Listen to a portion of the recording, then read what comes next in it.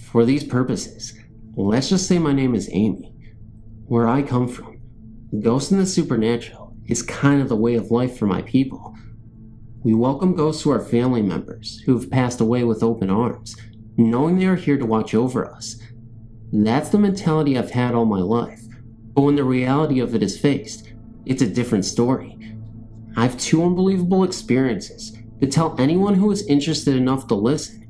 Bear in mind, this is the first time I've told strangers about this. I should say my first ghost experience was when I lost my mom, when I was 16. My mom was the center of my universe, and when she died unexpectedly during childbirth, it was a shock to me for years to come.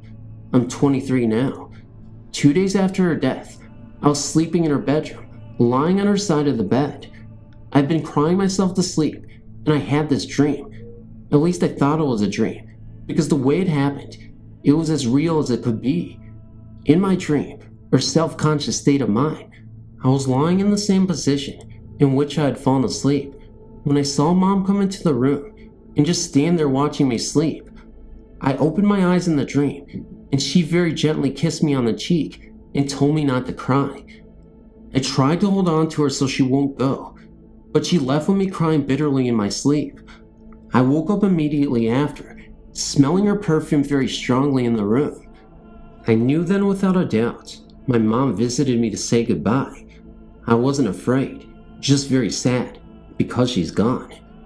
My second, and very terrifying ghost experience happened a couple years later when my grandfather became violently ill with severe heart problems. I was never close with my grandfather. I loved him, but he was very strict and unable to show any emotions to anyone, not even my grandma. But we all know he loves us in his own way. The hospital that he was admitted to was a little distance away from the house, so we could actually take food over to him. We all went to visit him several times a day, but he was so sick, he couldn't even talk to us anymore.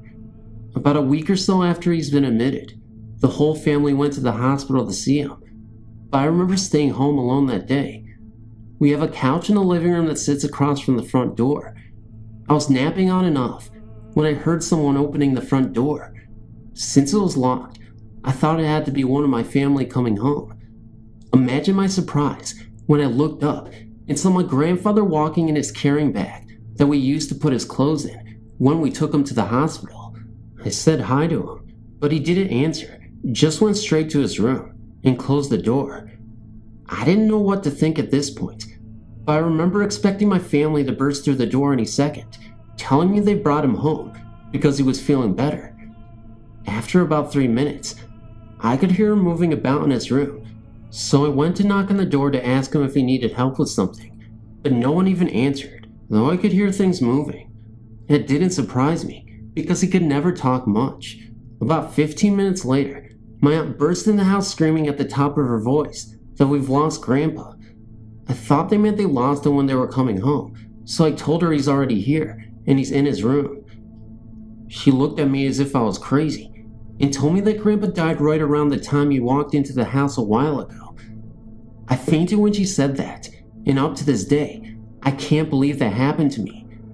I don't know what to make of it, but it sure scared me for a long, long time.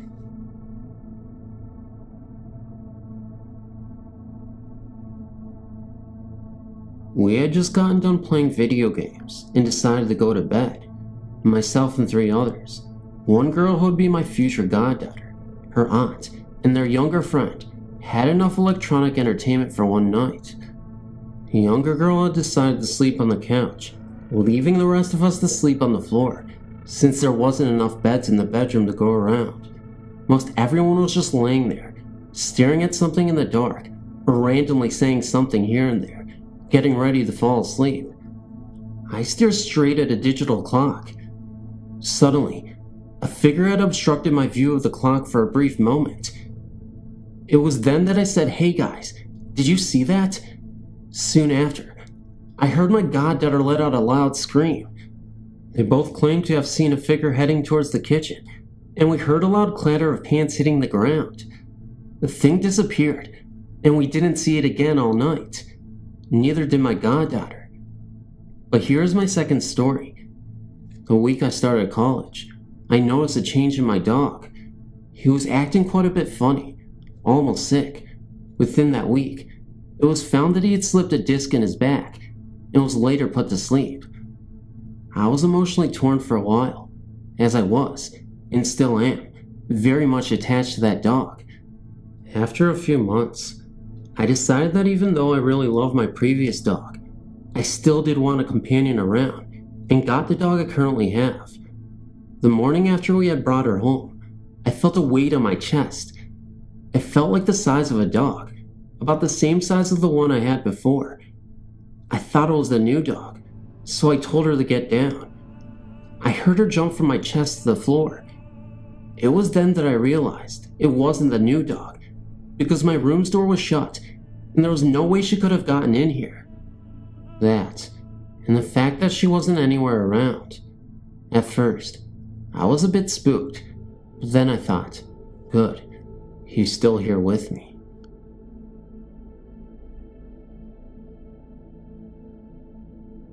The summer I turned 18 and headed off to college, my family moved to Martinsville, New Jersey. They built a brand new house on land that was once part of what my grandfather called Indian country. Whenever I would go home for break, I never slept very well in the house. I always had butterflies in my stomach and couldn't pass out until the wee hours of the night when my eyes just couldn't stay open anymore. One day, I was sitting in the family room watching TV. Above the TV there was a 7x8 foot opening into the hallway upstairs.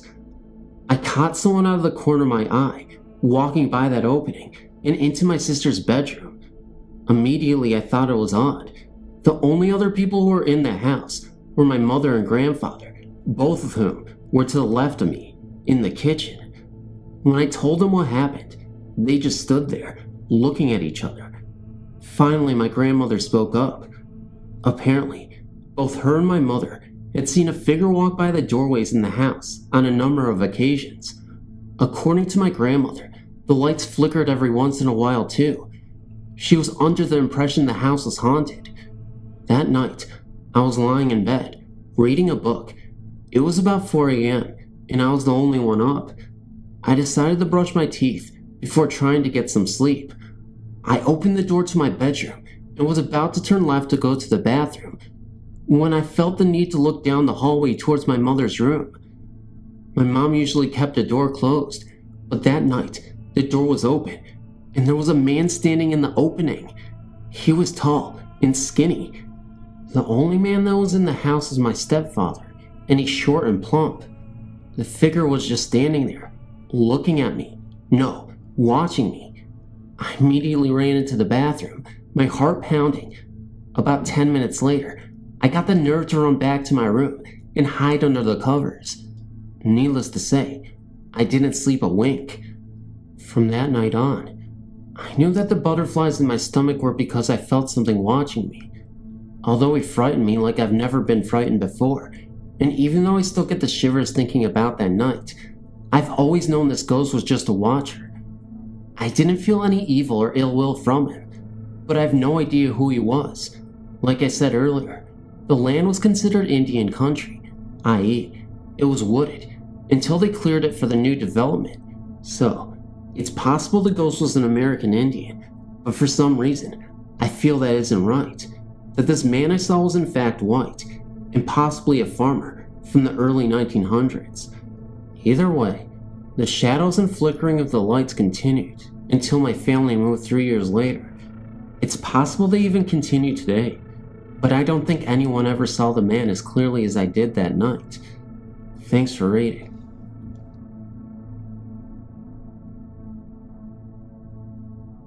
I've been reading through your website and found it very interesting, but I never thought that I had a story to relay until I read a story that sounded extremely like something happened to me a few years ago. I live in Toronto, Canada, and in 1991, my third child was just a baby and would wake up nightly around 2 a.m. for feeding. At the time, we lived in a condo, which we had lived in since 1988. We had some minor incidents, like things moving around and shadows seen out of the corner of one's eye, but nothing to speak of really. just things that could be chalked up to imagination. On one particular night, my son wakened for his feeding. I sat in my rocking chair in the baby's room, feeding him. The nightlight was on, and I was wide awake, when all of a sudden, I heard what sounded like a lion roar or a tiger roar, loud and clear. I jumped up, turned on all the lights in the house, and was convinced that a tiger was in the closet. Woke up my husband and had him search the entire apartment, including the balcony, which was 6 stories up. Of course, it would have been impossible for an animal to have gone into the apartment, but the roar had sounded so real, I had to be sure. After that, I tried to convince myself that it was my imagination, but I never forgot about it. I wonder if you know what this could be, and if there's any explanation for it. To make things a little more clear, I want to give a little background detail of the house that I lived in. The house was an older traditional style Japanese house. The kitchen and living room area was on the opposite side of the house from where the bedrooms, including mine, were.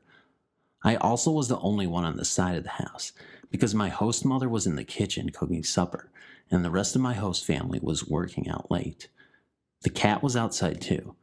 My bedroom door was a fancy sliding door that was made of frosted glass, so I would have seen someone walking by. Also, the ceiling in the hallway leading to the other side of the house from my bedroom is kind of low, because I'm an unnecessarily tall Canadian. It was a little bit before supper, and I wanted to go and relax in my room. I laid down on my bed and started to reflect on how my day went. As I laid there, I got a strange feeling. It was a kind of excited, eerie feeling. I looked towards my door. I stared at it when all of a sudden, a black, shadowy arm from the ceiling came down and knocked on the window of my door. I was flabbergasted. I went to my door cautiously and opened it. I looked up to the ceiling to find nothing there. At that moment, my host mother called me to supper. I ran to my host mother and told what had happened. She laughed at me and told me that I was just paranoid. Anyway, that night, I had a little trouble falling asleep. Any ideas? Or was I just hallucinating? In 1990, I was a corporal in the Marine Corps, counting down the last 6 months of my tour of duty at Camp Butler on the island of Okinawa. Being an NCO, I managed to get my own room. Although made for 2 people, the room was small. When you entered, there was a wall locker then a bunk on the other side, and on the far wall was a desk, a small fridge, and an end table situated near a window. Hanging on the wall above the bunk on the left of the room was an old, large mirror held in a strange-looking, heavy wooden frame. I took the bunk to the right. Having recently been promoted, most of my friends were of lesser rank than me, and I let them hide in my room whenever they needed to shirk any unwanted duty that came up. They never stayed long, though. At first, they would try to nap, but complained of angry, violent dreams. Arguments would break out, and even a few fistfights occurred over even the most trivial things. People would enter the best of friends, believe, angry, sad, or even depressed.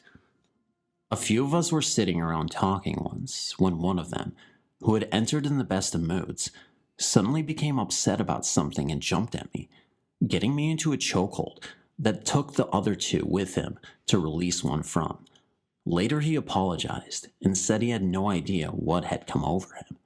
Feelings of dread, depression, and anger were only highlighted by the noises that came from the room. I can't even count the number of times the sergeant who lived in the room next to me would come banging on my door, telling me to turn down my music or the TV I had. The problem was, I was a very quiet person, only listening to music on my headphones and, on the rare occasion, I would watch TV, kept it down to a low volume.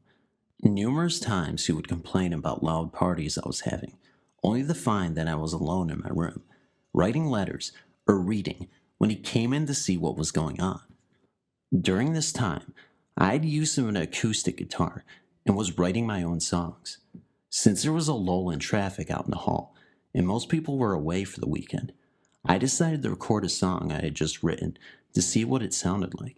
I'm a horrible singer, but wanted to hear how the words flowed with the song, so I turned on the recorder and very quietly strummed out my tune and sang along.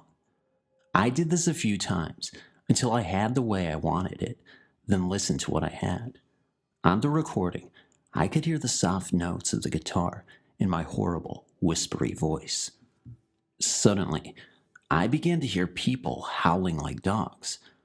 I shut the machine off and rewound it.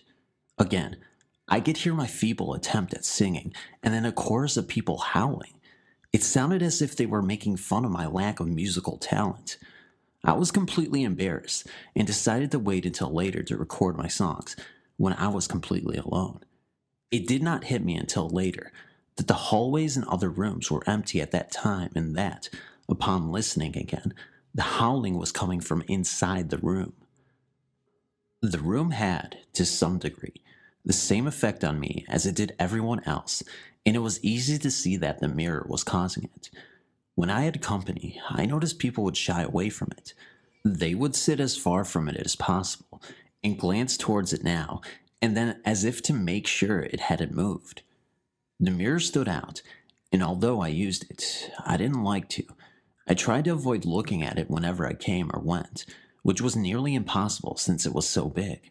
Once, after work was over for the day, with the sun still shining bright, I was getting ready to go out. It was the weekend, and I was to meet some friends nearby. I had showered and dressed and was about to leave when I remembered something I had left on the desk. Retrieving it, I went towards the door, quickly checking myself in the mirror. I stopped and looked again. I still have a hard time believing what I saw. There, in front of my own reflection, was the clear image of a human arm. It was tan and slightly dirty looking, stretched out as if to shake someone's hand. There was no body or blood or anything, just an arm from the shoulder to the fingers. I am unsure as to how long I stood there staring at it. A full 30 seconds at least, before it quickly faded away.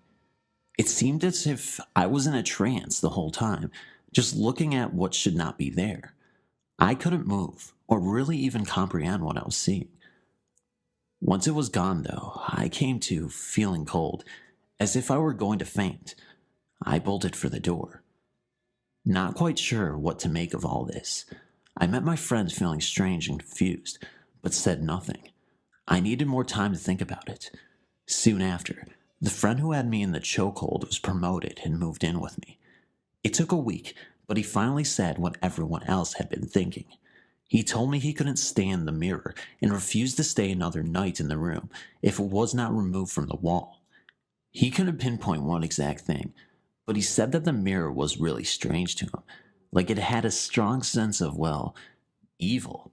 Hearing this, I blurted out my own story about what I had seen, and we both agreed to do something. There really wasn't any place to store the thing, and when we tried to toss it out, we were told by an anal superior we couldn't dispose of government property without proper permission and to put it back in the room. Yes, he kept checking to see if we did. So we took it off the wall, wrapped it in a heavy blanket, and placed it behind the refrigerator with the glass facing the wall. This sounds silly, but it worked. After that, there were no bad dreams or fights to deal with, and things were noticeably better. It felt like someone had turned on a switch, and all the darkness fell away just like that. We had one more room inspection before leaving Okinawa and returning to the States, so we cleaned everything up, but forgot to place the mirror back on the wall. The officer giving the inspection was a friendly, easygoing lieutenant, and he gave us only one bad mark: the wrapped-up mirror behind our fridge. When he asked why it was like that, my roommate, much to my embarrassment, told him the whole story. The lieutenant listened, nodded, and then ordered us to unwrap the mirror. He looked at it, nodded again, crossed off the one bad mark he had written down, and said, "Wrap it back up. It looks better that way." We did just that, leaving it covered up for the next tenants to find. On January 8th, I was hanging out at a local shopping complex with a couple of friends of mine. My friend, Mary, turns to me and begins telling me a story of a bridge just over the North Carolina and South Carolina state line called Catswoman Bridge. She was telling me that a number of years ago, a woman was driving home one night, and just before she was about to cross the bridge, a cat ran out in front of her. Trying to miss the animal, the woman swerved and wrecked her car in the woods just before the bridge. The next morning, local police found her car sitting, upside down, underneath the bridge. Upon investigation, police found the woman's body being beaten by a group of cats. My friend, Mary, continued to tell me that if you park your car in the center of the bridge and turn off the engine, you can hear the faint sounds of a vehicle crashing into trees at the end of the bridge. I'm in total disbelief. She continues to tell me that if I go to start my car to drive away, then my engine will not start unless it is pushed to the end of the bridge. I decide, okay, let's test this. We drive to the bridge, and I park my car in the center of the bridge. As I go to turn off my engine, my other friend, Robin, starts crying with fear and begs for us to leave. Not wanting to upset a close friend any further, I put the car in drive and began to drive away. As I drive away, there was a very thick fog that completely obscures my vision momentarily, and I decide that it's time to go home. However, the only way to go back home is to drive back over the bridge again. I turn my car around and begin to make my way over the bridge. The moment my front tires are on the bridge, my engine dies. Now, this could have not been a mechanical failure due to the fact that I was driving a 2005 Chevy Impala. I apply my brakes to prevent wrecking my vehicle, but my brakes wouldn't work until we rolled over to the other side of the bridge. After we get to the other side, I stop my car, put it in park, and restart my engine. Just as we are about to pull away, we all see bright lights that appear to be car headlights beaming upwards at an angle as if it were a car that had run off the side of the road. Scared out of my wits, I drove as fast as my car would get to get off that side of the road. When we got back to my house, we look over my car as soon as we get out.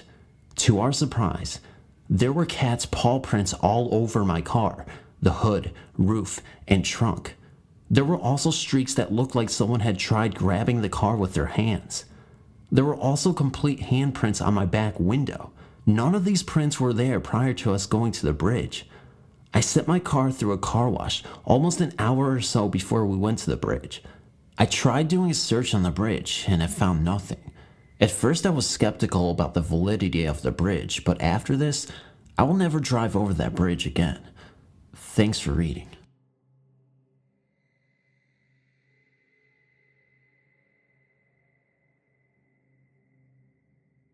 I was in the Navy at the time and stationed in Norfolk, Virginia. I was driving to Houston, Texas, on leave, and had been on the road all night and alone. My diet had consisted of just Coke, and it was coming on 2 to 3 a.m. I remember seeing something out of the corner of my eye, so when I turned to look, I was surprised to see what appeared to be a runaway slave sitting in my passenger seat. He had an unkempt fro and bib overalls with no shirt. He kept looking around frantically, as if someone was chasing him. Then he was gone. I then noticed something out of my other eye. When I turned, I noticed hovering outside my car was an older white man with a sunburned face and neck, wearing a khaki shirt and sporting a crew cut. Out of the two apparitions, him I did not like. Now things started getting interesting as he proceeded to yell or chant something at me through the window as I was traveling about 70 miles an hour. The next thing I knew, I was transfixed on my windshield as it starts to turn white, like at the beginning of a movie when the screen goes white. Oblivious to everything, the slave man starts yelling at me to look out. I snap to and am literally inches from plowing into the car in front of me. Then everyone was gone.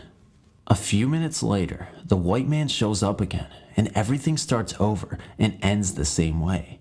Finally, the third time it happens, I couldn't snap out of it as quickly. I felt the car shaking and bopping about as the white man chanted and the slave man yelled at me to look out. When I did snap out of it, I was in the median between the two roads headed for a bridge. Of course, there was no bridge for people on the median, so I slammed on my brakes, took the keys out of the ignition, covered my head with my jacket, and prayed. I fell asleep for a couple of hours, and when I woke up, I drove home without incident. That was trip 1 of 2. Hi. I do need to tell you, I've enjoyed the many experiences people have wrote about on here. Just thought I would send you all another of mine. Back in 1980, my mother, Chris, had been dating a trucker, Tom. I was so excited that I was going to get to ride in an 18-wheeler. He decided that he would let my mom and I ride with him to Beaumont, Texas. When we got down there, we stayed with some friends of his while he went to drop off his load. He told us he would be back in 3 days. The first night was uneventful. Then the second night came, and his friends all went out. Mom and I and one other girl stayed at the house. We were watching TV when I heard what seemed to be a heartbeat. I kept listening. When I turned around, Mom and this other girl just had a look of being scared on their faces. I didn't say anything, just covered up my head and went to sleep. The third night came, and once again, the friends went out, but this time, just Mom and I stayed at the house. We were sitting there talking when we heard this heartbeat sound again. Then we looked at the kitchen where the sound was heard, which you could see from the living room. The front of the stove lit up with his face that looked like it was on fire, and we heard someone say, "Get out." It didn't take us long. We got the hell out of there. Mom called her boyfriend from a little store down the road. He told us to stay there till he got there. He was about an hour away. Well, when we got in the truck, her boyfriend took us back to the house the next morning to talk to his friends, and the friends started to tell us the story of the old house. It appears back in the late 1800s, a couple was killed in that house, and that they were buried in the basement. They said the owners had found this out when the basement floor had started to crack, and they had to replace it. They found the bones when they tore up the basement floor. I don't know how true that story was, but I know what happened those 2 nights ago to my mom and I, and it was very real. Thank you for listening to this long story, and sorry it was so long.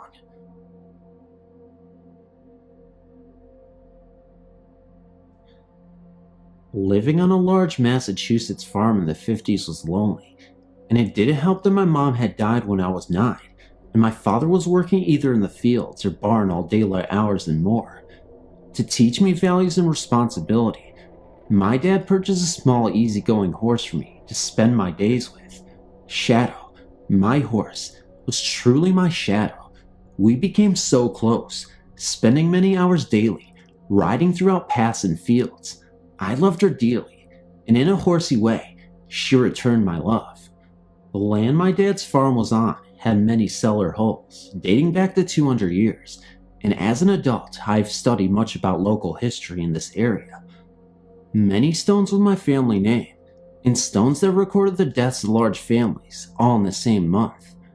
I found a grown-in path, deep in the woods, that my father had told me was once a busy road, with many houses along it. But in the 1950s, there had been no traffic there for over 120 years. Now, I've told you my shadow was the most gentle horse. As we walked that narrow path for the first time, Shadow's head arched and her glossy skin rippled, as if she were cold. This was August. There was a sharp bend ahead, and the closer we got, the jumpier Shadow became, stepping sideways and then just refusing to move at all. I began to get jumpy myself. Just as the other side of the bend came into view, the gentle horse reared like a wild stallion, and I was thrown, landing with my head very close to a large rock. As all this was happening, there was a loud laughter resonating through the woods, with an even louder echo. At this point, hitting the ground, I think I kind of blacked out for a brief few seconds. What might have been a minute later, I became aware that I was lying on my back, facing Shadow's stomach over my head, with her back legs behind my head. This wonderful beast was covered in a white lather and was breathing very, very hard. But even in that second, I knew that she had saved me from something most terrible. I grabbed her reins and slowly got up on my feet. I tried to calm her and stop the spin in my head while I looked around me in confusion. There was dirt kicked up in a complete circle around me. There were many tracks mixing with crushed leaves and ferns in this circle. I was in tears at this point, hugging Shadow. Despite her sweat, I could see something otherworldly had definitely happened. There were other tracks mixed along the horse's hoof marks. I know it was over 50 years ago, but in my mind, as clear as yesterday, claws and tiny hoof prints and claws in the circle again and again. Hoof prints looked like a baby deer, but only two, like it was hopping. Well, Shadow and I walked home slowly, and before long, her head dragged low and she started to limp. I was a little better, and still dizzy. Until now. I never told anyone about this event. My dad would never have believed me, and he was too grief-stricken and depressed at that time for my mom's death to hear much of anything I said. I remain convinced that Shadow saved my life that day in those dark woods, but still wonder what kind of an animal can laugh and walk with claws in front and tiny deer hooves in the back. Do you think it's still there? Back in the late 70s, I took the same route home I'd done for many years. I'd been visiting my grandparents in Gallatin, Tennessee. I was traveling on Old Highway 41, which runs from Springfield, Tennessee to Guthrie, Kentucky. It goes through Adams, Tennessee, which is well known for the Bell Witch. At this point in my life, the rumors of the witch weren't as well pronounced as it is today. It was dark by the time it got to Adams, so there weren't any folks out, and about so, when I saw a little girl standing alongside the road, I was shocked. After passing her, I recalled to myself that she was pale and all dressed in green. I could even remember the type of shoes she was wearing, high tops with buttons down the side. For many years, my grandfather was in the shoe repair business, and he had some like it in his store window for shoe. Her dress was ruffled with lace, and she wore a bonnet that was also green. The girl was pale in the face, and she did not smile. She just stood there. I got an eerie feeling about her.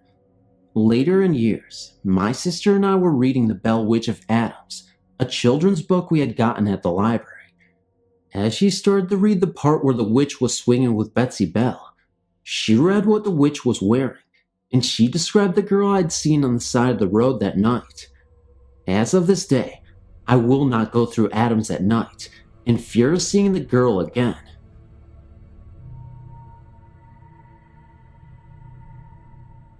This story was told to me by my mom and dad, and they swear to this day that this is 100% authentic and real.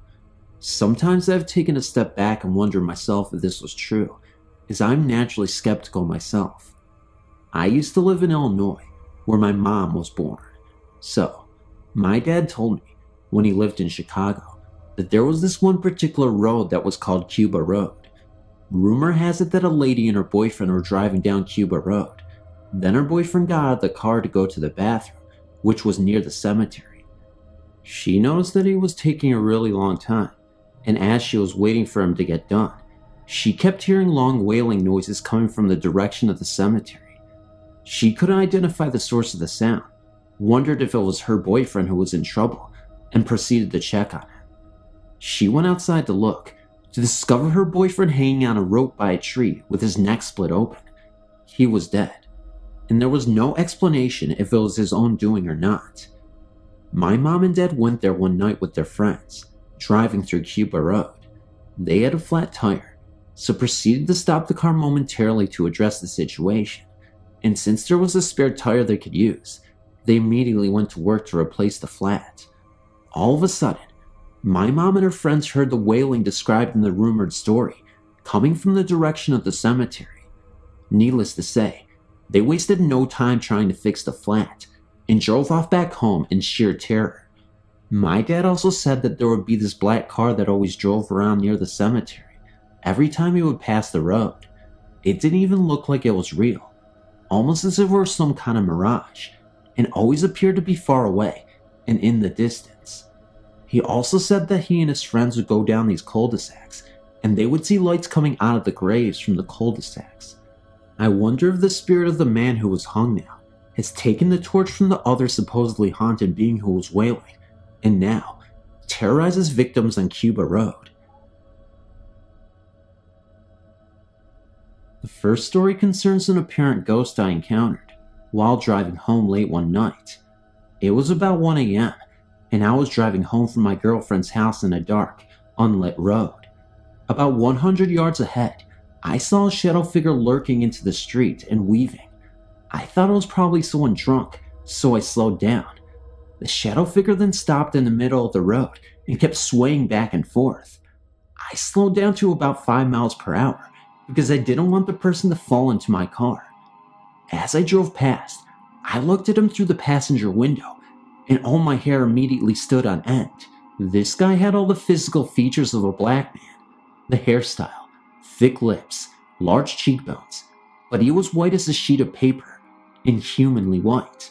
Also, all his clothes looked like they had been bleached white. Worst of all, his face was all screwed up and twisted sideways, and his mouth hung open a good 6 inches, much more than physically possible. My immediate reaction was that the guy was dead. I drove away, a bit freaked out, but I still looked back at him in the rearview mirror. He slowly turned towards my car, and when he was directly facing me, 2 beams of intense white light, like laser beams, shot from his eyes and flew into my car. There were no other cars around and no streetlights on the road. The second story concerns a ghost hunt I did at Gallister Park in West Cova, California, which is listed on your site. I initially did not know the park was haunted or listed on your site. First time I went there, upon entering the park, I heard a loud scream as if someone had fallen down one of the hilly trails nearby.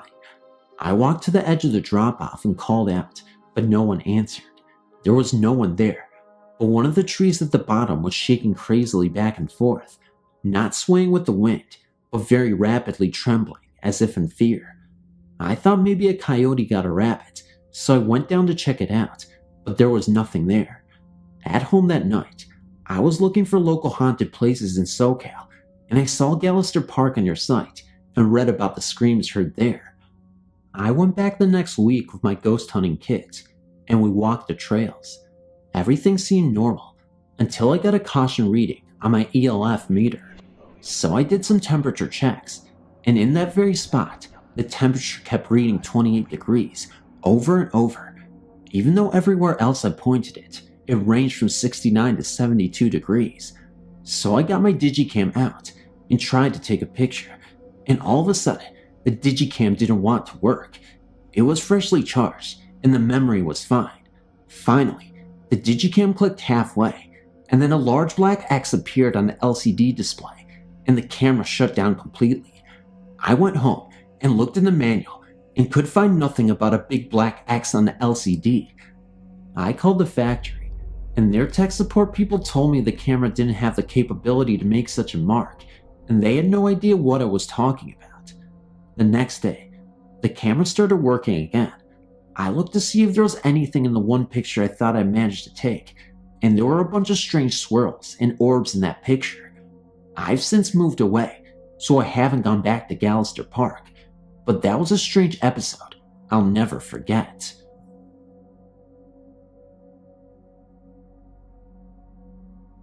Right out of high school, I graduated in 1997. My friends Trevor and Felix and I decided to take a long weekend road trip. It was either 97 or 98 that we took this trip. We decided on San Felipe, a small fishing village just 8 hours from Los Angeles on the edge of the Sea of Cortez in beautiful Mexico.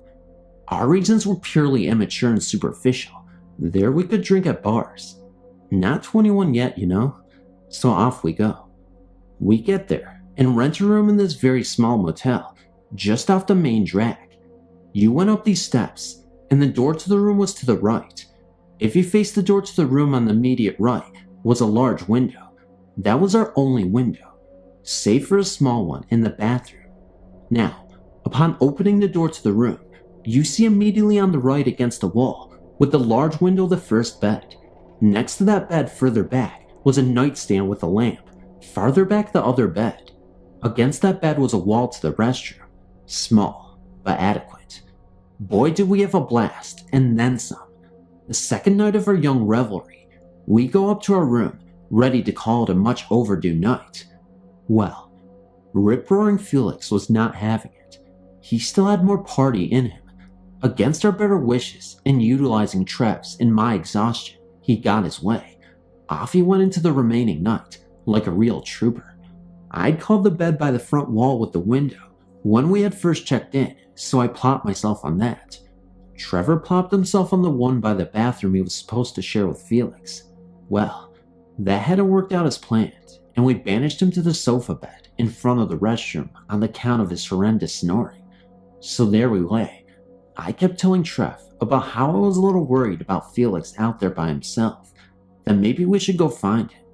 Instead, we both were knocked out. Fast forward a couple of hours. For whatever reason, I woke up from the veritable realm of the dead. Ladies and gents, I was passed out. I can just start to see that weird purpley light the night takes on like 2 hours before daylight coming through the curtains. Like the sun's coming, but it's still considered night. Anyhow, that light was coming through the very slightly open curtain. Curtain just parted ever so slightly. As I was on my left side facing the window, I could see it quite clearly, my eyes having adjusted to light's poor quality. I was on my left side, but curled a little in bed, so my vista was the window and curtain, and down towards the foot of the bed and the door. That's when I saw him. It was the dark silhouette of a man, about our age, 18, 19, 20-ish. It was like one of those silhouettes that our aunts and young mothers had done in the 70s, when they were teenagers, that you frame up and put into your hallway or photo album, with the eyes lashing and everything. You know what I mean? A perfect side silhouette of his face, head and neck, no hint of color, looking out the window. He had short hair. I'm watching him look out the window, very still, not moving an inch. I got the impression he was waiting intently for something. He didn't move at all. He was a veritable statue. He didn't look at me. I looked at him looking out.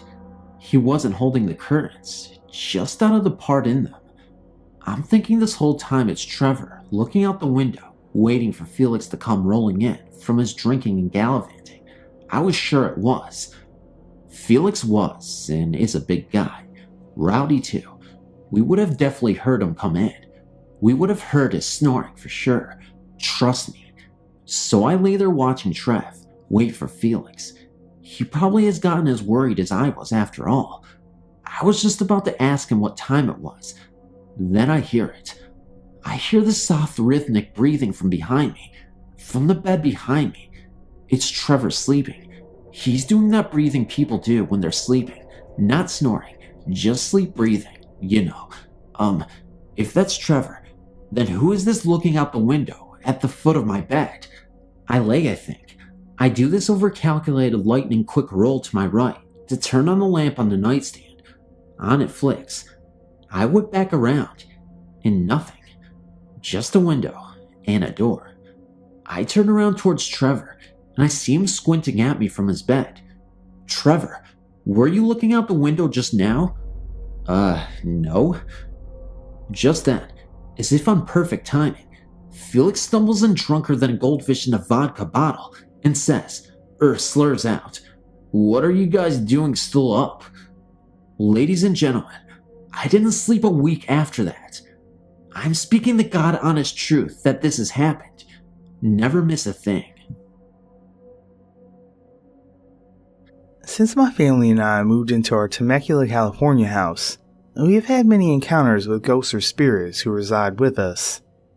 I will tell you of several encounters we had since moving in on July 27, 1994. I'm married and have 2 sons and 1 daughter.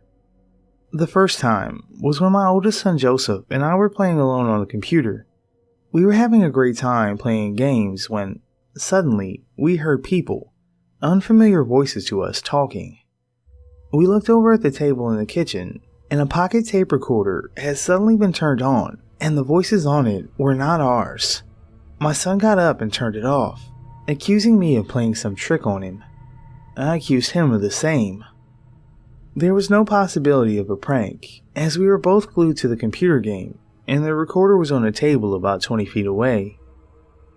Another day, my son Joseph and I were again on the computer, and we had the TV turned up so we could hear a show as we played.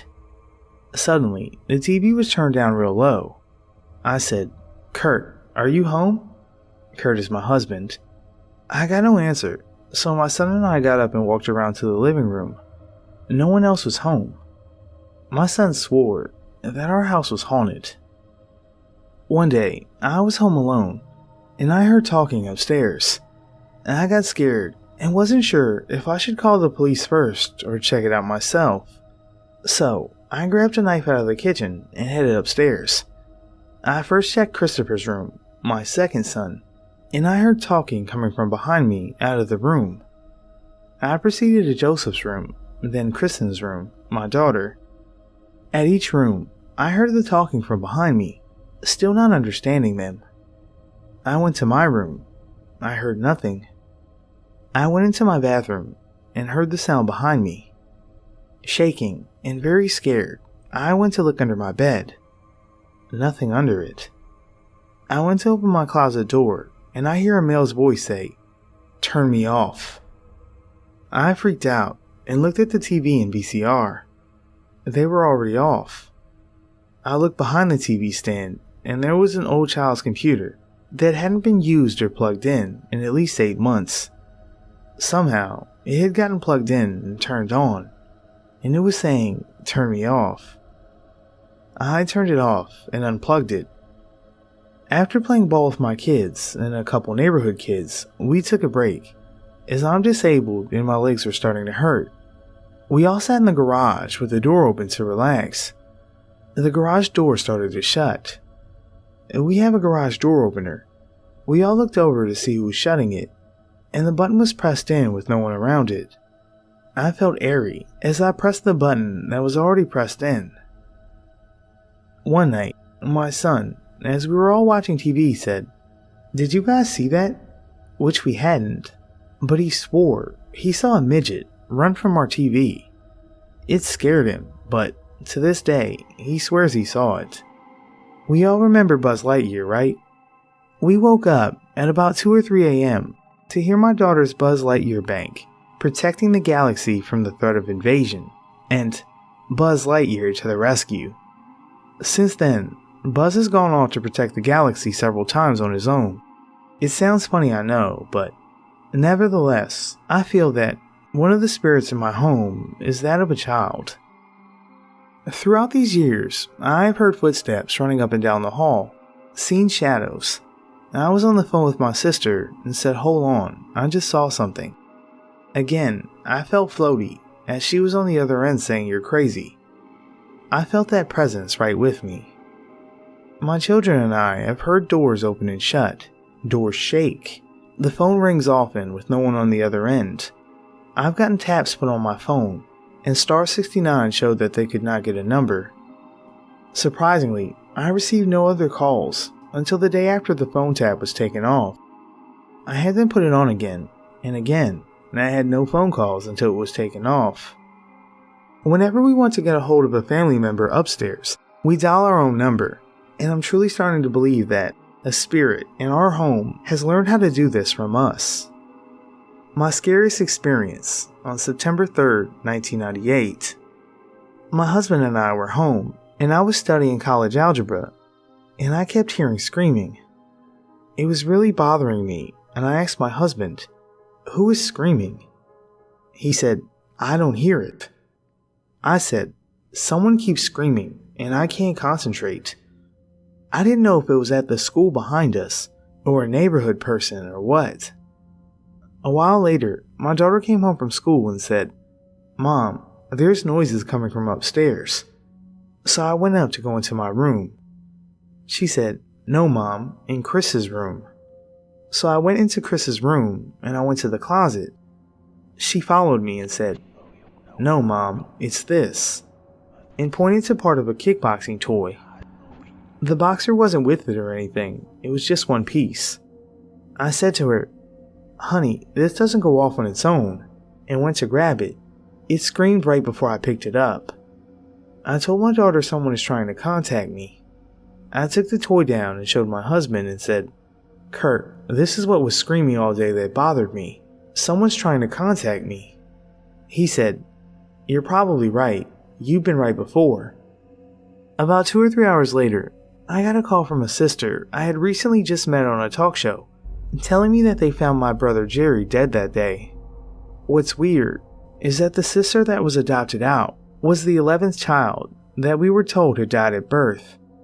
We met in July 1998. Her adopted parents named her Geraldine.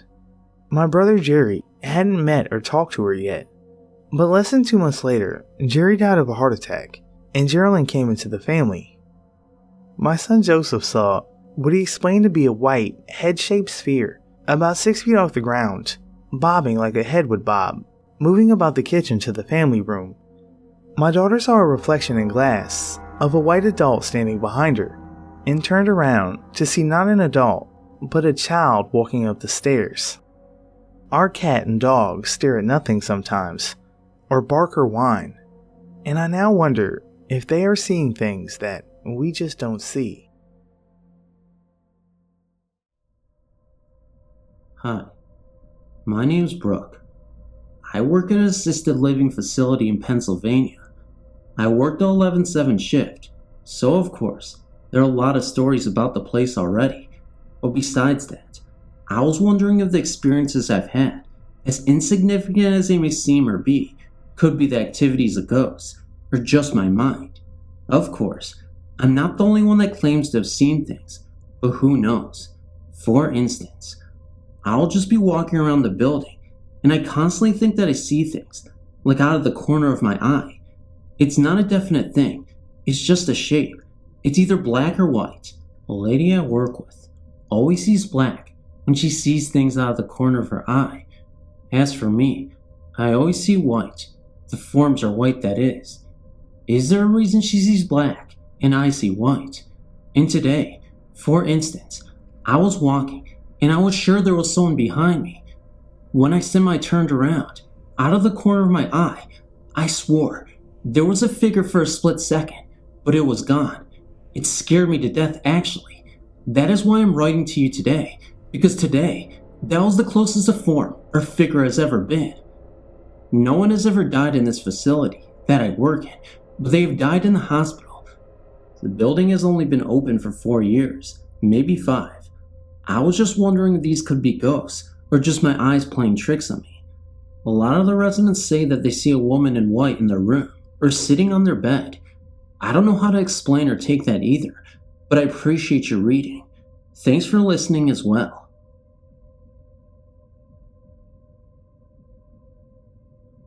The story I'm about to tell you happened to me directly and has forever changed my view on the supernatural. I would like to state for the record that I've always been a skeptical person who never believed in anything that couldn't be proven. Before my experience, I didn't believe in ghosts and had never given the topic a second thought. Since that period of time, it has always been on my mind frequently. This is my story.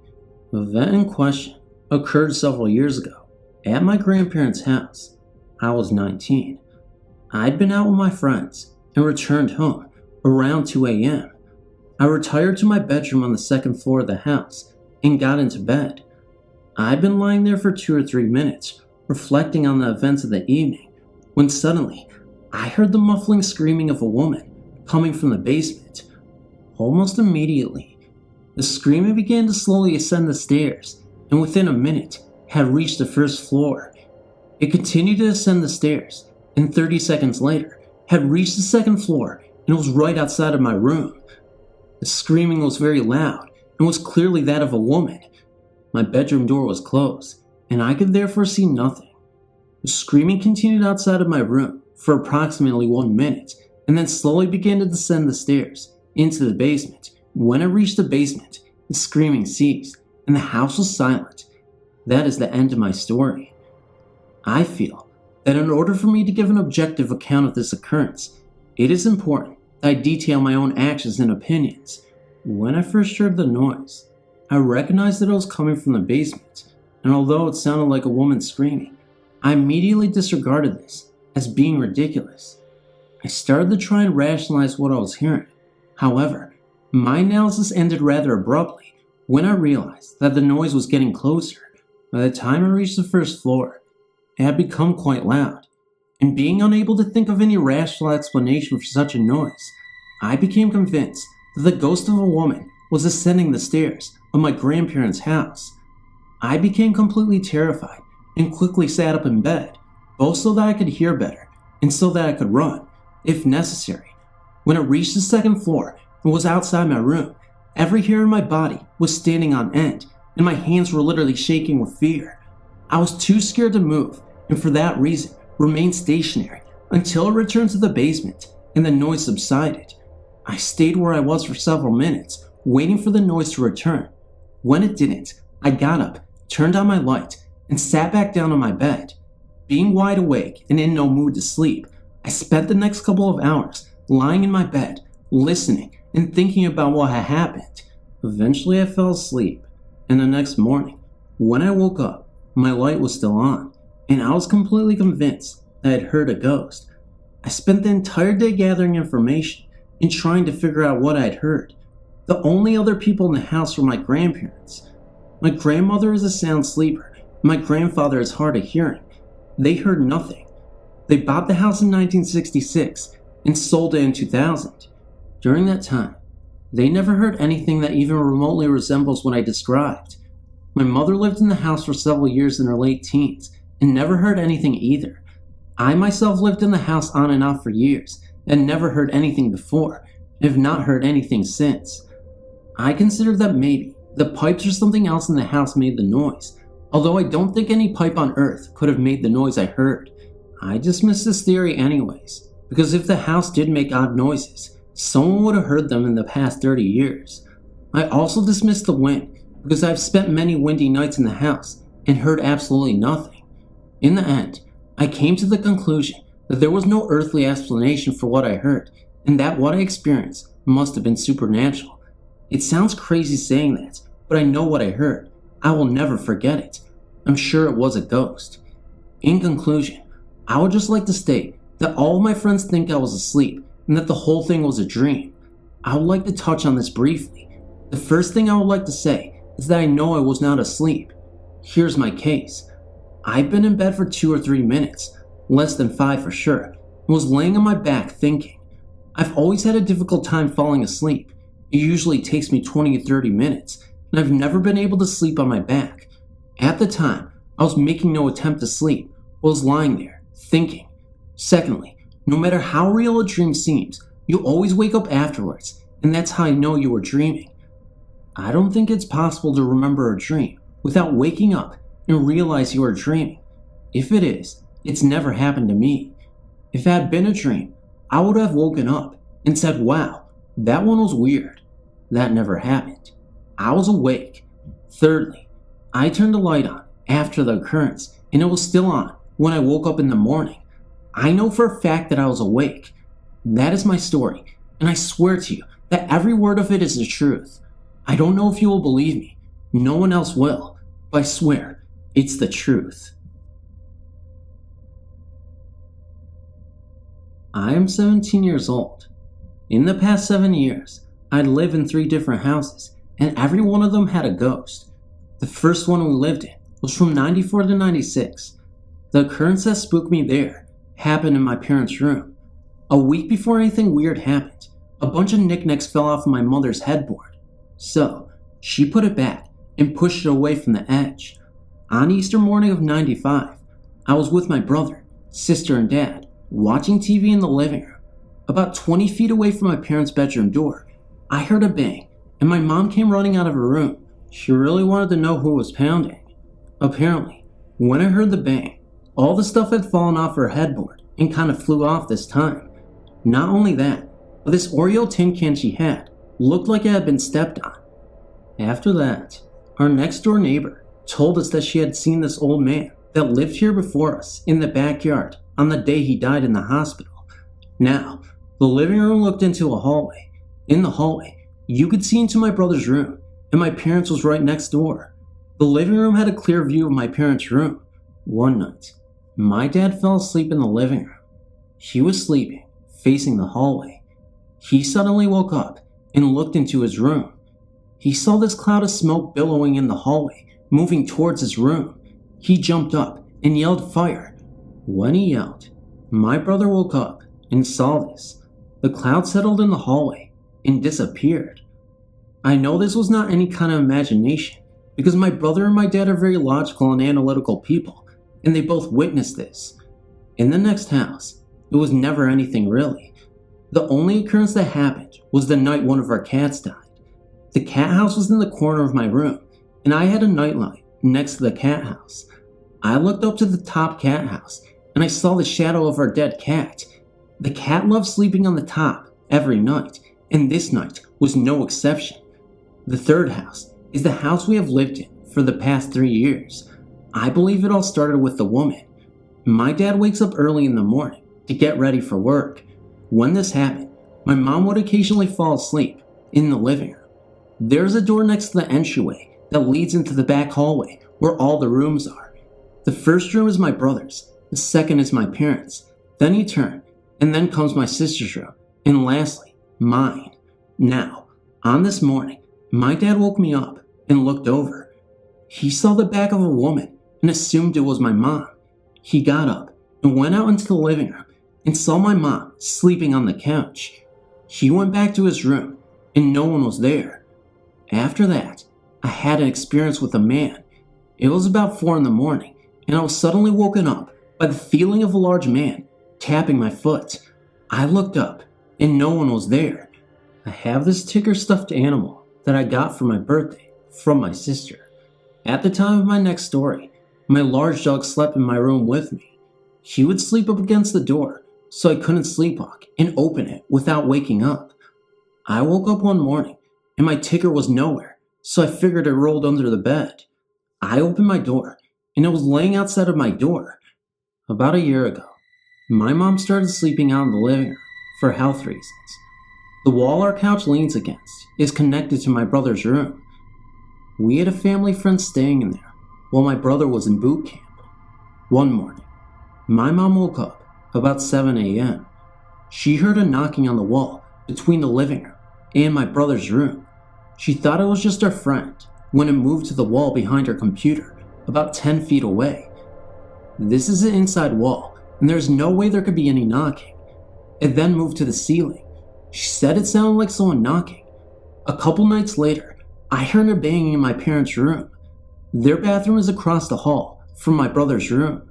My bathroom is across from my sister's room, and the bathtub stalls are back to back. When I heard the banging, it sounded like it was coming from the wall where the shower head is, and they have a lot of shelves over there, so it would be impossible to bang as clearly as I heard. A couple of hours later, I heard shuffling footsteps in the hall coming from the bathroom.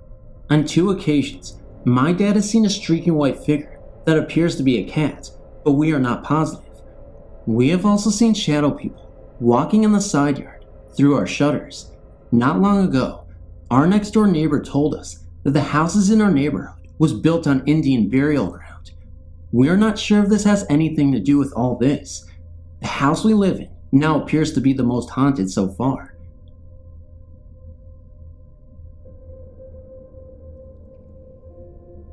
I'm 17 years old, and I used to live in an old house, made in 1921, in Haverhill, Massachusetts, that I know is haunted. One day, when I was 10, I was in my upstairs bedroom with my 2 sisters coloring. I think that's when it started. We were home alone when we heard the closet at the end of the stairs slide open. Then we heard it slide back. The sliding doors of the closet always made a loud rumbling noise when it was open. When we heard it that day, we didn't get scared at first because we thought my mom had gotten home from work, so we ran downstairs to greet her to find that nobody was home. We looked around and then looked outside to see if the car was in the driveway, but we were alone, or so we thought. We ran back upstairs to our room and grabbed shoes and hangers for the so-called protection. Then all of a sudden, we heard footsteps racing up the stairs, then back down. We never saw anything actually reach the top of the stairs, but they ran up and down repeatedly about 10 times Then it stopped. We were so scared, we just sat there crying, waiting to hear more, but nothing else happened. Then, when I was 15, I was taking care of a dog, and when I brought it to the foot of the stairs, he froze and just stared at the top. I didn't think much about it, so I picked him up and brought him up the stairs to my room and closed the door.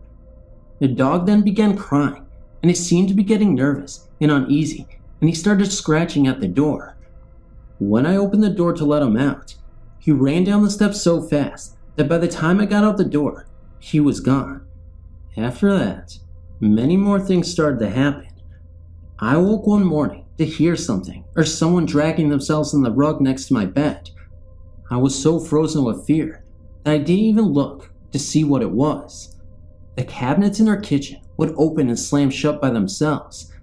I could also hear the silverware jiggling and slamming inside the drawers. There are even moments where the computer keyboard would also type by itself. I've also had my foot slapped and have felt something sit on me while I was laying in my bed. There are also too many noises and weird things to explain, and also creepy dreams. So I'm glad to be out of that house. Well, I would like to know if the house has some kind of history or if anybody died there. Last year, after we moved out of the house, our cousins were sleeping over and we were talking about our old house.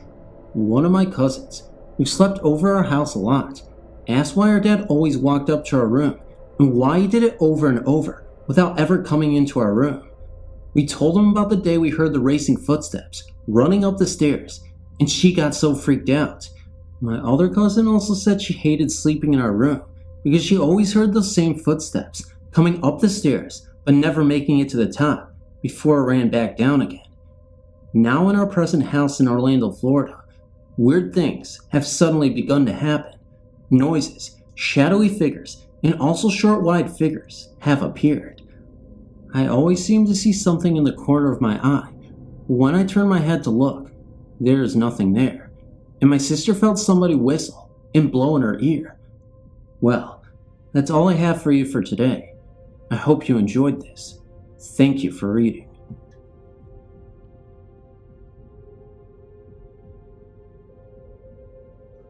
Hello, my name is Nikki, and I'm 14 years old. Unfortunately, I don't remember the details to my story very well, because it happened when I was about 4 or 5 years old. But anyway, my family lived in a large house that was actually quite old. One night, I was asleep in my bedroom upstairs, and I awoke in the middle of the night. I went straight across the hall to my brother's room and asked him to come downstairs with me because I was scared and wanted to sleep with Mom and Dad. He asked me why I was so scared, and I said I didn't know. So he came down with me. We started down the stairs, and I froze at the sight of what I saw.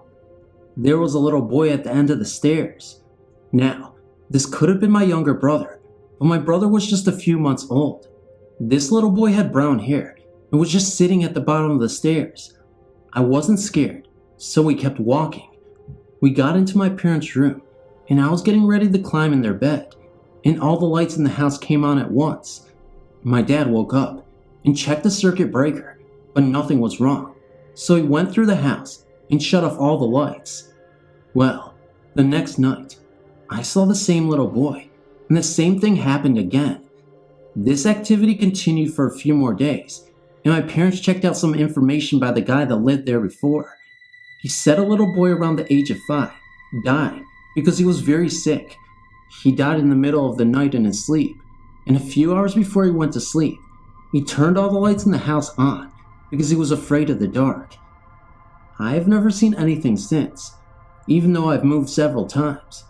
I always somehow sense when there is an unknown presence around them, but I'll always remember that night.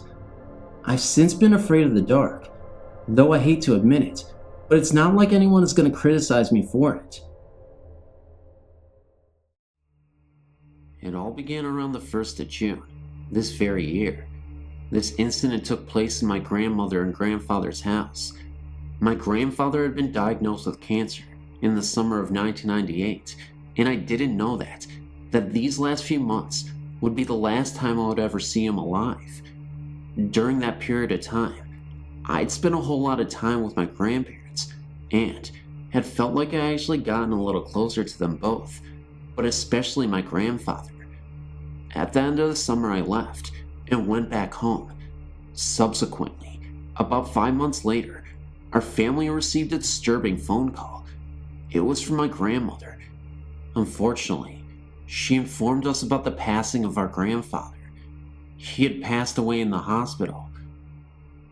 We went back to our grandmother's home, which was the very last place that our grandfather lived in before his passing, a month and a half after we had been staying there. I noticed that something just didn't feel right. The whole atmosphere had changed. I decided to take the guest room. For some reason, I always got the feeling that I was being watched in the guest room. Then, other little occurrences started to evolve. The very first was, I always felt like somebody was standing over my shoulder.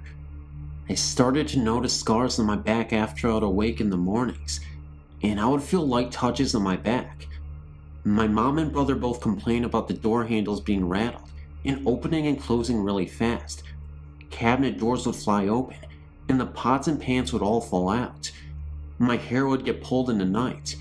Objects would fall from midair, such as paper, and I would hear voices, one of which said, "Wake up," very loudly in my ear. I would see mists and rays of light shoot past me extremely fast, and so fast in fact, I could feel a whoosh of air. I would notice some of my belongings missing, such as my CDs, jewelry, and money to name a few. Usually the belongings that I would use around the house a lot. I would feel my bed move, as if someone were to bump into it during the night, flickering lights, and last, but certainly not least, since animals can sometimes see things that humans cannot see, my cat would turn her head really fast and just stare at something, which I would not be able to see for a significant amount of time. A little while later, about a month after being there, I saw the unthinkable. After I had sound sleep for about 7 hours or so, I woke up suddenly to a spirit at the foot of my bed, and it was my grandfather. I could not believe what I was seeing, but I will describe this to you in full detail. There was no doubt in my mind that this was actually a spirit. He was shadow-like, but his clothing was colored. He would always wave at me, and sure enough, he was waving in my direction with a smile on his face. It was plain to see that he was trying to get my attention. He just wanted to see me. I was too afraid to move a muscle, in fear that in spite of everything else, that he would approach me.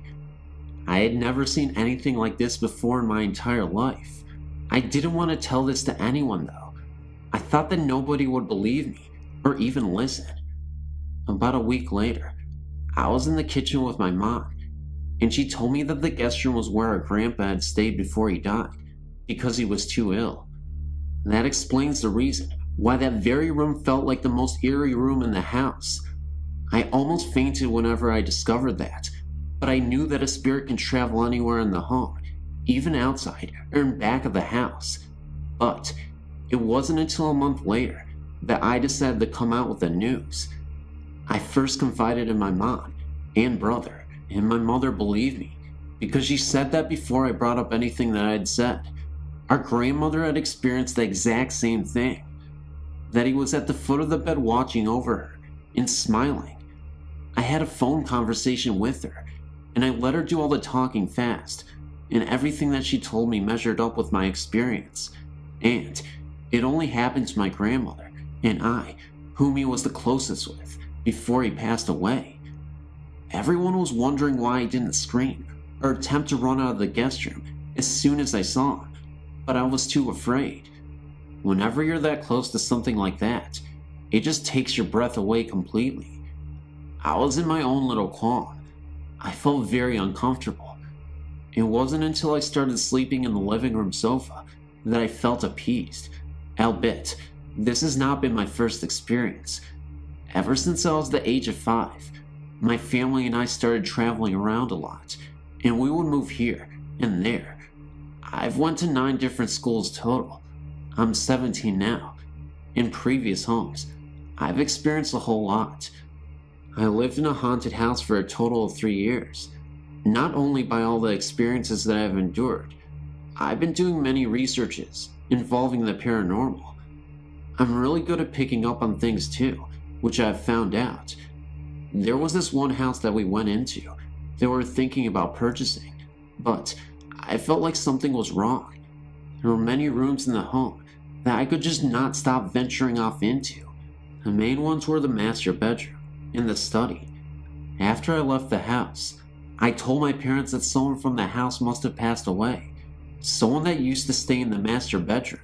So, my mom went to go look up the history of the house, and sure enough, the owner and his wife, on a trip to California, got killed in a car wreck, and they lived in the master bedroom, and the owner spent most of his time in the study. After I was enlightened with that information, I was in disbelief. I still am, even to this day. My mom told me that it goes back to her being Jewish and Indian. She said that she can pick up on and see things too. She claims that it's an Indian thing, but I don't know. Maybe it is. Anyways, God bless everyone, and thank you for your time. Great website, by the way.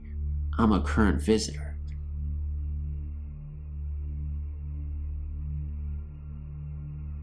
Hello. I have a lot of experiences to share. I've been told that I'm more in tune with the spiritual world, and that's why a lot of stuff happens to me. Anyways, I'll just share some that I can remember. One night, my friend Amanda was having a sleepover with 3 other girls, and someone brought along a Ouija to play. We were playing and having fun because it was spooky. After that, we went to sleep at about 12, and we slept on a trundle that came out of the couch. We were the only ones in the house because her mom was out. Anyways, I woke up and shook everyone awake because I had a bad feeling, and I heard the closet door slamming all night.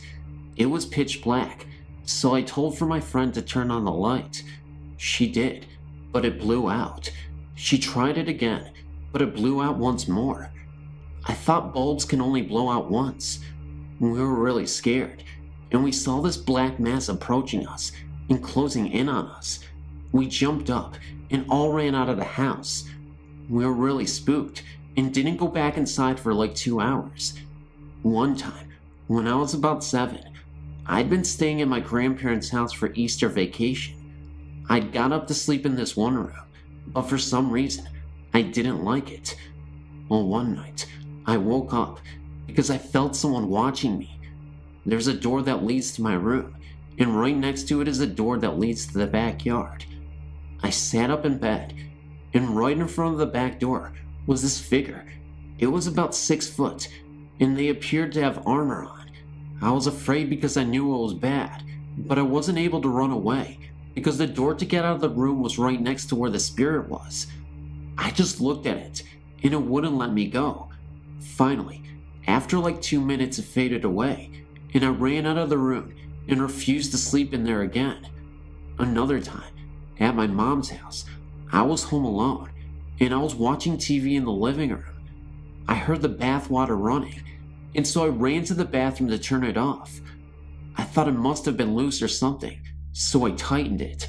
I closed the door and resumed watching TV again. It somehow turned on again, so I tightened it again. This continued on for another 4 times, and I still didn't know what it was. In my dad's house, an old lady supposedly died there. I never sleep with the light off because I like to be able to see who and what is in my room.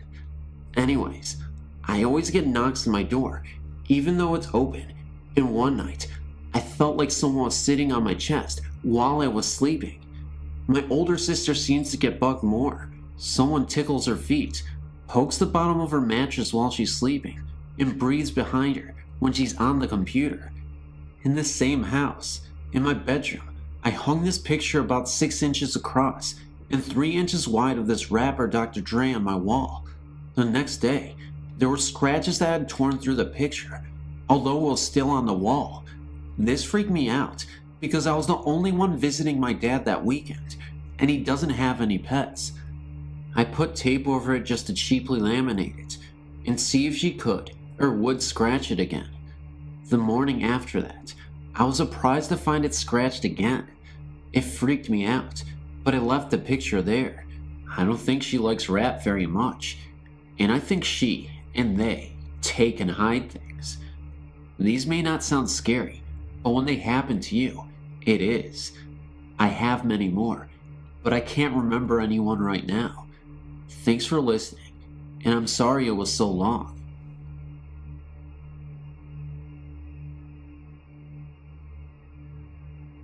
Hello, my name is Annie, and I live in Southern California, just outside of Los Angeles. I've been reading over the stories posted here, and they sound a lot like my own story. First of all, my mom, oldest brother, and myself all have some degree of ESP, which I think makes us sensitive to paranormal activity and might even attract spirits to us. I'm sure my house has been haunted ever since I was a baby, and here's what happened. In 1979, the year before I was born, my parents and two older brothers moved into a brand new house. My mom said the second day in that house, she knew weird things were going on. Footsteps, voices, odd sounds, things like that. All she knew was that our house and all the others in the street were built on farmland. It seemed that strange things would happen in our house for a few days, and then would stop, but then the neighbor would complain of odd things in our house. It seemed like the ghost was going up and down the block to all the houses. I was born in 1980, and ever since I can remember, I've noticed strange things myself. I would hear heavy footsteps downstairs when everyone was asleep upstairs. Sometimes, I would hear chairs dragging across the floor, pots and pans banging, things like that. One day, when I was about 5 years old, I heard a woman's voice call my name from the second-story window, although my mom was making dinner in the downstairs kitchen. My two older brothers would constantly ask my mom, "Who was that lady in the white nightgown that was walking in the hallway last night?" Sometime later, a child spirit came to our house also. He liked to go running up the stairs in the middle of the night and generally cause mischief, like hiding things and moving objects around. His footsteps sounded like a toddler scuffing around in a sleeper jumpsuit. My mom confronted the ghost lady one time, and all the ghost said was that I love your baby. I only remember seeing the ghost only once, when I was 14, as a dark shadowy figure moving down the staircase.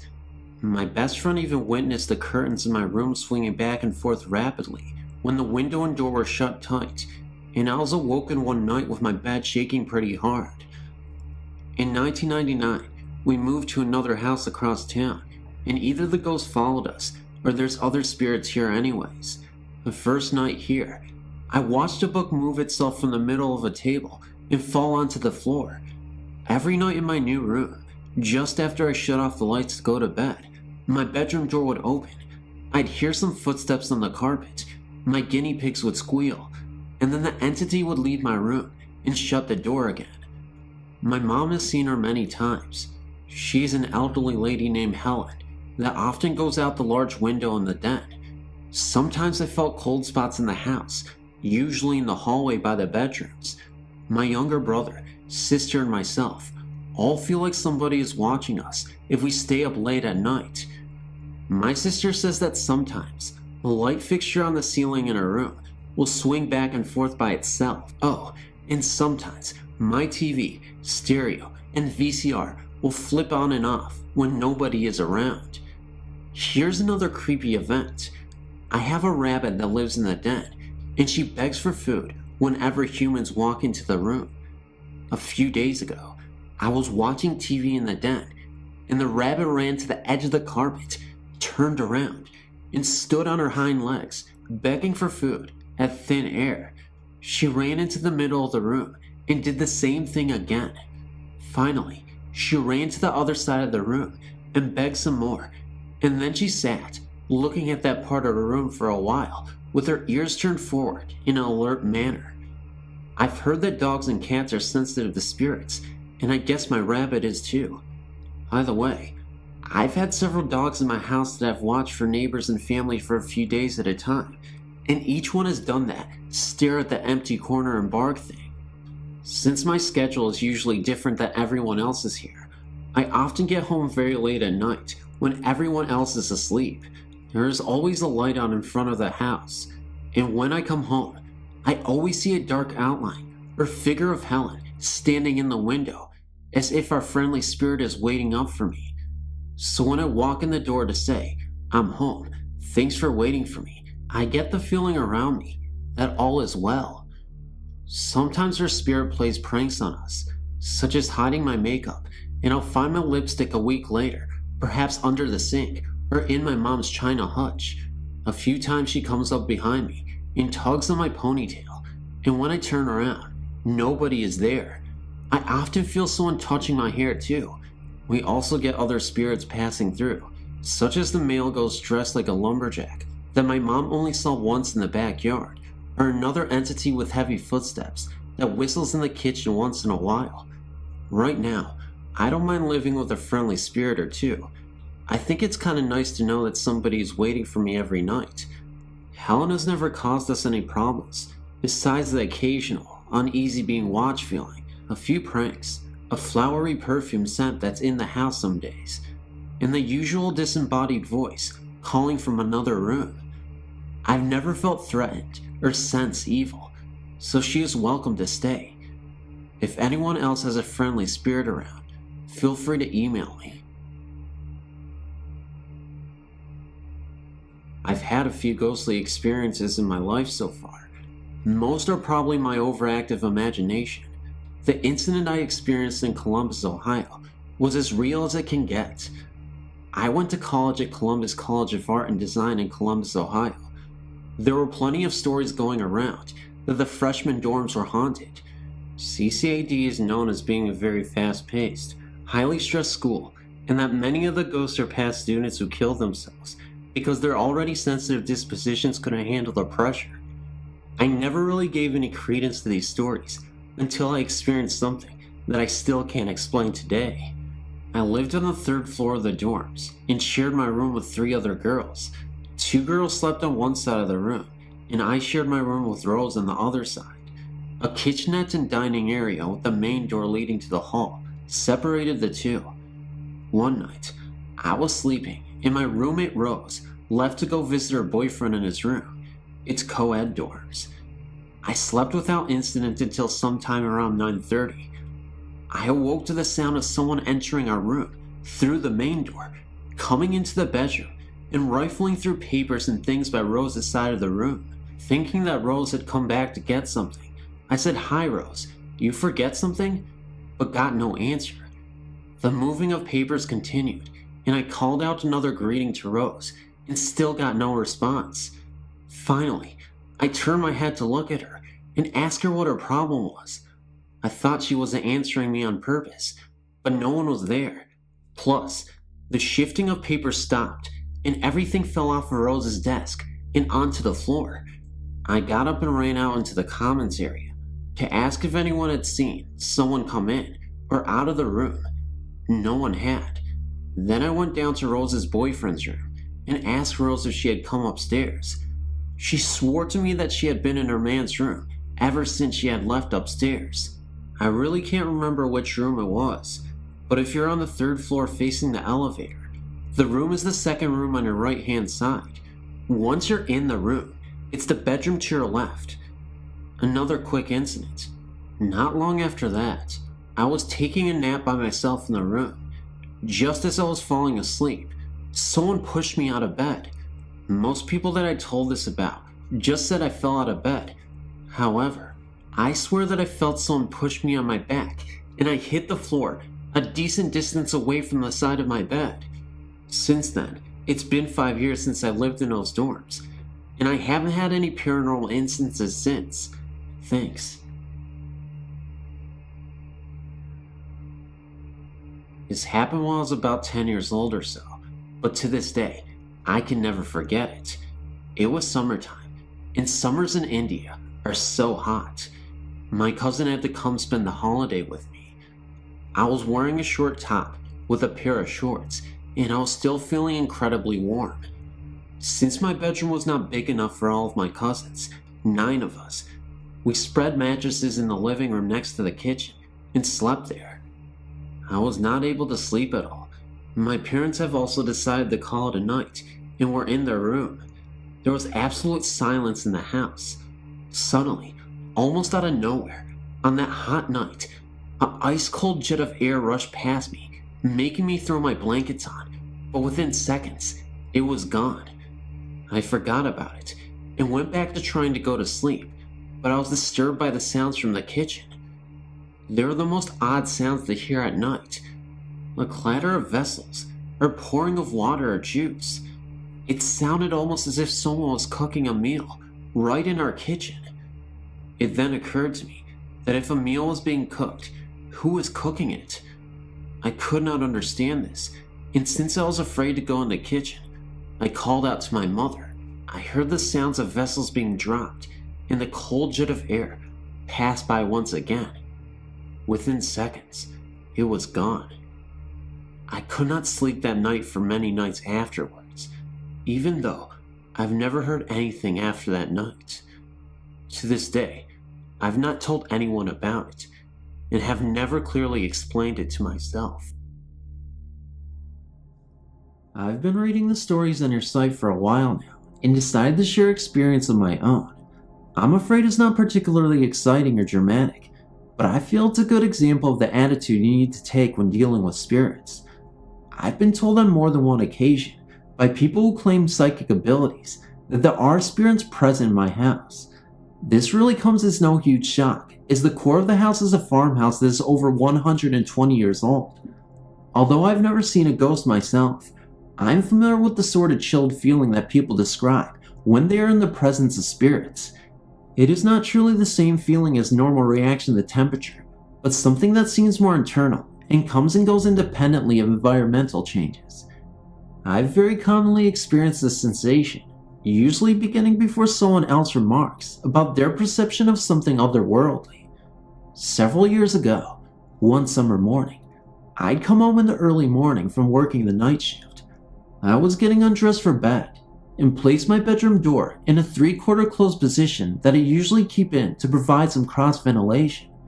Let me explain that my bedroom is a rectangular room, approximately 10 foot wide by 16 feet long. There's a set of double windows on the far end of the room. My bed is crossways in front of the windows with the head on the longer wall. The door was on the other end of the room, and due to irregularities from different additions to the house, there was an approximate 4-inch step down when entering the room from the hallway. At the time of this incident, there was no central air in the house, so the only cooling method was to open windows. As I was getting ready for bed, I saw the door swing shut, rather firmly from the 3/4 position. At first, I dismissed this as just being the breeze, as I was feeling a slightly chilled feeling on what was a rather warm morning, even though I didn't really notice much in the way of the air current. I was very tired and somewhat groggy, and only wished to get to bed as soon as possible. I put my door back into the position I had it in, and went back to getting ready for bed. Almost immediately, the door swung shut again very firmly. Even though I really did not notice the breeze, the door swung quite freely on its hinges, and I did not think much of the fact that it kept shutting. I then took one of my work boots, the common style most everyone is familiar with that laces up about 9 inches above the ankle, and placed it with the toe section underneath the door and the heel towards the doorway, and repositioned the door to the 3/4 position I wanted it to be in. Moments later, the door dragged the boot across the carpeted floor and closed as far as it could with the boot in the way. Now at that point, I realized that there was certainly no breeze present that could exert that amount of force, and the chill I was experiencing was not the normal environmental kind, nor was it in any way cold enough that morning for me to be experiencing a normal chill. Now, I'm not a person who likes to have his sleep interfered with, nor do I particularly like to have my plans of any kind thwarted. Besides, all of my reading and conversations regarding the supernatural and hauntings have always indicated that you have to assert your rights to control your domain when challenged by spirits. With this in mind, I grabbed up a heavy, approximately 12-pound Thor hammer I'd cast from aluminum years before in shop class, and placed the head of it underneath the door, with the handle sticking up between the door and the doorway. Stepping back, I then witnessed the door drag this heavy hammer, approximately 12 pounds, across the floor the same way it had my boot, until again, the door was as far shut as it could be without actually removing the hammer from underneath it. At that point, becoming somewhat angry, I took the hammer out from underneath the door, placed the door into a 2/3 closed position, slightly more open than I really wanted, and waited. Within seconds, the door started to shut again. At this point, I pointed at the door and said loudly and firmly, "No." The door stopped moving and stayed perfectly still. I stood there for a few moments longer watching the door, and it did not move again. I then said thank you and went on to bed. I think it's important for people to understand that in most cases of encountering a spirit in your home, you simply have to assert your right to be the master of your home. I can't promise that it will always be the complete answer in all cases, but I believe it to be the best way to begin with dealing with a disagreement with a spirit in your home.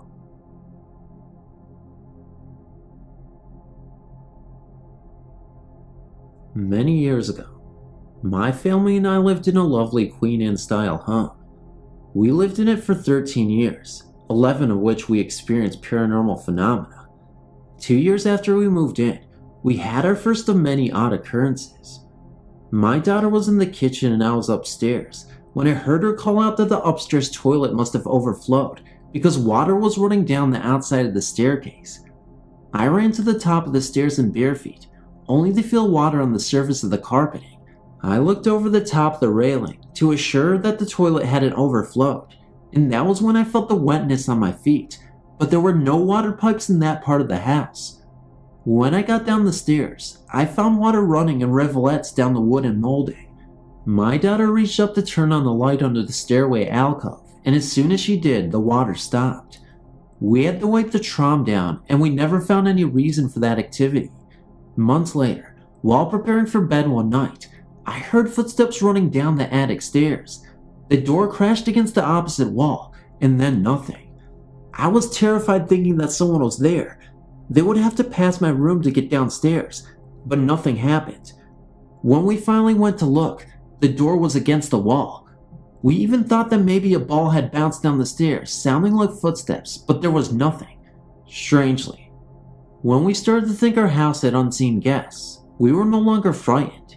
As time passed, we had many more experiences. I heard a woman crying softly but pitifully.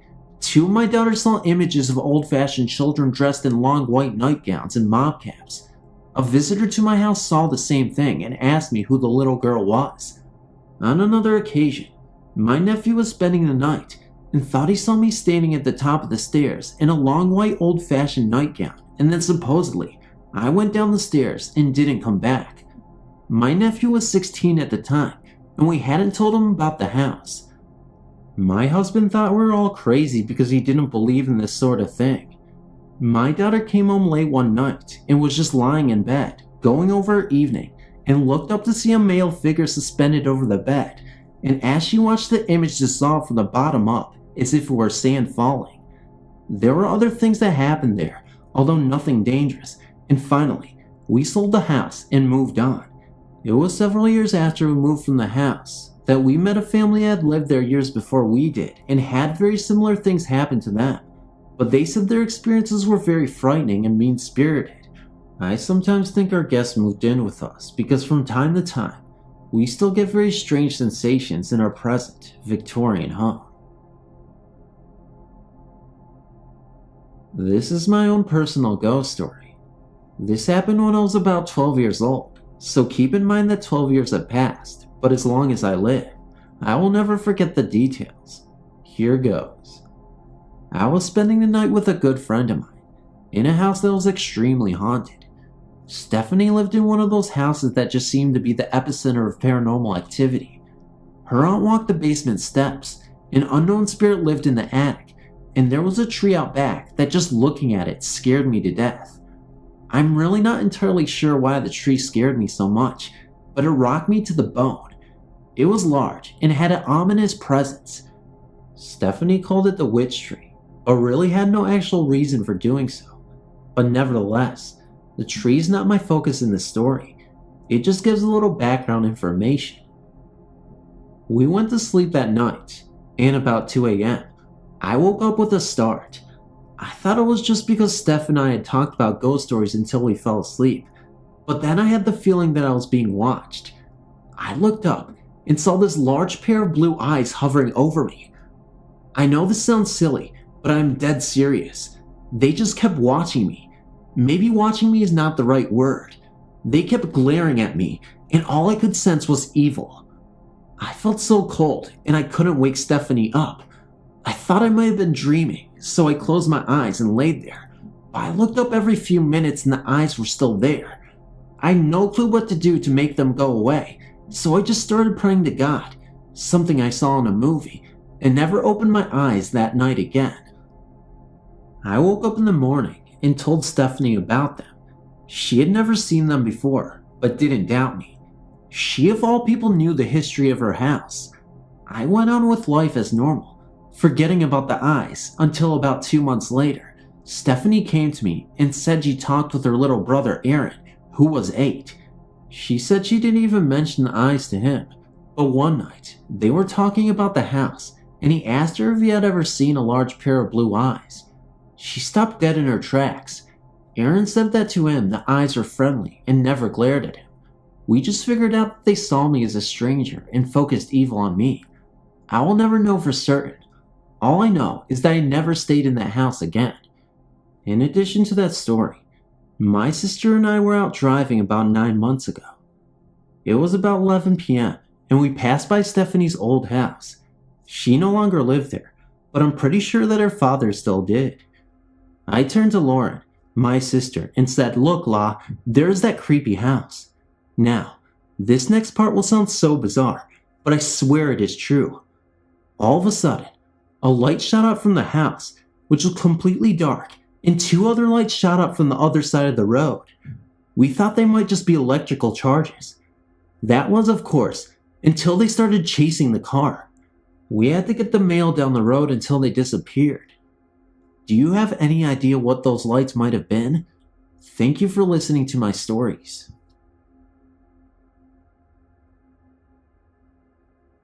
Back in 1996, my Uncle Wayne passed away in a tragic auto accident on the interstate near Neenah, Wisconsin, between Appleton and Oshkosh. He had been pulling a load of sod with a small pickup truck that he borrowed from a coworker.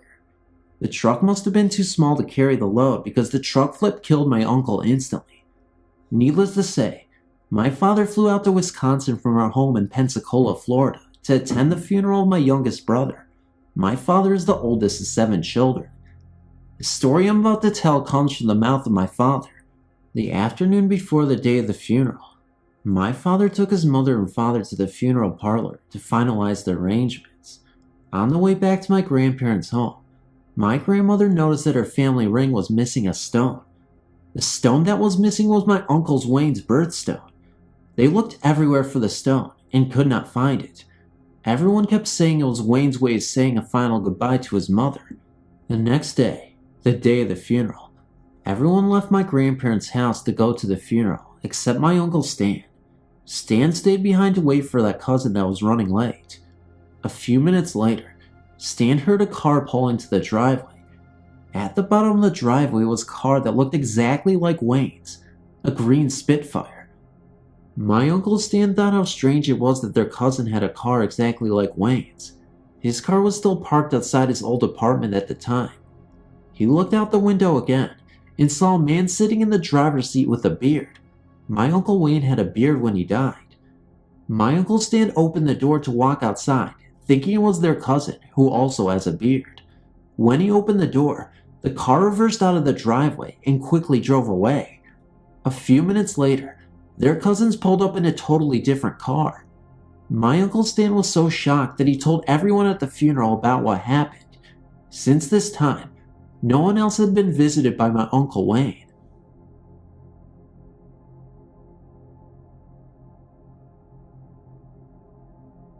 A year ago, we bought an old Victorian house.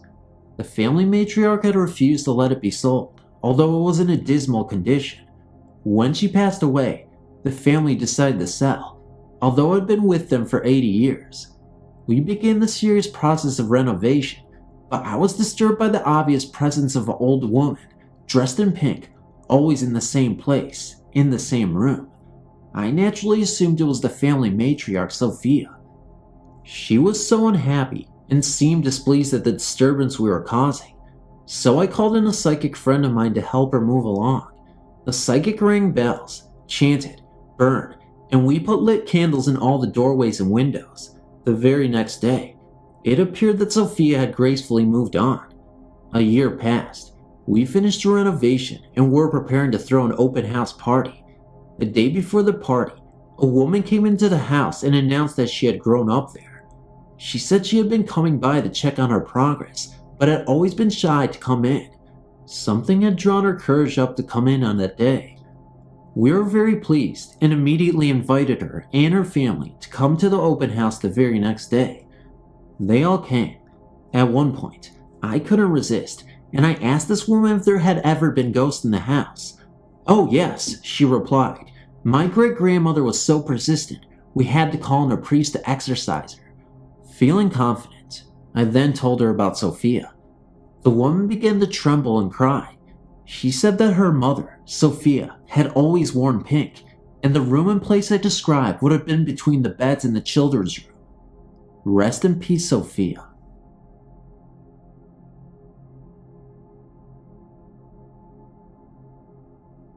Years ago, before I was born, my father was sleeping at the head of the bed, I believe, and my mother was at the foot by the window as there was no air conditioning and the light was out, room dark. Well, my mother said all of a sudden, she heard what she believed to be a woman at the head of the bed, jabbering away, could not understand her at all. My mother got terrified and pulled the cover up over her head, and when she did, this thing came right by her ear and just talked. She was unable to make out what the thing was saying. She jumped up and yelled and slept for a week with the ceiling light on. She asked, and someone told her that they believed the house we used to live in had been moved from another location. Another true story. My mom used to walk me to grade school about 6 blocks from the house, and she lost her house keys one day. Well, she traced her steps, even looked by the mailbox at the corner of her house, thinking that she laid them there. No keys. We lived upstairs, 16 feet up, and my dad was in front of the bedroom, and my mom was in my room laying next to me, and the strangest thing happened. All of a sudden, I had the most peaceful feeling. This is a feeling that's kind of hard to explain, but I'll do my best. So, someone I don't know. It could have been an angel or a dead relative. Who knows? But it was right next to the bed on my side and said my name. I was not scared at all, but my mom heard it too and jumped up. I had so many questions, such as who are you, what are you doing, and how do you know me? But at the moment, the phone rang, and Sandy, who lived around the corner, was walking home from church on a Sunday and said, "I found your keys. They were by the mailbox." I know this writing is all over the place, and I'm so sorry if this was hard to understand, but I think you guys got the gist of it. These things I can't explain are occurrences of the afterlife, in my opinion. Long story short, recent breakup, very distraught, cried out for help, felt abandoned by everyone, and finally fall asleep. Around 3:30 in the morning, I wake up to go to the bathroom and realize I'm completely paralyzed. I can't move except turn my head from side to side. I can't speak. I feel like I'm sinking deeper into the bed. After watching the clock for about 30 minutes, I decided to try again and can't get up. I'm scared because I have no control over my body. My mind is clear though. I'm not dreaming. I'm wide awake. Next thing I remember is a man in a black suit. His face is a black void. He's standing on the side of my bed. I know I would be terrified, but I'm not. Strangely, everything about him was pleasing, creepy, but pleasing. He didn't speak, but somehow I knew he wanted me to go with him, to take his hand and go with him. That's when I looked away. At the foot of my bed are 3 monks. No faces, just brown robes. Every time I tried to get up to go with this man, it felt as if the monks were pushing me back down. This went on for about an hour. I just kept trying to get up and go with him, and the monks kept pushing me back down. Eventually, I quit looking at the man. I refused to look at him. When I finally got the courage to turn and check the time, the man was gone. I looked at the foot of my bed, and the monks were gone. Only then was I able to get up. A couple of years later, I had a near-death experience. Has anyone seen a man in a black suit, or monks, all without faces?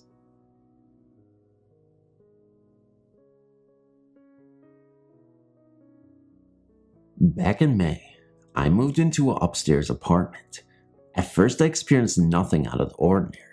Then I met my downstairs neighbors, and that was when things started to get very strange. The first thing that I noticed was being so tired after I got home from work that I literally would come home and fall into a deep sleep. The first time that happened, I had someone stole money from me. At the same time my neighbor's electric was about to be off. The amount of the bill was $120, which is the exact same amount that was stolen from me. Next, things went from very strange to downright creepy, as in like a haunting. Not things moving around as much as pictures being drawn on my floors and walls. This individual had me believing that he was Satan and that he was my guardian angel from the beginning of time. I found that very hard to believe. I began communicating with what appeared to be a spirit. I asked him questions, and he would grab my head and shake it yes or nod it very lightly. I moved out last month, but my neighbors are still with me. Now, I live with my friend, more than 20 minutes away. There's a symbol of Satan on their flat screen TV. I can grab this entity with my hands and stab it to the wood floor. Sounds incredible, huh? I can see him in the air, where he is floating around. And the house is warm, and it's also distorted like when you look at a barbecue grill. My question is, how do I make him go away? Is there a way to block his energy from me? Any advice would be welcome. I googled projecting yourself from your body. That is how I found out about astral projection.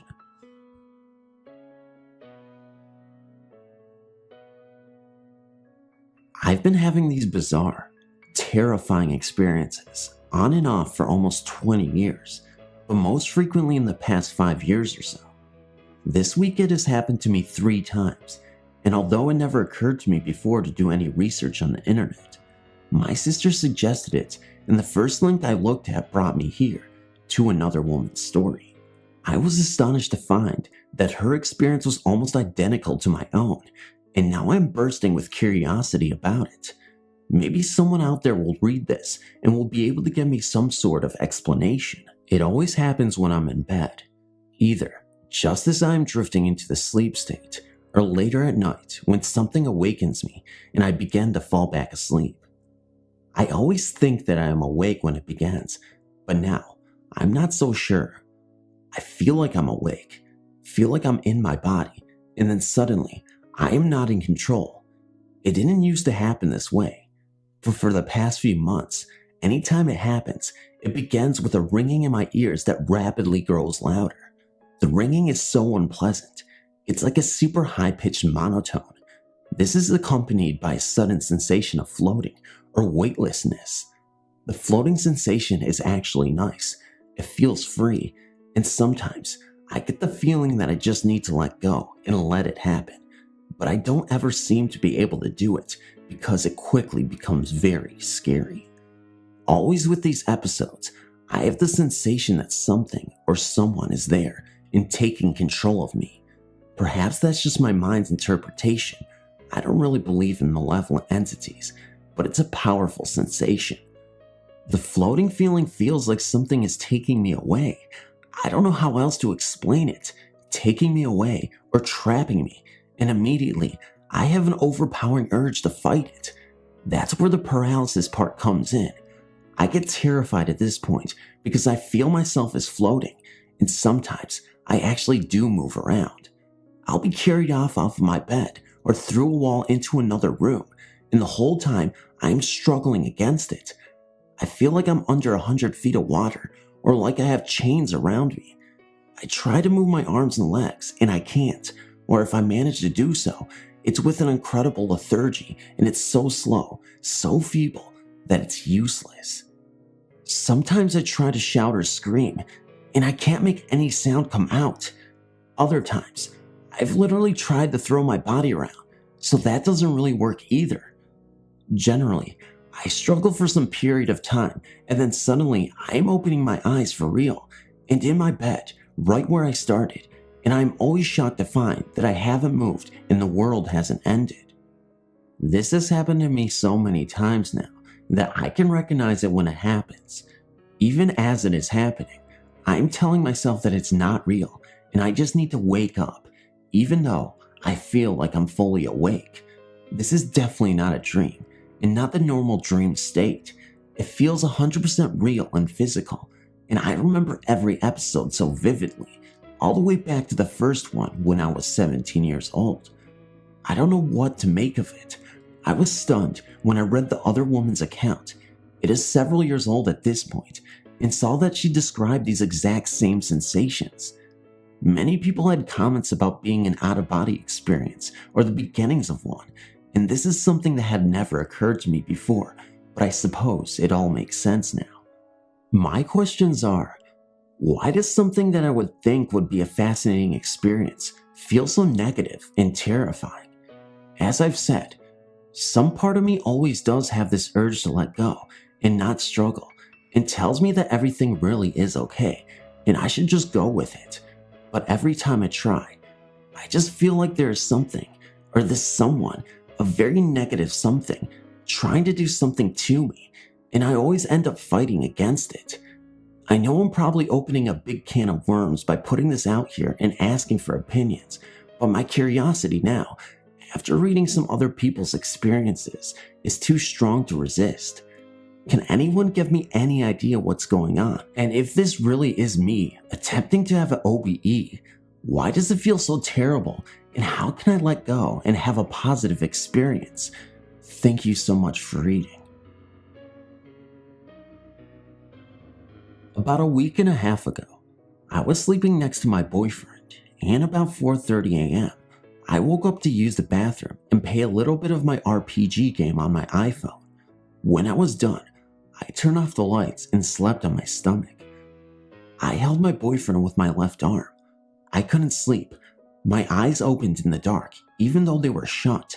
At this point, I leaned up, still on my tummy, and looked at the clock. 5:08 a.m. I looked at my boyfriend, and then he was gone. At this point, I knew exactly what was happening. I was astral projecting. I knew I astraled at this point, but I didn't want to deal with this. I've always astraled by accident, so I slept back down on my stomach. At this point, I felt continuous tugging, and I turned to my right. We slept on the floor, and I'm on the wall side. A sparkly, glittery, blue human with arms, heads, legs was pulling me. It was even on its knees on my legs. I was scared. I said, "Oh my God, please, you're ruining my sleep. Stop." My eyes shift from reality to spirit realm. Finally, I got back. I told my boyfriend. It was like 5:30 a.m.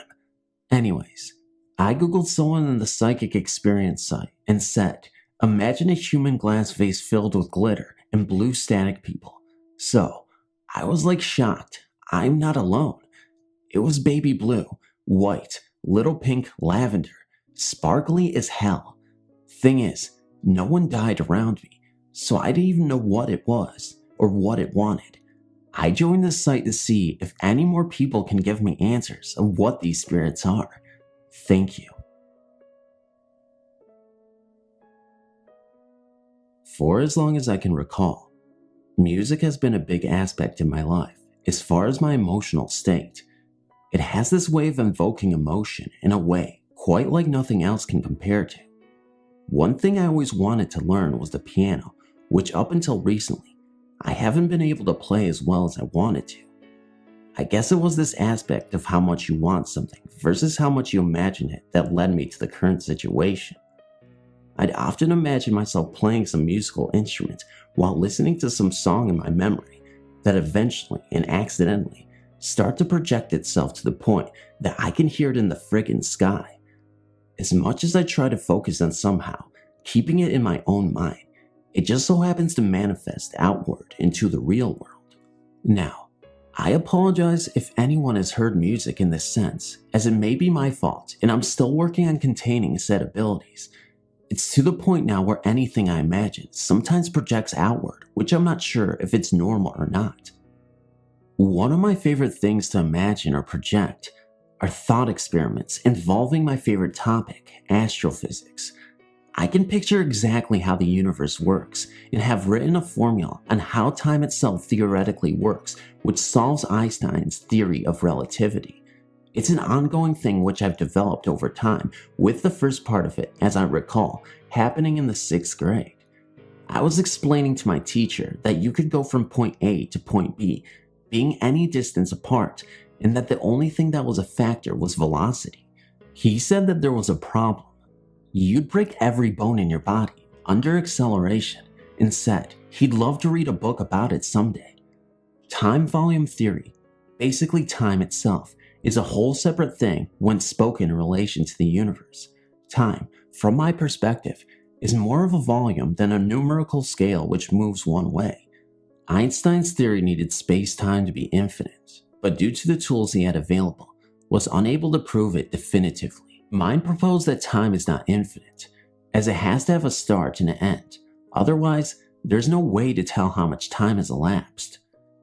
Time which is finite, over the universe which is infinite, by space which is just a container, equals relativity of 3 parts, your observational time span, over time variables which are mass density, mass velocity, and gravitational field, over an observed object's time span.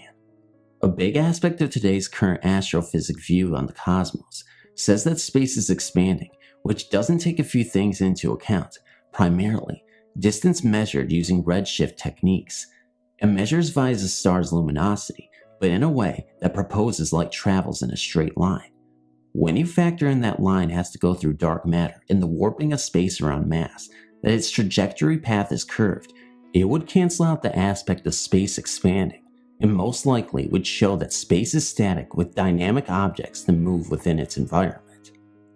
A lot of what I learned over the years as a result of my passion for astrophysics came from Isaac Asimov books, encyclopedias, and documentaries such as The Universe on History Channel.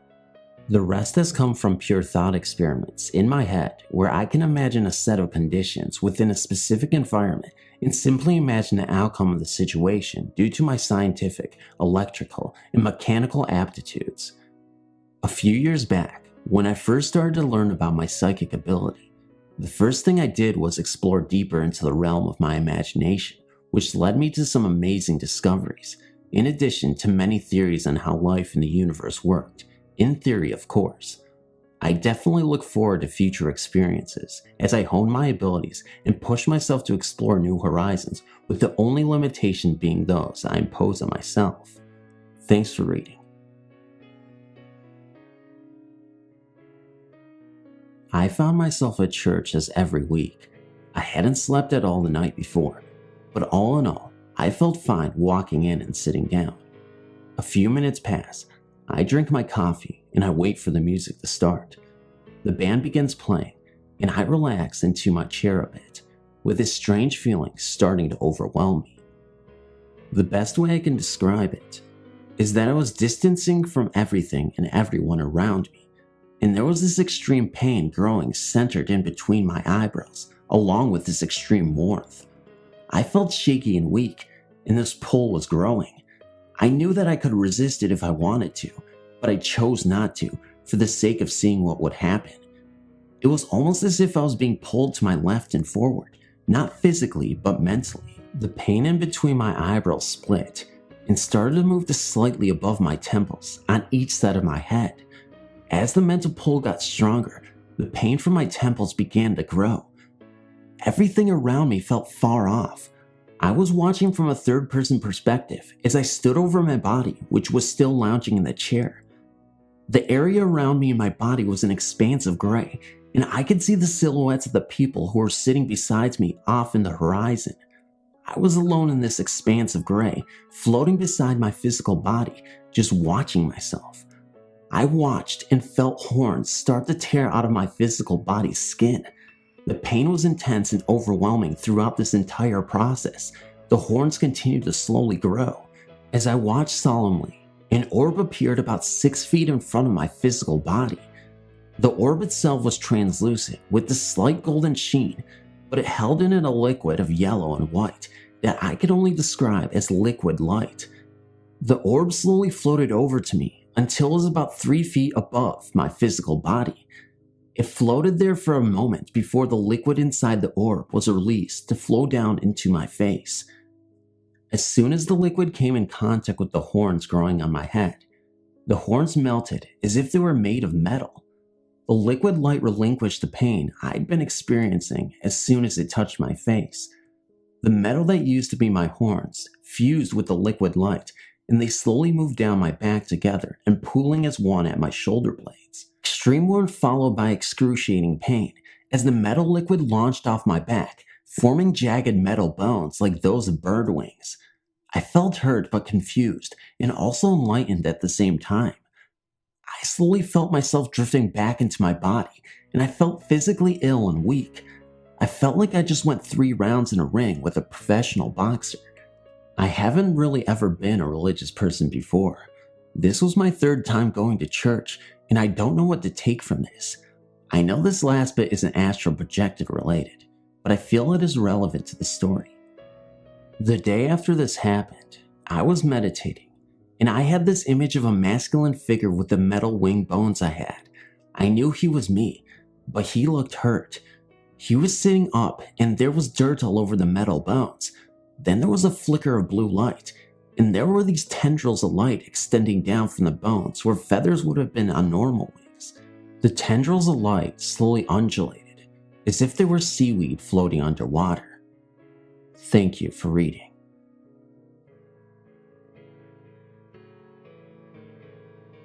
Last night I had a very vivid, multi-sensory lucid dream. After a few minutes the visitor left. They dematerialized or whooshed away off my right-hand side. With it came a sound I've heard before. It was a very quick but drawn-out note or chord that seemed to become louder before disappearing. Previously, I've had experiences when meditating of a person's light body entering through the crown of my head with a similar but lower and uncomfortable noise until they are in and around me. They then proceeded to communicate through hand signals and images and gestures they made with my body. When they left, there was a similar sound, but much louder, and I felt the being pulling away. It is almost as if a whole person is sucked into a vortex like manna down a plug hole. Once the last of the form disappears, the noise ceases. Last night, when the visitor appeared, I said yes to it, in that I had a conversation with the person. We were face to face. It was therefore unlike the full body takeover described above. It was a two-way conversation, and I could feel their physical body too. Then they left with a whoosh. Was I receiving an astral visitation from someone projecting directly to me? Does this low, quick, pulling noise sound familiar to anyone? If so, is this typical when being visited by someone performing astral projection? Thank you in advance for your input, advice, and guidance. I see these visitations. They're not infrequent, but this is the most recent as benign. I've no fear associated with them. I would just like to know what type of experience this is and whether the sound is somehow characteristic. I am not currently experiencing any hauntings, but I do have a tale of a spiritual encounter. I will begin by prefecting story with the events leading up to the event. My grandfather passed away in hospice care in July 2000. I spent his last night on earth with him, holding his hand and reading the Bible to him, which was his favorite literature. He was an artist and a carpenter, and spent his last remaining years up in his home carving beautiful artwork out of wood. He loved his simple life and carved because he wanted to, never once selling his museum-quality work.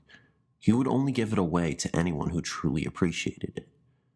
At 88, he was about 80% deaf and completely blind in one eye, and nearly blind in the other. After a stroke 6 months earlier, his health declined quickly, and he simply gave up on life. As he lay in the bed, I sang to him, although he probably could not hear me or even knew that I was there, and he was in a coma-like state with his eyes open. He had stopped eating, and he was severely underweight, and it was hard for me to see him like that, knowing how much he loved life and living. Many times he cried in his last few years, saying that he loved his life and didn't want to die. During his last living moments with me, I looked down into his distant, foggy eyes, knowing he couldn't hear or see me, and told him that the baby goose that he held at my house the last time he visited had grown up now and had 4 babies of her own. His eyes filled up with tears and turned red, and his mouth began to quiver as if he was trying to say something. He hadn't spoken in nearly 2 weeks. His love for animals and nature transcended through his limitations that night. I knew he would probably die that night, so I sat next to him with my hand on his chest, feeling his every breath and heartbeat. He didn't pass away until the next day, after I left. He was alone, which is what I didn't want. I didn't want his spirit to leave his body and to look down at an empty room. That bothered me for a long time.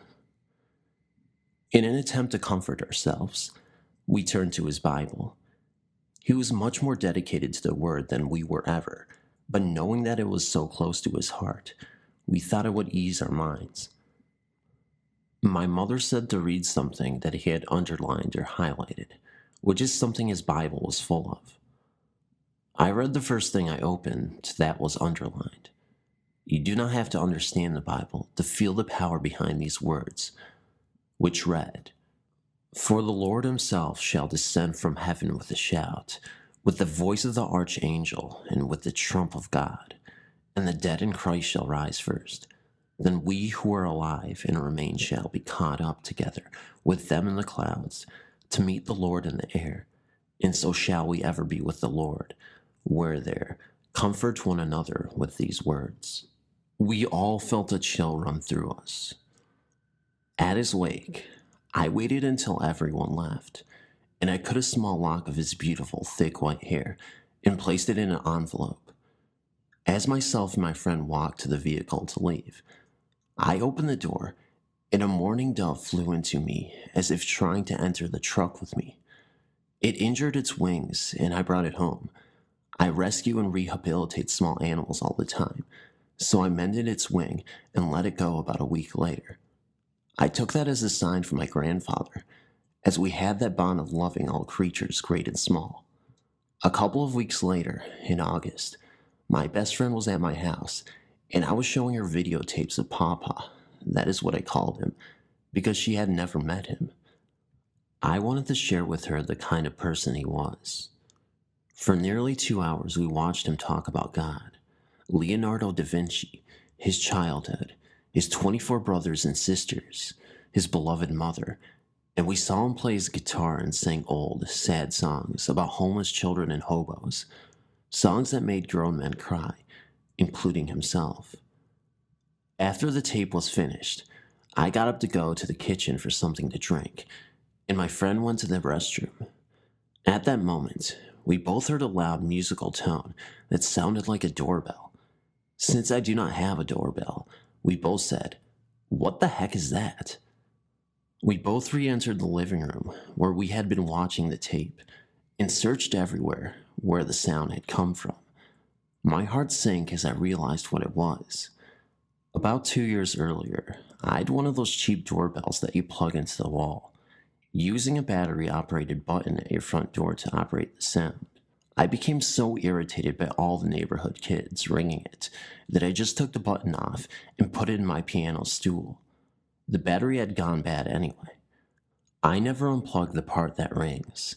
I'd forgotten it was there because it was hidden behind a chair. That was eerie enough, but what really got me thinking was when I explained to my friend that I had the ringer set to only ring one long tone. To change it to the traditional 2-tone ding-dong, you had to take the back off of the unit and set the switches according to the manual. Needless to say, it did ring in the ding-dong fashion. Oddly enough, it was my friend who said, "Maybe it was your grandfather saying hi." It hadn't even occurred to me. Shortly after that, I was explaining what happened to my mother on the phone, and it happened again. She could hear it, and we both fell silent. He was letting me know that his fears of leaving his family behind were pointless, and that he was with the rest of his family in heaven. I believe he was thanking me for being there for him when no one else could. It has been 3 years since his own death, and the doorbell has not rang since.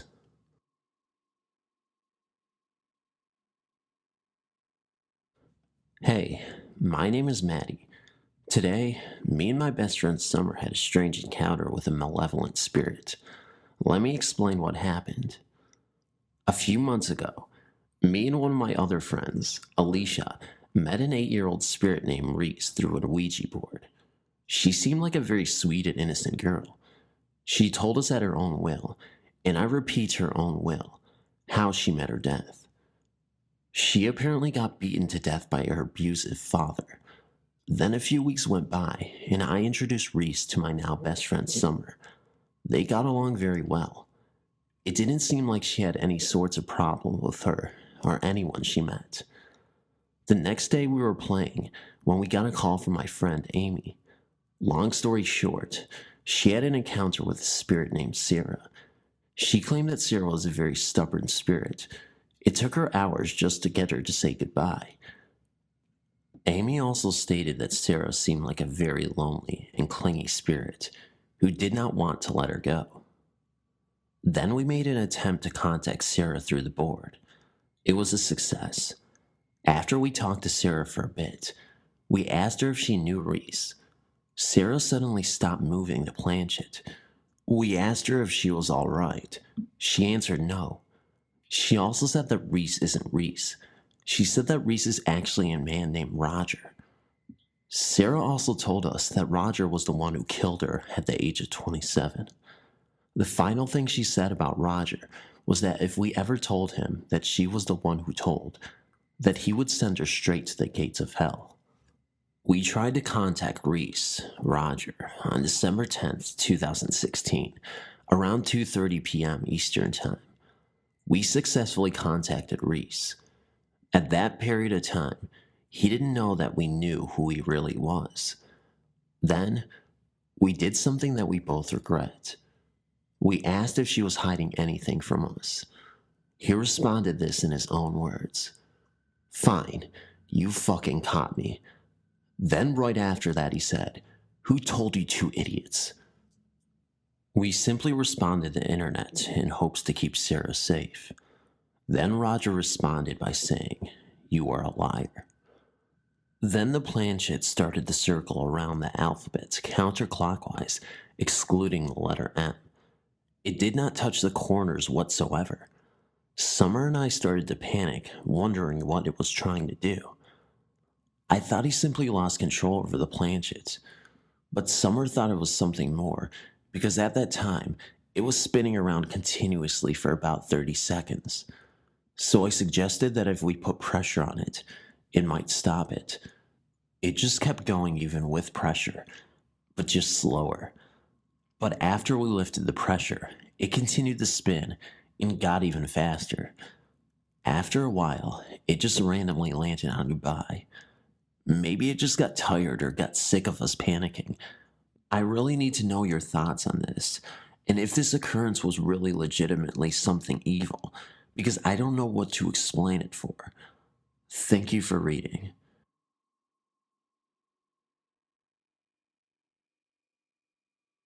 I didn't believe in the Ouija board because they sell them at Toys R Us, so I didn't think they would sell something dangerous to kids and adults. I've read stories about the Ouija board, but I don't know if it's true. People do make up stories, so it's hard to tell if it's true or not. Some people say the Ouija board is just a game. Others say it's not just a game, and some say it's dangerous. I had to find out for myself if the Ouija board is really dangerous. On Sunday, I decided to go to Toys R Us to buy the board. I drove my car in the morning to Toys R Us, and I was just looking around at first for about an hour. After looking around, I went to the game section and I purchased the Ouija board. I drove back to my apartment and put the board in the closet. The same day, about 10 p.m., I decided to try it out. I took it out of the box and put it on my bed. I didn't have any candles, so I just dimmed the light. I put the board on my lap and the planchet on the board. I put my fingers on the planchet and I started to round in circles for about a minute. I stopped and I started saying, "Is anybody out there?" I kept saying it for about 15 to 20 minutes, and then, all of a sudden, I felt a strange presence right above me. I was so scared that I ran out of my room, and I threw the board in the garbage. I was very shaken. I went back to my room and turned the lights on, and I didn't sleep at all. And that's why I don't mess with Ouija boards.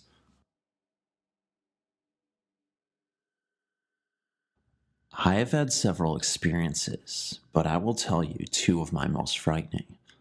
A friend and I had started playing with the Ouija board, and it ended up turning our lives upside down for the span of around 2 years. One night, my friend Judy, her husband Luke, Loma, and myself were watching a movie called Witchboard right in the middle of a winter storm. All footprints had been covered at this time, and the streets were empty. About halfway through the movie, the front door blew open, and we heard running footsteps come into the house, up the stairs, down the hall, and into the bedroom where Judy's 2-year-old lay sleeping. We were all just sitting there frozen in shock and fright when we heard a loud slam, which turned out to be the bedroom door, and the poor little boy started screaming, "Monster, monster." Luke took off up the stairs, only to find a very upset little boy, and nothing or no one else. As things started to calm down, Judy and I went to shut the front door, and there were still no footprints in the snow. The only snow that had come into the house was blowing from the wind. It was around March now, and one day, as I laid down for a nap, I felt the bed start to shake under me. I was uncertain if I had really felt what I thought I had, so I was not frightened, but I got up anyway. That was only the beginning. Not long after that, it became a constant thing every time I tried to lay in my bed. The shaking started to get more violent, and it also felt as if someone was punching up at the mattress from beneath. I complained several times, and no one believed me. It was now to the point where I was afraid to go to bed. I began sleeping at my friend Loma's house because her bed didn't shake. After staying at her house for 2 weeks, my mom said it was time to come home, and I did agree, but not until she promised to spend the first night sleeping in bed with me. That night, we had only been in bed for about 10 minutes before the bed started its usual shaking. It was very minor at first, so my mom started to make excuses for why it was happening. By the time 5 minutes had passed, it was now undeniable, and I could tell my mother was getting scared, but was trying to stay calm for my sake. The last straw for my mother was when the punching started. It was harder than I had ever felt before. We laid there for a moment while my mother mustered up the courage to peek under the bed. Of course, she didn't find anything, and we promptly left the room and set ourselves up in the living room for the remainder of the night. My bed continued to shake and punch for some time thereafter, but it eventually quit.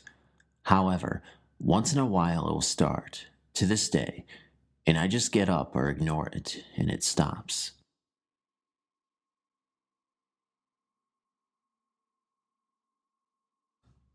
This encounter involved a Ouija board, and possibly my guardian angel. Years ago, a friend and I were goofing around with a Ouija board. Being a bit ignorant of the unknown, I mistakenly asked it how old I would be when I died and how. It replied that I would be 16 and that I would die in a car accident. A month or two after I turned 16, I was asked if I wanted to go out with my parents the next day to run errands. I said yes. That next morning, I woke up to discover that my parents left without me. I was annoyed. An hour after I woke up, my mother called me from the hospital. They had been hit by a transport truck an hour before. When I asked why they had left without me, my mom replied that her and my dad had tried for a half hour to get me up, and then they gave up. What makes it so scary is where the truck had hit. My one brother has to sit behind my mom, and my dad does not wear a seatbelt.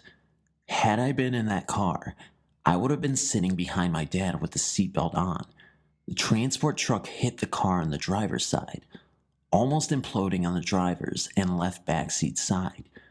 That's where I would have been sitting. Guardian angel, I think so.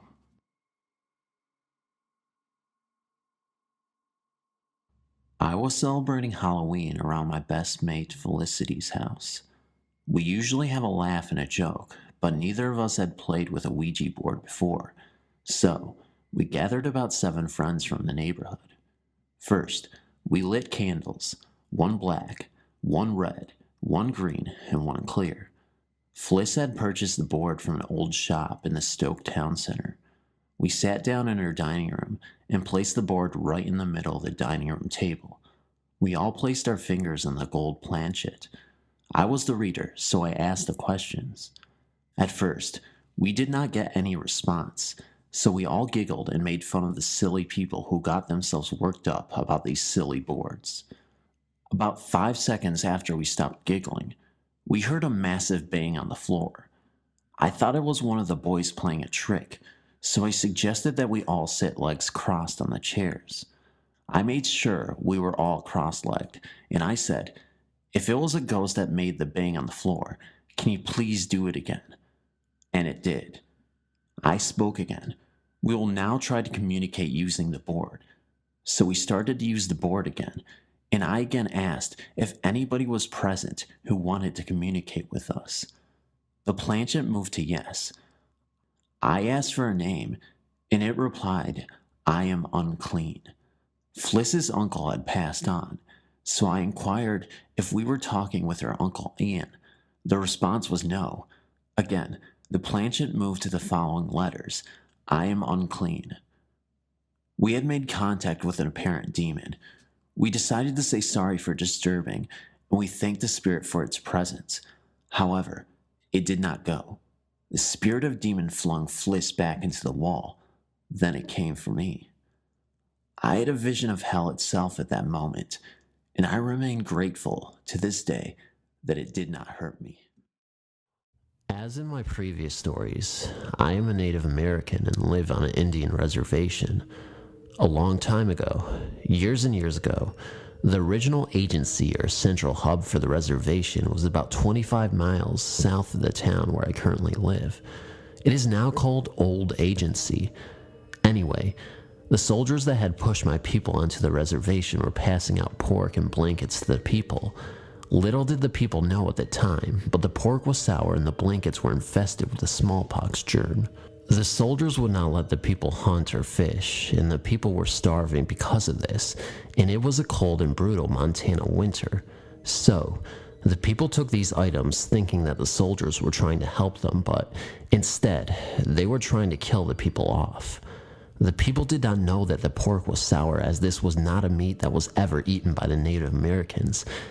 They ate deer, elk, buffalo, fish, and various wild game, but never that specific thing. Anyway, as the people died, and it was winter, the bodies were just thrown into a pile until they would be able to be buried. In the following months, the ground was soft enough to dig, and dig they did. There is a mass grave that extends for over 20 miles from Old Agency into the town where I live and further north past town. When they built our group of houses, they placed them about a half mile from one of the mass burial graves. By this time, all of the bones and such had been removed, many years before our houses were built. But needless to say, our house is still close to this mass grave. One day, my husband and I were getting ready for work. He was sitting at the foot of the bed, bent over, tying his work boots, and I was in the master bathroom curling my hair, and we were having our morning visit while getting ready. I glanced out of the bathroom and towards my husband, and there was a small Native American boy with long hair and no shirt, shoes, or pants on. He had a breech cloth on. He was leaning onto the side of the bed by my husband, just looking at my husband. I looked at him for about 10 seconds and looked away and looked back, but he was gone. I told my husband what I saw, and he just looked stumped and didn't know what to say. My husband has always believed me when things have happened to me. My husband or our children have never seen the little boy, and I've never seen him since that one time. But I always have had this feeling that this little boy somehow perished all those years ago and may have been buried in a mass grave in the field behind our house. This will remain a mystery. I've no intention to insult anyone by writing this story. I only included the back information as it pertains to why and how the mass grave came to be. If anyone was insulted, please understand that I had no intention to do that. I was only telling a story or experience of mine. Thank you for reading my story, and if you comment, I will respond.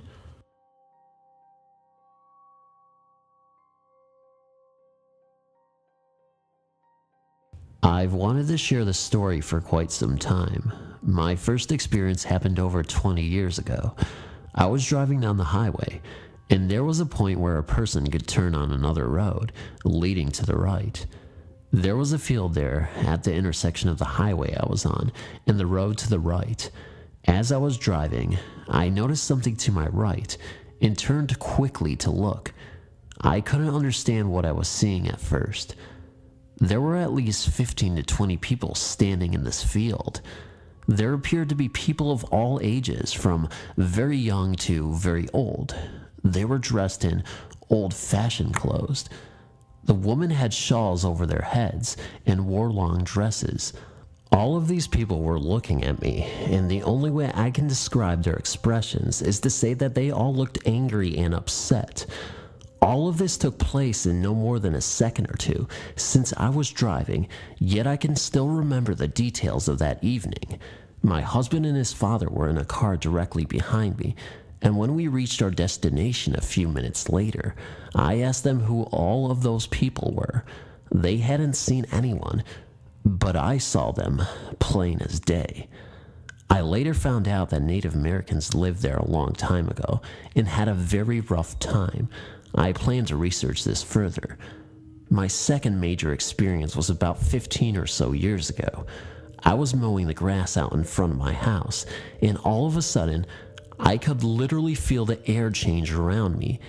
It had been a warm, sunny day, and suddenly, it felt a bit cooler and was overcast. I looked over to my right, and I saw, plain as day, a man mowing the grass in my yard.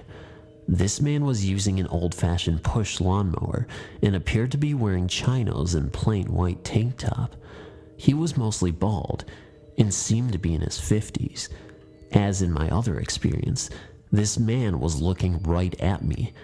I wasn't frightened whatsoever, but he had this look on his face as if he was thinking, "What are you doing here?"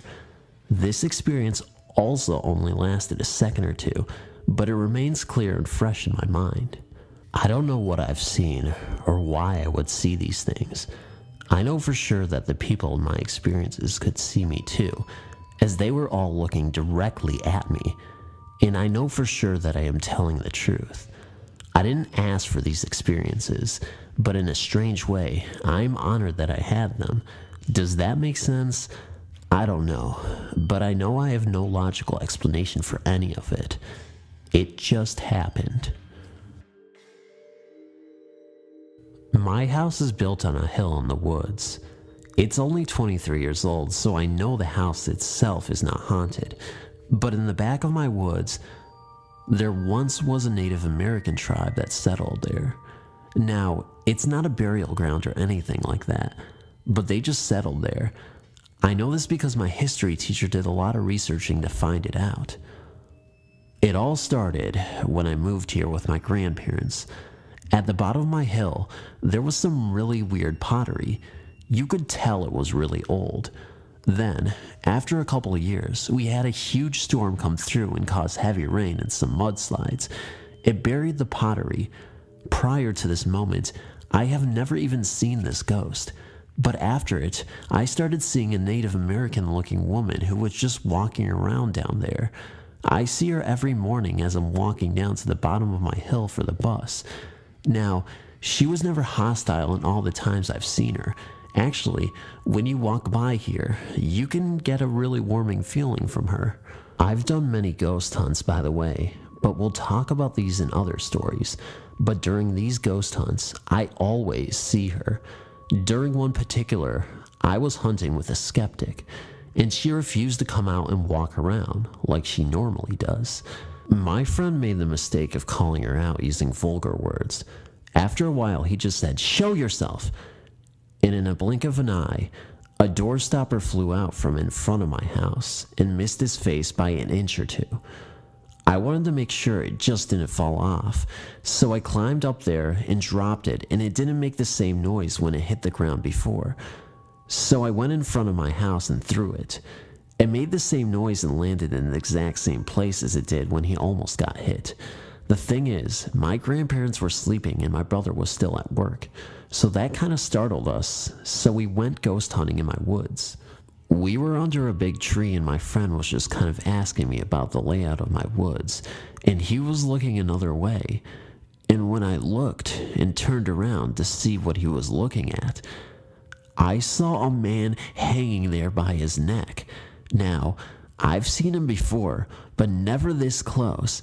I mean, he was really high up and I could only see his legs at first, and then I looked up and really couldn't make out his face. This all happened in a matter of seconds. It takes a lot for me to jump, but I did. I jumped and yelled some words, but my friend turned and he disappeared. Now, when I see this ghost, I always get this feeling of pure, hatred. This is practically because I'm part psychic.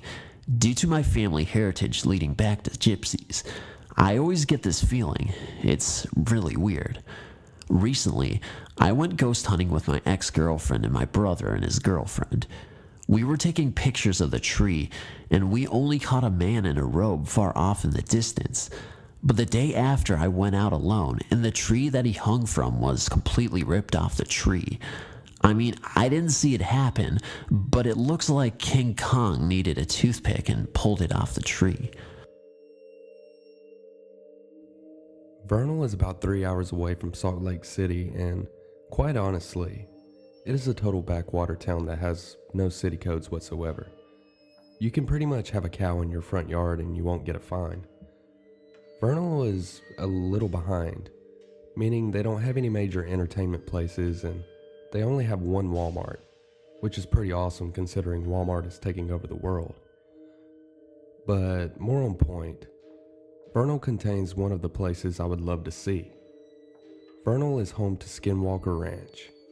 Now, this sounds gross like a nudist ranch, but believe me, it isn't. You can actually read a book about it. It is called Hunt for the Skinwalker, and you can also watch some videos on YouTube about it.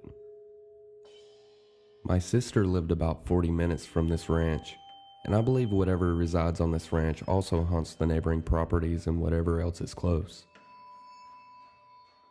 A skinwalker is a type of witch that can take an animal form of their choice, based on Navajo Indian legend, and instead of healing a person, the skinwalker will curse you. According to my brother, who was a friend of a Navajo Indian, the witch can only become a skinwalker by killing a close friend or relative. They do not talk about it or think about it, because it is believed that once you acknowledge it, they will find you. But back to my point. While I was in Vernal visiting, I ended up sleeping on the couch, and just before I went to sleep, I heard this whispering in my ear.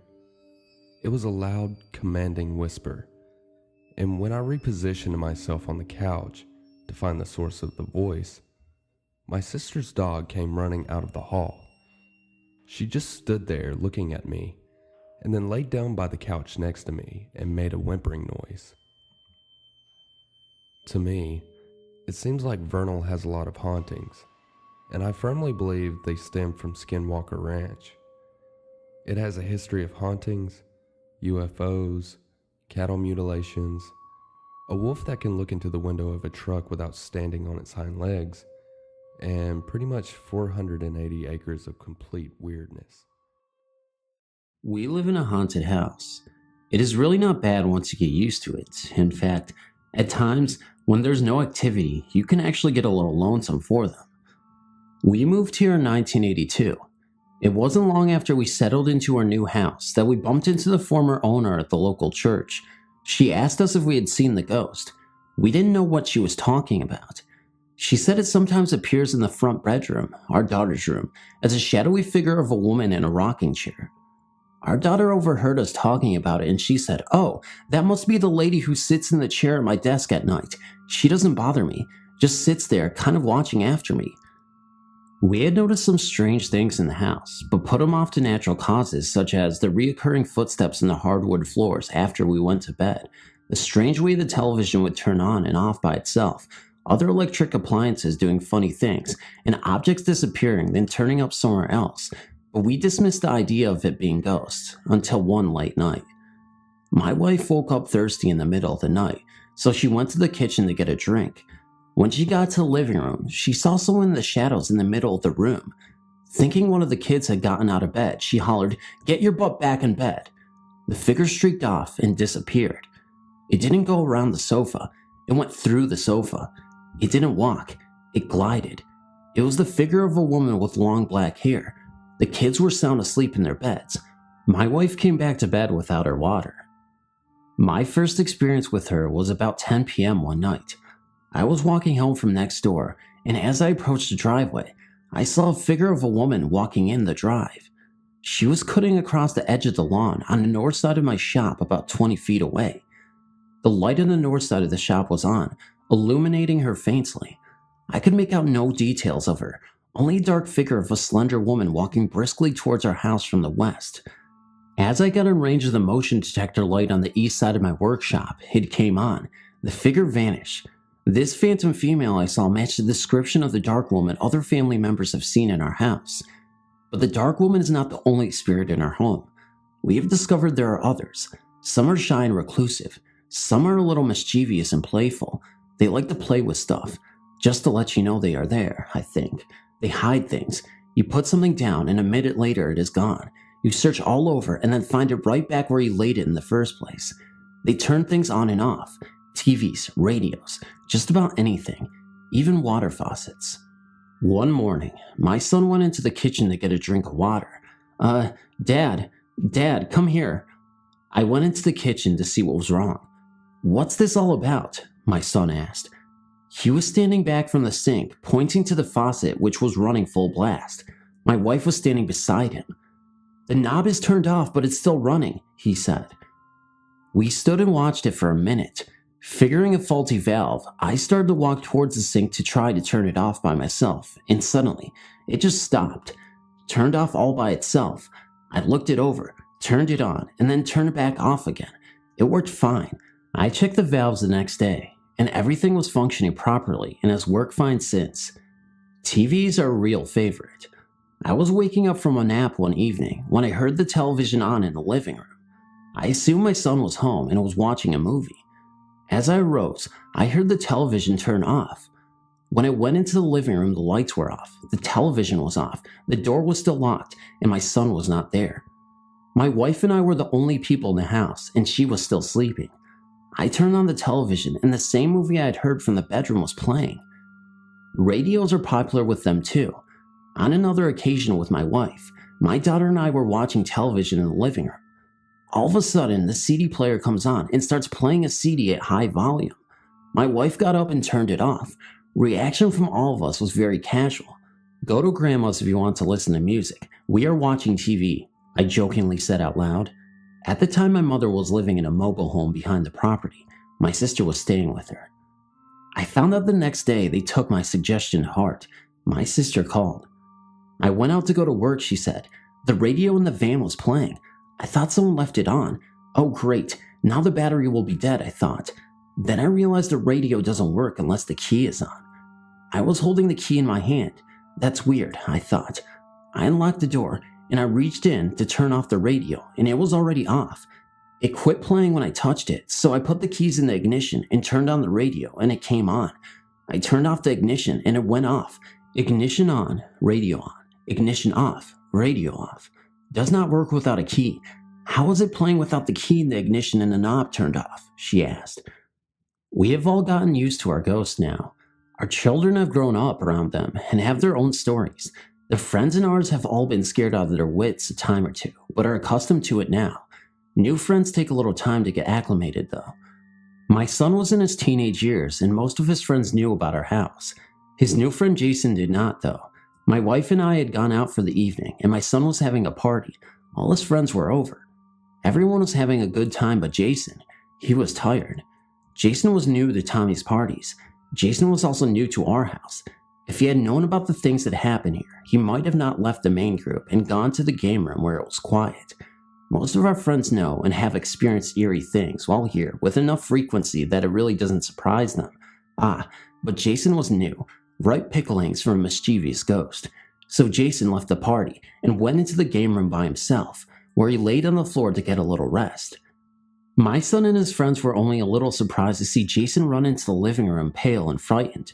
The pinball machine, Jason said. Flash Gordon, it came on all by itself and started playing itself.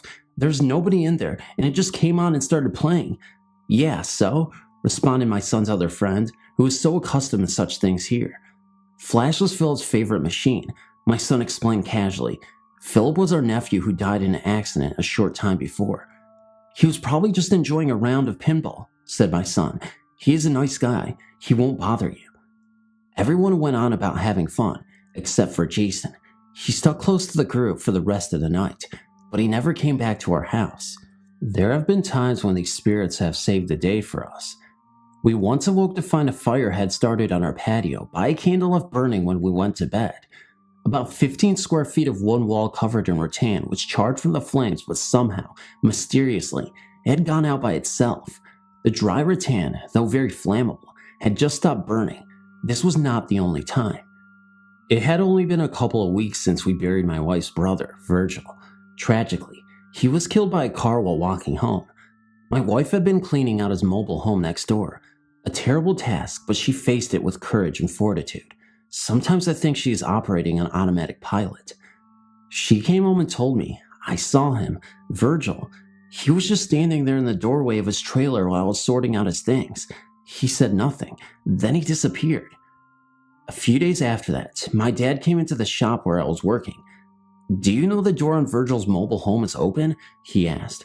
No, I replied. I'll check it out. The home was vacant since Virgil died. We were watching his property while probate proceeded. I walked over and saw the front door ajar. I feared the worst, that the vacant home had been broken into. We were careful to lock the door, and no one else had a key. I carefully entered the premises. The overwhelming odor was unmistakable. Propane, strong. I had to exit immediately. A gas leak. The house was full of it. I went to the rear of the home and found the main gas valve. I turned it off. Covering my mouth, I entered the home again. Quickly, I began opening windows. I could not stay in there for very long. I can't believe this place didn't blow up, I said to myself.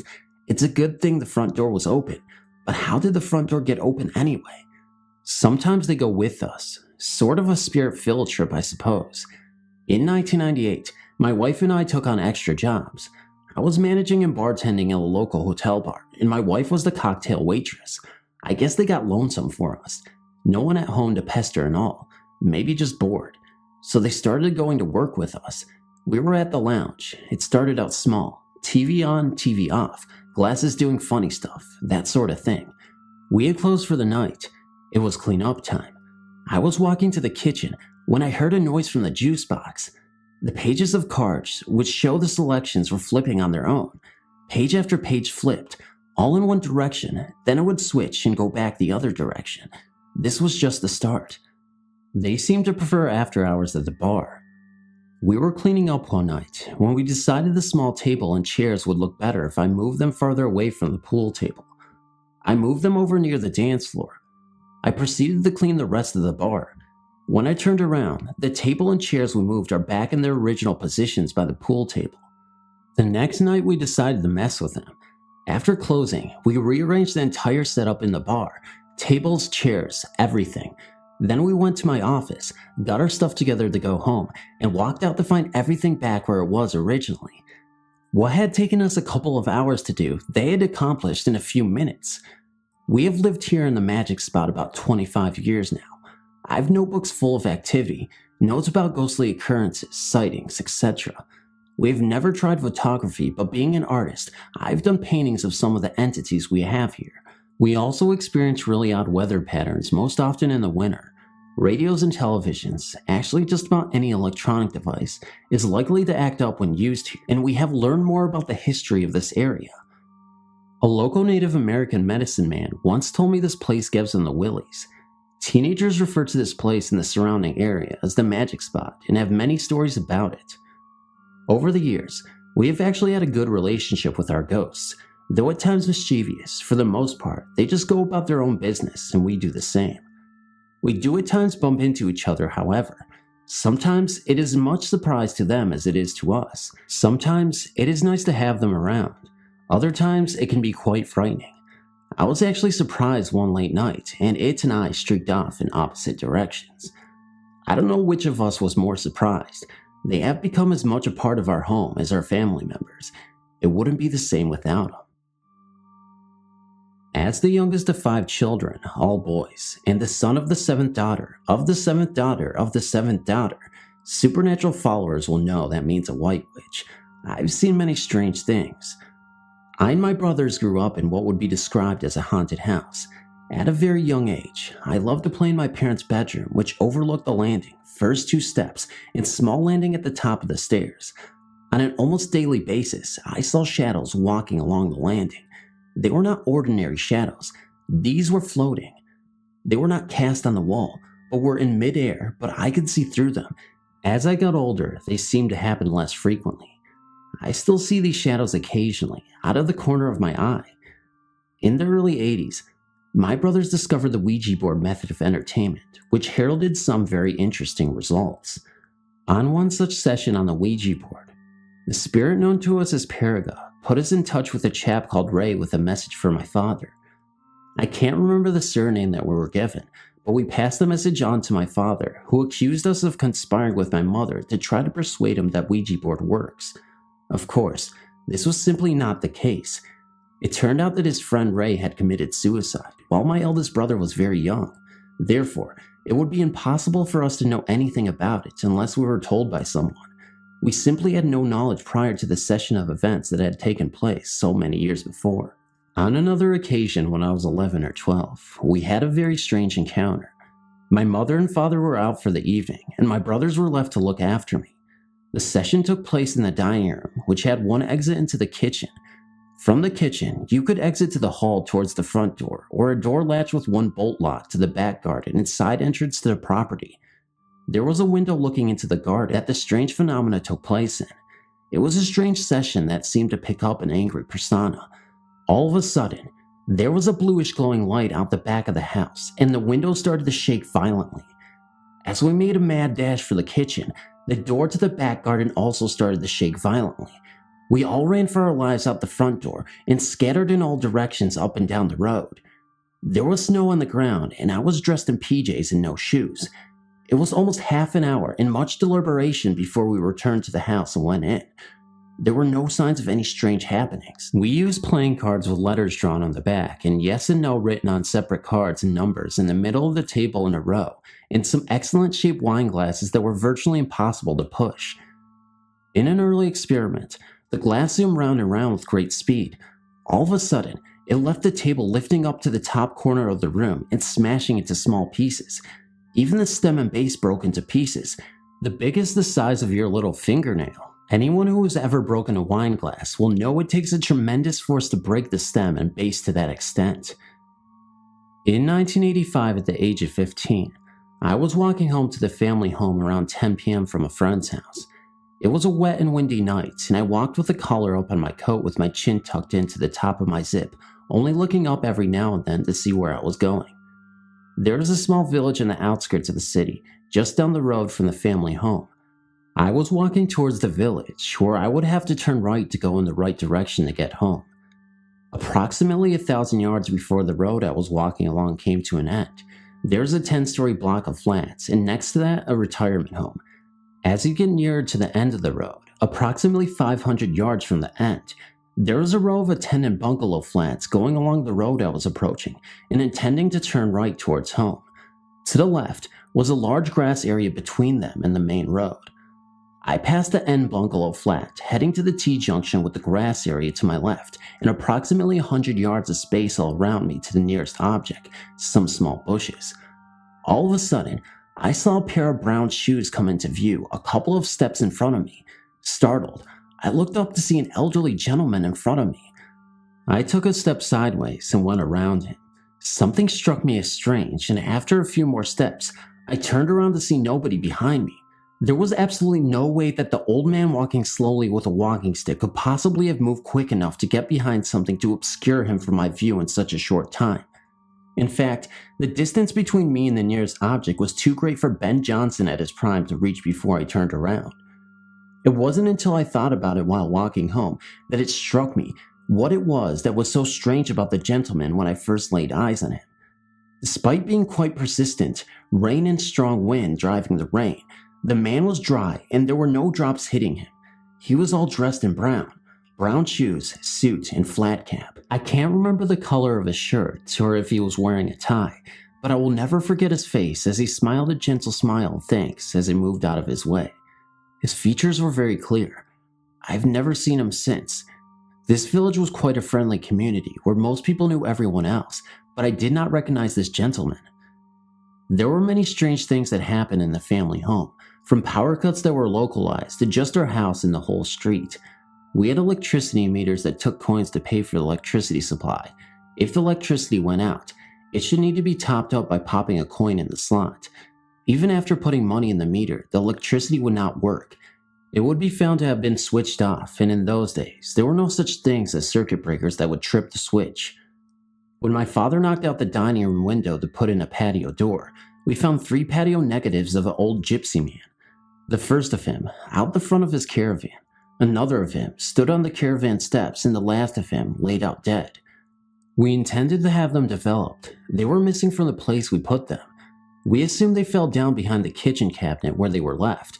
When the kitchen was remodeled, there was no signs of them, and other things we assumed had fallen down behind the cabinets. On many occasions, I've told certain people to answer the phone because it was for them, and it was.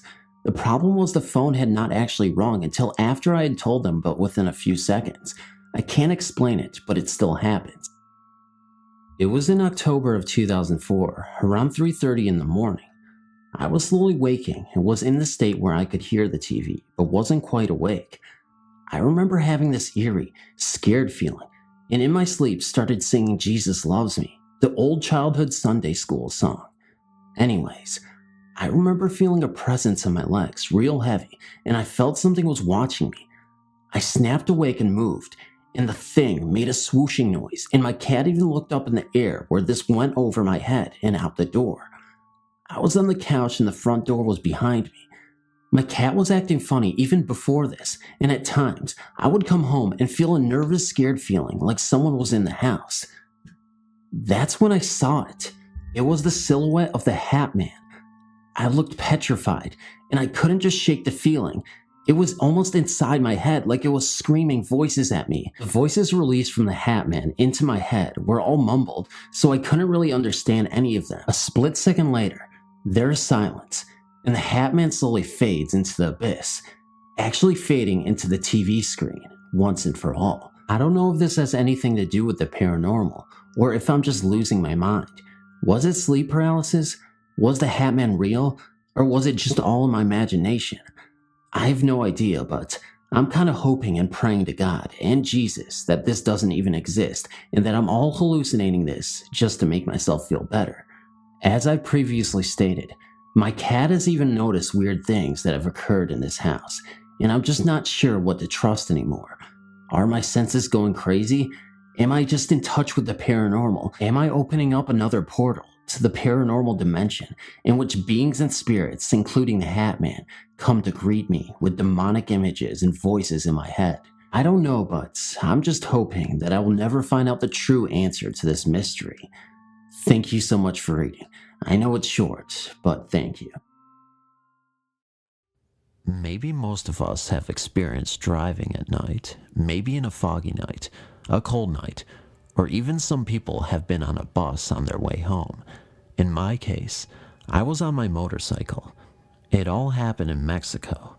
This was exactly 2 years ago. That night, I had gone to my friend's house. We watched a movie.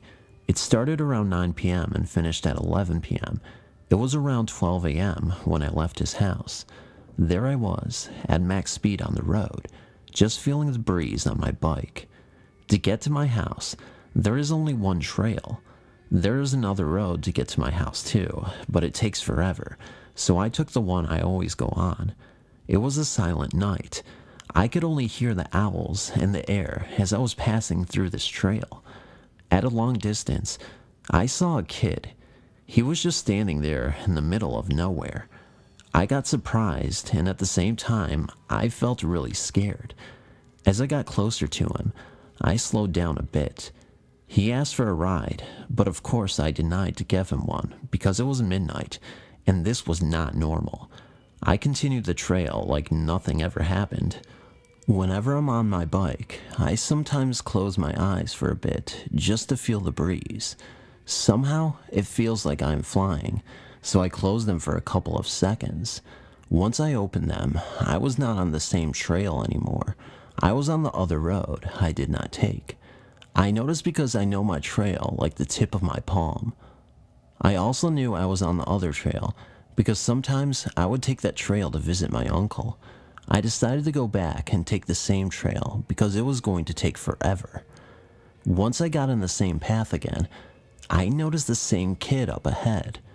This time I felt pretty scared and nervous. I slowed down and decided to give him a ride. He got on my motorcycle. I did not even talk to him. I just kept on going. After a few minutes, there was a curve up ahead. After passing this curve, I turned around and the boy was not on my motorcycle. I felt really scared at this moment, and I just had this weird feeling. And so I got home. I told my parents about it next day, and they surprisingly said that there was another person who experienced the same incident that I had. My parents told me not to drive so late, and as a result, I tended to listen to them. As some of you know from reading my previous stories, I've just recently moved to Los Angeles with my fiance and little brother, and you would also know about the new houses I've lived in, I'm currently living in, and the things that have taken place in those houses. Well, I guess that isn't enough for me, because I have to deal with them at work now. I'm a mechanic at a very popular and very busy motorcycle shop. Every day, myself and 6 other guys pull through maybe 25 plus bikes in a 10-11 hour day. Now, that doesn't seem like much, but we don't just do repairs. We also do custom paint jobs and other custom jobs, so it's quite time consuming. So in other words, it's ridiculously busy and we don't have time to mess around. However, someone seems to have the time to pull pranks on us. This past Monday was busy as hell. The showroom was having a huge sale, and for some reason, the owner thought we should have a sale on a few things in the shop, which was retarded because, as I said, it was busy as hell. It was around noon, and I decided to take an hour and go to Jack in the Box. When I got back to my work area, all of the drawers on my toolbox were open, and every single one of my sockets were scattered across the floor. I yelled over at Rod and told him if he needs to borrow something, not to make such a mess. I used a little more colorful words though, because I wasn't too impressed. He told me he wasn't even near my bench. He was doing airbrush the whole morning. Well, the pranks went on for the rest of the day. Nothing as bad as before, just missing tools, and I would turn around to find that drawers were open when I knew they were closed. Finally, it was time to close up for the night. Since I am the manager of the maintenance department, I have to stay an hour after everyone has left to do invoices and whatnot. I was at my bench pricing out a few things a customer wanted when I heard some coughing. It was coming from the long hallway at the rear of the shop that leads to the dumpsters. A special code is needed to open that door and can only be opened from the inside. Plus, it makes a very annoying creak, followed by a loud slam when it is opened. so I was a little shaken to find no one there when I went to check it out. I walked down the corridor to go see if the door was propped open at all. No, closed tight. I just turned around to head back to my bench when I heard the coughing sound again, only this time it was coming from the shop. I jogged down the hall and into the shop to see who was there. No one. This is when I just stood there and went, great, now I have to deal with them at work too. I went over to my bench where I had left my invoices, which were very important and needed to be put into my computer right away, and they were missing. I gave up. I had enough. So I grabbed my coat and left. Didn't finish sweeping, didn't power wash the floors, nothing. I got home and told my fiance and brother about what happened. Chris thought this was hilarious because he usually gets all of the annoying ghosts pulling pranks on him, so he got his little cheap shots in, and that was it. The next day, I got to work, and when I turned on the shop lights, I could not believe my eyes. Everyone's tools were spilled all over the floor, and a hose that I had rolled up nice and neat before I left was pulled out. Finally, I had enough, so I started yelling at the spirit. After yelling at it, I began cleaning up the tools and putting them back where they belonged. As I was cleaning, I swear I heard a very mischievous chuckle coming from the corridor. "Yeah," I said, "hilarious. I'm having the time of my life over here. So funny," basically sounding like a retard. If someone came down and saw me arguing with nobody, I'm sure that would have looked a little weird. The rest of the day wasn't that bad, until closing time came and I was alone again. I started to smell the faint smell of a cigarette. I followed the smell to, you guessed it, the corridor leading to the dumpsters, and, yep, you guessed it again, nothing. I turned back to my area to finish sweeping, and I noticed at the corner of my eye, the missing invoices from the previous day were neatly stacked on my workbench. I leaned on my broom and smiled. I guess I finally got through to the spirit, and he felt bad or something. Since that week, nothing out of the ordinary has happened, other than a power outage that happened when two other mechanics got into a yelling match. Was the spirit angry that they were arguing? I don't know. I'm just going to say it was a coincidence. Until next time, God bless. It was the middle of August, and the harsh wind blew hot and humid, kicking up a storm for the evening hours. Off to the north, the black clouds had started to brew and roll. It was about 6:30 p.m., and my date was late. He would not tell me where he planned to take me. It was a surprise. Now, being 30 minutes late, I begun to wonder what could possibly be going on, if I would be going anywhere. I walked out into the open front porch and could almost smell the rain coming.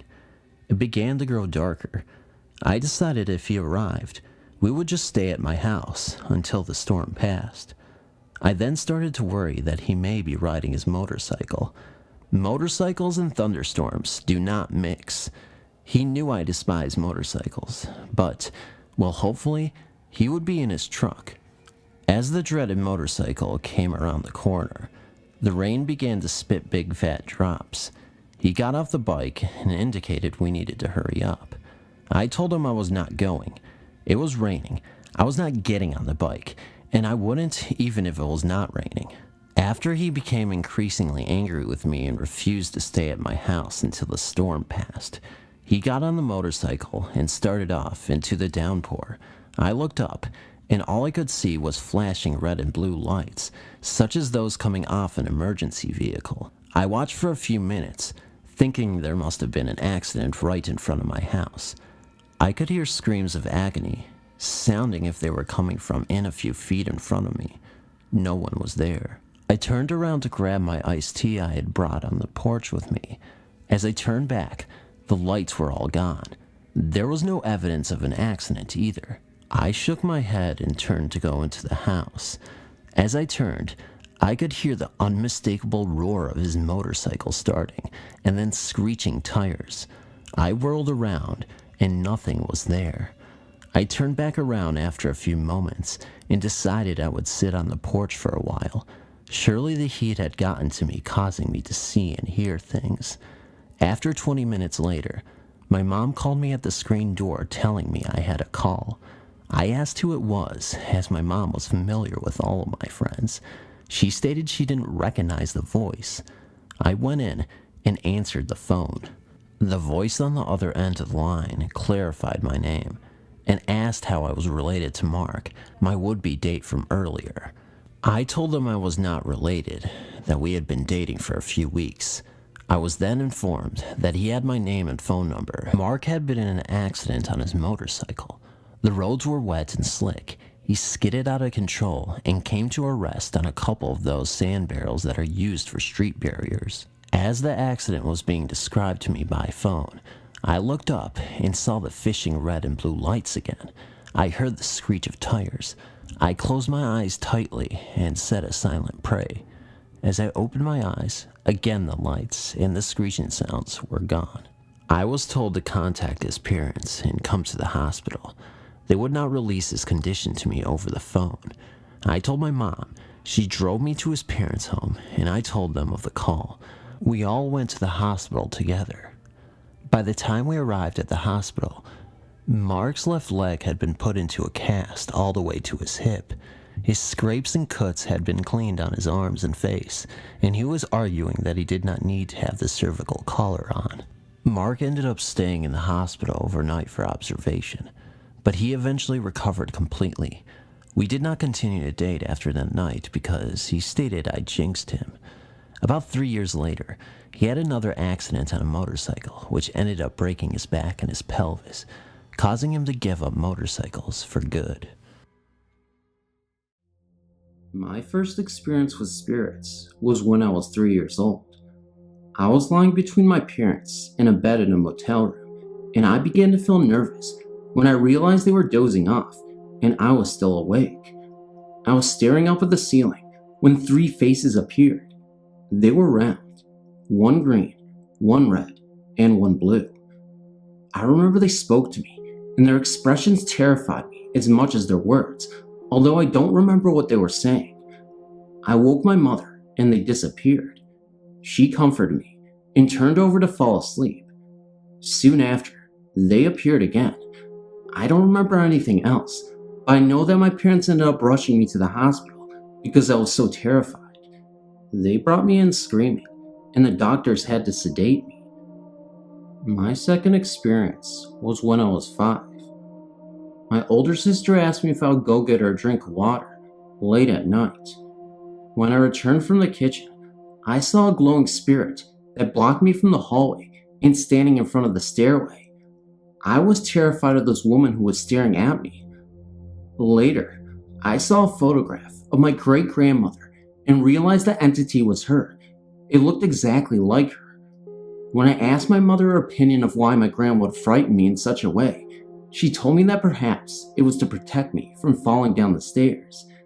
Since then, I've been visited in dreams and no longer fear her, as now she appears young and beautiful and gives me advice.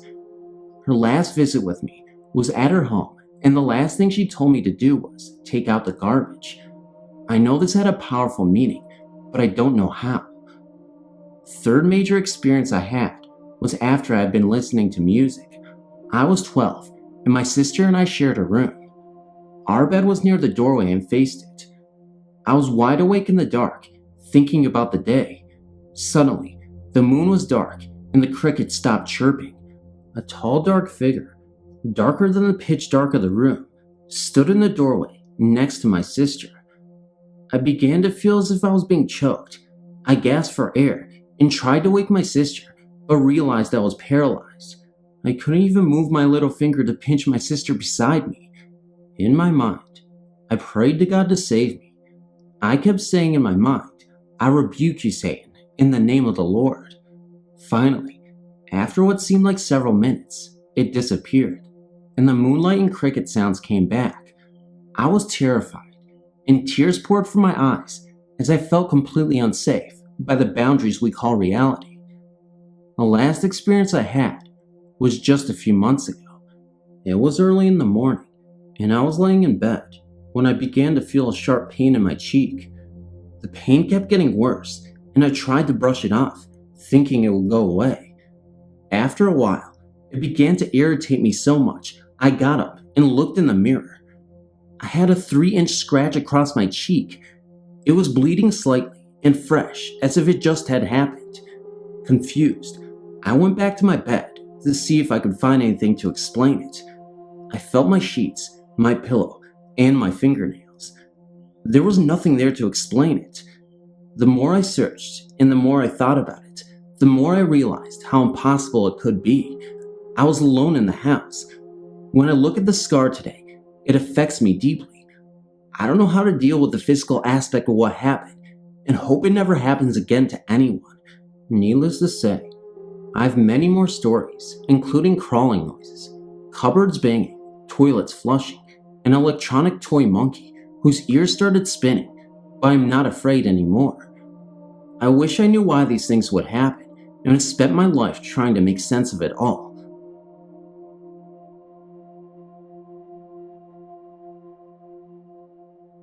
In the early 1990s, I was about 13. I lived in a very old house in Greenwood, Missouri. It was said to have been built in the late 1800s by a farmer. The layout of the house was very odd. Quite frequently, you could hear strange noises. Boards would creak as if someone were walking. Breezes would sweep by when you had no windows open. Minor strange things, and at the time, I paid little attention to them. One Saturday afternoon, my older sister and I were watching TV. My brother was outside in the backyard. While we were watching the hunt for the Red October, the front door swung open very violently. Startled, my sister and I got up to see what happened. As we approached the door, we heard someone running up the stairs. The stairs were located behind us, and it was an enclosed stairway, so we couldn't see if anyone was there. We slowly approached the bottom of the stairs and started our way up. As we got to the 3rd step, a man shouted from upstairs, "Where is it?" Freaked out, we ran for the back door, through the kitchen. We told my brother, and the 3 of us went in together. My brother was carrying a baseball bat, and I picked up a kitchen knife on our way back in. When we reached the bottom of the stairs, my brother yelled up, "Get out of here, or we'll call the police." We didn't hear anything. We stood there, literally shaking. After a brief pause, we continued, single file up the stairs. Making it halfway up the stairs slowly, boards creaking under our feet, a man shouted again, "I'm gonna kill you, I'm gonna kill you." Following the shouting, we heard someone stomping towards the master bedroom door from the inside of the room. We were so terrified, we dropped everything and just ran out of the house and went to the neighbors. After the police arrived and found no one in the house, the 3 of us assumed it was a ghost. From that day on, in that house, every time I heard a strange noise or felt that strange breeze, I was taken back to the terror that coursed through my body on that afternoon.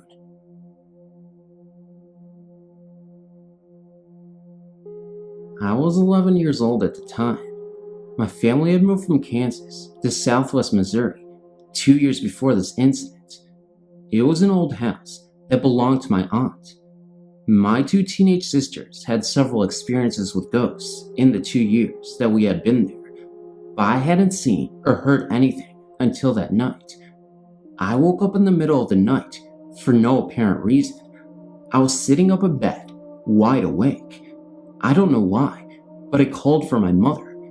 She was a heavy woman, and you could hear her get up and walk in the bedroom where I was. I knew she wouldn't be too happy with me getting her up, so I was trying to think of something to tell her. The room was pitch dark. I could barely see my mother, and she was wearing a white nightgown, but I could hear her. Behind her, a ghost walked in. He was almost snow white, like a thick white cloud. Very dense. I couldn't see through him at all. He was almost glowing. The awesome thing about this ghost was that I could see everything about him, even his eyelashes. The clothes he had on looked like khakis, like some kind of worker's uniform, but of course, they were all white. I really can't find the words to describe him. I could see his pocket flaps, the hair on his head short, like it had been buzzed off army style, little tiny threads sticking from his clothes. Needless to say, I was sitting there with my mouth gaped open, big eyes, not hearing my mother. She finally got loud enough to get my attention. She was saying, "What's wrong with you? What do you want?" I told her I wanted a glass of water. She went into the kitchen, and he followed her. I wasn't really that scared, just in shock, I think. There was 1,000 things going through my mind. After they went into the next room, I looked through the crack in the door, where the hinges are, to see if he was still behind her. He was. I could hear her getting the water, and I figured when she turned around to come back, she would see him. I was waiting for her to scream or something, but she didn't. So, here she comes in the bedroom with a glass of water, with a ghost right behind her. I guess I went into my gaped mouth, big eye thing again. When she finally got my attention, she was saying, "Do you want this or not? What's wrong with you?" I pointed to him and said, "There's a ghost." She said, "Where?" I said, "Behind you." She didn't really look behind her. She looked down, kind of beside her foot, and said, "Oh, there is not." I took the glass of water, and she went back into her bedroom. He was behind her all the way. This ghost had his hands in his pockets. He didn't do anything to scare me. It was like he was just hanging around, bored, nothing else better to do. I didn't mention that he was tall and thin, and he had boots on, all white of course, and this whole time, he never even looked at me, never even looked my direction, until he was going back out the door, following my mother, and when he was in the doorway, just before he went through it, he turned completely around and looked me right in the eye, and he said, "I know you can see me." That's when my heart leaped into my throat. It really felt like it. I never seen him again, but I've got a lot of other ghost stories. That was 37 years ago, and I still remember it like it was yesterday. When I got older, I thought about it a lot, and it seems like he was not looking my direction and acting nonchalant so that I wouldn't be afraid. Oh, how I wish I could describe those white eyeballs. I swear this is true. I've told a few people about it. I don't know if they believe me or not. Don't really care either.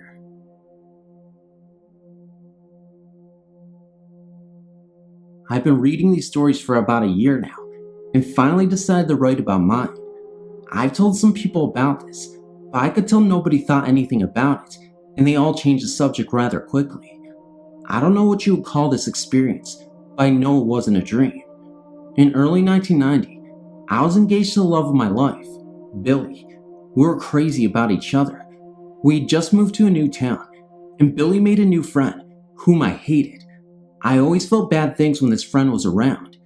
I worked nights, and Billy worked days, so I knew they were hanging out at night when I wasn't around. This is where my nightmare began. I returned home one hot summer night from work, and Billy wasn't home. His wallet was still on the table, which was weird.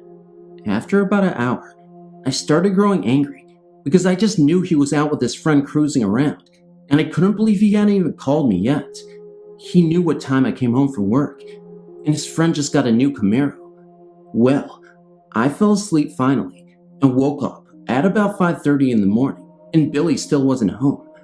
I began to worry like crazy and felt like I needed to turn on the TV.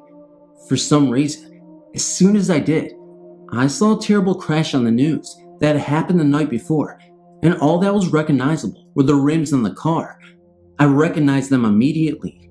They were asking for help to identify the passenger, whom had no identification. Well, needless to say, my love was killed when his friend did a U-turn on the freeway, right in front of a big rig. For the next 2 weeks, I kept having these horrible nightmares where I was sitting in the passenger seat and watching the semi-truck smack into me. I would wake up crying hard and could even smell the wreck. This dream happened every night. I felt so sad and tired and confused. I didn't want to go on anymore. Then after finally falling asleep, I had this incredible dream. I was at a barbecue with all of Billy and my friends from our hometown, It was in a backyard, and all of the colors were so bright and vivid, I can't even describe them. Everyone was having the best time, and someone told me that Billy was there, but he was on the other side of the fence. I climbed to the top of the fence to look over, and there stood Billy. He looked like he was lit up from the inside out, with bright colors, and he was smiling.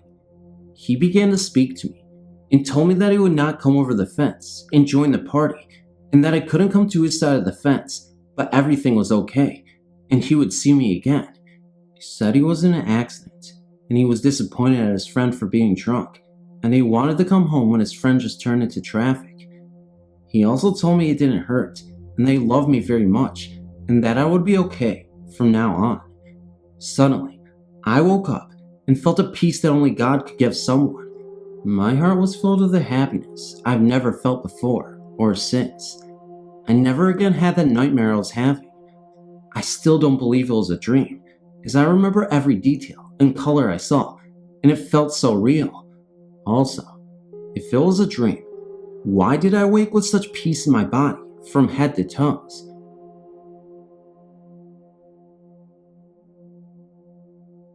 My son Jason had a very strange experience when he was 3 years old. This day I was in my bedroom, sitting at the head of the bed, folding some clothes. Jason came into the room and wanted to play. He loved to roughhouse in the bed, so we started to play. Right in the middle of me pushing him over on his back, he said, "Mommy, what's that?" He was pointing to the bedroom door and said that an animal had just come into the room. He followed the animal with his finger as it moved along the foot of the bed and then down the side and under the bed. He said it went under the bed. He got off the bed and looked, but said that it wasn't there. To begin with, Jason didn't make up things or have an imaginary playmate or that sort of thing. I knew he'd seen something because of the circumstances of him seeing it, how he stopped in mid-playing to point at what he saw. I told him to come to me, and I sat him on my lap and started asking him questions about what he'd seen. He said that it was a tall black animal with ears that stood up like a dog. When I asked how tall it was, he said, like Daddy, which would be 5'11". At the time, we had a black short-haired dog we called Mouse. He said that this animal was walking on its back feet while holding its front feet up at chest level with the paws hanging down. He said that I looked at him the whole time I was walking around the bed. I asked about the eyes, and he said they looked like dog eyes. Years later in middle school, one of Jason's classes was studying Egypt. Jason came home from school and told me, "I can finally show you what the animal I saw looked like." He opened a textbook and showed me a picture of the Egyptian god Anubis. I've always thought it was such a weird thing for a small child to see something so strange. He is 21 years old now and still remembers the experience very vividly. If anyone here at the site could shed some light on this, Jason and I would be most grateful.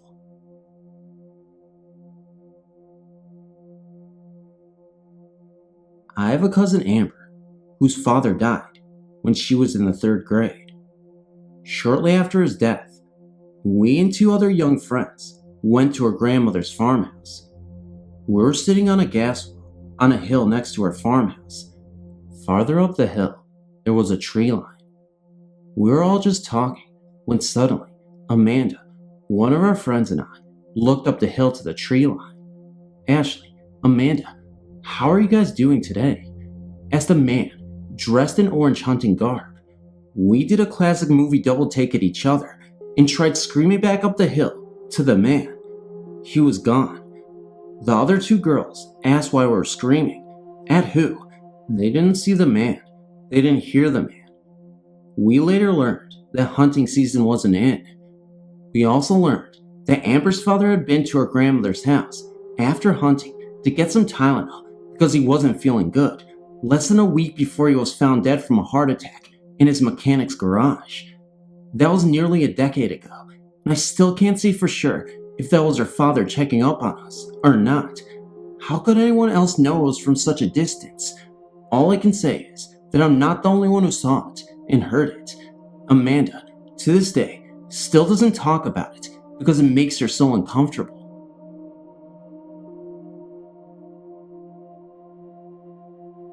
One night, while lying in bed, I was softly singing The Heart Will Go On from Titanic, which had been the last song to play on the radio before I turned it off.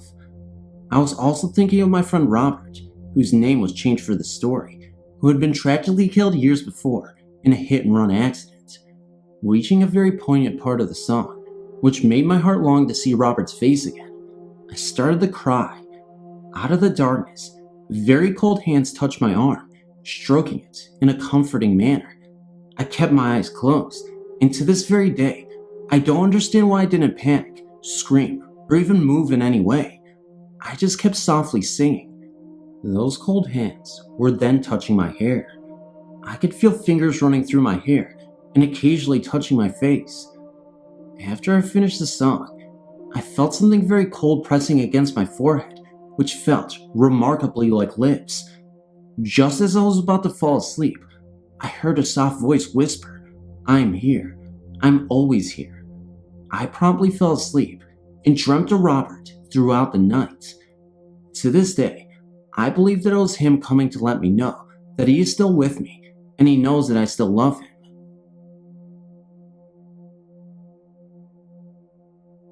My dad's ex-wife's maiden name is Colson. My dad is pretty much good friends with most of the Colson family. Recently, my older half-sister had a child, so of course, my dad's ex-wife was in there to be here for the birth, etc.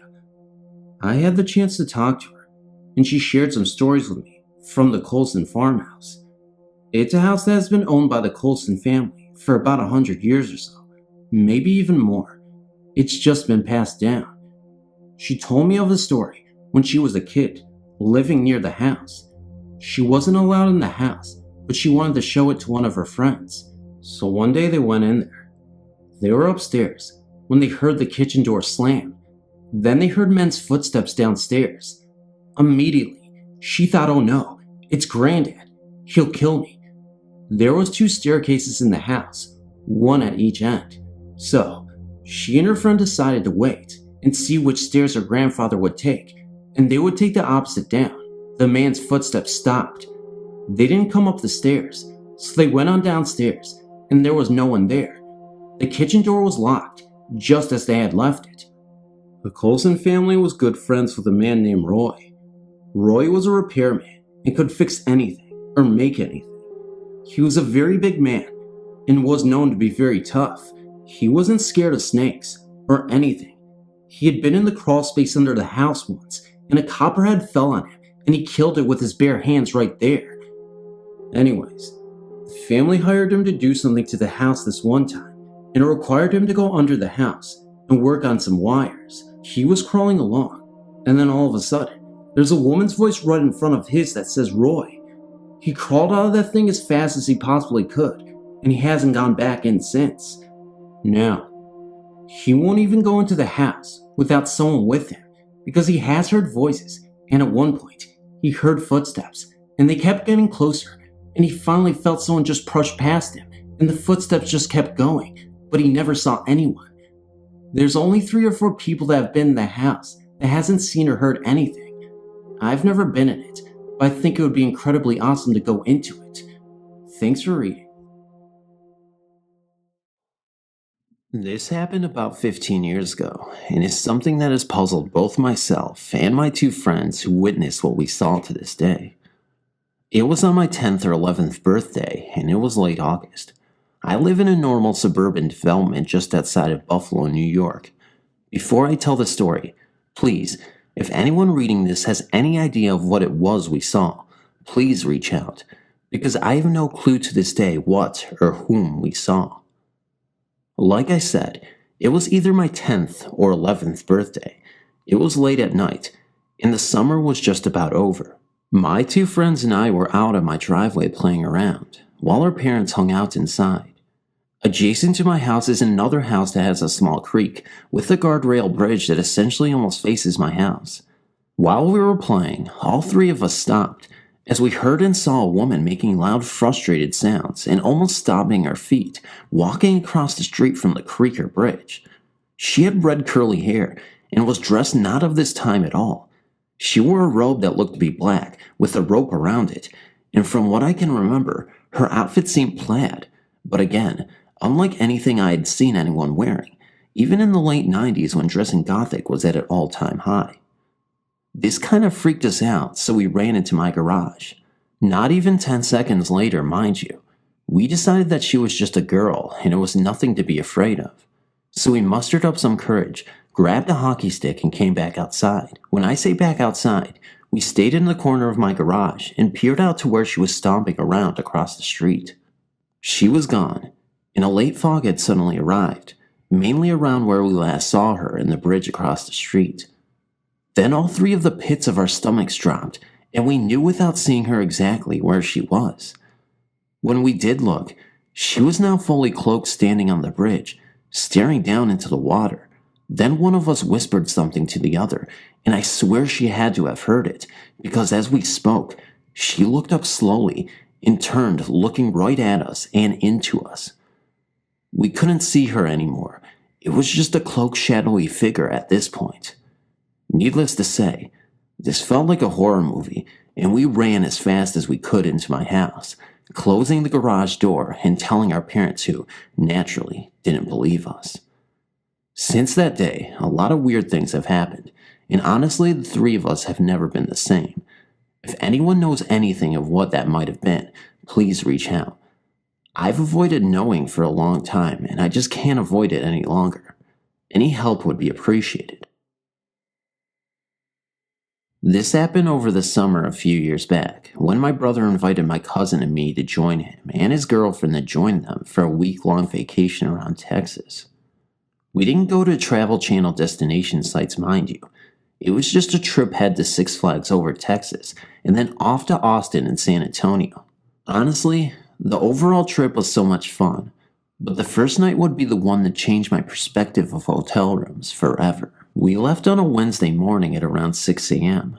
We planned to head to Dallas and sightsee for a little bit before making our way to Arlington and checking into our hotel. I'm from South Texas, so the drive is about a good 8 hours or so. Also, Texans measure the distance from city to city by how long it takes to get there than actually noting the miles between them. Anyway, everything went well day one, and we had a lot of fun in Dallas. We headed to the hotel around 5 p.m., and once we got there, we checked in and unpacked our bags. Honestly, nothing felt weird about the room, and my cousin and I were pretty comfortable. Sometimes people will tell you that you can feel a presence, and usually it's when the hairs on the back of your neck stand up. After we unpacked, we hung out in our room for about an hour before heading back down to the lobby to grab dinner. We got back to the hotel a few hours later, absolutely stuffed. Our room was on the 3rd floor, so we made our way up and set a plan on what to do at the amusement park. So around 11 p.m., I decided it was time to shower before heading to bed and did so. My cousin was already passed out, but I stayed up watching Knocked Up on TV. After my shower, I jumped in bed, fairly content with the progression of the day and looking forward to the following morning. Except, something else had other plans in mind. As I lay in bed, my body was closer to the window in the room and my head on one half of the pillow. My eyes were closed and I was trying to lose myself in thought so I could fall asleep. A few minutes into that, I felt a tapping on the other half of the pillow. I thought it was my cousin at first, but then I realized my cousin was still snoring. I panicked but didn't move. I felt and heard the taps on the pillow again, and this time I was in full-on "this can't be happening again" mode. I mustered some courage and pulled the blanket over me so I can begin to process what was going on. As I laid there waiting, I started hearing footsteps walking at the foot of our beds. Then the ceiling fan turned on and started rotating. I was terrified at this point. I thought I started feeling the bed itself starting to shake, but after calming myself down, I realized it was me. I was trembling in fear. I slowed my breathing down and recomposed myself and continued to listen. My cousin was still snoring. The footsteps continued pacing back and forth, and then I heard the restroom light and vent come on. Then the toilet flushed once. The light and vent turned off. They turned on again a few seconds later. The toilet flushed again. It continued like this for what felt like an eternity. Every part of me wanted to jump out of bed and leave the room, but I didn't. I don't know why I stayed, but I just did, eventually falling asleep. I was woken up in the morning and I was extremely tired. I don't know how long I was up that night, but I know it was for several hours. As soon as I woke up, it was the first thing I wanted to get off my chest. I recounted the story to my cousin, my brother and his girlfriend, and they didn't know what to say. My cousin didn't hear a thing and slept through it all. My brother and his girlfriend had no problems on their end either. To this day, I hate staying in hotel rooms, but I do it anyway. Only difference is now I go in, say a prayer, and ask any visitors to vacate for the night. So far, so good, but definitely one of those things I'll always remember. It was Thanksgiving, as I rode home from my sister's house in San Fernando Valley. The streets at night in Los Angeles are normally pretty barren, but since it was a holiday weekend, I felt like I was pedaling through a ghost town. I was 22 at the time and sharing a one-bedroom apartment in Van Nuys. My roommate was out of town, so I was preparing myself for a quiet night. No crazy girlfriends, nor any of my alcoholic friends would be banging on my door tonight, so as I made my way down the boulevard, a smile of relief spread across my face. When I finally reached my building, though, this was far from peaceful as the night progressed. There was an older lady standing outside my building. She was alone and dressed in a fur coat with a matching hat. She looked out of place. I don't know if it was her apparel or how she was just standing there staring off into space, but something was off. There was also a large stack of books and boxes with her, as if she was moving or something. And when I passed her on my mountain bike, goosebumps shot up my arms and back. There was a liquor store next to my apartment complex, so I figured a beer was in order. It must have took me less than a minute to make my purchase, and when I came back outside, she was gone. Weird, I mumbled to myself, so I shrugged it off and made my way to my humble abode. As soon as I entered my apartment, though, red flags shot up. It was strangely chilly in my place. It was almost winter, but this apartment never had gotten cold before. It had always remained an even 70 degrees all year round, but on this night it felt like it was in the low 40s. The cold was coming from a corner of the living room, and as I walked by it, baffled, something grabbed me. It squeezed the lower side of my back. I swung around with my fists up, but the only thing there was the cold. So, I just sat down and opened my beer. What to do, right? A few minutes had passed and the cold remained. It felt like I was having a stare down with something I couldn't see. So out of nowhere, I blurted out, "Get out of my house!" And sure enough, that's all it took. The temperature began to rise to its normal 70, and after that, I never had any other visitors from the land of the dead. Crazy girlfriends and drunk friends excluded, of course. The house was on Kenton Street, and my family had lived there since I was 2 years old. The white elephant still stands, and has gone through many changes since my father lost a house sometime in the 1980s. There are some very interesting stories that center around that house. The earliest one, my first encounter with a spirit, took place when I was 5 and my sister was 3. My mother and father were divorced. A judge declared my father unfit to raise my sister and I, so our father received custody. All 3 of us slept mainly downstairs in the living room on the 2 couches. Our bed was against the side window. That night, my sister and I just received a little spanking because we were not going to sleep. My sister cried herself to sleep, and I was awake and staring out the window. If you looked out that window, you would see a line of bushes, broken only by a very large maple tree. The bushes had been planted many years ago as the property line. As I stared out the window that night, the maple tree and the bushes seemed to fade away, and there stood a young girl with an updo and a red dress with white spots. She was gesturing with her hands, and she seemed to be trying to tell me something. I could not hear her, and finally she faded away, and the tree and the bushes reappeared. I eventually fell asleep. The next morning, I told my father about what I had seen. He never laughed at me. He listened to my story, and at some point, he did some investigation into the past. He even told me what he had found out. The following was told to me by him, and the two of us were in our right minds. Though it may sound like an urban legend, it's not. My father had bought the house from a Springfield police officer, whose last name I believe was Miller. Officer Miller had purchased the house from a German couple. The German couple had no longer wanted to live in the house because of the death of their only child, a daughter. My father had stated that the girl had been out late at night with her boyfriend, that the vehicle they were in broke down on the railroad tracks and a train had made impact. She was wearing a white dress that had been covered with her blood. Even after all these years, I never checked that story in the microfilm of the Springfield News and Sun at the Warder Public Library, but for many years after that visit in 1966, I'd seen and heard many things in that house. I think the German lass had made her presence known with laughter from upstairs, whistling, humming, singing, and whispering. The first time I even realized that the old auditorium of our school was haunted was during a fall play near the beginning of November. Before I can account to you the details of these encounters, I must explain a few things. I can see auras. An aura is kind of a light that forms around anything living, once living, or in contact with something living. In the case of something living, it contains an array of colors that correspond with the emotions one is feeling. In the case of unliving things, like objects or spirits, it is a faint white glow, and in the case of bad things, it is a strong blackness that can't even be seen in the dark. My eyes are now trained to see auras, only when I want to, so during the play, I looked out to the set with no distracting colors.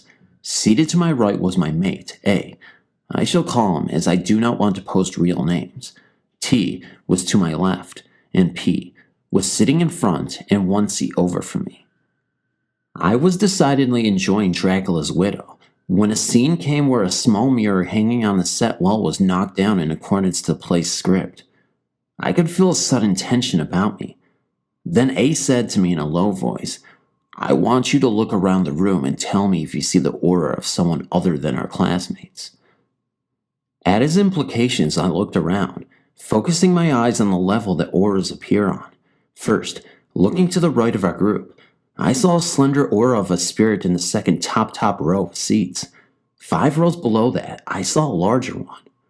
By now, P had seen what I was doing and informed me that he had also felt a disturbance. P was an empath. I then looked to my left, and to my horror, saw the darkest aura I have never encountered sitting right next to T. Then it moved and was gone. My eyes could still see a wave in the air where it was. It was keeping me from seeing it. For some reason, this frightened me even more. The play had only a few more moments to go, and I whispered to my 3 companions of what I had seen. A protectively moved closer to me, not only because I was his mate, but also because I was the only girl in our group, so I was considered by the men more vulnerable. So we waited out the play to the end. After it was done, we hurriedly rose from our seats and walked to the exit.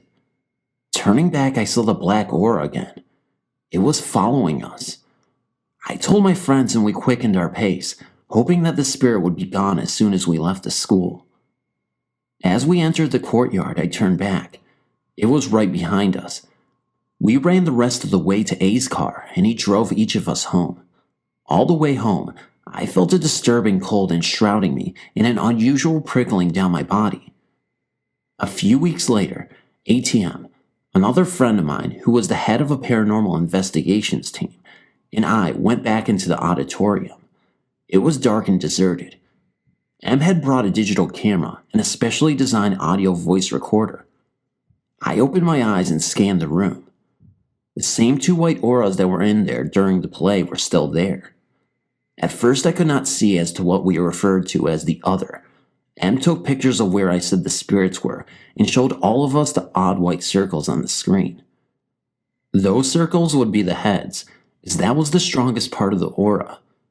I was not worried until M started doing something that no one should do. He started taunting the spirits. Then I saw it. The other was sitting in a seat right in front of us. I tried to warn M, but he demanded a reaction from the spirit that he could see. I saw the horrible dark aura rise and draw near. Then I looked at M as he fell back onto the floor hard. T helped him up, and I looked up to see the others still progressing towards us. We hurried from the auditorium. We have not been in there because the principal keeps it locked during school hours because someone told him we were in there. But M is working on getting us back in with more equipment. It makes me frown that there's such a horrible thing right in my high school. Our family, from my mother on down, has always had a sensitivity for the paranormal. Now it was my son's turn, a confirmed non-believer. He had taken a temporary job a few buildings down from the Essex Stream train. It was his duty to work alone in the basement, sorting box files and setting them up systematically in filing cabinets. It was going to be a long haul. The first day, however, he noticed a ball of white light hovering in midair. Skeptic that he was, he called his dad, the scientist. They discussed all possible things that could cause such a phenomenon. Light from a window or reflection, but nothing explained it. It seemed to have a life of its own. Next thing was to ask Mom, "Wow, you've got yourself an orb, which is the first stage in the manifestation of a spirit," I said. He was less than impressed and shrugged it off. The orb continued to show up daily for about a week at different times, on and off, when he least expected it, in different parts of the room. Then one day, it didn't appear. Instead of black, shadowy figure came out of the wall in front of him and hovered in space. This sent him flying up the stairs to the receptionist. "What's with you? You look like you've seen a ghost," she said. As he caught his breath, he replied, "No, don't mind me. I was just wondering how old this house is." "Oh, it dates back to the early 1900s, she answered. "Has anything strange ever happened around here?" He pressed on. "Why? Did you see or hear anything strange in the basement?" she inquired. "Maybe," he nervously replied. She went on to tell how, according to historical records in town, back when the house was new, a couple owned the home. Somehow or another, the man ended up either falling or being pushed down the stairs, resulting in his death. It's been reputed as being haunted ever since. We constantly have doors mysteriously opening and closing, things being moved, and our office's machines turn on and off on their own. And as far as the basement is concerned, no one likes it down there. We've had so much trouble keeping temps. I hope we're not going to lose you too," she told him. "No," he replied. "I don't believe in that stuff." He then went back downstairs, still a little bit unnerved by the whole experience. He called me to keep his mind off of his new friend. I said, "Way cool. A shadowy apparition. You've got yourself a ghost." He was less than thrilled. This thing kept coming back and was making him very nervous. I told him, "As long as you plan to stay with the job, you might as well get used to it and remember ghosts used to be people. Talk to him. He might not be able to talk back, but I'm sure he'll appreciate the company." Soon Bryant stopped complaining about it. I wasn't sure if the ghost was gone, or if he had grown accustomed to him. By chance, I landed a temp position across the street. I walked over to meet him, and they directed me downstairs. The office was extremely hot that day, but you could feel the temperature drop as soon as you hit the stairs. When I got to the bottom, Bryant took one look at me and blew his top. "What are you doing down here?" "I'm here to go to lunch with you." But I admit, I was curious about my impressions of the basement, which indeed, I could feel a strong presence. With that, Bryant chided me saying, "You're just trying to exploit him. Maybe those two are getting too friendly." A few days later, he called me excitedly, "Mom, I just walked to the back of the building to get some boxes. I turned around and saw someone come down the stairs, then began walking towards me. It was an older man. I didn't recognize him. He was dressed sort of strange. He then stopped, turned, and disappeared into the wall." When I heard this, I admit I was outright jealous. Wow, a full-body apparition. Now that's rare. Your ghost must really like you. When he told his father about it, it made a believer even out of him. So it looks like my mother's and my genes for sensitivity for the paranormal have been passed down to yet another generation. Atheist and believer in ghosts. I just don't get it. I was at the camp I had been going to for the past 4 years. I'd heard many stories over the years, but never encountered anything as I'd heard many others have. There was this story about a shadowy figure that haunted the rafters of an old recreation hall there. So me and a group decided to take a group picture up in the rafters just for kicks. Well, the freaky thing about that is that there is no electricity in that building, and in the picture that we took, the lights are on. Then when we got down, there were sounds of something running in the rafters, so we started singing Jesus Loves Me, and the noises got louder, and then suddenly they stopped. The next night, a lot of groups all slept in the Holland building, which is just an old building for sports and stuff. My cabin mates and I were all sleeping in a starlight formation, and after everyone had turned the lights out and laid down for the night, that is when it all took place. The only thing that lit up the room were exit signs. All of a sudden, something frantically ran by us. The floor was carpet, so we knew it had to be inside, judging by the sound and how close it was to us. I'd kind of been jinxing people all week, like I would think something and it would happen, so I told my friend that I thought about me opening my eyes and someone would be standing in front of me. The next thing I knew, Caitlin, on the other side of me, screamed and was so terrified she automatically went into tears. When we asked her what was wrong, she said she had just opened her eyes and saw a shadowy gray figure was standing right in front of her at the end of her sleeping bag. Then this big noise occurred right beside us. It sounded like a crackling noise of some sort. My counselor said she woke up and saw the same figure sitting in a chair near her. Then I felt like a presence was in my sleeping bag with me.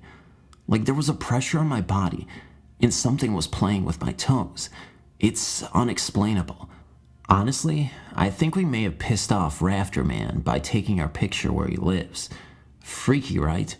Not to mention this all happened at a Christian camp. Thanks for reading. It was told to me once that my grandfather attended the summer camp. At that time, I'm sure the camp had a different name like Camp Gregson or something. It was told to me once that my father and my uncles attended this camp too. I'm sure it's possible. It was an old camp. Nausea Fresh Air Camp, nestled in Greenfield, New Hampshire, on Sunset Lake at the base of Crooked Mountain, unfortunately closed now, was my home for a few weeks every summer from the age of 6 to the age of 12. My story takes place when I was around 10 years old, 1988-ish. I was being punished for that night. I had a horrible temper. I decided to punch a fellow camper in the back at dinner because he wouldn't stop slurping his tomato soup. My punishment, sit outside the nurse's office on a small group of boulders and get eaten by mosquitoes. Horrible time to be punished. It was mid-season and everyone was celebrating with a bonfire down at the waterfront. I had heard of the games they were going to play, and occasionally I could hear their laughter being carried on the wind to my rock. Mosquitoes are ruthless, and even though I had tented my t-shirt around my legs and tucked my arms inside, they managed to still bite me on every surface possible. For a bit of relief, I concocted a story that I had to use the bathroom or something and entered the nurse's office. I shouted for the nurse but received no answer. I shouted for a counselor and received no answer as well. After a little exploring, I discovered that I was alone. I decided to go back to my cabin and read a book. There were 4 main cabins that I knew of that were reserved for campers. Bunny Hole, for the newest and youngest of campers. Eagle's Nest, for those who were a bit older. Hawkeye for the oldest campers. And Dugout, which seemed to have a different use every year I went to camp. That year, Dugout was being used for the oldest campers, and Hawkeye had been turned into a cabin for camp counselors. And this is where I stayed that year, Dugout. To get to Dugout, you took a narrow road or trail from the nurse's office, past the other 3 cabins which were relatively close together on the right side of the trail, took a left turn after the bathrooms onto a new wide rocky trail leading up the mountain. This trail ended at Dugout. Each cabin held 24 campers. 4 single wooden beds lined the walls on the left and right side of the cabin. The center of the cabin held 8 sets of wooden bunk beds attached head to toe and side to side. There was a large room at the front of the cabin, as you walked in, where cubby holes were found to place your personal stuff in. This room was separated from the sleeping area by a wall with 2 door frames, one to enter the left side of the sleeping area, the other to enter the right. At the back end of the cabin was a single room reserved for the camp counselor. My bunk that year was bottom bunk, third towards the back, on the left side of the cabin. When I arrived at my cabin, the lights were on.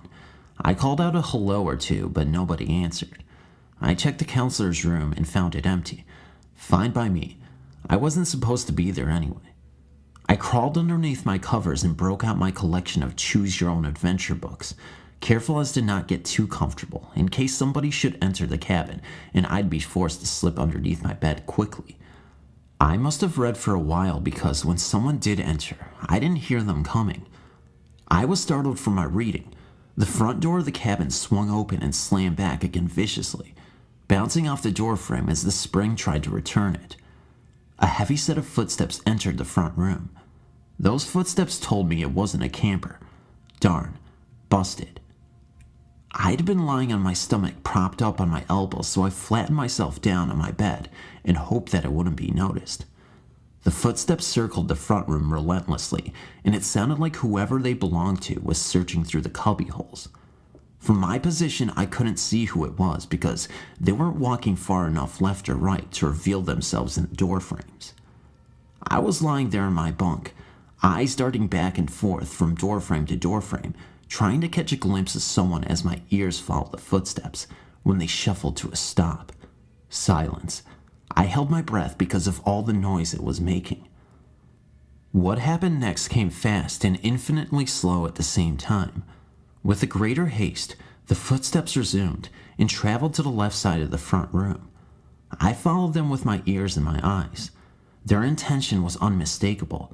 They were going to walk down the left side of the cabin, down the corridor between the beds, and most importantly, past my bed.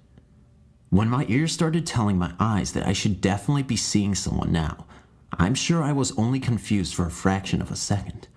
But when my ears directed my eyes to where they were hearing the footsteps, I was frozen with fright because I could see the footsteps.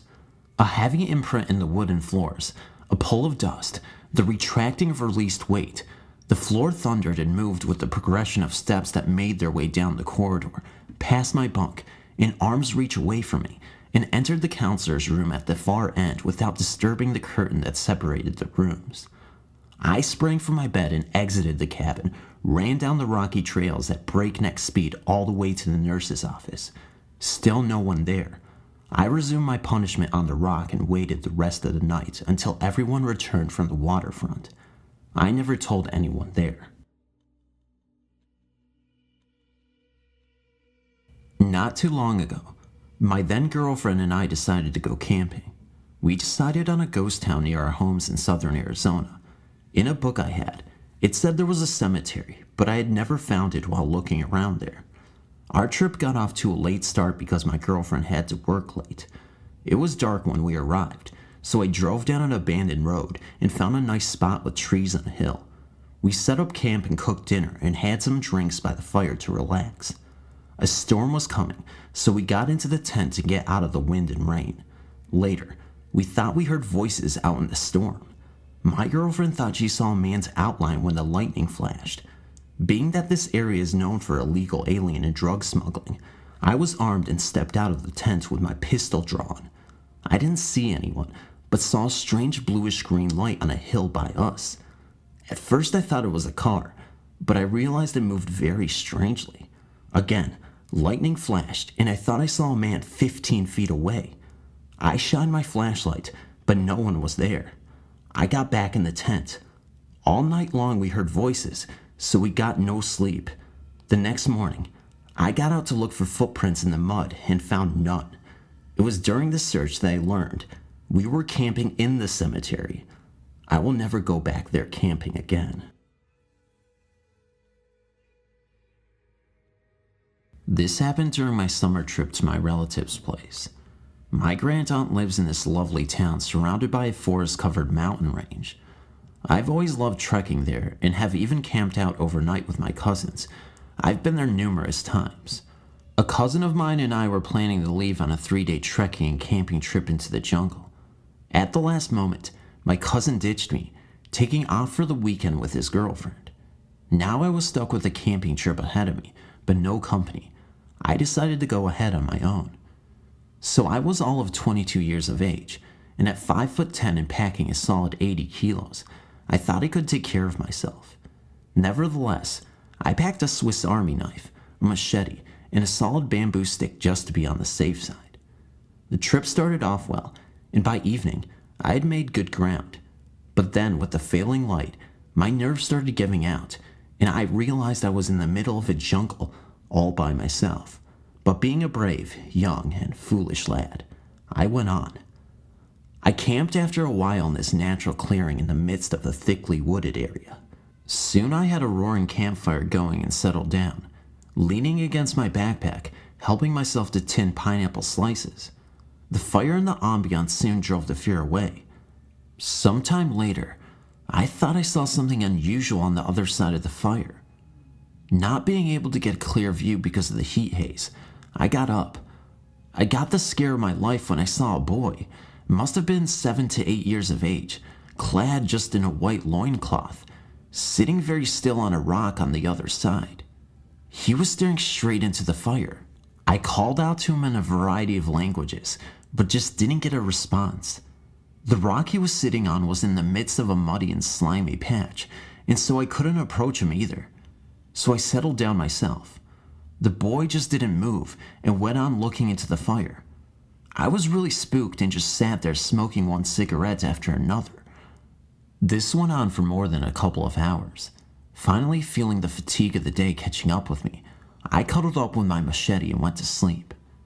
The morning scene was predictable: smoking ashes, dew on the grass, etc. And of course, the kid had disappeared. I went close up to the rock and examined the surroundings. Not a single footstep or mark. Spooky experience. So, did I end up dreaming the entire thing? No way. I had a dozen cigarette stubs lying around as proof of those tense, sleepless hours. That's the end of the story, people. I asked around a lot, but couldn't trace the story of a lost 8-year-old boy, living or dead. Maybe someday I will, but till then, this remains a mystery. I am a complete skeptic on all matters spiritual. I try to keep an open mind and enjoy stories of anything that smacks of the Twilight Zone, but I don't believe a word of it. I don't believe in an afterlife or UFOs. That said, I've had one encounter that I can't explain. The way it happened was so spontaneous that I think I can rule out a practical joke, but any other explanation fails me. I know that everyone always says this, but this is really true. I was camping with a friend in the Coast Range in northern Oregon. We were riding dirt bikes and were out after dark for one last ride. My bike was equipped with a very bright aftermarket headlight, and I could see what I saw quite clearly. As I rounded a corner on the way back to camp, my headlight shone on what seemed to be an incredibly white, incredibly skinny person. I seemed to be looking at a literal human skeleton. It was definitely masculine looking and standing on the bank, about 10 feet above the road. I saw it so briefly that it just didn't compute.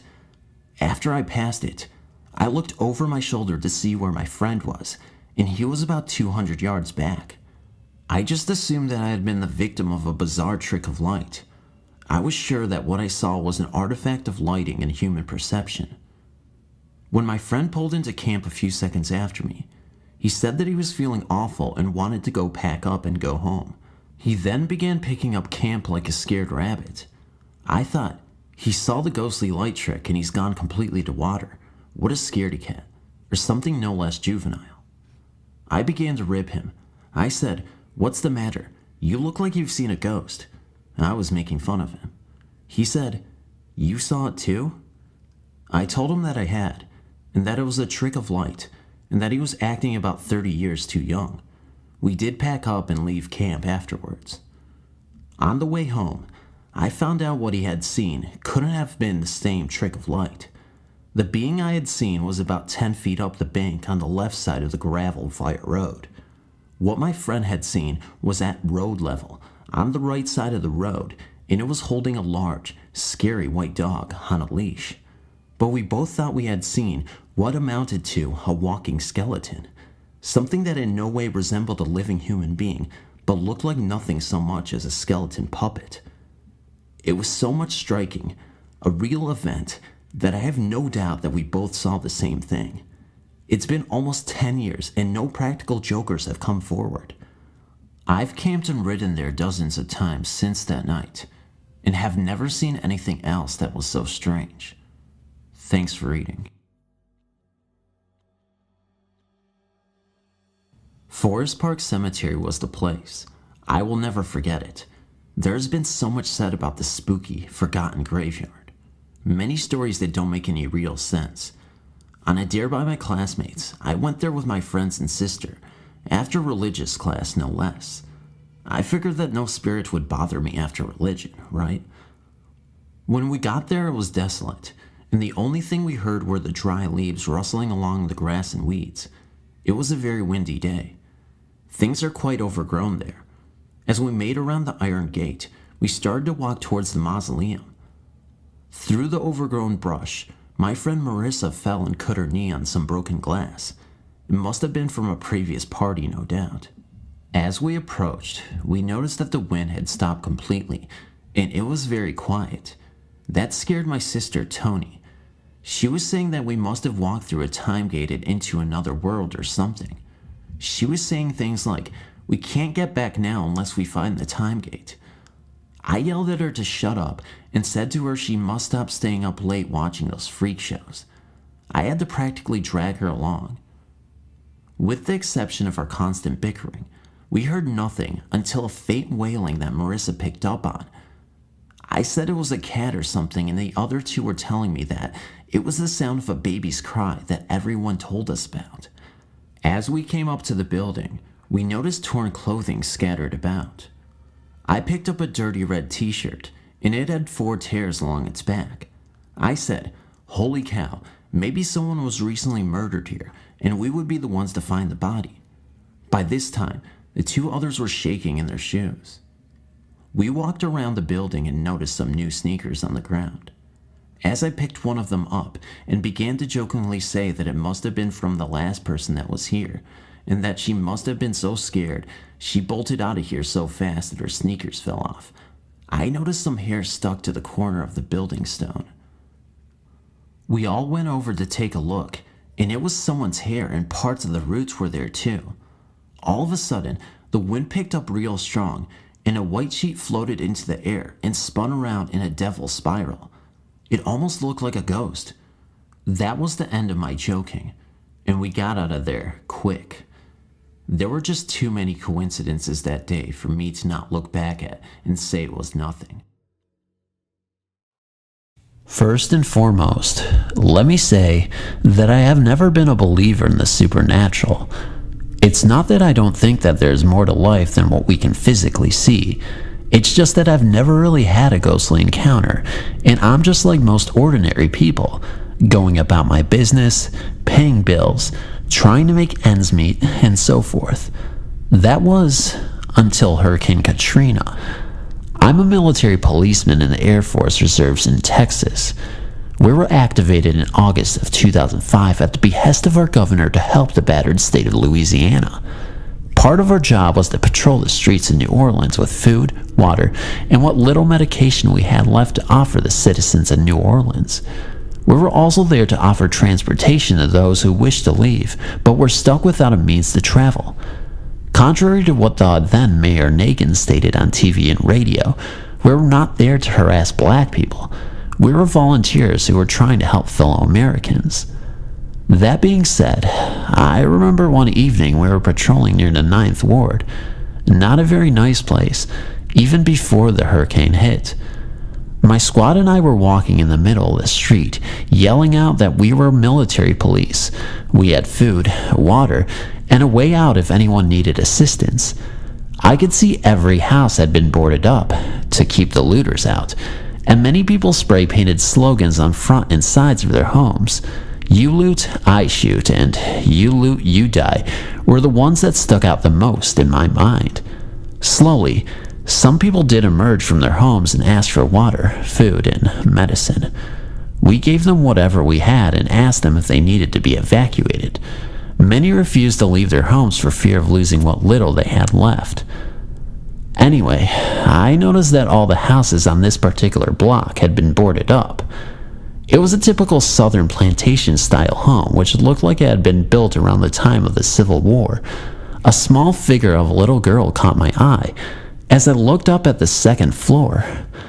I smiled and waved at her, mainly to let her know that I was there to help and that she had nothing to fear. She seemed to smile and wave back from what I could tell. I called out to her to get her mommy or daddy, but she just stood there staring at me. It was then that a kind of cold shiver ran up my spine. I really couldn't understand why. It was my cop sense kicking in. 2 tours in Iraq and over 20 years as a sheriff deputy had developed this. So when it went off, I paid attention. Just then, an elderly man on a bike rode up on us asking if we could help evacuate his family of 7 out of New Orleans. I told him we'd be happy to help him out and asked him if he knew anything about the little girl and her family living in the old plantation home. He looked at me kind of puzzled and asked, "What girl?" I turned around and pointed to the second floor window, but she was gone. I told him that I had just seen a little girl at the window and she waved to me. His eyes widened a little and he just smiled and said, "So, you've seen her too?" He put his hand on my shoulder and said, "Son, there ain't nobody living in that house for over 100 years." I started to protest, but he just shook his head, laughed, and walked away. As he was leaving, I could have sworn I heard him say, "Some things about New Orleans are better left unsaid." I spent the first 18 years of my life living in a small Kansas town. Although there was little reason to stay, it was a great place to grow up, and I have many fond memories of exploring the nearby woods and rivers. A lot of strange things happened in and around that town, but I will only tell of one for now. This short story is about the Burns Ranch. The Burns Ranch was located about 5 miles west of town, situated at the base of a gently sloping hill, literally out in the middle of nowhere. A curving gravel road was the only way to get there, and beyond the house, this same road soon petered out into dirty ruts that faded into miles and miles of unused pasture land. The house itself was a 2-story Victorian that had to have been built in the early 1900s. It was old, but wonderfully remodeled, and a beauty to behold. A smaller, more modern guest house stood behind it, and an ancient barn nearby completed things. All of this had been in the Burns family for generations, handed down from one son to the other, until finally Richard Burns inherited it. At the time of this story, Mr. and Mrs. Burns had a newborn baby girl and a son who was about 4 years younger than me. I was a family friend, and while in my high school years, would house sit while they were all away on business trips or vacations. This was a great gig for any teenager, and I always jumped at the chance to get away from it all and spend some time alone out there. One summer, they asked me to stay at their place for a few weeks. The first week I was to be alone as usual, but the second week, their son Robert was going to be there. Although not much younger than me, they for some reason wanted me to keep an eye on him. We got along well enough, so this was all fine with me. I left for the ranch one late afternoon, just as the shadows of the day were starting to bend longer towards the east. Weaving through the curves of the road and over old, low water bridges, I finally crested a hill, made my way down to the last of the bridges, passed through a small forest, and then came out into the wide, open spaces of prairie land. About 100 yards further down the road was the house. No matter how many times I went out to the ranch, I could never fully get over the creepy feeling that would wash over me the minute the house came into view. It always seemed foreboding and spooky. The place looked haunted.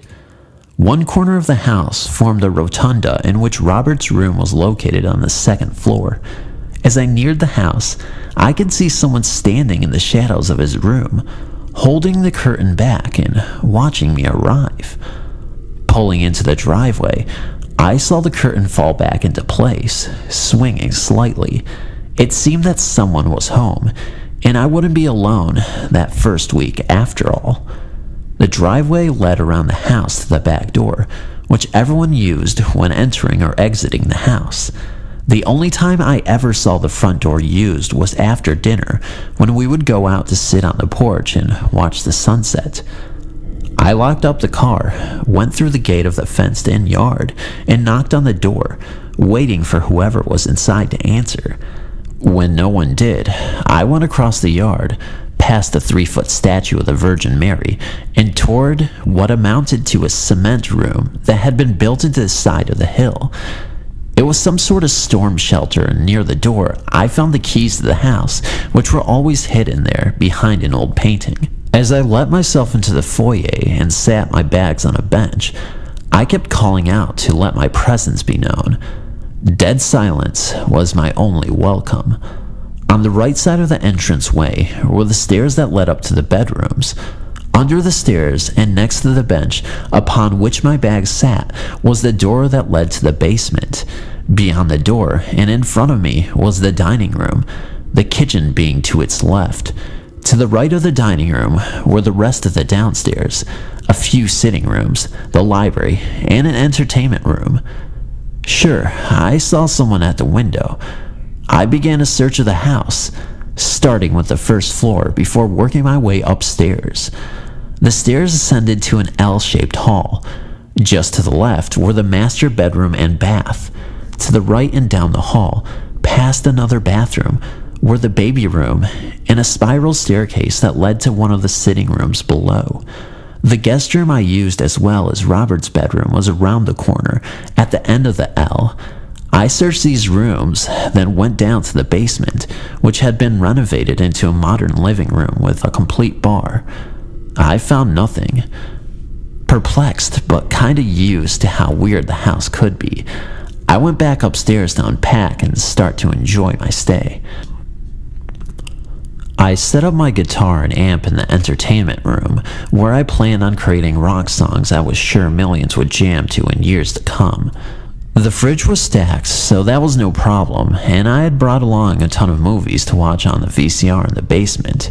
It seemed the only thing I had to worry about was the occasional phone call and feeding the dog, which was in a pen out near the old cement shelter. No problem as far as I was concerned. I had been house sitting here many times before, so knew how eerie things would feel when evening came. Like I said, it just had that look of a haunted house.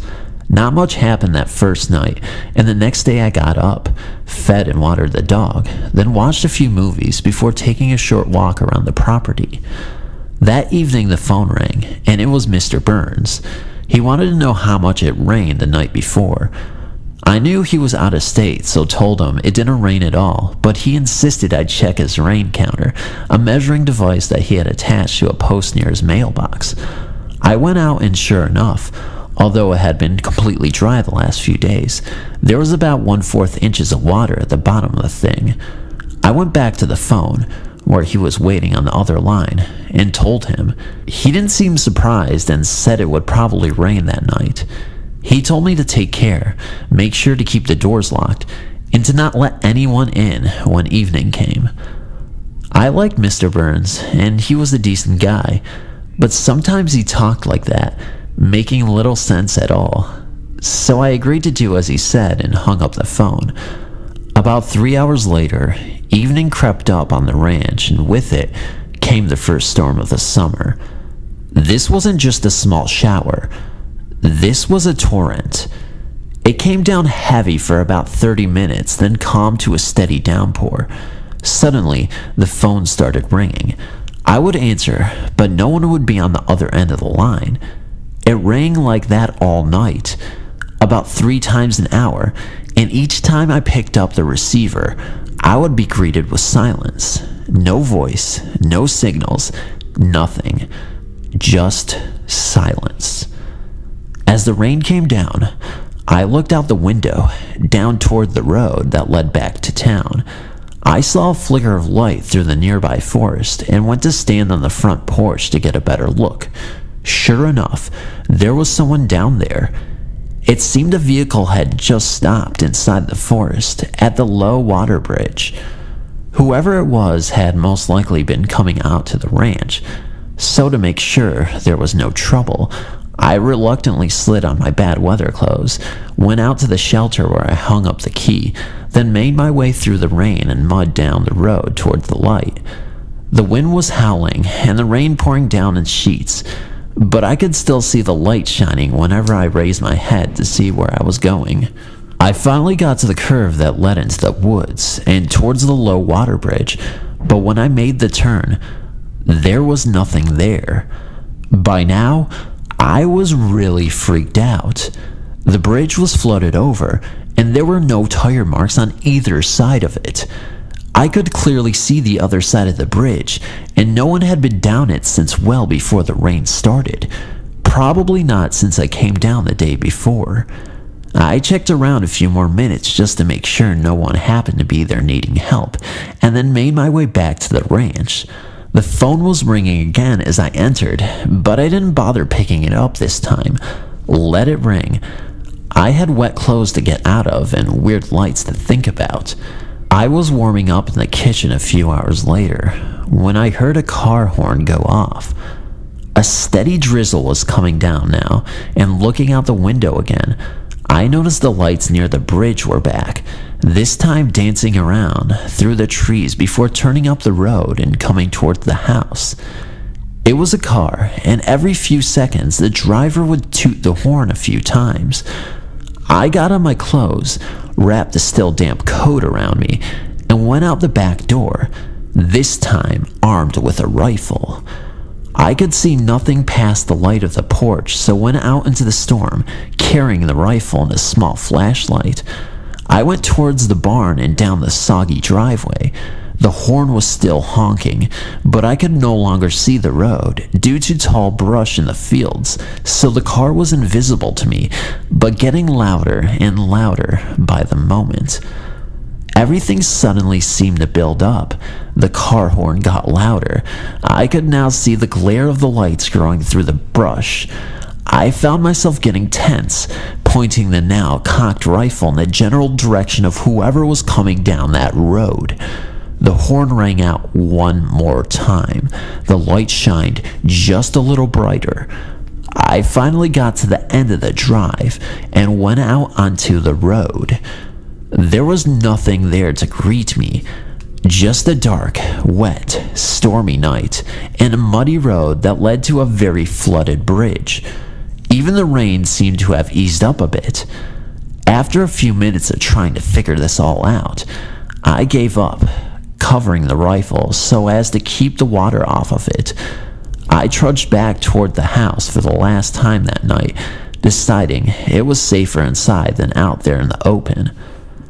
Nothing much happened for the rest of the evening until about 4 a.m., when I was awakened by someone pounding on the front door. This was odd. Everyone always used the back door. Nonetheless, I got out of bed, put my clothes on, and went downstairs to find out what was going on. My body ached from being out in the storm the night before. I tried to hurry down the stairs and through the house as fast as possible, listening as the banging became more and more persistent. I had no idea that no one was going to be waiting for me on the porch when I opened the door, and I was right. Unable to sleep, I looked around a bit, then brewed a large, strong pot of coffee and sat reading until the sun poked over the horizon. The day was bright, hot, and humid, and after a short nap, I decided to take a walk around the property. I hung the keys back inside the shelter so as not to lose them, and as I did, I got a strong urge to go into the little room and explore a bit. I have no idea why I would suddenly want to do this, since there was really nothing in there, and to be honest, it was not a place I wished to be in. Still, it took a little more effort to walk away from the shelter. Something told me not to enter all the way, so I just stuck my hand in, quickly placed the keys beside the painting, and then I shut the heavy door. I took a long walk. Before going back to the low water bridge, I shut the barn door, which had come open during the previous evening storm, then made my way to the top of the hill behind the house.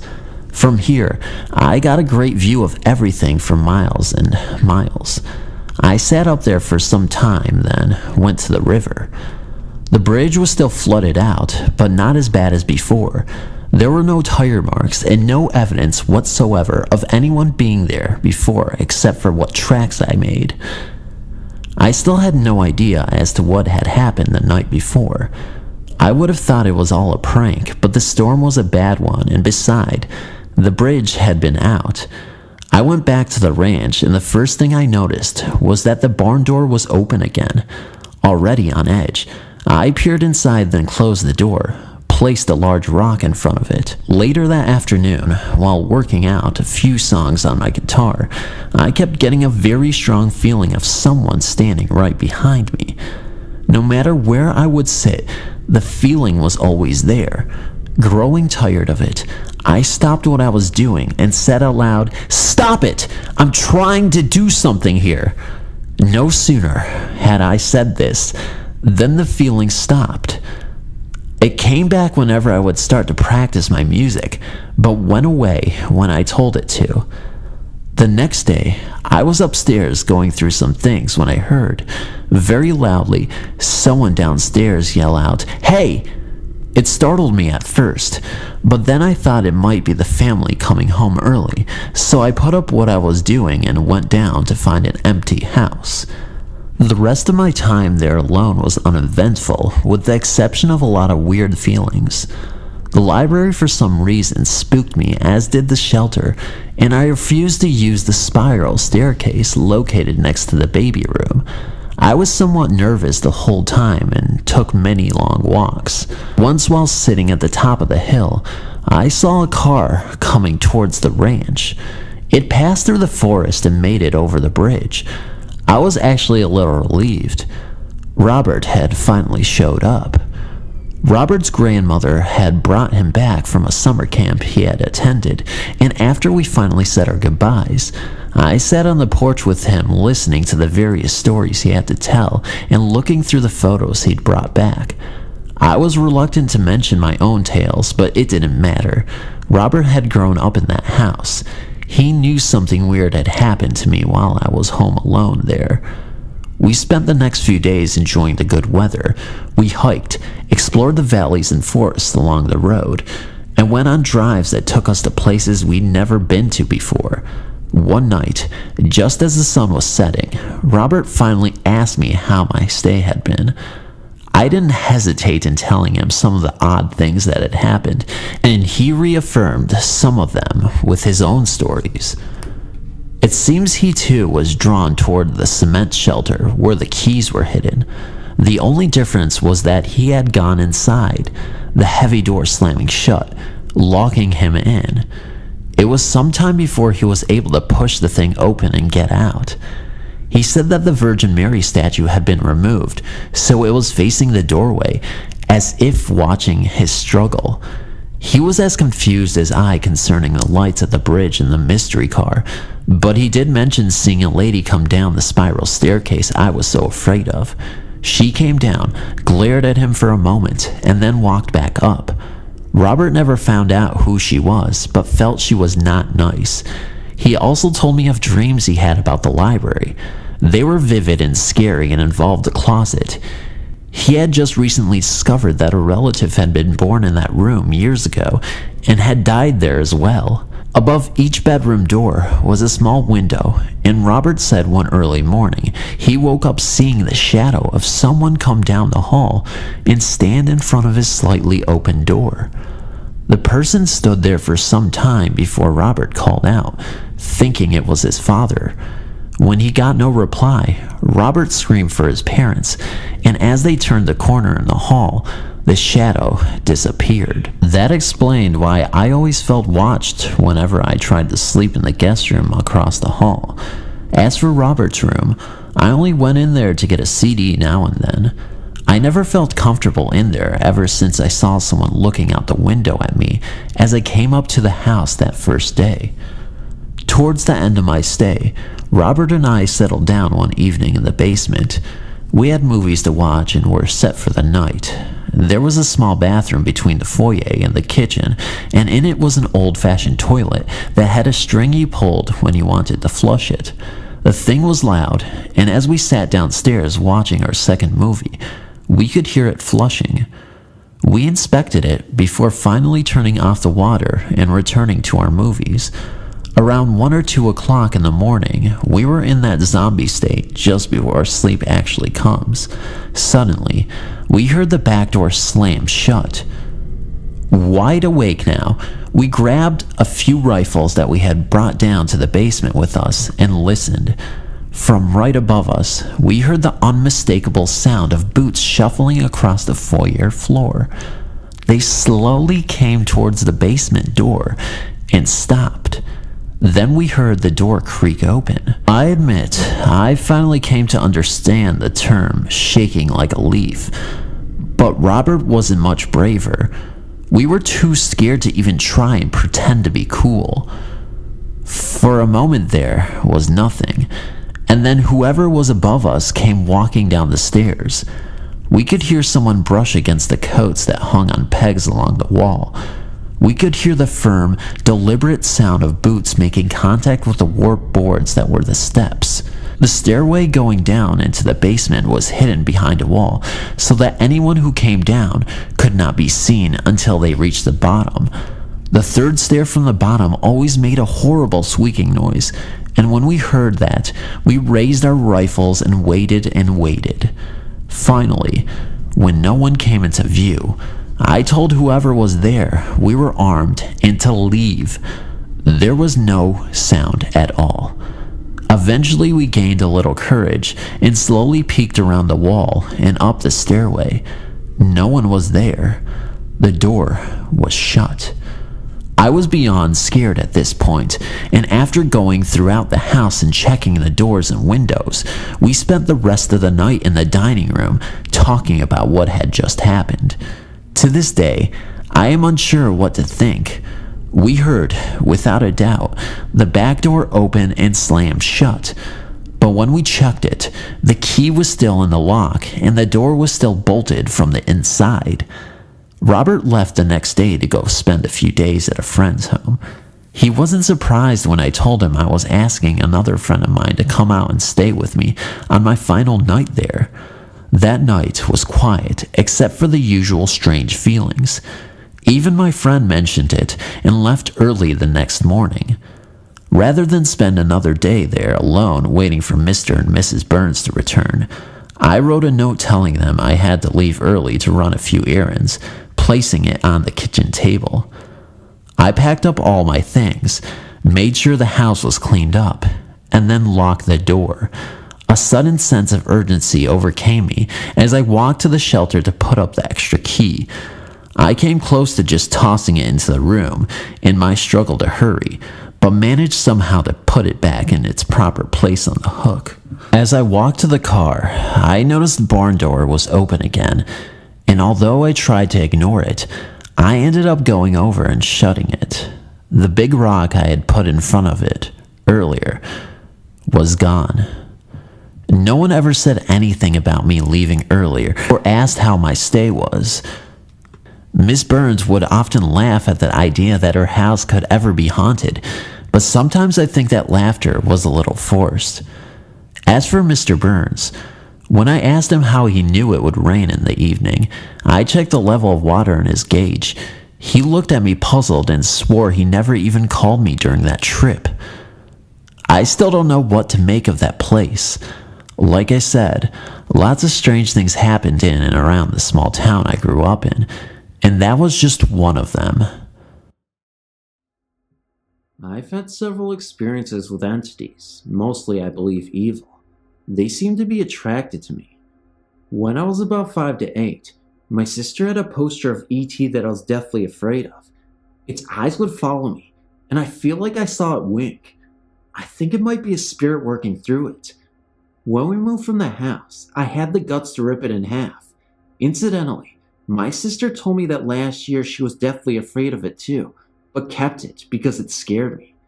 Then when I was 10, I just turned out my nightlight and was starting to snuggle under the covers when I felt someone tickling the blankets around me. I was really sleepy at first, so I thought it was my mom, but the second I realized she went to bed hours ago, I flipped on my back and 2 disembodied hands started choking me. My spirit left my body. This is possible, and I ran down to my parents' room screaming to help me. When I realized I wasn't there, I was back in my bed. I was not dreaming because I had marks on my neck, and I remember the time exactly when I turned out my light. Then when I was 13 in my house, I now stay in one night, I was meditating, and when I was down, I went to blow out my candles and I looked out the window. I saw a short man all in black with glowing red eyes. I couldn't move and I was petrified until finally I ran to the bathroom. Soon afterwards, I could feel a presence in the room and I had horrible nightmares. I packed all my stuff up and moved to the empty room next door. I went back later and blessed the room in the name of my goddess and haven't felt it since. When I was 16, me and my friend, her boyfriend, and my boyfriend all went to this graveyard one night because if you went through this clearing, you can jump on top of the crypts and hang out. It was the boyfriend's idea. They were talking amongst themselves, and me and Tiffany were quiet when I heard a little girl's voice directly underneath say help me in a whisper. It kept on for a while, every couple of minutes, and kept getting louder. I noticed that every time it happened, Tiffany was looking around, and I asked her if she heard it. She said, yeah, it says help me. The guys never heard it. A little time after that, I was riding in a truck with friends, and a big swirl of fire leaped across the road. It almost looked like a tumbleweed the way it swirled. I wasn't on drugs or anything. Neither of my friends saw it. Then sometime this year, currently 19, I was riding along with a friend when I looked out the window and I saw this thing running along the side of the road. I thought it was a large black dog, and I watched as it moved ahead of the car and then darted in front. I screamed watch out, but it disappeared. My friend thought I was crazy. It wasn't just a shadow because I saw 4 legs moving, but if it was the ghost of a dog, it was a huge one. It was almost the size of a baby deer.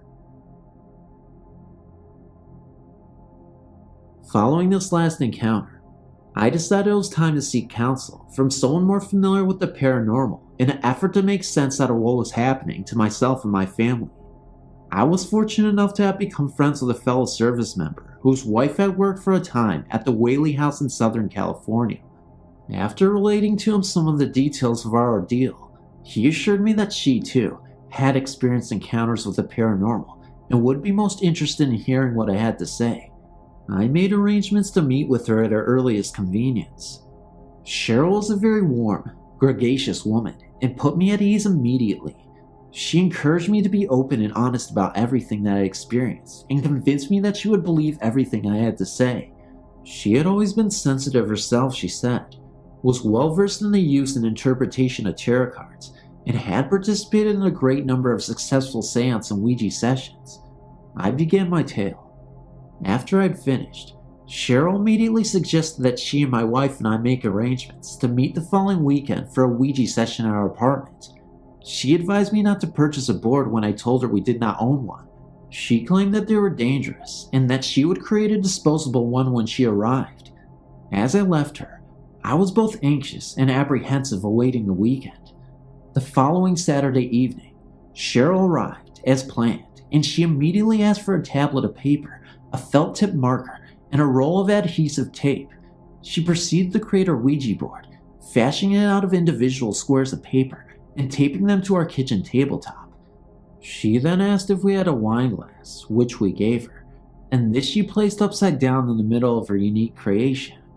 She instructed us to lightly place 2 fingers on each of the bottom of the inverted wine glass, and shortly after we did as she instructed, she began asking questions to our spirit. The results were immediate and amazing. The wine glass became animated and moved so swiftly that we literally could not keep our fingers upon it. It initially traveled just inside the perimeter of the board in ever-increasing circles. As Cheryl asked questions, it would spell out the answers and then continued on its frenzied journey as before. Judging from the answers we received during the course of our questioning, we all surmised that our ghost was actually my guardian spirit and had been with me since birth. She was, according to the answers we received, responsible for every paranormal experience I and my mother had ever witnessed. Her name was Rachel, but she indicated that she preferred that everyone other than myself referred to her as Z. When my wife, during the course of our questioning, addressed Z by her given name, my guardian spirit became highly agitated as the wine glass suddenly shot out from beneath our fingers and struck my wife in the collarbone. Cheryl suggested that we immediately terminate the interview at that point. She proceeded to remove all of the paper squares used to create our makeshift board from the table and burned them in our kitchen sink. Following this, she took the wine glass we had been using as a planchet and poured a liquid into it that she had gotten from a container in her purse. She mumbled something, drank the liquid from the glass, washed it in the sink, and returned it to my wife. Cheryl then sat down with us and explained that in her estimation, Rachel evidently considered me to be her property, so to speak, and was extremely jealous of any female that challenged her authority in that regard. She stated that Rachel was very empathetic to my emotional state and would tend to display more often while I was ill or at ease, or in a state of emotional distress or confusion. She suggested that my wife's and my recent reconciliation, following a brief separation, and my upcoming release from the service were likely contributing factors to the frequency and intensity of our recent experiences with her. She was somewhat concerned, she said, about Rachel's blatant hostility towards my wife, but felt that as our lives returned to normal, Rachel would follow suit. She was right for the most part, until shortly after we moved. Following my release from the service, we returned back to the Midwest and lived for a brief period of time with my in-laws. During this time, my wife gave birth to our youngest son, and our experiences with Rachel became nothing more than unbidden recurring memory.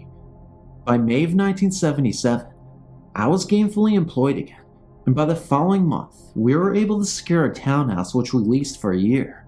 Shortly after arrival in our new home, Rachel decided it was time to become reacquainted. She began innocently enough. Initially, the TV just began changing channels by itself again. Then we noticed that the water taps would shut off by themselves as we washed dishes, bathed, or showered.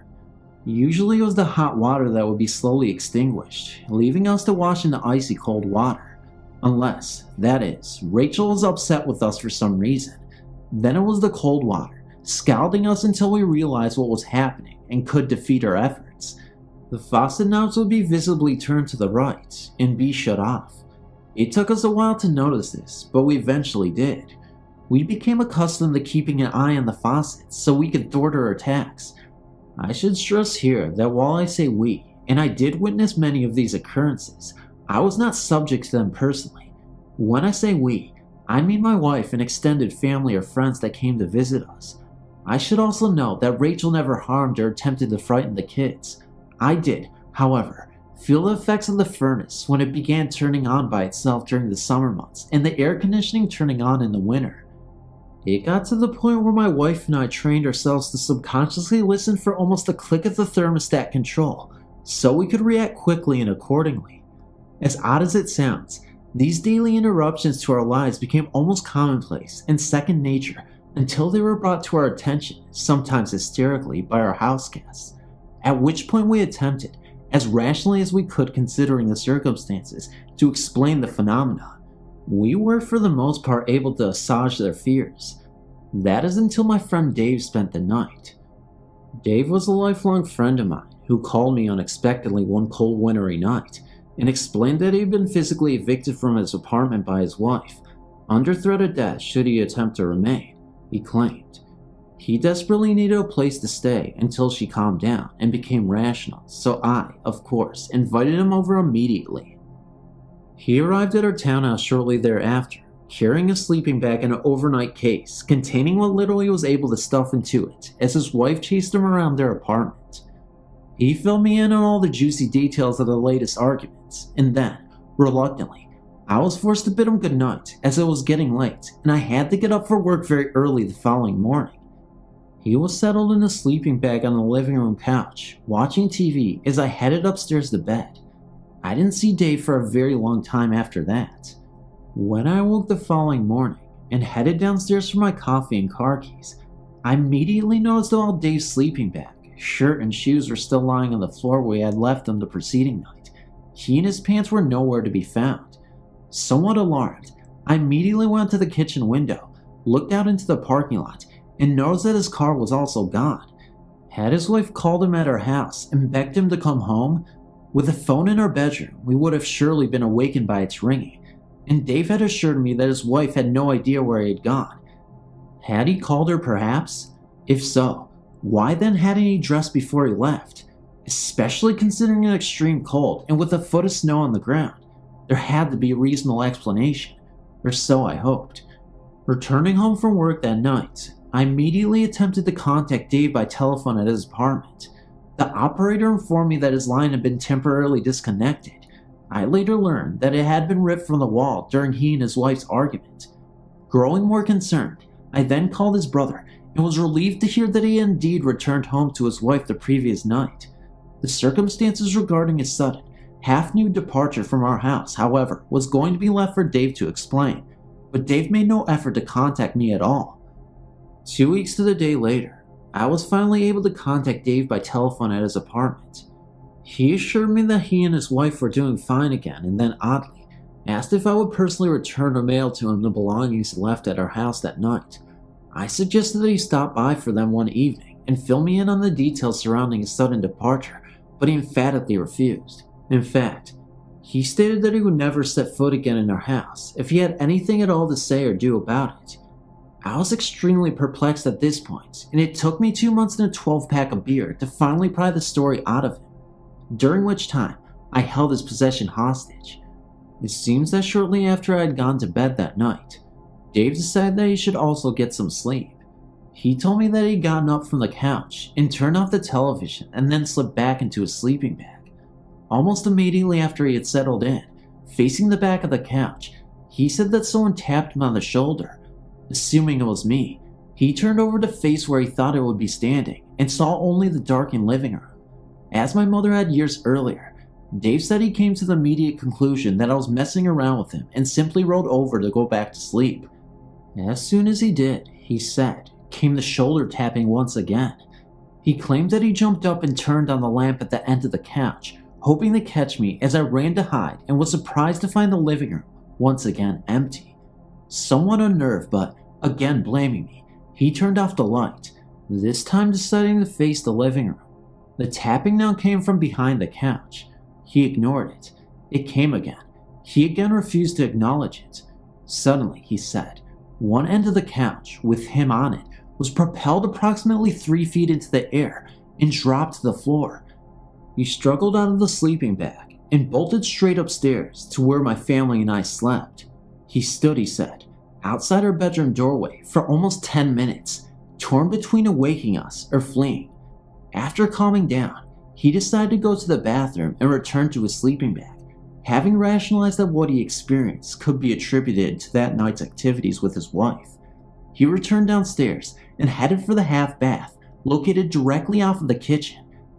As he approached the bathroom doorway, he said that the bathroom light suddenly turned on by itself, and the door slammed shut directly in his face, missing him by only fractions of an inch. That was the final straw. He grabbed his pants from the floor near the end of the couch. He would have left them too, he said, had it not been for the fact that they held his car keys, and ran for the outside door. As he ran through the snow, struggling to get into his pants, he claimed that as he looked back, towards the apartment windows, the bathroom curtains parted and the light went out. Dave held true to his word and never returned to our apartment again. I delivered his belongings to him personally as he requested. This is not a personal experience, but that of a friend. Her mother had been recently divorced and decided to buy a cute little house for herself and her 2 daughters to live in. The house was that of an elderly lady who was confined to a wheelchair. Before they moved in, the place needed a good cleaning, and some of the carpets needed changing, most notably the one upstairs, which had been the woman's bedroom and where she painted with oil paints, because there had been a worn path from the wheels on her wheelchair through the upstairs room where the lady had spent most of her time. The girls took the upstairs room and their mother was downstairs. In the beginning, my girlfriend would hear noises during the night, but would think it was either the house settling or her imagination. Then she started to smell paint for no apparent reason, with or without the windows open, breeze or no breeze, night or day. The sounds became more defined and would often happen often. She told me that it sounded as though someone was moving around her room. She would hear the squeak of wheels, and the smell of paint was so strong. I never had the impression of fear from her. She often joked and said it was her room before it was mine, and she has every right to be here. In the 3 years that they lived in the house, before they moved out of state, the carpet in her room had to be changed 3 times because the same worn marks had been there when they first bought the house. It kept coming back.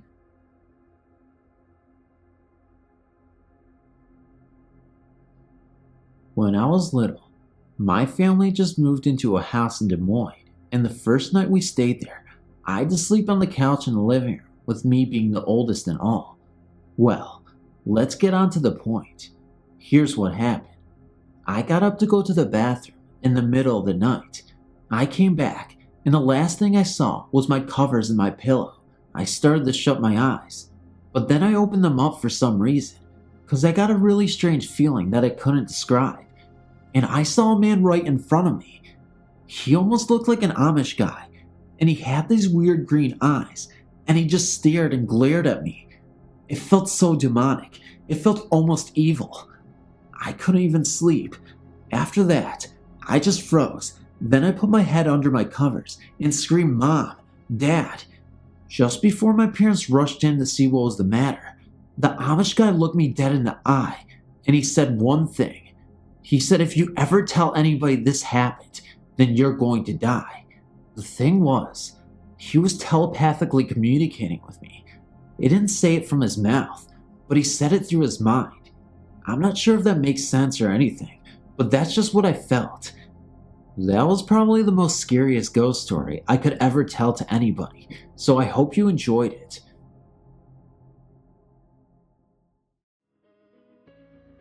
This happened 2 years ago in Hilton Head, South Carolina. My cousins and myself go on vacation every year. My cousin Daniel and I are best friends and usually stay together all the time. We got to share a room that year. My parents and my aunt and uncle had rented a house on Hilton Head Island, South Carolina that summer for a 2-week vacation. The house was huge, with more rooms in the main floor than my house has on all of the floors. My cousin Daniel and I ran through the house and picked out the coolest room in the house. The room was strange, I must admit. The far corners were made of glass, so you could see into the woods out back. I settled into my room immediately, so my other cousins couldn't take the room. My cousin Daniel left the room to get his bags, just as I finished. It had been a long day, and it was getting dark. I laid down on the bed I chose, and before I knew what happened, I fell asleep. I awoke from my sleep at exactly 3:20 in the morning because my cousin, being a chunky person, turned up the air conditioning in the room. So, instead of waking him up by turning down the air and hearing him complain all night, I decided to find somewhere else to sleep only for the night. I wandered the house until I made my way outside in the back of the house. The back of the house had a deck that was in disrepair. I got many splinters in my feet from shuffling outside. The back of the house, after the deck, makes its way into deep woods. However, there was a hammock on the deck that I found comfortable enough to sleep in. I was soon torn from my sleep by a bright light in the woods. I was shocked at first, but when my eyes adjusted to the light, I saw a bright boy emerging from the woods. The boy was 20 feet away at first, but I blinked, and he was less than 5 feet away. He had blonde hair, blue eyes, and a huge scar running from his right ear to his lips. I was so scared that I tried to jump from my hammock, but fell out instead, scraping my face on the deck. I woke up the next morning in my bed. I thought it was all a dream, but when I looked in the mirror and saw the scratches from the deck on my face, I never went in the back of the house again. Thanks for reading. There have been some stories here recently about roads that appeared or disappeared or led to strange places or turned into something that was unexpected. This story is about how we almost lost some people on a trail that ended in a meadow that could not possibly have been there. I was not there when this supposedly happened, so I cannot guarantee its truth. Later investigation showed absolutely nothing. That happened long ago, and I do not necessarily remember all of the details now, but at least I think that I have the story pretty much right. In a remote mountain camp that I used to frequent, a trail led down the river a short distance, I think about a mile or so, to Rotary Gospel Camp. Both our camp and the Rotary Gospel Camp, and the river between them, were in a narrow canyon with high ridges on both sides and no side canyons. Several of us had been down that canyon, also up and over the ridges on both sides, and we knew that there was no way to leave that canyon without knowing it. Although the terrain was steep, hiking was easy along the trail, and that route was considered quite safe for youth day hikes. Generally, it is hard to become lost when following a river downstream, but when following a river upstream, in some cases, there is a possibility of becoming lost by accidentally following a tributary rather than the main stream. In this case though, in that deep narrow canyon, all that they had to do was hike back up the canyon to our camp, and in an emergency, they could have gone into the Rotary Gospel Camp and used their telephone, so we considered it a safe hike. One afternoon, 2 adults from our camp, with several youth members ranging in age from maybe 11 years to about 15 years, hiked down the trail towards the Rotary Gospel Camp, intending to turn back at the edge of that camp and return to our camp well before dinner. The adults and some of the youth members knew the trail well. In that narrow canyon, over the short distance to the Rotary Gospel Camp, and with several people who knew the trail, a map and compass seemed unnecessary. Several people had wristwatches, the mechanical, wind-up kind. Modern quartz crystal watches were non-existent in those days. One person had a pen light, and one youth member had a camera. This is their story as I remember it. Some distance down the trail, when they expected soon to reach the Rotary Gospel Camp, the canyon widened into a huge meadow that nobody recognized. Nearby, at one edge of the meadow, beside the trees, there was a log cabin, but no people were visible. The meadow seemed much too wide to fit in that narrow canyon. There was no possibility that the group had passed the Rotary Gospel Camp, as it was in the bottom of the canyon, just like our own camp. Although they knew that something was wrong, they followed the river into the meadow, alert for any tributary streams that might confuse them when they retracted their route. After a while, they noticed that the river had decreased greatly in size and flow. That alarmed them, and they turned around and headed back up the river. Even as they followed the river upstream in the meadow, the river rapidly disappeared. There were no dams on that river, and no recent weather patterns to account for such a sudden decrease in the flow. They followed the sandy river channel back upstream through the meadow, but soon, even the channel disappeared, leaving the group in that big flat meadow with only the mountain ridges for landmarks, and even those ridges seemed to be too much far apart. From the group's position within the meadow, they could not even see the canyon where the river had entered the meadow. Since they did not have a compass, one of the adults used the sun as an indicator of azimuth to keep them headed back towards our camp. But as they took frequent note of the sun's position, they noticed that it was setting much too fast, even though their watches indicated that the time still was early afternoon. At that time of the year, the middle of June, at that location, the sun sets very late. Fortunately, they had not gone far too into the meadow before they turned back. They reached the edge of the meadow just about when the sun set, and there, they suddenly came upon the canyon that they had hiked down. It had been hidden from their view, or maybe it was not even there, while they were in the meadow. The river was flowing normally in the canyon, and it sank into the ground where it entered the meadow. When the group started up the river, they immediately recognized familiar landmarks, to their enormous relief. In that deep and heavily forested canyon, soon it was so dark that they could barely even see where they were going, even though it was still early afternoon according to their watches. With their one little pen light, they stumbled over the rocks, expecting to find the smooth trail that ran beside the river, but apparently, they missed a trail in the darkness. Rather than spend the night there, they decided to continue the short distance up the river to our camp. As they explained later, after having the canyon and the river disappear right out from under them and becoming lost in the meadow and having night come in the early afternoon, they were so shaken that they wanted to return to civilization right then. They no longer even were sure that our camp was still there, or even that morning would come, and they did not want to spend an eternity in a canyon that maybe went from one non-existent meadow to nowhere. So, they continued stumbling over the rocks, even after the little penlight's batteries were exhausted. Hiking on a smooth trail is easy in the daytime. Even hiking over rocks in the river is not too bad when you see where you are going.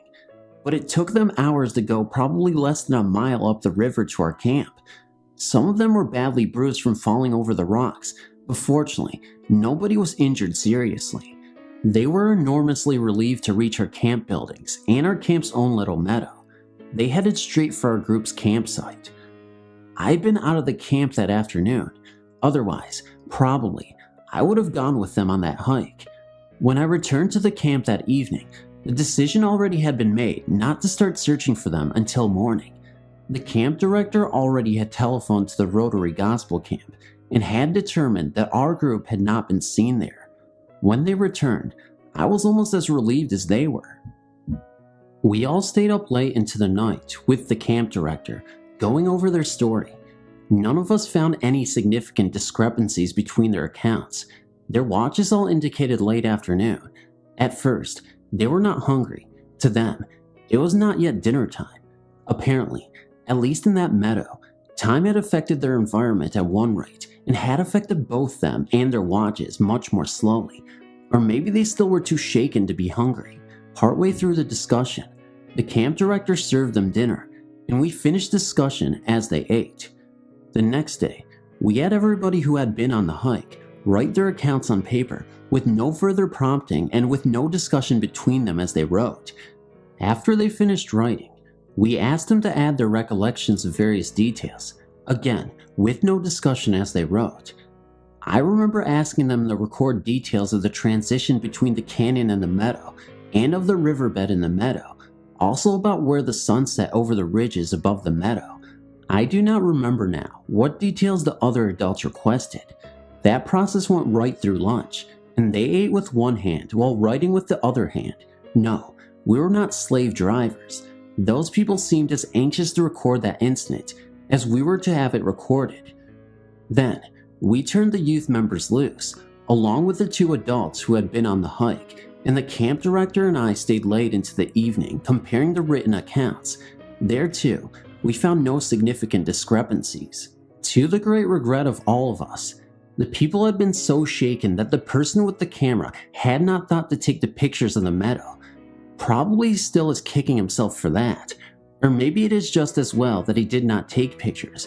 Just possibly, recording that scene might somehow have trapped them there permanently. Of course, that is pure speculation. Wild speculation at that. The following morning, the camp director, the two adults who had been on the hike, and I started down the river for another look. This time, we took maps and compasses, watches, cameras, flashlights with spare batteries and bulbs, and notepaper. I took a roll of brightly colored plastic tape for temporarily marking our route, both so that we could find our way back in case of difficulty, and, to be truthful, that just in case we did not return, other people could follow our route. On general principles, we took lunches. Portable two-way radios were not common in those days, otherwise, we would have wanted them. I took a small portable instrument for measuring the sun's elevation angle for any location and time of day. It is easier to compute the sun's azimuth and elevation angle. Also, if you measure the sun's elevation angle at two known and widely separated times during a day, then, in principle, you can compute your location, latitude and longitude. That is a standard procedure in celestial navigation. If we came to the meadow again, then I would compare the sun's azimuth with the magnetic compass and measure the sun's elevation angle at frequent intervals according to our watches. Then, back home, assuming that we survived the trip, I would try to make sense out of any strange behavior such as the group had observed 2 days previously. I also took a telephone in Linman's test set. That is a little self-contained telephone, like you see on Lyman's tool belts, except that test set had miniature rotary dials in those days, rather than modern push buttons. Our camp's telephone line ran beside the river to the Rotary Gospel Camp, where the telephone cable ended. Along the river between the two camps, our telephone line was attached to trees at about head height, so we could be able to use it in case of emergency. I admit to some concern that if we did find the meadow, then the telephone line might neither cross the meadow nor go around it, and thus we might be isolated in our camp. I'd asked the hikers whether they had noticed whether the telephone line crossed the meadow, but none of them had noticed the line even in the canyon. As I look back on it now, we were asking for trouble. Maybe we should have had more backup before we started investigating. Before we left our camp, I found an excuse to telephone one of my friends at the Rotary Gospel Camp, and I arranged to meet him there. From our camp director's call 2 days previously, my friend already knew that something was wrong. I begged off explaining until we met personally. Now, after all that build-up, here comes the most embarrassing part of my story. We walked down the trail to the Rotary Gospel Camp and saw absolutely nothing unusual. On the way, I tied strips of surveyor's flagging to 3 branches at frequent intervals. I also kept a close watch on our telephone line beside the river. It was there, right where it was supposed to be. There was no meadow. The river still was very much there, in the bottom of the narrow canyon. The sun was rising slowly in the sky, just like it should be doing at that time of day. We went into the Rotary Gospel Camp, and we met our friends there. As my excuse for being there, I looked at some equipment that I had helped them to build, but probably they still are wondering why we went there that day. Our camp director used their telephone to call back to our camp to let our people know that we had made it safely that far. Then we took our leave and walked back up the trail to our camp, removing the strips of surveyor's flagging as we went. We ate our lunches in the camp dining room with the rest of the camp members. We felt relieved and also a little bit foolish, but we would rather feel foolish than be lost. These mountains have changed drastically during geologic time. The river systems have reformed so extensively that it is hard to imagine how much different they used to be. But all of that happened long before there were people on Earth. Thus, even if our group somehow was transferred back in time to another geological area, which I still find impossible to believe, that does not explain the log cabin in the meadow. What was that meadow all about? And the disappearing river, and the rapidly setting sun? Darned if I know. If that group made up their story, then they did have a very good job of doing it, telling it, and writing it with no significant discrepancies. If they used a hike as an excuse for some mysterious detour, then they had one heck of a climb out of the canyon to get there. I think that all of us were basically honest, except of course, for the standard campers' practice of telling outrageous lies around campfires. My guess is that the hitchhikers were just as puzzled as I was, and also were thankful to be alive after it was all over. That was a long time ago, and I've lost contact with all these people now. I am a very sensitive person. Sensitive in all respects, but particularly in the unexplained, or other activity. I must be very careful of how I write, because if I say something in a demeaning way, it can have a powerful effect. When I was 3, I lived in Pomeroy, Ohio. The house I lived in was an old home, and possibly a stopover for the Underground Railroad. Many bad things happened there before we moved in. According to historians and local townspeople, in the early 1900s, or possibly the late 1800s, an old recluse had bought the house. It was a beautiful 2-story house with an apartment upstairs and even downstairs, while outside, with a top balcony, front porch columns were white with intricate woodwork. This hermit was in his 30s when he bought it, and he had intentions of fixing this place up. However, he suffered from severe depression and threw himself off of the 2nd floor balcony. The house stood empty for years afterwards. Eventually, in the 1920s, an older woman and her son bought the house and rented the top floor out. This is where it gets a little fuzzy in the details. Either the woman had driven her son to kill her, then commit suicide, or they formed a suicide pact. The woman was found dead several days after her son had died. Her son's body was found less than a mile from the house in a field. Several more years went by, and the house remained empty. It was crumbling and falling into disrepair. Then, an older gentleman moved into the house.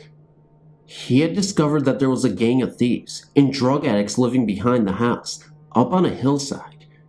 He had turned over information to the police and was found dead by a neighbor several days later. He had been shot through the chest.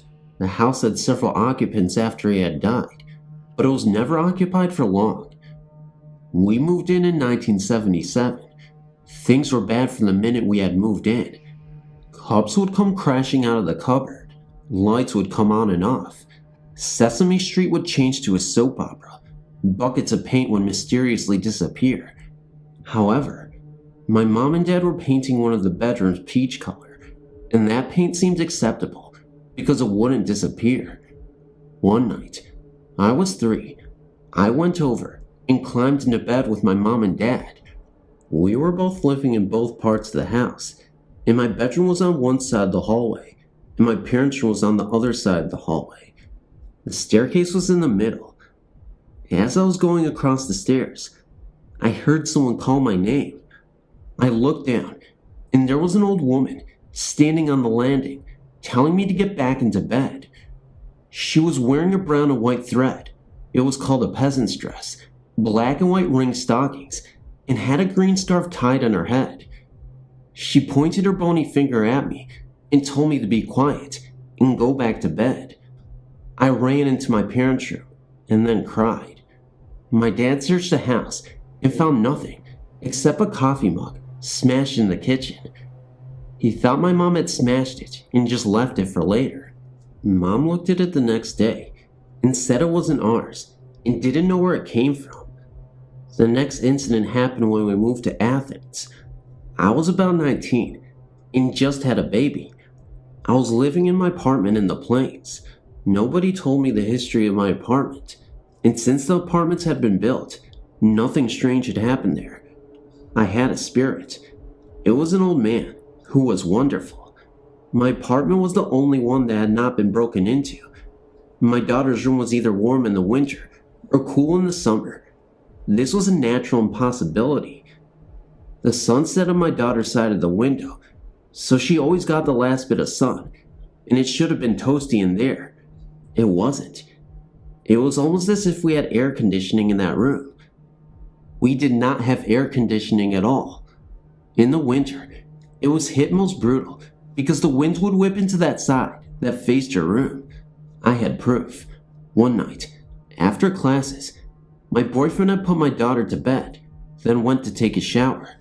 I was sitting on the floor in the living room, working on homework. All of a sudden, I heard footsteps coming down the steps. They stopped when you could see us up the steps. My boyfriend continued with his shower, and figuring he didn't hear anything, I didn't say anything. He came down and asked why I came upstairs and why was my daughter laughing in bed. I told him that I didn't go upstairs and I have no idea why she was laughing. All of a sudden, we heard footsteps pacing in her room. We went upstairs and looked. There sat my daughter, looking at us like we were stupid and pointing. I felt a presence, but my boyfriend just shook his head and went back downstairs. Later in the year, I was getting ready to go out one night when I kept feeling something watch me and play peekaboo with me. I was the only one in the house. I looked up and saw a shape that eventually turned into a man's form. He looked at me with great pleasure and then left. A few friends later saw him when we returned. He had gone upstairs to use the bathroom, and when they came down, they asked who the guy was in the bedroom. I went upstairs and looked. I thought he was a friend who had come in the back door and went upstairs. As I went into her room, it was warm. I loudly explained that my daughter was at her mama's house, and she would be back the next night. He could play then. On several occasions, I felt an uneasiness in the house, like something wasn't right. I would check everything and make sure that someone wasn't in the apartment. It would be, of course, empty. Then I realized that the man was very unhappy about something. I would loudly say, "If you want to live here, fine, just don't scare us or harm us." The feeling would go away. Currently, I'm working in a building that used to be part of a very bad place where many people had died. I have to be careful of what is said or done. Strange things have happened, like light fixtures come crashing out of the ceiling, people laughing when there was no one in the building, and the most strangest one I've heard, living people experience the strangest mood changes in the oddest places. I have a very good reason to believe this building is spirited by what, at one time, the insane.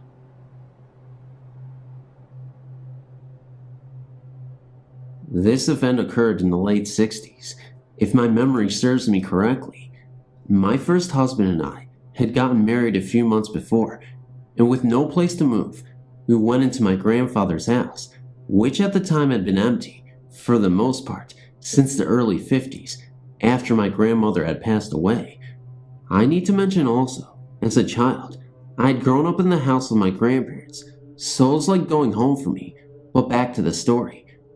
After grandmother passed, grandfather always swore he couldn't stay in the house for her yelling at him, touching him to get up, and beating pots and pans. Well, as I was saying, we moved in, and had lived there maybe 3 months, without incidents, at any time, and just went to bed. Just as we were settling in to sleep, we felt a slight rumble. Not thinking about it, my husband started to turn out the lights, and if I remember, just as he started, the rumble began again. I remember us asking one another what that noise was.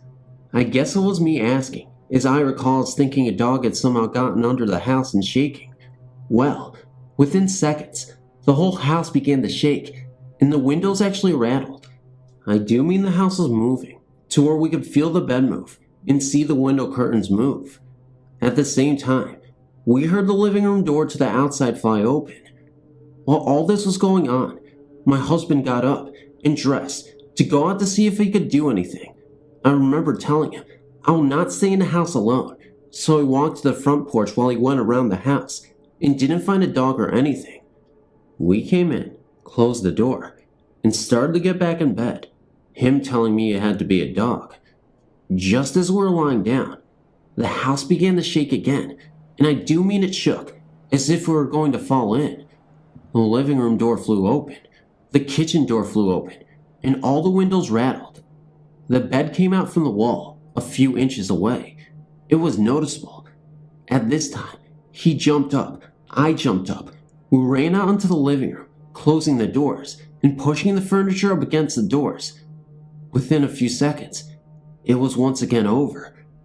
We sat in the living room and waited to see what would happen next, and when it was quiet for a while, we went back to bed.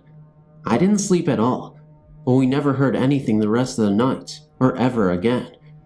The funny thing is though, while living there still, I had other terrifying experience that has got me to the realization that something is out there, but what, and where, and how, I'm not sure, but I know it's there.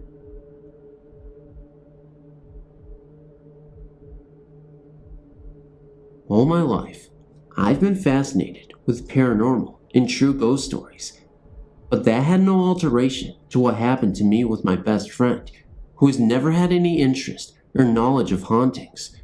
She tempted me to go to the base in which she lived, with the promise of an authentic, haunted house. I was immediately interested, and went out the following weekend. Reading about how dogs seem to have a sixth sense towards paranormal, I brought along my friend's beagle and basset hound. She led me to an old, condemned hospital. It had been on the Air Force base since the beginning. It was old brick, and the windows were covered with a thick, white plaster. A large indent that looked like it could have been a porch, with no doors, was on the side of the building. Before we went in, my friend called out the name of a captain who had died there. The beagle suddenly froze and stared at a corner. My friend called out another name, and the dog suddenly turned to stare intensely at another corner. taking the opportunity, we went to the first corner and knocked on the window. Nothing happened. We went to the second corner and lightly knocked. We heard a sound, like a slight shuffling, coming from inside the building. We walked around the house to a new indent. It had a big cement slab that could have been once a porch. We went to the left corner, and we again knocked on the window. A sharp knock immediately sounded from the inside, from the window next to ours. I turned around and saw another indent. My friend muttered something about a little girl, like there was one near. Throughout this, the dogs were stiff and staring at where we heard the knock. I asked my friend about what she'd said, and she said she just felt the presence of someone that to her seemed to be a little girl. I got a weird feeling that I didn't want to go near the next indent at all. The dogs had turned their attention to this new corner and seemed to feel the same way as I did. My friend started to knock and listened on the new indent while I stayed back. I heard a noise from part of the cement slab that I couldn't see. It sounded like someone had heavily drugged their shoe on the cement. I ran over to see nothing.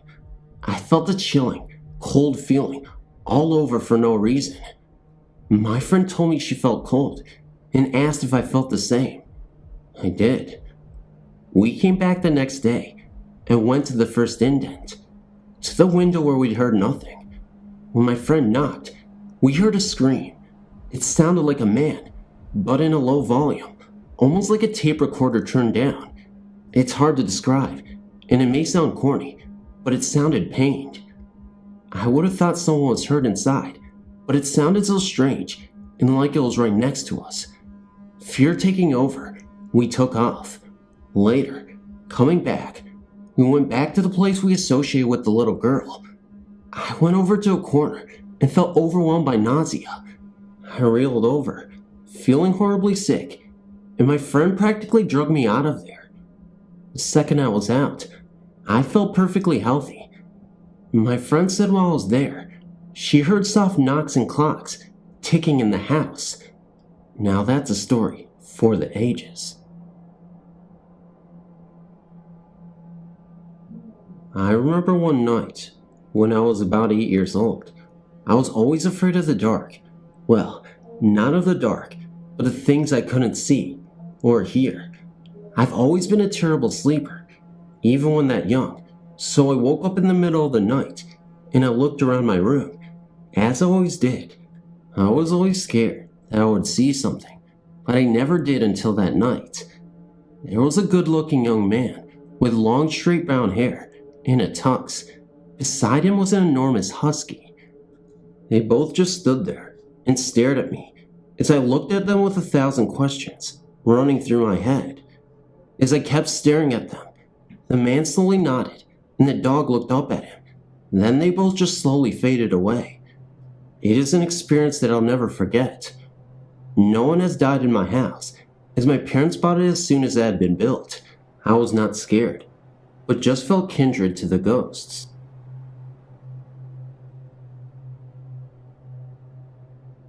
My name is Brenda, and I have 3 stories to share with you. They'll be in condensed form, but all 3 happened. Most people can't remember much before the age of 5. I remember something that happened when I must have been between the ages of 3 and 4.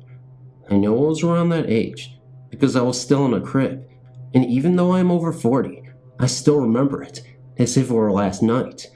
I remember that if I didn't fall asleep facing the wall, every night, a little ghost wearing a different necktie would come in and stay beside my crib and stare at me. I know this sounds idiotic, but I can still remember, in fact still do, fall asleep facing the wall. I never saw it otherwise. The next one was when I was 19 and married. We bought an old house that had a room in it that made me feel uncomfortable. My great aunt told me that the house had a reputation about it, and now I know why. I was asleep one night, and my husband was working night shift. Something woke me up, and it was a gorgeous summer night. My husband talked me into making our bedroom in the room that made me feel odd, and I did so to please him. When I woke up, I heard a rustling sound, like somebody rummaging through a paper bag. I sat up in bed, and when I did, A bag of quilt pieces that had belonged to my great-grandmother and I lifted 5 to 6 inches off the dresser where I had set it the night before and floated about 2 feet over the edge and fell. Just as I was getting up to try and see what could have caused it, I heard my name whispered in my ear. I sat the rest of the night on the porch, waiting for my husband to get home, and the next day, moved our bedroom. That seemed to be the only room in the house that felt odd. The third one is about the house we lived in Indianapolis. My daughter was 3 when we moved in, and she constantly talked to someone we couldn't see. She called the spirits Big John and Auntie. We thought maybe it was invisible playmates, until one night, when she was 4, she told me goodbye instead of good night. I said, "Don't you mean good night?" I still remember her sweet baby face say, "No, I mean goodbye." Auntie said she was coming to walk on the stairs tonight. It wasn't until then that she told me that Auntie gets in bed with her at night, and she wears a long white dress and feels like ice. I knew immediately that this was a spirit. I began to cry and told her she couldn't go. She looked at me with her sweet little face and said, "Now that you know Mommy, she won't take me. Big John told me to tell you about her." I believe that Big John was there to watch over her and make sure that Auntie didn't take her to God knows where, but to make sure she slept with me and my husband until we could move from that awful place. I never saw anything there, but I heard plenty. My daughter is 17 now and still remembers the experience.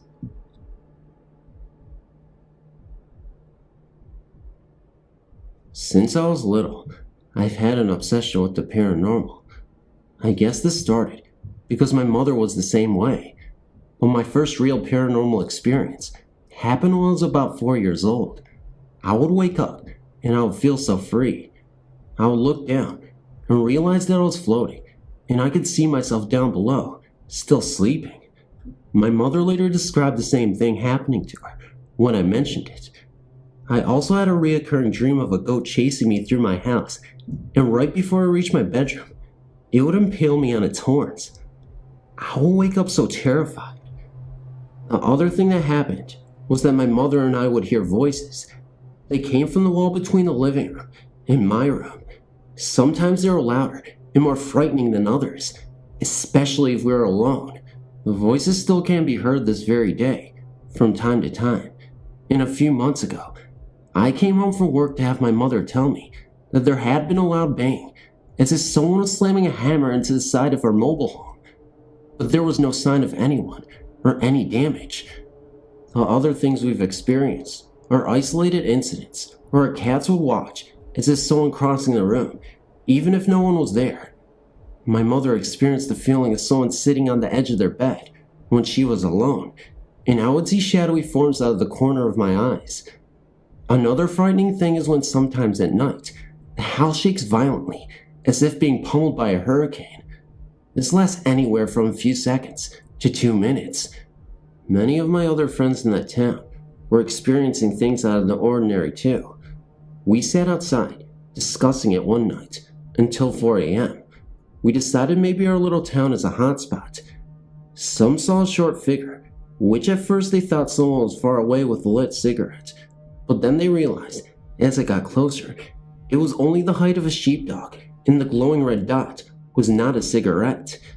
They ran, and by the time they ventured out to look for it, it was gone. And once at a party, a whole group of my friends saw the apparition of a little girl in a nightgown who fled down the hall when she was noticed.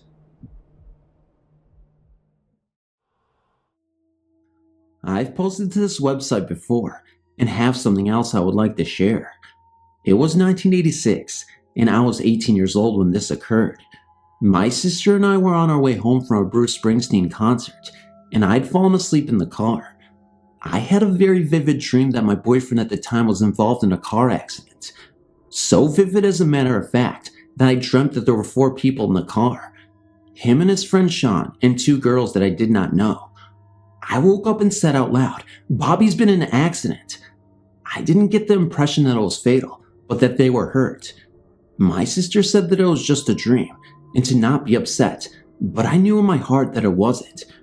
When I got home, it was pretty late, probably about 1:30 a.m.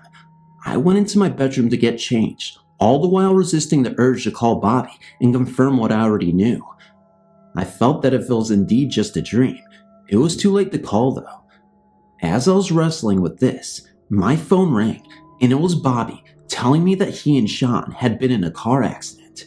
That in and of itself was strange, but he had also been cheating on me, and there were 2 girls in the car with them. No one was hurt too badly, just as I had thought, but there were injuries. Just thought I'd share. Thanks for listening. Hi. My story is very personal, as it was not a haunted house I lived in as a child, but a visit from my deceased granddad. Just to outline why I believe it came to me was that I was raised by both him and my grandmother in England from 9 days old till 10 years old. For all intents and purposes, they were my parents. I was 14 in 1976, and my granddad had been slowly going downhill from his battle with sclerosis of the liver. He had been in a hospital for a couple of months, and we knew he wouldn't be spending that Xmas with us. He died at 3:58 a.m. on October 7th, 1976, with my grandmother by his bedside. She had all the monitors, IVs, tubes, pumps, and everything else that was keeping him alive removed, so that he may die with dignity in a side room, privately, without the impersonal ambience of intensive care. I was devastated about this loss and automatically went into a crying fit. This went on for about 2 weeks. I didn't eat, sleep much, stayed out of school, and in general became very ill and depressed. I vaguely recall the funeral, but was very overcome with emotion. I was a 14-year-old girl who had lost the most important man in my life, and it was killing me. One day, I recall getting up to go to the bathroom and hearing my mom telling my dad that they should take me to a psychiatrist due to my emotional state. I went back to bed and cried, telling my granddad that I wish he was here, eventually crying myself to sleep. Now, most nights before going to bed, my dad would check up on me, and in the half asleep, half awake state, I was aware of his visits.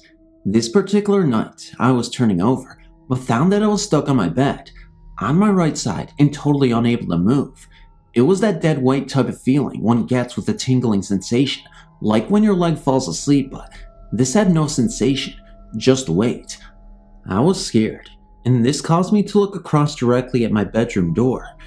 In the doorway, dimly lit by my nightlight, I saw the dark gray, not black figure of a heavy-set man outlined, but yet I could see through it, kind of.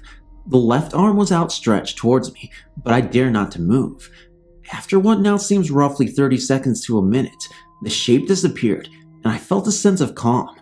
I was hungry and fixed a cheese and pickle sandwich for myself. I went back to bed, but oddly enough, this incident didn't bother me really.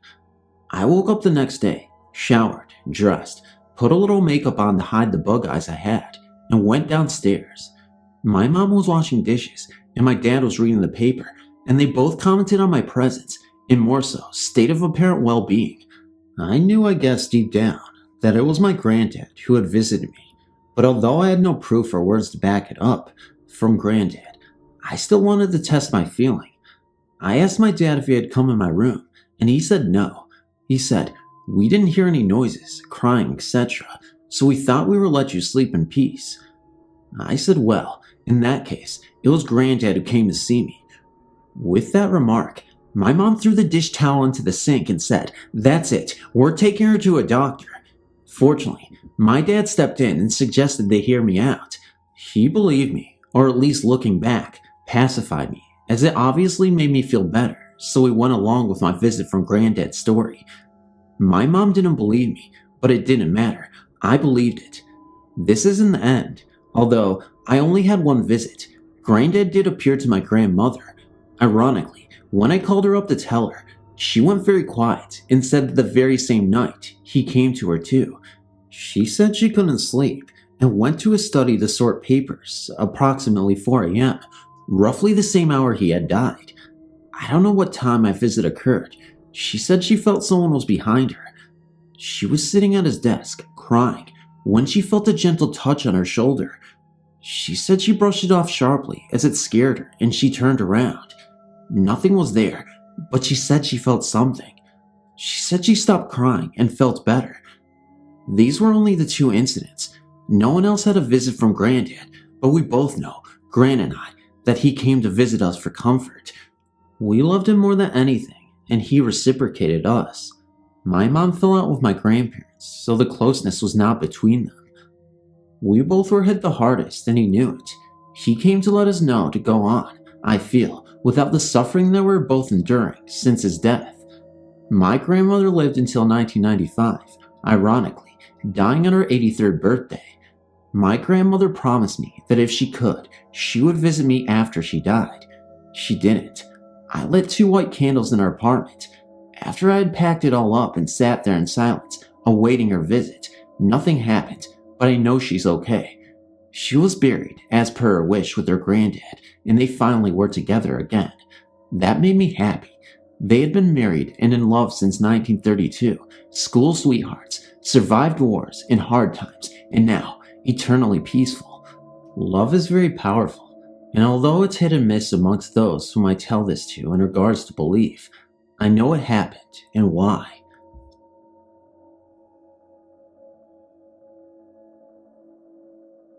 I've seen 2 of these things. They're called green orbs.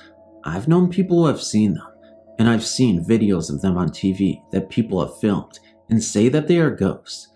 First time, I was at my grandparents' house, which they seem to think is haunted. They joke about it because they are very religious and have trouble incorporating their beliefs with their senses.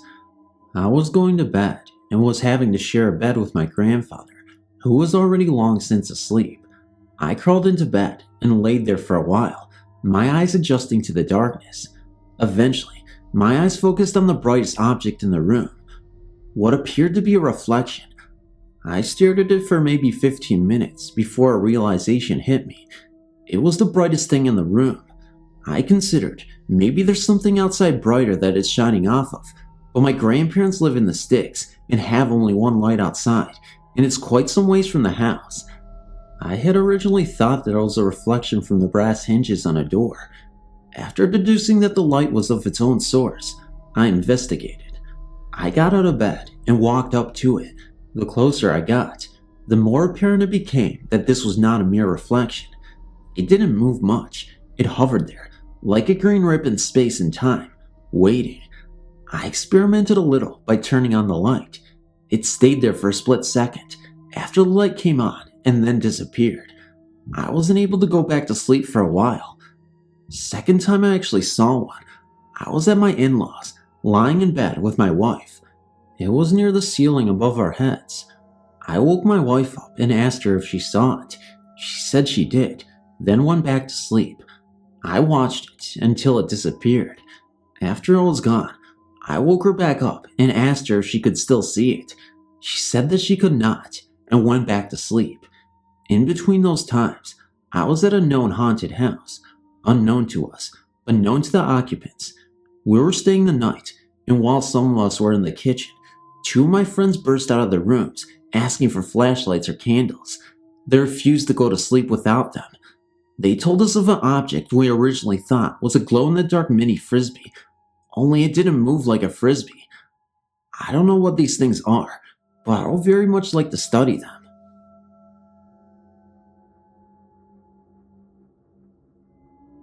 I was around 10 or 11 years old, growing up in Georgia when this started to take place. I lived with my parents, 2 brothers and 2 sisters, in a rather nice ranch-style brick home. My father had built this home when I was around 4 or 5 years old, and no one had ever passed away in it. My 2 brothers were 5 and 6 years older than I. One sister was 7 years older, and the other sister was around 1 or 2 years old when this happened. This all started very suddenly. Me and my 2 brothers slept in one room, in custom-made bunk beds that my father had built into the room. They were built in an upside-down L shape, with the main bunks on the right and a single bed coming off the main bunks from the head of the beds going towards the left. My oldest brother slept in the single bed, my other brother slept in the bottom bunk, and I slept on the top bunk. There were 2 windows over the single bed that my oldest brother slept in, and during the summer, these were kept open so that the attic fan will pull cool air in. Sorry for so much detail. It helps one to understand the rest of the story.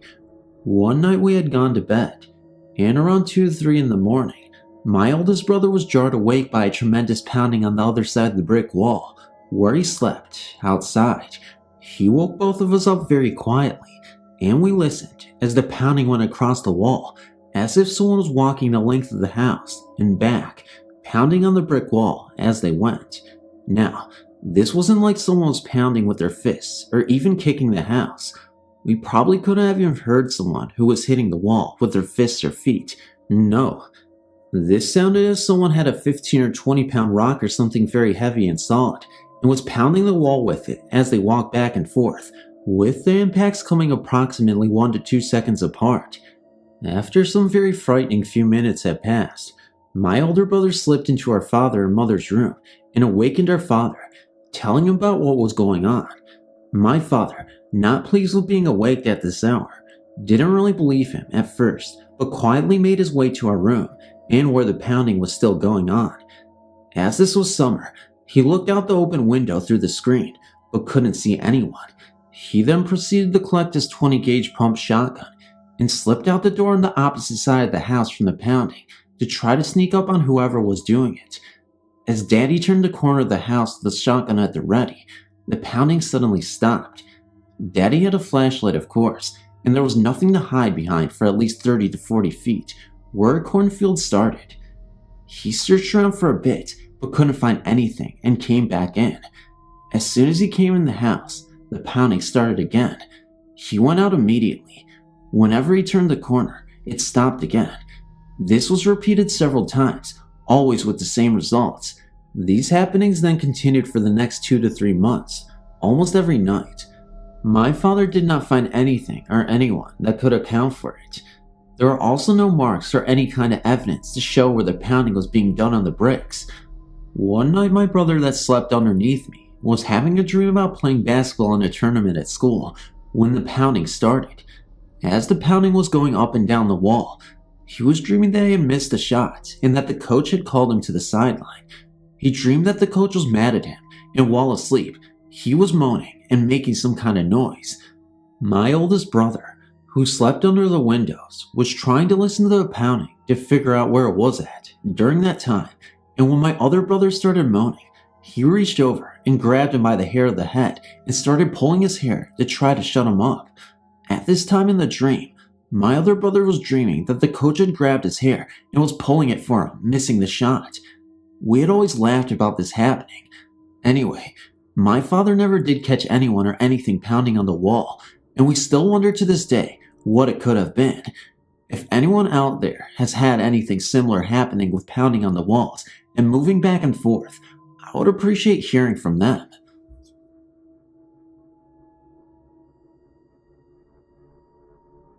This is really weird because it happened about 2 days ago. My house doesn't have any history of weird stuff or hauntings. That's what made it strange. I lived in this house for about 6 years now. I'm 17, and I've yet not experienced anything like this. It's not really a haunting, but I thought it was really weird. It was about 1 a.m., and I was in my room on the internet. Both my parents were asleep, and nobody else was in the house, other than me. My parents were in their room, which is all the way across the house. The living room, the kitchen, the family room, and a small hallway separate my room from theirs. The only lights that were on were the lights in my room, because I was on the computer. As I was looking through the website, I heard my name whispered in my ear, so I stopped and looked around to see who had whispered, but saw nobody. So then, I tried to get chills and decided to go to bed. So I turned off the computer, and this was now about 1:20 a.m. As I was getting ready to go to bed, the phone started to ring, so I turned on the lights of the hallway to go to the living room. As I went to go see who it was in my caller ID, it read unavailable, so then I picked up the phone. When I picked up the phone, I said hello, but nobody answered.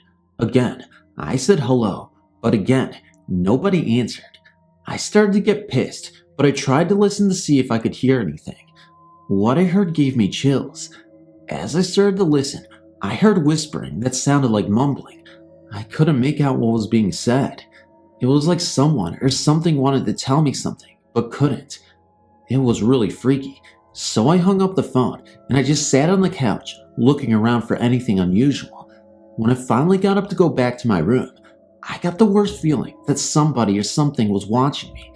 As I got to my room, I went straight to sleep. The next morning felt like if nothing had happened.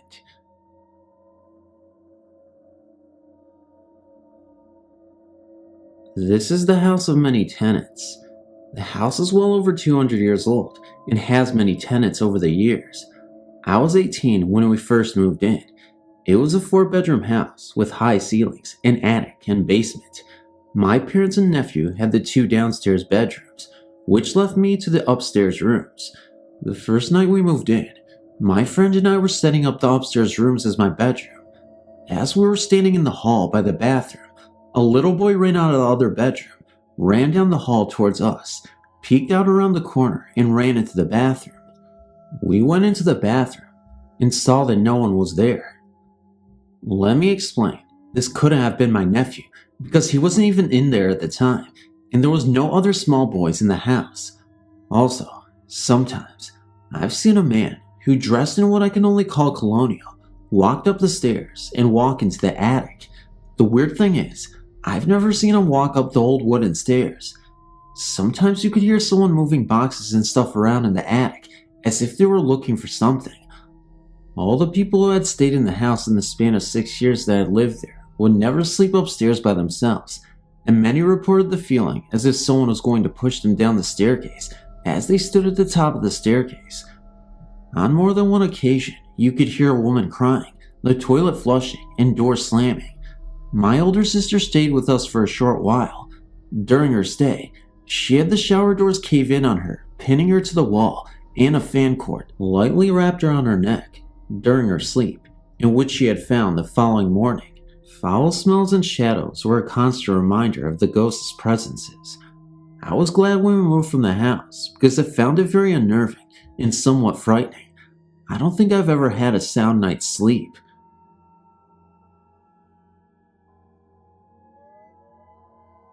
In 1996, my boyfriend Daniel was living in an old New Zealand city called Dunedin. This city has a lot of old houses and a lot of history. He lived with his previous girlfriend in one of a pair of old terrace flats, which were cold and didn't get much sun during the day, but it was cheap, an important consideration when you're a poor student. It was the couple's flatmates that first noticed something strange. She professed to be something of an amateur mystic, reading auras and such like, and she claimed to sense more presence in the house. But the really scary stuff didn't start until Daniel went away for a couple of weeks and the 2 girls were in the house by themselves. They noticed the cats were frequently taking fright and chasing something, which the girls could not see. It got worse, and once the presence pushed one of the girls down the stairs from behind. Finally, as Daniel's girlfriend lay in bed one night, she felt something get into bed with her, a cold presence which touched her thigh. While Daniel was still away, the 2 girls had the place exorcised and the incident stopped, but not for long. Shortly after Daniel's return, the strange occurrences started again, the cats freaking out and other weirdnesses. The flatmate moved out, leaving Daniel and his girlfriend to deal with it alone. In an attempt to exorcise the ghost a second time, the couple burned incense around the house, especially near a certain doorway which seemed to be central to the occurrences. But as the 2 watched the circling smoke, they noticed it cut off, just disappeared into nowhere, a few inches away from the wall, as if the smoke were traveling through some kind of invisible doorway. In the end, they moved out, unable to handle the atmosphere of the house any longer. I don't know who moved in afterwards, nor what became of the ghost. I have a few stories to tell. Some my father told me, one is my own true account, but this one was told to me by my fiance, and it kept me up for a long time that night after I heard this. He said that when he was about 8 or 9 years old, his family moved into a 2-story home that was maybe about 20 years old at the time. His parents slept downstairs, and he and his 4 sisters had bedrooms upstairs. None of the kids wanted to sleep up there because they had nightmares every night about a skeleton woman in a black robe coming out of the closet. This closet was located in the girl's bedroom, but he had the same dreams. He said one night, the girls woke up screaming about the thing in the closet, and their mother raced up the stairs with a broom, beating something in the closet. She said she doesn't remember doing it, even though all the kids watched her do it. One night, not long after, Charles awoke from a deep sleep because he knew something was in the room with him. He tried to yell for his mom and dad, but he couldn't make a sound. He had his knees up to his chin with the covers pulled around him, trying not to breathe. Then something pulled his toe, and then bit it. The covers were shuffling like someone was trying to get in bed with him. He screamed and bolted from the bed. He ran downstairs and spent the rest of the night in his parents' bedroom. Even though his toe hurt for days, there was no bite mark or redness at all. The girls were also having a hard time staying in their rooms. They were so frightened that they spent the whole summer at their grandmother's house. Charles refused to stay one more night in his room, so he started sleeping on the couch. The couch was located off to the side of the staircase. He thought he would be safer if he was downstairs until one night. He was about ready to doze off when he heard something chewing the carpet on the stairs. Then the chewing speeded up so fast that he could feel the vibration from the staircase. Once again, he was too scared to utter a sound, so he lay there, heart pounding, hoping his parents could hear it. They did and called up to him, "Charles, what are you doing out there?" Then, all of a sudden, it stopped. "Mom, hurry, something's eating the carpet." His mother and dad got up, and when they turned on the light, they could see where something had ripped up the threads in the carpet. Each step was almost bare, and the ripped up carpet was nowhere to be found. His dad searched the whole house looking for an animal that may have gotten into the house, but there was no way an animal could have done that in such a short time, and at that speed. They made Charles go back to sleep on the couch. He didn't want to, but finally, after some time, he was getting sleepy. Almost asleep, he suddenly was wide awake. A cold, dead line went down his back. Even though he couldn't see it, he knew it was the skeleton woman running her bony finger all the way down his spine. He thought that he was going to die. He said he wanted to die because he wouldn't be afraid anymore. He made it through that night and ended up going to his grandma's house too. His parents said they were going to try sleeping upstairs, but it didn't last long. After about 3 months, they moved away. His mom and dad do not like to talk about the house. The only thing they will say is they always had a bad feeling when they were in the house. His sisters also confirm his stories and swear something was in that closet, and if they would have stayed there any longer, it would have gotten them all. The house remained empty for about 3 years before it was sold. I would love to do some research on this house and find out what happened, and I wonder if the next tenant had a problem.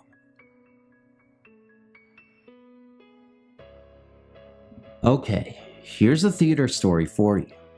Many theaters have ghosts. There's so many ghosts that most actors don't even bother to ask if another actor's theater has a ghost, but rather, who is their ghost and how did they get it?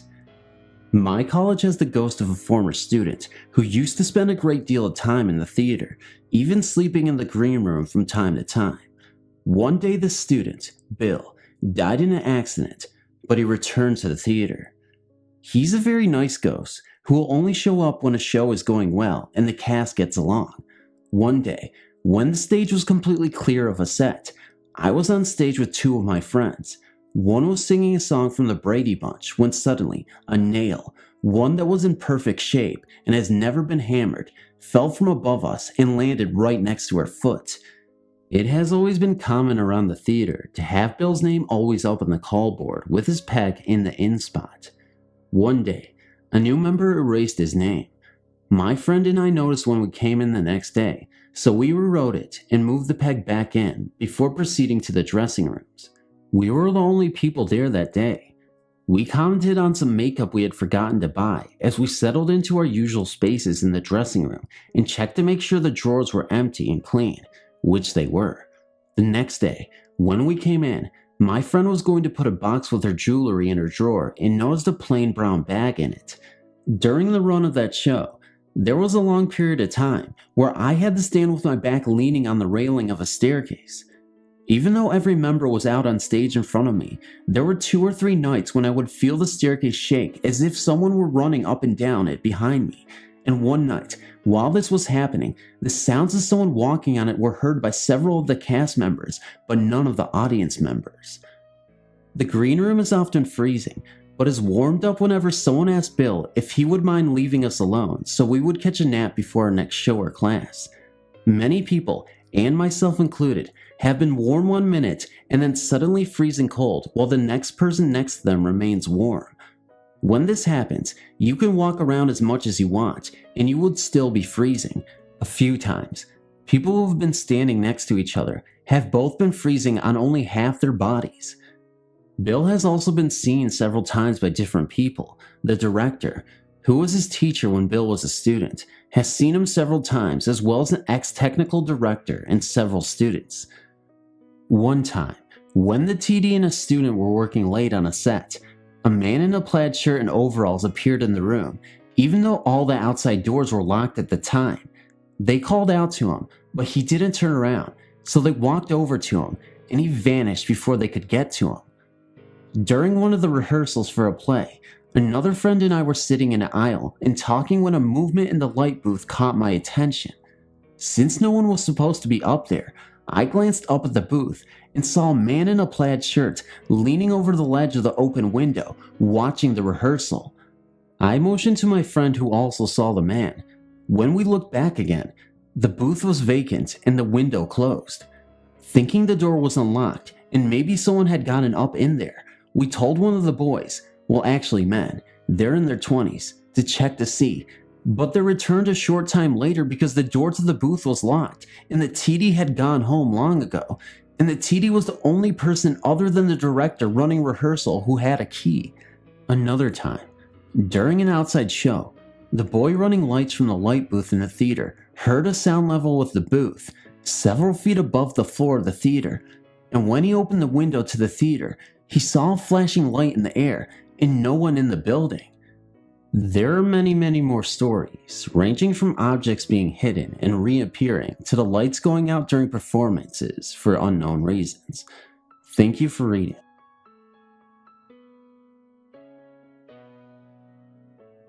Working for a distribution company in Surrey, England, I used to work nights, finishing about 2 or 3 o'clock in the morning.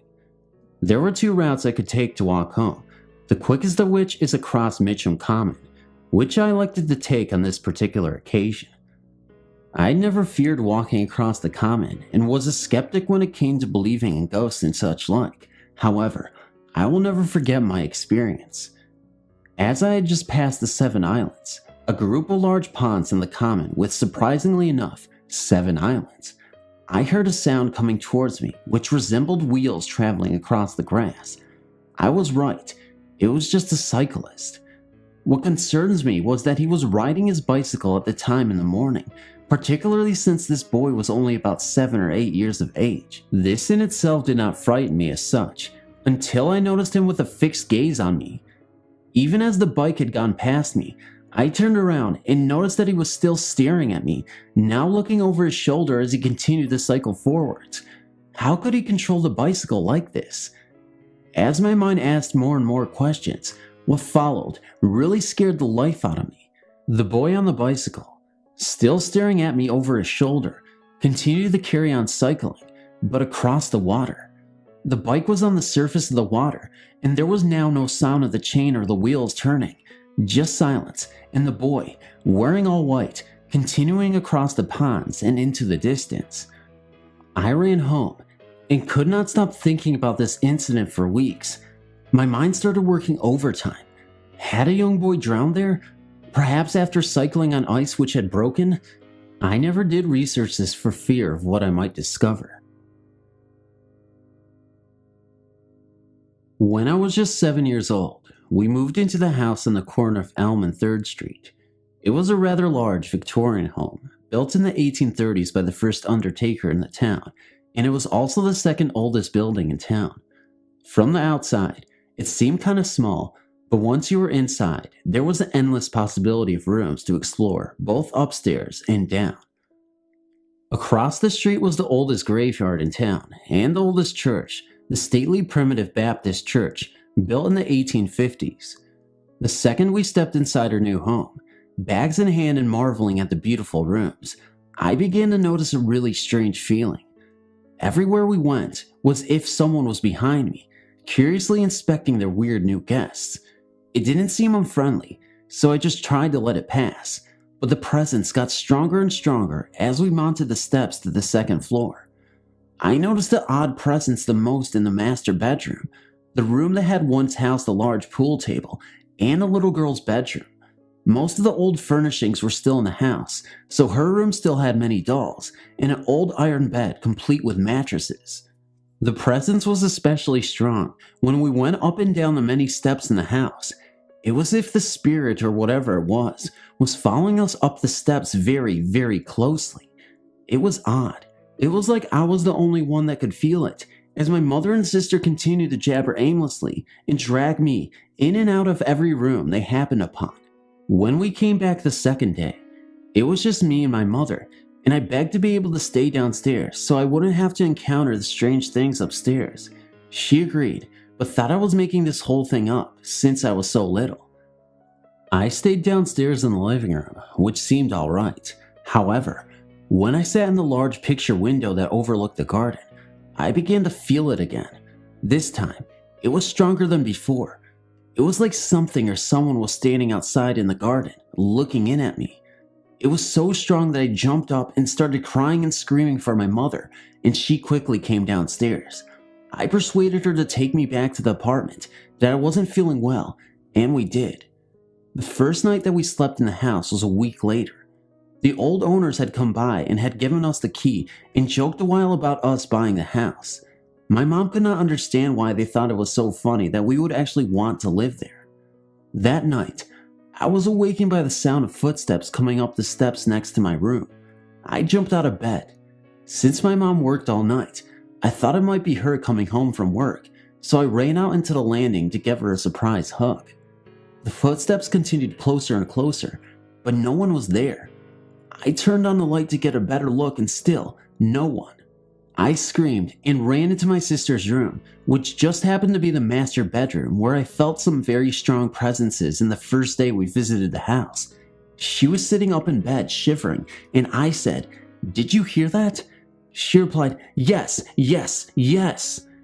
She told me that before the footsteps had started, she had been awakened by the sound of something or someone going through her algebra homework and throwing her books to the floor. Each time she had gotten up and turned on the light, it had stopped, and when she turned off the light and tried to go to sleep, it had started again. We huddled together the rest of the night and didn't say anything to Mom in the morning.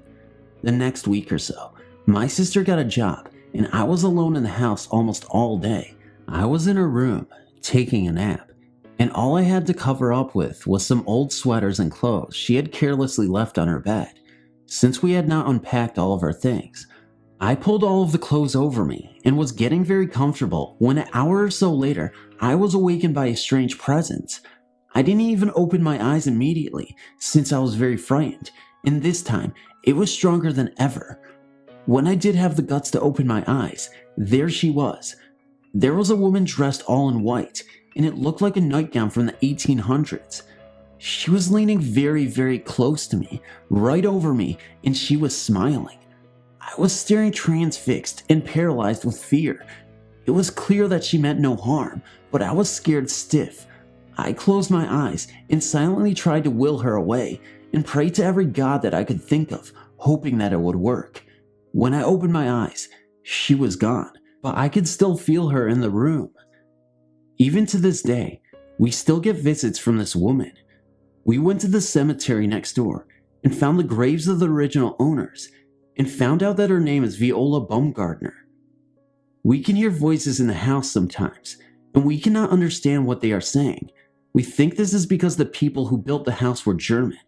While remodeling, we found empty beer bottles in the walls and a pair of suspenders. They were very old and rotten. We took them to my stepdad, who had lived in Germany for a few years, and he said that they indeed looked German in origin. There's more than one ghost in the house. There are two male spirits. One is an old man in a gray shirt, and the other is a young man with black hair and a black beard. They are very active and visible. They often follow me around the house, down the steps, and into the kitchen. At night they slam doors and walk up and down the steps. They are not malevolent or mean in any way. They seem genuinely curious about us and show no signs of trying to hurt anyone. We have no problems with them. After all, this is their house. They built it, so why not let them stay? This is all true, mind you, and this still happens to this day. When my parents moved to the apartment my mother still lives in today, I noticed that it had some quirks. You see, the apartment has a few mischievous occupants I call gremlins. They tend to take items for a while and then relocate them later on. I will explain. One day, my mom left $20 in the front pocket of her jeans. She realized sometime later that she needed to run to the store, so she went back to her room to get the money. After a few minutes, she called out to me, saying that she needed help. She couldn't find the money, so she asked me to look in the pocket. I didn't find it either. I searched quite a few times before I turned to her and asked if she was mistaken. Had she taken out the money before? Was she wearing a different pair of jeans? Was she sure she placed the money in her jeans and not in a jacket? And she replied no to each question. All right, Mom, you know how this house is. We'll wait for about 20 minutes and look again. Mom did, as I suggested, opting to read a book in the kitchen for a while. After about an hour, she went back to check. Where was the money? Where did she find it? In the same pocket I had checked at least 6 times 30 minutes before. She is not the only victim to these little practical jokers. One night, my best friends, Coralie, Mia, and Ralph, came over to chit-chat. Sometime later, I felt the need to smoke a cigarette, Newports at the time. Unfortunately, being a college student, neatness was not my forte. My coffee table is cluttered with everything from magazines to jewelry. So, knowing I put a pack on this mountain of stuff, I continued to talk while I searched. Frustrated after a few moments, I pleaded with my friends to help me take everything off of the table so I could find the Newports. We shook out magazines, cleared off the table, even threw out some stuff, but the pack just simply was not there. The closest thing that matched the coloring of the pack was an empty Noxum carton. Well, I figured I'd just grab a cigarette from my mom, so we straightened up the table and continued to talk. After some time, while puffing and chit-chatting away, I managed to look at the table, which of course was right in front of me, and saw my pack of cigarettes nestled between the pages of a magazine. I said, "Oh guys, you are not going to believe this," and I picked up the pack. The look of shock on each of their faces was undeniable. Now, before this episode, I had spoken to them about going-ons in my house, but each time I received a polite, "Sure, whatever you say," coupled with a "I don't believe you" eye roll. To this day, my friends are believers, and I'm positive that these little guys are not the only ones sharing living space with my mom. One night, Coralie was over for dinner.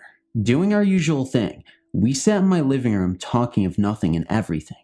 Suddenly, it hit me. I smelled fried fish. "Don't you smell it too?" I asked. Of course she didn't, until a few minutes later, when the smell left me. Back and forth, for over an hour, the smell drifted between us, changing once in a while to the scent of fresh flowers. After a while, it faded until we could no longer smell it. I don't know who it was or what it was trying to say, but it certainly was an interesting experience. Thanks for reading. My name's Austin, and I live in Utah. I'm 28 years old, and I moved about 6 years ago, probably about 100 miles from where I used to live, and I guess that's where my story began. I was never really too much into people. I always kind of did my own thing. I hung out with people here and there, had a few friends, but they weren't necessarily the friends you would go to church with. But I was kind of into the stoner scene. But time moves on. Some of us got into harder things, lost touch, and just grew up. But I ended up becoming friends with a kid in high school who I began to hang out with, and one day he says, "Hey, you know how you can get high off gasoline?" That's when it happened. We did it a couple times one day. I'm alone and desperate as the junkie I am, so I go out to my shed, pick up the gas can. Now please, read this before you decide, oh, you just melted your brain. About 20 minutes go by. I'm feeling dizzy. Then from the corner of my eye, I see someone tap me on the shoulder. I turn around, and it wasn't gone. I see the shadowy reaper kind of float over to a part of my shed where there was about a 2x3 piece of plywood that it began pointing at. Why? I'll never know, but there was a chair right there, so I sat down. It was almost as if my eyes were focusing like a projector. As they did, a picture started appearing. There were images of books with either 1, 2, or 3 letters on each of them as to categorize them, but at the same time, they had repeating letters, and I thought maybe it was kind of an alphabet. It looked like Hebrew or something, but it changed, even more like a TV changing from one network to another, but it had them on all the channels. The pictures had to do with hell, reapers, witches, and ghosts. Loved ones I've lost began talking to me. It's hard to believe you're talking to someone when you can't see them, but it gets worse, as I did not stop going out there and watching it. Now, this house we lived in was my grandparents'. We had only lived there maybe a year before all this happened. We had always heard our door handles shaking. That was normal, but after what happened out there, things got bad. A black circle had been burnt the next morning into my shed. A while later, I had a couple white symbols appear, one in our shed that looked like a skull with a slash, and 2 dashes. Then by our porch that looked like a silhouette of my face. They were some kind of white, gooey, chalky substance. That was the beginning. Things here, things there. But it then came inside the house. There was one entity I talked to pretty regularly. She was a reaper, but she was young and wore a tribal mask. Strangely, for some reason, and I had no idea as to what they were. They disappeared, and I worried something bad happened. There was another girl there among a lot of others that I really doubt had good intentions. I woke up one morning to see that carved into my wood bed frame in big letters was Austin and Mary forever. For what I can only think was just a lack of thinking and boredom, I started looking at my turned off television set when I began to see satanic images in the blank screen. I snapped out of it and decided to go in my backyard and have a smoke. I looked over at my shed as I lit my smoke and saw like 8 people in dark, hooded robes sitting around a fire. I'm about to go over there and tell them to get off my property because I really thought that they were, I don't know, people. I'm told something by one of them, and for some reason it was a good enough reason to go back in. So I'm worn out, going to go down to my room and go to sleep, but I stop in our little TV room where my family are watching TV. I look out the window. I know this all sounds insane, but I see this 7-foot tall muscular reptilian guy. I froze for maybe about 10 minutes, then go down to my room, and after hours to get some sleep. I'm feeling this is getting way too long, so I really just wanted to tell you my story. I've had dreams of witches ever since I was a child, dreams of this happening when I would move into my grandparents' home. I just don't have a clue, and I need some literature or advice. Heck, I don't even want to get rid of them. I don't think I can, but I just want to survive. So thanks for reading.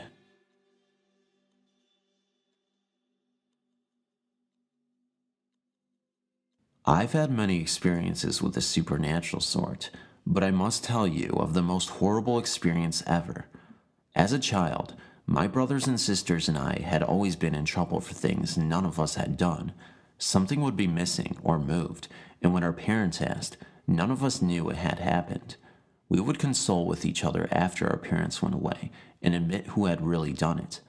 But a lot of the times, it was none of us. Eventually, after hearing a lifetime of noises, feeling like someone was watching us, and being terrified at night, we got used to it and accepted that there was a ghost that liked to get us in trouble. I think this spirit first came to us in Birmingham, Alabama. We moved many times. It seems the spirit followed us all over Alabama and Texas.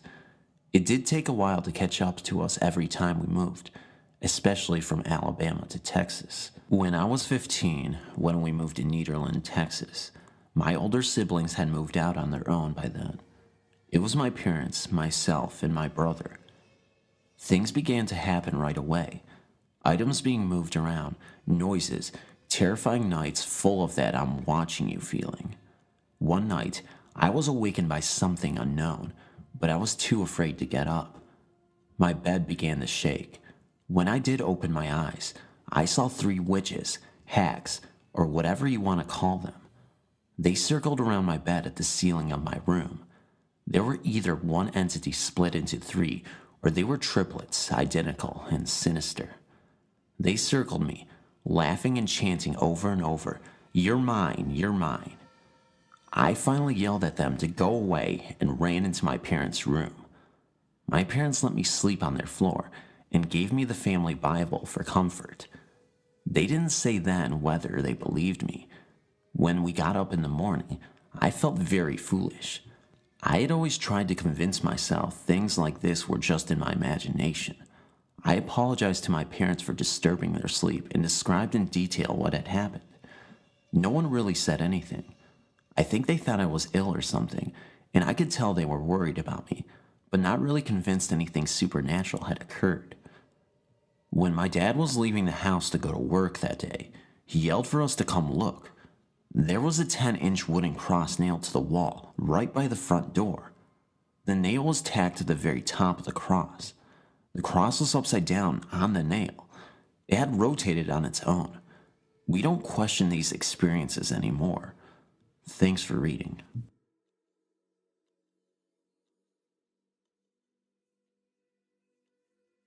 I'm submitting my encounter after reading about similar experiences here at Ghost Village. This phenomena was experienced by me personally, plus my sister and my mother. It happened in 1985 at our home. Our bedrooms were front-facing in our house, and we lived at the top of a J where 2 streets intersected. My sister, who was 4 years younger than me, came to my mom one night saying that she was afraid to go to sleep because she saw red eyes in her window. We inspected the room but saw nothing. I mentioned that perhaps she was seeing a reflection of the porch lights, and I offered to switch rooms with her. We did that the next day. One night, I got into a particularly nasty argument with my mom.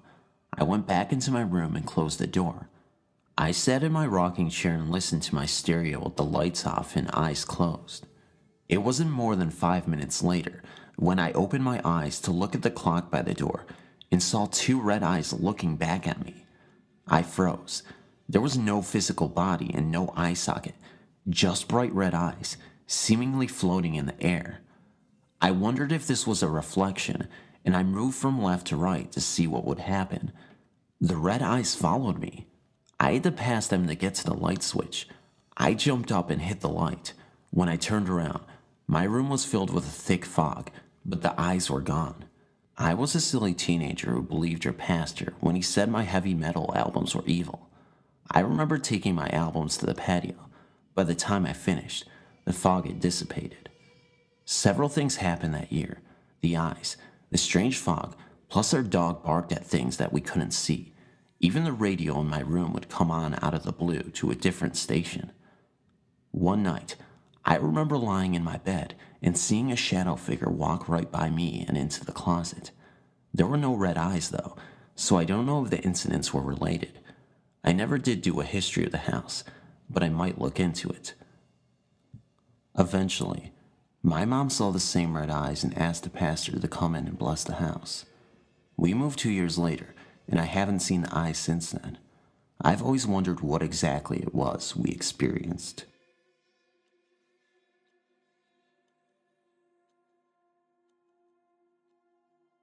I've seen it, the Black Wolf. It's real. It was in October of 2007. I also saw 2 other things that day I cannot explain, but especially the wolf. This is the first time I have ever recalled this event in detail to anyone since it happened. It's much easier anonymously. In late October '07, when I was 32 years old, or nearly exactly a year ago, I was home alone all day one day up until the evening.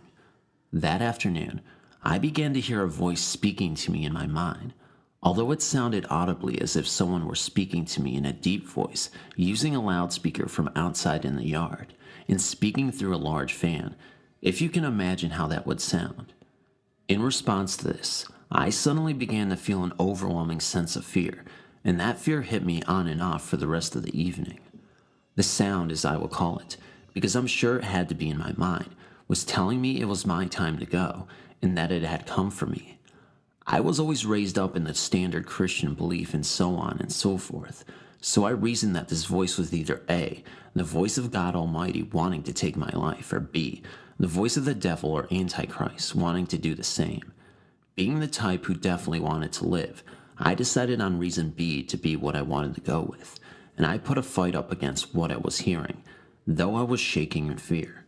Imagine if you never had such an experience, and all of a sudden one day, you hear an unknown entity talking to you.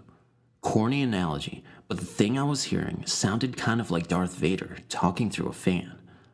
I was too terrified to leave the house, or even the den of the house which I was in, as I constantly felt like I needed to watch my back. So I decided to set up my own personal barricade to defend myself. I turned on all the lights in the den and adjacent kitchen, and in an attempt to drown out at least some of the fear I was feeling, I drank 2 beers rather quickly that had been left over in the fridge a few days before. Hearing the entity saying it was coming for me, and assuming that meant something really bad, I was petrified, but at the same time, a bit pumped with adrenaline, I guess. I would look around that afternoon and get a glimpse of a shadow darting in parts of the house that the lights were not on in, but were dimly lit by adjacent rooms. I only assumed what I was seeing and hearing was the shadow of death the Bible talked about, aiming for me. Eventually, I came up with a brilliant plan to help ignore the entity's voice. I sat down in the den in my green soft black chair, with all the lights on in the den and kitchen still, in front of the TV turned off, and I picked the guitar and sang. This helped a lot. Finally, some of the fear was lessening, though I was still very frightened. I kept telling myself, okay, none of this is real. I'm just hallucinating and it will go away. I was on no drugs, only the 2 beers I had drank, and I smoked cigarettes. Well, I sat down and played guitar for I know at least 3 straight hours, feeling much better that I could drown out the voice I had been hearing. While playing, I remember distinctly thinking back to all the people I had met, friends, girlfriends, and family that I loved, and calling them out by name. This was in itself unusual, as normally when I play guitar, I'm just thinking of doing the tune well. Anything to get my mind off of what happened earlier in the day. As the sun went down and evening began, everything seemed much better. I didn't hear the voice anymore, until I noticed something wasn't right. This was something I hadn't picked up on earlier. After I stopped playing guitar, and at this time had developed the sense I had won this battle, I looked up into the TV screen at the reflection. Something was not right there. Not right at all. I wasn't in the reflection. Well, there it started again. Goosebumps developed immediately and my hair stood on end. I waved my hand in front of the TV set. Remember, the TV was off and you could see the reflection of my den and kitchen in the screen as all the lights were turned on in those 2 rooms, and could see nothing of me, only the chair I was sitting in the rest of the den and kitchen. My jaw dropped. The fear was back. So I did the only thing my terrified mind could think of. I picked up the guitar, started back playing and singing, and tried to look only at the guitar. The sun had completely set by this time. I remember, I played for a few minutes, but this time could not get my mind back off of being mortified. Why wasn't I in the darn TV set reflection?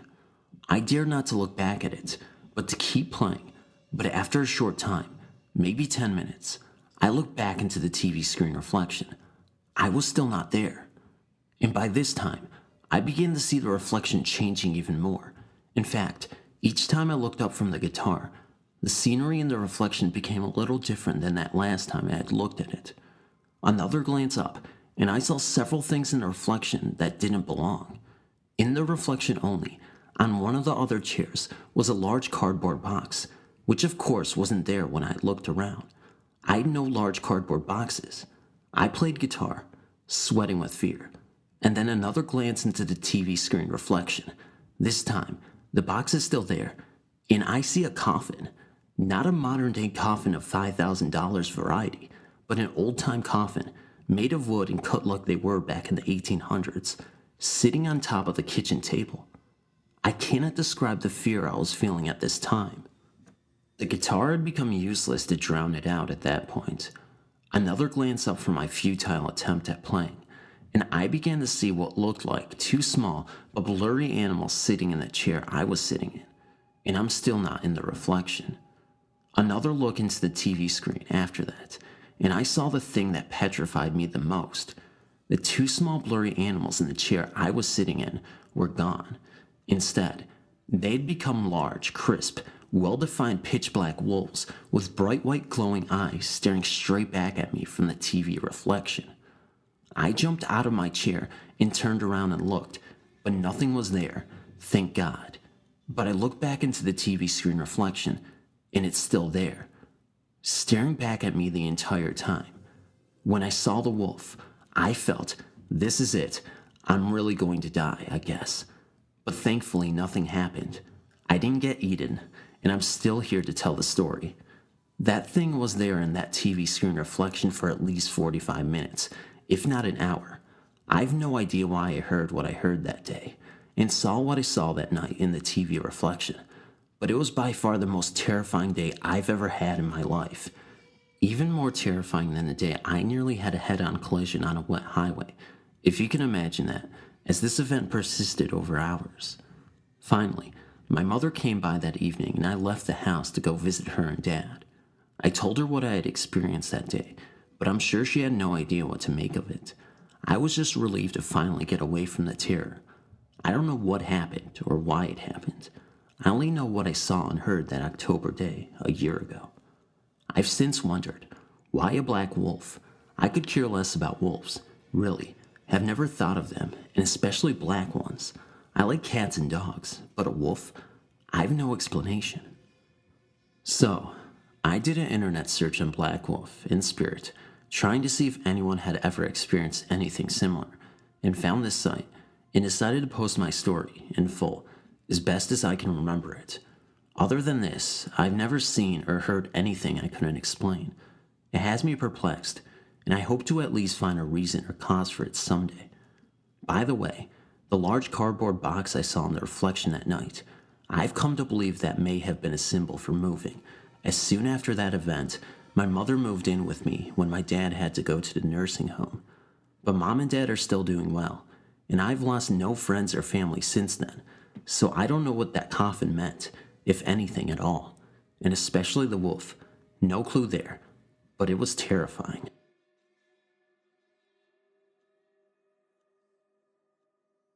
This happened yesterday, and I need to document this somewhere while it is still fresh in my mind. So I was spending the night with my friend, and we were sleeping outdoors. It was a full moon, and I rested in a wonderful moonbeam. There wasn't a tree or shrub that stood in the way. At around 3 a.m., we were still awake telling ghost stories. I had a flashlight under my chin to make the shadows stand out on my face.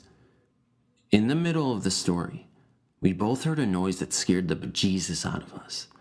It sounded as though an animal was prowling around us in a circle. I shined the flashlight around us but saw nothing. Then suddenly, the flashlight went black. The darkness startled us, but the battery just went dead. I was prepared for this.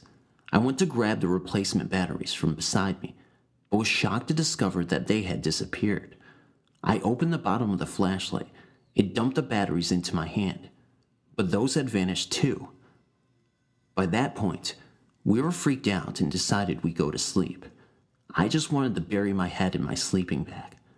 But right before I closed my eyes, I saw a wolf-like ghost creature walking in protective circles around my friend. This creature had a tannish brown color with a tint of silver. It was also shadowy, like a spirit. It wasn't of this world, that is for sure. I went to sleep quickly after that, even though I was scared out of my mind. To be honest, I was probably in some sort of shock. I didn't even have any dreams, but I told my friend about this the next morning.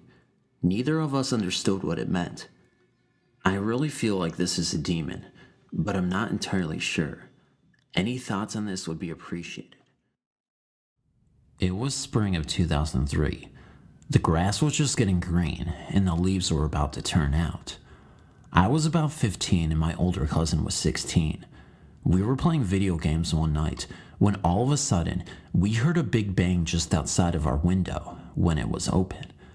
Well, we thought it was just girls playing pranks on us, so we just ignored it at first. 5 minutes went by until we heard another bang, but only it was louder, so we thought, damn, these girls. We decided, okay, we'll give them our attention.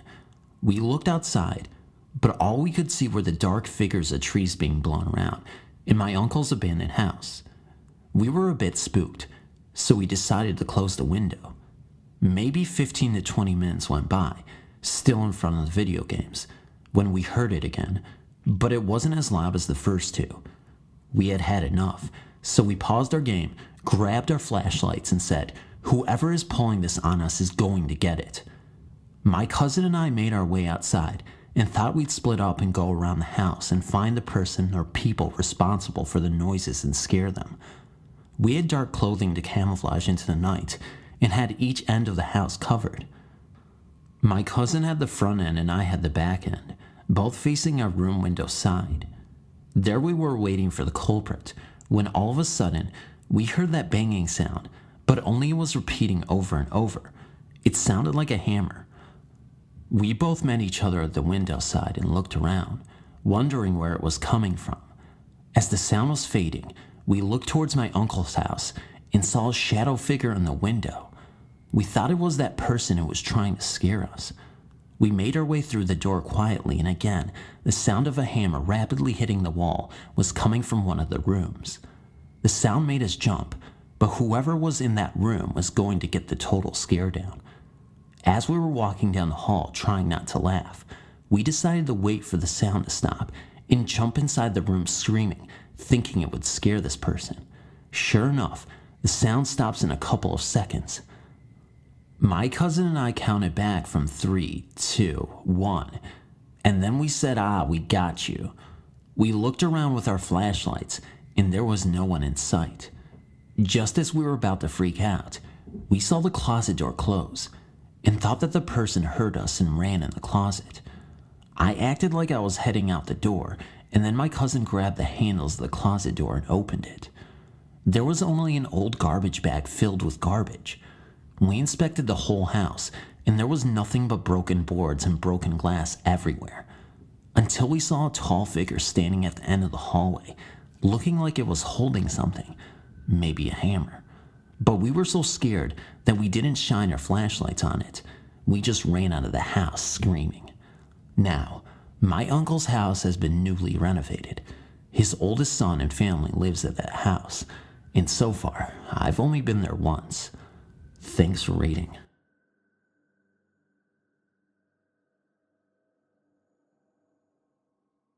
My husband and I moved into the house about 4.5 years ago. Nothing happened right at first until about 6 to 7 months later. One night, my husband came to bed and I had awoke to go to the restroom. As I was in there, I heard this man's voice. It sounded like it was coming from the radio. So I went over to check it and the radio was off. I unplugged it anyway and still could hear the voice. I walked into the hallway thinking it was coming from one of our kids' room. I looked into each room to find nothing. Everything was shut off. I looked in the living room, at the stereo and TV. They were also off. I went back into the bathroom where the noise seemed to be the loudest, and it was still there. I went back to bed, and it finally stopped. My husband also told me that he had heard that same voice many times himself. My husband usually got home from work around 11 p.m., and he would go get on the computer for a little bit before coming to bed.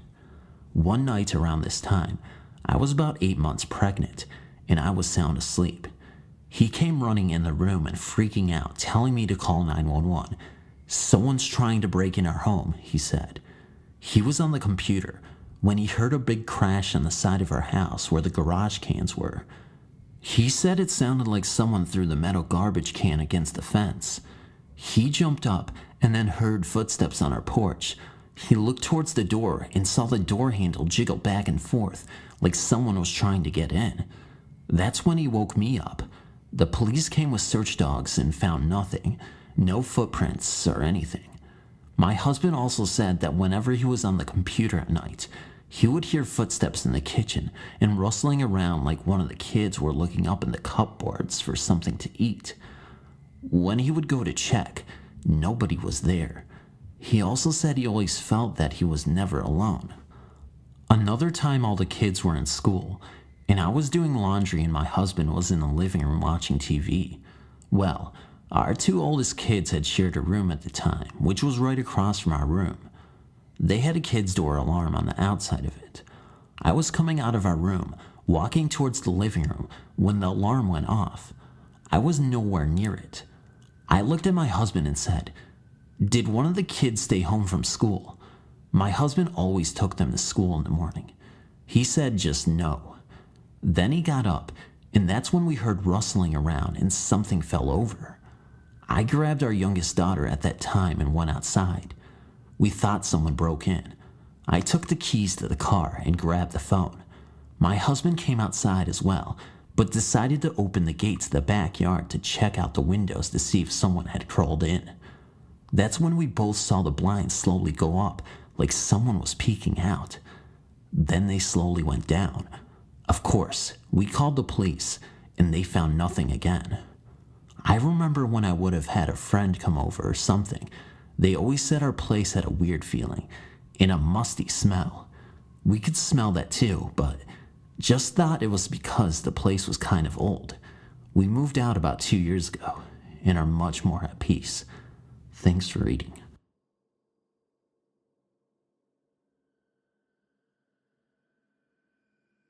I live with my mother in a rather rural area. Our house was built by our landlord and was built in a lot that originally held a small gas station. I don't know much about the history of this area or our home beyond that. Anyway, my mother started to complain that she was smelling an extremely foul odor in the house in late February 2009. She only ever smells it in our house, nowhere else. She describes the odor as stinking like rotting flesh and blood, and she says it's been very strong throughout the house, especially in the hallway and bathroom areas. I've never smelled anything like that, what she has described, and none of our guests in the last few months have either. Since Sunday, April 12th, she has claimed that the scent is now moving. It becomes fainter throughout the house, and at times, she doesn't smell it at all. We both started seeing shadowy moving figures in the corner of our eyes randomly that night.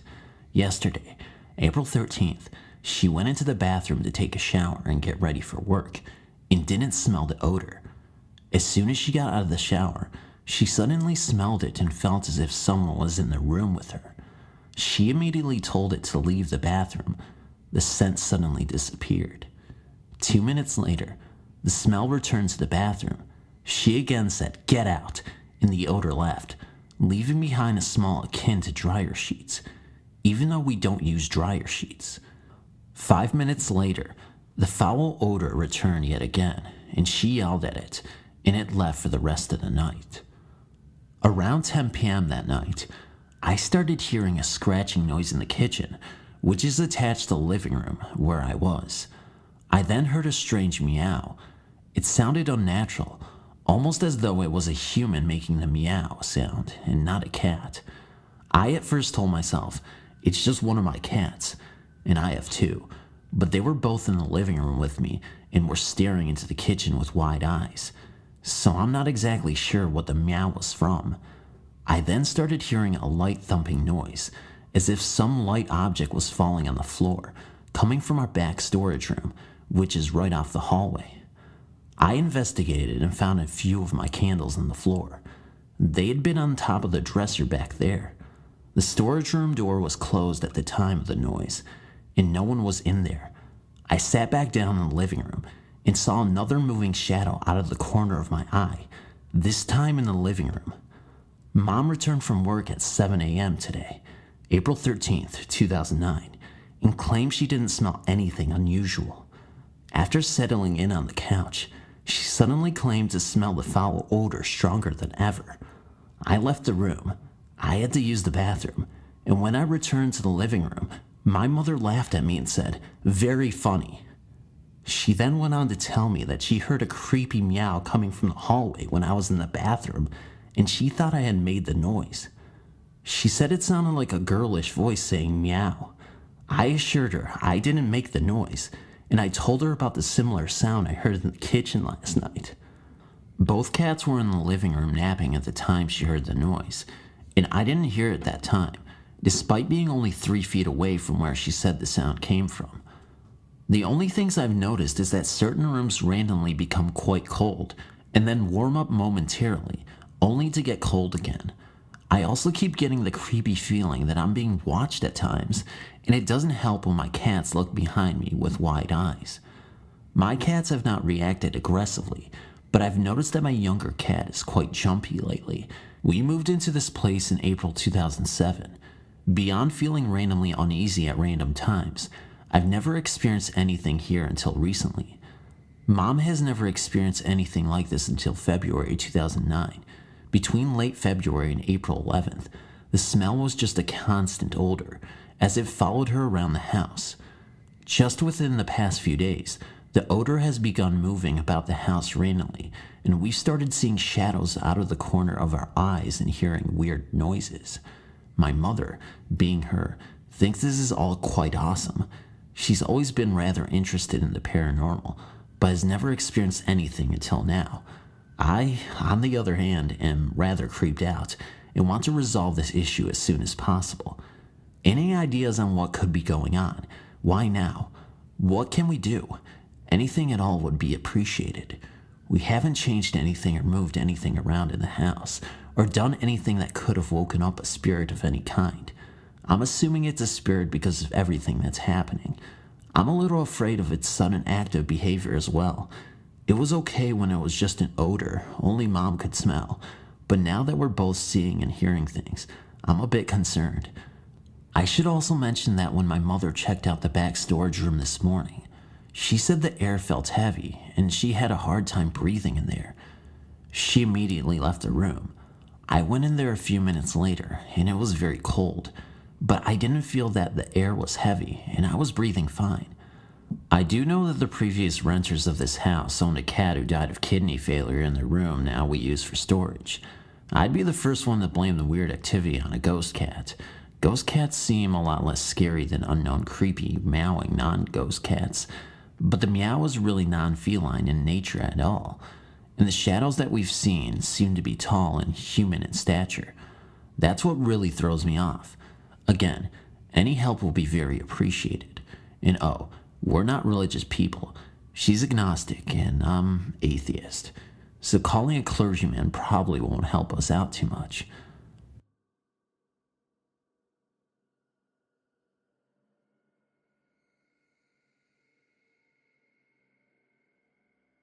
Before I moved to Vegas, I lived in a small town in Connecticut.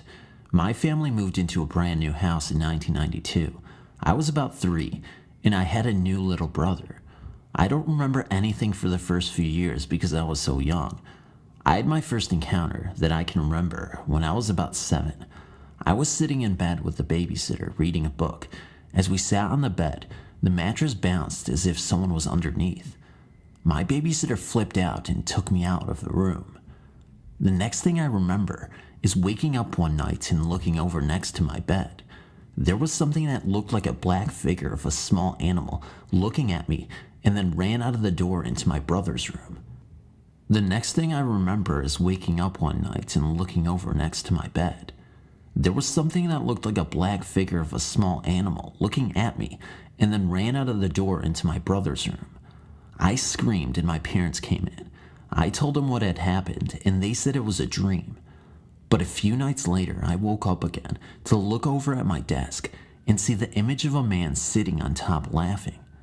I didn't bother to tell my family because they wouldn't believe me. Another time I went to bring the dog in from outside. There was a door from the garage to the backyard that the dog used. I opened the door from the house to the garage to find a tall, blacked out figure standing right next to my dog. I freaked out and let the dog in. I told my mom, and she said a little while ago she had seen the same thing. There was also once a time when I had a friend see the man's figure as well when she was spending the night. The thing that freaked me out the most was when my youngest sister was born.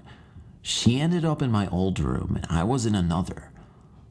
One night, I was babysitting her with a friend and my sister was in bed. The baby monitor was on and I could hear her cooing, which was weird because she only cooed at people. I went to check on her and she was laying on her back with her hands in the air, towards the ceiling, just staring and cooing. Then her hands and her eyes almost followed something to the closet door, and then she stopped and just looked at me. A lot of other things happened in that house: noises, footsteps, and misplaced objects. We also had a motion sensor security system that would randomly go off in the middle of the night. It happened so often my dad stopped setting the alarm. Some people don't believe me and think I make all this up, but it all really has happened. It was great to log on to this website and read other encounters that sound just like mine, because I know I'm not crazy. Thank you for reading. Seriously, I really appreciate it.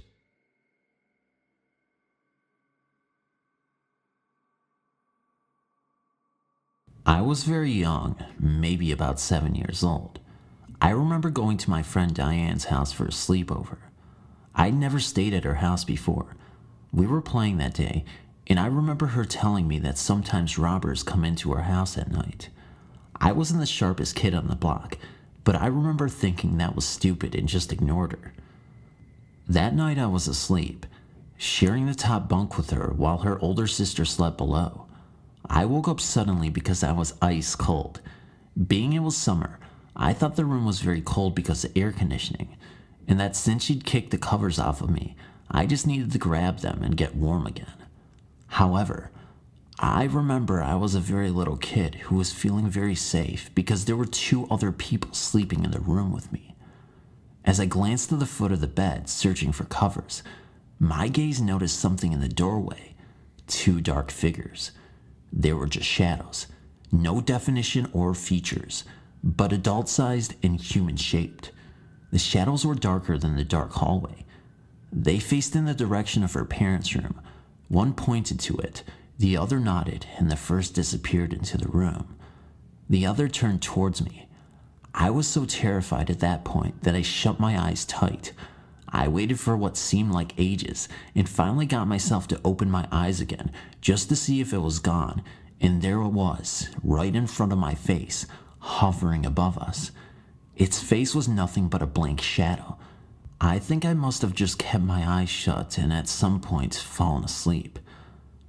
The confirmation of this event, now that I am an adult, comes unwittingly from my parents. I asked them if they remembered my sleepover at Diane's, and they said yes, because I spoke of how I'd seen something in my room that night. My parents still believe I was imagining it, but people who have experienced this themselves know it is too vivid and too obscure to be an imagined event. I know what I saw and get chills even today, even as I write. I wish someone could explain this event to me. What are these shadow figures? Are they malevolent?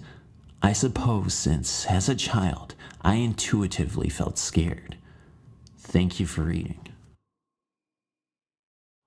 I'm writing the story to you not as the person who had the encounter, but as only the one willing to tell it. My sophomore year in Bruisley High School was not exactly an interesting one. Well, that is, until we met a certain sergeant. I really don't remember his name, but I will call him Officer P. Earlier in the year, he came to our school to lecture us about drinking and driving. One thing he told us was, and I quote, "Within the next year, 1 person in this room will die." The next year, he died of cancer. That was a shock in itself. School let out for the summer months later, and the janitors were cleaning out the horrific lockers. One of the janitors, we call her Miss Betty, was in the girls' locker room when she heard a loud voice coming from the gym. I suppose she thought that maybe it was others from the janitorial staff goofing off because it was booming over the loudspeakers in the gym. But when she opened the door to the gym, the voice stopped and no one was there. She walked to where the bleachers started and looked all around the gym floor, but there was nothing. Then, suddenly, coming through the loudspeakers again, a loud booming voice rung out. Within the next year. Miss Betty screamed, covered her ears, and ran out of the door. When school started again, the story got all around, although nothing ever happened again. I suppose Officer P just wanted to give a reminder of his warning. When I was 14 years old, I was a Boy Scout and attended Philmont Scout Ranch in New Mexico. It was 2 weeks of high wilderness backpacking through mountains, deserts, and forests. Along the way, we came across various historic areas from the Old West, i.e., an abandoned gold mine, deserted ghost town, and an outlaw hideout. One of the famous outlaws that had his hideout on the 3,500-acre ranch was named Blackjack Cutchum, and one of the highlights of the trip was locating Blackjack's mountain hideaway, where he was eventually captured by federal marshals. When we arrived at the hideout, it was somewhat of a letdown. It was more of a rock overhanging with some initials carved on the stone face, but we felt that it would be fun to spend the night there. Unfortunately, our adult leader told us that we had to camp at a nearby designated camp. Disappointed, several of us set up our tents several hundred feet away from the leader's tent with the hope of stealing away later that night with our sleeping bags so we could actually sleep in old Blackjack's hideout. Around 11 p.m., the rest of the camp was fast asleep, so John, Mike, Marty, Andy, and myself quietly stole into the night and onto Blackjack's place. We set up camp under the rock overhang and quickly built a fire. We talked about the trip so far, but soon fatigue set in as we had covered about 20 miles that day. The fire had burned down to bright red coals, enough to fill the rock overhang with the kind of light that you see from an exit sign in a movie theater. Content, I drifted off thinking of Blackjack when I heard something in the bushes. I looked up suddenly, only to find myself paralyzed. It was as though something was holding me down. I tried to call out to the others, but they were fast asleep and my throat was all knotted up. Then, I saw a man in black, dressed like a cowboy, come running out of the bushes towards the hideout. He wasn't like something you expect to see in a movie. He was filthy dirty, more of like what a homeless man looks like, but his clothes were definitely from the period of the late 1800s. He was all red in the face, and I remember, he had a black ratty cowboy hat, terrible yellow teeth, lots of facial hair glistening with sweat, and held a revolver. I definitely saw the gun. He seemed solid, but parts of him seemed translucent. I had to actually work to stay focused on him, like he was moving away from me and towards me at the same time. I still couldn't move, but it was obvious that he was not aware of me or my campmates. I was frightened by the man, but I was more frightened of the paralysis and inability to speak. I then heard, accompanied by a strange fog that emanated from the tree line across a tiny stream, horses, men yelling unintelligently, and then muffled gunfire. The man in front of me fired his revolver 6 times at the trees, ran back, and stood right over me, still unaware of my presence. He was wounded in the shoulder and discharged 6 shell casings from his revolver right on top of me. They all disappeared into nothingness as they fell into my sleeping bag. After reloading, he fired a few more times and then suddenly saw me. That's when I became terrified. I felt as though my heart was in my throat. I tried to scream, but I couldn't breathe. He looked confused and confounded because to him, I think I must have suddenly appeared before his eyes. That was kind of the expression he had on his face. Out of reflex, he aimed right at my head. That is when I really thought I was going to die. It was more than real. I had a surge of adrenaline and thought I was going to explode because of the combination of blood pounding in my body and paralysis holding it all back. Then, in an instant, he uncocked his pistol, looked at me real close. I could smell his bad breath reeking of tobacco, and he said, "You're not supposed to be here." And then he just disappeared, just like smoke into clean air. But the smoke didn't float away. It just faded into itself. Hard to explain. By then, the sounds and mist had all disappeared completely. All of a sudden, I could move, and I jumped out of the sleeping bag covered in sweat. I looked around and ran down to the stream where the man and sounds had come from. It took me about 30 seconds to regain my senses and began to feel my vocal cords loosening. I splashed some water from the stream on my face and tried to make sure that I was awake. I stuck my head under the water to remain calm. I pulled my head out and all was quiet. I couldn't even hear the crickets or night owls. That was real strange. There were always noises at night there. Gradually, the normal night sounds returned, and after a few minutes, I caught my breath and my heart rate returned to almost normal. I wasn't sure what to do. I wanted to wake up my friends, but they were all asleep, and I knew they would have killed me if I would have awakened them with my story. After all, I couldn't really tell if it was a dream or if it was real. I figured it had to be a nightmare, right? After all, I'm a rational guy. It had to be. I took a big drink from the cold, clean stream and made my way back to my bag and eventually shrugged it off to an overactive imagination and the bad freeze-dried trail meal we had earlier in the evening. After about an hour, I finally fell into a deep sleep. Very early the next morning, Andy and the others had to shake me repeatedly to wake me up. We had to clear camp quickly and make it back to our tents at the designated camp before our adult leader found out about our previous night's excursion. As we broke camp and put out the fire, I told my friends about my dream. As I expected, they thought it was amusing. Then, as I rolled up my sleeping bag, I noticed a few shiny objects in the dirt. Looking through the dust under my bed from the night before, I found 6 shell casings. When we returned to base camp, we traveled into Cimarron to go to an old saloon that is now a museum. They had a photograph of the real Black Jack Ketchum. You guessed it, it was him, a dead ringer. I never told anyone. My friends thought I set it all up and brushed me off, but I kept the casings and checked with a friend's father who was a gun expert when I came back from the trip, and all the casings were dated from around 1878, but they were in almost brand new condition. You could still smell gunpowder in them. My friend's father even told me that the gunpowder mixture was one that was used in the last century, but not today. I kept those casings for years, but unfortunately, after I moved from home, my mother threw them out, along with some great valuable comic books and baseball cards. I live in a pretty old house, and really weird things happen all the time. I know that it's haunted because of certain specific things that happen. My parents moved into the house 5 years before I was born, when my sister was 5. During the first 3 weeks after they moved in, they noticed real clear signs that they weren't welcome in the house. First, the brand new recently purchased fridge was somehow completely destroyed. I don't know exactly what happened. It was 17 years ago, but within 2 days of living there, it was ruined beyond repair.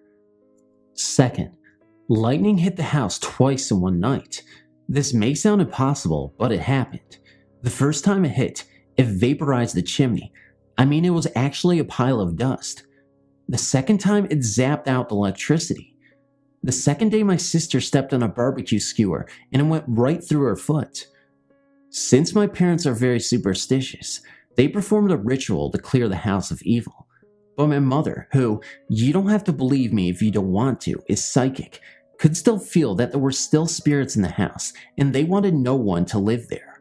So they did some other ritual and told the spirits that they had better smarten up or they, my parents, would never leave the house. Hence, we've been living here for 17 years. The ghosts stopped doing the things that would harm people, but they didn't stop everything. When I was little, I could see them. Every night, they would come and stand around my bed and terrify me. One of the ghosts was a woman wearing an old-fashioned red dress, another, an old man with gold-rimmed glasses and a pipe, and then there was a monster reptile-type creature that I still sometimes see today.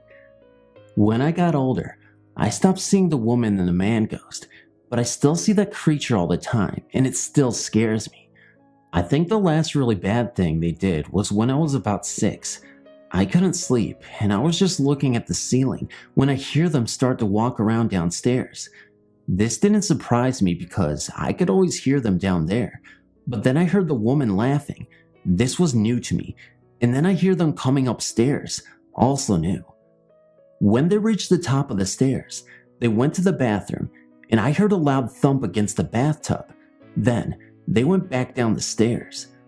I didn't really know what to think of it, but then I heard the cauldron drawer open and slam shut, followed by a loud and horrible noise. When my parents heard the noise, they ran downstairs to see what happened. The first thing they found was a jug of Drano at the bottom of the stairs. We had an ongoing pipe clog problem, and in the kitchen, all the dishes had been smashed to bits, literally, and every fork, knife, and spoon had been bent in half. We guessed that they were trying to tell us that they didn't really want us there, but since nothing really major happened for a long time after that, they were willing to live with the fact that we weren't leaving. At my 12th birthday party, I had about 11 people stay for the night. I had left the room for a minute to get a bottle of pop, and when I came back, they were all mad at me. When I asked why, they said that they heard a man's voice saying that they didn't want any of my immature and dense friends staying here. They heard him say that they should get out, and they also heard a woman's voice agreeing with him.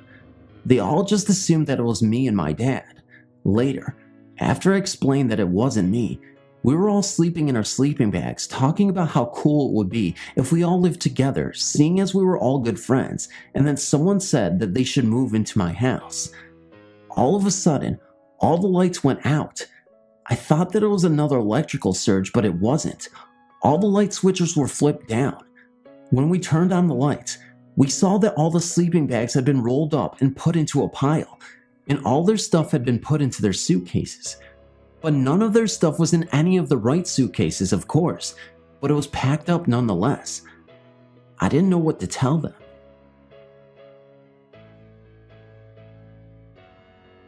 I'm not much of a writer, but one event does stand out in my memory.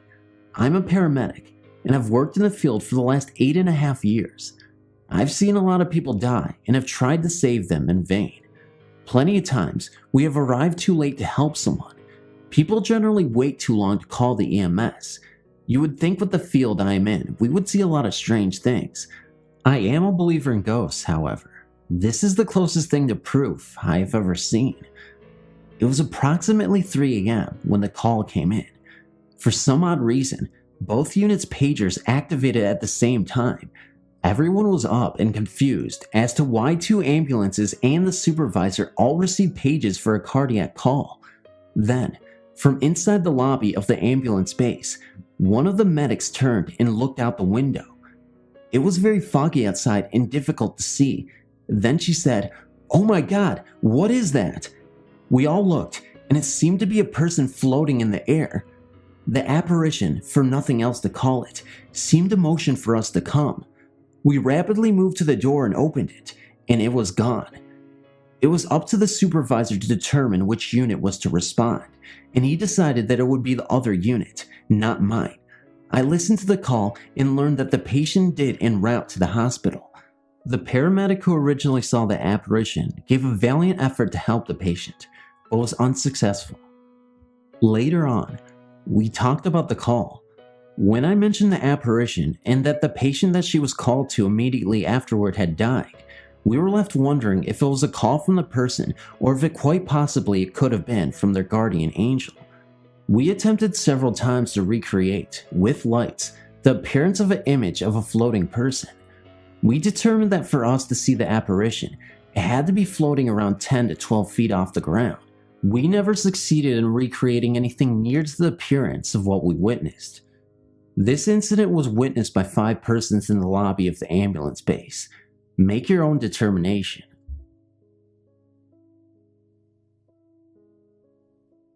Three years ago, I was sitting in my dining room with my good friend Abby. The dining room of my house is fairly large, and it adjoins a large, rather empty room that at one point was a living room, but we never used it for anything much. We were sitting at the dining room table and working on our homework. It was a Friday night, and we intended to go out as soon as any work we had was done. Casually glancing up at the grandfather clock next to our windows, I noticed it was 7:59. Paying no attention to the time, I looked back down at my work and began to figure out a math problem. Placing my pencil to paper, a giant crack of thunder sounded and made me flinch, dropping my pencil. I sat up straight and looking out the window, I witnessed the beginnings of a horrible storm. I began to wonder where my mother was, but I knew she'd be home soon enough. Looking back down, I noticed my hand was still poised, as if it were holding a pencil. However, the one I had been using previously was nowhere in sight. I checked under the table and around the rest of the room, but it was gone. Looking back up again, a large crack of lightning filled the room with a bright light, and then the power went out. Scared to death, my friend and I began talking frantically and stopped suddenly. We both had the feeling someone or something else was in the room, but we weren't sure what it was. Then the two lights in the room started flickering on and off, on and off. One would go on and the other would go off. These were the only lights in the house that appeared to be working, but that wasn't what I was thinking of. I was wondering what was causing them to go on and off. I could see the light switches that controlled them moving, as could Abby, but nothing was moving them, at least not anything that we could see. 2 minutes later, we heard a huge popping sound and noticed that every little single light in the house had turned on at the same time. Out of the corner of my eye, I noticed the stereo in our dining room turn on. About 3 seconds later, an incredibly loud burst of sound filled the room, and then it was silent. Then there was another loud burst, and more silence. Abby looked over, and in a very hushed voice informed me that the volume control on the stereo was spinning in circles, and that the stereo was unplugged.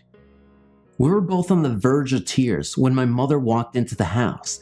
As she checked the mail in the front of the house, we heard her gasp, and then she walked over to see how we were.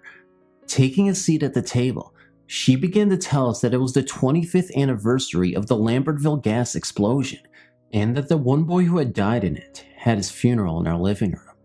That was the explanation we needed. My mom and my great aunt Annie were always very close. She would go over to my great aunt's house and fix her hair or make a special meal just to give her company. When my great aunt's husband died, she took it very badly. So every other day, my mom would go over to her house to comfort her, and her visits became more frequent. One day, my mom went to my great aunt's house and was told that Annie would have to move to a retirement home as she was getting sick and was going to need 24-hour care that none of her sons could give. After spending so much time with Annie and caring for her, my mom had learned what Annie's deepest fears were: to spend her last living years in a retirement home, and worst of all, to die in one. Now, considering Annie's condition, it seemed like the woman's worst fears were going to come true. Not long after moving into the retirement home, Annie passed away, leaving my mom crying day and night, not just because she was gone, but because my mom wanted to let her live in her house so she wouldn't have that terrible end. The only reason why she didn't come live with us was because there was nowhere for her to sleep. One morning, while my sister was lying on the bed completely relaxed, almost in meditation, Annie appeared in her mind. Annie said to her, wagging her finger, "Tell your mother not to worry. She was good to me, and I'm free and happy now." Then, Annie disappeared, leaving my sister bewildered. Once my mom heard about what had happened, she didn't cry when she thought of her dear Aunt Annie. Instead, she remembered all the great times they had, and it was a memory that she will never forget. A ghostly visitation from a ghost that you actually want to see for once in your life. Not so creepy because Annie was there, right to comfort her in the worst of times. I'm not sure what I believe in regarding paranormal activity and such, but I do have an open mind and like to do as much research as possible before making any firm decisions. This experience happened in November of 2010, a month after having my youngest. I just had a procedure to remove a kidney stent 2 or 3 days prior. I was sick almost right after leaving the hospital and felt horrible, but it was my first time going under anesthesia, and a nurse had told me it was common to feel ill. I was running a low-grade fever about 100 degrees Fahrenheit. The baby had awoken for a 2 a.m. feeding, and I was holding him standing in the living room in front of the heater. I was chilled to the bone because of the fever, and feeling a bit dizzy. I thought, oh geez, I'm going to cook the baby. Just then, about 5 feet away from me, appeared this man. He was tall, over 6 feet, buff large muscles, a stern face. He wore old brown-looking clothes. It reminded me of stories of fur trappers out on the frontier. Maybe it was animal skin, but I'm not sure. He had the same style satchel that crossed his body. The strap on one shoulder and the satchel rested almost on the opposite hip. He had long brownish hair and brown wings that went almost to the floor. He was standing beside me, one of the dining room chairs that was pushed away from the table with one foot on the seat. He did not smile, but I wasn't afraid of him, surprised for sure. But instead of freaking out, I just said a muffled hello, and then he disappeared. I felt like I needed to sit and cautiously sat on the chair his foot was on, saying, "I'm sorry if you were using this chair, but I need to sit." I thought later, maybe that's why he was there. I was holding a baby with a fever and standing too close to the heater. Maybe he wanted me to sit, but I also understand that I was ill and it could have been some sort of fever hallucination. I did many internet searches trying to find out who this was, but I found nothing that matched. I suppose I was wondering if anybody else has ever seen a man like this, or may know who he is. Thank you for your time. I hope I described him well, but let me know if there are any further questions. So when I was younger, about 11, my family and I lived in a 2-bedroom trailer. We had a small little hallway coming from the living room to the main room. My mom is Christian, and she listens to a Christian music radio station, and we would listen most of the time in car rides. Keep this in mind. In the room I shared with my brother, our feet were pointing towards the door which showed you out to the hallway. If you were to go to the left, you would go into the living room, and if you'd go to the right, to my parents' room. This one night, I woke up in the middle of the night randomly. I looked up towards my feet and saw a slightly tall man singing a song I knew I had heard in that radio station before. He just sang and stared at me, but his voice was so beautiful. I don't think Zahn or anyone else could sing just like he did. Also keep in mind, my dad wasn't home at the time. He was in jail. So the man started walking out into the hallway and walked towards the living room. I was not scared. I was more mystified of the man's presence. I got up and went to my room and asked her if she had seen the man, and she said no, and so I explained to her that he was singing the song on the radio station. I don't remember the name or how it sounds. Up to this day, I firmly believe that it was an angel watching over my family and I. My grandma has gone to explain that the way you know it's an angel is if you don't feel anything but peaceful, and if it's a demon, that you get bad chills and are scared to the max. This story didn't happen to me, but it happened to my sister.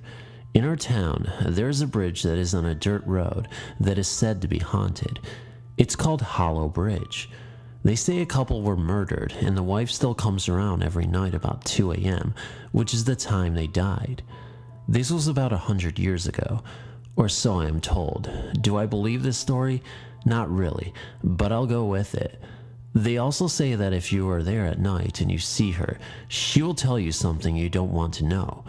When I was 15 and my sister was 17, I've seen something. One night, my sister, her boyfriend, my boyfriend at the time, and myself were all there around 2 a.m. It was a very clear night. Well, all of a sudden there was a fog that was rolling up to the bridge from the tree line, about a quarter mile back. I couldn't believe my eyes, so I freaked out and we left. So forward a year, my sister, who at that time had a different boyfriend, had called me bawling her eyes out. After she calmed down, she said that the hollow woman told her she would die on the hollow, which is a very dangerous road since it was not paved and was very narrow. I told her to calm down and that it was just her imagination. She would be fine. A few nights later, we shared a room. We were sleeping and she woke me up out of a dead sleep from her crying. I woke her up annoyed and asked her what her deal was. She told me my grandmother, who neither of us met since both grandmothers passed away before we were born, had come to her in her dreams, telling her that one day she'll need her and she will be there to protect her. At that point, I was kind of freaked out, but I dismissed it, telling her she needed to go to bed.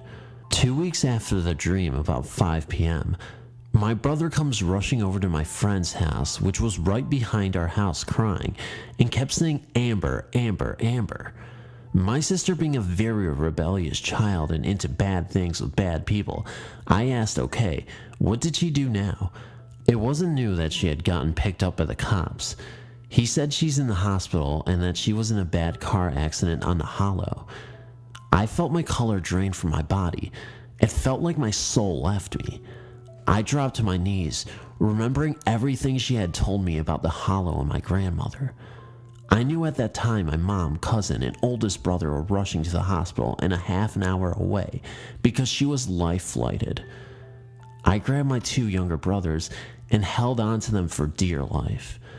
Thinking I could lose my sister, I wanted to be as close to them as possible.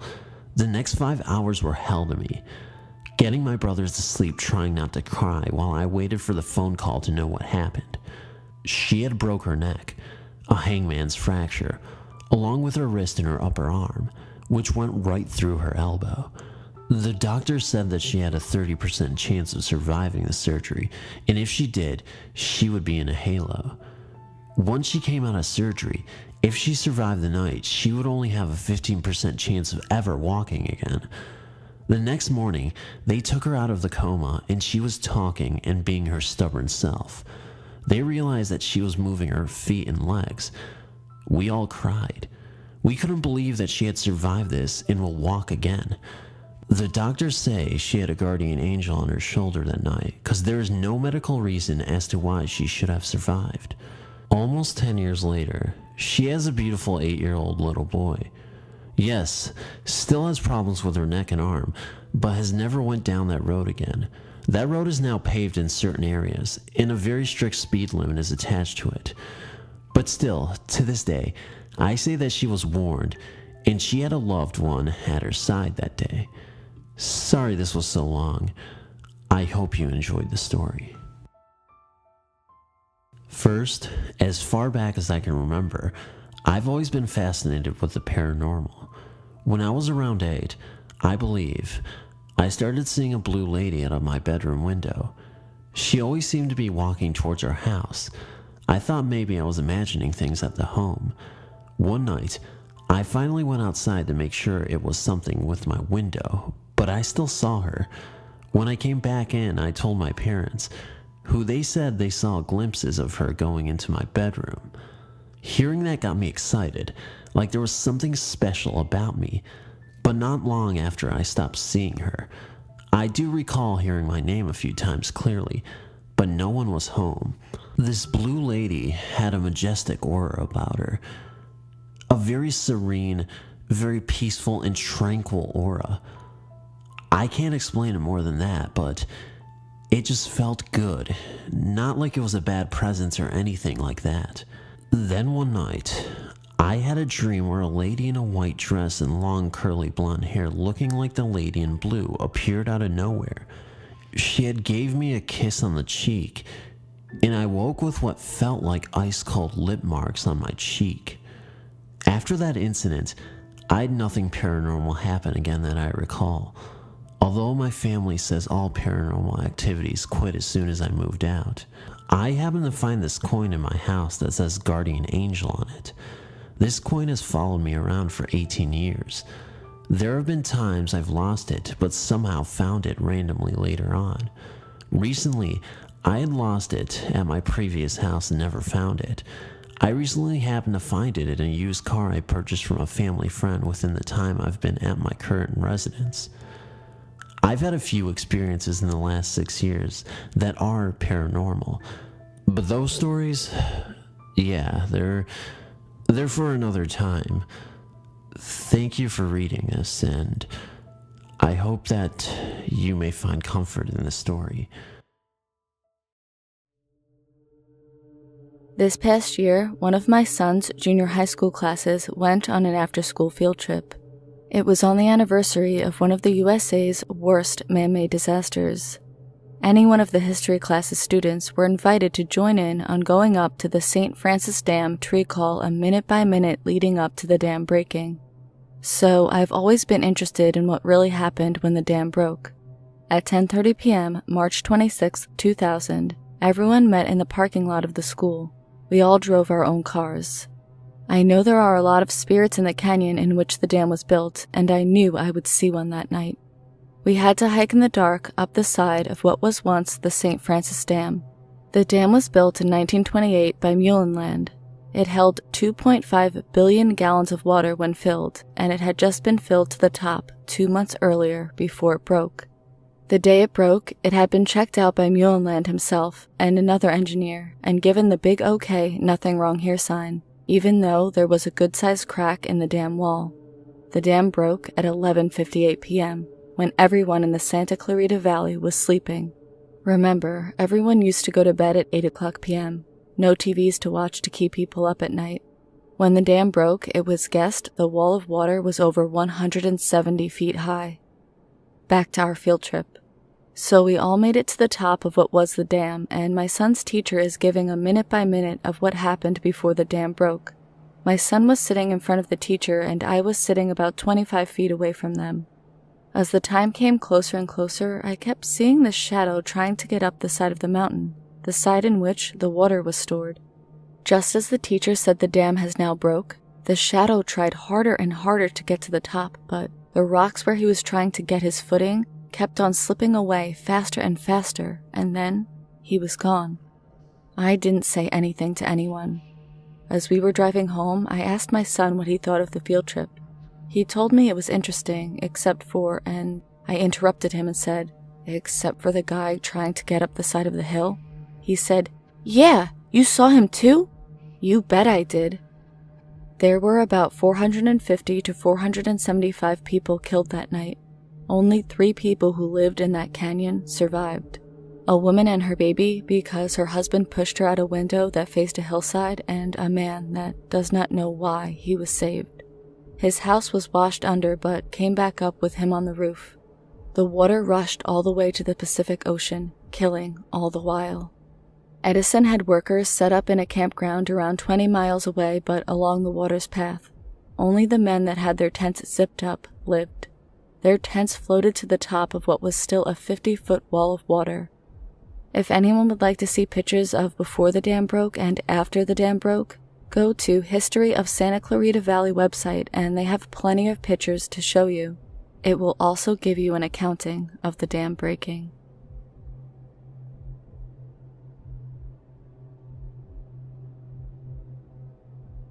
This is Charlie and I live in Chicago.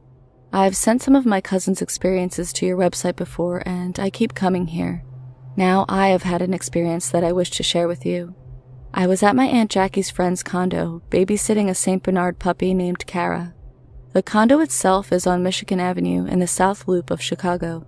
The condo unit I stayed in that night faces east towards the lake, as well as Grant Park.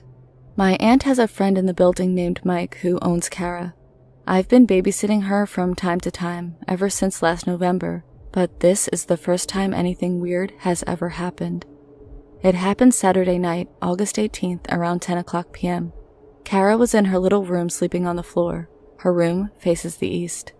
I was in the washroom washing my face when I heard her spring up from the floor and dash out of her room. She was going all around looking for me, and I came out of the bathroom to see her about to go into another bedroom. She saw me right away and brushed up against me like she was scared. It wasn't like her to be scared because she's a giant dog. She looked up at me with sad eyes and then turned to her room as if to say, "Something is in there." Now I was scared, so I grabbed an umbrella off the coat rack and slowly walked towards her room while she followed right behind me. I entered the room and found absolutely nothing. Then I started to think what could have freaked Kara out so much. Could a spirit have been in her room, or could there have been something from the outside that came up to her window and got her attention? I decided to take her out for a late walk, and when I ventured outside, I looked up to her window, but nothing was there. When we got back to the unit, she did not go to her room, which she always does when she gets back from her walk. Instead, she went to her master's empty room, which was very dark, where she laid on the floor. I decided to go into her room again, and she followed me in. When I got out, so did she. That night, I slept on a chair in the front room, where I was able to see the whole room so that nothing would come up behind me. As for Kara, she slept on the couch the whole night, which she never does. Every night she sleeps on the floor in her room, where it's nice and cool for her. When the sun came up, I was very relieved and happy because whatever was there that night was gone now.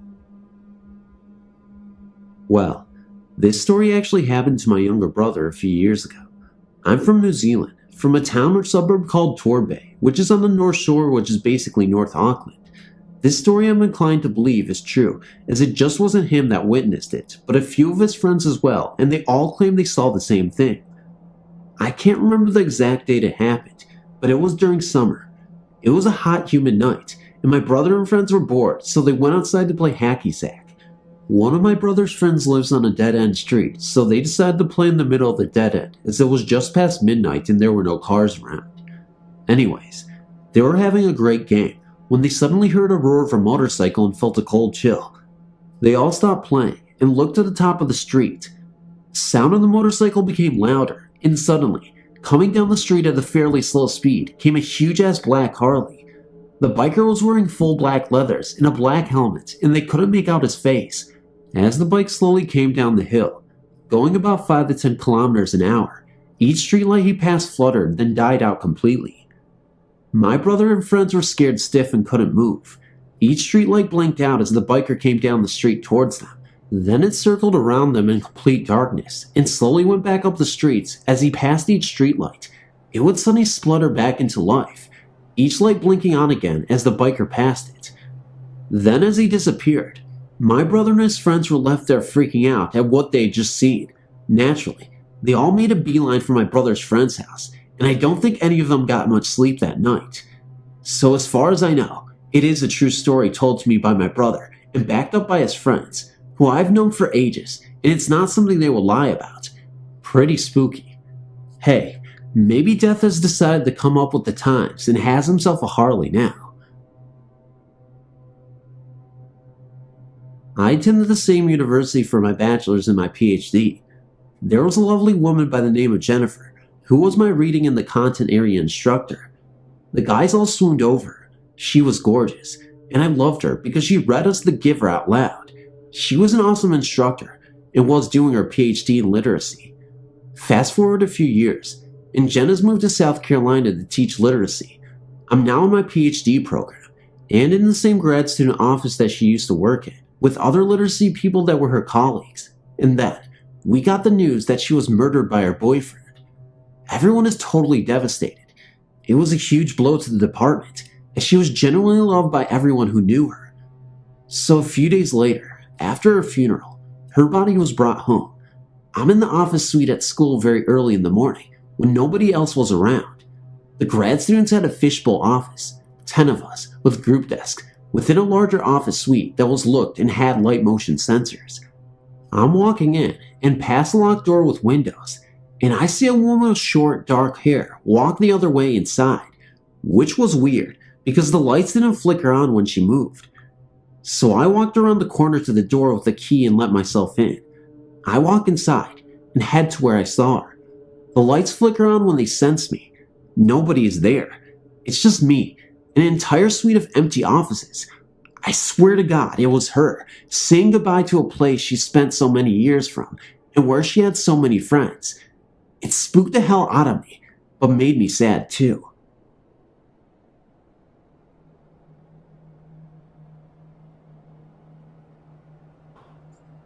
This story takes place years ago in a town north of Chicago called Gray Lake.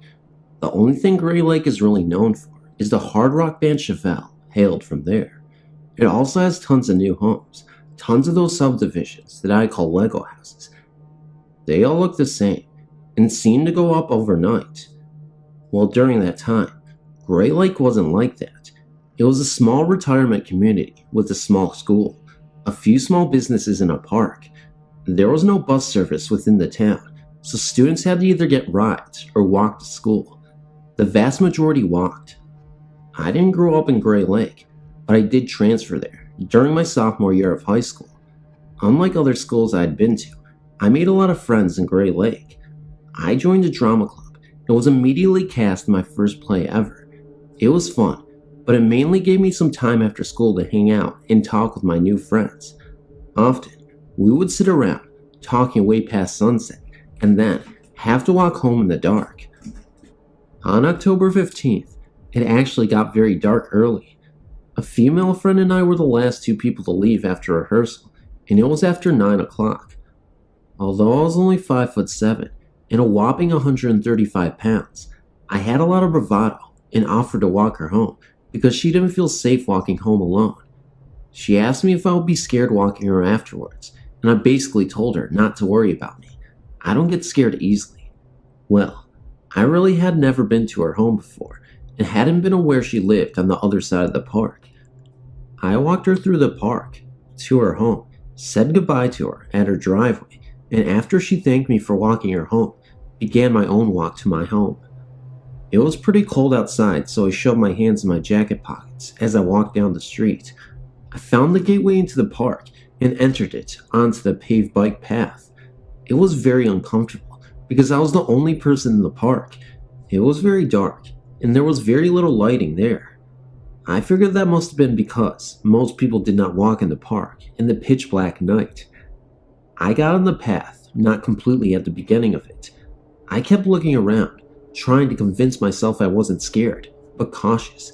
At one point, looking behind me, I saw a man who looked like he was in his mid-20s walking on the path in the distance.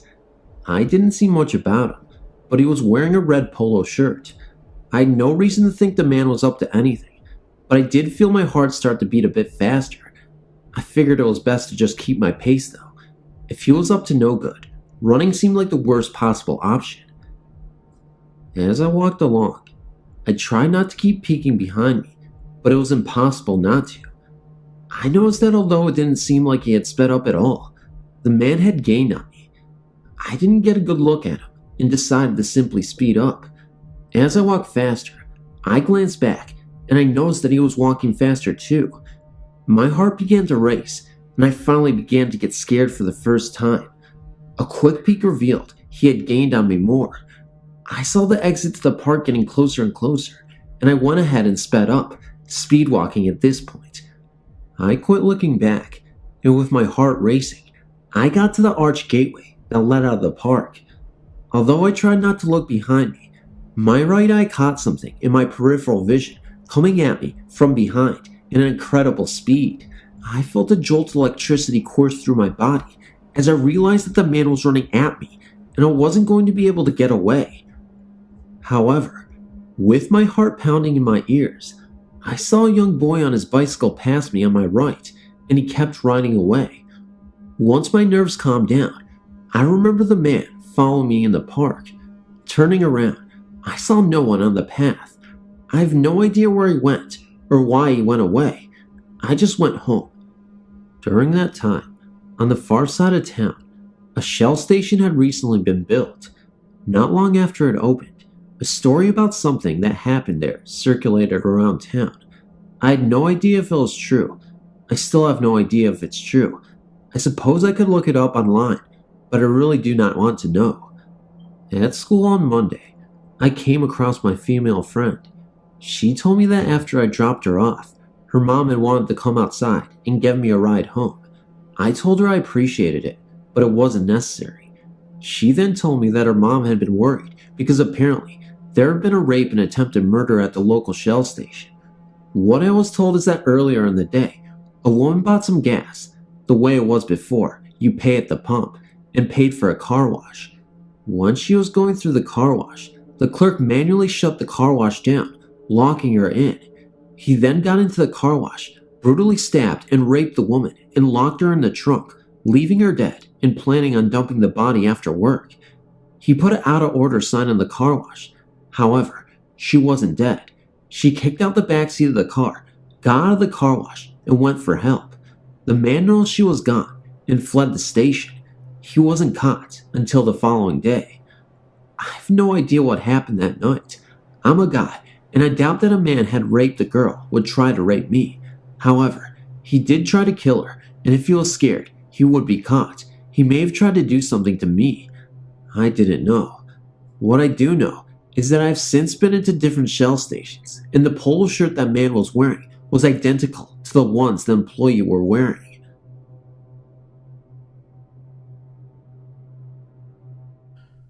Well, I have two different stories that happened to me that were not normal, and something my wife witnessed while I was asleep. The first was back in 1992, when I was 16 years old. I had recently met this girl that was very religious and wanted me to come to a service at her church. I had a crush on this girl, and so I told her I would go. Well, a couple nights before I went, I was having this horrible dream. I was in a place that looked like a junkyard, being chased by some sort of animal that was all black. Whatever it was, I was definitely scared of it. I kept running until I saw something that looked like a little room with a little light in it. But it was extremely small. So small I had to crawl through it. By the time I got in, the creature was right at the opening, but just too big to get in. Its paws were black and huge. It would growl and snarl, trying its best to get to me. Now, here's the weird part. At that time, as I'm having this nightmare, I'm looking at my ceiling. I'm all stiff, and I can't move. I've never experienced this before. I'm trying to call my mother, but I'm struggling to talk. It's like I can't speak at all. While this is happening, the nightmare that I'm having is still going on in my head. Finally, it's over, and I'm fully awake. To be awake and dreaming was something that I will never forget, as it still sends chills all through me. Few months later, all my friends are talking about shadows in rooms and other strange stories, so of course I told them what happened in my dream. They kind of looked spooked and said the devil was trying to stop you, so you wouldn't become a Christian. Right now I am not a Christian, but I never had that experience happen again. The next story happens a few years after that experience. One night, me and my cousins are hanging and end up stopping at a convenience store. We all end up going in. Well, when we come out, the car is still running and the doors are locked. Of course, my bright cousin does not have a spare key. Lucky he only lives close by to this store, so since I'm skinny and small, I'm the fastest. I volunteer to go to his house to get the spare key. So I'm off, and make it there in 10 minutes. Takes me a while to explain to my aunt what's going on. She helps me find the key, and I'm off.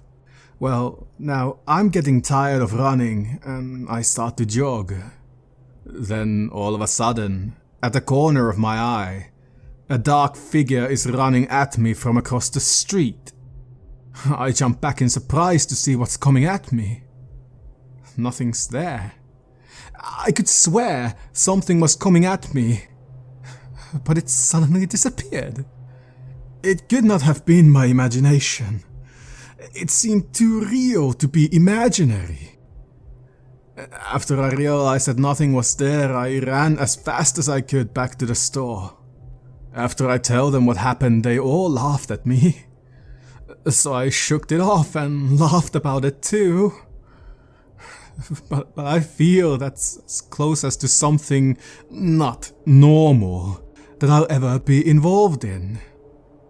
But my wife's story is strange in a way. One night while watching TV in the living room, she notices out of nowhere a balloon that she received on Mother's Day is floating around from the hallway. It for some reason goes directly to her. She's kinda spooked about it and pushes it away. So she continues to watch TV, and of course I'm sound asleep on the couch. Once again, here comes that balloon straight to her.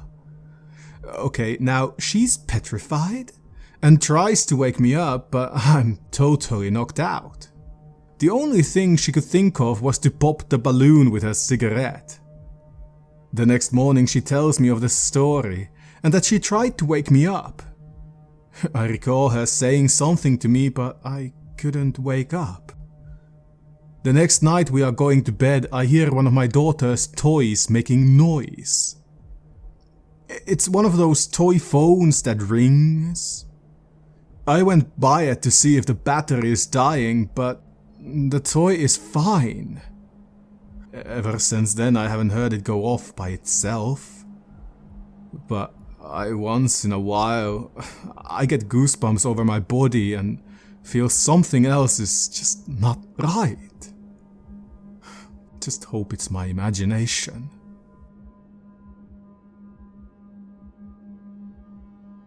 The following is a compiled list of the many rumors that concern the old high school from my friend's town. My friend spent his childhood in upstate Maine.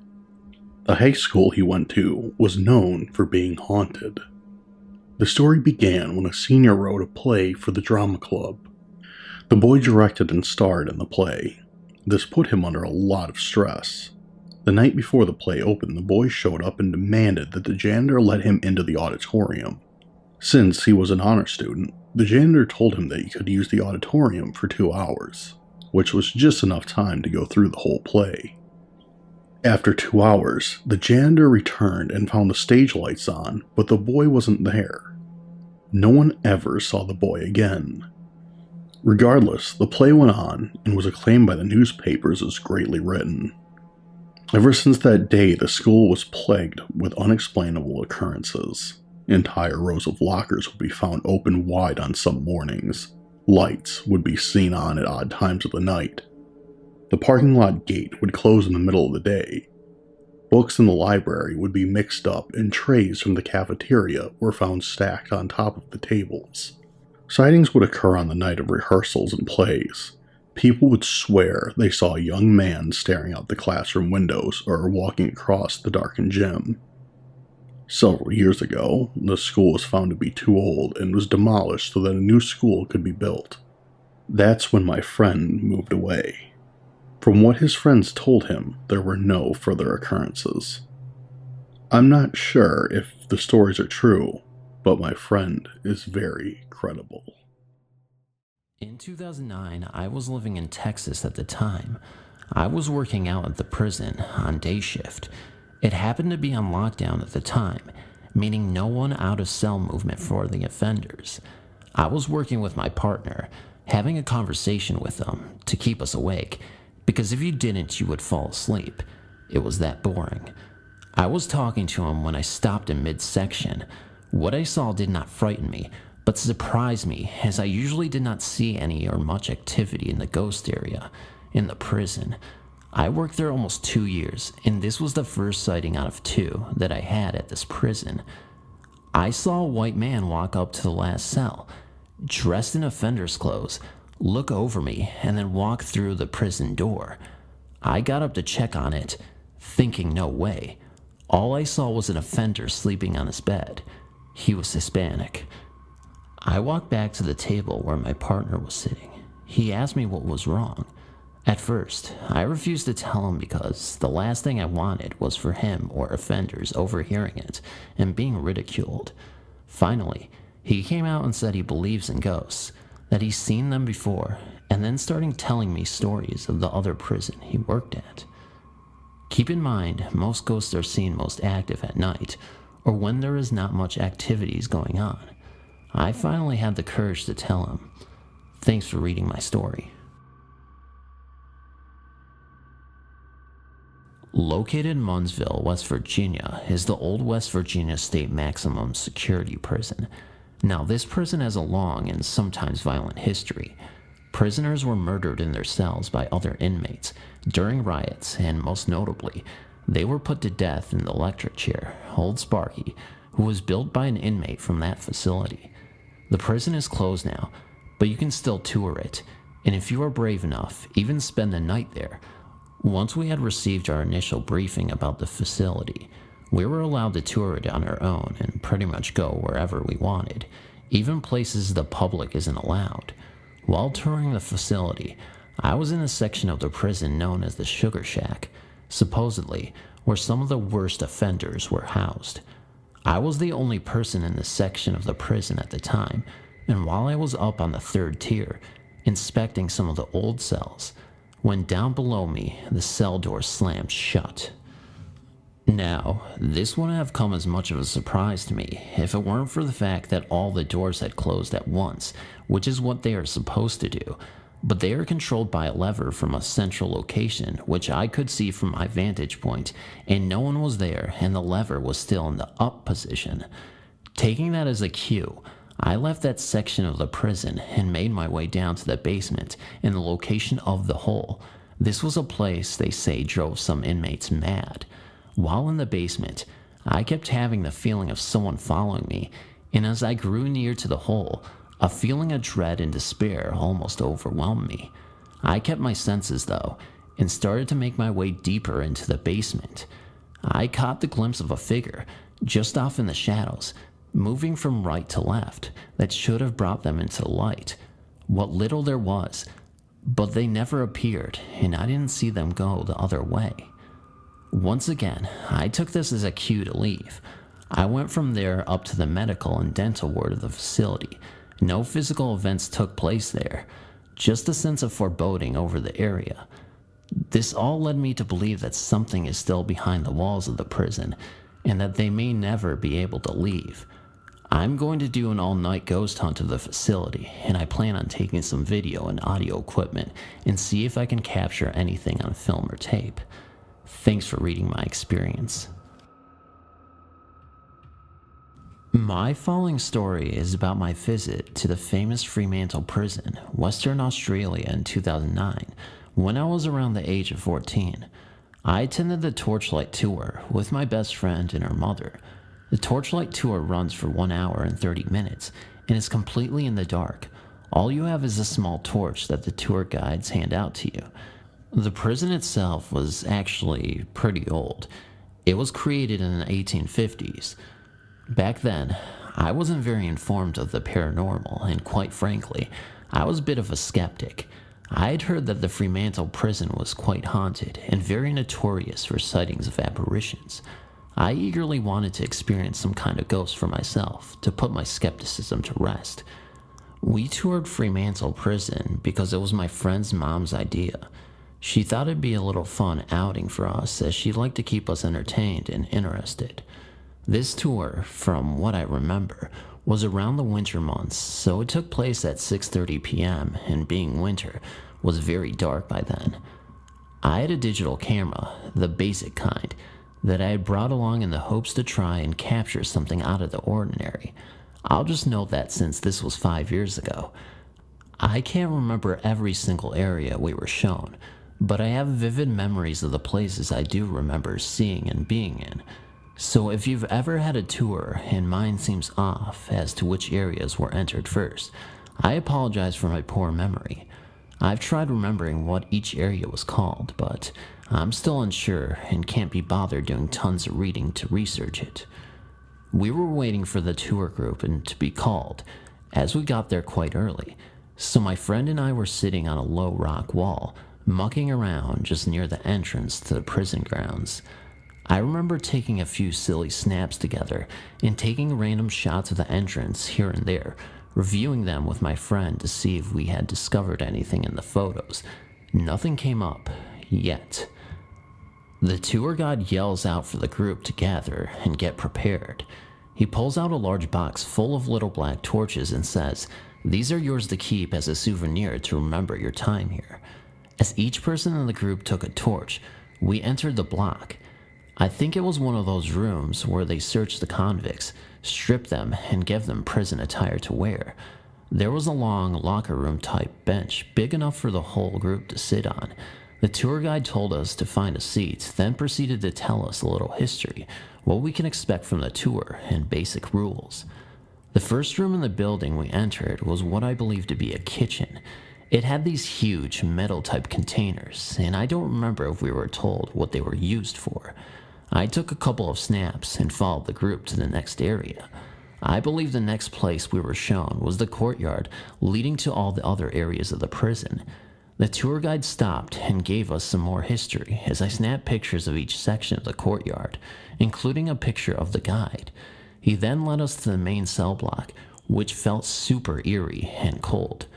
Above us was what the prison named the suicide net. As there were numerous cells on different levels, it was popular for inmates to throw themselves off the side and fall to their death. It took 2 years for the government to install the suicide net, so as you could imagine, prisoners were still launching themselves over the railing. As the guide was telling us about the stories, a dummy appeared out of nowhere with a net catching its fall. Most of the group were quite jumpy, as you could imagine. Exploring deeper into the block, the tour guide told us about artwork that the convicts had done on their cell walls. We weren't allowed to take photos of the art with flash on because it can fade the paint. I took pictures of the other cells in the hopes of capturing something paranormal. After we toured the cells, we moved out to another courtyard for where the inmates would go daily to stretch their legs. The next thing we came across was the whipping post in another section outdoor area. The tour guide explained it would be used to punish convicts by whipping them and lashing them, and then covering the convicts with salt. The guide asked for a volunteer, and being the weird child that I was, raised my hand immediately. Giggling like an idiot, I gave my friend the camera and asked her to take photos of me while the tour guide demonstrated the punishment procedure. I remember that I couldn't stop laughing as he was showing the demonstration. In the courtyard, there was a freedom mural that was painted by an inmate. It was beautiful, a sunset behind a beautiful field of lush green grass and tall trees. The tour guide then proceeded to show us death row, to which I snapped a picture before we entered, when an actor wearing prison attire popped out of one of the cells and scared the living poop out of all of us. He then explained the history on death row while each of us briefly popped our heads in the cells before a guide then took us to the gallows. The gallows felt extra eerie. Seeing the rope and the open trap door was super creepy. I took a couple of snaps before the guide stopped us to tell us about the convicts who were hanged. After that, we went to the church. This area felt almost frantic, as if it were full of people. Noting that torchlight tour groups are less than 35 people, even though the church was very spacious. I took a few photos of the cross, then sat down on the bench to rest with my friend and her mom. As we took in the atmosphere, I turned around to take more pictures. We got back to my friend's house rather late. The prison is quite far from where we live, and we're extremely tired. Before we decided to hit the sheets, I thought it'd be a good idea to review all of the pictures I had taken. A few silly pictures of my friend and I, a few of the entrance to the prison, and some rather odd photos. The first odd photo was in the kitchen of the big metal tubs. In between the two tubs were these perfectly round, different color orbs, about 4 or 5, some of them transparent and some of them full. They were all different sizes. The next photo was of our tour guide in the courtyard. Above him looked like what I assumed to be the moon, but with zooming in and inspecting further, it was transparent. It almost was like a creamy color. The photo after that was of a random spot in the courtyard, the creepiest of the entire series. There in that photo stood a man in what looked like a white doctor's coat. You could barely see his facial features, but I could make out that he had glasses. He was completely transparent, and only his head, shoulders, and torso could be seen. He had no legs in the picture, but you can see his long coat hanging freely. Next to him was a large transparent orb that almost had like a green aura around it. The rest of the photos had a substantial amount of orbs. It was crazy. Numerous sizes, colors, and transparency. The most orbs were in the church, floating around the cross. Maybe that's why it felt rather crowded in there. Unfortunately, I deleted these phones off my camera after having them for a few years. I didn't feel the need to have them anymore, but I highly regret it now after thinking about my experience the other day. It would have been great to share the photos with you all, especially the one of the doctor. I apologize if this was a rather long submission, but thank you so much for reading. When I was 9 or 10, my family and I took a ferry to Port Townsend. We walked along the beach and eventually began to explore the town. One of the first places we came to was a courthouse and jail turned museum, a single lady running it. I remember it being empty except for us and the lady. The first floor is the courtroom. Go down a staircase, and that leads to the jail cells downstairs. We looked around for a short while, and then decided to go downstairs. As you were going down the stairs, the cells slowly come into your view. Poised inside the cells were lifelike dummies positioned in various poses. If you don't expect to see them, then you're going to be startled. Once we reached the cells, my mom saw two evil-looking spirits inside the cells. One of them was an old lady shackled to the wall, with long shaggly hair, staring at her with an evil expression, a terrible, able grin with no teeth. The second was a man. She said he was very nasty looking. My mom later told me she wanted to bolt up the stairs right up then. My experience there was a lot tamer. My dad walked into the cells to see what it was like. When he wanted me to come in, as I tried to walk towards the cells, it was like there was an invisible shield around the cells, and it was preventing me being close to them. At least that's what it felt like. Needless to say, we went to that museum again. The lady in charge never mentioned any ghosts. Either she never went downstairs, or if she did know, kept it a secret. We didn't come across any ghosts in Port Townsend that I can recall. Thank you for reading. When I was 12, which was last year, I went to work with my mom. She worked at Boulder County Jail until I moved. Now my mom was a nurse at this jail and worked nights, so I went to work with her. Being the adventurous type that I am, I went wandering off. I explored everywhere. I went through every building I could find. It was cool.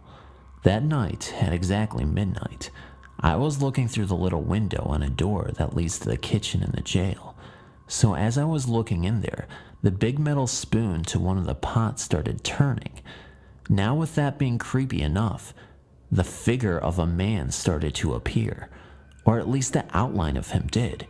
From what I could see, he looked like he was maybe in his late 30s or early 40s and was a little bit plump. As I watched the figure turn the spoon to the pot, he looked at me straight in the eye, and then he kind of faded away. I stood peering through that window for a second or two to see if he was going to come back. He never did. A few hours later, at about 2 a.m., I went back to the kitchen to see if he was there again. And he was. But this time, there was another figure in the kitchen with him. This one looked like he was about my age. I stood there amazed for a few minutes. Then both of the figures looked at me, smiled, did what looked like a wave goodbye, and faded. I never saw them again. A few nights after going to work with my mom, I asked her if any of the cooks that worked at the jail had died. She told me this really long story about how he brought his son to work one day, and they both mysteriously died at the jail. She told me the night that I went to the jail with her was the 5-year anniversary for the death of the cook and his son. I never forgot that night, and I don't think I ever will. I was 14 when I first saw my apparition. It was my grandfather. Almost 2 years later, I saw my second apparition, and it was my last. It was an early morning late in January when I was awakened by cold air on my face. There's nothing unusual about cold air when it was January in Pennsylvania, especially back when half the homes were still heated with coal. As I struggled to open my eyes, I remember thinking, this isn't a draft. Someone is breathing on me. What I saw when I opened my eyes terrified me and still gives me chills when I'm alone late at night. There, In the sparse light of a winter's dawn, I opened my eyes to see a black-robed, hooded figure leaning over me. I couldn't distinguish a face, but truthfully, I didn't want to. I was absolutely paralyzed. After what seemed hours, I finally was able to move enough to do the only thing I could have thought to do: pull the covers over my head. That is how I awoke several hours later. I remember noticing my bed was nowhere near any windows, which would have explained the concentration of cold air. I was, and still am certain it wasn't a dream. The whole experience shook me so much that for months every night before I fell asleep, I'd pray that I'd never see that or any other supernatural being again, which I haven't. I didn't talk about it until I mentioned it to my sister-in-law a month later. She believed in the supernatural, and I knew that she wouldn't laugh at me. I thought that she'd tell me that I probably had dreamt it, but after I'd finished, she looked at me thoughtfully and said she had seen the figure shortly before her mother died. Then she quickly added not to worry about it. 2 months later, my father died of cardiac arrest. At that time, the illustration of the Grim Reaper wasn't as popular as it is today. As a matter of fact, it was several years later when I saw a depiction on TV that I realized that was the figure I saw. Almost 20 years later, my teenage daughter and her friends were on their way upstairs, not the house of my early morning visitor, when suddenly, my daughter called me. Judging from the urgency in her voice, I knew something was wrong. Her friend stood at the top of our open staircase, staring down in horror. The story was, as she followed my daughter to her room, she felt compelled to look behind her. She claimed that halfway down the stairs was a black-robed, hooded figure with no visible face, leaning on the outside banister, its head on its arms as though grieving. Hiding my panic, I tried to calm her.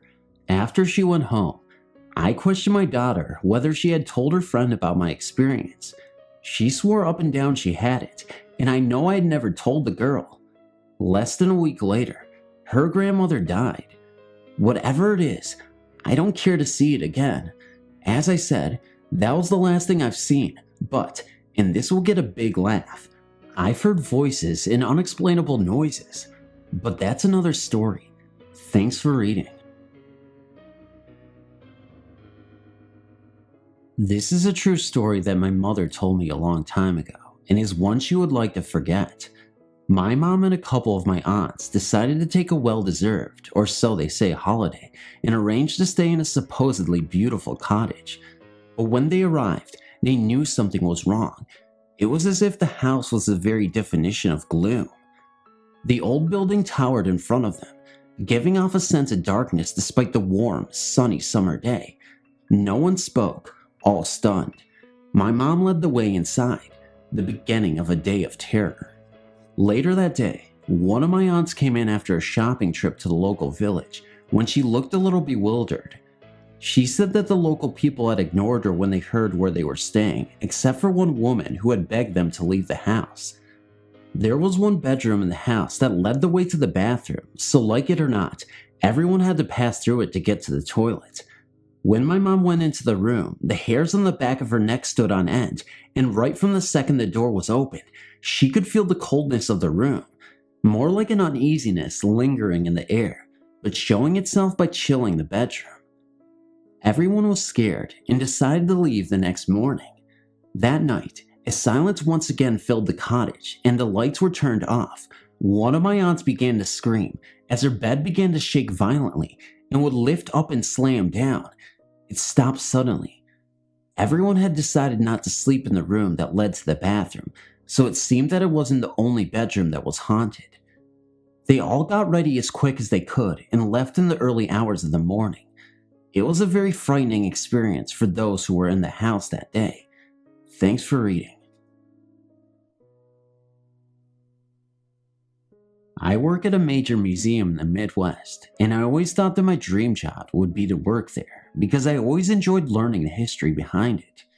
It is a very large museum, and it is certainly great to meet all the different visitors that we get, but it's an unwritten law that we can never discuss anything that may happen to us because it would take away the purpose of the visit there. It was a very slow morning in January, and I was all alone in the building reading to myself, and trying not to fall asleep when I heard footsteps above my head. There is only one set of stairs that led to the second floor, and I was sitting next to the padlocked door. I started to try not to run screaming out of the building and to start breathing again when they suddenly stopped. I shook the padlock, certain that it was locked, and I decided that it was time to relax by the front of the store, my common escape. As I stood on the steps, I started to relax a little, and by then, more people were entering the village, so I forgot the incident and told scads of people about the building, who worked in it, etc. When around noon, as I was locking up for lunch, I heard them running up and down the stairs behind the door again. This time I just slammed the door and ran next to the other building I was relieving the workers in. I didn't think that the footsteps would follow me. I mean, it is a completely separate building in a different time period. I was wrong. I told the ladies in the other building that they had an hour break, and then I described what had happened to me. They spent the next 20 minutes trying to coax anything that may have haunted the building to appear so they could see it themselves. Well, nothing happened. I was extremely freaked out, and then they went to lunch. As expected, nothing happened for another few minutes, and just as the adrenaline in my body was settled down to normal, I heard them again. All I could think was, they're here. So now, I was sitting across from another set of stairs that again led to the second floor of the house, but these stairs had a velvet rope across them because of fire codes, so no one could go upstairs. So, I'm staring at these inaccessible stairs, watching the window curtains sway. There's no heat in any of these buildings, so it couldn't have been a register or a door. They were all closed. I felt as if I were going to have a heart attack and die. I started to feel faint from fear when a family came in and asked me to show them the house. I did, and they quickly left, but I did have enough presence of mind to notice that when they were in the house, the curtains stopped swaying and the footsteps stopped. I also had asked if anyone in the groups had had a child escape and run upstairs. Every group said no, but I just couldn't believe what was going on. Needless to say, I spent a majority of my time that day on the porch of the home, waiting anxiously for the other employees to come back so I could leave. I don't work in that division of the museum anymore, but I did work those buildings several more times, and the footsteps never happened again. I wonder why they decided to on that particular day. This story did not happen to me. It happened to my mother. I did check with her and verify the details, so it is accurate. Unfortunately, I must be a little vague about the details of time, place, and names in order to honor a promise made by my parents at the time these events occurred. When I was an infant, my parents lived in the same mid-sized, Midwestern town they had both been born in. They had a circle of friends they had known collectively and respectively for years. Part of that group was my dad's best high school friend, whom I will call Bill. My dad and Bill were very close, and to this day, my dad gets a little quiet when his name comes up. Bill was unmarried and had been dating a woman, let's call her Lillian, who was not very popular with his friends or family. She was considered sorta crazy, neurotic, given the fits of rage and wild behavior. Bill and Lillian were pretty much in the outs as a couple, but were at that ending stage of their relationship where they still got together occasionally, usually resulting in a fight. One night, Bill and Lillian went out and ended up having an argument. She was driving the car they were in, and due to her anger, she was driving way too fast and had an accident. While she was relatively unharmed, Bill was thrown from the car and killed. Here's the part about the promise made by my parents. Bill had some medical tests done a day or so before he died. The lab results didn't come back until after his death, and they revealed that Bill had kidney cancer. It was unlikely he would have had a long or healthy life. His parents made everyone promise they would never reveal this to Lillian, however, because they never wanted her to feel guiltiness about causing the accident that killed their son. They considered her crazy enough that she might decide she'd done him and everyone else a favor and absolve herself of any responsibility. And now, here comes the ghost part. A day or so before his funeral, she got off an elevator in an office building, the old-fashioned one that still had an operator, and turned around to see him standing in the back of the elevator. He just stared, without expression, she said, and then the doors closed. My mom said she was sorta shocked, but still went about her business. A couple of weeks later, she saw him in a car next to hers at a red light. She said she looked over and he was sitting in the back seat with several other occupants of that car who seemed to be entirely unaware of their extra passenger, and she could see right through him to the other people in the seat. But the most touching and personal episode occurred early one morning, about a month after Bill's death. My father had already left for work, and the baby, me, had been fed and had gone back to sleep. My mom was taking advantage of the quiet time to read in bed. Suddenly, she looked up, and Bill was standing in the door of her bedroom, and again, she could see through him. There was no mistaking who it was, though. My mom sort of started and said, "Bill," in a kind of wondering way. He reached out his hand to her and said, although not out loud, she just heard his voice in her head, "I'll miss you. I'll miss you all." Then he kind of gave a wistful, rueful smile and sort of shrugged and disappeared. Not gradually, nor did he walk away, just 1 minute there and 1 minute not. She walked over to where he had been and stood there, and while it was not colder or warmer, she said it felt different. She was not in the slightest bit frightened, just sad about the way things had turned out. This was the last sighting she had of Bill. We hope he knows how much my father cared for him. My name is Daniel, and I'm 15 years old. I was born and raised in Maryland, but we moved to Kentucky 2 years ago. This story is about when my mom and I went to visit my 20-year-old sister in Baltimore. She had a roommate, and 4 kids lived there. My sister's daughter, her roommate's 2 daughters, and my other sister. We arrived late at night, around 9 p.m., and on the way, everyone was trying to convince me and my mom that the house was haunted. Well, I believe in the paranormal, but it takes a lot to frighten me. Well, that night, we were all playing around and I fell asleep on the couch downstairs, while everyone else was upstairs. My sister and their roommates were late birds. They never went to sleep till 3 a.m. While I was sleeping, something woke me up by tugging on my sheets. I thought it was my sister playing a joke on me, but when I woke up, no one was there. This didn't really bother me, so I went back to sleep. In the morning, my sister's 11-year-old roommate woke me up because she was going to school. I asked her why they tried to wake me up last night, and she insisted they didn't. The day passed by very fast, and it was around 7 p.m. when they decided to tell us the story of what had been happening.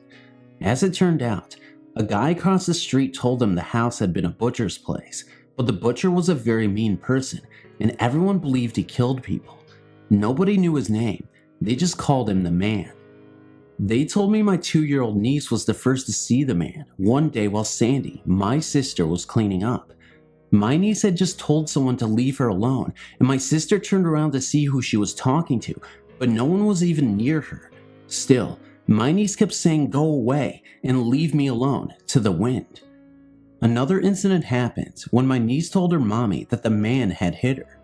This might have not seemed real, but when my niece showed my sister her back, my sister found teeth and hand marks on her. This freaked my sister out, but that's not the end of the story. We were all sitting at a table playing cards while my sister was cleaning.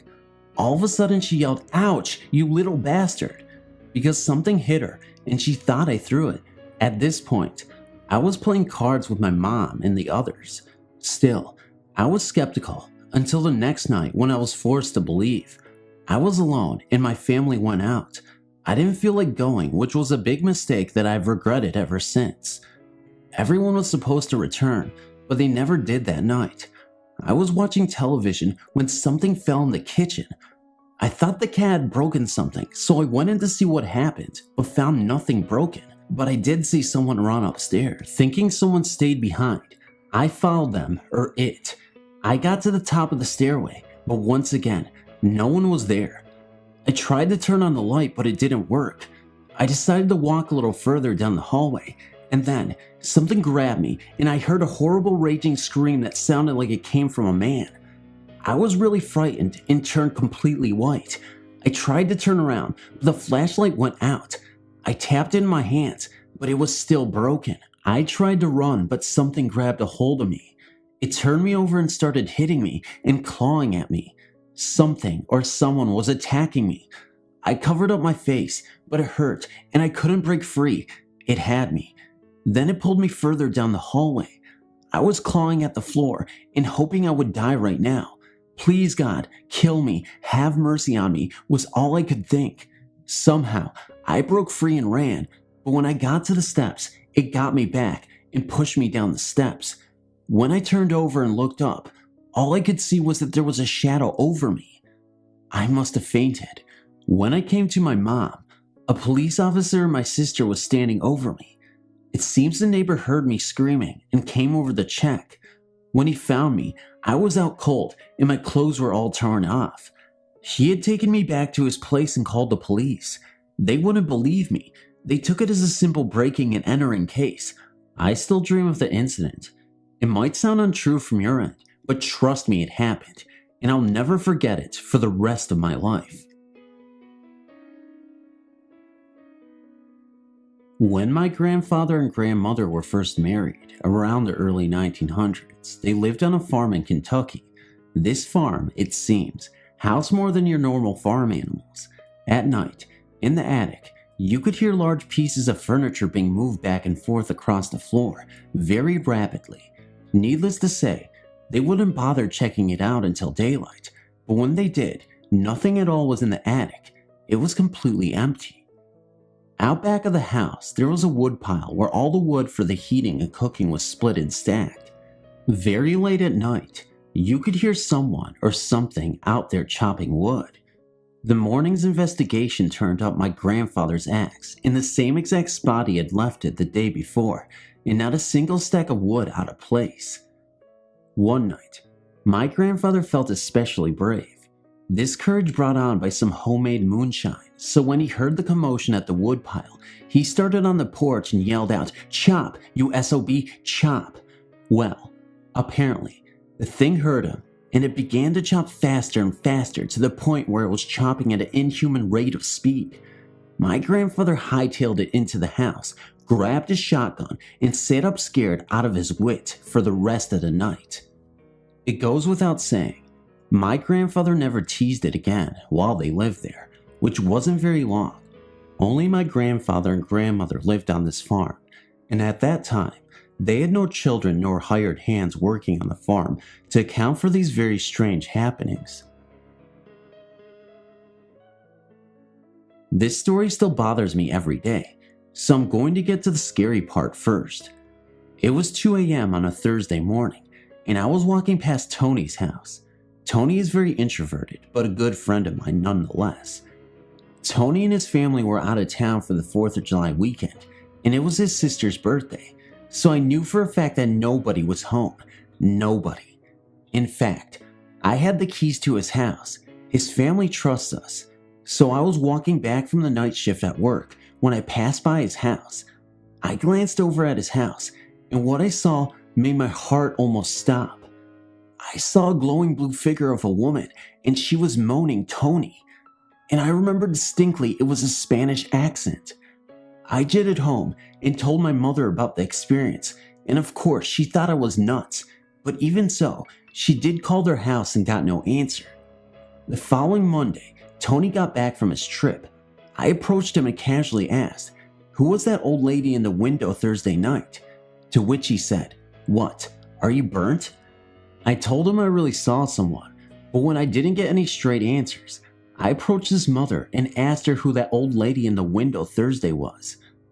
But before she answered, my blood ran cold. I glanced over at a picture of an elderly lady, and then I asked his mother, "Who is that lady?" To which his mother replied, "That's my mother. She died years ago, and she had a Spanish accent." I told her that the lady I'd seen last Thursday was her. She was shocked, and she told me that her mother died of a stroke just after she found out her son lost his eye. Thanks for reading. I have a strong interest in ghosts.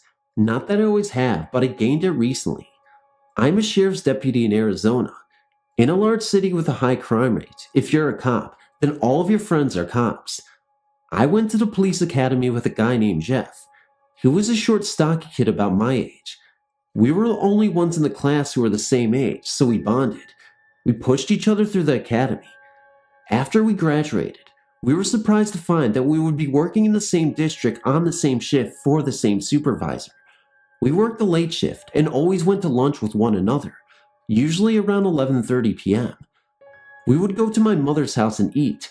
Jeff didn't trust cooks at fast food restaurants at 11:30 p.m., especially when they looked at us as if they had just gotten out of the state prison and were serving a cop. My mother worked at Walmart as a manager. She got off at work at 11 and was extremely delighted to have us every night. She lived in a rather bad area of the city. My mother and Jeff would laugh and joke. They would swap stories and try to convince each other that their job was worse than the other's job. Jeff would always let her win the argument. She called him her son. Jeff and myself went skiing every year in the mountains of Utah. It was a vacation that him and his father took every year, and he made it with me after his father passed.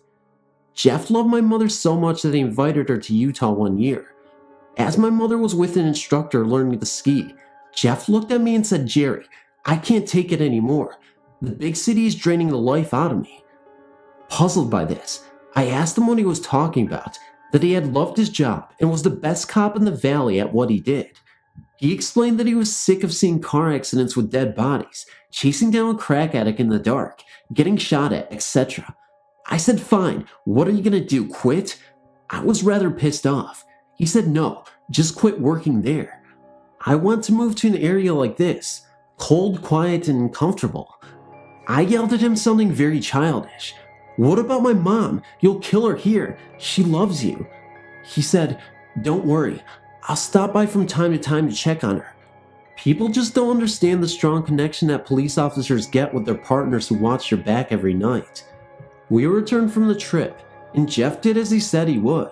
He packed everything up and moved to Colorado. Not long after I was transferred to day shift, I told my mother that Jeff had just transferred to the other side of the valley. It's what Jeff wanted. He couldn't stand me and my mother hounding him to stay. And with that, here's the story. Jeff died about 4 months after arriving in Colorado. Truly how every police officer would want, he saved a little boy that had fallen through the ice in a river. Shortly after retrieving the boy, the ice he was laying on gave way. I never told my mother. She was getting up there in years and would not have been able to stand losing her son. I received a call from my mother in the middle of the night, about 3 weeks after Jeff's funeral. She said, "Jerry, I want you to come over and spend the night. Jeff just ran off a burglar, but I'm still scared out of my mind." I was very confused and asked her to explain. She started the story. My mother was in her living room. She had just gotten off of work. Remember, it's after 11 p.m. She was watching TV and eating her dinner.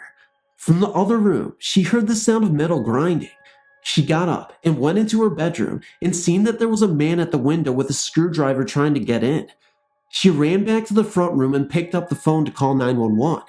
There was no dial tone. My mother said at that moment she just panicked. She had remembered that I had told her that burglars who break in to take things usually don't cut the phone line, but burglars who plan on hurting or killing someone do. She started to scream, "Help! Help! Help!" over and over. At that moment, she heard a loud crash and some thumping around. She heard a man's voice scream and then heard someone running away. She stood there, unable to move, not knowing what was going on outside. Bang, bang, bang from the door.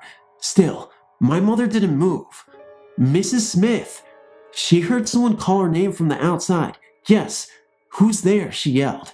"It's me, Jeff." She opened the door and seen Jeff standing in a blue uniform. Weird, because we wore brown and tan uniforms. "My God," she said, "thank God you're here. Did you get him?" "Nah, but he won't come back, I promise. Come inside and get something to eat. You look tired." "No, I need to get back." "Okay," she said, "but keep an eye on my house for me. I'm calling Jerry to come over." He said, "No, don't do that. I'll keep an eye out." I raced to my mother's house in a panic. I didn't know whether to be scared or mad at the burglar, or just that my mother had seen someone else. I got to my mother's house and ran in. She was still visibly shaken from the burglar. I sat down next to her. I grabbed her hands and placed them on my cheeks. I started to cry and told my mother Jeff is dead, Mom. He died over 3 months ago. I couldn't stand to tell you. She refused to hear of it. She explained that he was just here about an hour ago. I explained that Jeff did not want her to try and stop him from going to Colorado, so he had forced me to lie. I went on to explain that Jeff had promised me that he would look after her, and he was fulfilling that promise. My mother collapsed and laid on the couch all night crying. I found out that Jeff was in a blue uniform that night because he had been buried in a blue uniform, the color he wore in Colorado. My mother figured at the time he was working something like a special gang unit or something that night. I will never forget Jeff or what he did for my mother when he was alive and even after. It should show how much a promise is concrete in the heart of a respectable man. So every year when the time comes, when Jeff and his dad used to go on their ski trip, I go to his grave and I think about him. I thank him. I thank him for the times he had saved my life, times he saved strangers' lives, and the time he saved my mother's life. May God hold you in his arms. Thank you for reading. Whilst in the army, I've posted too many a place, but nothing like Hammersmith Barracks, Hartford, Germany. Originally a Nazi camp back in the Second World War, the camp has a lot of history to it. The buildings in the actual camp are actually like the ones in the film Buffalo Soldiers, just to give you some idea. I arrived there in September 2004 and thought nothing of the block at first glance, but one thing that would puzzle me was in the basement. There were still the old steel cell doors of when it was still occupied by Nazi Germany. What were such doors needed for? Anyway, as time went on, I started to find out some very interesting facts about the camp itself. Like one, for instance, was the cobblestones, which were very subsided. Why hadn't those been replaced? Well, the reason why was due to the fact that when occupied by the previous owners, they took it upon themselves to bury the dead underneath the road, then brick over the bodies. I kid you not. Anyway, that's just the inside of the history of the camp. There have been various sightings, and people have heard noises, which mostly occur at night. There used to be a small corridor situated on the second floor where the females lived, and in this time, they have reported on numerous occasions of seeing a young girl aged about 8 or 9. One girl states that she would sit on the end of her bed while she slept, and when she awoke, she would find a dark body-like shadow of a young girl with long hair watching her. There were also talks of this ghost when she returned to the UK. On leave for 2 weeks, the room was adjacent to hers, which at the time was occupied by 2 other females, when they started noticing that a dark shadow would enter the room during the nighttime, and things would be moved from one place to another. When the females were moved out of this block and males were moved into this corridor, all the strange things happening stopped. I'm no expert on this matter, but I believe maybe the young girl felt a motherly love or connection to these females. I, on the other hand, was living at the opposite side of the block at the time, when I found myself awoken one night by a noise.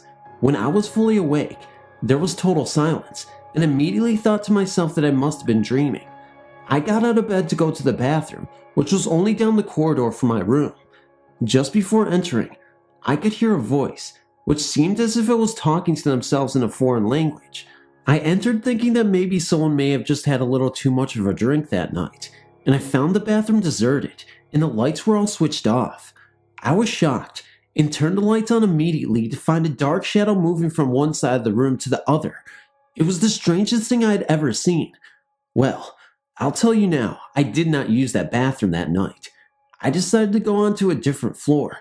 Shortly after that, I returned back to the UK, and so I did not have to undergo any more midnight hauntings. Thanks for reading.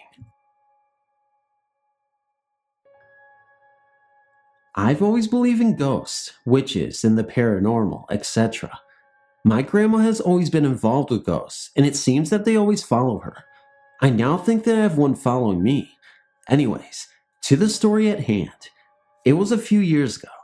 I was about 17, and I was having my best friend and my cousin over for the night. It was only us, my mom, and 2 younger sisters were visiting my aunt in another town. Well, that night we were in my room, and when the door is open, you can see the bathroom across the hallway. Also, with the way my bed is set up, you can see into the hallway when sitting there or lying there on my bed. My cousin Destiny got up to go potty. Sam and myself were lying on the bed watching a movie. I heard the bathroom door open, and I looked over, just as Destiny came running back into the room looking scared. Sam and I looked at each other puzzled, then asked what was wrong. Destiny said that when she had gone into the bathroom, she had leaned over the sink to start brushing her teeth after going potty and washing her hands, and when she stood back up, it felt like someone was behind her watching her in the mirror. I'm getting chills just thinking about that day. Well, Sam was like, yeah, right. She is not a big believer in ghosts, I don't think, and me, being a believer and wanting to help out, got up to go to the bathroom to show Destiny that she was just tripping and that there was nothing wrong. Destiny stayed in the bathroom and watched as I walked across the hall to the bathroom. Well, right before I went to step over the threshold, I stopped, dead in my tracks, and for some reason my body froze and refused to go any further into the bathroom. I was a bit creeped out because I hadn't ever done that before. I hurried back to the room, and I was like, oh my. Sam was still skeptic, and she walked into the bathroom plain as day. I didn't get it. Destiny made Sam stay in there as she finished brushing her teeth, and I just stayed out of the bathroom the rest of the night. The next morning, everything was fine. I could walk into the bathroom no problem, and even Destiny could close the door when she went in there now. Later on that morning, though, I walked around the corner to get into the bathroom to take a shower, my clothes and towels in my arms. I stopped. It felt like my eyes bulged, and I couldn't get my breath at first. There, standing in front of the drawn shower curtain, drawn as enclosed shower curtain, was a black outline of a man a couple of inches taller than me. I am 5'9". Well, I freaked out and I ran to the phone and called my grandma, who I figured would know what to do in this situation. She told me to go back to the bathroom, and I did, and the outline of the man was still there, standing right in front of the bathtub. My grandma then asked if all the doorways had been crossed with holy water. I said yes, because all of them had, including the windows. That is, until it came to my room. I'm not a Satanist or anything, but that's my shrine, my room, and I don't need holy water to protect me. So, only the outside of my room's door had been crossed. Well, my grandma then told me to start chanting these words. I don't remember what they were, but they made me feel at ease. Next thing I know, the black outline of the man starts to move, and it goes through the bathroom wall, right into my room. I was happy to have it out of the bathroom, but now it was in my room. What was I supposed to do? Well, it ended up that I didn't have a problem with it in my room. I didn't get the creepy crawly feeling, so I think that I either left my house through one of the walls in my room that hadn't been crossed with holy water, or maybe I was just stuck in the bathroom and was trying to get back to my room. I hadn't told my mom and sisters about the ghost. My baby sister was young, and I didn't want to scare her real bad. But ever since that incident in the bathroom where the ghost or whatever it was moved from the bathroom into my room, my two younger sisters always refused to be in my room alone. Weird. And that's my story about the ghost in the bathroom. Feel free to write me if you like. More stories to come. I have more, plus I have some that my dad, mom, uncle, and aunt and grandma have told me. All true. Thanks for reading.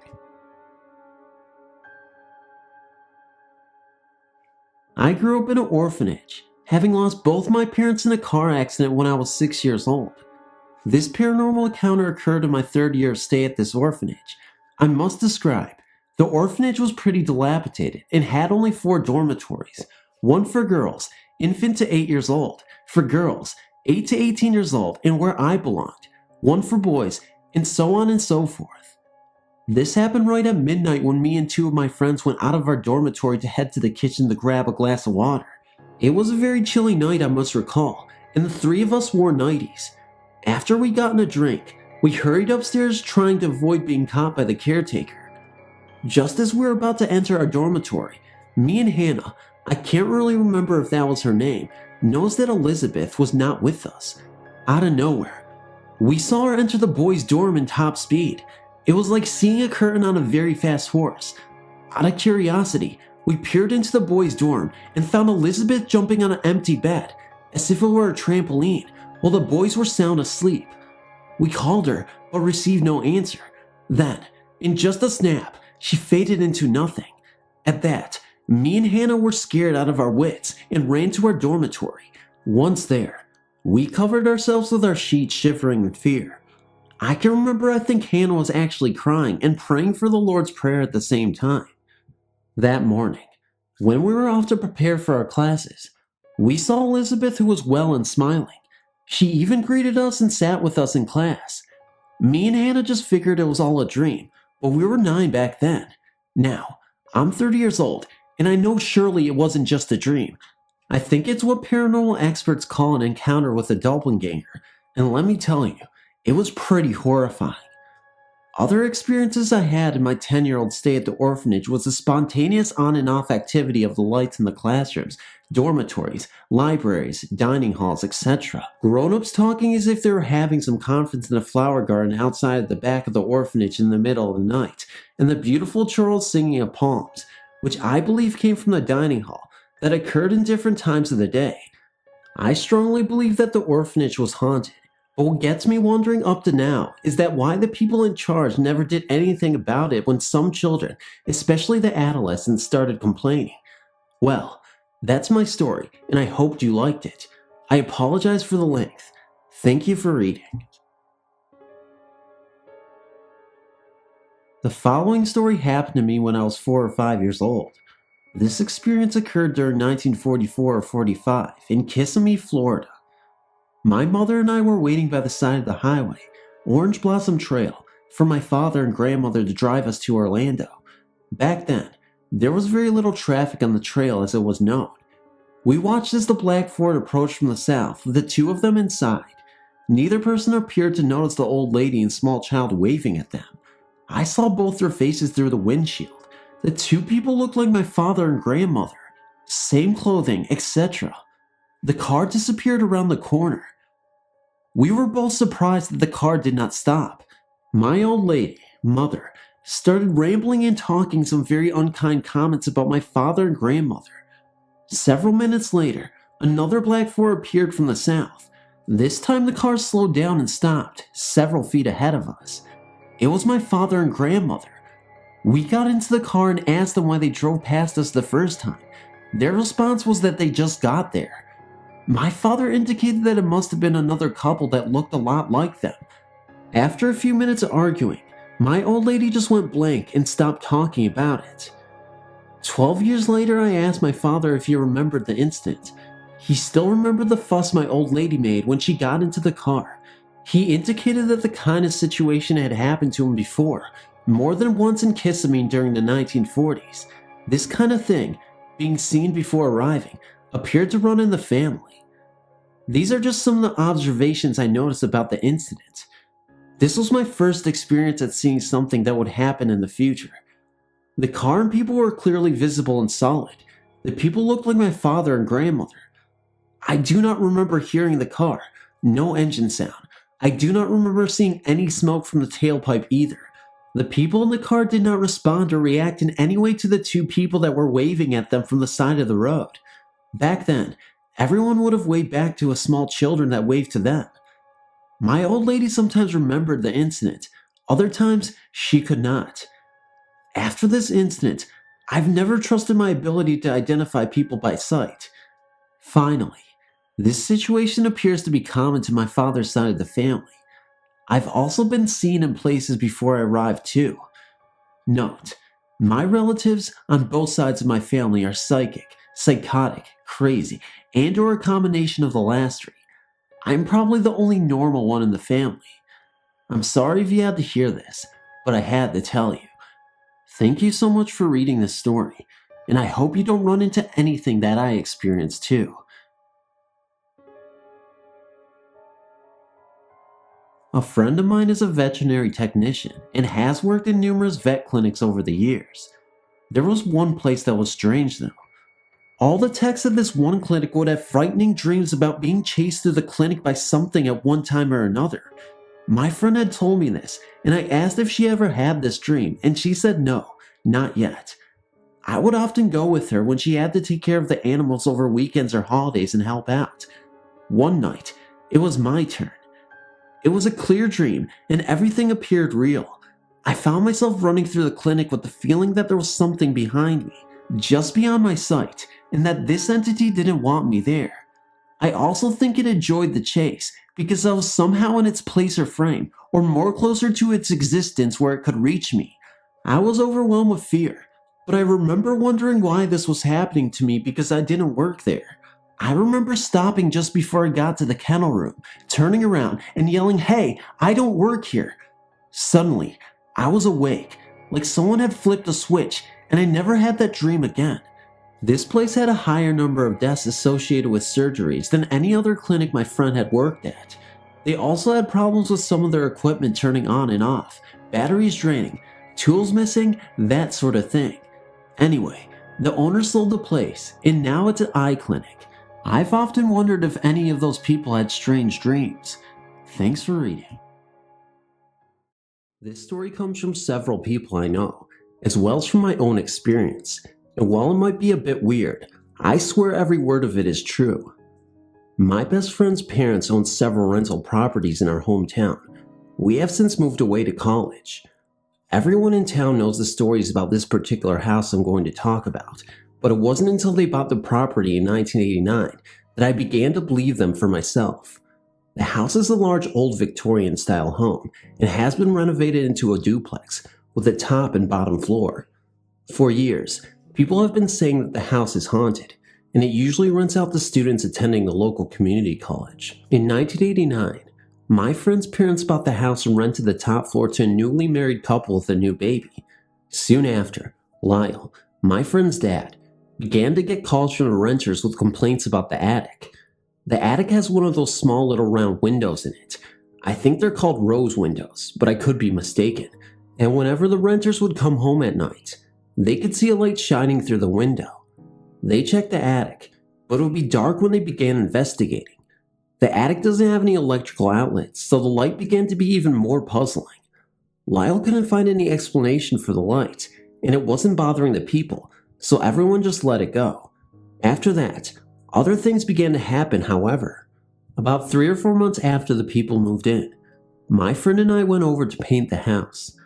While we were there, we began talking to the wife who lived there, and she told me some weird things that had been happening around the place. She told us that things made out of metal would suddenly disappear, stuff like scissors, knives, and silverware, and show up in the attic laying on the floor. We told my friend's dad about this, and being frustrated with all these ghost stories, he went over and nailed up the attic door. He had to go back over and open it up a few weeks later, however, because the couple was missing a lot of their household items. I went over when they opened up the attic, and most of the stuff was laying strewn around all over the floor. It was pretty weird. Since all this happened a few years ago, Lyle has just left the attic open. He has had 2 other renters since that time, and the same things have happened to them.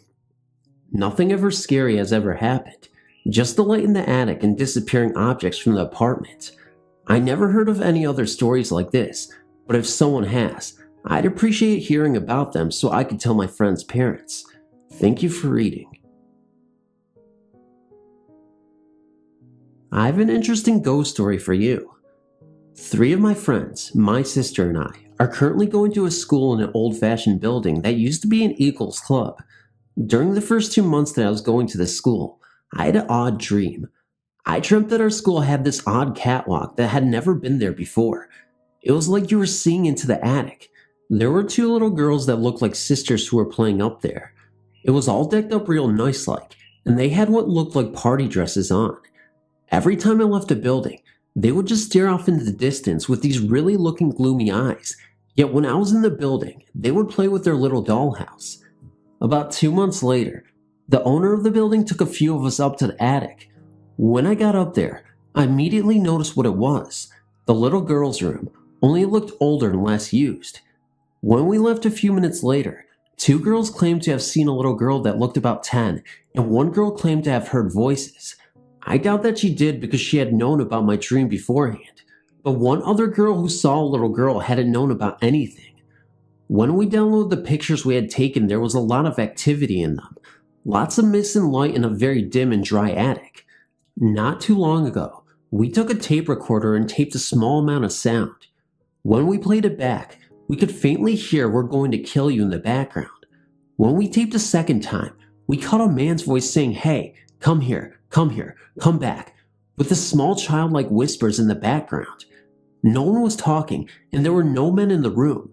Plus, we taped in an area that is sealed off to the rest of the school. Sorry that this was so long, but I thought it was important to get in the details. 4 years ago, I was 9 at the time. Me and my family all lived in a house with our grandparents. We always visited my other grandmother, who lived alone. She had a really creepy house. Whenever we visited, me and my brothers or sister would spend the night there to keep her company. We would have extremely scary experiences. Up until I was 9, I hardly had any encounters with ghosts, but then it started to occur more frequently. I would hear really loud stomping over me, and the chandelier would start shaking. It was like having an elephant running around upstairs. I remember I would be really annoyed and go upstairs to see what was up. My brother loved to jump around, but he was next to me watching TV, and it was common sense that grandmothers didn't start jumping around like that. Of course, I went upstairs and found nothing. Other times, when I was in my grandmother's room, about to go to sleep, she had a king-size bed that we both slept in together. But the traditional dolls she kept in her room would start opening their eyes by themselves, or start floating, or even, I swear, dancing. I would be so freaked out, I'd try to wake my grandmother, but she didn't believe in ghosts, and as usual, whenever I pointed something strange out to her, she'd just scoff. But I would also hear a girl crying, or when we had a dog, someone played catch with it and threw the ball around. My dad and his friends had always heard the stomping. He said they'd also seen one of my grandmother's treasured antique dolls in the toy box, or girls' clothes or jewelry being taken out of my suitcase as if someone had tried them on. But about 3 months before I turned 10, my grandmother said that she wanted to move, not because she was scared of the ghost, but because the house was ugly and too small. Everyone in my family agreed, but me and my 2 younger brothers and older sister all were glad that we never had to visit the horrifyingly scary house. The best part was, our grandmother decided that she would find a house for all of us to live in. Me, my parents, my sister, my brothers, my other grandmother and grandfather, and now my second grandmother, who didn't have to live alone and take care of such an old, huff house. After all, cleaning was difficult, and she wanted company, so now we would be all one big happy family. But that's not the end. As I was saying, 3 months before I turned 10, we started packing up everything in the house because we had already found and bought a brand new house that had been completed only a year before, with a swimming pool and enough room in the yard to get a dog and our own treehouse. Me and my siblings were so cheerful, we didn't mind doing most of the moving. We even ignored the ghost girl, forgetting to be scared. But when my mother said we had to go to the attic next to do work, boy did my blood freeze. The attic was where the ghost girl always disappeared to. The rooftop was where we always saw the little girl sitting on during storms, and the worst part was that the attic had a lot of stuff there, so we would be spending practically a week hauling all the junk out of there. We were really scared, but my mom just snapped at us because she knew we were scared of the ghost, and she had lectured herself hoarse about there being no ghost, even though we told her about all those weird things going on. But to cheer us up, she did say that in the attic, my aunt had all these cute dresses from the 70s stashed up there, not to mention some darts and a dartboard for my brothers, even a mini basketball hoop. I was excited because I was going to be a hippie that Halloween, so we decided to go for it. When we were up there the first couple of times, nothing happened. We even started making daily trips up there during our break just to explore. But soon, really scary things would happen. And they were so scary because that ghost girl got mad and would throw fits and chairs, and one time, even a dart. Or, when I found a little box of cute Barbie dolls and clothes, the ghost girl would snatch it away from me, and I hear her screaming in my ear literally, "Don't touch that, it's mine." I would run away from the attic because I was scared. Things got steadily worse. Things would go missing. The ghost girl would appear at least once a day and scare the peepins out of everybody. She would start stealing things from me too, and claim them as hers.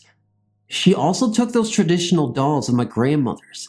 Finally, we moved, and at last, we all got into the car and started to drive away. When I looked and I saw a cold, white face stare out the attic window. I had heard voices the night before telling me not to leave or give the stuff back, but I will never forget the face in the attic window. Mad, pale, and ghostly.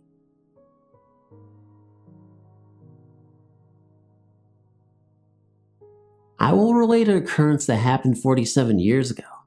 I grew up with my grandparents until my folks could afford to buy a home. My dad found an old Victorian on the east side of Manchester, New Hampshire. It was built in the 1880s and even included the maid's apartment in the attic, complete with the speaking tubes connected to the kitchen. My folks fixed it up, remodeling the kitchen and downstairs extensively. In the summers, our family used to move out to a cabin by the lake every year. As soon as school finished, we'd pack up the gear in 2 cars and head out to the lake in New Hampshire. The house would be locked up, curtain blinds and shades drawn, no food left in the fridge. At the camp, my dad and I fished every day. His work was only 30 minutes away, and it was a short commute. By the time I was 16 or 17, I started playing frequently in the local youth golf tournaments, and often was right back in my regular neighborhood playing at one of the local courses.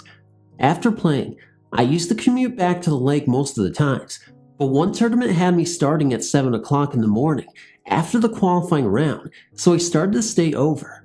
The key to the house was hanging up in the garage, and I opened the house up around 3 o'clock in the afternoon. I went to my bedroom upstairs and took a nap. The house was cool, the windows having been sealed, blinds and shades drawn. It felt nice after being in 90-degree heat. About an hour and a half later, I woke up quickly. I don't know what it was that got me alert, but as I listened closely, I could hear a noise coming from directly above me. The sound I heard was like someone shuffling through a box of tools. My first thought was some damn squirrels trapped in the attic.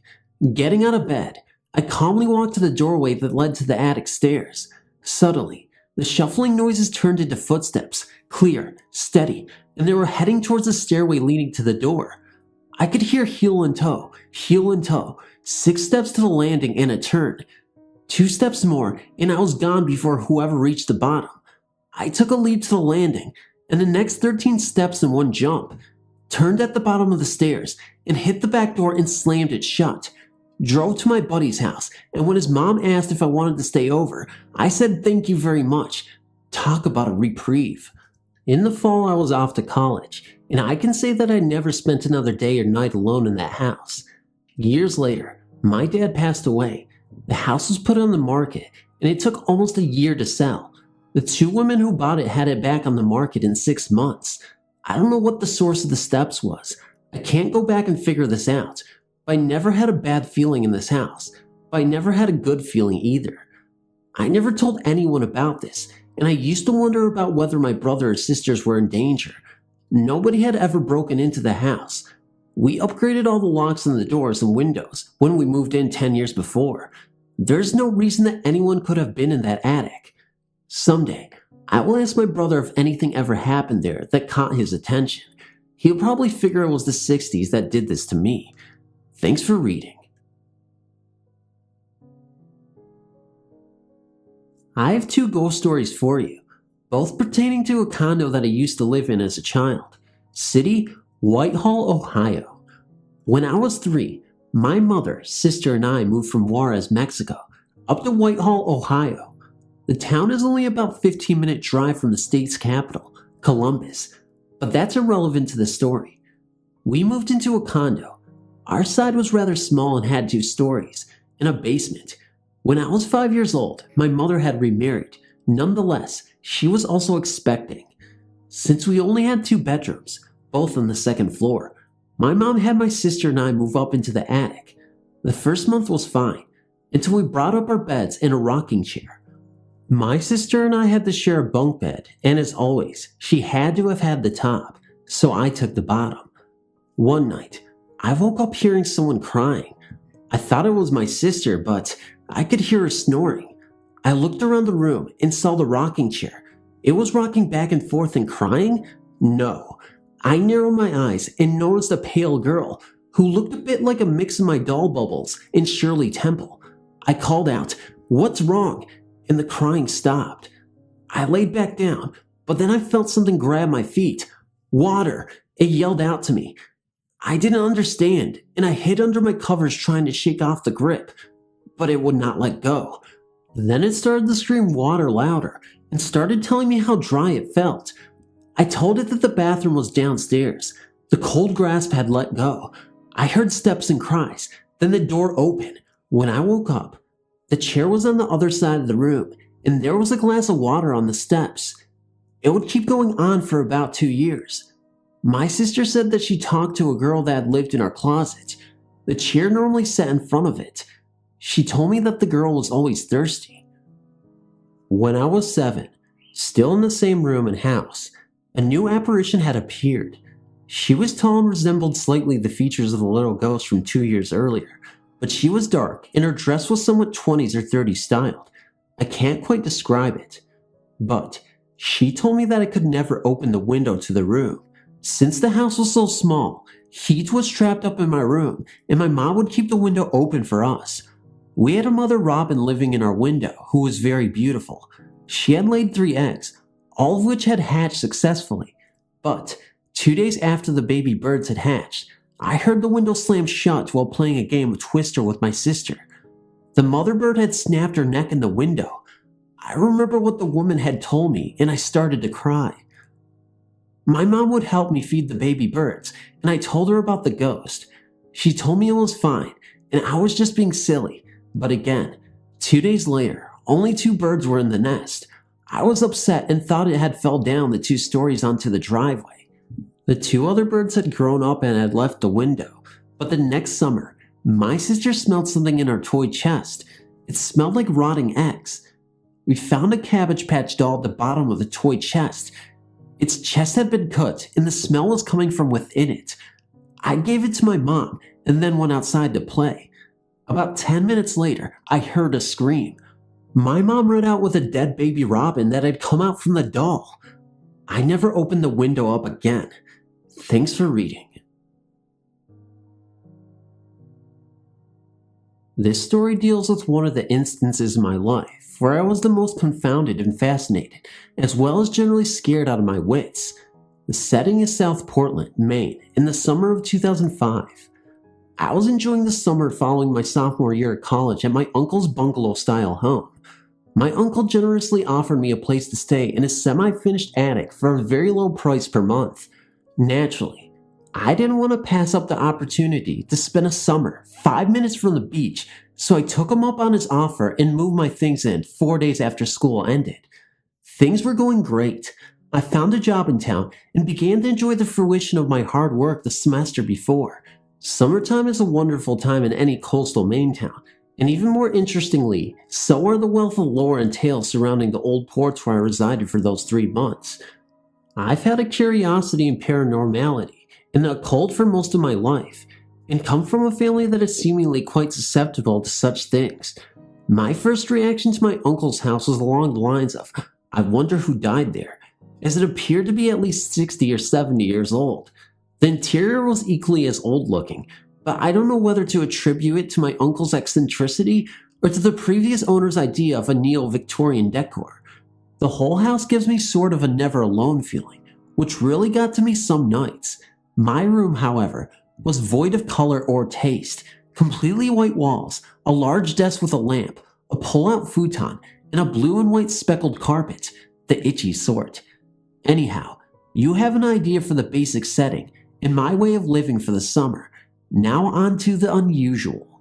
The story here begins in just the last place I described, the attic room. The way the attic was set up was the following: a staircase leading from the ground level, a small hallway with a door at the end, the attic room, and a door on the right as you walk through the doorway, which would be classified as a guest room that nobody uses. Both the guest room and attic room are not connected, but the doorways are adjacent to each other. Anywho, one night, my girlfriend was up visiting for a couple of nights, and we were upstairs laying on the pulled-out futon.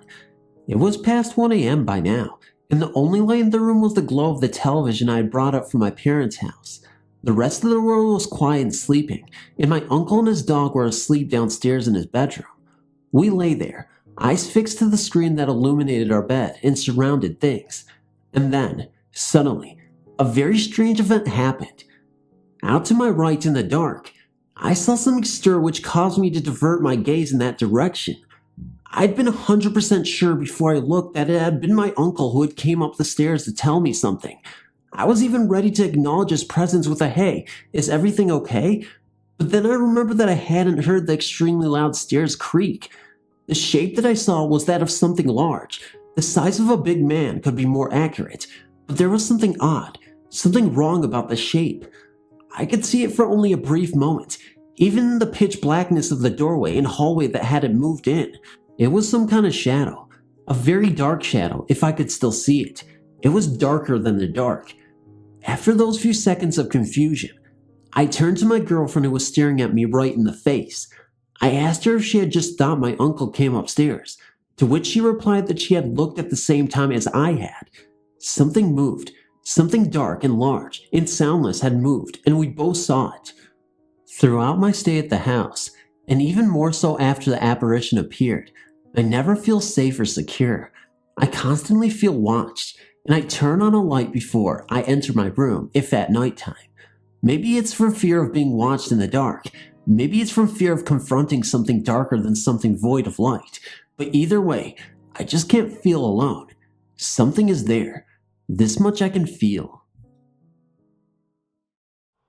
When I worked at an inn in New Hope, Pennsylvania, as a live-in housekeeper, I always knew exactly how many guests we had at the house.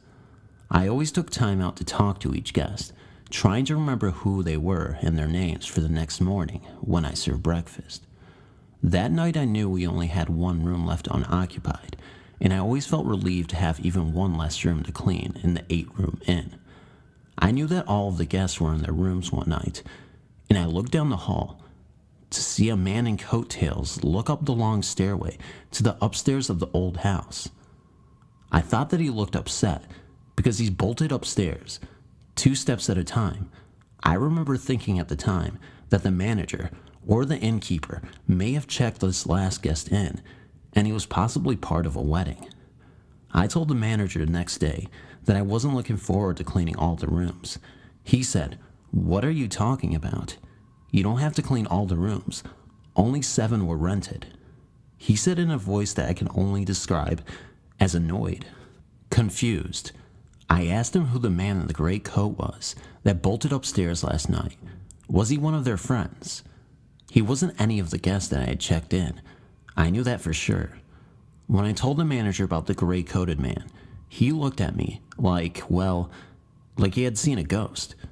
The manager said, "Don't tell me that. I don't want to hear any more about this." Still confused, I said, "What do you mean he wasn't a guest?"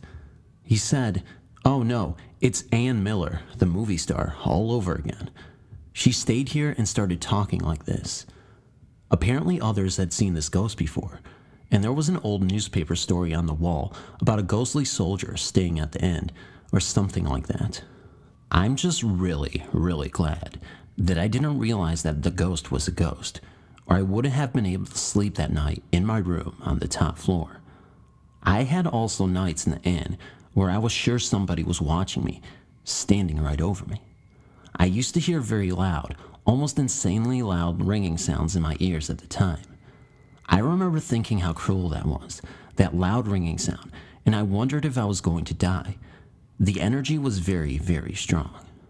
I was also uncomfortable after that, and couldn't stand to have the vacuum cleaner on, because I felt cut off from the real world when I was in the inn by myself. Evening Magazine did a story when I was still working there too, about the best inn in New Hope. As you may have guessed, yes, they did mention that ghost in the story.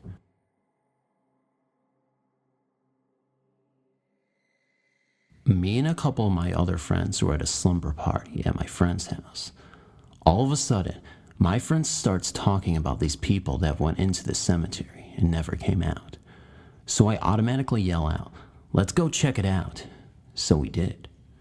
We didn't go in the cemetery, but we saw some really freaky things, and I think you deserve to know what we saw. At first, I did not believe her, but then I saw this strange figure sitting on a pole on top of the fence. So I'm like, "You guys see that silver pole?" And they said, "Yeah." Then I said, "Look up." We all saw it. It was a faint sight of a woman, her head facing downward at first, Then she looked up. I screamed. We all did. Then we ran inside the house. After we were calm enough to talk, we started dancing around to the music. When we had come in, we closed the shades. But then something strange started happening. The blinds started to sway back and forth, faster and faster each time. By then, we were so scared we jumped on the couch, but none of us had the guts to get up to turn the television off. But another strange thing started happening. The TV started turning on and off and changing channels slowly. It was about 3 o'clock in the morning. We were tired and freaked out, but me and one of my friends were still up, so we look out the window. We didn't get up, but sure enough, we looked out a crack in the window and saw a ghost looking straight at us. We screamed and woke the other girls up. They saw it too. We went up to wake my friend's parents up to show them, but when they got downstairs, the ghost was gone.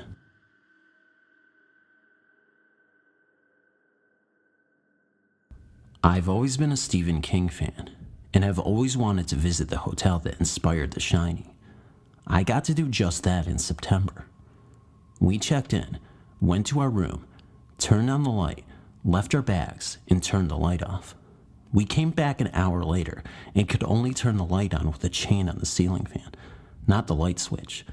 Later, after we went to sleep, the bed shook, like it feels when your washer is in spin mode. We found out at the tour that this is Billy, a mischievous boy.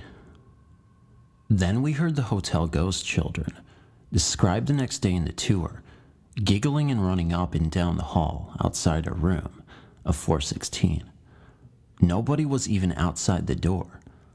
I got to meet the people staying in 217, Stephen King's room in the presidential suite, and while we were in the room, we all started smelling a strong scent of rosewater. The tour guide said that was Miss Stanley. We ate in the restaurant downstairs, and my wife's phone went to vibrate mode all on its own. I also set up my Sansa brand digital sound recorder in our room and got the children running not once but twice, as well as the sounds of chairs sliding across the floor and dresser drawers opening and closing, although we were asleep and didn't see it happen. While taking photos, my camera would zoom by itself and sometimes shut off. I don't give a rat's butt if anyone on this website or my friends ever believe me. I will be staying there again. I have business meetings in Loveland every 6 months. What a great time.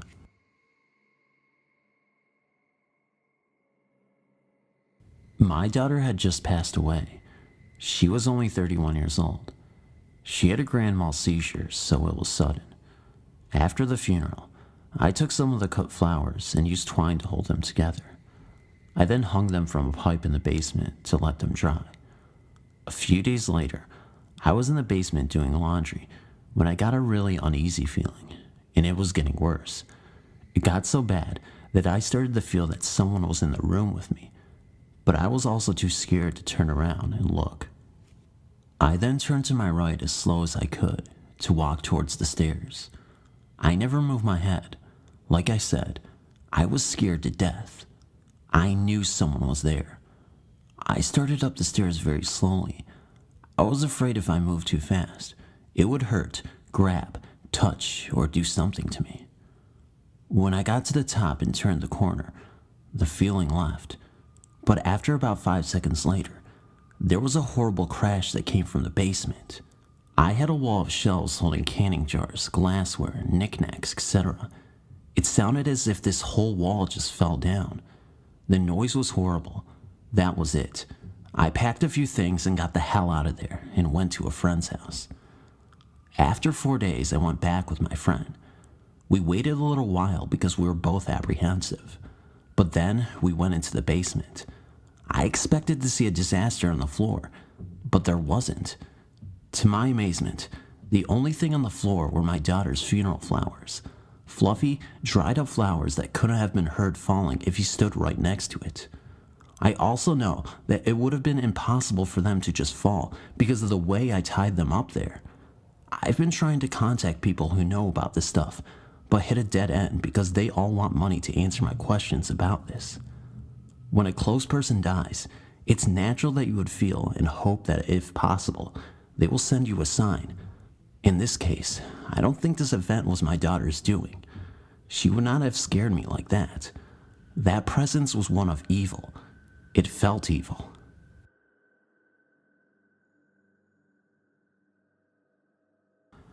If I never was a believer before, I was on that day. I was 15 years old and was home from Arizona for the summer. I more or less grew up on our family farm. The house there is an older style 2-story farmhouse. I play guitar and like to play in the stairwell because the acoustics sound good there.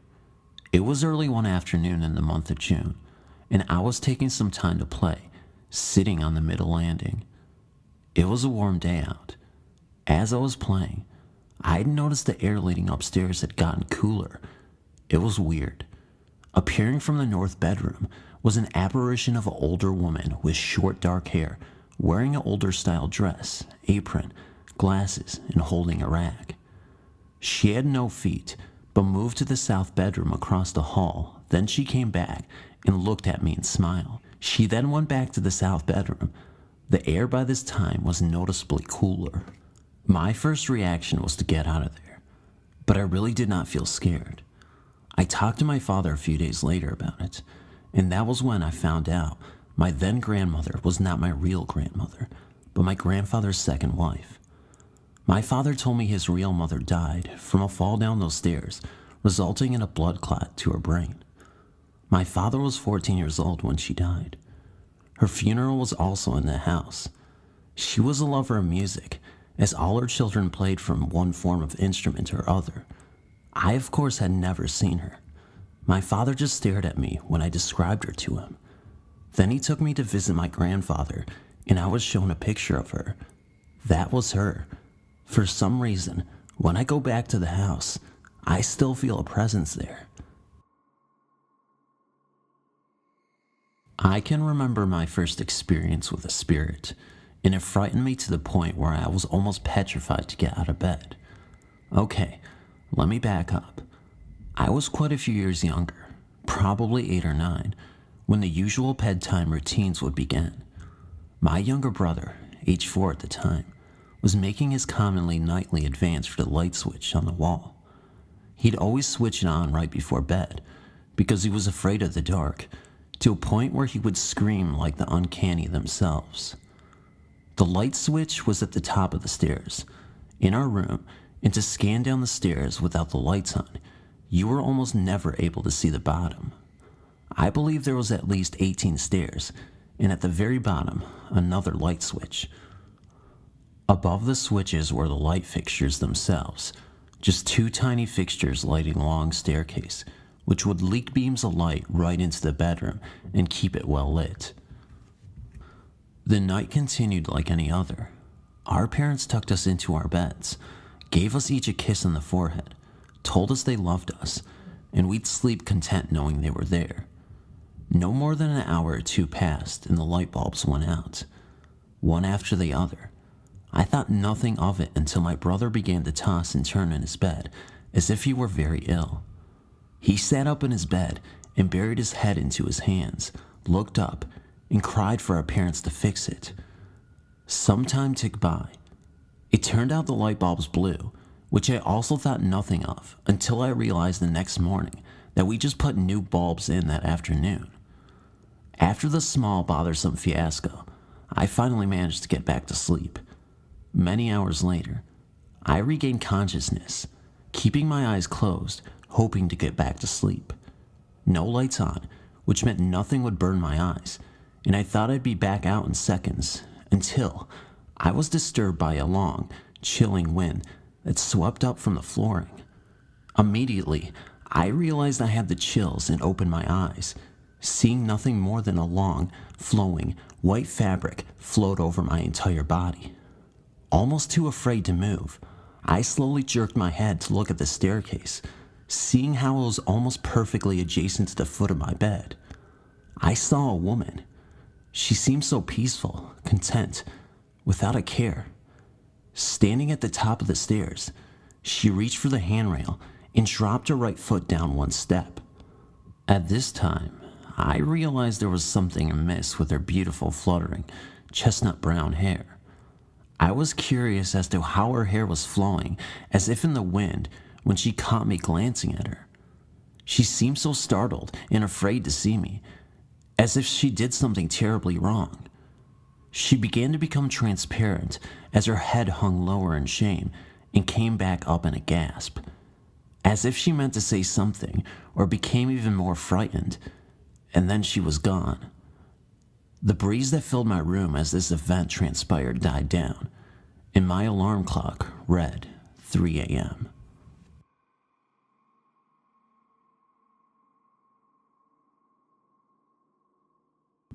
My husband and 2 children moved into a house that we had rented while we were waiting for our new house to be finished so we could move in. We had only been in a rental a few days when strange things started to happen. My husband worked long hours and wasn't home much, so my children and I spent many nights alone. At first, I dismissed what I was feeling was nerves for being alone in a new house and not knowing any of the neighbors. I would be startled awake in the middle of the night with the feeling that I was being watched and someone was trying to get my attention. I would sit up in my bed and there was a dark figure standing in the doorway of my bedroom. Like I said at first, I dismissed it as my imagination. However, the events continued to take place on a nightly basis. Then my 4-year-old son started to talk about the monkeys that were counting his fingers when he was in his room. I asked him to tell me what the monkeys looked like, and he described a dark figure that I had been seeing. At this time, I was getting a little spooked. It really got to me, and I realized that I was dealing with a spirit when one of my kids' wound up stuffed animals kept laying in the middle of the kitchen floor, and I would pick it up and put it in the toy room, and within minutes the toy would be in the middle of my kitchen floor again. Finally, I gave up and put the toy on top of the fridge to keep the toy away from the kids. We left shortly after placing the toy up out of the reach of my children. We were gone for most of the day. When I walked into the house from being gone for the day, the toy was in the middle of my kitchen floor, playing the song it plays when it has been wound up. This made the hair on my back of my neck stand up. Later that same week, I had the kids in bed asleep, and I was laying on the couch watching TV. Everything seemed at peace for the time being, when all of a sudden, it sounded like someone was beating up the freestanding fireplace with a baseball bat. I ran for the kids' room to make sure they were safe. When I reached the hallway, I went through one of the spirits. It was a cold that cannot be described. It went all the way through me, and it's a feeling that I will never forget. When I got to my kids' room, I saw that the children were fine and sleeping like babies. I went into the living room and started yelling at whomever it was, and I told them that they are welcome to stay in the home if they would quit scaring us. I said if they let us be, we promised that we would move out as soon as possible. The events calmed down quite a bit. However, they let their presence known on a daily basis. The monkeys continued to count my son's fingers, and I would be startled nightly with a dark shadow standing in my bedroom doorway. We moved out about a month later, and my son stopped telling me about the monkeys. My son is now 20 years old, and he still remembers the monkeys and brings the subject up from time to time.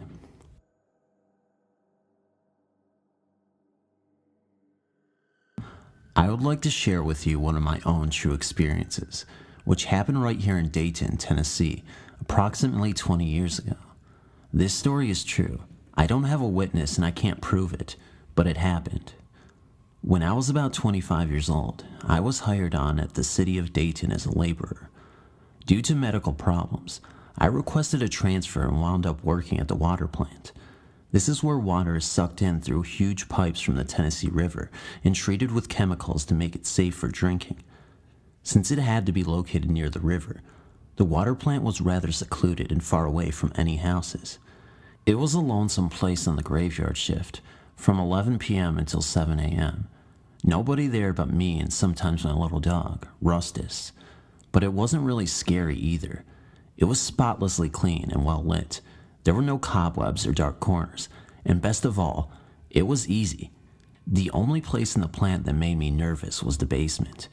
That's where the huge pipes from the river entered into the building, and the atmosphere down there was just creepy. Anyway, I've always been sensitive to spirits, somewhat psychic, and I know my way around a deck of tarot cards, and that intuitive voice, that gut feeling, told me that I should stay on the upper floors, at least above ground level. So I did, and everything was cool for a long time, but then, things changed.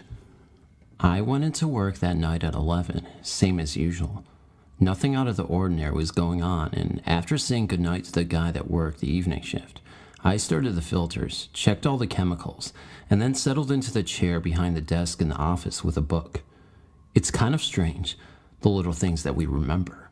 The name of the book was One Flew Over the Cuckoo's Nest by Ken Kesey. Why do I remember that? Oh, well, that's not important. I was really getting into the story. You know how sometimes you can get so absorbed into something like that? You forget about everything except the book, and the next thing you know, a couple of hours have slipped away without a whisper. Well, that's what happened. I looked at the clock and it was 3 a.m., straight up. The true witching hour. That's exactly when I heard the noises began. Slam. Something in the hall had fallen onto the tiled floor. Bang. It happened again. But that wasn't possible. I was alone, and there was nothing in the hall that wasn't bolted to the floor. So I took a deep breath, slowly eased out of my chair, and peeked through the doorless opening into the hall. First to the left I looked. Nothing. Just the closet door, which was open slightly. Then to the right, and there, about halfway to the door that led down to the basement, were 2 of the cabinet doors laying flat out on the floor. The same 2 cabinet doors that I had carefully closed and latched earlier. I decided that they weren't hurting anything by being there instead of on the cabinet, at least until the sun came up. I reasoned, would be okay, and I could just stay in the office in case the phone rang or anything. I turned back to my chair and book, and wished that there was a door that I could close and lock, but there was no door. It had been removed years earlier by Charles, an enterprising ex-employee who would never tell where he hid that door after he got fired for trying to disassemble the whole building in 8 hours. When questioned by the supervisor, Charles pulled a knife and began to babble about the Bible, the Great Beast, and the Book of Revelations. But back to it, my chair and book. I sat back down and tried to read more, but it was impossible. You see, I began to feel that I wasn't alone. I knew that there was someone else in the building, in the basement to be precise, and I knew that it was not friendly. So I just sat there behind the desk, looking through the doorway, waiting. I didn't have to wait long. I felt it before I saw it. A terrible air of hatred and evil seemed to settle in like fog in a graveyard. I was scared, really scared. And then I saw it. As I sat in the chair, looking out into the hallway, the shape drifted into view. It came from the direction of the basement, floating slowly about 6 to 12 inches above the floor. It was the shape of a man, solid, but at the same time not solid, and it was totally black, like a human body dipped in tar. I saw the arms, the legs, the head, but no face and no eyes. When it was exactly in the center of the open doorway, it seemed to notice me for the first time. It turned in my direction, and when we were face to face, with no more than 8 feet of open space and one small desk between us, it almost killed me. It very nearly scared me to death. It began to scream and reach for me, but for some reason, it seemed that it could not cross the threshold from the hall. So it reached and reached, and the arms started to get longer, getting closer with every effort, but never quite touching me. The monster leaned inward through the door and screamed its frustration. Now let me explain that it never made a sound that I could actually hear. It had no mouth. When I say screamed, I mean that it sent wave after wave of negative energy towards me and through me. Hate and fear of such intensity that I had never felt before and never want to feel again pulsed through my body with every lunge of that black demon. I truly thought that I was going to die from the fear, but I didn't want to die in the presence of such a creature. So I sat there for the duration of the attack, at least 30 seconds. I know that 30 seconds is not usually thought to be a very long time, but in my situation, it seemed to be considerably longer. Finally, after my half minute of terror was up, the thing turned its head to its left, as if it heard something. It then looked eyelessly back at me for just a moment, then turned away and floated back towards the basement. It was several seconds before I could breathe again. When I regained my senses, I was in a fetal position in the chair, with my legs in front of me for protection. Only my bugged out eyes were above my knees as I watched for any reappearance of the spirit, but thankfully, it did not return. As soon as I was able to speak again, I was on the telephone, calling everybody, anybody. I didn't care who, just to hear a human voice. I finished my shift that night, and I didn't say anything to the day shift guy when he got there at 7 a.m. I immediately applied for a transfer back to the chain gang and soon received it. I never went back to the water plant. I now know the reason that Charles lost his mind. He thought his religion would protect him, but somehow the evil got through. And I know why the people that work there now, 20 years later, carry handguns at all times. They're scared, but they don't know what is scaring them. And you and I both know that if a monster ever returns, their bullets will not protect them. I still don't know what protected me, but I'm glad that it did. In the 20 years since this happened, I've done a little research and talked to several psychics, and I've learned that other people have seen these black spirits in various places and that they are indeed dangerous. So, if you ever go out ghost hunting, and I still do, watch yourself. These spirits are real, and they are nothing to play with. Far away from the place I called home, now we are in Texas. The year is 1999, and with my parents being divorced now, my mom was the only person bringing in the money. So, we ended up moving from a beautiful house in a suburban neighborhood and into an old house far in the country. This house was old looking, blue. When you walked inside the long, tall hallway, it went straight back to the kitchen. Going up the hallway were 2 rooms to the left, and the living room by the front door on the right, and further up was my mom's room. The first time I stepped foot in the house, I already had a bad feeling. I was 15 years old and was into the scary stuff. Still remembering all the things that happened from my previous homes, I had my guard up for any funny business.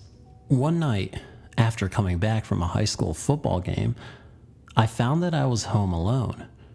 My mom and the rest of the family were at my uncle's house that was literally up the dirt road. I was too afraid to walk over there because of how dark it was. My ride was already gone, and I was just there standing on my lightless porch. Yeah, my mom forgot to turn on the front porch light there before she left. So, standing there, I didn't really want to go inside. What to do? Well, at least she left the living room light on, I told myself. I unlocked the door and slowly walked in.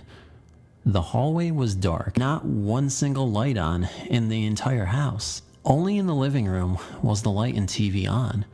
For a few seconds while shutting and locking the door, I stared into the dark hallway, hoping not to see anything. The kitchen was dark and had an eerie look to it, with the moonlight just barely shining into the window above the sink. I quickly ran into the living room. I sat on the couch and reached for the phone call to call my mom. But I then realized that the number list was hanging near the phone in the kitchen. There was no way in hell I was going into the kitchen. So I sat there, watching TV for a while. After a few minutes, I heard some music playing. I did not know where this was coming from, but I did know that it was coming from down the hallway near the bedrooms. My heart jumped and then stopped. At least it felt that way. Getting up from the couch, I walked towards the entrance and peeked around the corner. The music was playing louder. All I could see was darkness coming at me from all corners of the house. I decided to walk down the dark hall towards the sounds. I was trying to be the tough guy. The closer I went into the hallway, I could start getting a sense of where it was coming from. It was coming from the bathroom. When I got to the bathroom, I reached in and turned on the light before walking in. The radio was on, and it was on the sink. I thought to myself, maybe it was on the whole time and I just now heard it. I began to turn it off when I looked down and saw the cord unplugged from the wall. And at that instant, I ran out of the bathroom and up the hallway towards the front door. As I passed my mom's room, her door opened slowly, but I was running too fast to really notice. It seemed like an eternity unlocking the locks. I felt like I was going to go into shock. I got the last lock undone when I heard a moan coming from the kitchen. I opened the door, got out, then slammed it behind me. I ran to the road with nowhere to go. I was 15, but still wanted to cry. I was home alone in a haunted house, and my mom was a mile away. I stood there with my hands on my hips, trying to catch my breath.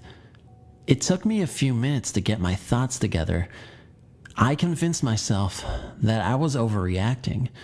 The radio must have had batteries in it. I walked back up to the porch and sat on the steps. I sat there waiting and waiting and waiting. I was laying down on my back after a few minutes. Then I hear this noise coming from inside the house. It sounded like someone was walking with a pair of flip-flops on. The sound was coming closer and closer to the door. I stood up and backed away from the porch.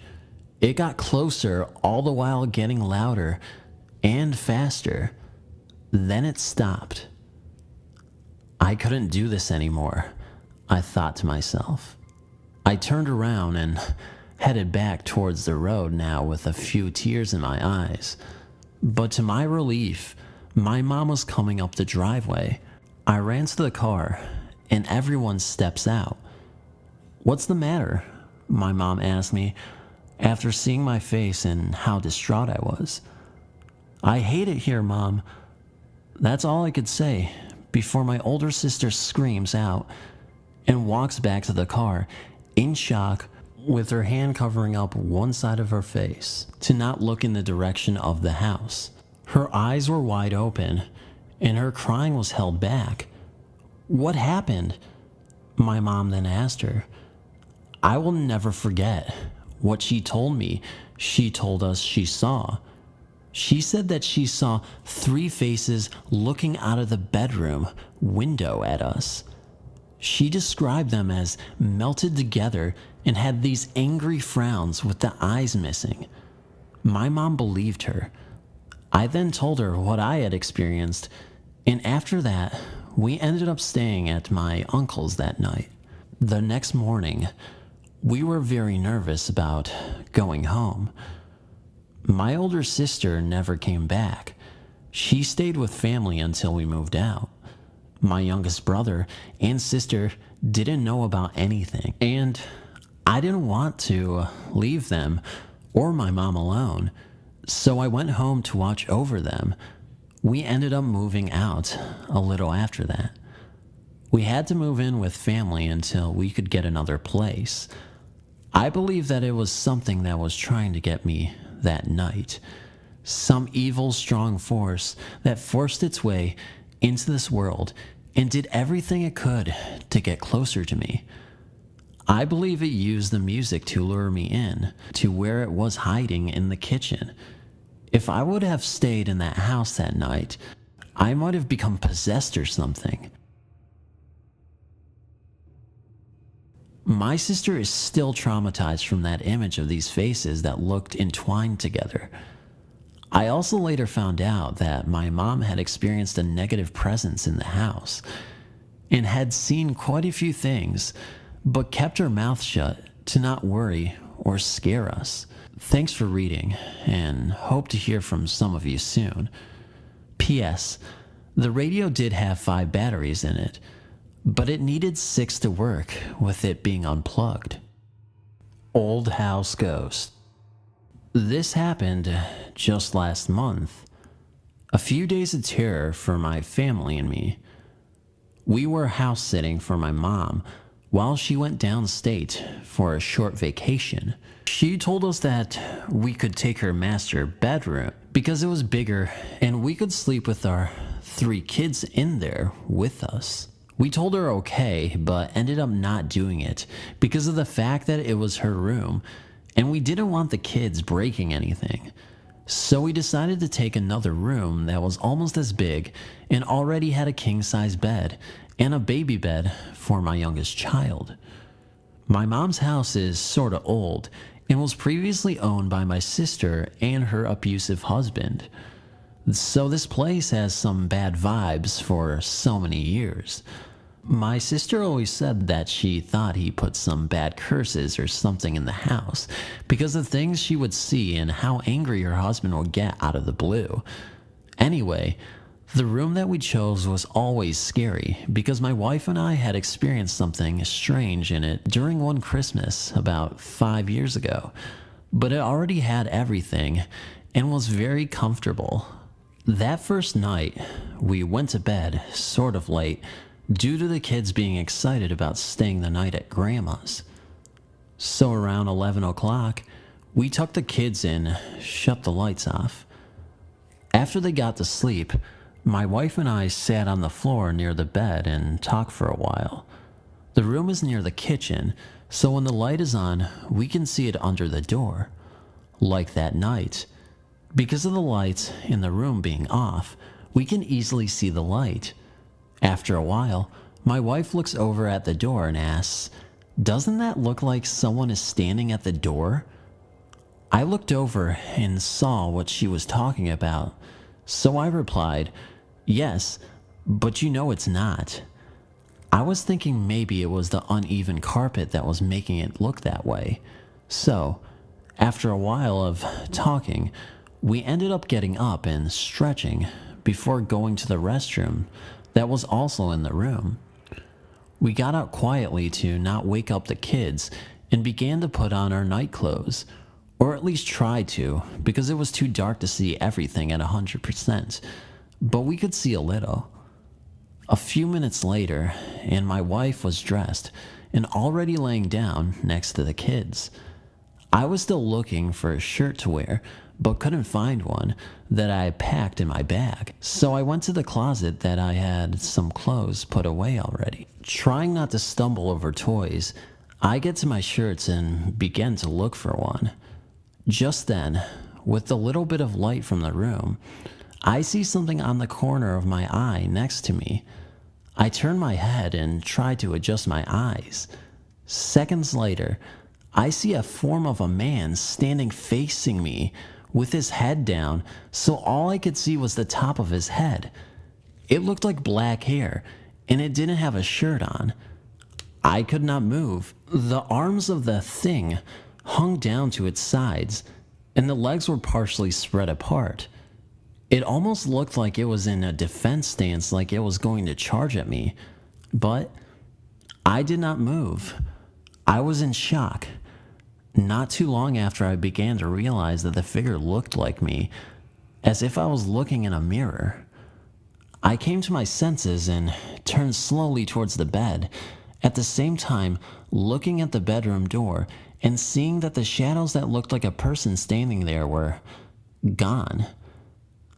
I went to my wife like a scared child and said, "There is someone in the room."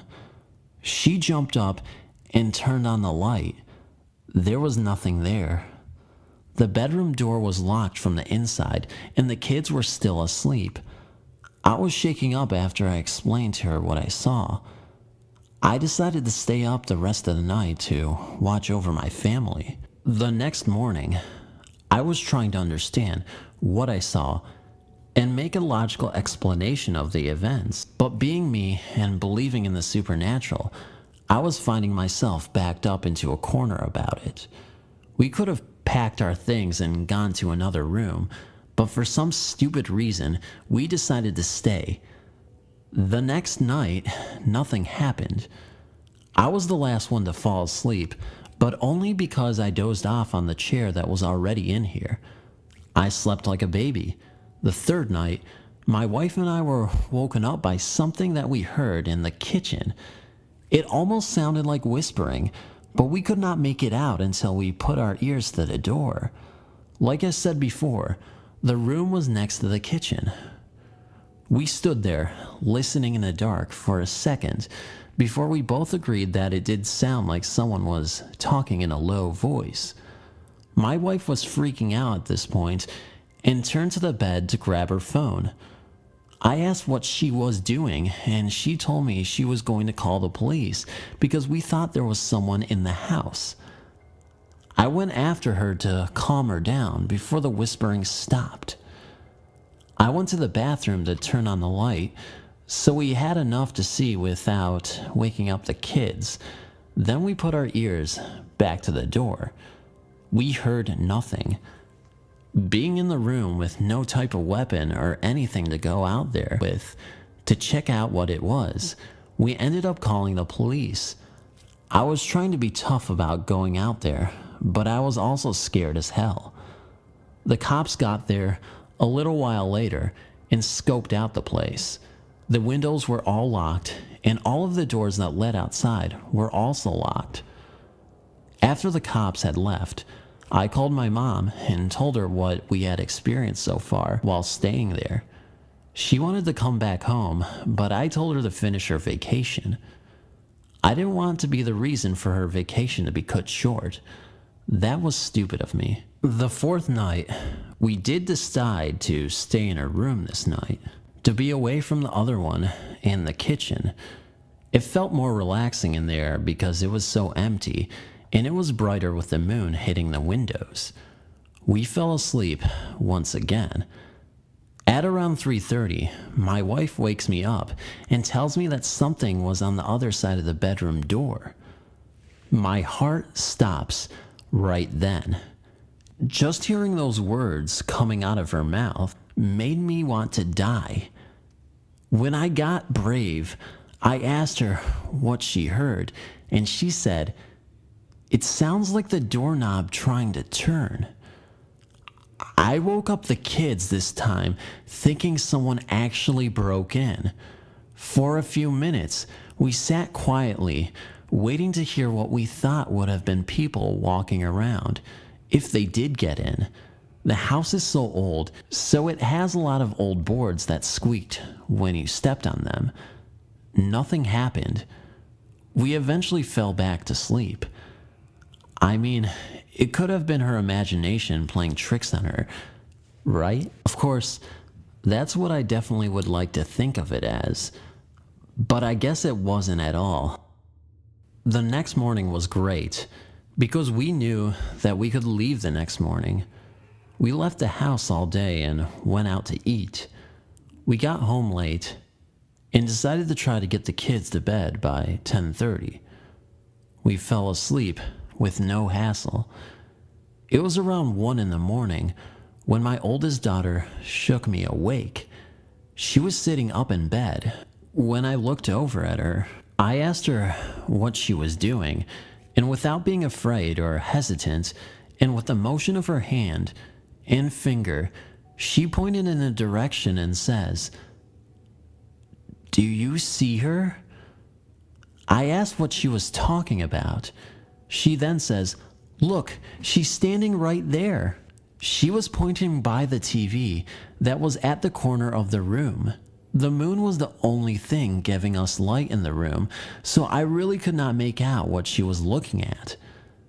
I first thought she was asleep, and to this day, I just think she was talking in her sleep.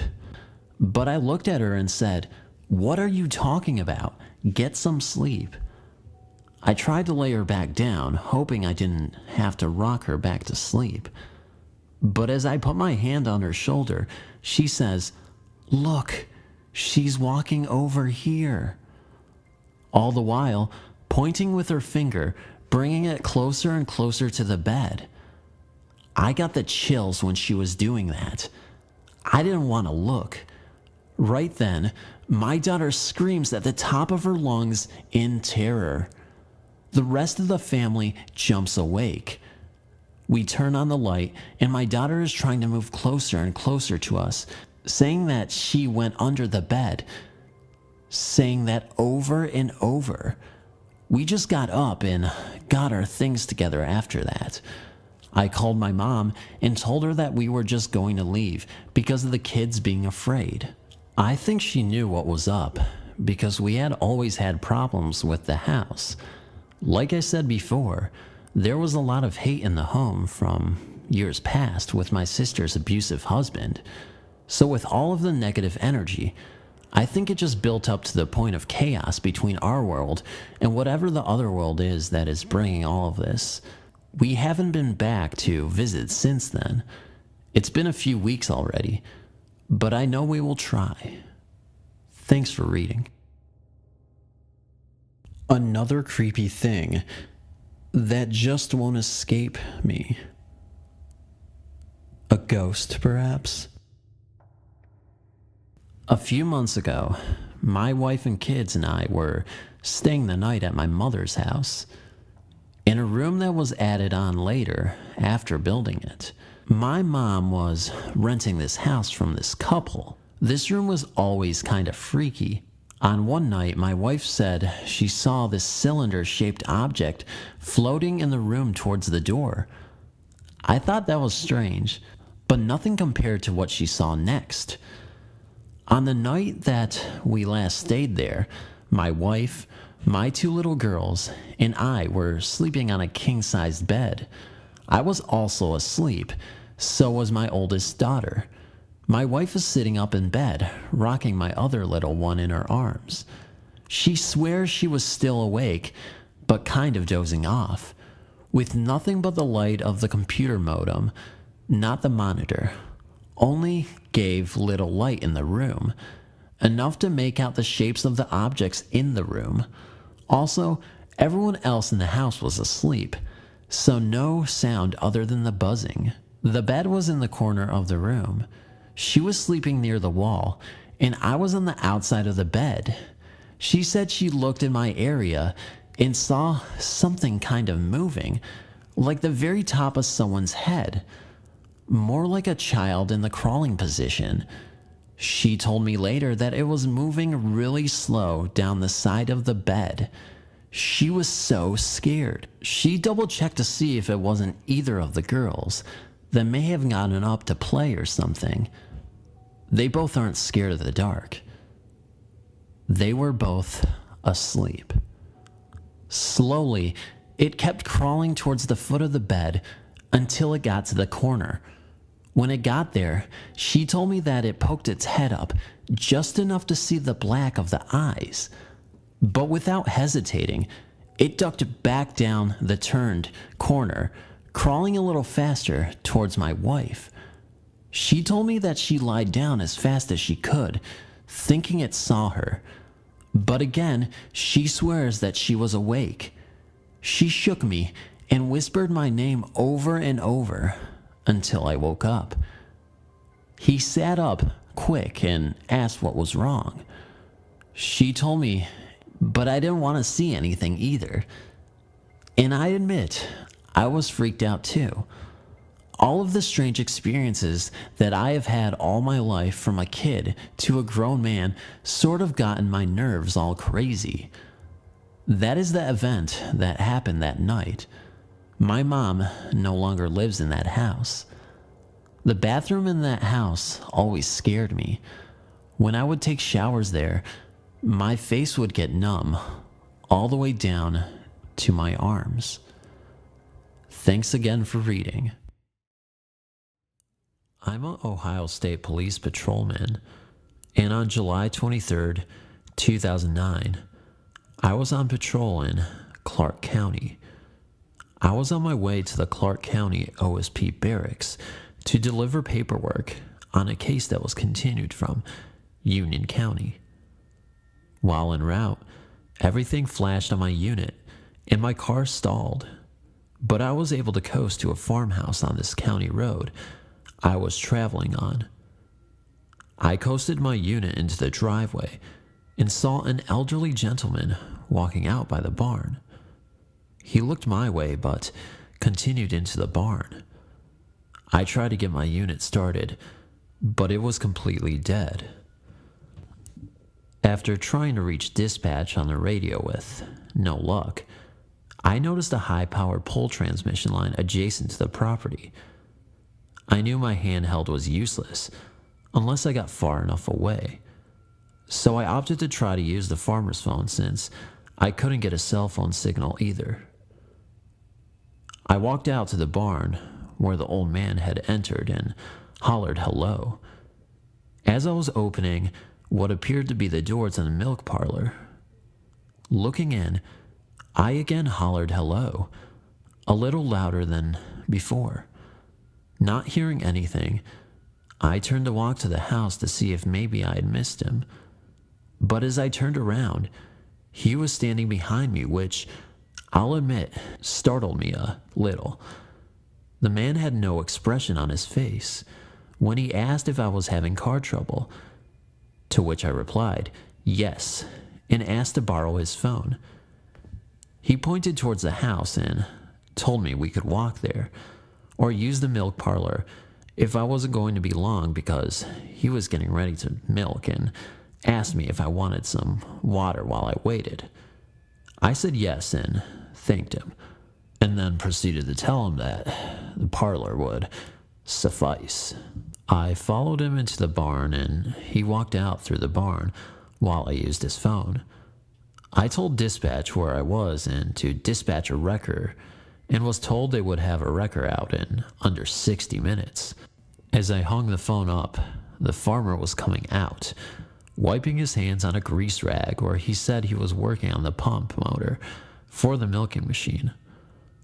I told him what dispatch had said, to which he said, let him push my car to the road so they will find it. I told him if it wasn't in the way, they could grab it there, to which he replied, nay, they never look in the driveway, so we best push it to the road. He told me I could set my glass on the picnic table, then to get in and steer and he would push. Since it was on a downhill slope, he pushed it fairly easily. Once, on the edge of the road, I sat with my cruiser until the tow truck shows. The driver gets out of the truck and is looking up at the farm, all nervous, and says, we need to hurry and get out of here. I assured him all was okay. When we arrived at the barracks garage, everyone was standing around outside. Everyone acted concerned about my well-being, asked how my adventure went at the farm. I said it went fine. Well, did you talk to the old farmer? Everyone wanted to know. I said he didn't chat very much, and he helped me push my unit to the street. Everyone went and looked at the patrol car, now released from the wrecker. I said, what's the big deal? The wrecker driver looked at me and said, you don't know? I said, no. So he told me that in the early 70s, a farmer shot himself in the milk parlor of that old farm, and nobody has lived there since mid-80s due to it being haunted. I said, no way. An officer told me to jump in his patrol car and we'll drive out there. Long story short, it was a rundown, abandoned farm with dust and cobwebs everywhere and not a living soul anywhere. I had him pull into the driveway, and there sitting on the table was my glass where he had told me to set it. I walked to the barn and the milk house was covered in dust, but oddly enough, the phone had fresh prints like it had been used. I picked the phone off of the cradle and no dial tone whatsoever, which really startled me, and I said, we can go now. But he, being a paranormal hunter on the side, was full of questions. When we arrived back at the barracks, my car was repaired. It turned out the positive cable came off of the starter, and where the old man pushed my car were greasy handprints. I have driven back there, and the house is gone. Apparently, Someone torched it, but to this day, it still gives me the heebie-jeebies. My grandpa is 73 years old, and one thing I would know about him is that he would never tell a lie. My grandpa's grandpa owned a farm in South Dakota, where he is from, and just a little ways from his farm was a bar, and you had to walk about a mile on a dirt path to get there. Now, in my grandpa's time, teenagers, my grandpa was, at the time, 15, could go into a small town bar at any time, whenever they wanted, because they needed the business. So, at about 9 p.m., in the middle of the summertime, my grandpa and his brother, Warren, went out to the bar to shoot pool. They did not have a drop of alcohol, and once they were done, it was about 11:30 p.m. They were walking slowly. Warren was on crutches, and talking to each other when Warren noticed something. They noticed a tall, black figure walking and stepping when they stepped, parallel to my grandpa's feet. My grandpa threw some rocks at it, but nothing happened. As it seemed, the rocks would go right through this figure. My grandpa, scared, ran as fast as he could, but forgot Warren behind him, and the figure disappeared. They hurried to their grandpa's farm, going as fast as they could, and eventually got there around 12:30 a.m. Now, this is where it gets really eerie. When my grandpa got into the house, he locked the door behind him, but as they were trying to imagine what was that thing, something was tugging on the door. Their grandpa, fast as wind, went to the door with a gun in his hand. But as he opened the door, nothing was there. Tomorrow morning, they found small footprints exactly where my grandpa saw this figure, which is abnormal for how tall this thing was. Oddly enough, there wasn't any footprints next or in front of the house. Their house was in the middle of nowhere. There was not anyone at the bar except the manager, who was short and was there when they left, and, of course, themselves. And that was the only thing in circumference to the farm. It was an extremely low chance that a human could have been there that fateful night.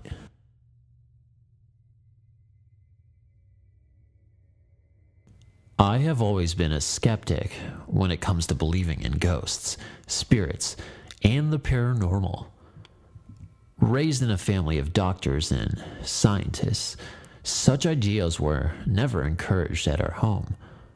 I'm currently living in Mumbai, working for a large corporate firm, and my parents live in Bangalore.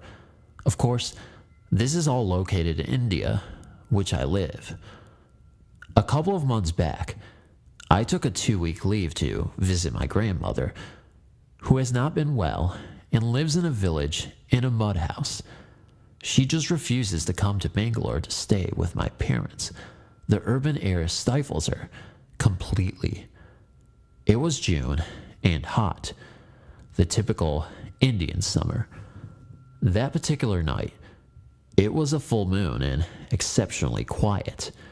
7 p.m., and the entire village was already tucked into their homes, with not a soul in the streets. My childhood friend, who lives in the same village, had come over to see me. We were talking about how the grass is always greener on the other side. She's married with a baby and me, a single career woman who lives alone in the big city. Somehow we fell into talking about spirits and ghosts. She narrated a legend of the ghost of 2 lovers having been taken place about 70 years ago. India was in the middle of turmoil, fighting for independence from the British. My grandmother's village, however, was, and still is, largely unaffected by changes happening outside its borders. Although cell phones and computers can be found now, thank God for that. The village is predominantly inhabited by people of a certain community. Only the fringes housed believers of other faiths. It so happened that around the year of 1942, the rich headman's teenage daughter fell in love, madly and passionately, with a young farmer boy of another faith. The boy, too, reciprocated her feelings, but was too scared to take any step for the sake of the both of them. In India, interreligious marriage was, and frankly still is, taboo. Still, for the sake of their love, they decided to elope to the city and be together. Unlucky as it was, they were intercepted at the train station by the girl's brothers and brought back. The girl was locked up and forcibly married off to an old man, while the boy was beaten to death and his body left in the rice fields to rot. Having got the news of her lover's death, the girl hung herself in her bedroom and vowed to return every full moon with her beloved haunt the village. From that year onwards, every full moon night, the spirits of the young lovers are seen holding hands and roaming in the rice fields. Once my friend narrated this story to me, I burst out laughing, pretty sure that if the lovers are still seen, it is the only handiwork of people alive who want to keep the legend going. She seemed offended by my outburst and challenged me to visit the fields that night. It was coincidentally a full moon. Initially refusing, I agreed later. Sharp at midnight, we took off. We had no lights. She insisted that it was for our own safety. As we left the village and walked towards the rice fields, I could feel a heavy air descend on me. I don't know if she too felt it or not, but we didn't talk about it anyway. Before we reached the rice fields, we encountered sugarcane fields. The grown sugar canes were taller than me. Walking through them has the same sounds as someone walking over dried leaves. I could see my friend walking beside me, but I felt there was someone behind us as well. When I signaled the same to her with my fingers, she just asked me to be quiet and move on. Soon after we were in the rice fields. It was 12:38 a.m. and we waited. Another 15 minutes and still nothing. Bored, I signaled to her that it's time to get back. What happened next, I will never forget. I can vouch what I saw was real and not my imagination. You have to believe it, coming from someone who was a non-believer. I felt a chill within my body and two white smoke-like silhouettes. One, a girl, the other, a boy, holding hands, appeared in front of my eyes. It was like they were walking on their own way, and I happened to be walking in front of them, rather them following us. They walked on and through my body, hence the eerie chill, and moved ahead to the rice fields, very much in love. I was stunned into silence and was mesmerized to see the smoke silhouettes gliding around the fields. I knew what I saw was no human, who was just trying to keep the legend alive. My friend showed me her watch. It was 2:30 a.m. We walked back in silence. I left for the city the next afternoon, having mentioned nothing to my grandmother. But as I left the village, I could swear that I had a nasty feeling, as if I am leaving someone behind. It's been more than a year now, and believe it or not, I want to go back and see them again. Thanks for reading. I've lived in the same town all my life. It's small and in the middle of the countryside, south of England. Around 2 years ago, me and a friend of mine called Lisa decided to go for a walk to this place we called the cow fields. To get to the cow fields, you have to go down a long, thin road that hasn't been used for years, surrounded by trees either side. The reason we go there is because of how beautiful it is, with all the rolling hills and streams. When we got to the fields, it was around 3:30 p.m. in the winter. We had about 2 hours of light left to explore around there. We sat on a small hill that has a stream to the right, and it curves around in front of you where there is a bridge to some fields to get back to the roads.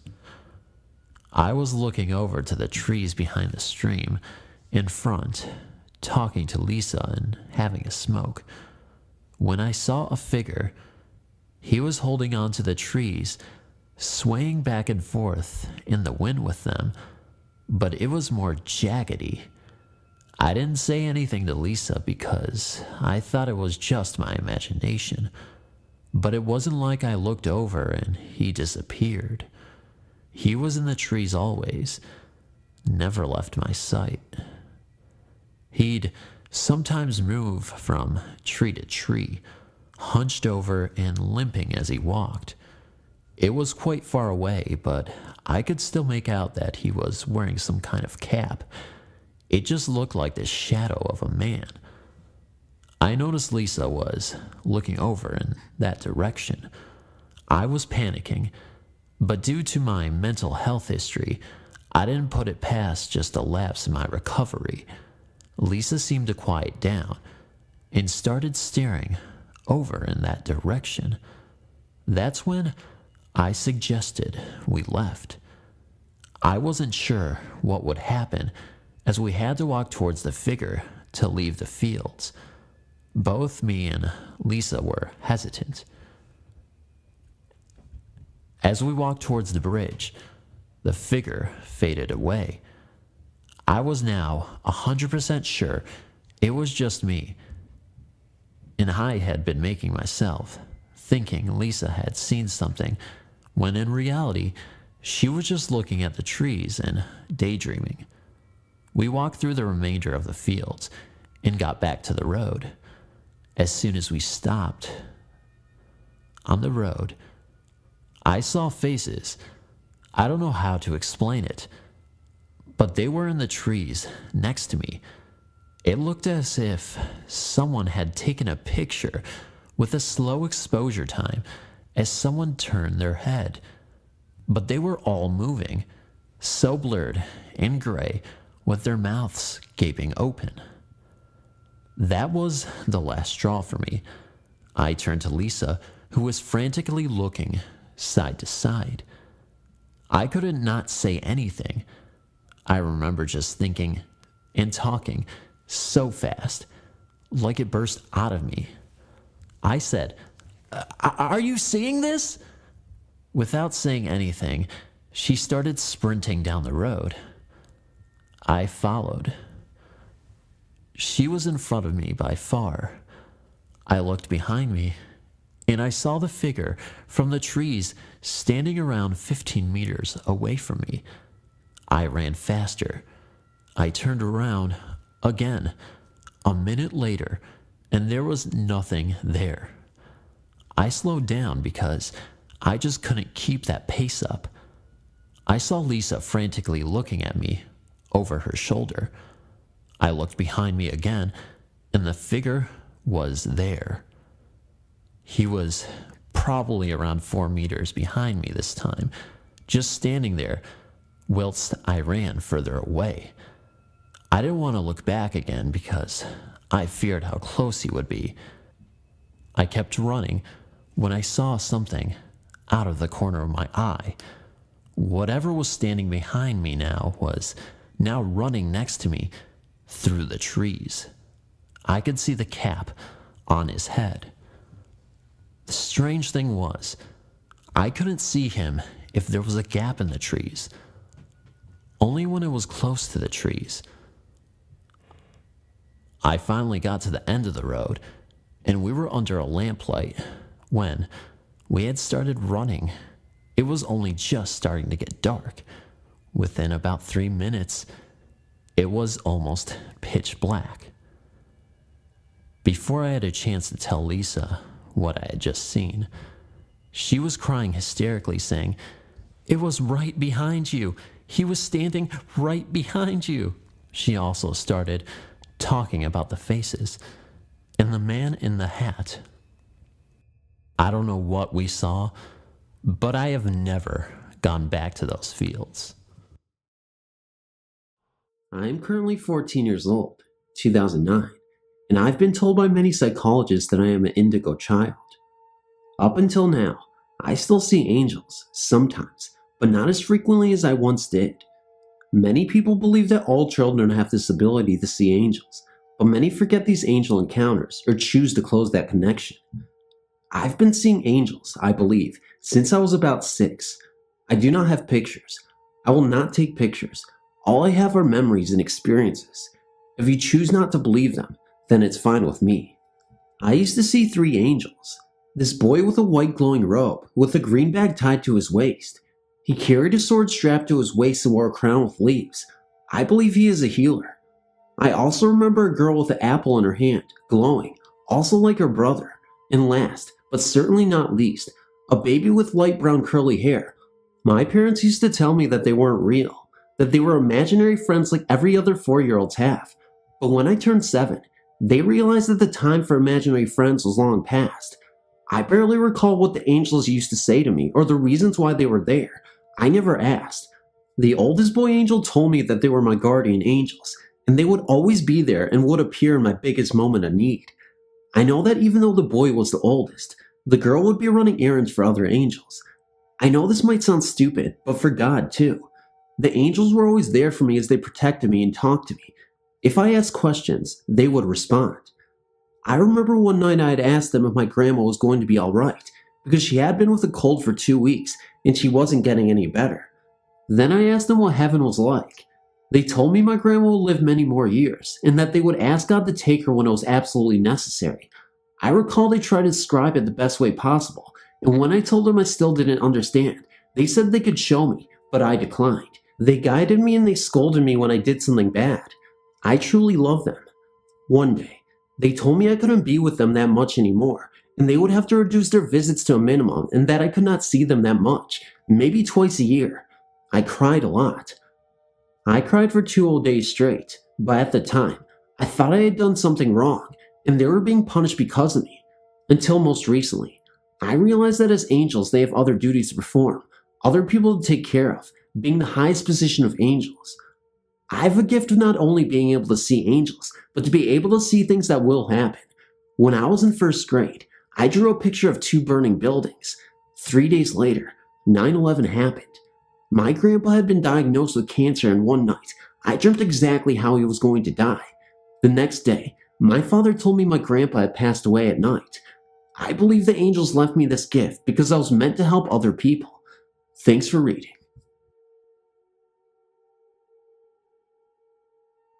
I saw a male angel. He was very handsome with light brown curly hair, blue eyes, and was very tall and slightly muscular. He has his arms crossed in front of him, wearing a white with gold robe.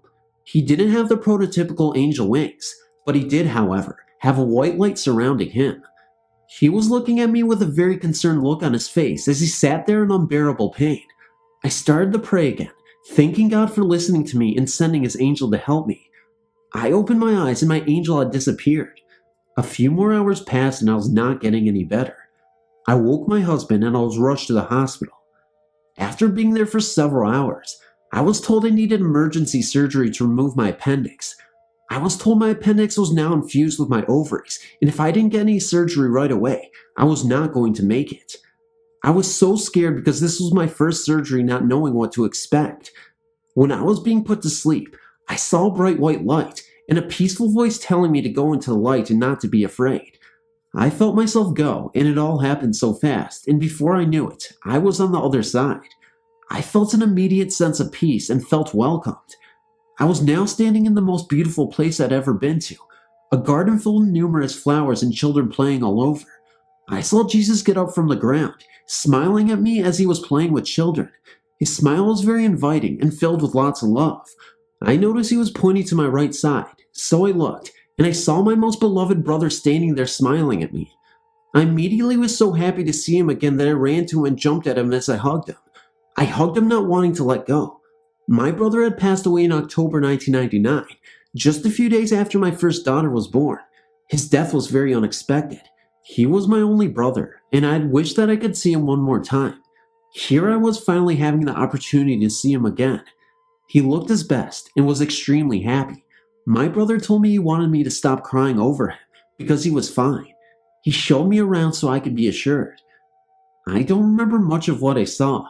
However, I do remember seeing more angels and children. This place was not like anywhere here on Earth. I just don't have the right words to describe it. It was just amazing. I know I didn't want to leave. However, I was told it was not my time and that the only reason I had the opportunity to have the experience is to see the other side was because I was grieving my brother's death to the point that I was not the same. Since this experience, I've not cried over my brother as much as I used to. I do miss him terribly, but I know he's doing very well, in good hands and accepted with abundant love. I take this experience with me on a daily basis and tell others about it. I want people to know that there is life after death, definitely a heaven, God and Jesus that look over and love each other and every one of us and the angels that are real. We are simply never alone. Thanks for reading. Well, I will try and explain this the best I can. I've not told a soul about this but my wife and my mother. It happened when I was around 14 years of age, in Kentucky, around 1990. It was summertime, around 10 in the evening. I went upstairs to go to bed. The room had 2 big windows and a real bright street lamp right outside, so I pulled the vinyl blinds down and then drew the drawstring to close the cloth curtains. It was so dark, I stubbed my toe getting in bed. I couldn't see my hand in front of my face. I eventually fell asleep, but have no idea how long it took. I awakened for some reason and quickly realized the entire room was lit up. I raised my head up, and lo and behold, at the bottom of the edge of my right side of the bed, I saw a person standing there. He was glowing. Yes, glowing a yellowish gold. I've never been religious, so what I saw confuses me to no end. I wanted to scream but couldn't, as I was so freaked out. I looked down and saw the person had sandals on. They were glowing so brightly. It was hard to even tell how many toes he had. It was so bright, it almost blurred them together, and the robe was glowing very bright, starting maybe 4 inches above the ankle. I was eyeballing him to no end, all the way to his head. I saw a face so bright, I could not tell whether his skin color was white or black. I had no idea what race he was. He had a thing on his head that looked to be a wire, or maybe thorns. Yeah, I know it sounds a little like Jesus, right? All of a sudden, he reached his arm up in slow motion and pointed his index finger at me and said my name. Then he said, "I am going to get you." The voice echoed in my head like a megaphone does. I thought it was a gunner. I said, "No, not today," and jumped out of bed, waking up my mother and brother downstairs. The next morning, I told them this exact same story I am telling all of you. They said that I was speaking gibberish that night. I said, "What are you talking about?" They said I spoke flat gibberish, sort of mumbling. So I have no idea if it was an angel or not, but it scared me to death because it said I'm going to get you. Thanks for reading. As an older man of 52, I moved with my family to Colorado in the autumn of 1998. I was immediately hired at a furniture rental store and was grateful to find a job so easily. Unfortunately, winter came a little too quickly that year. With my inexperience in dealing with such severely cold weather, I'd only lived in the tropics, coupled with the travails of starting a career all over again. I found it very hard to adjust to a new country, new people, and a new lifestyle that was clearly lower in standing to what I'd been used to. The store manager had me clear the back area of numerous huge cartons and sweep the yard up. It wasn't a difficult task until a storm suddenly blew into a point where I couldn't see 5 feet in front of me. But the place needed to be cleared for a delivery that was due to come. I was frozen cold, wet, frustrated, and feeling sorry for myself to the point that I somewhat bitterly said a short complaining prayer between tears to my guardian angel asking for his help. As I looked up, I saw this strange old man who seemed very much like a homeless hobo appear out of the swirling snow. To this day, I cannot even remember what he really looked like, despite being pretty good at memorizing and remembering faces. I told the man to come in out of the storm where I could get him a cup of coffee. He simply replied, "You shouldn't be doing this. Why don't you go in and let me finish this for you?" Something in his demeanor made me obey him meekly. After about 5 minutes, the manager saw me and asked if I finished the backyard. I muttered a reply and guiltily went back to resume my chore. To my complete surprise, everything was clean out back. More than 75 huge cartons were neatly stacked on the side. The yard was swept of debris, and the mysterious man was nowhere to be found. It was impossible for anyone to accomplish what he did in 5 minutes. The backyard was fenced in and backed up to a mountain covered in snow. Where did he come from? Where did he go? Who was he? I never found out and never saw him again. I'm convinced he was my guardian angel, who came in to reply to my prayer request. This experience happened to me back when I was in my mid-20s, in the mid-70s. At the time, I was working for a finance company. My boss needed me to go downtown to the federal courthouse to file some legal documents. This took place in my hometown of Philadelphia. For anyone familiar with the area, I was around 6th and Market Streets. Parking is very bad around the courthouse, and I was forced to park a couple of blocks away. As I started to walk towards the courthouse, I had to go down a small side street. The street was narrow and one way to any traffic. This was an old dilapidated area with old buildings and storefronts. The storefronts had recessed entryways, so you could not see into them until you actually passed them. I should also mention that all the storefronts were closed, no occupants. The other side of the street was an open field bordered by cement posts and steel cable to keep cars out of the field. It was a winter day, very cold, and I was walking briskly down the street, not paying much attention to the alcoves of the storefront. I was dressed nicely, suit and tie, and carrying a briefcase. I guess I looked like I had money, though truth is, I did not. As I passed by one storefront, I suddenly was attacked by 3 guys. They beat me pretty good and were demanding my money. I was hit over the head, punched in the stomach, and kneed in the groin. Needless to say, I was bloody, hurting, and scared. They took my wallet and got mad because I only had about $10. Then they figured my briefcase had something of value in it and tried to open it, but I had locked it. Demanding the key, they hit me until I gave them my keys. After finding nothing but papers in the case, one got so mad he took his knife and told me I was going to die for making them work so hard and not get anything for it.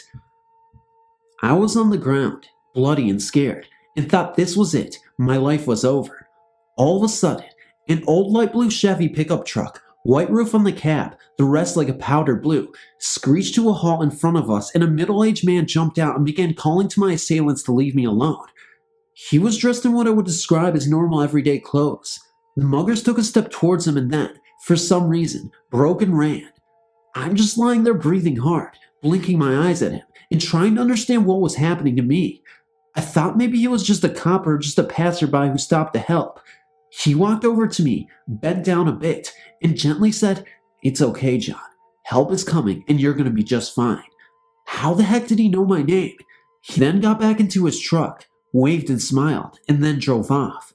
I got to my feet and looked down the street to see the truck, and it was gone. Now remember, this was a very narrow one-way street. I was about halfway down the street, and there was no way this truck could have made it to the end that quickly. About the same time, a police car pulled down the street, and the officer began first aid. He said an ambulance was also on the way. I asked how he knew I was hurt, and he said, "Got a call." The ambulance also said the same thing. Remember, this was the mid-70s, no cell phones or car phones. To this day, I truly believe that this was my guardian angel that came to my rescue and somehow alerted help. Thank you. My name is Mary, and this happened about 5 years before I was born. The reason I know about it is because my father told me. It was summertime in Florida, and my grandparents and uncle were in town to visit my mother and sister. They didn't like my father. They never have. They had been drinking, my uncle, dad, and grandfather, An argument broke out over my dad not taking care of my mother the way he should. It was a bad fight, and blows were thrown. My dad got really mad and left to go get a gun to kill my grandfather. He went walking down the road because he didn't have a car. My father said he walked for miles, and out of nowhere, a car was suddenly beside him, and the man inside asked if he needed a ride. My father said he stopped in the middle of the road and thought to himself, where in the world did this car come from? He hadn't heard a car. Yes, my father replied, and got into the car. The man began to drive. He didn't ask where my father was going, and my father said he didn't tell the man where to go. They just rode. The man talked about the Bible, Jesus, and about the 10 Commandments, and how it was a sin to kill or even to have murder in his heart. My father just listened, thinking all the while that he hadn't told this man that he planned to get a gun and kill my grandfather. Then, the man turned the car around and headed towards the direction of my father's house. He drove all the way to the front door. My father never told this man where he lived. Then he told my father, God bless you, son, and my father got out of the car. My father walked to the door and turned around to thank the man who gave him the ride, and when he did, the man in the car were gone, vanished. It disappeared just as fast as it appeared in the street. My father is convinced that I was an angel, and I am too. Thanks for reading. It happened a long time ago, so my details are not completely accurate. It was also a traumatic experience for me, so I kept quiet about it for many years. It happened at my parents' home in Brampton, Ontario, Canada. They still live in the same house, which is a small townhouse. I was around 7 years old at the time. It was late at night, maybe around 8 p.m., since that was regarded as late for me at that age. I started walking up the stairs with 2 of my cousins to my left, who were around the same age as me. I think I made it up 1 or 2 stairs before I noticed a woman standing at the top of the stairs. It was shocking because she seemed to appear from thin air. She immediately said, "Stop, go no further," with a very authoritative voice. I can remember many details about her, except her face. She wore a red robe that had a yellow cross as its design. The yellow cross went from top to bottom and left to right. I still wonder if the robe and the cross had any special meaning in the church. She also held a very bright candle in her left hand, the brightest light I've ever seen in my life. All I can remember was that she had black hair, but I can't seem to remember its length or even her facial features. She held up her right hand to motion us to stop, which all of us did. Then she proceeded to say her words, "Obey your father," at which time I started running the other way. I ran down the step or 2 I was on, down the hallway, into the living room, and hid under a sofa. I can't remember anything afterwards. I believe I must have fallen asleep from fright. I remember these details because I think about this event almost every day of my life. A little background about me is that I am Roman Catholic. It was very shocking to me because I was raised to believe that angels were pleasant, though nothing mean was mentioned. It was the tone of voice spoken with. The lady was very authoritative and was almost yelling at me and my cousins. It took me until my mid-20s to start sleeping with the light off. I'm currently 35, and sometimes when I'm alone, I still leave the light on. It also kind of messed up my sense of reality. Up to my mid-20s, I kept wondering what in the world is real. In some cases, I was scared that this lady would appear to me again from thin air. The weird thing about the whole experience is that I have not spoken with my cousins about the experience. I've been tempted to, but with my cousin's condition I've decided not to. One of my cousins, who also witnessed this, still suffers from depression. In her mid-teens, she tried to take her own life by cutting her wrists. I think she is still on medication to this date. The only reason I think she knows she remembers this incident was that she told other relatives on her account, seeing a lady at the top of the stairs in my parents' home, and refuses to go to my parents' home. I only heard about her story a few years ago from my sister, whom heard it from her, or someone that she told. I still question, who was this lady? Was she an angel? Why did she appear to me and my cousins? What was she trying to say? What do the words "obey your father" mean? Did this really happen? The only question I believe I can answer is that it really did happen. What are the chances we came up with the same accounts when we have mentioned it to other relatives? It was actually my sister who put it together, telling me and my cousin said the same story. I would be very willing to take a lie detector test, and I know I would easily pass it with flying colors. In my religion, I was taught that it was a blessing to see an angel. For a large portion of my life, I believe the opposite and wished I'd never seen her. This is the first time I've mentioned the vent in detail. I must say, it is very refreshing to share my experience. I believe I will see the cousin I mentioned in the next few months. At that time, I plan on drawing a picture of what I'd seen and show it to her. I'm curious what her reaction will be. I just hope I can't trigger her depression. It would be nice to finally ask her about her account of the vent. Thanks for reading.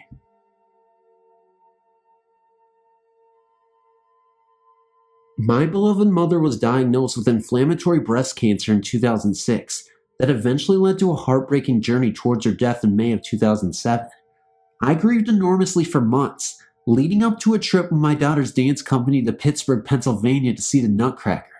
Also, that same day, a trip was planned to pay a visit to a local mall for shopping. At that time in my life, my mother was never far from my thoughts, and especially the grief I felt about her untimely death at only age 61. The Christmas shopping at the mall with my daughter in a favorite store brought an unexplainable encounter that I believe, to this day, was meant to comfort me. A lady approached me in a calming manner and asked if I knew a lady named Karen. At the time, taken a bit off guard, I replied no. The lady said to me, in disbelief, "You look just like her." It wasn't until I left the mall that I realized Karen was my mother's name, and we definitely look and talk almost alike. I cannot recall the events leading up to the encounter with the mysterious lady, only that she spoke to me in a passing moment. Somehow, I believe my mother came to me in spirit to let me know she was still with me. I loved her dearly, and still do, and she will be with me all the days of my life. Thanks for reading. My story takes place in Indiana. It was Christmas morning, at about 3 a.m. I was 13 and excited about my presents, so I snuck out and sat on the living room couch. We've all done that once or twice, right? After about 2 hours, I heard some heavy breathing, not my own. I looked to my right, by the fireplace, and I saw the cabinet containing the encyclopedia set. I swear I saw it wiggle a bit. The door to the cabinet was open already, but I saw one encyclopedia, Encyclopedia S, fall out of the cabinet a clear 4 feet and smack the ground. About 4 seconds later, the cabinet door closed by itself. I don't mean that it cracked to a close, it slammed. It slammed so hard it woke my brother up, who slept in the next room. I was so scared I could hardly speak. I asked an expert on paranormal stuff, and he told me that a ghost was upset that it hadn't gotten her a present. Peace out, Chance. In my life, my family and I had numerous paranormal incidents. There were always heavy footsteps, sounding like a person in boots upstairs in the attic. Sometimes I heard them coming down the stairs or on the front porch at night, but oftentimes I had trouble keeping them. They said the TV kept going off and on. One said she saw a man in the attic through the window. My boys were afraid to sleep in their room alone sometimes because they saw people in the backyard. There were 2 very strange occurrences that happened in the winter of 1991. I was married at the time to a man who was abusive to my children and myself when he drank. One night, I smelled something burning in the bedroom, and the bed was smoldering. I woke up my husband, and he pulled the mattress off the bed.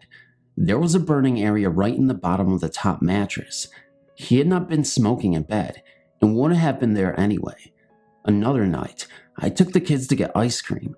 When I got back, the doors were all dead-bolted and windows locked to where I couldn't get in. I looked through a crack in a curtain and saw my husband lying unconscious on the floor, and the heavy dining room table was turned over. The phone was dangling from the wall. I pried open a window and climbed in. I called for an ambulance and called the police. My husband was taken to the hospital, and the police detective was totally baffled. Later, my husband said that he was talking on the phone to his mother when he was hit hard from behind and knocked out. His mother called to check in on what had happened, saying they had been talking, she heard noises, and he was no longer there. I felt like maybe we had a ghost that was protective towards us, but angry with my husband for his actions. I usually felt safe in the house, but on occasions, I was very frightened. After my husband and I divorced, I felt the need to move. While checking out the history of the house later, I found that it was originally owned by a doctor who kept his ill patients in his home with him. This was in the early 1900s, around 1907. After he left, There was a terrible train wreck just outside of town where some Mexican immigrants and a couple of local workers were killed in a train collision. Their bodies were badly burned and thrown into a massive grave, which turned out to be in the back acre of our yard. I feel certain that we had multiple spirits, though before this time, I never believed in ghosts.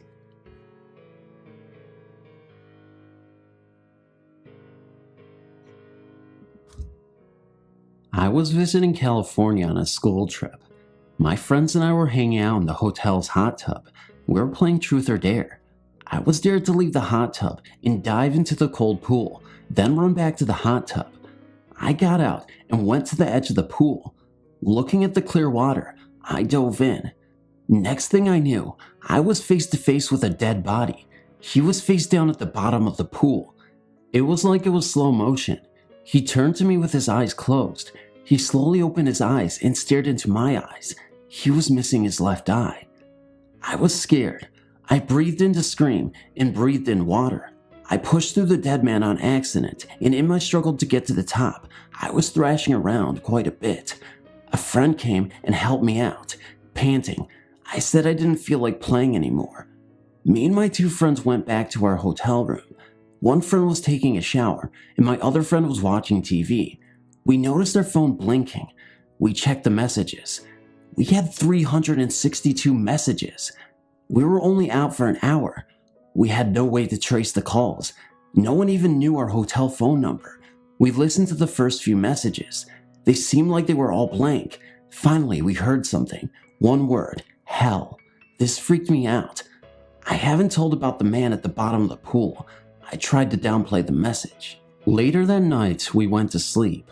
I don't recall any of this next part, but my friend said that at 3 a.m. I got up, turned on the curling iron, and turned on the faucet. I then hit my head really hard on the headboard of the bed and went back to sleep. I woke up that morning with nothing but an eerie feeling, which was soon forgotten since the next day we went to Disneyland. A week later, we drove home. The thought of this man still terrified me. I just pushed it to the back of my mind and continued on. I did not believe he wanted to harm or scare me, though. Weeks went by. I remember doing chores around the house. I was putting laundry away in my mother's room. Her dresser has a huge mirror. After placing the clothes in the drawer, I looked up into the mirror. Standing behind me in the back of the room was this man. I could see him very clearly. He was young, long blondish hair. His skin was grayed and almost green, waterlogged, and a little wet looking. His good eye was brown, and where his other eye should have been was just a hole. It seemed to go on forever. It was almost hypnotizing. I noticed this all in an instant, because when I turned around, this young man turned and walked away. I sensed that his name was William. I didn't see William for a very long time, although I felt him following me. Our house began to change. Radios would turn on when they weren't even plugged in. A music box would start to play randomly. Shelves would fall off the wall. Everyone noticed it. Everyone was afraid. I wasn't. Years went by. I started to feel a difference over me. At night, I would wake up to voices in my room, like a crowded room where you could hear only a few words that made sense. I tried to ignore the voices. Sometimes, I would wake up with a single voice in my ear talking to me. They seemed to never make sense. It was like the end of a sentence or the beginning. I remember waking up one night. I felt scared for the rest of the time. It was very late at night. I knew no one was awake. A blue light was outside my closed door. My door began to shake very violently, but the beads on my door didn't even sway. I kept all of this to myself. Who wanted to tell their friends and family they heard voices in their head and see people in swimming pools? I don't think so. Later that year, I moved out and started going to college. My family said that since I left, the strange happenings seemed to have moved out when I did. Strangely, my roommate said that since I moved in, strange things started happening. Pictures falling off the walls, TVs turning on, shadows, and the feeling of being watched. I still heard voices at night, but never anything scary. I learned to live with it all. Now, in 2009, I'm married. I still hear voices at night, but they're making more sense now. Sometimes the voices say things to me like, "Get out. I'm not kidding. Get out." And laughing followed. Evil laughing. I tried to go back to sleep. One night, a few weeks ago, I woke up feeling like someone was in the room with me, a different energy than my husband's. I looked up and saw a dark figure standing over me. My dog started barking and growling like crazy. The dark figure turned his head and walked out the closed door. I went back to sleep and woke up to a voice telling me, "Your destiny will be at the Valley of Thunder, then all the voices shall be heard." I haven't ignored that one. Sometimes I will go to Yosemite National Park, Valley of Thunder, and see what my destiny is. It just doesn't seem right yet. 2 nights ago, I had a dream. William came to me. He didn't say anything, but I sensed he was telling me it was okay, not to be afraid of him. I feel as if since I've met William, I've become sensitive to spirits and energies. I've met other spirits beside William. I feel as if now I have the ability to read energies and sense thoughts. I almost regard William as a friend. As an avid EVP researcher and long-haul truck driver, I've had many opportunities to get EVP recordings from all over the country. My research has revealed some startling results lately. On the 20th of January this year, an EVP has attached itself to me somehow. Now, no matter where I am or where I go, this EVP named Desmond Heathers is in every recording I make on my Olympus digital voice recorder. Even when I'm traveling down the road at 65 miles per hour, Desmond is there ready to talk when I turn on my recorder.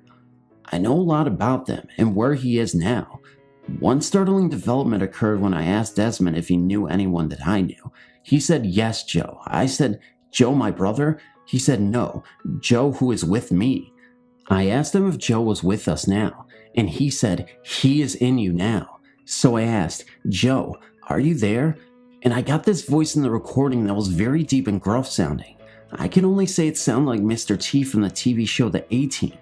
Joe said, "Go away, leave me alone." Well, I don't communicate with those who don't want to, so I just do what I always do with the ones I get who I don't think deserve my attention. I just ignore them. Here's where the story takes a strange turn. The week after that, I was talking to my doctor about a fatigue problem I've been having lately. Nothing serious, just tired during the times of the day I don't think I should be. He asked if I was sleeping okay, and I said I tend to wake up several times during the night. He recommended I get a sleep study done. After finding the only sleep research center within 100 miles of where I live, I was told the study would cost in excess of $1,600 for one night. Well, I thought this was ridiculous, so I figured I would do it myself. I was on the road the night I decided to do my sleep study, and set up my digital voice recorder and DV camera on the sleeper of my big rig. I fell asleep within 15 minutes. When I reviewed the recordings the next morning, I was so startled at what I had recorded, I could hardly listen to it. The recording revealed that I snore rather loudly. What was startling, though, was the EVP Joe was using my snoring sound to speak to me in my sleep. With every rattling snore, he formed words. He said things like, "Don't you know you love me? Don't leave me. Don't wake up. I'm not done yet. Don't you remember me from the Navy? You know you're listening to me. You know you love me. How did I get in here? What happened to me? I need you. I'm just jealous of you, Tony. Tony, please, help me." Not just that night either. Every night I've recorded, he's talking to me in my sleep. It concerns me because I don't know if there may be some subliminal influence with him talking in my sleep like that every night. I think I know him. I vaguely recall a friend I had in the Navy named Joe back in 1980. I remember feeling sorry for the guy because of his drinking problem and was always trying to help him when he got in trouble. I used to buy him gifts for his birthday and Christmas because his family wanted nothing to do with him. Other than that, I can't recall very much about him. When I asked him how long he has known Desmond, he said about 5 years. That's how long Desmond told me he's been dead. Actually, Desmond didn't even know he was dead until I convinced him he was. He kept trying to tell me he was alive. So I asked what it looked like where he was, and what did he see around him. He said nothing but a faint amber and turquoise colored light that was all around him. He desperately wants out of there. He says he can see me sometimes. One day, when I was sitting at my office desk at home, I asked him if he could see me, and he said he could. So I reached in my pocket and pulled out a $20 bill and asked if he could see what I had in my hand. He said $1. Thinking it was just a lucky guess on his part, I dropped the bill and picked up a Bic lighter. I then asked again, "What am I holding in my hand right now?" And he said, "A light." I reached in my desk for it and had my hand closed around it so I couldn't even see it. How did he know? Many times Desmond will ask if I can see him. I've never been able to do so, so I got out my digital camera and asked if he would let me take pictures of him. He said, "I will try." I told him where to be in my living room at home while I snapped a few dozen pictures. Nothing showed up on review, so I asked if he would mind trying something else. I explained what white noise was to him, and he was already familiar with it. He helped me to adjust the levels and spectrums of white noise to be able to hear him better. I explained that I could generate a different type of noise that is not audible, but that I might be able to see him with. So I set up my DV camera to form a video feedback loop with my Sony Trinton 32-inch TV, manually adjusting the focus in such a way that the feedback picture was focused on the pixels on the screen, as it oscillated slightly due to some technical reason I can't explain now.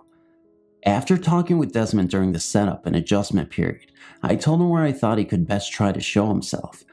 Desmond appeared to me only once for about 2 seconds in the video. He had very plain symmetrical features and was shown from the waist up.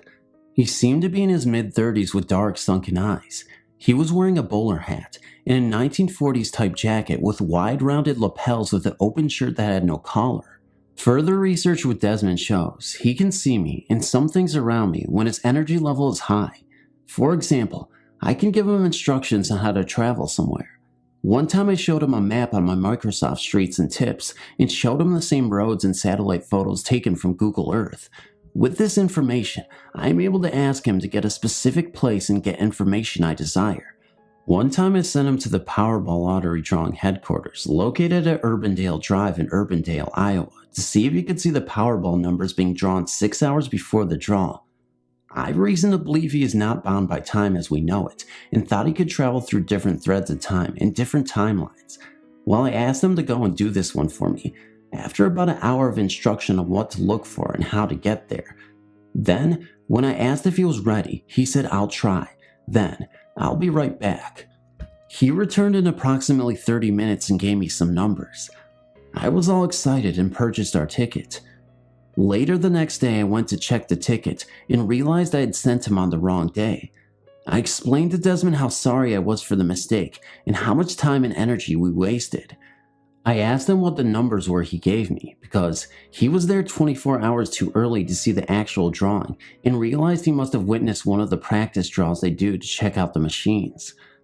Lately, I've been having some other problems. I injured my back seriously at work and have not had the desire to record anymore due to my pain and medication. I've been recovering well and expect my research to continue. My new job doesn't offer me as much travel and time to do the things I'd like. I just hope when I start recording again, Desmond and Joe will let some other people talk to me.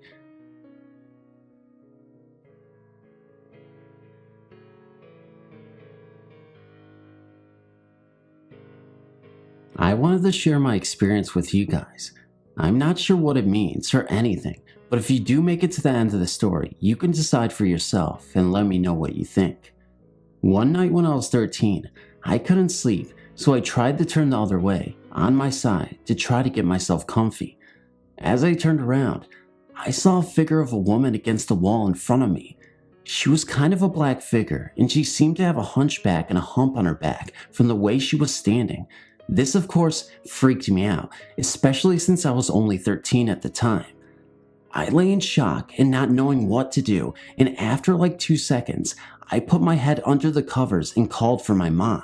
She came in, and I was really afraid to tell her in case she thought I was crazy, so I just told her that I had a really bad dream. I was definitely not asleep. I couldn't sleep for a few nights, as it freaked me out so much. This kind of went away after a few weeks, and I was gradually able to sleep again. However, a few weeks after this had happened, I was getting pains in my back and I went to the doctors to get scans and things.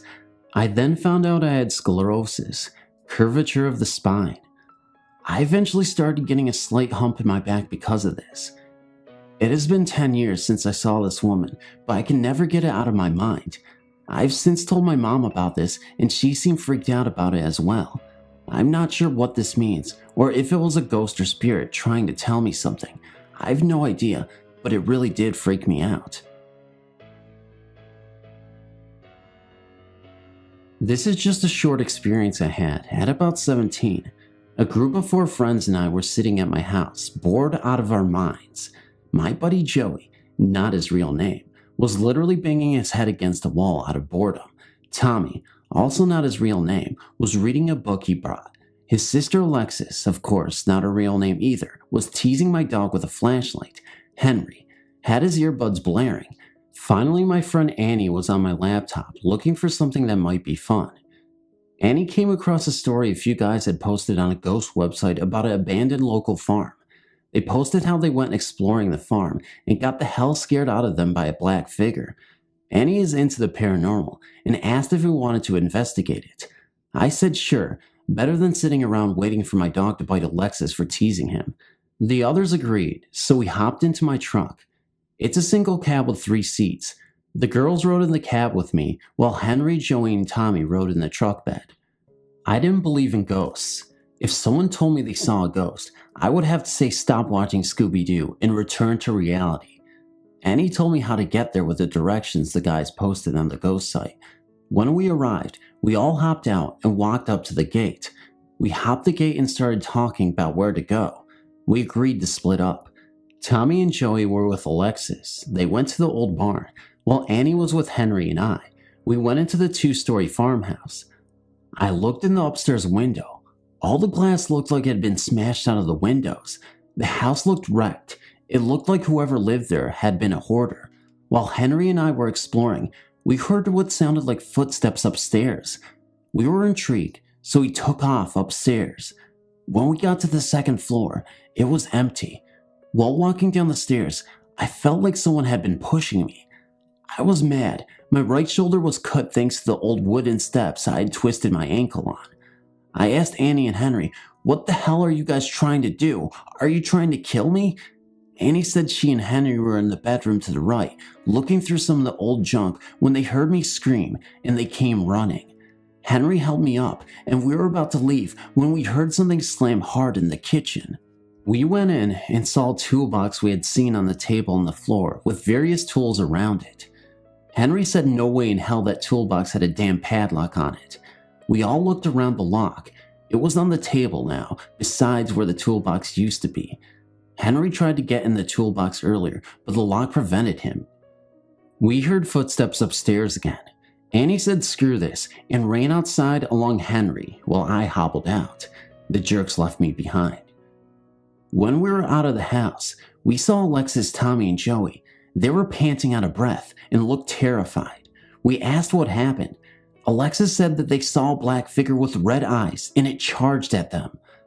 We all heard a loud snarl like a big dog, and we took off towards my truck on the way there and said, "Look." In one of the upstairs windows, we saw 2 glowing eyes go from the middle of the window to the top. Then they separated. One went left and one went right. We all hopped the fence and peeled out of there as fast as everyone could. About 1 week ago, my daughter called me from work asking me if I would take in a dog that had been hit by a car and that they thought both its legs were broke. I said yes, and while her friend was bringing her to me, I was getting a cage with bedding, blankets, paper, food, and water ready for her arrival. The friend got to my home, and we walked out together as it took the 2 of us to carry the dog.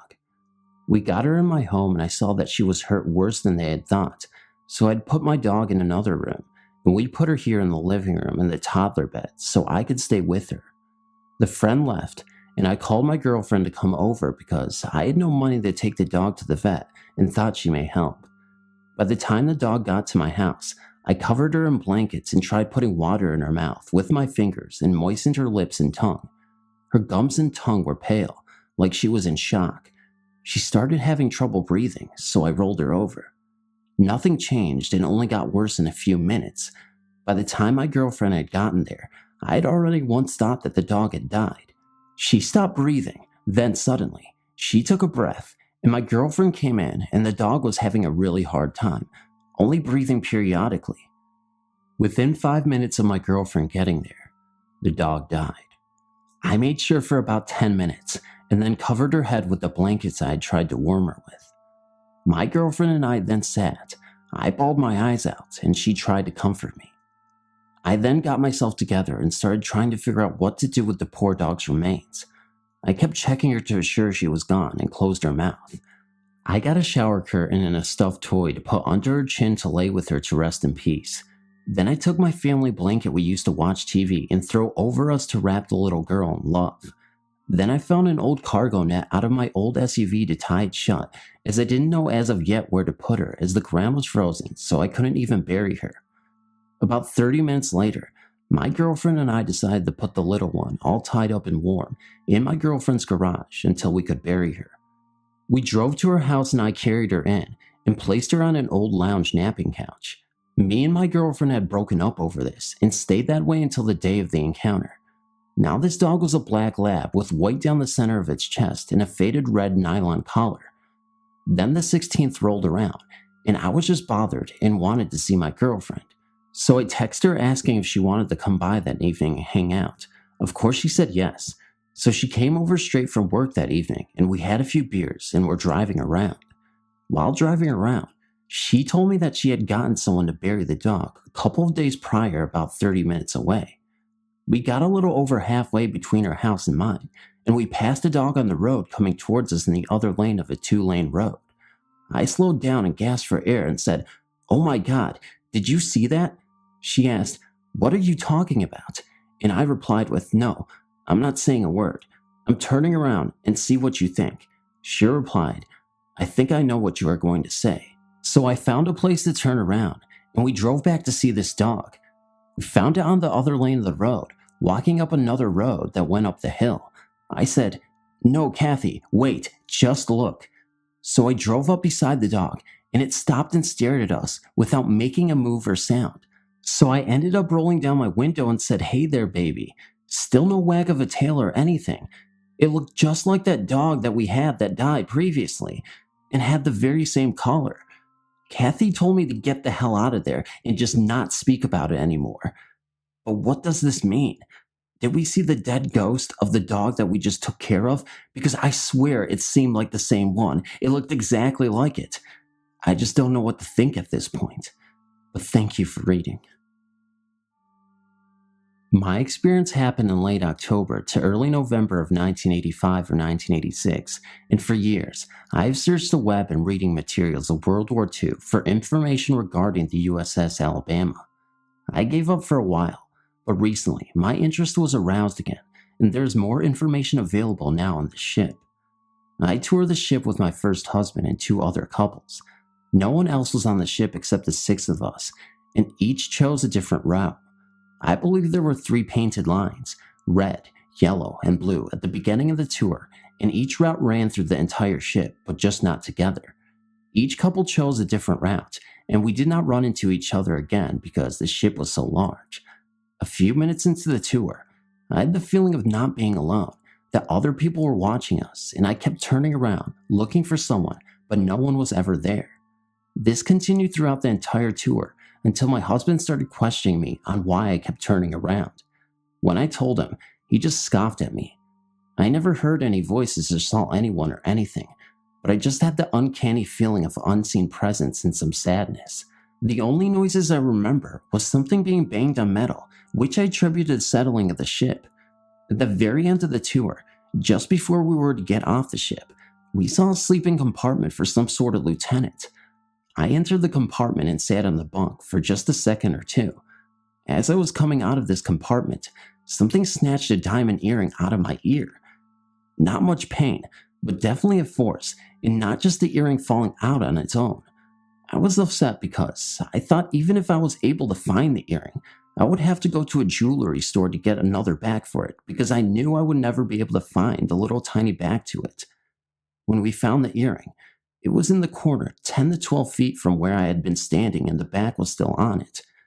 I took this to mean that there definitely had been someone or something else on that tour with us, and because my husband kept scoffing at me, this was the other person's way of letting me know I'd not been wrong.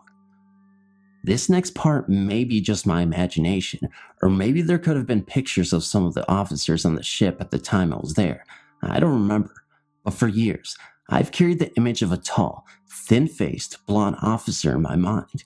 No name, just his face. A few weeks ago, when I began my search again for information on the ship, one website had pictures and biographies of some of the commanders. One is the face I had seen in my mind for years. Unless there were pictures on that ship back in 85 or 86, there's no other place I could have seen that face. None of the books on World War II I've searched through have this man in them. This is the only strange thing that has ever happened to me. I've been to the Winchester Mystery House in California, the Oak Alley Plantation in Louisiana, Civil War battlefield parks, etc., and never, ever has anything even remotely different happened to me. In my opinion, California is one of the most haunted places in the world. Its history is no doubt one of greed and sadness. Whole tribes of people like the Tungava, ravaged by disease, slavery, genocide, and deculturalization at the hands of the white man and his moral cloak. Both my mother and I have had a heightened sense of spirits, both good and bad, and have had many interesting encounters, of which many may be skeptical. Regardless, when one experiences things firsthand, they tend to be more understanding, and so I hope you find my encounters with spirits interesting. About 6 or 7 years ago, I was around 12 at the time. My mother and I lived in the Vanderlip estate of Portuguese Bend, a place of urban legend and mysterious happenings.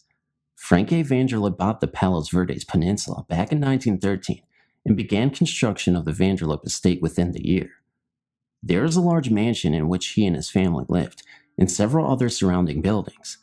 It is said that his daughter, Narissa, fell in love with an African American and bore his child, which was at the time an abomination. Outraged, her father locked her away in the asylum he had built across the road, now called Narissa Drive, and murdered her lover and child. It is also said that not long after, he murdered his entire family and their 2 dogs and buried them in the walls of the mansion, then hanged himself from a beam in the living room. Some say they have seen the ghosts of the family members in the windows of the mansion and have heard the cries of the children and barking of the dogs. Whether or not this is true is debatable, as there are no known historical accounts of this happening, but I will leave that to your judgment. What I can confirm is that this place is cursed by something dark. Experienced psychics will tell you to stay away from this area. It is not something to be tampered with, and I don't disagree. My mother and I lived in the farthest building up the hill, Casa Azul, which is, as the name describes, a blue house. All the homes in the estate are Spanish-styled houses of a somewhat lavish design, each with a unique name, indeed very beautiful and not seemingly sinister, not during the day anyway. Whenever my mother and I would explore the grounds, we could feel the presence of spirits around us, usually content and peaceful. But as soon as the sun would begin to set, we could feel the change come over the land, as if the air was constricted and something was lurking in the shadows that did not mean well. In our home, we would experience things all the time, and it didn't really frighten us. Events like screen doors opening and shutting when there was no wind, footsteps running on the tiled floors, objects taken and left in peculiar places. One time my mother's white gold hoop earrings went missing from her jewelry box. On my way back from the Greek pillar ruins, I felt something behind me and ran as quickly as I could down the hill. I stopped and turned to confront it, and there was nothing there. But when I turned around, there were the earrings in the middle of the path, just in front of my feet. The hair stood up on my whole body, and I picked them up and ran back to the house. On another occasion, I was sitting on the couch in the living room, reading quietly, when I heard something walk behind me and tenderly grabbing my hair, which was hanging over the back of the couch as it walked past. I thought it was my mother, but when I turned, no one was there. I remembered then that she had been sleeping for over an hour on the bed across the room, and I realized that I had been touched by a friendly spirit. Other things occurred in that house, like tipped over drinks, spirits like offerings, and broken dishes. The bathroom sink would randomly turn on, and beds would be unmade when we got back from hiking or days out. We heard laughter and cries, people whispering in other languages, and sometimes we would hear someone calling our names, but no one was there. We could also feel someone watching us while we were sleeping, hovering over us. There was also a ghost cat that lingered there who I called Daisy. Sometime later, we were forced to move back into the house I had lived in since I was 5 with my grandmother. She's a skeptical woman, an Episcopalian who doesn't believe in the supernatural, but many things have happened to me in that house. I've seen my deceased grandfather, a man who I've never met or saw a picture of, since he died in front of my mother when she was 8. The first time I saw him, I heard a high-pitched ringing in my ears, and when I looked through the back window of the study, I saw the cloudy gray figure of a man in his 50s style clothing, thick-rimmed glasses, and hair combed back. He looked at me for a few seconds, and then he was gone. I saw him again 2 years later, only he made himself more present.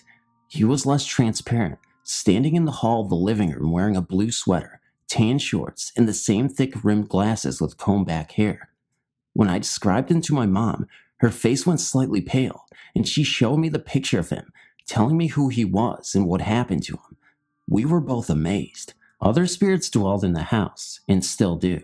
Spirits of Tungva, spirits of things that were never human, and deceased relatives. My mother and I often smelled floral perfume and clove cigarettes at random times, and she was certain it was her grandmother's sister, Dorothy. My own grandmother, a Sakhalin woman named Gloria, who was my father's mother, would watch over me, on and off, and still does. I know this because when she's present, everything gets quieter, and I get a static ringing in my ears, accompanied by the strong smell of cedar. There were good and evil spirits in the house. The bad were tall, wispy, shadow-like figures who would hover over you when you were sleeping, looking at you menacingly. They were energy stealers, much like the Dementors of Harry Potter, who hated good things and sage smoke. The good spirits were ghosts of Tungva, who my mother and I could feel constantly. Some felt lost, others scared and sad, and some angry. I think we intrigued them in some way. They would give us signs to make themselves known.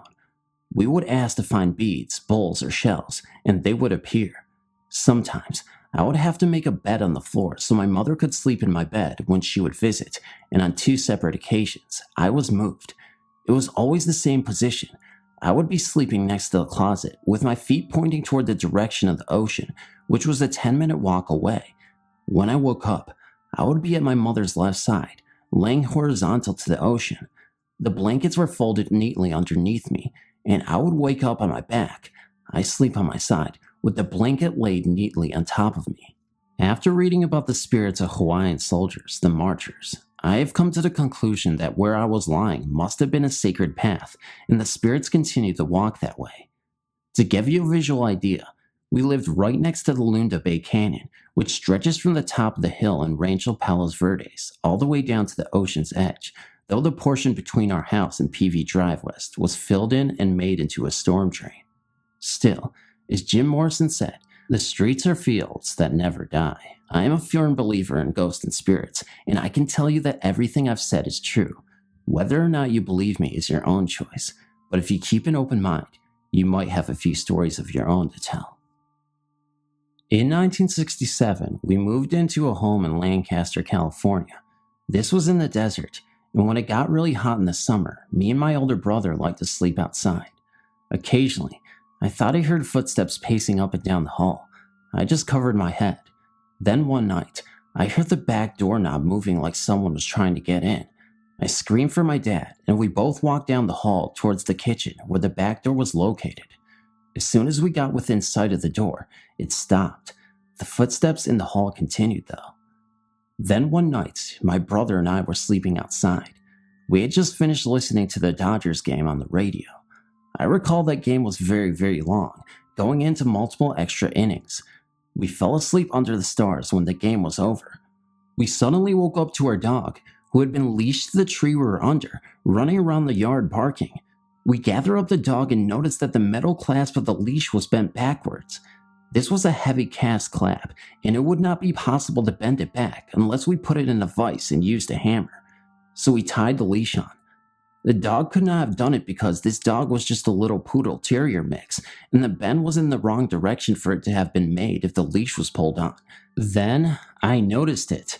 The back door, which was half glass and inside of our glassed-in porch, was shaking and doorknob was rattling all by itself. I told my brother, "See, that's what I've been hearing." Now I had a witness. We watched it for a bit before it stopped. I heard the rattling doorknob several more times, once when I was sleeping outside by myself, and it was almost light out. This is where the story takes a freaky turn. The lady who sold the house to us was selling it because her husband had just died. All their children were gone, and she no longer needed a large 4-bedroom house. Also, the day we moved in, I was sick with a sore throat. The doorbell rang and my mom went to answer it. I followed her. At the door was a little girl, my age, named Kim, who I later became friends with. I was 7 when we moved in. She said that she had come to our house to inform us that we were moving into a house that was known in the neighborhood to be haunted. Then she left. I later did some research and read that poltergeists can't get through locked doors. When we slept outside, this back door was locked. If we needed to get in, there was another back door that led to my parents' bedroom. At about 3 a.m. Tuesday morning, I was leaving my apartment on North Penn near Qual Springs Mall in northwest Oklahoma City, and right as I got to the intersection of my complex and Penn Avenue, I ran out of gas.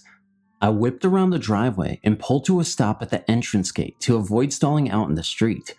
I popped the trunk of my Chevy, retrieved a gas can, and hooved it the half-mile towards the Congo station at 122nd Street. I crossed Penn to the underdeveloped land to the east of Penn. Having lived in my apartment for 2 years, I was aware that there's a shanty for the local homeless people tucked a couple of 100 yards off the road next to the creek. In the summer, when the trees are green, it is virtually impossible to see the camp from the road. Walking in the desert at night, I kept glancing towards the shanty, just being curious. Stepping out of the grass across the creek, I spied a girl in her teens, or possibly early 20s, much younger than the panhandlers I see on the street corner every day. She had on jeans and a white shirt under a black hoodie that was almost all of the way unzipped. Her head was bowed down, and her raven hair concealed her face.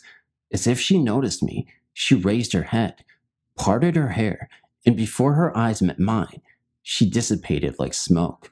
Well, being no stranger to the paranormal, it was still a little creepy, so after I filled my gas can, I walked back on the other side of the street, and there was my story. Thanks for reading. All kinds of weird things used to happen around my house, day and night. I inherited the Disney Haunted House record album from my brother when he moved out of the house. I played it for the first time in my bedroom that I shared with my sister. I had asked my friend if she wanted to listen to it with me. I turned it on. Then she suggested we pull the drapes down and get on the bed with a sheet over our heads so we would be in semi-darkness to enjoy the album more. I figured why not, and then we proceeded to do just that. Not much time later, about the second section of the album, she noticed something and asked if it was me doing it. I had my eyes closed, so I asked her what she meant. She asked me if that was my hand. Huh? I opened my eyes, and there was a perfect image of a hand on the sheet. Just a hand, no arm attached or shadow of a person on the sheet. I told her to cut it out, that it wasn't a funny joke. She said it wasn't her. I looked over at her, and she had her hand right above her head, holding onto the sheet, and then I felt her arm and hand against my right arm. It scared us half to death. We threw back the sheet, and there was no one there. I've always been nervous about going into the basement.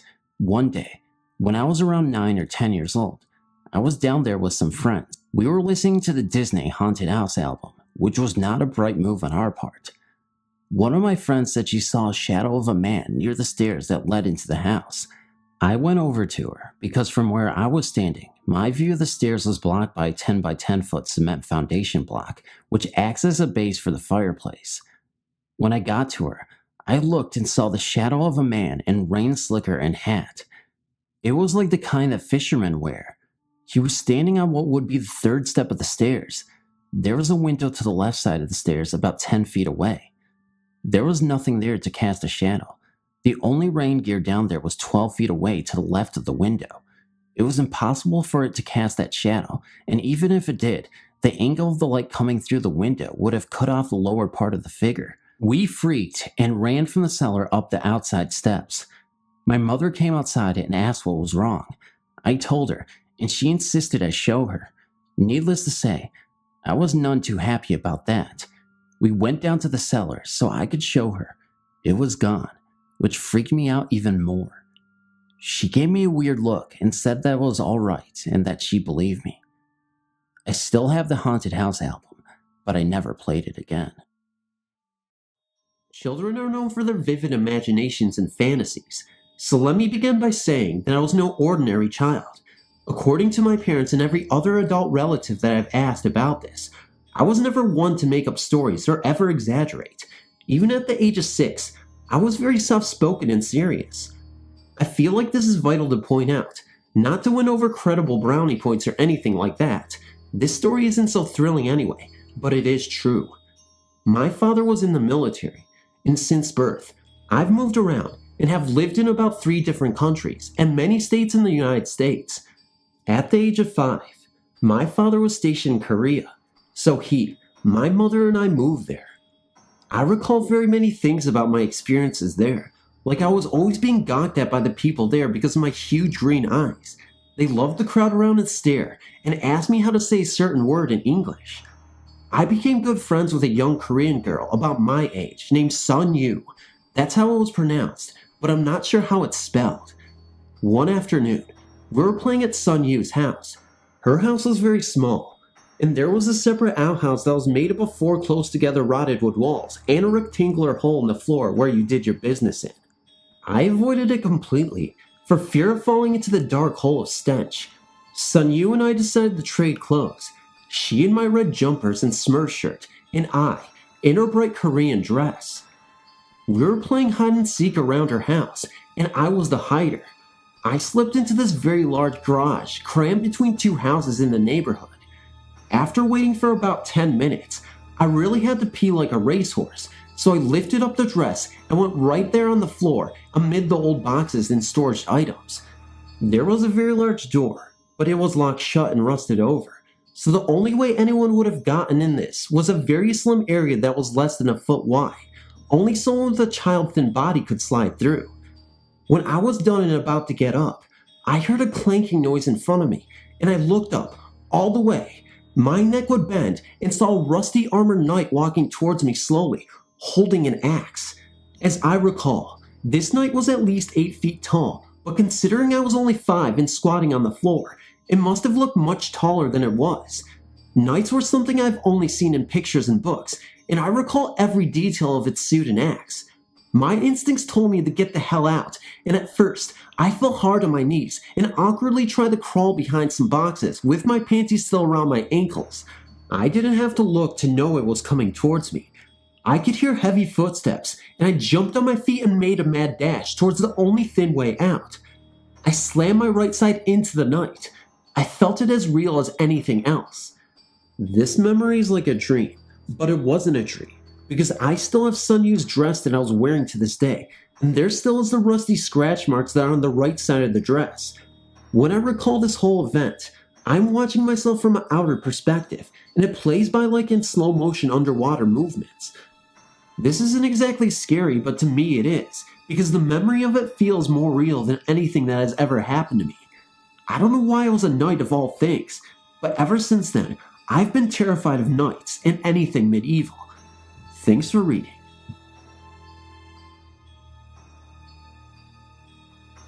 This event actually happened 3 years ago. My family and I went to the Philippines for a 2-week vacation. My aunt, who is the richest in the family, was rebuilding the house where my other aunt, some cousins, and grandmother lived at. That's where we originally were going to stay at, but it was under construction, so my aunt let us stay at her vacation house with her. The house was nice, and it was large enough to fit almost 8 or less people. It looked pretty new too, but my aunt told me that the house was very old, back to the time of World War II. I was pretty surprised because it looked so new and everything. The only thing on my mind was I wish this was my house, and if you knew what my house looked like, you'd say the same thing. That's how beautiful it looked. But I soon found out there was terror inside, waiting to be let loose. It all started when we were watching TV. We were watching some movie about Japanese invasion on an island, with mass murder and all that. I wasn't really into it, and we all found out I wasn't the only one who wasn't either. The TV started to flicker in and out. All of a sudden, we hear this battle go on, but we didn't know what it was about because there was no picture at all. But how can we still hear things? I wasn't freaked out at that point until someone whispered, "Get out." We all looked at each other, but my brother ruined it and started laughing, saying it was only the movie, that the TV must have been broken or something. That did not convince me at all, but it seemed to work on everyone else, so I went back to normal because of that. It was almost midnight, and everyone was starting to go to bed. Of course, we were all able to get a room to ourselves. It had 8 in there, but me and my little cousin decided to sleep in the same room because I was too freaked out to even sleep by myself. I was so embarrassed to ask her, but who cares, just as long as I have someone with me, right? Well, we weren't that tired, so we decided to just listen to music. So we were just listening to music and talking, when all of a sudden, I hear this piano music. Of course, I became suspicious. I always think of the worst. So I told my cousin, "I hope that was your CD." And she says, "Girl, chill." And she starts to head out of the room. I stop her because I don't even want to find out what it was, but she insisted on going, and I didn't want to stay in the room alone, so I went along with her. It turned out that there was a piano in the family room. We really didn't see that room because my aunt said not to go downstairs, and creepily, it was down there. So my cousin Madeline goes to it and finds a slipper.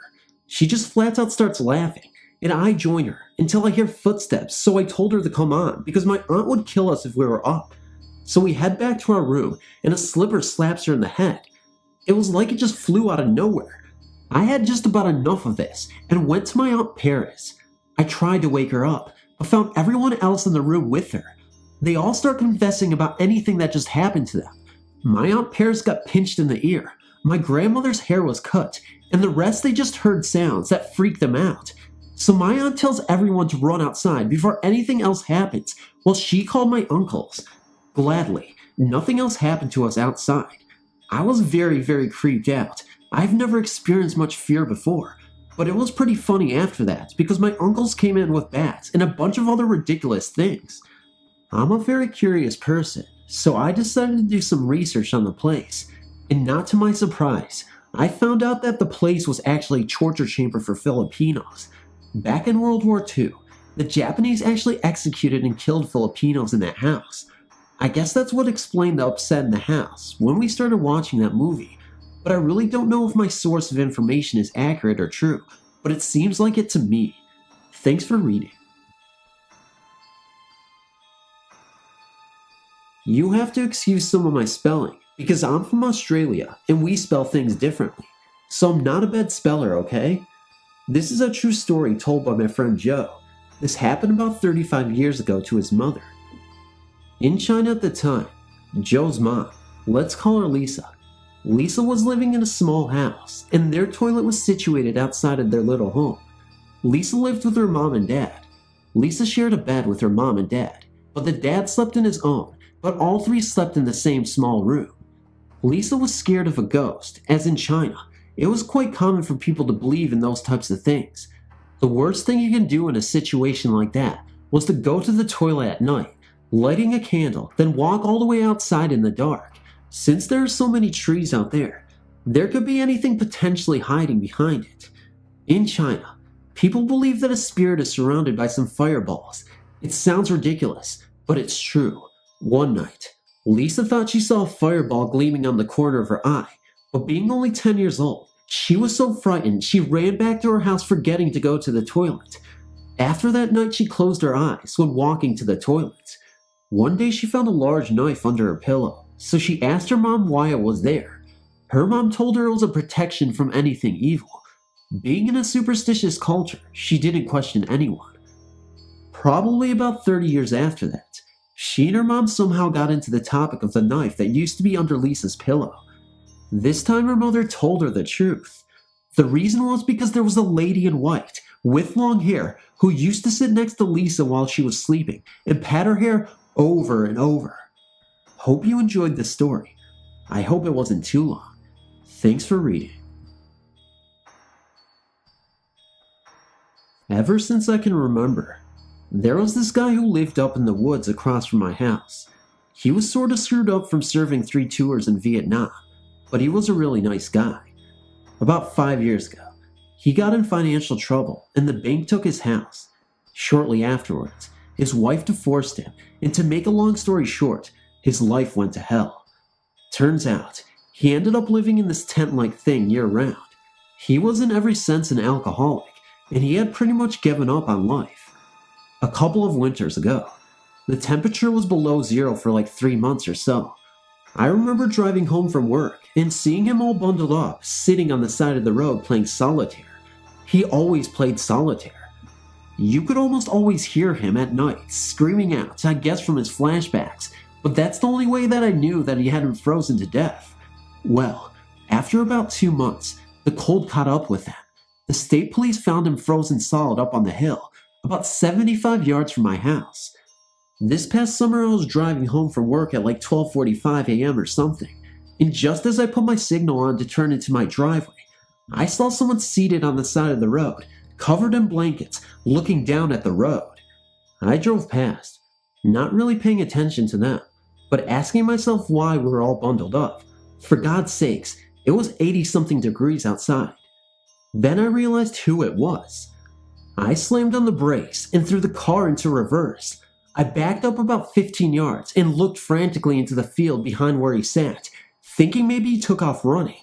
I saw nothing, but I did notice that the grass on which he was seated was not all matted down and showed no signs of being depressed in any way. My cousin, who I didn't tell this to until like last month, had experienced the same thing in late August. He was afraid that anyone would think he was crazy. We kept it a secret between us, and we probably always will. Thanks for reading. I thought I'd send you a story my mom told me about last night. This was sometime back when I was just a small boy, and I barely remember what took place. However, I do remember the event. This happened sometime early during the Vietnam War, and one night, my mother awoke feeling cold and clammy as she put it. She said she was just lying there in bed without opening her eyes, but she started having this weird feeling that someone else was in the room with her. She opened her eyes, and when she peered to the end of the bed, she saw her younger brother standing there smiling. She called out his name calmly and asked what he was doing there. This in turn woke my father, who swears he awoke hearing her brother say, "I've come to say goodbye, sis." My mother started to sit up and saw her brother smiling and then just vanished before her eyes. My father, now fully awake, looked at the clock and saw it said about 1:20 a.m. in the morning. They could not get back to sleep. My mother felt something awful had happened to her brother. At around 4:30 p.m. the next day, the army drove up, and a captain got out and walked up to the door. At this point, my mother knew right then and there what was about to be said and started crying hysterically. They were told that my uncle had died yesterday when he jumped off a tank and landed on a mine. The weird thing is, because of the time difference and about the time they had said he died, my dad figured it would be about 1:20 a.m. our time. I'm not sure what to make of all of this, but what do you make of this anyway? Gives me a weird feeling myself, and thank you for reading my story. As a teen, me and many of the others in our church youth group spent a lot of time hanging out in the oldest cemetery here in town. It wasn't exactly appropriate behavior for church kids, but we weren't there to vandalize, just to hang out and spook each other. After a while, the novelty wore off, and it was simply a peaceful place to take a walk undisturbed. Of course, it was usually late at night, long after we'd run out of constructive things to do. We did all sorts of stupid things to scare each other, hoping the girls would draw a little closer, I guess. Lots of little things happened during those times, mostly due to our own imaginations, I'm sure. I remember one time when my girlfriend and I were walking through the area at night. We were the only ones there, as far as we knew. We both had an uneasy feeling that perhaps tonight wasn't a good night to be there. It seems that at every corner, something in the nearest bush or tree would shake the branches. It wasn't a windy night. The moon was bright enough to see clearly. No people. The final straw came when something fell out of the tree, about 12 feet down in front of us. Whatever it was, it rattled the branches, then hit the ground like a small sack of flour. Then it scurried off through the autumn leaves. Probably a cat, but it was enough to get us to leave. Odd night that one was. Being an old cemetery with all manner of crypts and stones, it was easy to get spooked. There was one time we were convinced we could see a pair of feet in the shadows, always about 100 feet away, with everything from the ankles up shrouded in darkness. It started as a joke, but we could swear we saw those feet everywhere we went in the cemetery that night. Little things, stupid things, scary things. One night after romping in our playground, I was driving everyone home. We had about 6 people in the car. We stopped and started talking about our personal experiences. Although I personally have not experienced anything to the best of my knowledge, ghostly phenomena, the stories that 2 of my friends told me that night caused me to sleep with my Bible under my pillow that night. Let me introduce Julie. She is a very interesting person, very bubbly and quite funny. She told me the following story. She was crying by the end, having never told anyone before. She was shaking, completely terrified to be recalling it. When she was younger, perhaps 13 or so, she lived in Ottawa. She had a best friend, but had never been in her friend's room before. One day she went to visit. Her friend's mother said she's upstairs, just go up to her room. She did. Her friend was in the room, so she just walked in and sat on the foot of the bed. All at once, she started to hear voices around her asking for help. Hollow voices, children, women, men, echoing all around her. Please help us. She doesn't know why, but she felt very sad and started to cry. Just then, her friend walked in. Julie looked at her friend and asked one simple question. Do you just sit here and cry at night? At that, the friend seemed to be pushed out of the room, across the narrow hallway, and pressed up against the wall. Julie went out to the hall, and her friend looked her in the eye and said, "Don't ever talk to me about what just happened." Then they left. Julie never returned to that room and never discussed it with her friend again. In fact, she never told anyone until she told us in the car that night. Meet another friend of mine, Paul. Paul was the son of our pastor, a Pentecostal minister. His family had been missionaries in Bangkok, Thailand prior to moving to our city. In fact, Paul had done a lot of his growing up over there. Now, Bangkok is a very large hotspot of demonic activity. When they first moved there, they were able to buy a very nice, by Bangkok standards, house for an incredibly low price. They soon found out why. It was a 2-story house. Quite often at night, they would hear tapping at the bedroom windows on the 2nd floor. Sometimes they'd hear screaming and wailing too. There were no trees close enough to be doing the tapping, although I suppose you could chalk it up to pranksters. The local people wouldn't go near the place though. When the father was away during the day, the kids and the mother would hear all sorts of strange voices and sounds. Now, out in the backyard of these houses, there is often a spirit house. I'm not completely sure of the reasoning behind them, but I suspect the idea is to build a house for the evil spirits to inhabit so they'll leave yours alone. In any case, it emitted an incredible feeling of depression and evil. Finally, one day, when the mother and daughter, Paul's sister, were home alone, they walked out into the yard and said a simple prayer, then ordered the demons to leave. They did. Prior to this simple exorcism, an event took place that left my friend extremely scared. It did a number on me too. One night, my friend was in his room, having a heck of a time trying to fall asleep. The rest of the family were sound asleep. Suddenly, he heard the front door open then close downstairs. He froze. Listening instantly, he heard footsteps coming across the floor down there. Then they were coming up the stairs. He was terrified and tried to yell for his dad, but nothing came out. No matter what he did, he couldn't get out of bed or make any sounds. The footsteps stopped outside his room and the door began to open. All he could do was watch. Now, up to this point, I'm thinking this has to be a burglar or someone playing a prank, but the door opens fully and something takes a step into the room. Paul told me this part with a look of utmost fear on his face. The thing standing in his doorway was actually darker than the room itself was. It was as if it was absorbing all the light around it. He said it stood about 7 feet tall and was very broad. There were no features or limbs to be seen, except for the eyes. They were deep dark red. Blood red, he said. The thing just stood there looking at him. He pulled the covers over his head and started repeating the name Jesus over and over again. Interestingly enough, that was the one word he could say out loud at that point. The door slammed and he looked back. It was gone. He was able to move and speak again and called for his parents. They hadn't seen it, but they believed him. In both of these stories, the thing that convinced me was this. They both became extremely terrified with the retelling of what happened. They were quite uneasy about it, and I admit, I had to do a lot of prodding. Neither of these people were known to tell stories like this, so thank you for reading. This is a story that I just heard, and I wanted to tell the experience before I forget it.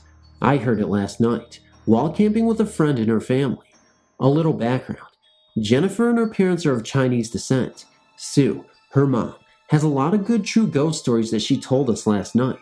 A couple of years ago, before I met Jennifer, she and her family were living in Abu Dhabi, a place in the United Emirates, because her dad was working there along with a lot of other foreigners, all working for the same company.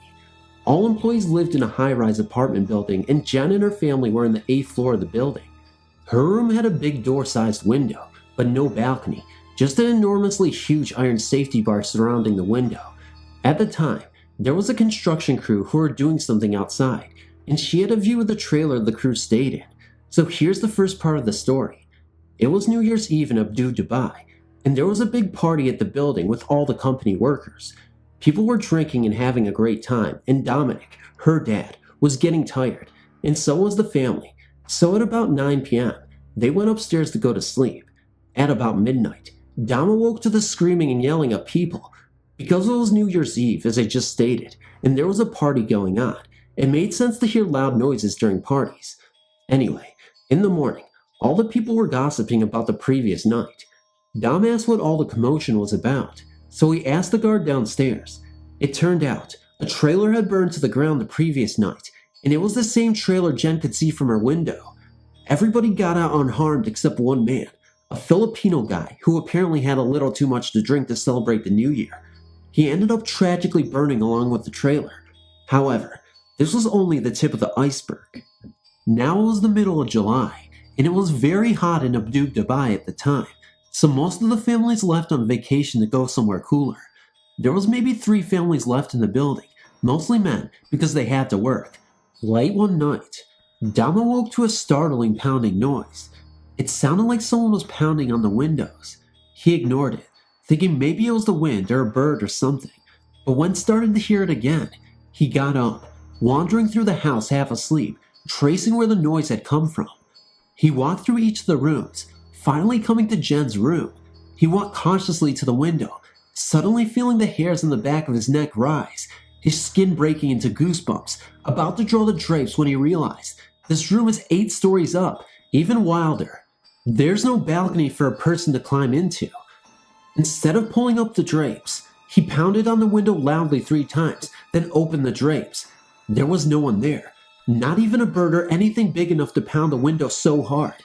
He quickly left the room and closed the door on the way out. He and Sue believe it was the spirit of the Filipino man, as he must have been in his last seconds of life, pounding on the small window of the trailer. The trailer was in full view from the bedroom window. As for Jennifer, she was as surprised to hear about it as I was. Last night was the first time she heard about it, and her parents didn't want to scare a 9-year-old girl out of her mind at night. I may have missed some details, but this is pretty much how the story goes. Sorry it's so long. If you want, I have a few more ghost stories and true legends from my area, as well as some Taiwanese stories, which were also printed in newspapers over there. If you read this far, thanks for being patient, and thanks for reading. In the 90s, I worked as a security guard, and one of the businesses that contracted us was the local hospital. On top of the usual drunks, addicts, etc., we were also responsible for checking the guest list in the morgue. Every 2 hours, we were to go through the drawers and the meat locker and check each toe tag against the inventory sheet to make sure everyone was always accounted for. I worked night shift there for almost 2 months, and nothing weird happened, except for a call button that liked to go off in an empty room. On what ended up being my last night there, I had a college interview in the morning, so had to get off work a half hour early. I always made my morgue check at straight up the hour, but because I was leaving early, I did my last check of the night a half hour earlier as well. Like most hospitals, the morgue was in the basement, and The acoustics down there were such that every sound echoed slightly. I got off the elevator and started down the long hall to the morgue, my footsteps echoing as I walked. I started hearing what sounded like people talking, which was nothing unusual in itself. Late night arrivals and attendance working late was commonplace, but this sounded different. The voices, especially a couple of laughs I heard, I still can hear the laughs, had a hollow, kind of distant quality to them, and there was more than a few of them. I was officially creeped out. As I got 25, 30 feet from the morgue, I hear a man say, "He's coming!" And an old man will respond, "He's early." I quicken my pace, and as I hear a hurried commotion of mumbled voices, and gave a shout on my walkie for backup in the morgue. I burst out into the morgue not knowing what to expect, and there's no one there. I look in all the rooms, under and behind all the furniture, nothing. Then I see it. Laying on the floor by the drawers is a toe tag. I start opening the drawers, expecting to catch someone hiding in some of them, and find no one but the guests. The third one I opened up ended up being the owner of the orphan toe tag. 3 other guards came down, and we did a full search of the whole floor. Found no one. What freaked me out, though, was I had been checking the bodies all night. Some had been here a couple days, and so I kind of knew what body was where. When I did my search of the drawers, almost half of them were in the wrong ones. Needless to say, I quit that day. My favorite morgue. I got this great job working at a hospital. I really get to do something I enjoy. Taking care of others has always been a passion. I work on one of the hardest floors, the cancer floor. We always have the same patients, and not a whole lot of them make it. This makes my job hard in a lot of ways. Anyways, I have seen my fair share of deaths since I started here. I worked a night shift. Well, at night, it can be a little creepy when you have to go to the morgue. One night, myself and a coworker were taking someone down to the morgue. Now let me explain. Our morgue is a little freezer box that is in the basement and smells horrible. Plus it has a ramp to get into it. So she and I wheel the body down there and we push it up the ramp, and then we argue over who is going to push the body in. Of course, I lose, so I swing the freezer door open, push in the body, and slam the door shut. We start to fill out paperwork when we both look up at each other. She says to me, "Did you hear that?" And I respond saying, "I think so." We both turn and look at the door. We both got cold chills, and the hair on our arms were standing straight up. It sounded like someone was crying out for help. We froze, turned, looked at each other, and ran out. Halfway down the hall, she asked if I really heard what she did. "Yeah, I did," I tell her. So I was telling one of my friends who is a nurse on our floor, and also the story. She tells me that she has had similar things happen in the morgue as well. To this day, I will not go alone, and I know this sounds weird, but I always try to get out of that situation. We also have a tradition on our floor that when someone passes away, we open the window so the soul of that person is not trapped in the hospital to roam. I'm not making this up. It truly happened. If you don't believe me, I don't care. I know who does, and so does everyone else who works there with me. Thanks for reading. I grew up in Nashville, Tennessee, and went to school with lots of the country music stars' kids. This afforded me some rather unique experiences, and one of those is how I came to encounter a ghost. There is a hotel in Watrice, Tennessee, called the Walking Horse Hotel. I know it is still there because I visited it yesterday with my wife and kids on the way back to Atlanta from visiting family in Nashville. The property has changed dramatically on the inside, but as soon as I saw the outline of the building, I knew that it was it. It was in the early 1980s, and I was invited to go with some of my friends and one adult, the wife of a very prominent country music star, to stay New Year's Eve as the guest of the manager of a unique hotel located in Tennessee, Walking Horse Country. We were to be the only people in the hotel, as it was closed that evening. My friends had stayed there in the recent past and had some interesting experiences. This particular hotel was the resting place of Strutting Jim, one of the most famous Tennessee walking horses of all time.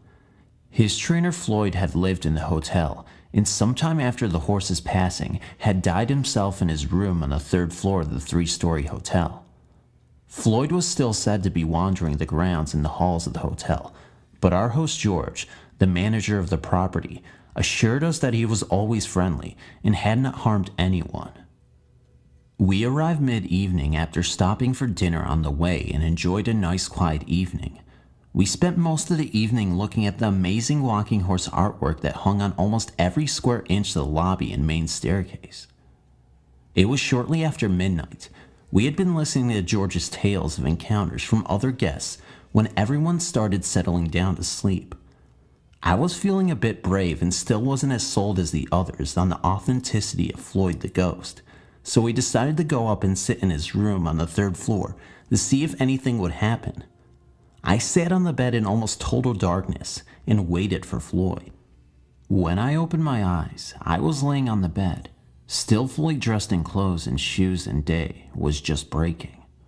I knew that I had fallen asleep and that there had been no visit from Floyd. I went downstairs to find George, starting to put together breakfast, and the others were just starting to mill about. George suggested we go out and see Strutting Jim's grave marker and stretch our legs before breakfast. As we headed out to the back pasture to visit the stables and grave, it all seemed strangely familiar. As we approached a fenced-in area on the side of the pasture, I stopped George and asked how long the English sheepdogs had lived there. He looked rather surprised, as we had not been out there the night before, and there had been no mention of the dogs, but sure enough, they came running up to the fence and started barking and looking directly at me. We then proceeded to the stables where the grave marker was, and there were a few horses kept. As we approached one of the stables, George told us all to stay clear of the big black one as he bit anyone he didn't know. The black horse immediately came to me and started nuzzling my head and stamping his feet in excitement. We then walked over to the grave marker, and I led the way as if I had been going there for years. By now, even George was blown away with all of this, and when asked, I responded that I slept in Floyd's room, but didn't remember leaving the bed all night.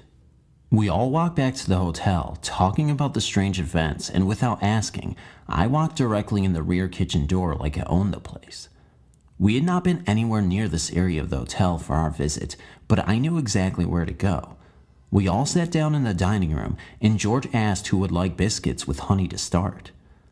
I jumped up and stated that these were the best biscuits in the world, and everyone should have some. George asked how I knew this, since this was my first visit, and we had arrived after dinner the night before. I walked straight into the kitchen, opened a pantry, reached up to a tin on the 3rd shelf, and opened it up to reveal a tin full of the very biscuits. That pretty much sealed the deal. It is my assumption that Floyd took me for a little spin the night before, using my body as a vehicle to get to his favorite places and get some of his favorite food. I'm still not quite sure what to make of this incredible event, but I know that I now believe that there are some people who just aren't ready to go on to heaven or whatever awaits them, and they are still here on earth with us. On my visit yesterday, it was so disappointing to learn that the new proprietor had gutted the hotel, changed the entire layout, losing the lobby and grand staircase, and didn't believe that any of the tales about Floyd were anything more than poppycock. The entire feel of the place was different, and I hope Floyd has moved on to his eternal resting place. I know the memory of that incredible day will always be with me. When I was 14, my family transferred from Danbury, Connecticut to Simbago, Maine for my mom's work. My parents bought a farmhouse with an attached barn so we could keep our horses on the property. I was a freshman in high school, and my sister was a few years behind me. Almost immediately, I began seeing, out of the corner of my eye, someone walk past the bathroom door and go down the stairs. But when I looked straight down the stairs, no one was there. This would happen every morning as I was getting ready to go to school. As the months and even years progressed, I'd witnessed voices having conversations that I couldn't make out. I heard banging and footsteps coming from the second floor when no one was up there, and a voice calling me by name and demanding that I come to it when I was the only person in the house. I did not have the courage to come to the voice, so I stood there until my father came inside the house. There was also the time I was in the barn with the horses and was enveloped by the stench of decaying flesh. No dead animal could be found in the vicinity of the barn. During the summer of 1992, I was 17 and working for a family camping resort in the general store. I remember being asleep and being woken up by a man's voice in my ear. He said, "Wake up and hear the storm." I can still remember feeling the vibration of his words in my ear and being puzzled by what I had just heard. I sat up in my bed and was afraid that there was someone in my room with me. My father was the only man in the house, and I was positive that it was not his voice that I heard. Beside the fact that I didn't hear my door open or close, so I was sure that whoever had spoken to me hadn't left yet. Lightning was coming down outside, and I could hear the horses whining, so I got out of bed and tried for the light, but the power was out. I stumbled down the stairs and saw that my father was in bed sleeping. I took a flashlight with me to the barn and saw that the horses were outside loose.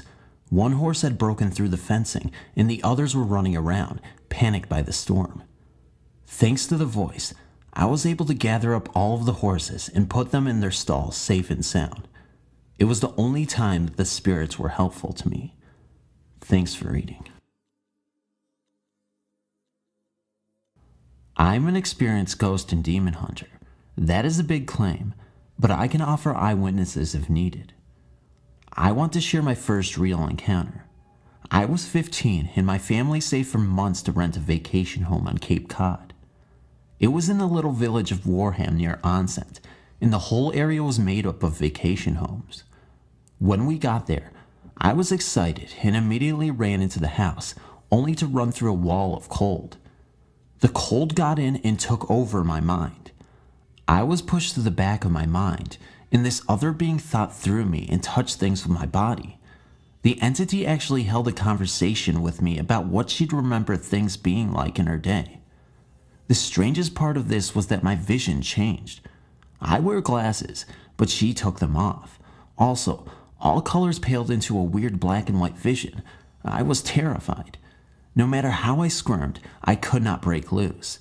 My mother called me outside, and as she went to see who my mother was, my body crossed the threshold of the door and the entity was popped out. I was panicked, but what could I do? Saying nothing, I built a wall up in my head that said simply no. When my little brother and sister went upstairs, they soon came down screaming that a dead hand had reached into the open window. I'd not told anyone about my encounter, but my no strategy was working, so I cradled them in my arms and said no to the ghost for them as well. My baby sister was stationed in a crib in my room.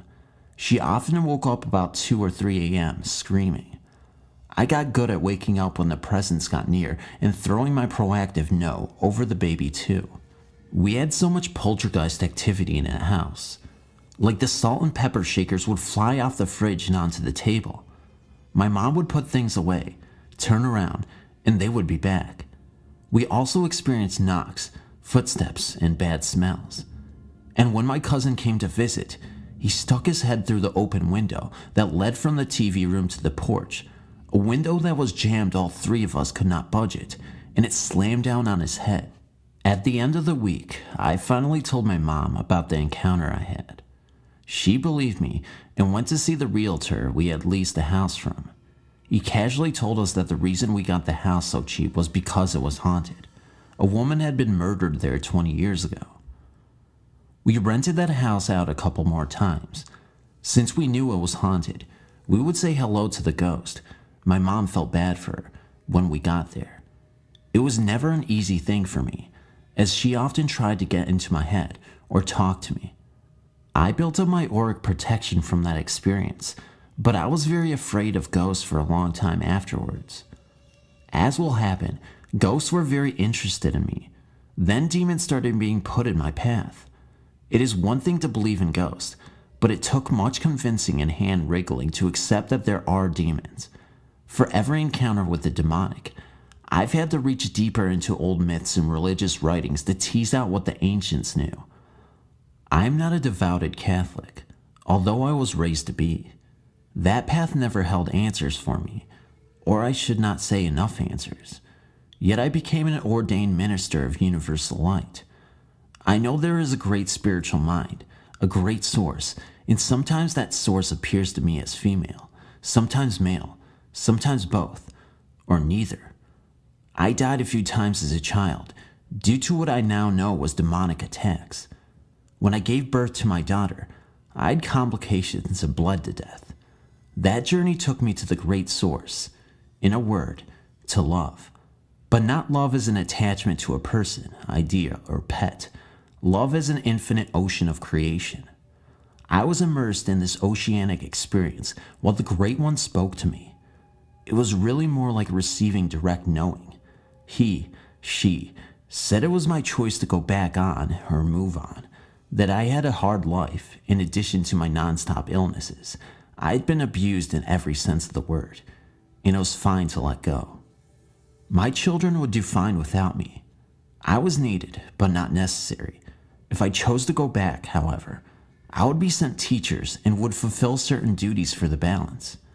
I would be a teacher and healer and have the tools and gifts I needed as such. In this place I had no ego, no desire. I was awish in love. I looked down at my daughter, not 3 minutes old, and chose to go back for her and my son. As was told to me, within a year my teachers showed up. Also, the demons showed up. Those first few years were dedicated to clearing out my mind and personal history. As I came to know my personal demons, a correlating world demon would make itself known. At first I did nothing but observe and clear myself. After practicing mindfulness for nearly 8 years and having the help and teachings of a medicine man, a Buddhist nun, a master therapist, and a couple of gurus, the universe gave me the nod and people literally started showing up at my doorstep. I worked with people on many levels for many years. I worked with hauntings and cast out some demons from buildings. I've not done an exorcism yet, as one has not been in my path, and I do not go searching for these things. I cannot say I would know where to begin, but for God's of grace, guidance, it can happen. I've trapped destructive forces and banished them or helped them transmute. The people involved always have dramatic changes, even the ones who don't know what happened. I've had spiritual duels with practitioners of dark arts and removed hexes and lesser-known demonic attachments, but the hunter can become the hunted. I caught some backlash from a few entanglements that involved black magic and ghosts that stuck into my car and followed me home. Before I knew what hit me, I was really sick with an undiagnosable problem of my nervous system. I had to leave the city, move to Vermont, and get involved with horses to ground me and bring my being back to life. For the last 3 years, I've done nothing but heal and surround myself with nature. Some very tricky forces have challenged me here, as Vermont is ripe with haunting and strange energies, but I have not worked the public more than a few times. Now, I am ready again. I am also ready to learn new things. I would love to talk to others who have had any experiences like my own. Please feel free to contact me, and thank you for my very long read. I first got into the paranormal on October 16th, 2011, when it was my 11th birthday and my mom and I went on a ghost tour of a War of 1812 fort and saw a strange shadow. Since then, I've created my own paranormal group and expect to ghost hunt many haunted places like the Waverly Hills Sanatorium in the future. Today, technically this night of October 24th, my granddad took me on a ghost tour which had a bunch of people get led around a small part of Jordan Village in southern Ontario. There was this one point we got to go to a nice winery building known as the Cave Spring Winery, or Cave Spring Wine Shop. Here, we got to descend down into the cellars here. Before that, we were informed about the three main spirits here. One was a nice female spirit named Margaret, the other was an unnamed male malevolent entity, and the other was a horse who was said to have had a heart attack, and you could hear the hooves on the cement clip-clopping along. Anyways, our group of 30 or so people headed down to the tunnels, and we learned a bit more of the history and discovered we could enter one of the supposedly haunted tunnels where screams and voices have been reported. When I went in there with my grandpa and 2 women on the tour, it was just 4 of us because we went 4 at a time. It was somewhat chilly. At first we didn't hear anything, just looking around for a moment then taking pictures. Then it happened. There was a loud clang right near us. It was as if someone picked up a sewer grate and dropped it right by us. We thought that they were closing the door on us, and we'd investigate the tunnel alone, but the door was open and the tour guide didn't seem to be reacting to the sound. Then it happened again. The same loud clang, maybe a bit louder, only a second or 2 after the first one. It was getting a bit closer to us now. Moments later, there was a third clang. I didn't get a negative feeling, but more shocked like, wow, that's interesting. Once the tour was over, I spoke to the guide about it. She claimed she didn't hear a thing, nor did the rest of the tour group. But they were so loud. Someone besides us must have heard it, but there was no noise. The Cave Spring Winery is in operation on the upper floors, sometimes busy, but the floor is thick and we were at least 10 plus feet underground. It would be very difficult for sound to get through. Even so, it wouldn't sound like it was close by. It would be muffled. The tunnel didn't have any vents for noise to travel through, and there was only a staircase way out on the other end of the tunnel. It would be practically impossible for a noise like that to get through. Can I verify what we heard was paranormal? No. I can't conclude it was paranormal, but based on the evidence gathered with thick walls and a thick floor above us, and nobody but us 4 in the tunnel were able to hear these 3 loud noises, there might be something there. I've heard stuff about these knocks or scratches means a demonic presence, and yes, I do believe demons do exist. Was this a demon? This is somewhat unlikely. I'm a bit paranormal sensitive. I can't tell when a spirit has entered the room, and when I have encountered a negative entity, which I have before at a local cemetery, not in Jordan. If this were a demon, I would probably feel the negative presence as a very, very uncomfortable feeling in my chest. I have a slight heavy feeling in my chest when a good spirit is in the room, not wanting to do harm, probably just making itself known. If this were a ghost, I guess it was Margaret, as she wants people to acknowledge her presence. Personally, I would recommend taking this tour to where you'd have to speak to someone at the Jordan Historical Museum, and the tours sell out fast and are usually in October.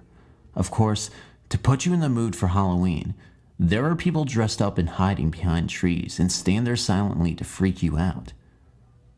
Many places on the tour had ghost reports surrounding them, but I do believe the Cave Springs Winery is haunted. I've had many personal experiences for which I am at a total loss to find a rational explanation for, and as a result, I've become fascinated by the experiences of others. I shall recount to you now an experience of a Japanese student I once had. I'm British and teach English in Japan. During a lesson one day, I asked my students to tell me about their scariest moment. The Japanese generally do not like to talk openly about anything that may be considered paranormal or related to ghosts, but this student was unusual and willing to talk. I shall call him Yukio. Yukio was a university student who took a summer job at a coastal area popular for its surfing. in Chiba, on the east coast of Japan. In Japan, a part-time job is called an Arbeito, which comes from the German word Arbeit, meaning work. The Japanese borrowed this word and adapted it after the end of World War II. It's now a common term used by young people. During the day, Yukio worked at a surf shop near the beach and stayed in an apartment with his friends at night. The apartment was small, and many people shared the rooms, sleeping on futons on the floor. One night, Yukio was awoken by a voice shouting, "Who are you? What is your name?" He opened his eyes and saw a Japanese soldier standing over him, wearing a full World War II uniform and holding a rifle. The soldier continued to repeat the questions as Yukio, paralyzed with fear, slowly managed to answer. The soldier then shouted, "What are you doing here?" again and again, louder and louder. Yukio just managed to utter the word Arbeito, to which the soldier got angry, shouting, "What does that mean? What is Arbeito?" He got angrier and angrier, and Yukio became more frightened when suddenly the soldier faded away into thin air. No one else in the room heard or saw anything, but Yukio didn't go back to sleep that night. He explained that World War II soldiers wouldn't have known the word Arbeito, as it wouldn't have been used until after the end of the war. The soldier may have been guarding the coast from the invasion when he was alive. I may post more stories, or you can contact me for them. Thank you. This story happened while I was a Marine attending MOS school in 29 Palms, California. It's a lesser-known Marine base that is mostly used for desert training. I was there from December 2003 to March 2005. I've always been sensitive to anything not quite around me. From the first time I moved into my barracks, I could feel something was wrong. I tried to dismiss it because my barracks were pretty much brand new. They'd just been built about a year and a half before. I would see shapes in my room at night, and I will admit, it scared me. We had something called Firewatch. All it was patrolling around the barracks, making sure everything was in order. One night, in February 2004, I was on the first deck. Sorry, I do use naval terminology. And I saw a girl just down the passageway. She was walking away from me, and she went around the corner and disappeared. I knocked on the hatches of the two rooms she could have gone to without coming back into my line of sight because only males lived there and females were not allowed in their rooms. But she wasn't in either of them. I went and reported to the duty what happened, and he told me the story about that place. Before those barracks were built, a girl had been raped and killed on the berm that the building now stood on. One night, before the barracks were opened, the duty in the barracks below mine, I lived at the top of the hill, heard a girl screaming in there. He called PMO, military police, and they came and searched the whole building and found nothing. No one left while they were there. They heard the screams twice more while they were searching as well. The screams were heard a few more times before people moved in, but since they've been occupied, it has quieted down. Needless to say, I was creeped out. I finished my shift without any more problems.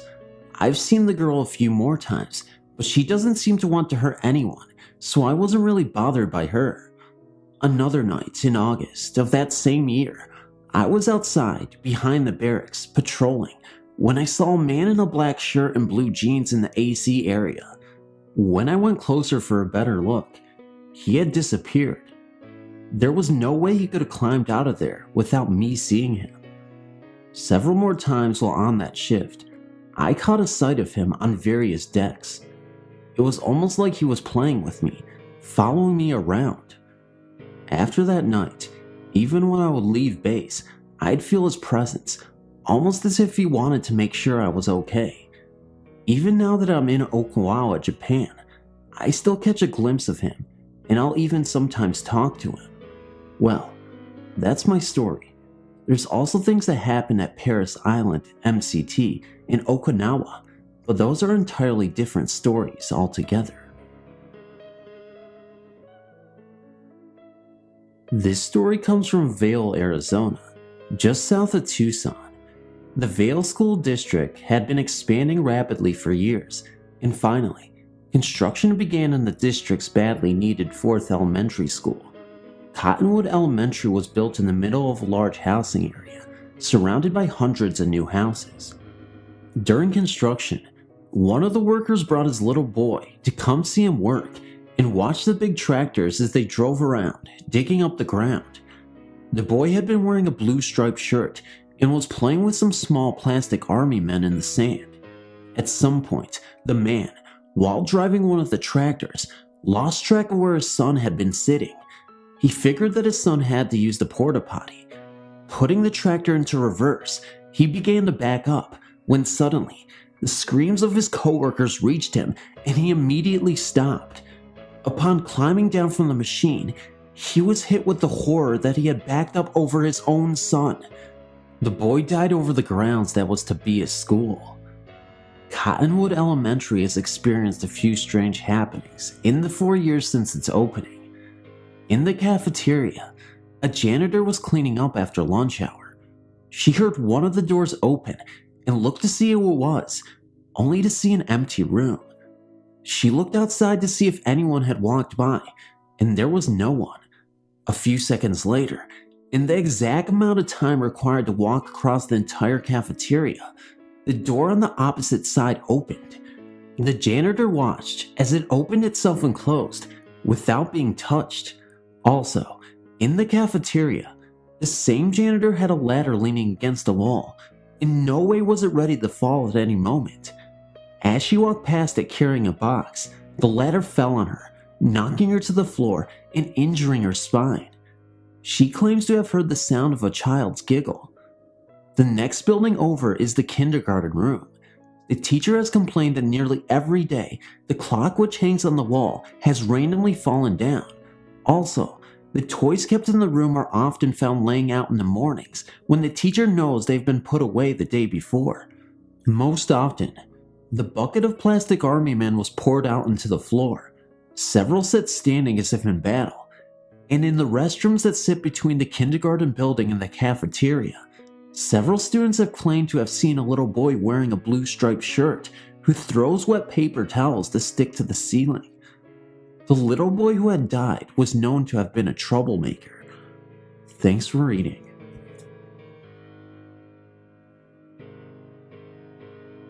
I'm going to start by saying quite a few paranormal things have happened to me in my 15 years of existence, but nothing all that significant.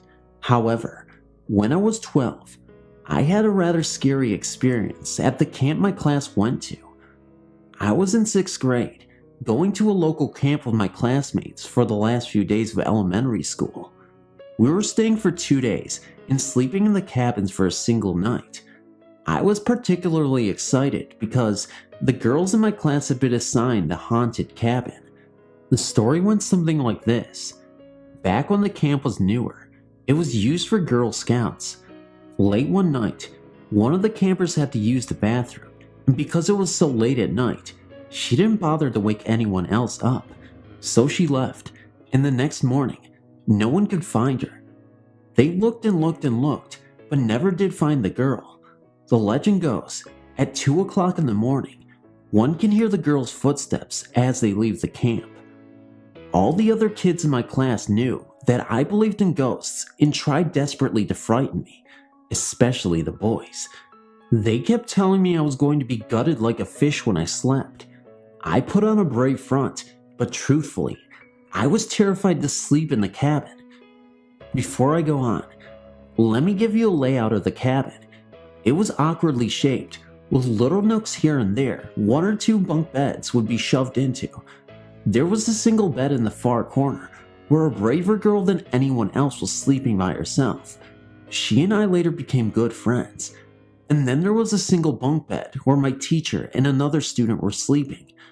There was a wall between the bed I was sharing and the bed the teacher was sleeping on. The door outside was diagonal from the bed I was sleeping on, and so was the fireplace. Now, right above the fireplace was a very creepy picture of one of the older gentlemen who had founded the camp, and that was recently deceased. A few of us took pictures of it, and it scared us all too.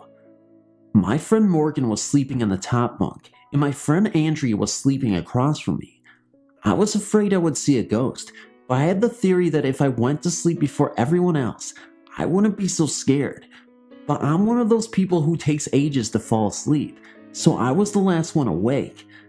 To keep from freaking out, I kept the little lantern I'd brought with on and cuddled with all the stuffed animals I had with, burying my face in my pillow. That was at about 10 p.m. I woke up again later that evening, as I often do. I immediately realized the lamp was out and was about to turn it back on when I heard distinctive footsteps from where the door was.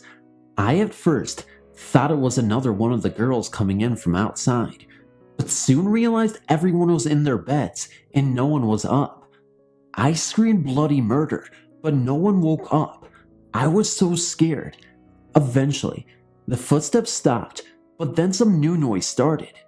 To me, it sounded like a large toothless mouth clamping, repeatedly. I screamed again and again. No one woke up. Eventually, all the noise ceased, and I was brave enough to take the covers from the bottom half of my face and check the clock I had brought with me. About 7 minutes after 2, I couldn't go back to sleep, so I eventually woke Andrea up, and we shared a bed for the night. The next day, I checked with the other girls if any of them had been up. No one had. I told them about my experience, but none of them believed me. They all thought I was making it up. I know it sounds like my imagination had just run wild, but I know what I heard. To this day, I refuse to go into that cabin. The cabin was number 13. Yeah, I guess that's crazy, isn't it? Thanks for reading. As a freshman at Morehead State University, I was placed in Nunn Hall. The dorm is different in many ways from the others on campus, and its description is important to the story. It is set away from the other buildings on campus and includes open walkways to 4-person suites, which gives one the feeling of a very large motel or apartment complex. If you know anything about the climate of Morehead, Kentucky, you know that it rains almost every day, and scenery is limited by almost the oppressive mountains. All in all, the atmosphere is pretty creepy sometimes. The first night in the dorm, my roommates didn't stay there. We weren't allowed to have visitors yet, so I was all alone. All night, I felt like someone was with me, and something kept telling me internally that I should jump off the dorm. Now, keep in mind that I knew nothing about any ghosts in the dorm, and I don't mean something literally telling me to do it. More like a deep feeling of sadness and hopelessness. This feeling repeated itself occasionally, and I would wonder why I would feel that way when everything in my life was going pretty much just how I wanted it to. Of course, my high level of rationale would always stop me from actually jumping, obviously. When my roommates started sleeping in the dorm, we often woke each other up by talking loudly in our sleep and not remembering it in the morning. None of us had ever heard of ourselves being a sleep talker before. R began to have nightmares.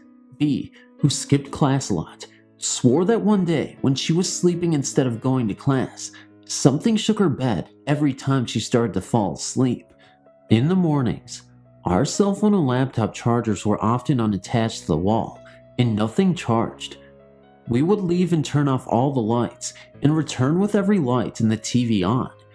One day, we talked about these strange happenings, and confirmed most of our experiences, having given ourselves the rationale before that the other roommates were leaving lights and appliances on when nobody was there. One night in particular, my little sister was visiting me, and we were watching a movie and making popcorn. 3 times the TV turned itself off randomly. We would all check the cords, make sure nobody was sitting on the remote, and pretty much everything you can think of. Nothing was ever out of place, and each time it just came back on all by itself. Another night, I was just getting into bed, and the TV in the living room came on all by itself. I was the only one there. I just got up and turned it off. Nothing very bad has happened here since I pretended I wasn't scared anymore.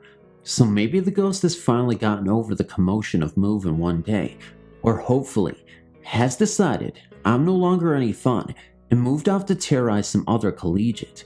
No loss to me. Other people I've talked to have also resided here, have some of the same experiences as well. When I finally did some research and found out the history of the building, I found that 2 ghosts were frequently active in the room. One is the ghost of a girl whose name is debated to be Caroline or Catherine. She became depressed during a break because she was lonely and jumped from the 9th floor and landed on the lobby awning. My weird feeling to jump off the building when I was lonely. The other girl was named Ginger and accidentally shot herself in the head while she was high on marijuana. She's said to be a prankster who likes to mess with electrical things. The actual haunting is given credit to Penelope, a fond combination of the 2 ghosts. I've heard the saying often, the ghost Penelope who runs Nun Hall.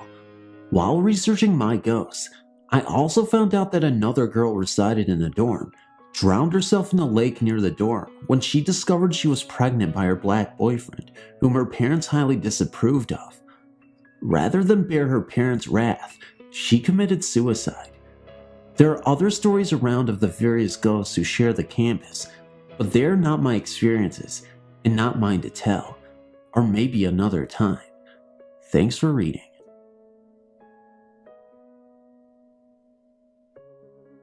My name is Kristen. I live in Ohio and I am 20 years old now. My story is true and it takes place 4 years ago. When I first started high school, I had problems fitting in. I'm kinda weird, kinda loud, and I can be a little obnoxious. However, I eventually became very depressed. I didn't have friends, and I was extremely stressed out because my classes were near impossible. I started talking to myself and found myself upset one moment and ecstatic the next. After seeing several therapists and psychiatrists, I was eventually diagnosed with bipolar disorder, manic depression. I was put on Topamax, which is a stabilizer for the time being. Now, some of the symptoms I was having I realized were common.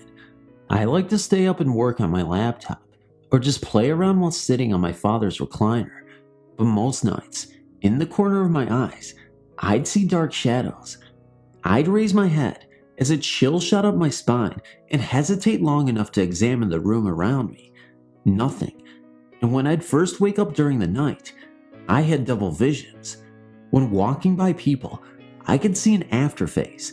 This is hard to explain. They would walk by me, and I could see a blur behind them, as if they were moving in slow motion. When I waved my hand before my face, it had that same effect, like my hand was casting layers of shadows. During the night, in my car, there were bright lights looking like golden butterflies shooting around the dashboard ceiling. It was just bizarre, and it troubled me because I knew I was the only one seeing these things. My mind was projecting these images. At night, I would wake up, and there would be dark lines everywhere, looking like jail bars. Often, I'd bump into things trying to get out of my bedroom for a glass of water. 2 years later, I came off the medication and I'd become used to all these hallucinations, only many of them didn't stop. I asked my therapist if Topamax had a lasting effect on my mind, but she told me once the medicine was out of my system, there would be no side effects. But the shadows still remained. I would quickly look up, hoping to catch a glimpse, but there was always nothing there. One night, I awoke from a nightmare, and when I turned my head to glance at the closet door, it was wide open. I distinctly remembered shutting it before I went to sleep because the shadows my clothes cast often looked like bodies to me. I instantly felt angry because at the time, I've had a very vivid view of dead people, corpses beneath my bed, pressed up inside my closet. I would use anger as my initial reaction, pretending that I was more twisted than any ghost, and for that reason, they should be afraid of me. They wouldn't dare come near me. I got up, slammed the closet door as hard as I could, and yelled, "Leave me alone." At that exact moment, the door flung back open, hitting my nose so hard, there was bruising the next morning. I nearly passed out. I got up and ran for my bedroom to get my mother. Can you imagine? Someone nearly 18 running to their mother for protection. Maybe it's not as odd as it sounds. I was so afraid, I wouldn't go back to sleep. I still sleep with a lamp on in my room. My biggest fear is that I'll wake up and someone will be standing right over me, watching me. Well, that's my story, though I am relieved the golden butterflies have stopped since I stopped the medication. My name is Dino. I'm 32 years old, married, and work as a scaffolder for a small company in Cairns for North Queensland, Australia. I moved here from a small country town at the top of Victoria called Melindra roughly 8 years ago, with then my girlfriend of 3 years. I have always been very skeptical about ghosts and thought it was just a market to make money, until that day. It was the middle of summer, very hot and humid. Me and Angela, my girlfriend, jumped into my work vehicle and was going to get home and get some lunch, and she wanted to go to Job Hi-Fi to grab some CDs. With me driving and her in the front passenger seat, we were driving down the main road. It is called Captain Cook Highway. When to the left of us, on the side of the road, was a woman with dark hair and a beautiful white wedding dress. She had a very scared and troubled look on her face, and she was lifting up the bottom of her dress so it would not touch the dirty road. It looked like she had no shoes on, and it looked also as if she had her feet burnt to a crisp. Once I had driven past her, my girlfriend said, "Did you even see the woman in the wedding dress?" I replied, "Yes, let's go back and see if she is okay," as she looked really upset. So I turned around and headed back. It must have been no more than 40 seconds before we were back to where we spotted her, and she was completely gone. Now, this is a highway, and there were no houses or people around, and there was only horse paddocks and a slight steep cliff, so there is nowhere to go or even hide. Me and my girlfriend were in complete shock and could not believe what we just saw. I had never told anybody this until recently, when my mate Ryan came over. We were watching Netflix, some paranormal show was on, and I felt comfortable enough to tell him. I told him, "Hey, I think me and my ex-girlfriend may have seen a ghost." He said, "Oh yeah? Where about?" And I explained that between the Carnivica roundabout and the Yorkies roundabout on the Captain Cook Highway. He looked straight at me and said it wasn't a woman in a wedding dress, was it? My skin started crawling. I stammered yes. He said he saw the same thing near Lake Placid that is roughly a couple of kilometers from where I saw her. He said he was getting dropped home late one night from a party, and he saw her walking on the side of the road. Thank you for reading my story. Back in the early 1980s, my now ex-husband, we'll call him Ed, my then 3-year-old son, and I moved into our first house. Ed started out as a one-room schoolhouse. I discovered proof with the removal of layers of wallpaper, revealed old state chalkboards, and had grown into a monstrously large farmhouse-type structure due to folks adding on over the years. The place had a lot of quirks. For instance, the main floor had 2 full bathrooms, a very large country-type kitchen, and a smaller galley-type kitchen in what one time served as a mother-in-law apartment. This is also where the second bathroom was. Inside that apartment was also a Murphy ironing board that folded up into the wall.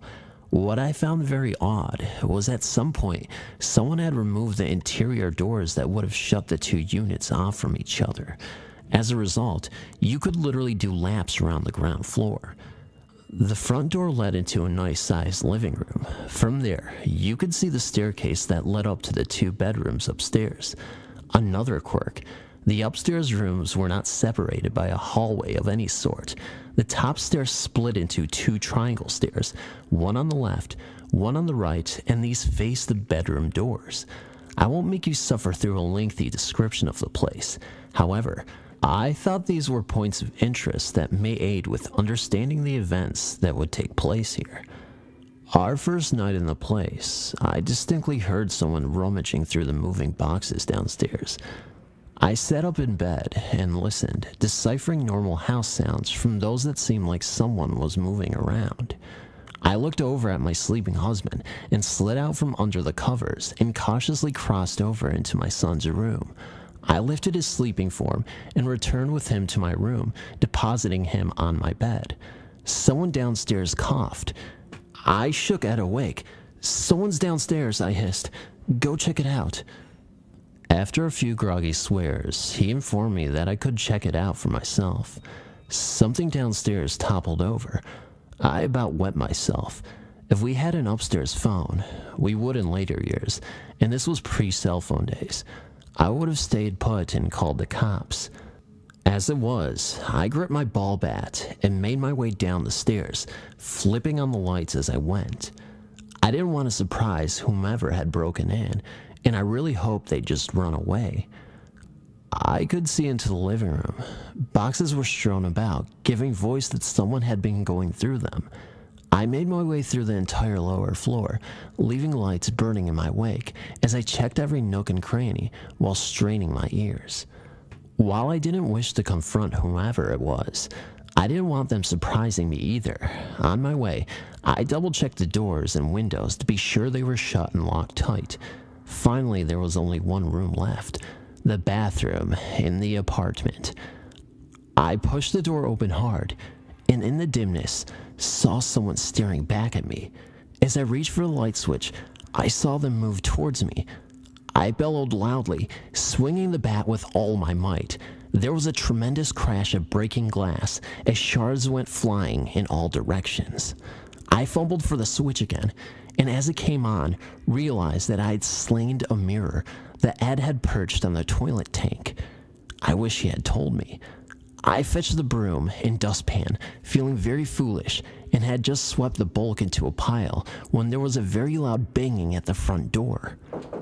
Neighbors hearing my scream had called the cops. Just try explaining that your own reflection had scared you that badly. At least they didn't laugh in front of me, but they grew very somber, learning that Ed, at 6'4", had stayed upstairs during the entire time and had only come down when their knock summoned us. I still recall them looking down at me, over at him, and back again with something that seemed to be a mixture of disbelief and disgust. "So you," one pointed at me, "came down to investigate, and you," he looked at Ed, "stayed upstairs?" Then things got weird.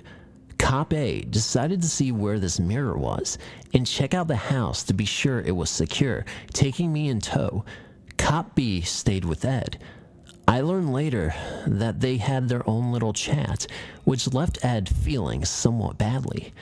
As we approached the bathroom, I said, "Be careful, that glass went everywhere." But there was no glass to be seen, not a shard. The mirror sat on the toilet tank. Seeing it in the light, I realized I had never seen this mirror before, but I knew I had broken it. I had heard the glass smash. The broom and dustpan still sat in the door where I had left them. Weird. Very, very weird. After the cops left, I asked Ed where the mirror had come from. He said he'd found it in the basement. He went back to bed, and I went back to check the mirror out better. It was a rectangular in shape, the glass itself a bit wavy looking, with a few light spots and tiny clear areas. Its framing was very ornate, tiny, interwoven vines interspersed with leaves and flowers. It was obviously an antique. Exactly how old, I wasn't sure, but guessed early to mid-1800s. I wanted to examine it, look for a manufacturer's mark, or possibly a date, but something about it made me feel strange. I reasoned that given the whole weirdness that had happened, the hour, and the move, perhaps it would have been wiser to wait for the light of day. I closed the door and went back up to bed, but not before saying a prayer of protection and adding that anything unkind was not welcomed in my home. The next day was very anticlimactic, at least in the weird department. Ed's family had swooped in on us to help. If you ask me, it was more of a way for his mother to dictate the way she thought we should decorate, complete with paint chips she thought would be just the colors we should use. And wouldn't that chair look better over there, I advise. She expressed an interest in the mirror when she saw it. The woman absolutely gushed over it, and before I could say one word more, Ed gifted it to her. I never saw it again, and oddly, whenever I'd bring it up, the subject would be changed. This morning, I woke up at about 3 a.m. I couldn't sleep for whatever reason.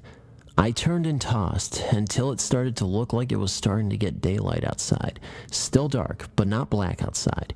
I was just laying in bed with my eyes closed, but I was awake. I opened my eyes to see my boyfriend sitting on the floor next to our bed. Or so I thought. It didn't scare me at first because I thought it was actually him. I looked at him very inquisitively, but couldn't speak. He looked at me back like a confused dog or something, with his head all sideways. For some reason, the way he moved frightened me. I found myself leaping backwards to the other side of my bed, where I felt my boyfriend lay asleep. I thought to myself, is this real? I covered my eyes with my blanket because I was so scared. I thought it was because my eyes were adjusting. When I pulled the blanket back down and looked again, he hadn't moved, only reached towards me. I just lay there stiff as a board. I was too afraid to move or even speak. He sat there in the same position for what seemed like a very long time to me. The only thing that wasn't his were his eyes. They were black and white. He then laid down on the floor and was gone. When I felt like it wasn't coming back, I reached over to the light by our bed and flipped it on and just sat at the edge of our bed and wondered what just had happened to me. I'm afraid that it will keep happening. This has never happened to me before until last night. Someone please help me understand. What could this have been? What did it want? Someone was telling me that it was a bad thing, that other spirits like demonic things can form to look like loved ones. Is this true? Thanks for reading. My mother's fiance and I were very close. He was more like a father to me in my adulthood than my own. So when he scheduled to meet me for lunch and didn't show, I was a bit dismayed. I got back on the train from downtown Chicago, rode back to where I had parked my car, got in, and drove to his house. Upon my arrival, I noticed his car was still parked outside. So I picked up my cell phone to call, but got no answer. So I called my mom, who in turn called a friend of his to come over. As I stood outside the house, I had a sinking feeling something told me he was dead. I climbed over the fence. This was not the best area of Chicago, which was locked, grabbed a ladder from under the back porch, climbed up and broke the window. I discovered his body lying nude in the hallway, partially in the kitchen. I started to cry and phoned my mom, who said she was on her way. After the police came and went, the friend left, and I was left sitting alone in the house with his body. I started hearing creaking on the stairs, and I called out, "Mom, Mom, is that you?" But no one was there. Again creaking, and no one. Finally, my mom shows up, and the coroner comes. They take his body, and we're alone looking through paperwork. All the while there is a creaking all around us. We find a $50,000 tax bill for him from a failed business he helped his son launch on the kitchen table next to where his body was lying on the floor. We dig further through his things and find 2 of his 3 firearms. His son flew up from Florida the next day with his 2 sisters. He dug through more of his dad's things and found the 3rd gun and laid it on the dresser. He walked out of the room and back in with his 2 sisters on either side. But the gun mysteriously goes off and shoots him in the leg. After that, the creaking we all had experienced stops. The next day, the autopsy reports came back, and we learned that he died of a heart attack, probably from the tax bill. So I asked his son at the funeral how it feels to be shot by a dead man. He didn't laugh, but I'm sure his father got his last laugh. I wanted to share an incident that happened to me last year in Las Vegas. I'd just been reunited with my best friend after about 17 years, and we decided to meet up in Vegas for our reunion. We stayed at the Luxor Hotel because we were going to see Chris Angel's new show, Believe. We stayed in the pyramid on the 24th floor. It was on the 2nd day that something weird happened. Even though we had stayed up really late the night before, We got up early, went to eat breakfast, and headed out to explore the strip. We came back around 4 p.m. and decided to take a nap before going back out. My friend had the bed closest to the bathroom, and mine was in the back of the room near the windows. We dozed off for a while, and I was awakened by the sound of someone in the bathroom. It sounded like someone kept dropping a coin into the sink over and over. At first, I thought it was maybe a housekeeper had come in, but then wondered how I hadn't heard her come in, since I am a light sleeper, and why the bathroom light wasn't on if she was in there. So naturally, I went to investigate. As I got closer, it stopped. Odd. I turned on the lights and everything was in its place. So I went back to the bed and immediately started again. To prove to myself that I was really hearing this, I called out to my friend, "Hey, did you hear that? It's coming from the bathroom." She said, "Yeah, I heard it earlier, but didn't want to say anything." We both got back up and just walked in front of the bathroom to see if we could see anything, but didn't turn the light on. No sound, nothing. So my friend turns on the light and says out loud, "You can do whatever you want, just don't do it while we're here and stay in the bathroom." Then she turned off the light, closed the door, and we left the room. Nothing else happened for the duration of the trip, which lasted a week.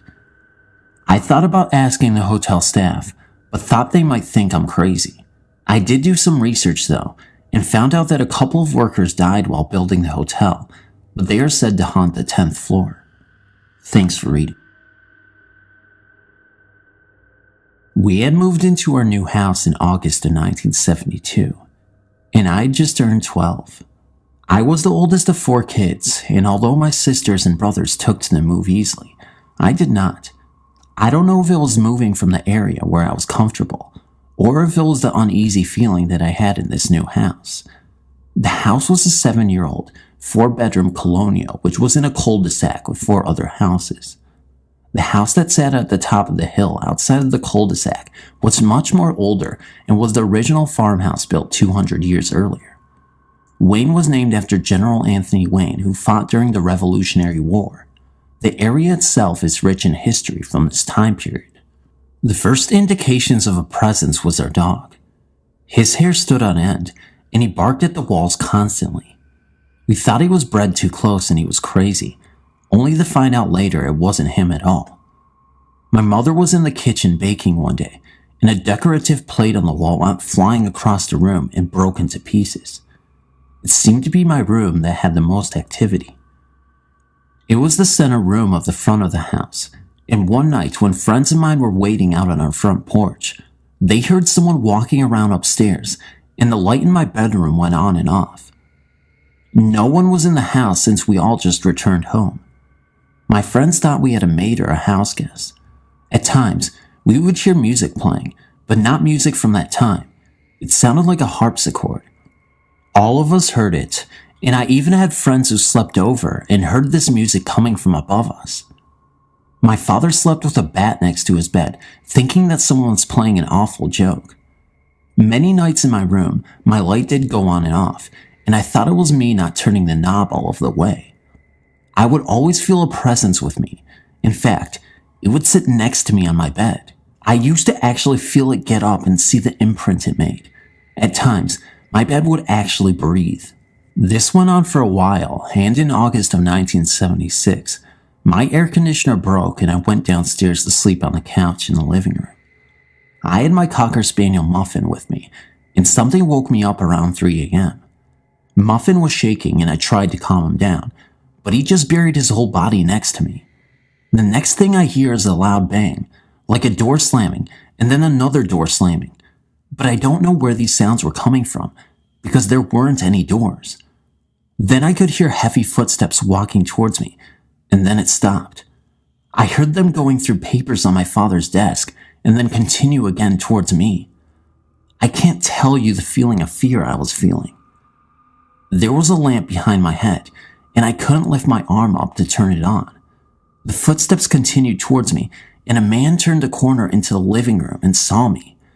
I thought it was an intruder at first, but what I saw, I will always believe, was the spirit from another time. The moonlight was pretty bright that night, and I could make out his features. He was tall and thin, about 6'4". I know this because my dad was that tall. He had reddish brown hair with a beard and mustache. He had a white shirt under his high-waisted pants with suspenders. He just looked at me as if to say, "I've been here all along and it's okay." I thought Muffin was going to have a heart attack, but as soon as I saw this man, incredibly, he calmed down. The man stood there for a couple of minutes and then turned and walked back with heavy footsteps again and back through the 2 doors that weren't there. I waited until the sun started rising and ran to my parents' bedroom totally freaked out. I told them someone was in the house last night, and my mom immediately agreed and said she heard it too. I gave my parents a description of the man and they called the police. Now mind you, the police had been there on several occasions because of these disturbances.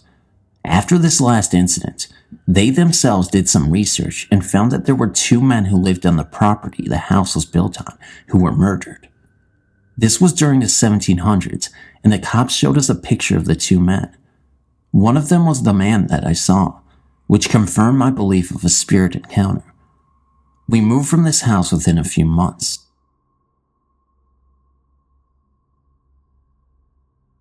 I've always been very aware of forces around me. I was 7 when my grandfather was taken to the hospital. A blow of sadness came over me, and I knew he was never going to return. I blurted out to my aunt that Papa had died and would never come back. Just after saying this, my parents came home and told us sadly that Papa had passed away. I knew right away that Papa had come to say goodbye to me. As my life progressed, a lot of little things started happening. In the early 80s, my grandmother passed. At that time, my husband and I were renting a duplex from her. Since a lot of people had come from out of town, they wanted to expedite her estate as soon as possible. Immediately after the funeral, her house was cleaned out and put on the market. My husband and I stayed on until they could sell it.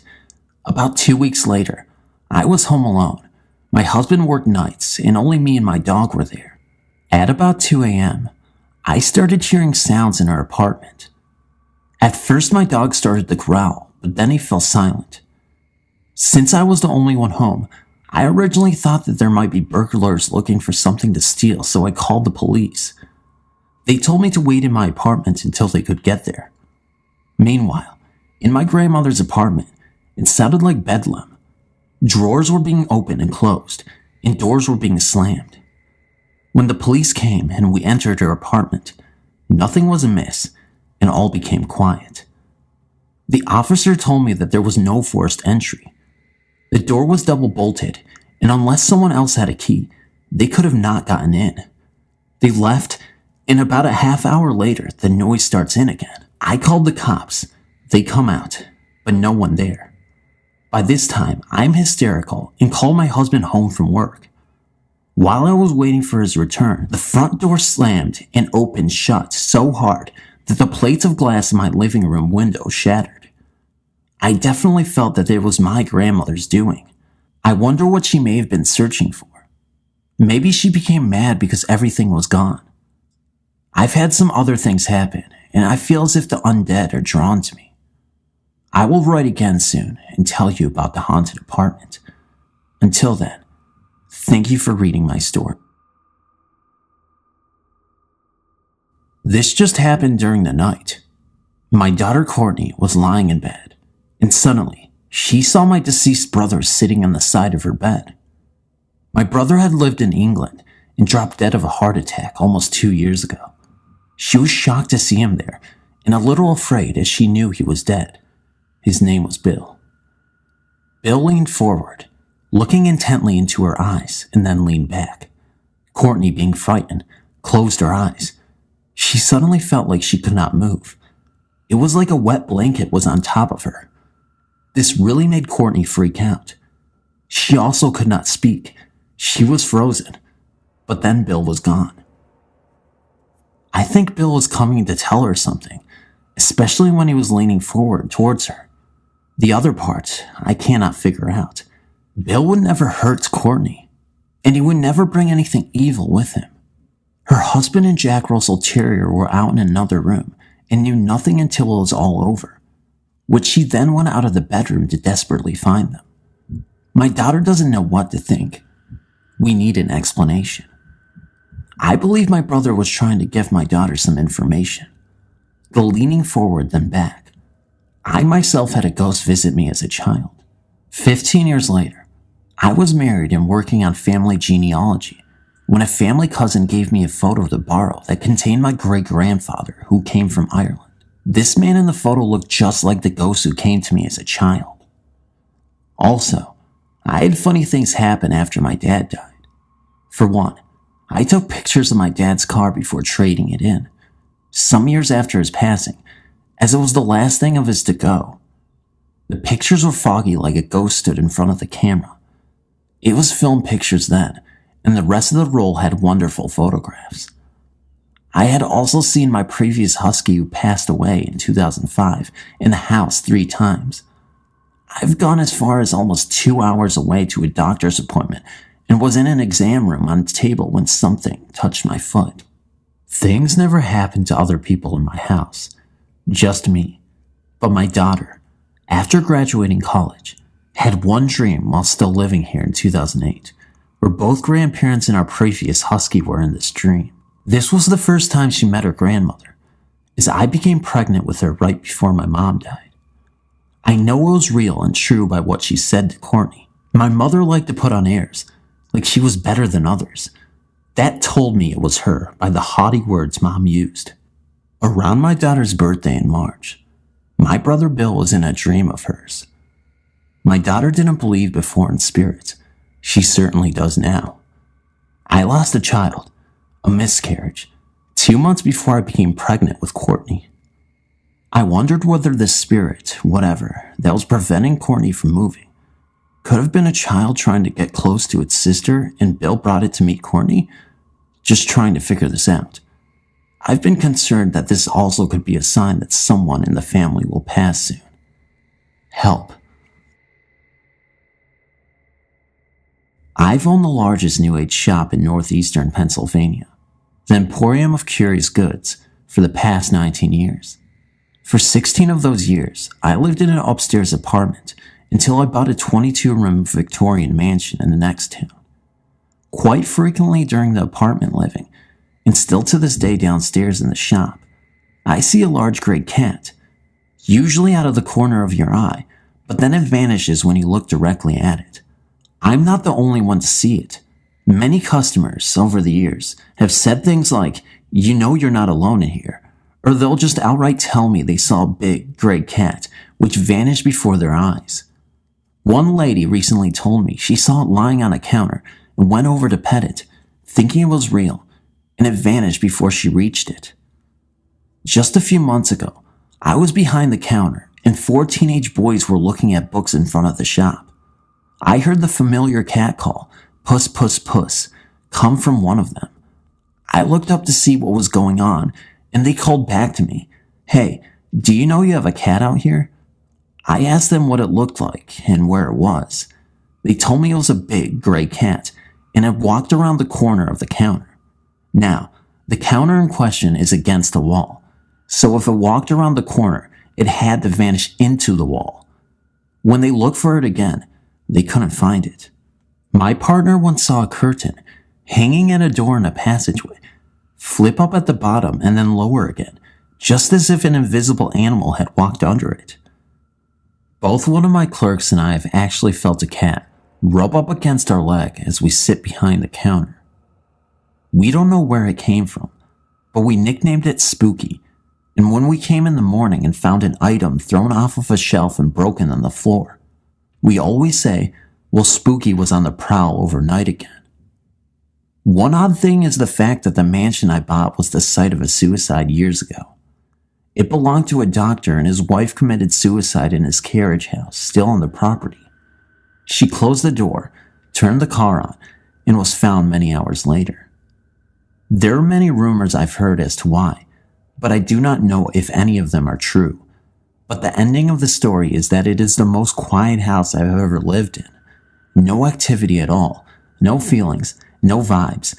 I have 5 cats, and at times they seem to follow with their eyes something moving across a room or up a wall, but at the same time, I experience nothing. The only odd thing concerning the cats is the fact that my oldest cat, which incidentally was gray, died of old age problems a few years ago in the house. I buried him under the kitchen window area outside in a large patch of ivy. This has now overgrown the gravesite, but all the cats at various times sit on the kitchen windowsill and just stare down at the spot where Salazar is buried. Sometimes their tails twitch and their heads move back and forth, as if they are following something outside. I've even gone out to look when this happens, and there's never anything there. At least I can't see it, but they definitely see and watch something. It seems strange to me that a house from 1895, which probably had many deaths there over 100 years, plus a suicide, only manifests a recently deceased cat. But I guess it is what it is. Thank you for reading. My very special father got sick around Christmas, 2002. The doctors told us that it was probably lung cancer, which originated from his colon, which he had partially removed a few years before. He was 82 years old, but even with all of the cancer treatments, he was not the least bit confused or fuzzy-brained. As he grew sicker, one day he looked at me and said, "Look at the little boy at the end of the bed eating an ice cream cone." I looked, and there was nothing there that I could see. He said, "Why can't you see him? He's sitting there smiling and having a great time." I thought at the time that Daddy may be losing it. 2 days later, he looked at me again and said, "Now the little boy wants me to play ball with him. Don't you see him on the other end of my bed?" Once again, I told him I was sorry, but I didn't. The little boy obviously cheered my dad up because it put a big smile on his thin, worn face. That next morning, the nurse called me and told me that my sweet dad had passed away quietly in his sleep that night. I'm telling this story because I believe with all my heart that the little boy at the end of the bed was an angel that came to take my dad to heaven. My mom had a miscarriage before I was born, and it was a boy. It could have even been my brother. What I'm trying to say is that now, more than ever, I believe that there is a life after death, and before you die, an angel is sent to carry you to heaven. I love and miss my dad more than I can say, but because of the little angel, I know that my dad is in a wonderful place where you eat ice cream cones and play ball together. In early October of 2012, my husband and I had driven down to California to visit some friends. On our way home, we decided to take a different route through Oregon to go to Klamath Falls so my husband could visit some family. At some point in our trip, we misplaced our map and had an unreliable GPS, so when we hit Ashland, Oregon, my husband stepped into a gas station to ask for directions. At this point, we all knew that we were in Ashland, but had no idea how to get to where we wanted to go.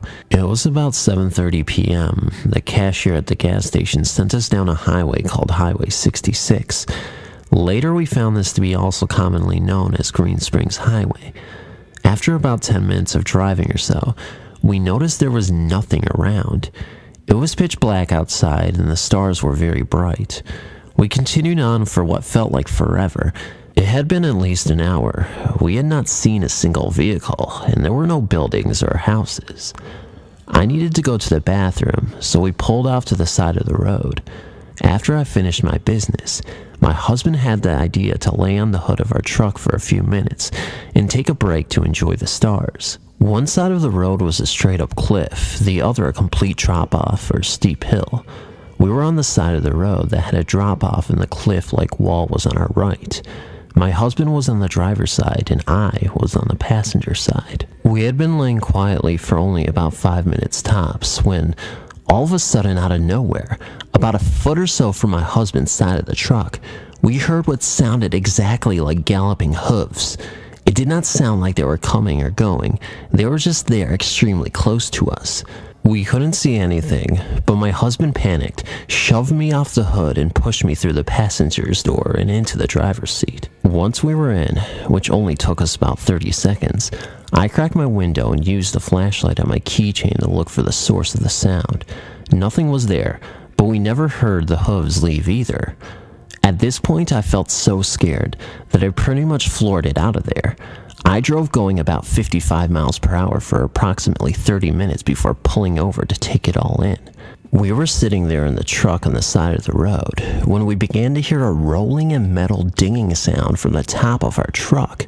We both looked at each other and touched the ceiling of the truck, and we both felt what we could easily describe as the feeling as if someone was actually on top of the truck, moving around. We hightailed it out of there and made it to a town called Kino.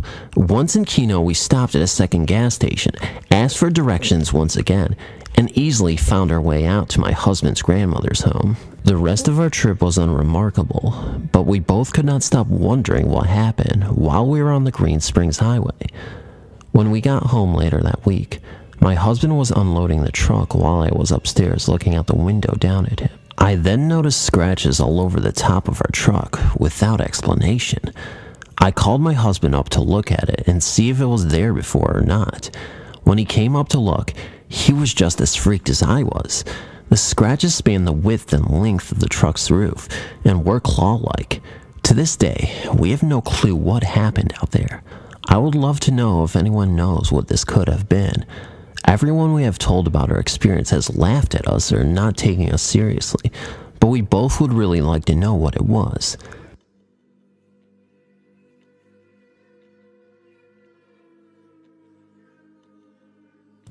I'm a strapping young man living in British Columbia, Canada, and I would consider myself fairly normal relative to other 18-year-old boys, curious, hormonal, eager to take on my own way in the world and whatnot. Now that you have an idea of who I am, let me cleanly segue into what I came here to post.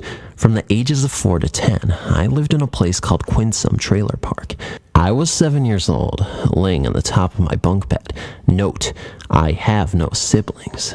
The first thing I remember is waking up and seeing the plastic paneled roof, the sort with seams running throughout, almost like siding.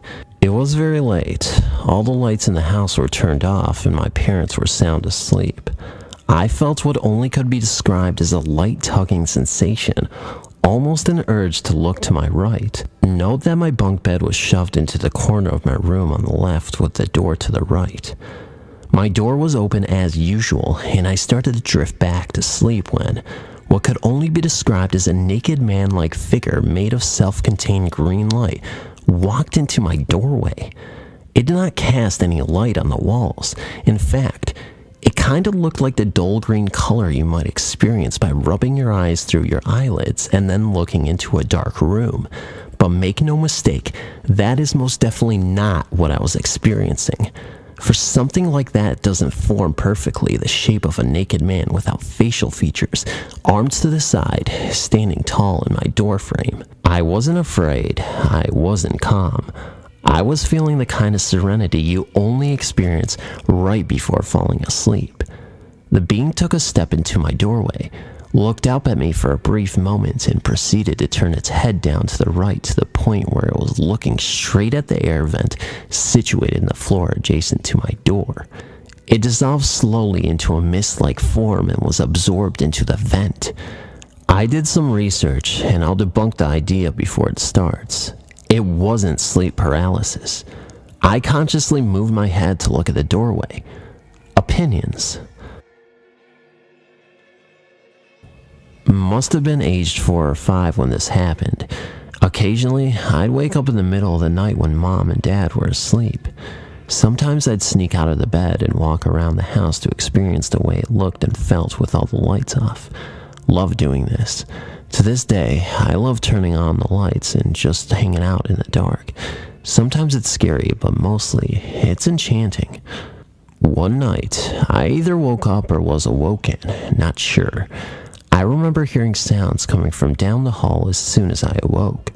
It sounded like someone was moving about in the house. Maybe it was because I could see from my doorway that all the lights were off, but I felt the noises didn't sound like Mom or Dad. My curiosity piqued instantly, and I got up to take a gander. My room was at the end of the hallway. I could see the kitchen from my doorway. Nope, nothing going on in there. Then I looked across to Mom and Dad's room. Their door was closed as normal. It wasn't them. I ventured down the hallway slowly. The seagrass matting underfoot made the moist noise when one wished to be stealthy. I quietly neared the lounge at the far end of the hallway, growing impatient with my stealthy slow pace. Finally, at the lounge entrance, I was surprised to find the lounge room very dimly lit. It was unlike any other light source, very unique, akin to moonlight, only duller. Not a moment after taking in the lounge room in this new atmosphere did I spy a very tall, lanky stick figure of a man. I say man, but I have really no idea. All these years, I think of him as Chalkman because he reminded me of a huge chalk-drawn stick figure made of incandescent fog. Chalkman was much brighter than the rest of the room, but he was still very dim. I wasn't the least bit afraid, oddly enough. He was using one of my toys. The toy was a pen-like device which was battery-powered and paired with a book. It was an educational, interactive toy. The book had a bunch of puzzles and whatnot in it. The pen, which had colored lights on it, was placed on black panels besides the puzzle and would light up green for correct and red for wrong answers. This pen didn't write as it had no ink. Instead, there was a sensor pad at the tip. It was quite a large pen, wide black with decorative colored stripes and little green and red lights. I loved this pen and would use it like a librarian, scanning all my books and shelving them. Fun times. This pen also fascinated me as I could never figure out how it worked. I stuck that thing on every object and it was always lit up for red, and that signified wrong. The only time it lit green was on a correct answer in its accompanying book. It seemed like Chalkman had the same idea, as he was stooped over the TV, touching the video machine with his pen. I stood in the doorway, dumbfounded. Chalkman did the same to one of the stereo speakers in the record player, or amplifier it might have been. When he got to the record amplifier area, he turned around to face me, while still stooped over. He definitely saw me, as I was still standing in the doorway befuddled. I felt self-conscious, so stepped behind the door and peeked at him. He kept on touching things with the pen. Then he came to an area I couldn't peek at comfortably from behind the door. I grew scared, as this area was closer to me, and from my angle, he would soon be out of my view, directly behind the door I was peeking from. Before this could happen, I ran back to bed and pretended to sleep in case he came in.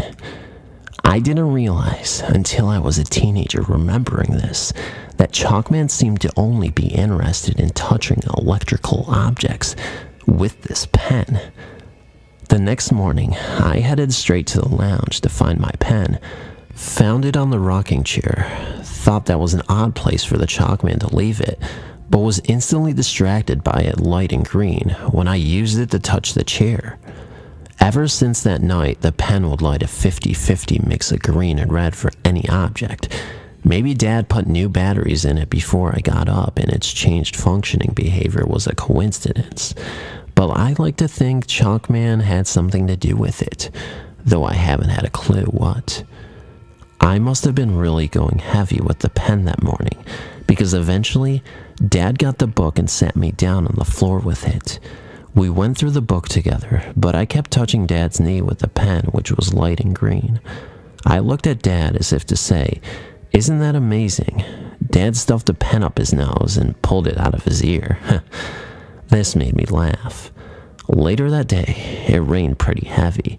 The light outside was dark overcast mixed with glowing brightness. This is different to average overcast and brighter than a dark storm. It's such a delicate light which lit the house beautifully. I was in the lounge, still mucking about with the pen. Alone in that room, I stood watching the rain pour down outside. I thought about Chalkman, pondered telling my parents. Weighing up the options, I decided if I said anything, they'd think I was just talking nonsense. I was okay with that, but decided to keep this to myself. Looking around the room, noting how the light was, I felt all grown up in this moment for a second. For some reason, this rainstorm memory is one of the most vivid from my childhood. I remember it like it was yesterday, and like I was who I am today, having that moment of contemplation. In a way, I believe something in me clicked into place. It was very peaceful. Thank you for reading.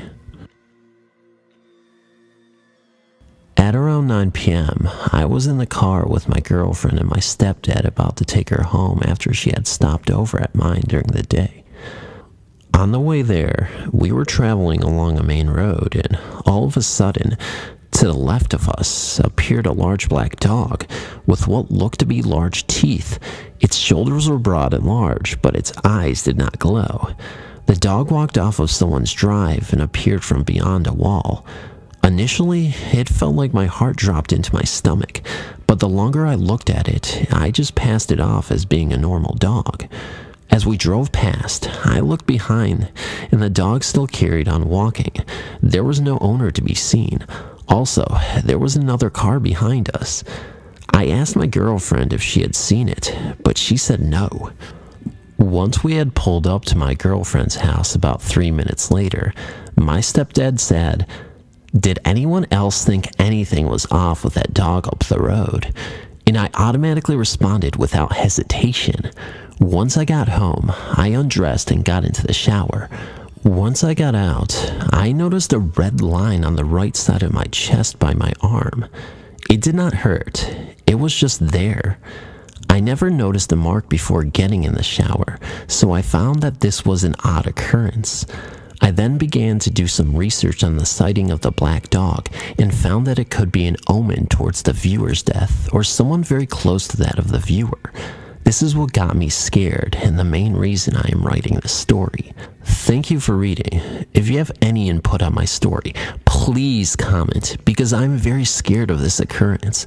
I would also like to add that my stepdad's mother is in and out of the hospital with tests at the moment due to some complications.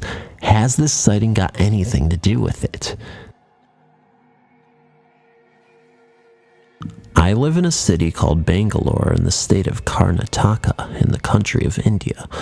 I'm 19, almost 20, and live with my parents in an apartment. We've lived there for the majority of our lives. Things started getting strange about a year ago. My mother, who was a highly spiritual and devout Hindu, started experiencing weird things. She began to feel presences at night. I used to sleep in my own room, but after experiencing a few strange things myself, began sleeping with my mom in her room. My mother's room has 2 single beds. Mine is right by the window, and hers is near the wardrobe. The incident I'm going to write about happened about 2 weeks ago. It was late at night, about 2:50 a.m. Both my mom and I could not sleep. However, we were trying to. Suddenly, my mom let out a scream. Something had grabbed her by her hair and yanked her. She began muttering mantras out of fear. Meanwhile, I did the same while being practically frozen on my bed. We kept this up until about 3:30. That is when the wardrobe door opened and slammed shut by itself. We were both terrified and upset. None of us had ever been physically touched by this entity or spirit, or whatever the hell it is. Our neighbor, who lives opposite to us, has also been experiencing things wherein she's being physically touched by a spirit. She's always shaken awake by someone and has often felt someone touching her while she's asleep. I just want to know how to get rid of this thing. This is a strange event that I experienced when I was very young, around the age of 3.5 years old. I'm 24 now, but ever since this occurred, it has burnt deep in my mind, and I can still go back and remember vivid details of what had happened. It began as a dream, and I remember it was my dad, older brother, and myself waiting at the local bus stop for the 9 bus to arrive, an actual location. Behind the bus stop was an abandoned building that for some reason had my attention while we waited. So I wandered off to get a closer look, and the whole front of the building was boarded with the exception of the entrance doors, which were missing the glass frame, making it easily accessible for anyone to enter. So I advanced further, entering the building, and was standing on shards of crushed glass, and as I looked to my left, there was a register booth with a glass display underneath, which also was smashed with popcorn spilled all throughout the display case and the floor below. I also remember a red carpet that was torn throughout the lobby. At this point, I realized that apparently I was in a movie theater, and I was excited because I remember as a child, I loved going to the movie theaters to see the action flicks, and this is probably what drove me further into the theater. Behind me, I could hear my dad calling out for me, warning me that if I didn't listen to him and get back to the bus stop, that he and my brother would leave me. I was stubborn and ignored my dad, and continued to walk further inside the theater, and entered the auditorium where the lights were off and the projectile screen was brightly lit with nothing playing. There were also a few seats accompanied by guests. They had an eerie stillness to them. As I advanced down the aisle, I began to make out the features of the individuals that were seated, and their flesh seemed severely burnt, and they were all dead. The chairs were also in bad shape, but now I was scared and didn't know what to do. Then I noticed from down the aisle, one of the emergency exit doors swung open, and something made its way through. It strolled at a fast pace towards the middle of the aisle, and began to come directly towards me. To describe what it was, I only remember it being not much taller than I was, and it had arms that were so long that they dragged along the ground as it walked.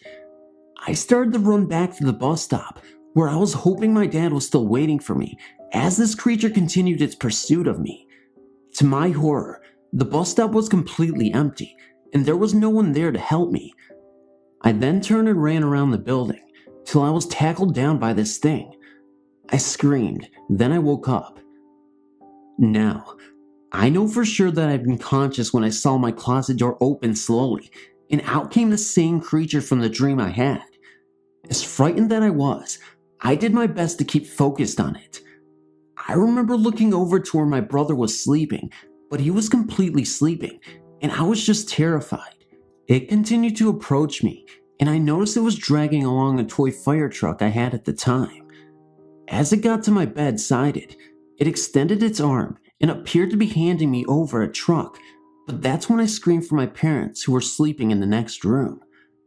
I covered my blanket over my face and screamed for the life of me when finally, the door to my room flew open and my mom and dad entered the room, turning on the light. My parents were very concerned about me at that point, and I remember just crying in relief from their comfort. The creature was no longer in the room, and my dad checked the closet to find nothing there. I slept the rest of the night with my parents and worrying about my older brother the whole night. All I remember after that was I never wanted to sleep in that same room again, and in fact, sometime later, our rooms were switched over. Now that I think back, there's a lot of things I wonder about that experience, like what was the meaning of the whole movie burnt theater, and the creature trying to give me the fire truck toy when I woke. Was there some kind of connection to the fire, creature, and myself? Was this some kind of warning? I don't know, but every time I think back, I only wish that this had occurred later in my life, as I would know a little more on how to react to such a situation. This is a true experience, and I've long come to terms that it could have been anything from it being all just a dream, or possibly something much more unexplained. Recently, I brought up the topic to my mom, which I do every now and then, if she remembers that night, and she still recalls it faintly. She then told me something that she experienced during the time when our rooms were changed around. She claimed that during the time she and Dad had separated, she was laying in bed one night and woke to someone or something crawling from the foot of her bed behind her as she was facing the opposite direction. She described that it felt like a person going to lay down beside her, but then she felt the arms wrap around her upper body, and she said she closed her eyes because she somehow knew if she looked back, she would not see something pleasant, so she kept her eyes shut. The next thing she remembers is it was morning, and she had all the bed to herself. My mom is very credible, and I know she would not make up such a thing, especially with my awareness that something was not right about the room we had in our old apartment. Thanks for reading.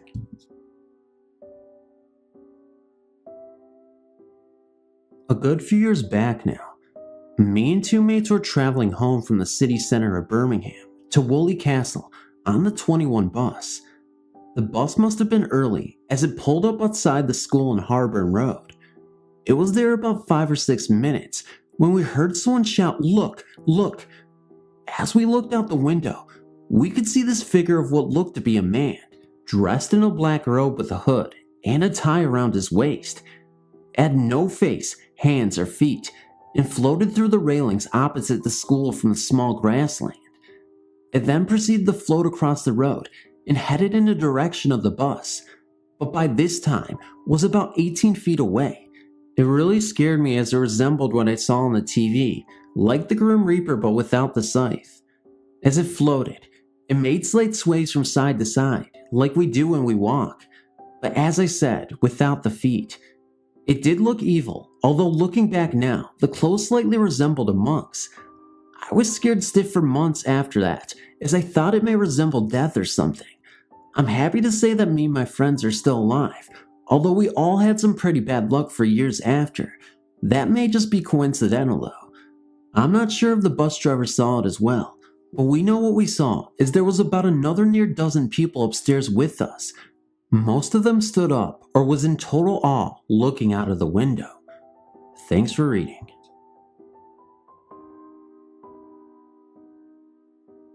This morning at 5 a.m., I boarded the same bus I always take to work. As I looked out the window, I caught in the reflection a woman smiling. I turned to look across the aisle where I thought the woman was sitting, but there was nobody there. I looked back at the window and there she was, still smiling. As I surveyed the bus for the second time, I realized there were only 3 other people on the bus with me, and none of them was this woman smiling at me. When I turned back to the window, she was gone. I was paralyzed for a few seconds and my body trembled with goosebumps. I took off my headphones and sat there, occasionally looking around for the woman, but I never saw her again. I'm neither a religious or spiritual person, and never believed in ghosts until now. I don't know why this woman wanted me to see her. Maybe I reminded her of someone she used to know. I'm not sure, but thanks for reading. One time when I was 9 years old, I visited the Aroma Southern Pacific Depot, which was built in 1931 and was in use until the 1930s. The old train station stands derelict today. Strange events happen there. You can see lights in there late at night. If you take a compass in there, the needle points away from north. If you take pictures in there are bright spots on pictures. I went in there once late at night. I was shining the flashlight around the room when the light fell on someone else who was in there. It was a girl my age, about 9 years old. She was totally nude. She had a Victorian hairstyle. I was so surprised I dropped the flashlight. When I picked it up again, she was gone. Later, my mother told me that she had once seen the same girl in an orchard when she was a little girl. As it turned out, other people had seen this girl as well. About 9 years old, always in the nude, over an area of several square miles. She usually appeared near large concentrations of walnuts, such as a walnut orchard, a warehouse full of walnuts, or even the walnut section of a grocery. The story goes like this. In the 19th century, several young girls were skinny dipping in a canal. All of a sudden, boys showed up. Most of the girls tried to hide themselves by running into a nearby walnut orchard. One girl tried to hide by ducking under the water and staying under until the boys had left. Unfortunately, she was the one who drowned. If she hadn't went to the walnut orchard, she would have lived. She now tries to be near large quantities of walnuts in order to make up for her mistake, although it's too little too late. She almost always appears to females because she doesn't want males to see her in the nude. She's particularly attracted to girls her own age, which would explain the incidents of me and my mother. Perhaps she was able to appear in this train station because it's a physically active region. Thanks for reading.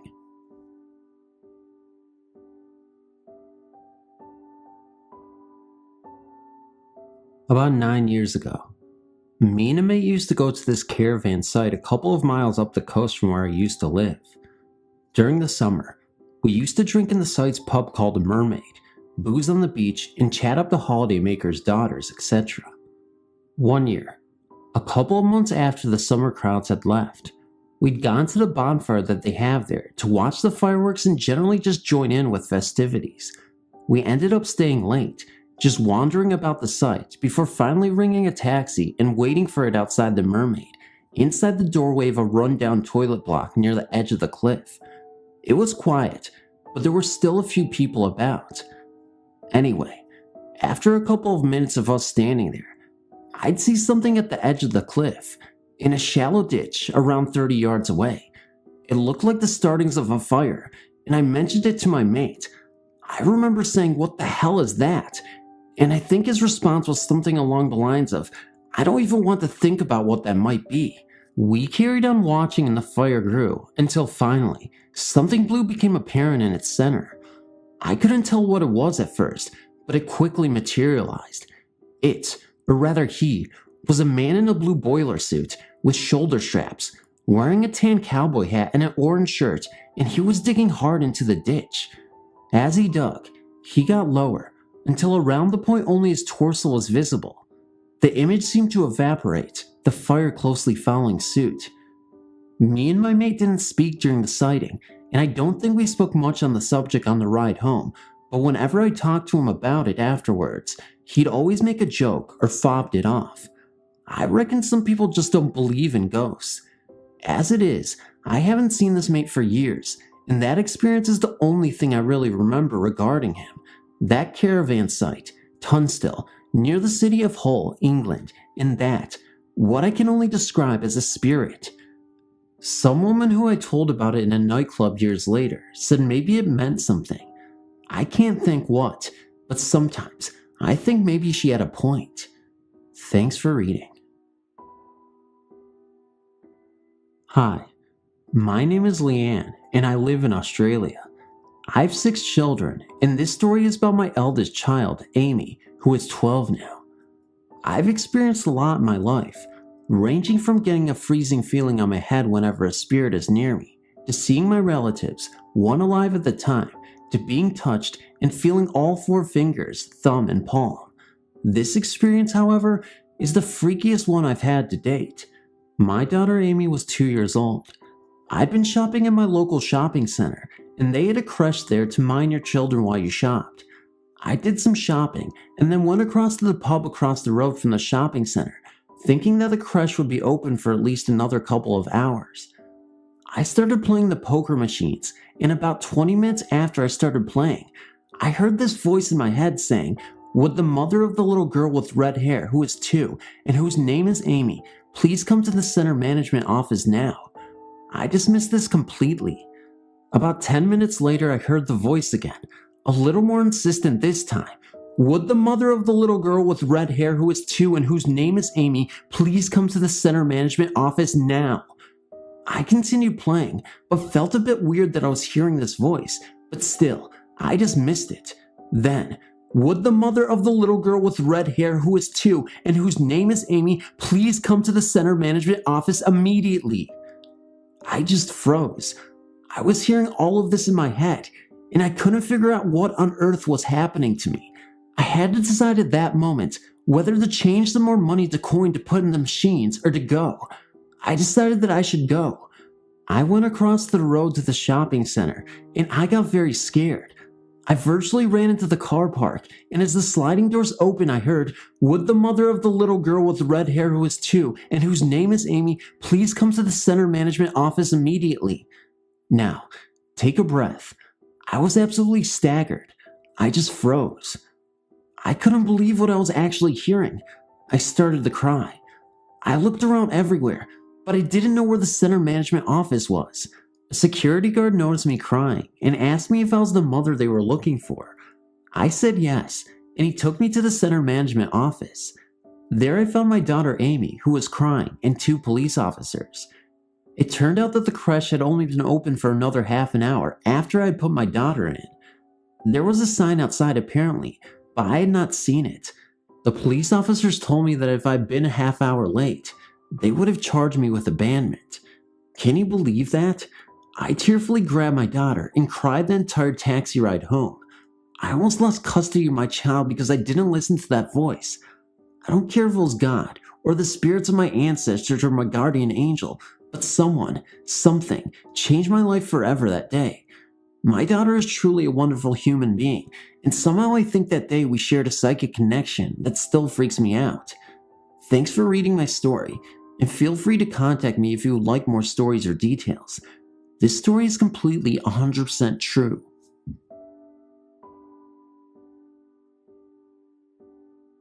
My two brothers each have a home, located 2 in a row, right next to each other along US Highway 136 on the east edge of Hamilton, Illinois. Hamilton is a small town on the mighty Mississippi, located where Iowa, Missouri, and Illinois meet, tri-state area. Hamilton is around 30 miles upriver from Hannibal, Missouri, the famous boyhood home of American writer Mark Twain and his legendary tales of Huck Finn and Tom Sawyer. My brother Bill and his wife Rhonda reside in a split-level home, which was built roughly 30 years ago and is next door to my parents' house, which is located a few hundred yards away. The accident occurred in the summer of 2003. It was a very hot, dry summer that year, and in the middle of July, the temperature would stay in the 90s and would go over 100 degrees for several days in a row. It was on one of those sweltering hot July days when it happened. My brother Bill and his wife Rhonda run a small county newspaper, Hancock County Shopper in Hamilton. Our homes are located about a mile up from the highway from the newspaper office.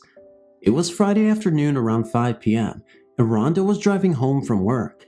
On her way home, there were 2 cars traveling behind her on the highway, making a total of 3 cars traveling at close proximity to one another. As Rhonda approached the driveway to their home, she put on her turn signal and slowed down to pull in the drive.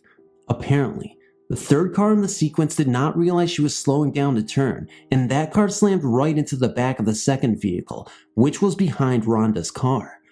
When the third car made impact with the second car, it shoved that car into the opposite lane, and the second car was hit again, this time head-on, by an oncoming tractor-trailer. The direct impact of the semi-truck smashed the car up into Bill and Rhonda's front yard, less than 25 yards from their front door. Rhonda's car was luckily not hit, and she pulled into the driveway and immediately went in the house and called 911. She then called Bill, expressing feelings of extreme guilt that she was somehow to blame. Bill raced home immediately. When Bill arrived at the accident scene, which was in his front yard, he ran straight for the car to see if he could be assistance to the trapped passengers inside. Bill found all 4 people in the devastated car deceased. He said the frozen looks on their gruesome dead faces were full of horror, with their eyes still bulging wide open. Fortunately though, nobody was injured in the other car or the semi that was involved in the accident. A few minutes later, police and many emergency vehicles arrived and secured the scene. After a few minutes of investigation, the Illinois State Police approached Bill and informed him that the 2 cars involved in the accident that were behind Rhonda were all members of the same family. It was one family, Mormons from Chicagoland visiting Illinois, traveling together in 2 cars. The parents and grandparents were traveling in the car, in which all 4 were killed. The other car, which no one was injured, contained the children of the family. The state police asked Bill if he would have the children of the family come into his air-conditioned home, out of the blistering heat, and wait inside Bill and Rhonda's home. Thereby, the children would not witness the morbid task of excavating the dead bodies of their parents and grandparents out of the mangled car in the front yard. Bill readily agreed and took the 3 children into his finished basement, away from the front windows. The children, age 18, 12, and 9, were obviously very upset in a state of shock. They were crying, yelling, and moaning. Rhonda tried her best to calm and console them. Bill and Rhonda have a full bath in their basement, and all the children were sick, vomiting, and bad diarrhea. A couple hours later, when it was all over, after the accident scene had been cleared, the police came to Bill and Rhonda's front door and got the children. After they had left, Bill and Rhonda cleaned up the bathroom, which had vomit all over the walls with diarrhea on the floor and running down the sides of the stool. A day or so later, Bill and Rhonda started to feel relieved, thinking they could finally calm down a little, that the nightmare was over. Little did they realize that it had just begun. Bill and Rhonda are very down-to-earth people, and neither of them had ever believed in the supernatural, the paranormal, or physical phenomena until a couple days immediately after the accident. As I mentioned earlier, this all happened in the middle of July '03, and the miserable temperatures soared above 100-degree mark.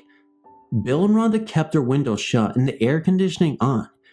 2 days after the accident, Bill stopped in the house in the middle of the afternoon. He and Rhonda are the only two people who live there. He unlocked the house and went inside to discover one of the front room windows mysteriously open. He didn't think much about it and shut the window, then double-checked the rest of the house to make sure no other windows were open. Bill then left and drove to the newspaper office where Rhonda was working.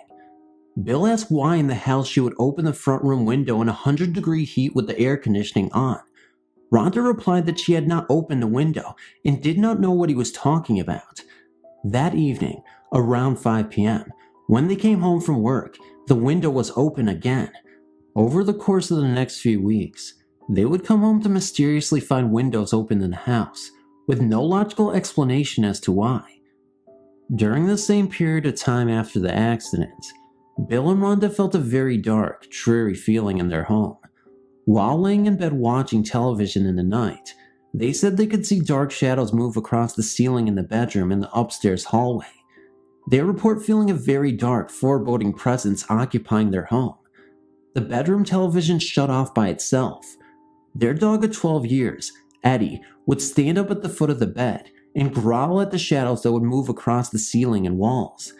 Eddie had never felt threatened like this before, growling at the walls and ceilings, but all three of them sensed this horrific, real presence of hell about the home. They were literally becoming scared shitless. It wasn't enough, the accident and all, let alone now this. Bill's daughter, Andrea, came home for a visit. She said while she was there, a bedroom door slammed shut by itself. It scared the shit out of her, and she left the house right away. Bill and Rhonda, even though they have never believed in the paranormal, began to think that a spirit or the spirits of the deceased family members from the freak accident followed their children into the home after they were killed, and the dead spirits were somehow trapped there, angry and haunting the hell out of them. Soon after the accident, a family member of the victims involved drove down to Hamilton from Chicago to tie up some loose ends with the local police regarding the accident. On her way out of town, she stopped by Bill and Rhonda's house to introduce herself and personally thank them for watching the children after the tragedy. Immediately after the family relative visited then left Bill and Rhonda's home, the strange and unexplained phenomena stopped as suddenly as it started. The oppressive atmosphere in their home lifted, and nothing like that has happened to them to date. Thanks for reading. Firstly, I guess I'm what you call a sensitive. I regularly see things, hear things, and feel things that others don't.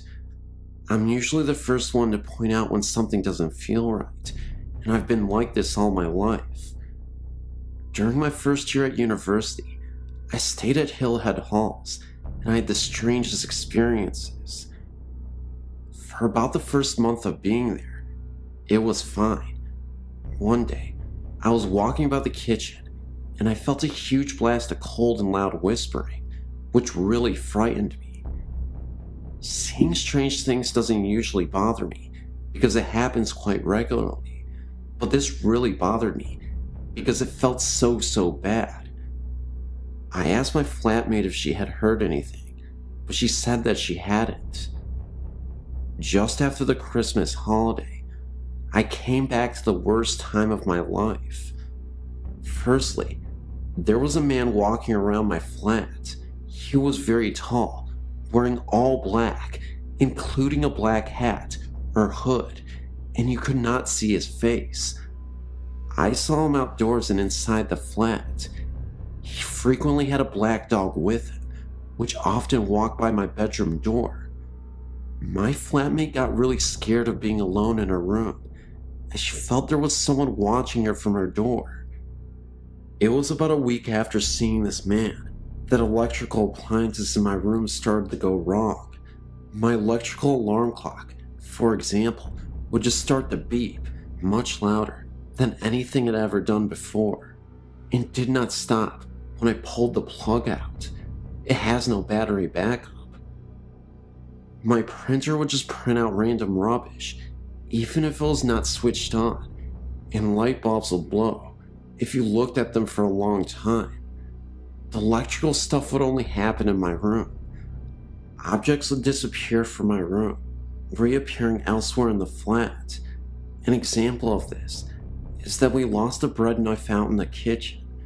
Bearing in mind that I don't eat bread much, especially not in my bedroom, we found it on top of my wardrobe at the back about 3 or 4 months after it got lost. At night was the worst. Me and my flatmate would drag our mattress through to my room and sleep there because we're too frightened to sleep in separate rooms. I would have the most horrendous nightmares, which I never got before and have never got since. At night there would be constant bangings, tappings, and scrapings, which sounded like they were coming from the space between the walls. I think about the worst thing that I experienced while living there was getting up one morning and walking to the window at the end of the landing and looking out at the trees that are above the river dawn.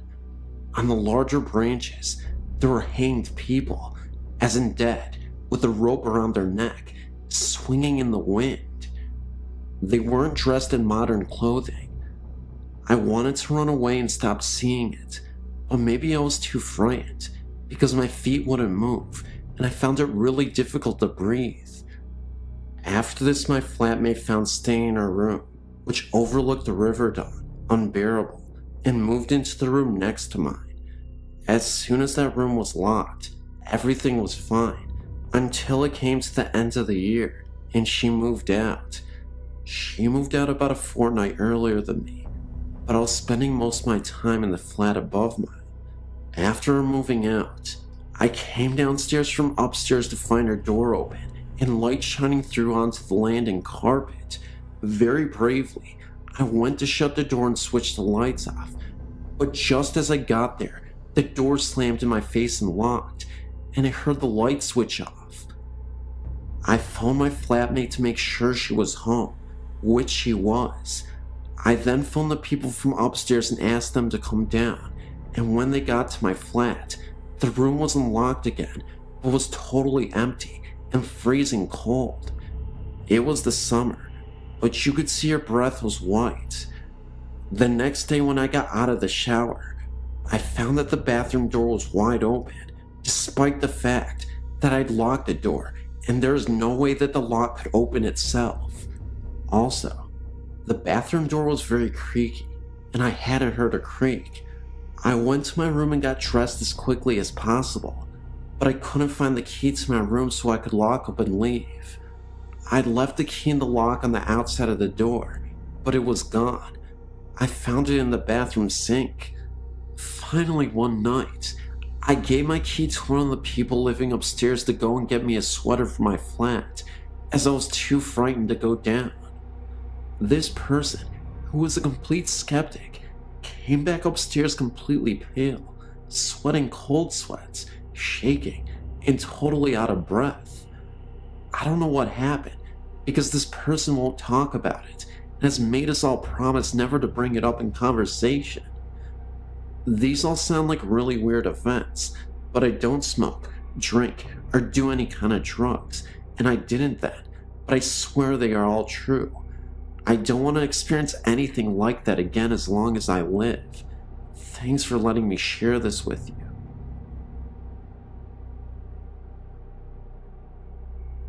My friend and I went to Alabama during our senior year in high school to visit my grandparents. Now, my grandparents lived in the middle of nowhere, little town. You blink, you miss it. Anyway, there wasn't much to do, so one day we went exploring. Down about a half mile from my grandparents' house, at the end of the road, was a huge pasture. It hadn't been inhabited or cared for years. There was a large gate with a no trespassing sign. This made us curious to see what was hiding back there, in the middle of nowhere. We crawled under the gate and started walking. There was a gravel path and nothing else but trees, grass, and insects. We kept going for about a mile until we were in a fully wooded area. This is where the strangeness happened. First off, we stumbled across an old graveyard with only about 3 graves in it. Looked like a family. The tombstones were dated back to the early 1800s. I took photos that I can send at a later date if you'd like. Across from the graves was a waterfall. We decided to sit and take in the sight. While sitting there, we heard horse hooves galloping closely. We turned and saw nothing. A little while later, we heard what sounded like something being swung through the air near our heads. Nothing visible though. It spooked us, and we decided then that we should probably head back to the house. On the way back, we heard the horse hooves again, and this time we ran, got back to my grandparents' house, and replayed our story to my grandfather. This is where it gets spooky. He said that a while back, he stumbled across the waterfall too, and decided to sit and fish at the bank. He heard the horse too, and heard the swinging, which he described as a hatchet or something similar. Only he said that he turned and he saw a man on a white horse, carrying a machete, and appeared to be clearing the fields, but it wasn't really there, like he and the horse were transparent. He said that's when he took off running too. The only thing I can think of is that at one time, someone lived on that land, which is why they were buried there. I can tell you one thing, it spooked me then, but now I just realized that people just stayed there where their home was. I haven't had any opportunities to get back to that area, but if I do, I may go visit them.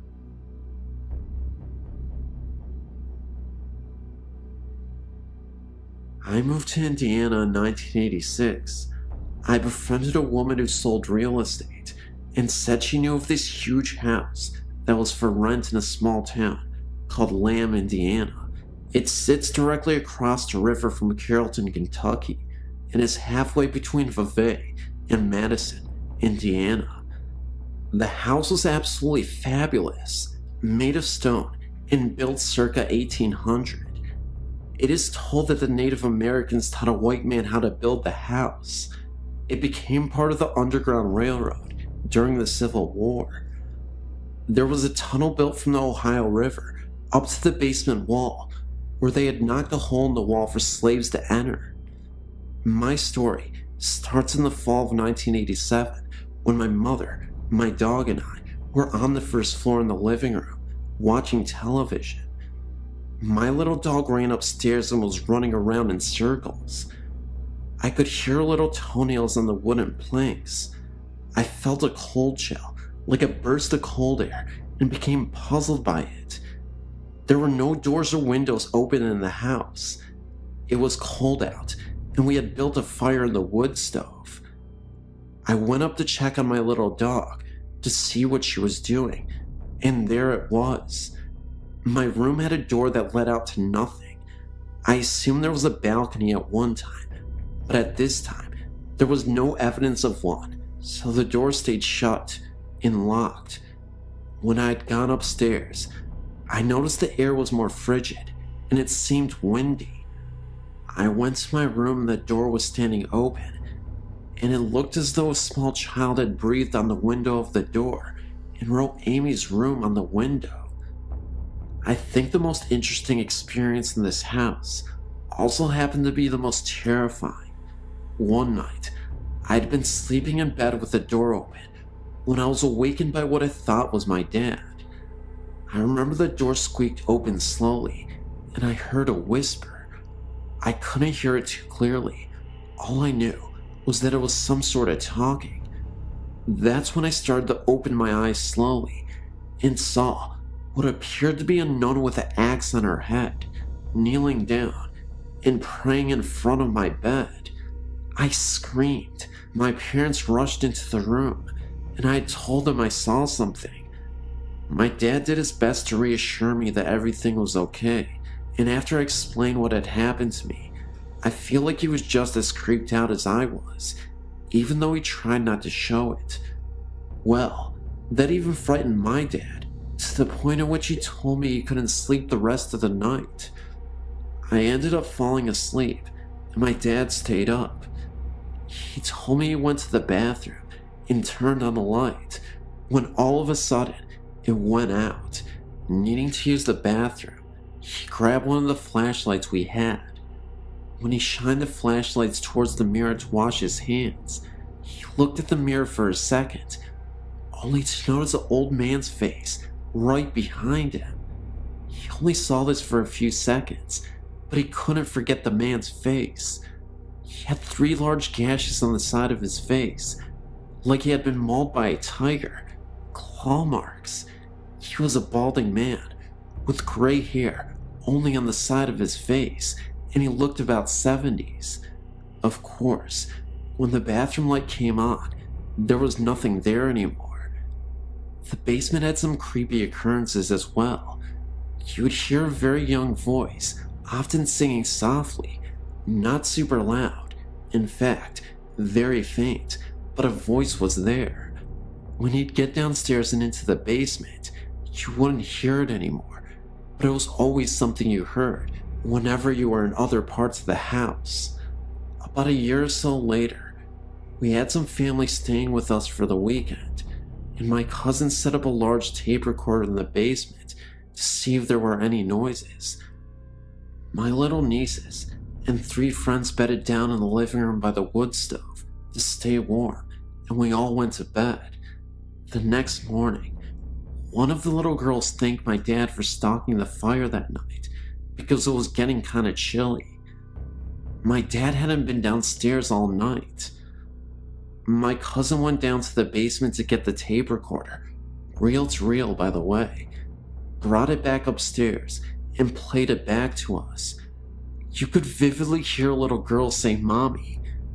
My family lived in that house for almost 15 years.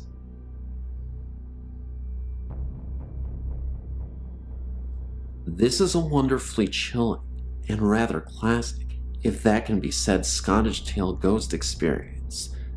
My mother, who was attending university in St. Andrews, Scotland, was walking home from a party.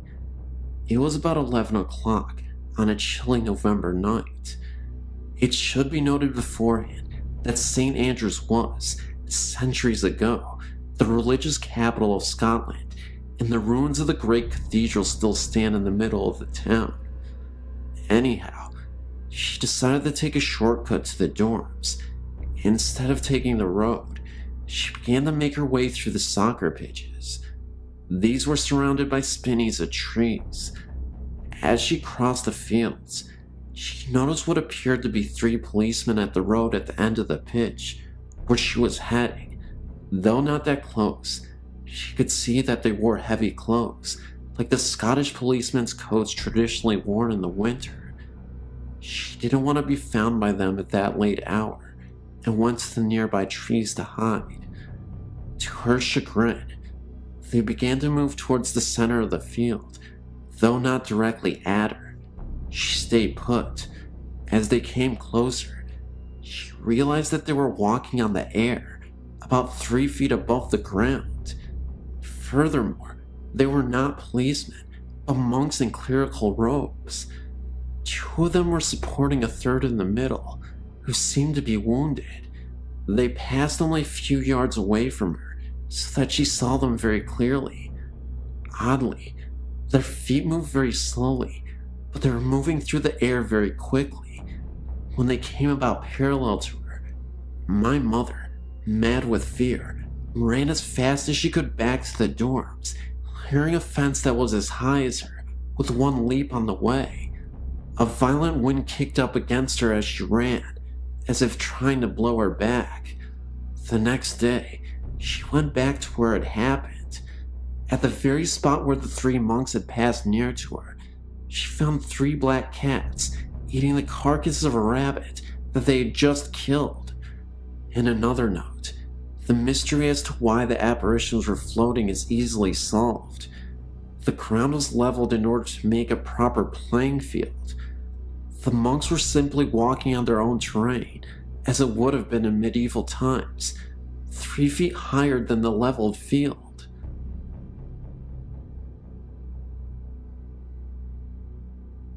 My family has had many paranormal experiences. When my mother was a child, they purchased a house near Martins Ferry, Ohio, that had some strange occurrences there. My uncle was in his room asleep and woke up in the middle of the night to find an old woman in a rocking chair sitting in the corner of his room. He said she told him to get out of her house.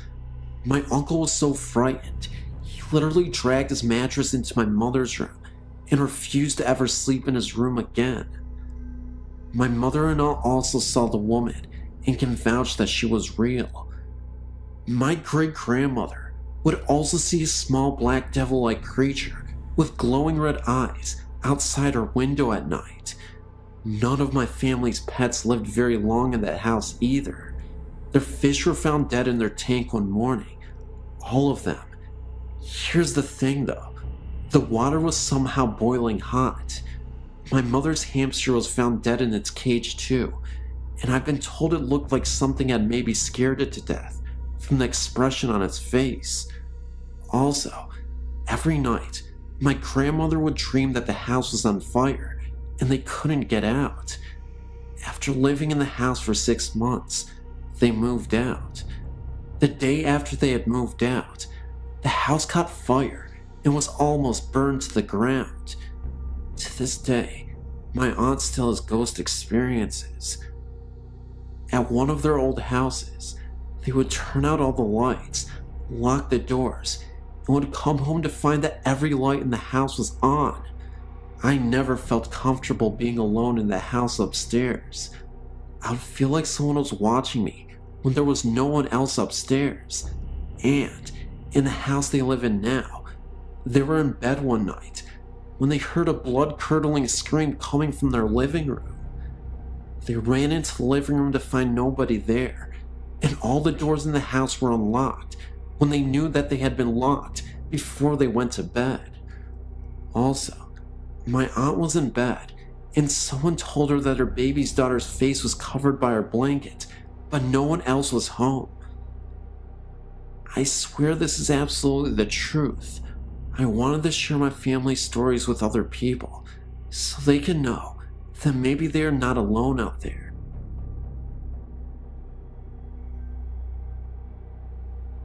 Hello, my name is Naomi, and I've had several paranormal stories to share. Ever since I was young, I've always been terrified of the paranormal, and I have had terrifying, vivid dreams. As a child, I would frequently awake to see a dark, shadowy figure standing by the doorframe of my bedroom. I would feel a presence behind me when I would walk upstairs at night. At a slightly older age, I dismissed the possibility of ghosts because I figured it was impossible, but later I had a change of heart when I went to this haunted yard. I'd heard many stories about a small yard where strange things had occurred.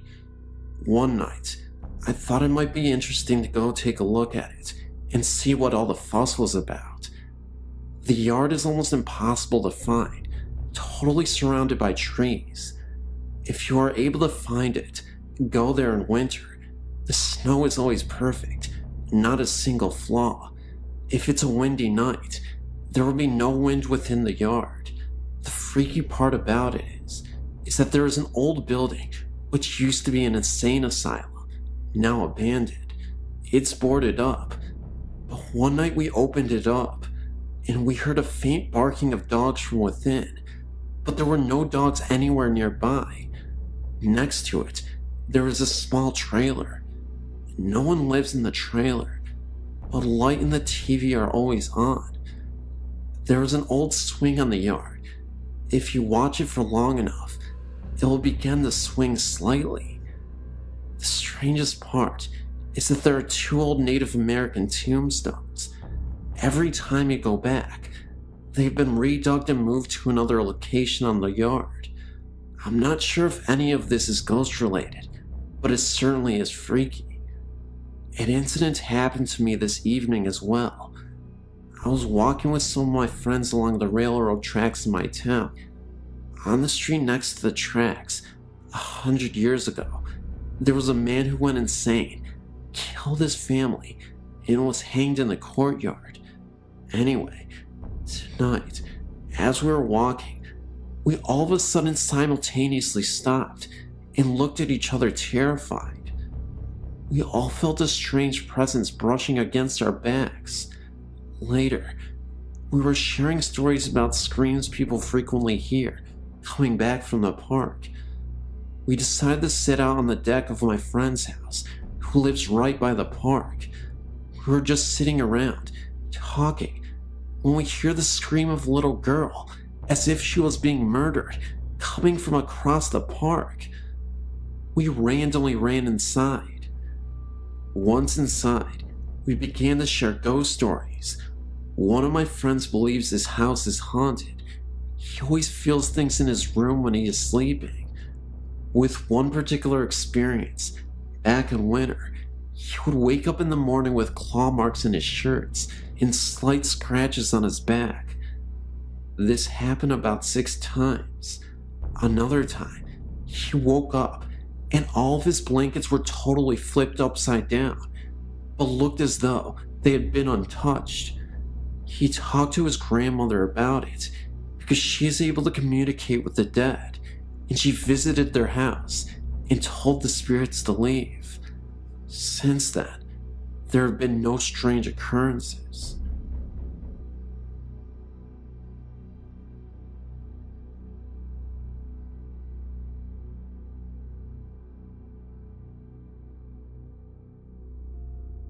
This took place shortly after I turned 16. My dad was working up in Oregon and Washington, but was based out of Rainier. I went up to live with him, I guess, just to do something different. I was used to being around the city type of atmosphere, and it wasn't too long before I grew bored. Not that the Oregon country girls in that area didn't stir my blood. It's just that they mainly wanted to waste their time getting high or drunk, tipping cows, or shooting the passing ships going down the Columbia River, which I don't mind. I just miss the city lights or something.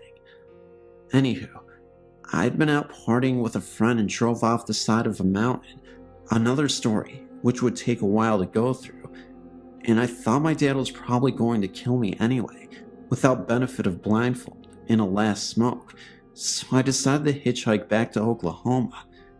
Needless to say, I lacked understanding of just how far I was from Oklahoma. My newfound compadre decided to go along, because he had gotten in recent trouble with his folks and wanted out of town too, so we took off. Somewhere between Portland and the Dells, on I-84, which was only a 2-lane at that spot. We were really tired and looking for a place to sleep. By this time, I'd found out that this hitchhiking thing wasn't for me, and it really should be called a lot of hiking and not enough hitching, or something similar. And what seemed weird was that out in the middle of nowhere, the fences were really well kept, and I didn't want to get caught up climbing one. No houses, no anything. It was simply just nice fences. Anyway, we found a rather peevish-looking fence about 3/4 of a mile before a bend in the road. The moon was out and actually lit up the area pretty well. There was about 3/4 of a mile behind us from the last turn in the road, and like I said, about the same in front of us before the next one.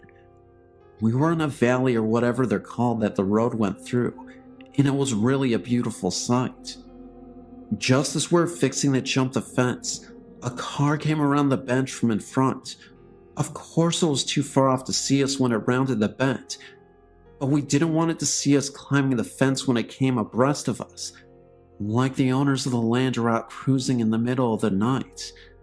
The sides of the road in that area sloped down at a very sharp right and were gravel, at least on our side of the road, so you didn't have to go far to be below the grade of the road and out of sight of passing motorists. It went down probably 15 feet though, well below the road. Come to think of it, I don't think I've ever seen anything quite like that since. Just as we were sliding down the slope out of sight, I caught sight of something way down the road, just the side of the curve. The lights of the oncoming car caught it, just as it was making the curve. Whatever it was went down the embankment on the opposite side of the road from us.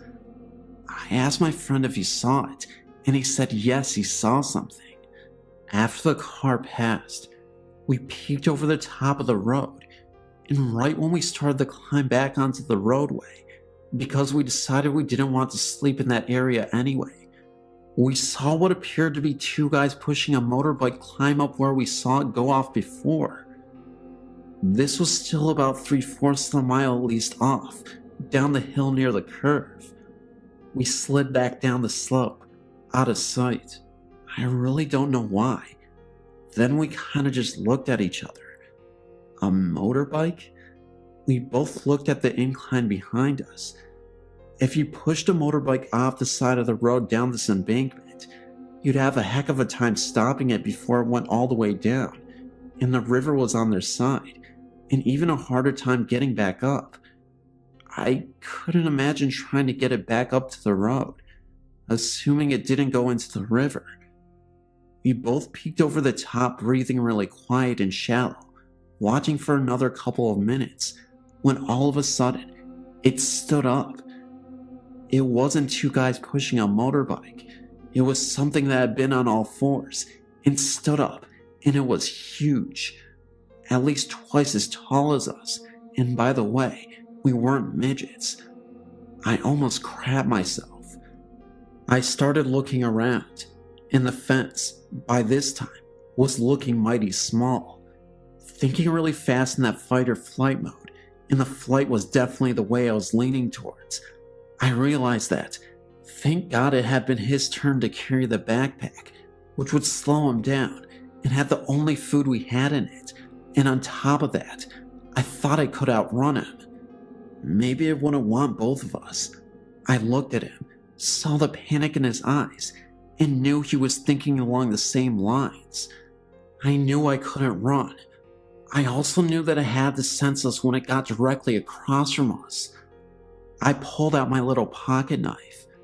I knew that we're going to die, and all I could think of was, Lord, please let it be quick.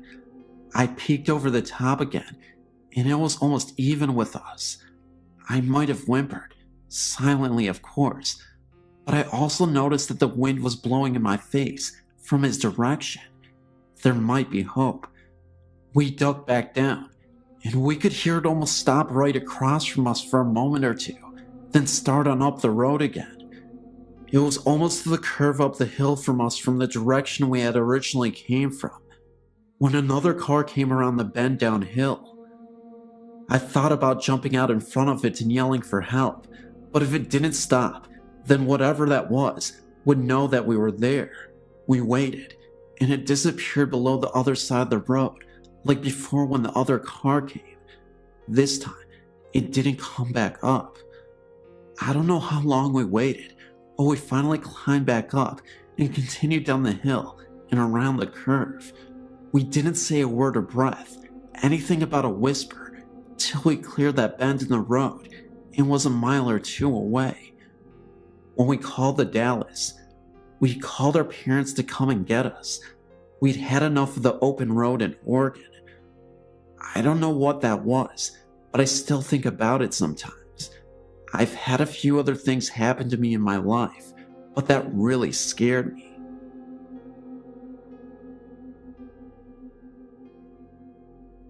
My boyfriend and I saw this state park on our way from Arkansas to Illinois and thought we should check it out. We'd never heard of this place or even seen it before. We parked in the parking area and got out of the car to explore the woods. Naturally, I had to use the restroom, so I went to the bathroom, and once I got to the toilet, I had a terrible feeling of being watched, and I truly felt like someone was in the bathroom with me, but obviously, I was the only one. The feeling of this presence was so unbearing and evil that I ran out of the bathroom the second I finished with my pants down. Once I got out of the bathroom, my boyfriend and I started down the path. Within 30 seconds of walking, and still within 30 feet of the bathroom, my boyfriend and I heard a loud footstep crunching the leaves. In fact, it was multiple footsteps. My boyfriend thought it was a bear or something because of the heftiness of the steps, so he was searching and searching for a bear or anything, but he couldn't find a thing. I didn't mention the bathroom to him, but after not too long, I insisted we continue. I know there is something terribly evil in that bathroom. For a while, nothing else odd occurred, and we continued on the path which goes down to level ground with a large lake on one side. But soon after we got to this level ground area, the sun started settling, and that's when things got uneasy again. We both started to hear something large walking in the leaves again. Sean, my boyfriend, really wanted to see what it was, and at this point, I felt like we were really in danger, and that something else, unnatural, was there. So we barely started to move farther into the woods when Sean told me he saw a shadow or something farther in. Then, I was done. I told him we had to go, and I cannot be here any longer. So, I ran like hell back to the car, and Sean was close behind me. Once we got to the car, I was at the passenger door, ready for him to unlock it. And of course, he tells me that he hears that thing we've been hearing in the sparsely wooded area, directly in front of the parking lot, which is to the very right near the parking lot, and that he has to see what it is. So, I had him throw me the keys, and I got in the car. He got in within a minute, and I asked him if he saw anything, and he said he just saw that a dark shadow moved behind a tree, but nothing else. Needless to say, we booked it off that mountain, and it really seemed like a car was trying to chase us down the mountain. But we may have just been super spooked from the woods experience we just had. But I will note, we were driving at about 65 miles an hour, and the speed limit was way less. I forget now what it was specifically, but I want to say between 30 and 40 max. Plus, it was a mountain road, and very windy, and frankly, difficult to traverse at 65. Also, during the time I was taking pictures, the whole time we were in the woods, nature shots, that was actually the entire reason we were there in the first place, and the pictures were neat. The day ones didn't have orbs, but the night ones all did, and I thought maybe it was from the lake reflection or something. But I took a picture out of the car window, at the moon, right after we got in the car, and in that photo, there's the moon and like 30 orbs. It's amazing to me. I mean, I've never taken any orb photo ever before, and I took another photo of the moon out my window about 30 minutes after we left the mountain, and only the moon. I did some research to find anything on the area. It seems it was established on an old Indian burial ground, but few findings on much else, and I never found anything on cars chasing you out of this place. Be careful. During the day, the bathroom is really the worst part, and seemingly off the trail, but I just wouldn't go at night. And also, Sean didn't seem to have the feelings as intensely as I did, so if you're the right person, the feeling might not be too overwhelming.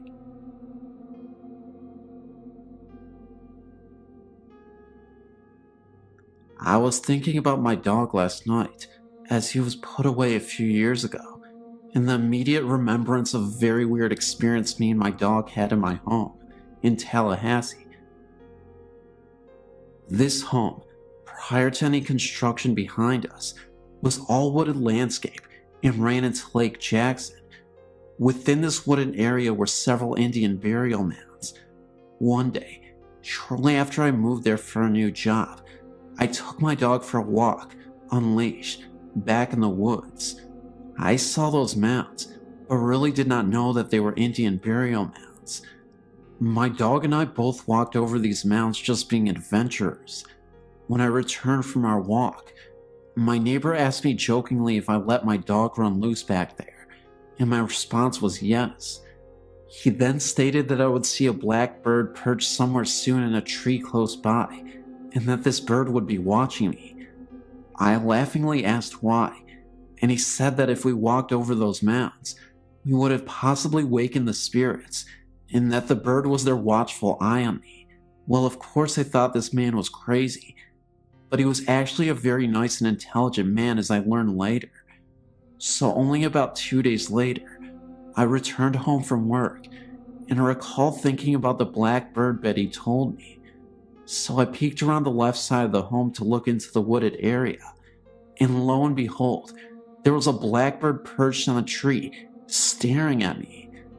He would not take his eyes off either. Needless to say, that was creepy. So that very night, I was in my office, and my dog was usually laying in the living room by the fireplace. As I was doing my work in the office, my office chair was budged about 2 to 3 inches forward, with a force that felt like someone actually pushed the chair. I instinctively reached by, looking over my right side, expecting to see my dog. No dog, nothing. So I quickly went into the living room, only to see my dog laying down facing the hallway entrance, which is where my office resided, as well as 2 other bedrooms.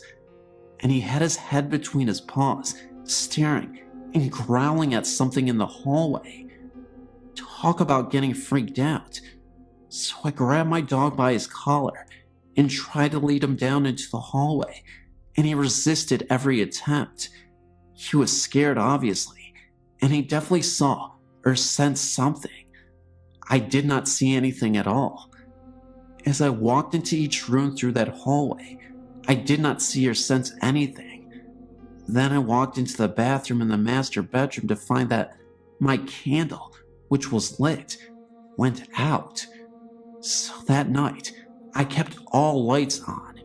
The following day I came home and looked again for that weird bird. He was not there.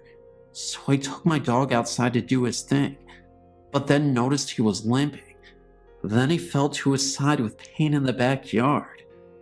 As I made the observation, I noticed that in his groin area, he had a large tumor-like bulge coming from this area. I immediately took him to the veterinarian, and I recall she had no explanation for it, but prescribed medication to reduce the swelling. Within 2 weeks or so, the swelling went away.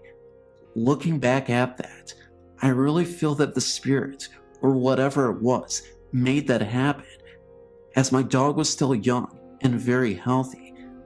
After that week of weird occurrences, I never had anything further happen. I never told my neighbor what had happened, as I did not want to look silly or have rumors flying around. But for sure, I can tell you that I know in my own gut that what that neighbor told me came to life. Dogs can definitely sense or see these spirits, as we cannot apparently. Between the bird, the bump on my chair, my dog growling and acting scared, and the bulge in his groin area, all made sense that something was in that house. Never walked in those woods again. I no longer reside there either.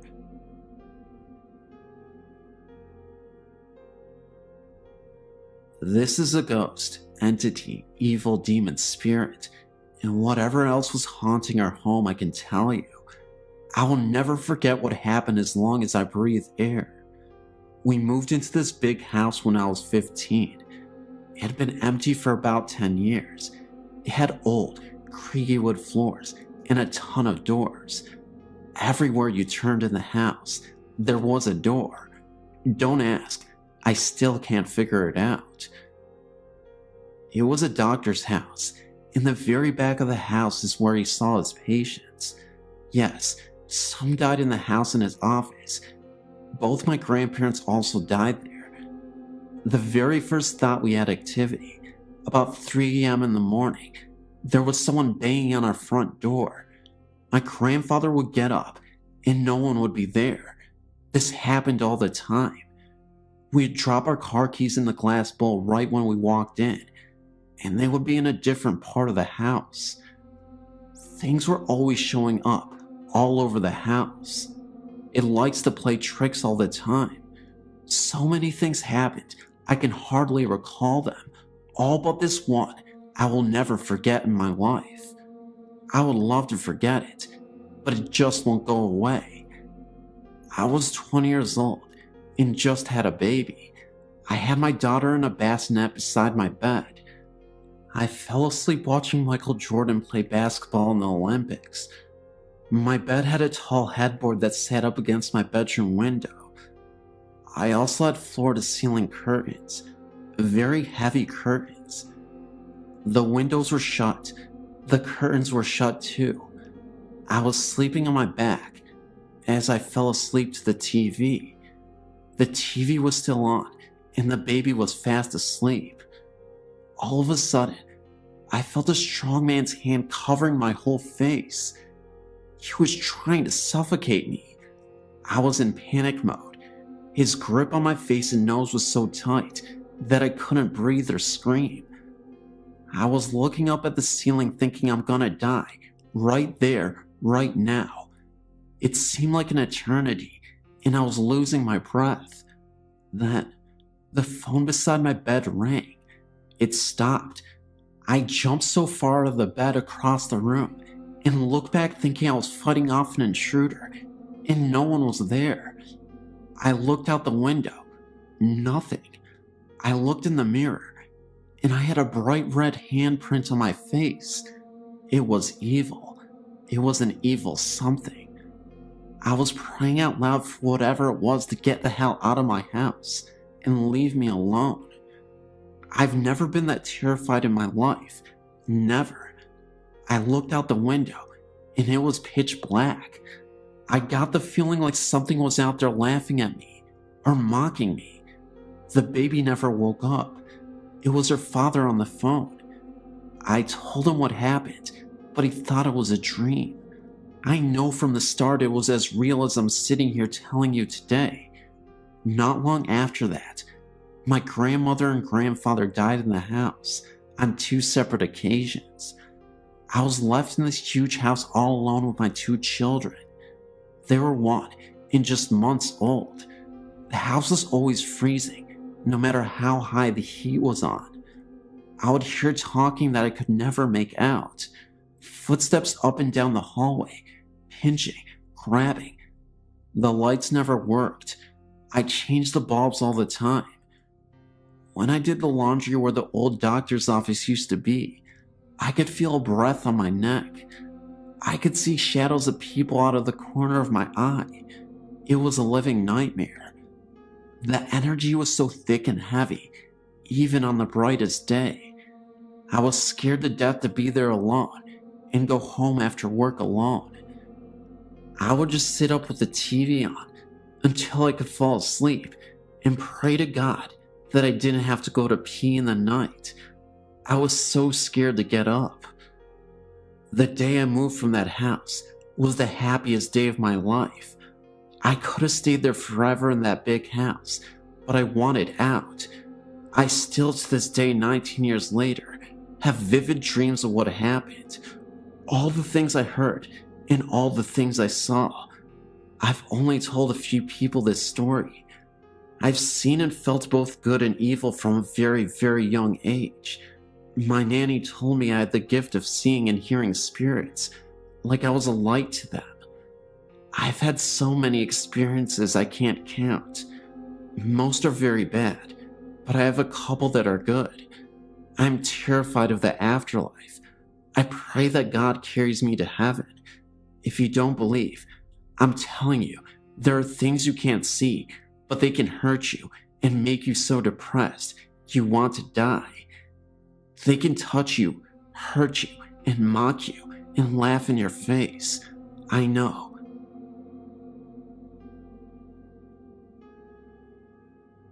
Here's my story. It will be interesting to see what everyone else thinks of all this. I was at a friend's house listening to music tonight, Saturday, April 12th. He's a drinker, so he was feeling pretty good. He was at the computer with his back to me. I was on the couch directly in front of the TV, which was off. The only light on was right above the computer desk. To my right was the entryway, which was dark, pitch black actually, but I could see the reflection of the room in the TV. He was playing O Death from Brother Where Art Thou. Song itself gave me the creeps, when suddenly I looked into the TV and saw a solid black figure of a tall man start to step out of the darkness of the entryway and into the living room. I didn't see anything like clothing or facial features, just tall and solid black. My friend at the same time swiveled his desk chair and pointed towards the entryway where he saw the figure. The figure stepped back into the dark as quickly as it appeared, as though it didn't want him to see it. I looked at him and said, "Did you see that too?" To which he replied, "See what?" He was only being animated during the song, but for sure didn't see anything. I've experienced several things at this house.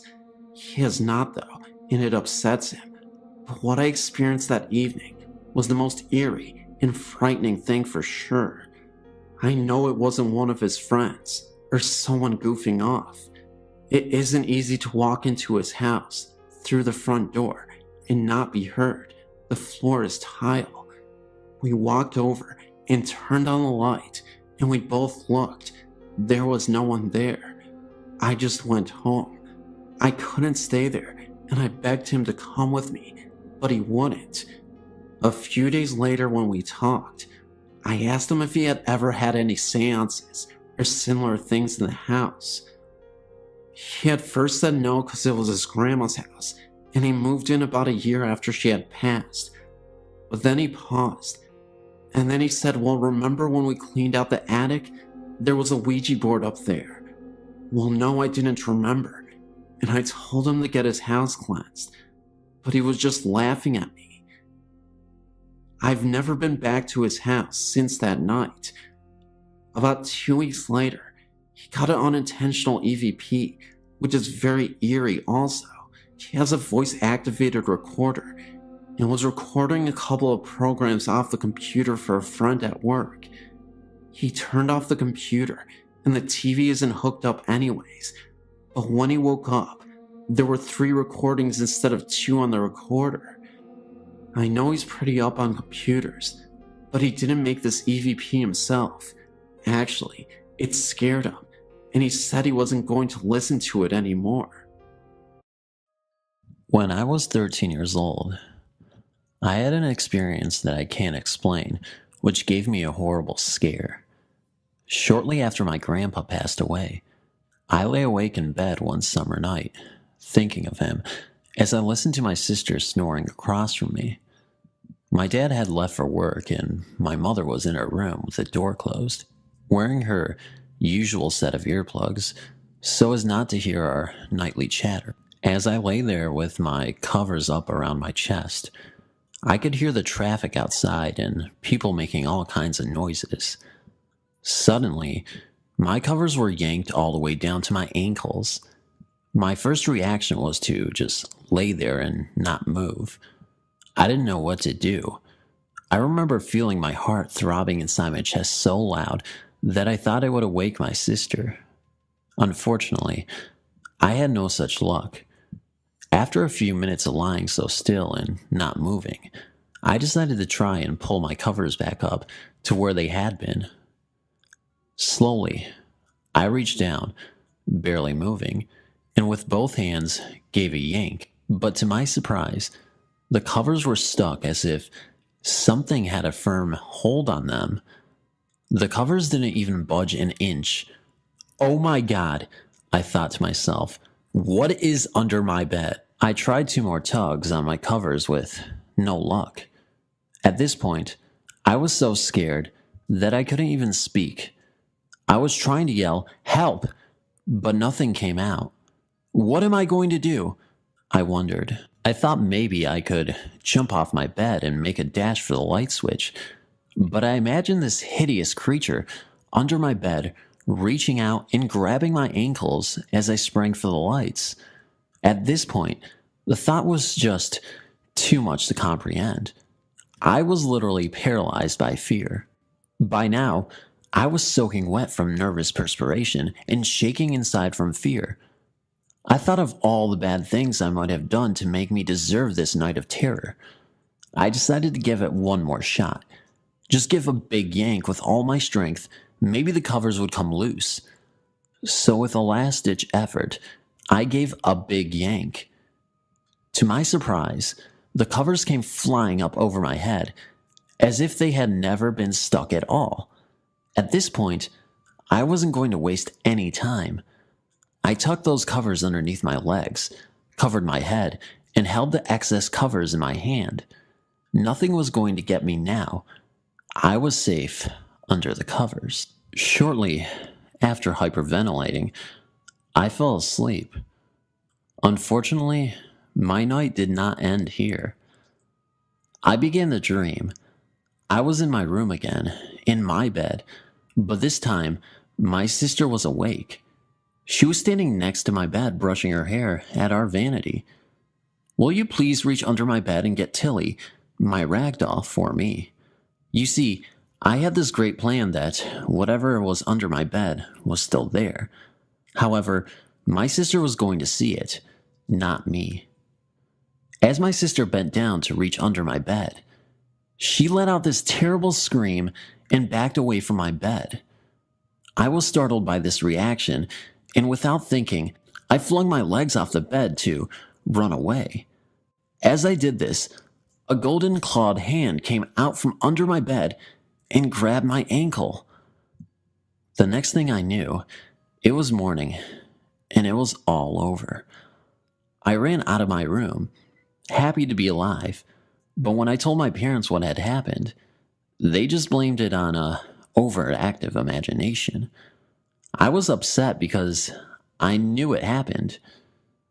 I don't know what it was that was under my bed that night, but to this day, I still worry about it coming back for me. The hand under the bed. Growing up, I was always a chicken when it came to scary stories. My family and I attended church, but back then, as my sisters and I were younger, we were not as spiritual as we are now. The first experience I had was probably when I was in 5th grade. It was a long time ago. I remember it was a Sunday evening when my oldest sister's boyfriend came over. After watching a movie, my siblings and I all gathered together with my oldest sister and her boyfriend as he told us many ghost stories. As the stories got deeper and scarier, I began to cry because I was too scared. That following Monday, my 2 oldest sisters, me, and my younger brother got up to get ready to go to school. I had 2 younger sisters who weren't in school yet. In our house that we were currently living in, our bedrooms were all upstairs in the 2nd floor, while the kitchen and living room was downstairs. Right before my oldest sister was going to head out for school, she'd asked me to go upstairs to her room to go grab her jacket that she had forgotten. Without hesitating, I did as I was told. My sister's room was very well organized, since she was the only one out of all our siblings to have her own room. Her twin-size bed was centered in the middle of the room against a wall, and her bed sheets were nicely fixed. As I began to look around for her jacket, which was hung onto the back of her chair, that's when I saw it. I saw an arm, just from elbow down, to the hand slip out from under her bed. The hand did a half a circle slide on the ground as it went back under the bed. At the moment, I thought it was my 2 youngest sisters who might have woke up early and decided to play in my older sister's room. I walked around the bed to the other side, bent down, and lifted up the bed sheets to discover nobody under the bed. At that instant, I felt shivers throughout my body as the hair from my back of my head raised. Unbelievable. I ran crying out of her room, back downstairs to tell the rest of my siblings what had just happened. Until this day, I can still remember the image of the hand sliding out from under the bed. It might have just been a quick 5 second, But those 5 seconds still scare me until this day when I think about it. I don't know what might have triggered me to see that arm, but I tend to tell myself that it was just my imagination playing with me because of all the ghost stories I heard the night before. But I know for a fact that this really happened and not my imagination. Has anything like this ever happened to anyone before? It's seriously confusing and obviously frightening me. Thanks for reading. There's a monster under the bed.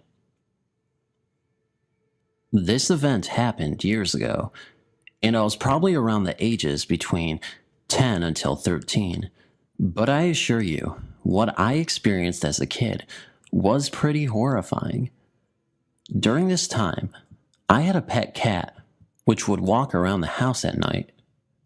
But it would be known it was the cat because she had a bell around her neck that made a jingle noise every time she moved. So, as I prepared my bed, which was a sofa that converted into a bed, I proceeded to turn off all the lights and the television and lie down. After a long while of trying to sleep, I hear this heavy breathing noise that seemed to originate from under my bed. I thought to myself that it was probably my imagination, or that I was probably breathing so heavy that I could hear myself. With that thought in mind, I then decided to hold my breath and stop breathing to see if it was me. To my surprise, I still heard the breathing just as heavy as ever. As the breathing was still going on, I then thought it could have been probably the cat. Regardless, though, I was frozen in fear and did not dare to move, and I was thinking of grabbing the television remote control to turn it on, although I don't actually remember if I did or not.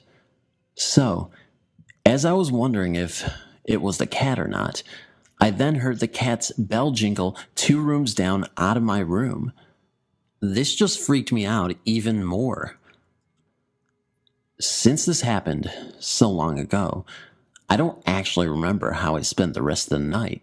Anybody have any ideas of what it could have been? I just remember the next morning when I checked under the bed and the couch, I found nothing. What's under my bed? We lived in a little trailer court in Bigler, Pennsylvania. I was about 5 years old when myself and my sister started experiencing unexplainable things. There were always a lot of strange things happening. We would see and hear things. There was one occasion when someone or something said my sister's name and laughed in our closet. Every night we would hear what sounded like boots walking back and forth through the trailer. But the thing that really scared me the most is the night me and my sister looked out the window and saw a black thing standing there. As quickly as it appeared, it was gone. Every night, I would get ready to go to sleep. My bed would start shaking very slowly. Then after a while, it would shake faster. The first time it ever happened to me, I ran out of my room and told my parents. They said it was just a washer and dryer. But the thing I didn't even get was, even when the washer and dryer were not on, my bed would still shake. Eventually, I started to sleep on the couch, but the same thing started to happen, which resulted in me sleeping on the floor beside my bed. I slept on the floor for over 2 years. I never slept on my bed until we moved out. The house we moved into was a newly built house. Even though we moved, I still did not sleep on my bed. That was until a few months ago. Still, today, nobody believes me, but I know what happened. After these experiences, I started to get into the supernatural even more tremendously than I did before. If you got any comments for me, please leave some. Ghost under my bed. I woke up one night because I felt someone pulling my leg. At first, I wasn't sure if I was just dreaming, so I ignored it. I was about to close my eyes when I felt a hand pull my leg again. I yelled and ran to my parents' room. My parents wouldn't believe me and would tell me to go back to sleep. I was only 10 years old at the time. Soon, I began to hear voices whispering to me at night. I also started hearing the voices during the day sometimes. One time, I was getting ready to go to sleep, and through the corner of my eye, I could have sworn I saw someone peeking their head out from underneath my bed. When I told my parents about this, they decided that it was best if I started sleeping with my brother. But this didn't solve the problem. No matter if I was staying at my grandma's house or my aunt, the same thing would happen to me at night to where someone would pull my feet. This went on for years. I'm 23 now, and it still happens. Of course, not as much as it used to. Back then, it would happen every night, but now several days can go by and nothing happens, but then suddenly, it comes back.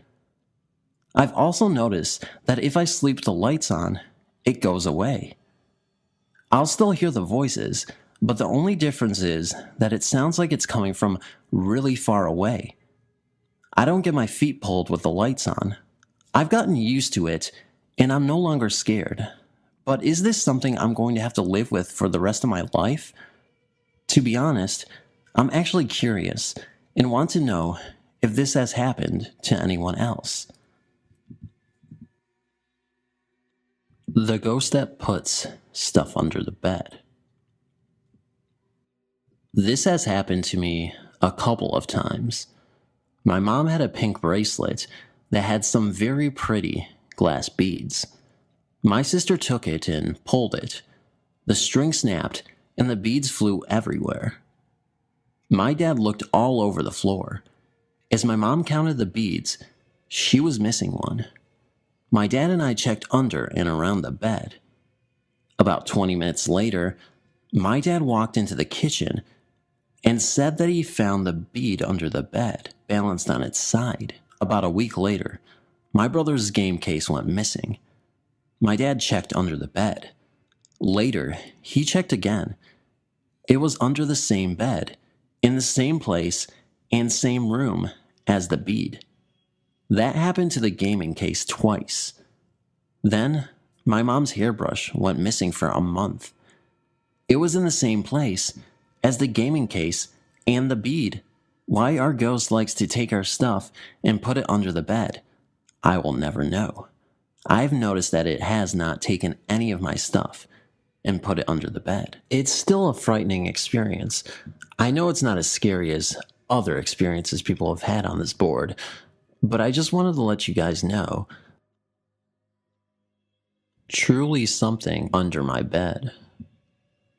So I vividly remember when I was about 10 to 12 years old, paranormal activity happening to me right before I would go to sleep at night. This did not happen just once, but at least 3 or 4 times that I can remember between these ages. It would all start out right after I had finished reading and had turned off my lamp on my end table. My family is very Christian, and my dad had me read the Bible before bed every night.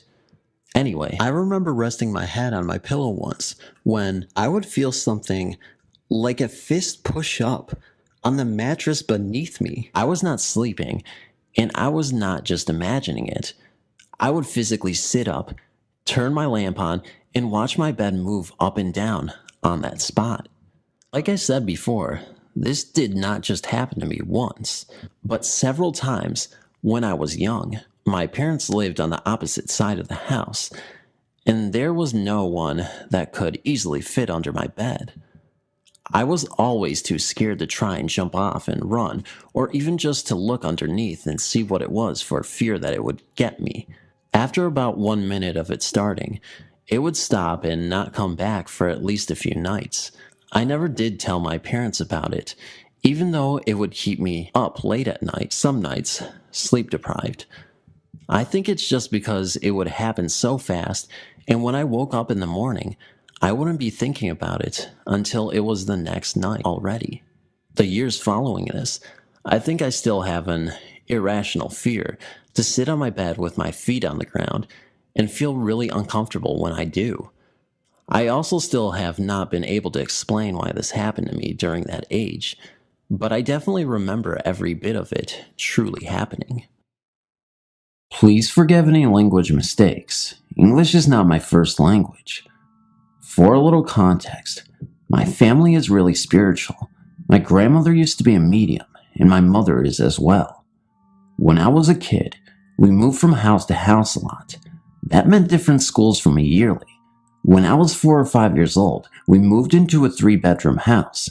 We were a 6-person family, so my brother got the smaller room by himself, my parents the medium-sized room downstairs, and my sister, my aunt and me, got the big room upstairs next to the bathroom, my brother's room being between both rooms. Immediately, a lot of unexplainable things started happening as soon as we moved.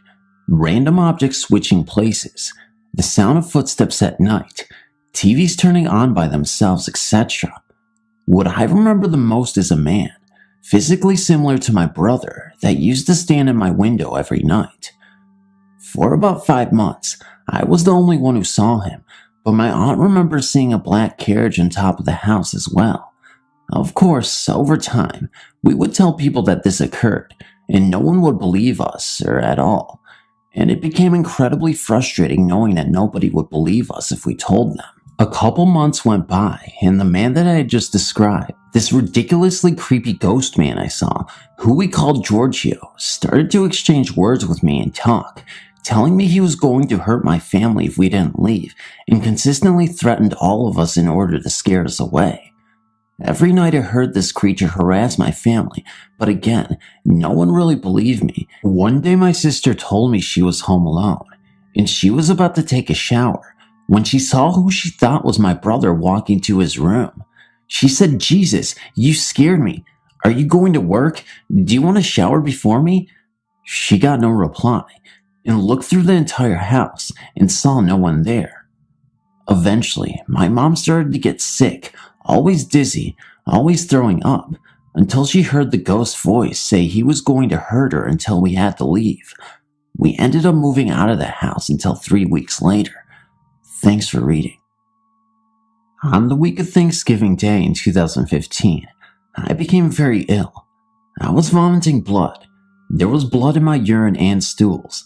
The day Thanksgiving, my son made dinner, which I ate greedily because that week I was unable to hold food down. I had a constant need for water. I was drinking water, but unsuccessfully because once I did, I only vomited it back up. It was only when I was projectile vomiting blood that my son called 911. I was taken to the hospital to be admitted and diagnosed with a ruptured stomach ulcer. I was treated and released a week later.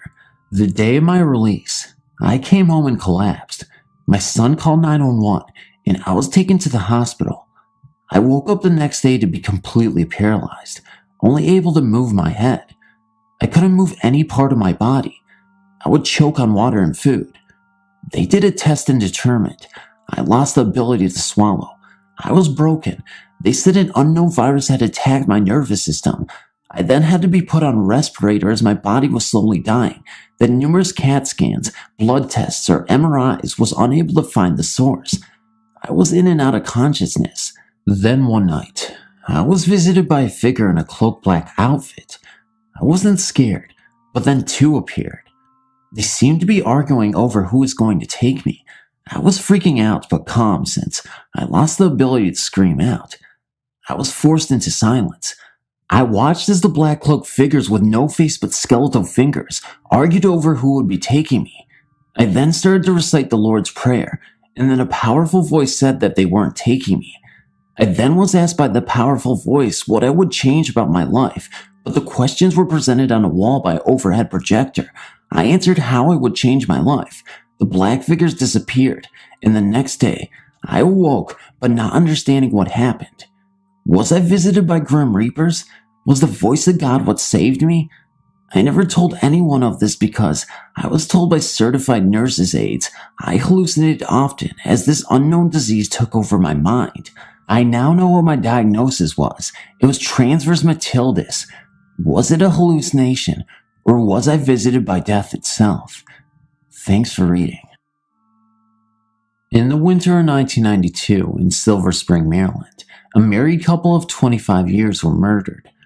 Whom were they murdered by, you ask? Wait for it, their son. Yes, that's right, their own flesh and blood ended the lives of the people who brought him life. The following story is one of the most gruesome murders from my neighborhood. The parents' names were George and Dorothy Betchold. The house is actually 3 miles away from mine. My family had just moved into the neighborhood too, so yeah, what a great welcome. Their son Brian, while in Florida, turned himself in 10 days after the slaying. Neighbors who tried to get in contact with Betcholds assumed they were on vacation. Brian Betchold told police in Florida town that the devil made him do it. The police arrive, and what's even more disturbing is the fact that his mother, who was decaying on her armchair, was suffering from cancer, so she had her oxygen tank by her side. I can't even imagine seeing that. To add even more to the eeriness, his story reminds me of the notorious serial killer, the son of Sam. Brian killed his parents because his pet Rottweiler, who was the devil, told him to do it, but then Jesus told him to turn himself in. Brian is currently committed in a hospital for the criminally insane, where he will be for the rest of his life. As I look at a picture of him, 7 years after the murders, you can see the insanity. Not posted on here for a while, but have had a strange experience and would like some thoughts on it. As I have mentioned before, my youngest son has autism and attends a school that specializes in a wide range of differing abilities. I had attended his progress meeting, and as it finished close to the end of the school day, had decided to take him out the 20 or so minutes early, walk him into the nearby town, and treat him to dinner as he had gotten an excellent review. The school is set back from quite a busy road, and so obviously there is a crossing available for safety, and I always use it as there is traffic coming in both directions and is always busy and fast moving. I also encourage my son to use it as due to his differing perceptions, he doesn't comprehend dangerous situations, and I'm constantly drilling road safety into him, using the crossing, looking both ways, etc. Anyway, we pressed the button to stop the traffic. As I always do, I was holding his hand and coaching him. What do we wait for? The green man. Yeah, that's right we do. Cue the green man. It flashes up, and a loud beeping sound lets us know we are safe to walk across. As we are crossing the second half of the road, I look to my left to see a car coming towards us faster than it should be. It's not stopping for the lights. My son is on my left side. It's going to hit him. I could feel panic rising in my chest. I can't breathe. There's not a thing I can do. Too late to run and no way to go to either side to avoid it. Then suddenly, out of nowhere, I feel a breeze lift my hair, and suddenly, I feel totally calm, almost protected. Yes, I know how strange that sounds. I really can't explain it because seconds before my heart was pounding, I was terrified and convinced we were going to be mown down. But no, the car stops just before he hits my legs. Wait, my legs? Where's my son?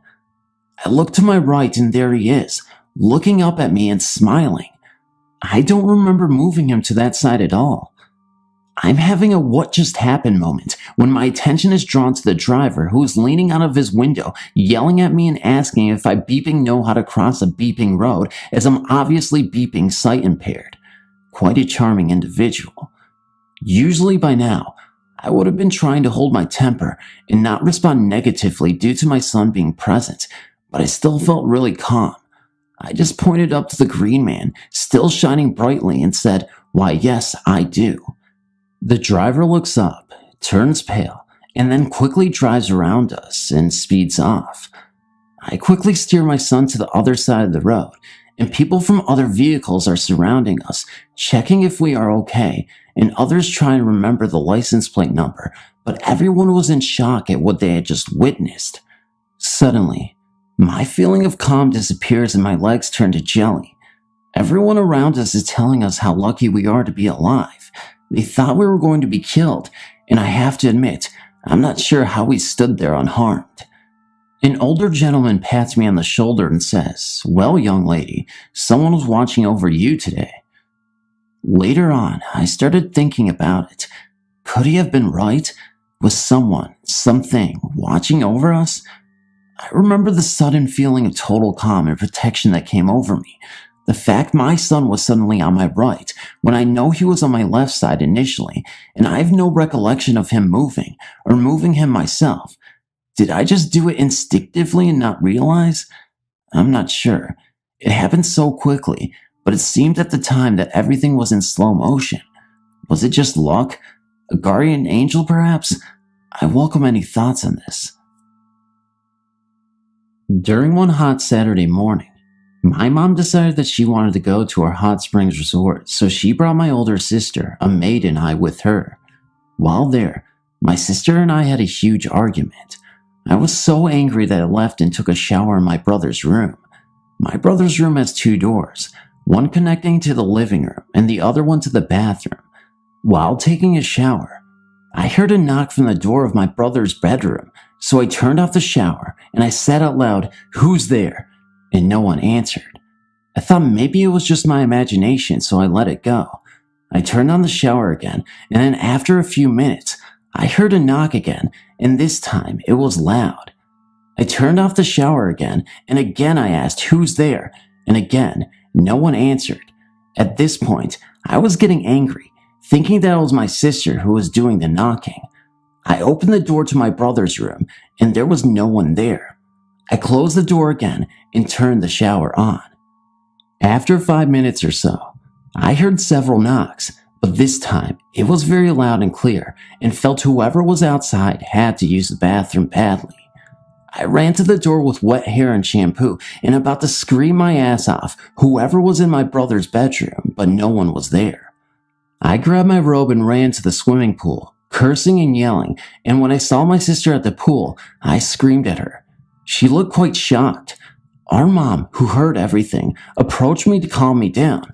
I told her, "How can I calm down when sis here kept knocking at the door? It's not funny. I'm trying to take a shower. She should be more mature." I looked at my sister and she said, "I was here all the time, swimming." And I called her a liar and she said, "No, really, I was here all the time. Right, Mom?" My mom turns to me and says, "Yes, that is correct, honey. She was here the whole time." And I said, still fuming mad, "Well, I heard knocks, loud knocks, and it's not funny."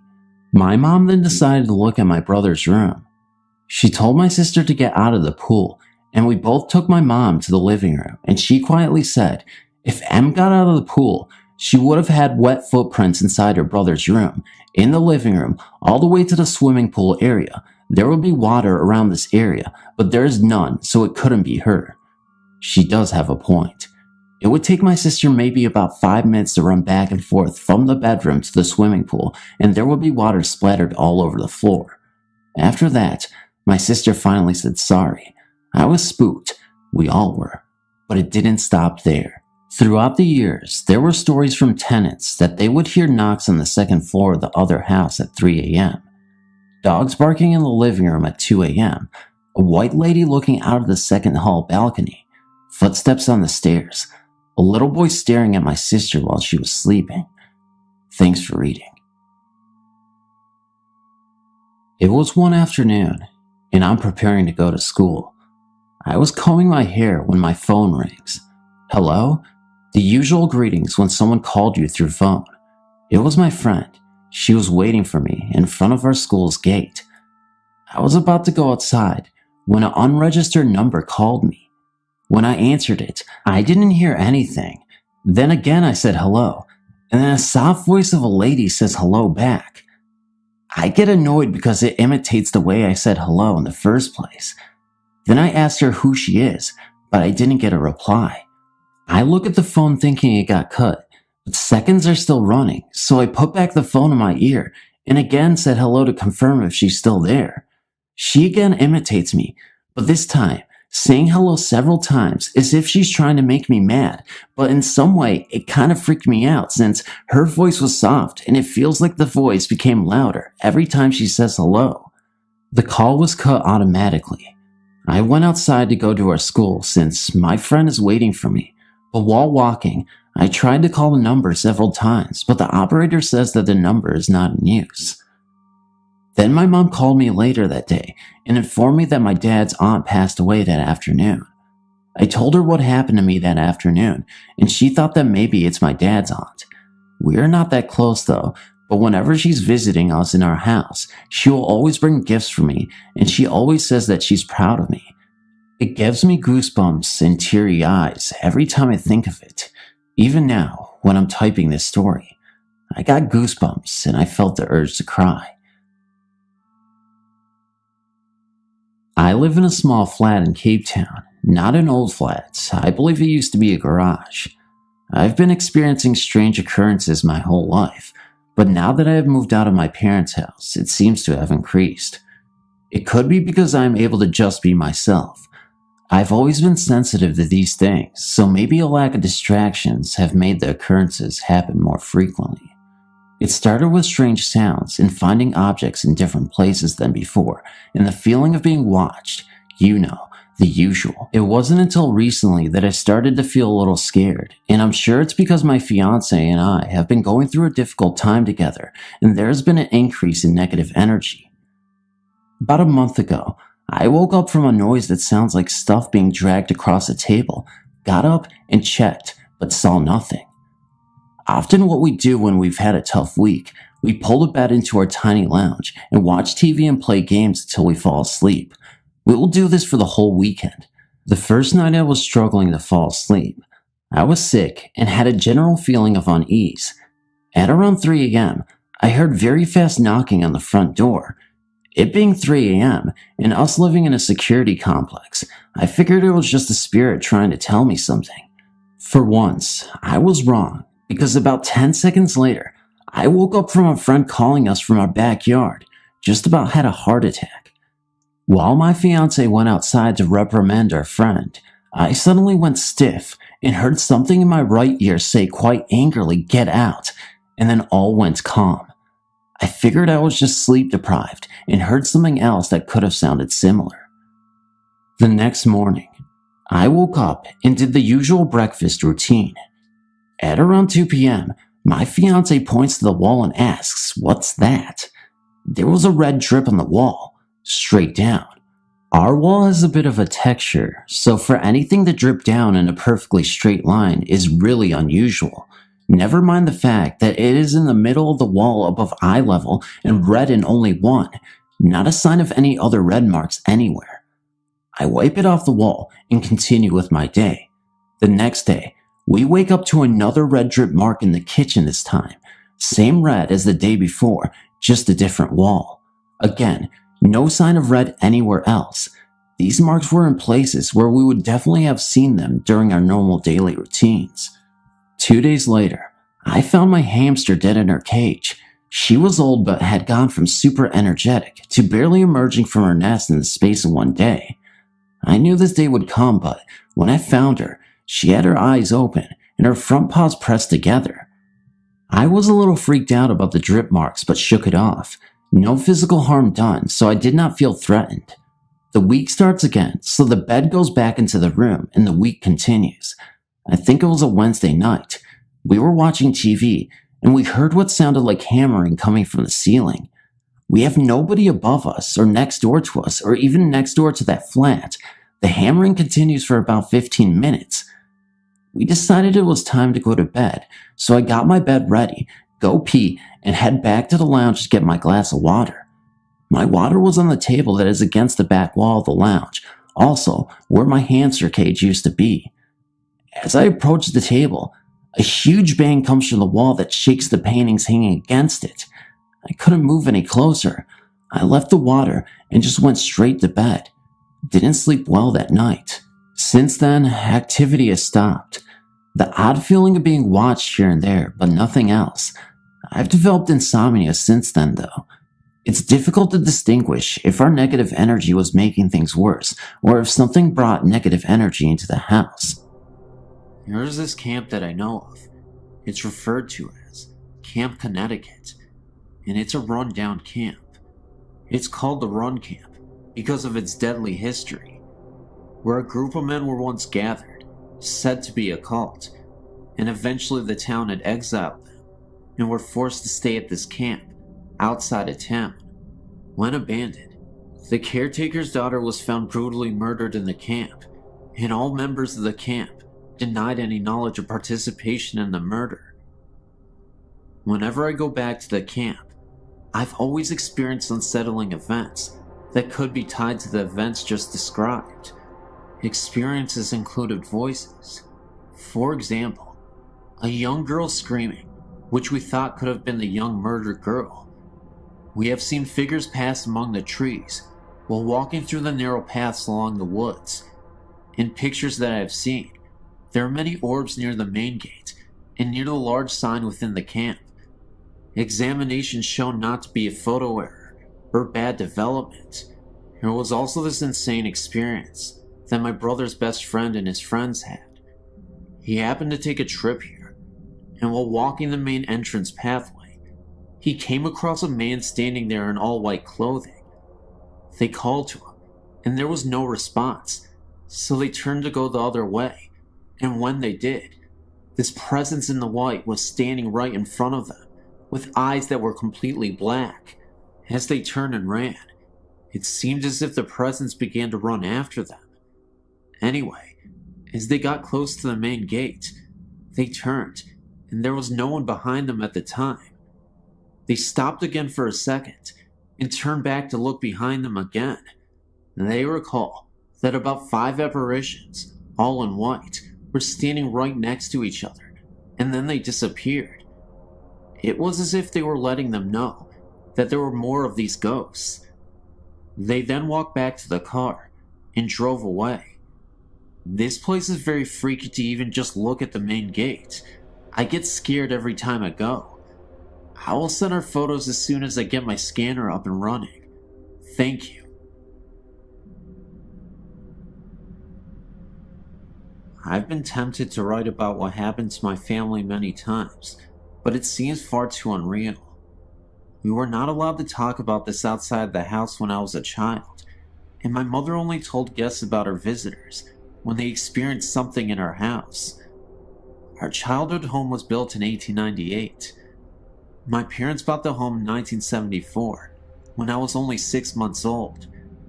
The house was very large and had been converted into a double. My grandmother moved into the upper level. Strange things began to happen shortly after my family moved in. My mother had her first experience one night, after she had sent my older sisters to bed. From her bedroom door, she could look out and see into the kitchen hallway and into the bathroom. My family had only lived in the house less than a month when my mom saw a little blonde-haired girl walk into the bathroom. All of my sisters have very dark brown hair, and this was clearly a blonde-haired child.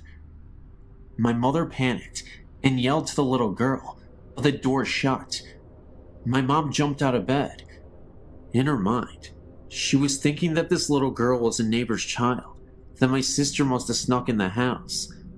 When she opened the door, there was nobody inside the room. My mother nicknamed the little girl Jessie, and I have no idea why.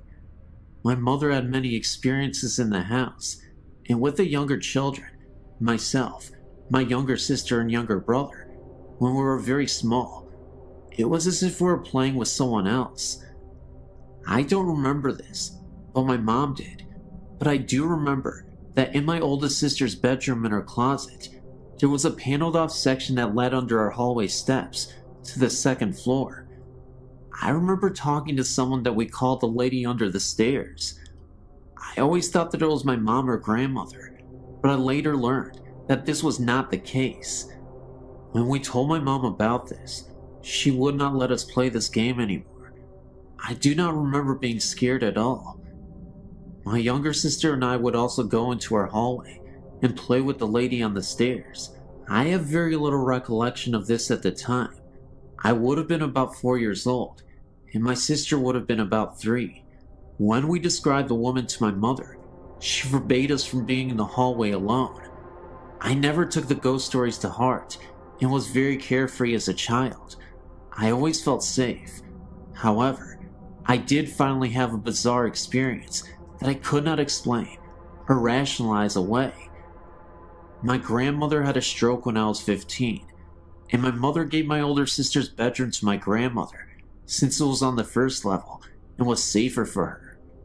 She had no control over what she was saying and was rapidly deteriorating. My parents didn't lay any ground rules down for us kids that summer, as things were in havoc, and my brother and I had stayed up all night, watching Nick at Night in the living room.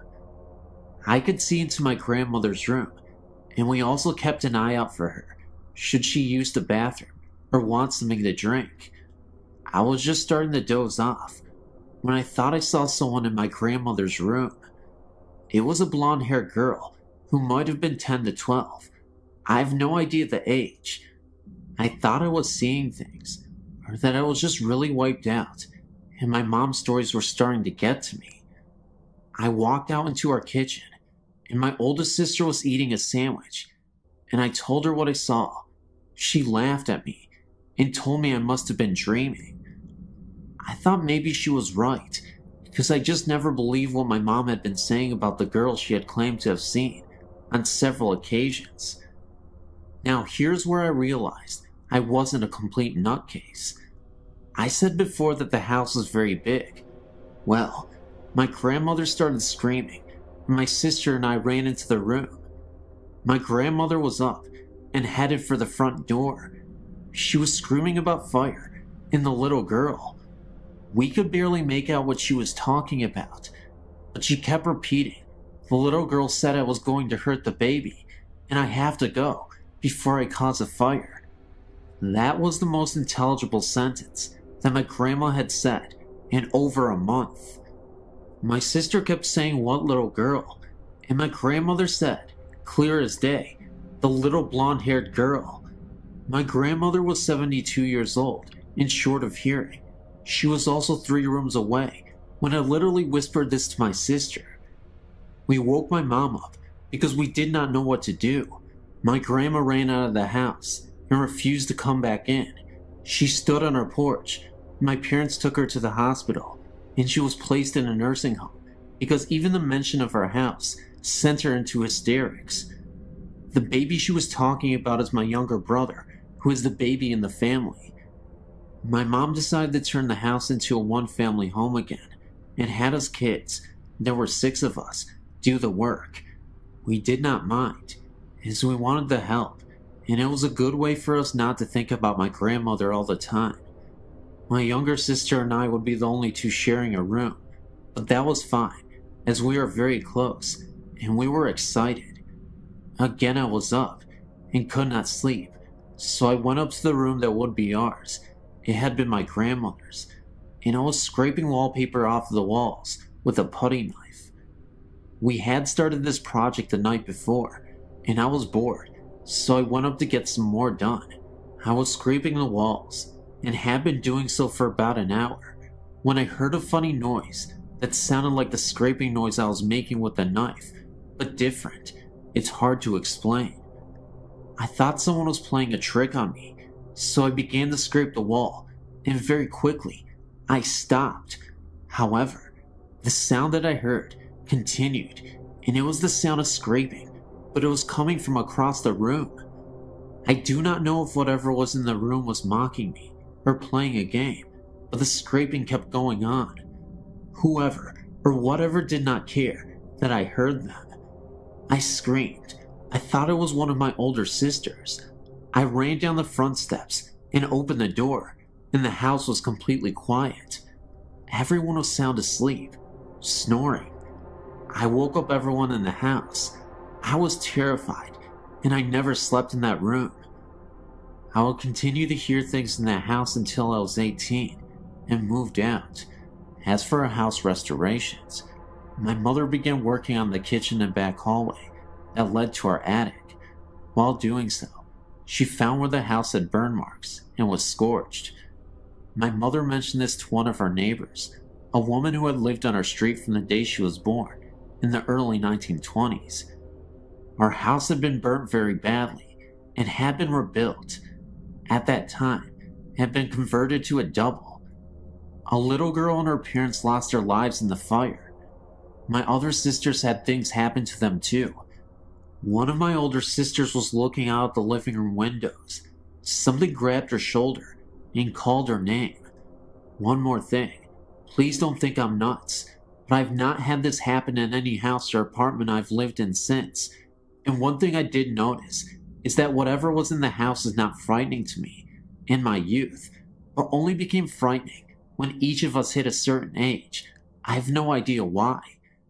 This was also something I thought that was so weird. The little girl was never visible upstairs, and the woman was only spotted downstairs once. A neighbor who was alive when the house caught on fire remembered that the little girl's name was Jessica. My mom had been calling her that for years, and had never known what the little girl's real name was, but I just called her that because it seemed right.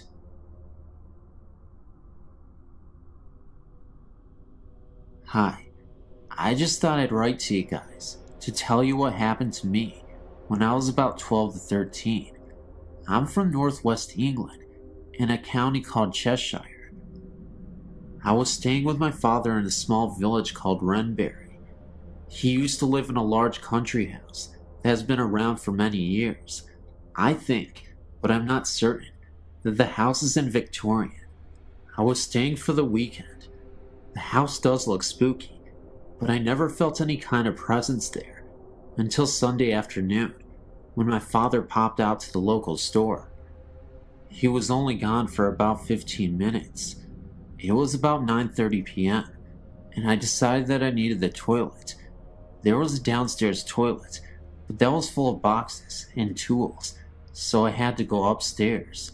I walked upstairs and went to the toilet. After flushing the loo, as the noise from the loo had gone, and I was washing my hands, I heard the sound of a baby crying and screaming. Sound was coming from a nearby bedroom. This scared me a lot, because I knew there was nobody in the house, and it was not coming from the outside, because the house is stuck in the middle of nowhere, just miles of farm fields around. I walked out of the toilet and headed towards the direction of the crying. As I opened the bedroom door, the sound flew past me, but no one was there. It was almost like the sound traveled through me. I was rooted to the spot with complete terror. I then turned to face the sound, which was now sounding like it was coming from one of the other bedrooms across the hall. I don't know why, but I headed to the other room. The crying baby was really, really loud, and I was sure that someone was hurting a baby. Looking back, maybe that's why I went to see. As I opened the door, I saw something I will never forget. There was a baby lying on the floor, but it didn't look right. Half of its body was stuck in the floor. I could see one of its legs pointing out, and a half of a face. It was wearing old-looking clothes. The sound of the baby was almost deafening, and it looked like someone was hurting it, but no one was there. This was all too much for me, and I ran downstairs and outside into the dark, and just waited for my father to return. I never told my dad anything. This is the first time I've ever told anyone. I thought I was going crazy, because I've never believed in ghosts before. My father no longer lives there now, but I did go back once when he was visiting an old friend that now lives there, but I never went up their stairs on my own again. Well, I just thought that maybe you would find that interesting. Nail me back if you wish. Hope you don't think I'm lying, because it was all very real to me. I'm 20 years old now, and I have access to the internet. I spend my time looking for other people who've had similar things happen to them. Thank you for reading.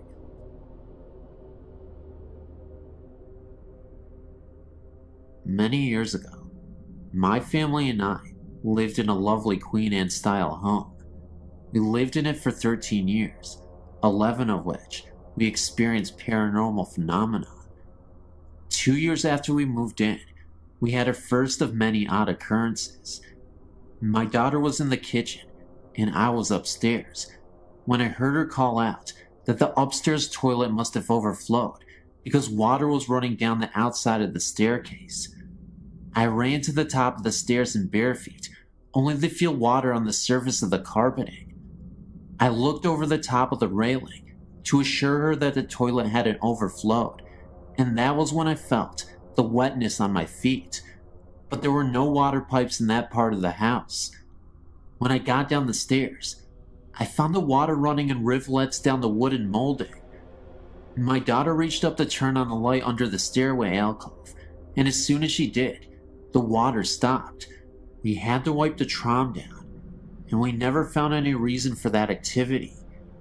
Months later, while preparing for bed one night, I heard footsteps running down the attic stairs. The door crashed against the opposite wall, and then nothing. I was terrified, thinking that someone was there. They would have to pass my room to get downstairs, but nothing happened. When we finally went to look, the door was against the wall. We even thought that maybe a ball had bounced down the stairs, sounding like footsteps, but there was nothing. Strangely, when we started to think our house had unseen guests, we were no longer frightened. As time passed, we had many more experiences. I heard a woman crying softly, but pitifully. 2 of my daughters saw images of old-fashioned children, dressed in long white nightgowns and mob caps. A visitor to my house saw the same thing, and asked me who the little girl was. On another occasion, my nephew was spending the night, and thought he saw someone standing at the top of the stairs, in a long white old-fashioned nightgown. My nephew was 16 at the time, and we hadn't told him about the house. My husband thought we were all crazy, because he didn't believe in this sort of thing. My daughter came home late one night, and was just lying in bed, going over her evening, and looked up to see a male figure, suspended over the bed. She watched the image dissolve from the top, as if it were sand falling. There were other things that happened there, although nothing dangerous, and finally, we sold the house and moved down. It was several years after we moved on from the house that we met a family that had lived there years before we did, and had very similar things happen to them. When they said their experiences were very frightening and mean-spirited.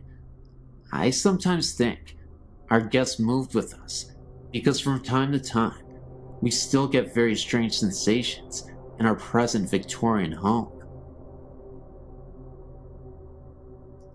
When I was 4, my brother was born, and my parents moved him into the bedroom next to theirs. I was moved into my very own room, upstairs. My older sister occupied the room next to mine. It did not take me long to realize that there was something odd about this new room I was in. I would wake up in the night, chilled, with the overwhelming feeling that someone was watching me. Sometimes, I caught fleeting glimpses of what looked like a shadow on one particular wall. When I mentioned the shadow to Mom, she attributed it to light play from the moon and other rational explanations. I tried very hard to believe her explanations and to make the shadow sightings go away, but I simply couldn't take the vision of a man in an overcoat, wearing a fedora. I could never actually see this man, just an outline, a shadow, but I knew he was there. I can't even say I felt threatened by this figure. I just felt watched and not alone. I suppose I should describe our family home. It is a large, Cape Cod-style home, built in the 1940s, just after the war. The family that built the home were obviously influenced by World War II, as was the world, I would think, and they built a secret room, which I would imagine was designed to hide the family if war ever broke out on home soil. This room was only accessible via a trapdoor in the kitchen floor, and it led to the secret room in the basement. My dad sealed this room off before I was born. although I know exactly where the trap door is. There is also a secret passageway that leads between the closets of the 2 upstairs rooms. This passageway has been sealed before my parents bought the home. This house was the second built on the foundation. The first was a farmhouse dating back to the late 1800s, which burnt when my mother was a child in the 1930s.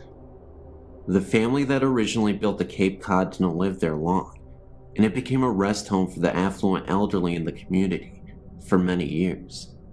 My parents bought the home in 1954, and I was born 11 years later. There were other strange occurrences in the house in my younger years, such as doors opening and closing by themselves, and doors locking when there were no locks, and the piano playing by itself. But I'll fast forward to 1974, when my older sister got married. I took the opportunity to move into her larger room, and that is when the strangeness went into overdrive. I hadn't actually even moved completely into the room when the weirdness began. I'd moved my record player into the room, along with a student desk. I was showing the room to a friend one afternoon, when the door slammed shut behind us. When we turned to look at the door, the shade in the opposite window flew off the hinges and landed at our feet in the middle of this room. We both screamed and ran to the door, only to find it locked, and there wasn't a lock on the door. We managed to finally get it open and run down the stairs. My friend would never even go into the room again, let alone spend the night with me. I didn't let it bother me, however, and moved the bed into the room and took up residence. The room always stayed incredibly cold, even in the heat of an Ohio summer. My dad installed triple the insulation into that room to try to help with the chill, but it remained downright cold. There were countless nights when I would awaken to knocking on the walls. Sometimes I would knock back, and it would knock back at me. When I told my parents about the knocking, my dad said it was a tree limb scraping the house. The knocking became so intense that he ended up cutting the tree down, but the knocking continued. My parents installed an intercom system into my room next to my bed, so I could page them when the knocking started. Dad seemed convinced that it was the neighborhood boys throwing rocks at my window. It didn't sound like that though, and the knocking was coming from an inside wall, not an outside one. One afternoon, I was lying on the bed reading, and I got the overwhelming feeling that I was being watched. I sat up on the bed and said out loud, "Stop it! There's no such thing as ghosts!" And no sooner had I uttered the words, a figurine on a shelf began to wobble, and then flew off the shelf and across to the bed, hitting me on the forehead. I slept on the sofa for a month after that. My family was even beginning to notice strange things happening by this time. The television would turn itself on and off, or alternatively increase the top volume, without anyone being in the room. Dad said we had a bum set and bought a new one, but it did the same. We had the wiring replaced, but it still happened. My mom declared that if it was a ghost, it certainly wasn't going to run her out of the home she loved. This is true. She still lives there with the ghost. Other things that would happen in the house included radio switching on and off, lights flickering, the washing machine switching on and running a cycle, and of course the shadow wandering around upstairs. It was all beginning to frighten me quite a bit, especially the knocking noises. If the knocking started, I would buzz Mom in the intercom, and she would race upstairs, but as soon as she reached the top step, the knocking would stop. I began to think perhaps I was going a bit crazy. I went away to college, and something strange happened in my old bedroom about a week after I had left. I still had the same clothes hanging in the closet, and there were a few posters still hanging on the wall, but otherwise, it was empty. My mom heard a funny noise upstairs one afternoon and went up to investigate. She checked the first bedroom and saw nothing amiss and went down the hall to my room. She opened the door and discovered that the mirrored tile on one wall had exploded all over the place.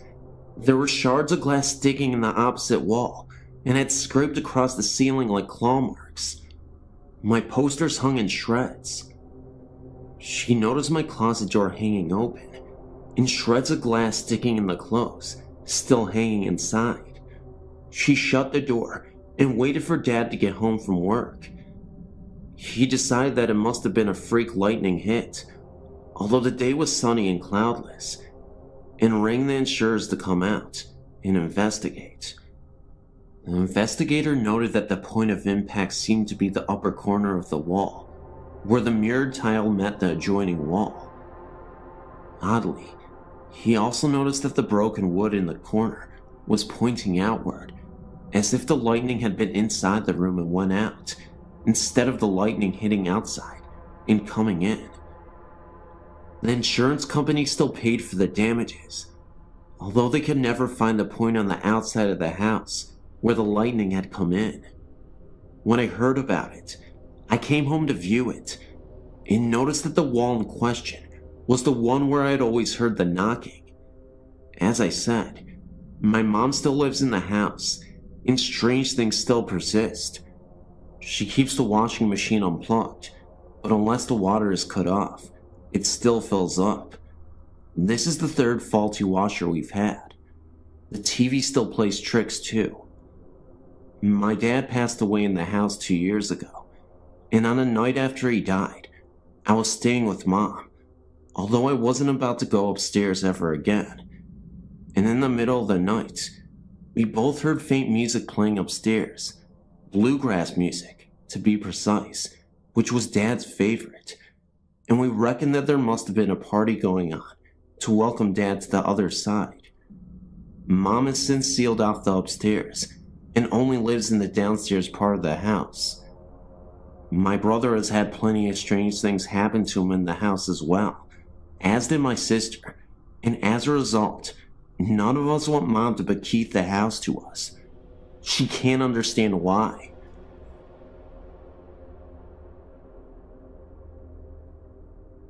Every single night in my home, when I was 4 years old, my parents would come in and put me in bed. Mostly my mother, because my father wasn't home much. I never liked to sleep in the dark, and there were no outlets in my room for a lamp, or none that wanted to work at the time. As I laid in bed, almost every night, I'd look out into the hall, and I would be able to see the hall light on. Almost every single night as I lay in bed, a boy would walk past my door several times and then stop. It was a white glowing type thing that I remember perfectly well. It scared me a bit, but I never got an evil aura off of him. A thing about the boy is that he had died a long time ago, before we had moved in. It scared me all the time to recall it though, even though he isn't bad. I've only slept with the door open once. Since then, my parents got the outlets working. I was sleeping in a different room, but it was across the room the boy had died in.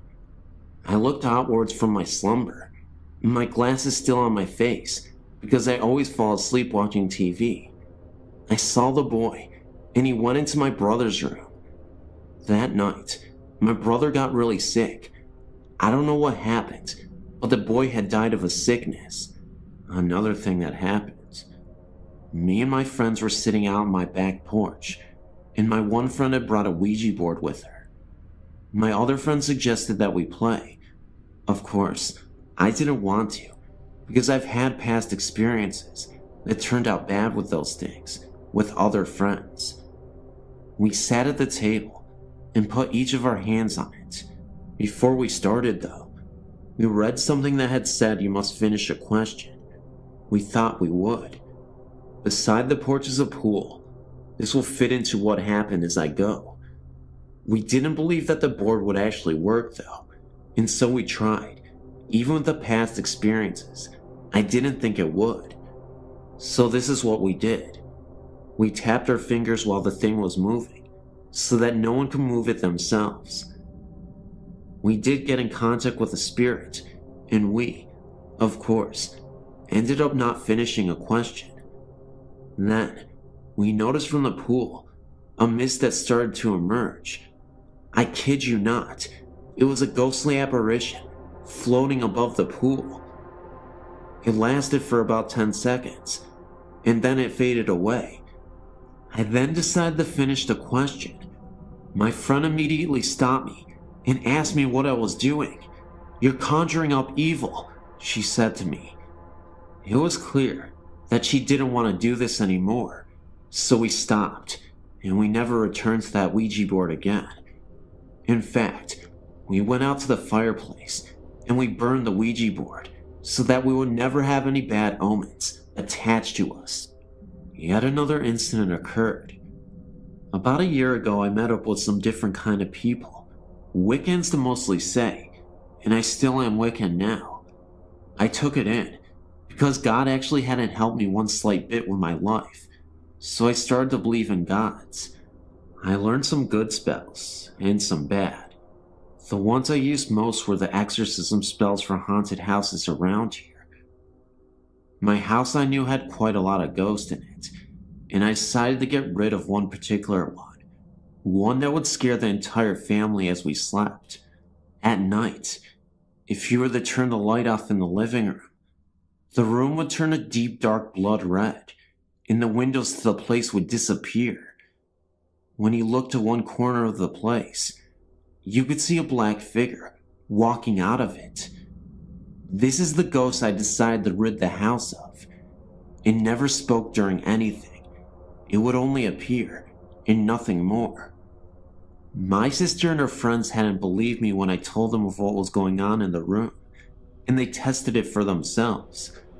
As we did it, they saw exactly what I was saying, and screamed for me to turn the light on. I actually sleep in that room still. The ghost is still there, but it doesn't bother us anymore. When I had tried the exorcism, the ghost had gotten angry and thrown the lamp at me. If not for me dodging it and then grabbing it before it hit the wall, I would have been in trouble. It glared at me and disappeared. You're probably thinking, this is absolute bull, but I can assure you, it was not. And I tell you this, not because I really want you to believe in some fantasy story, but because this actually happened. I couldn't even believe with my own eyes what was occurring. When I returned to the room that night, and from then on, the ghost never came back, or didn't bother us anyway. There are other ghosts in my house, ones that are in the cellar, but I've only heard them, not actually seen them. Anyway, this last event occurred outside of my house. Anyway, one night I was out with my friends, against my parents' will. We had left when they were asleep. It was around 3 a.m. in the morning, and we wanted to see what was around the area. We went up to the graveyard near, and sat down by some of the older graves, deeper into the graveyard. As we were sitting there, I looked up to see a dark and black figure standing by one of the trees. He wasn't looking at me or my friends, but something else. I had been leaning up against a grave. I didn't have much respect for the dead at the time until after this. I turned around and looked up to see a white figure standing there, looking at the black figure. They then turned their eyes towards me. I tugged on my friend's arm, but she didn't reply. She was asleep, along with the two other people that were there with us. I backed up off the grave as the white one glared at me. When I got completely away, they had turned their eyes back to each other and had vanished.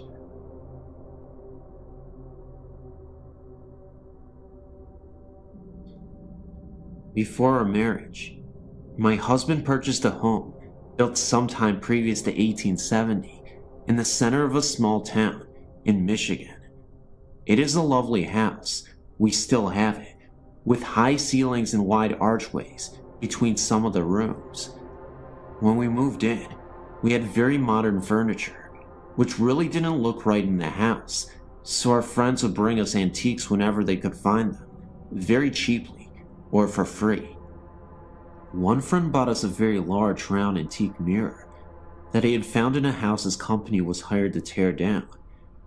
It was the kind with a gilded wood and molded frame with a medallion at the top.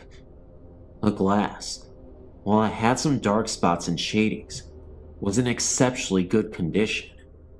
This was back in the mid to late 70s, and we had parties almost every weekend.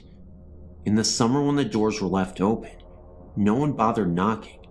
They just opened the screen and came in. Late one Friday or Saturday evening, shortly after receiving the mirror, I was sitting on a low sofa against the east wall of the living room. Also on this wall was a large archway leading into the dining room, which is where the main entry door that we used was located. There was also a door leading into the living room from the front porch, but no one used this one. The mirror was hung on the north wall, right next to the couch where I was sitting. Everyone else was sitting in the middle or at the opposite end of the room, large room. I was looking to my right and noticed in the mirror that a young man was walking through the archway into the living room and stopped right at the threshold. At first glance, I did not recognize him, so I turned on the couch to look at him directly, and there was no one there. I looked over at the mirror again, and there he was. He was not a big guy, about 5'8" or 5'9", thin build, dark hair, short for the times, and wearing what looked like one of those blue-gray work shirts. I looked towards the archway again. No one was there. I shot off the couch and into the dining room to see if anyone was playing a trick on me. There was no one in any part of the house other than the living room. It made me very uneasy, and I could never sit in that area again.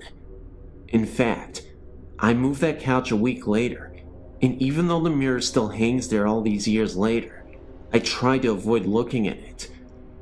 A couple of years after this happened, I joined the local historical society. I met a wonderful tiny old lady in her 90s. She told me that she had been in my home many times during her youth, and I found out from her that during Prohibition, the people who owned a house would have parties with bootleg liquor. There was an argument late one evening, and a young man was killed by a blast from the barrels of a shotgun at close range in the area of the front entrance to the dining room. I'm not sure if it was him or not, but for 3 or 4 years after that, every night at 3:10 a.m., I would hear slow but steady footsteps on the creaky wood floors walk from the archway through the living room and up to the bedroom door. They always stopped right there, thank God, and I tried to make sure they would come no further by hanging a crucifix on a hook inside of the bedroom door. After a few years, it either stopped or we grew so accustomed to it that we didn't notice it anymore. So, do you think my spirit came with the mirror, or that the mirror just enabled me to see him? I don't know. I guess we'll find out sooner or later. I've had quite a few ghostly experiences over my life, all of which have been rather benevolent, except for one that happened a few years back. I was 24, living with my mother, my sister, and my 2-year-old niece. One night, I woke up and looked up into the darkness. This thing flew down from the ceiling, straight at me with its arms out. I can still see it. It looked like a cross between a gargoyle and an alien. It looked so evil. It sounds silly, but I was so terrified that I ran out of my room screaming into the living room to be with my mother. I was shaking uncontrollably, and I sat with her for quite a while before I could convince myself that it was just a dream, and I went back to bed with no further problems. Well, a few months down the road, my sister was at home with her friend, Kelly, who seems to have some sort of connection with the paranormal, like her mother, and she sent her down the hall to get a towel for my niece. The linen closet is down the hall in my mother's room. Kelly came back a couple minutes later, white as a sheet. Now, my sister and Kelly are always talking about stuff like this, but this is what really freaked me out. She said that there was something in my mother's room, and it was a threatening presence. She then went on to describe it. About 3 foot tall, gray, kind of a cross between a gargoyle and something. I'd never mentioned anything to my sister, and the only thing I had told my mother is that something scared me. I'd never described what I saw to anyone. In another related incident, prior to my sighting, my mother was trying to sleep one night in her room, and as she is about to fall asleep, something breathed near her, kind of like a sharp exhale, right into her ear. She woke up the next morning with scratches in the middle of her back, and the freaky thing is, she slept alone, and there were only 3, long, about 6 inches thin, scratches on her back. Needless to say, I'm very happy to be out of the house.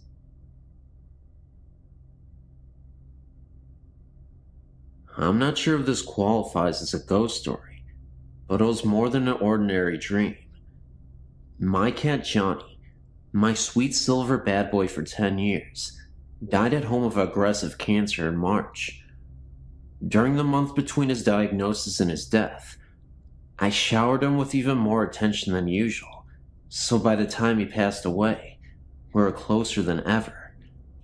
On several occasions, including at his grave just before burying him, I invited him to come back and let me know he was okay. A few nights after his death, I was aroused by a dream by the sound of Johnny's meow, coming from the direction of his special spot at the foot of my bed. Coincidentally, his grave is about 30 feet further in the same direction.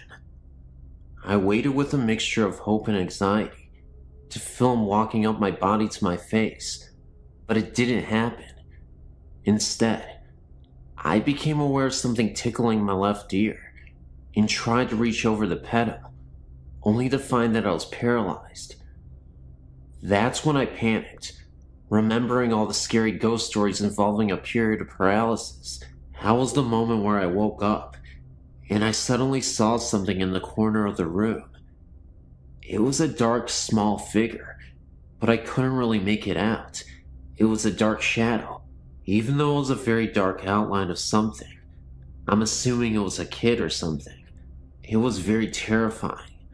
I couldn't even believe what I was seeing. And then all of a sudden, it seemed like 2 Grim Reapers were standing right behind him. So this humanoid ghost, this figure, this creature, this child, was hunched over and was absolutely mortified himself. And these Grim Reaper type ghosts came to take him away. And just like that, within seconds, they were all gone. I guess you can say that my cat didn't return. In fact, I think a demon actually returned. But I guess that's up for debate. Thanks for listening.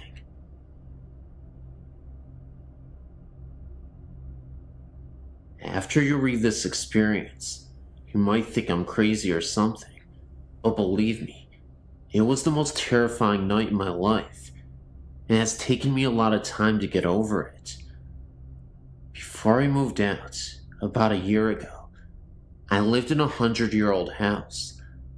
It had 2 floors, and my family only lived on the top floor.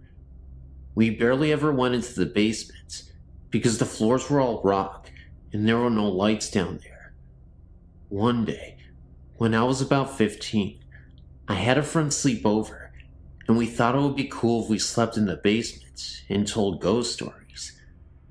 We gathered up our sleeping bags and our candles and went down to the basement.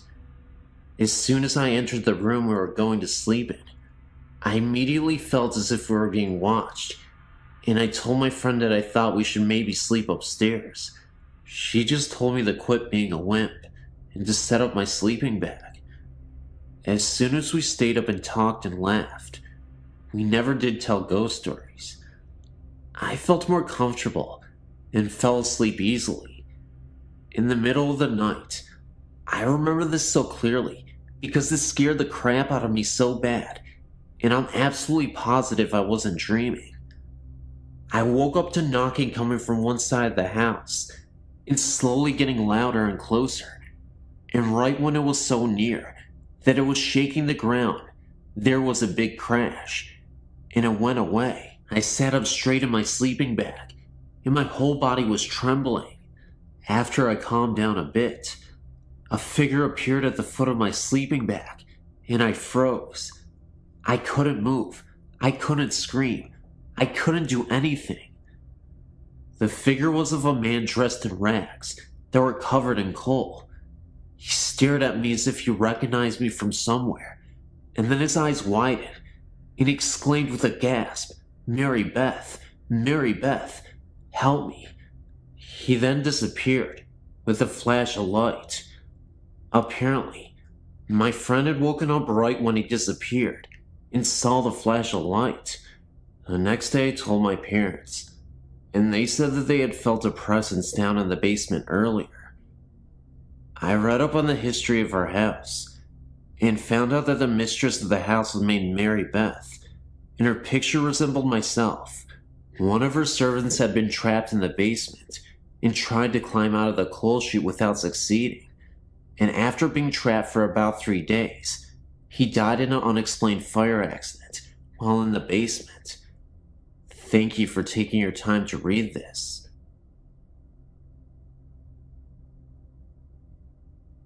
Hello, I have another ghost experience for you.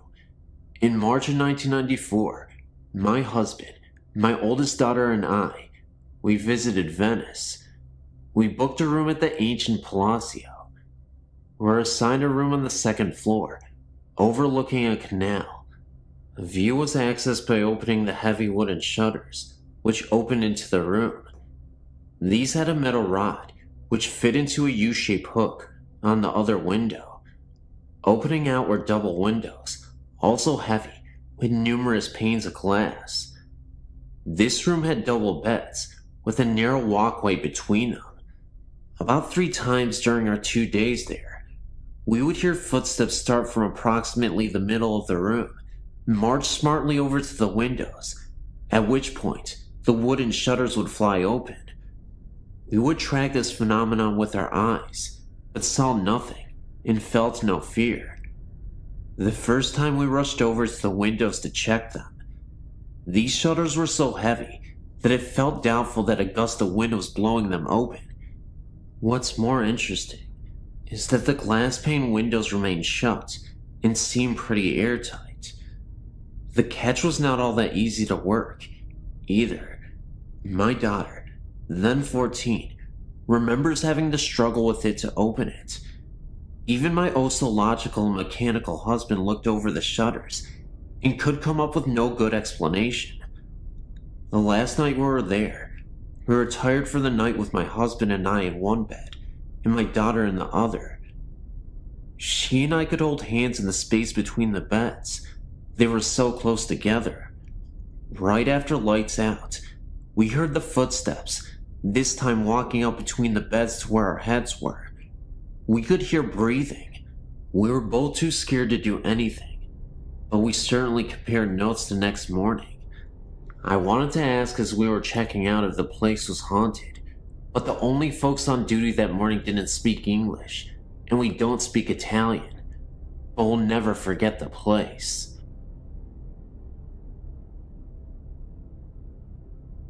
About 10 years ago, when I still lived in Pennsylvania, a group of friends and I took a joyride out to the Quaker Cemetery, just for a good night scare. It was a chilly, full moonlit November night, and there were 6 of us there, 5 guys, and me, the only girl. It was the perfect setting for a ghost.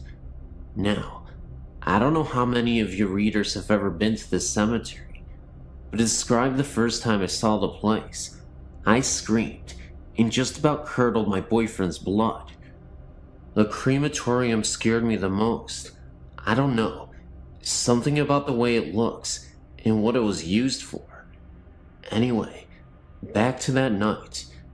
2 of the guys were acting like morons, and jumping all over the place and around the markers inside the cemetery. I was angry at their pure disrespect for this old place, and so I tried telling them to stop. But of course, as excited as they were getting, they wouldn't listen.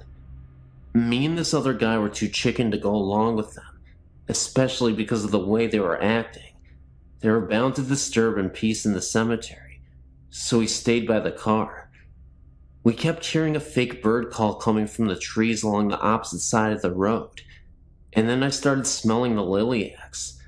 The lilac scent somehow wasn't disturbing, even though it was November and none were blooming. And also, there weren't any fresh flowers placed on any of the very old graves. The fake bird call almost scared the life out of us, because it just sounded so unnatural, and with each chirp, sounded closer and closer. We decided that we really needed to get out of there, so we both sat inside the car, waiting for the others. I got myself in such a worked up state that when I found a quarter on the ground, I swore, "In blood we trust," was written on it, rather than the usual "In God we trust." My friend just laughed at me.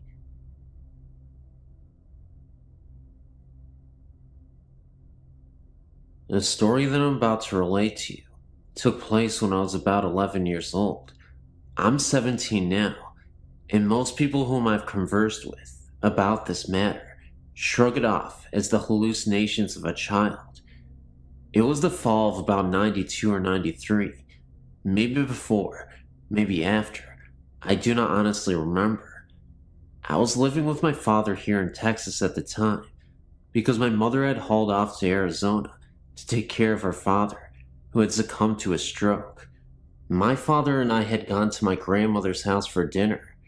My grandfather was out of town visiting relatives in another part of the state.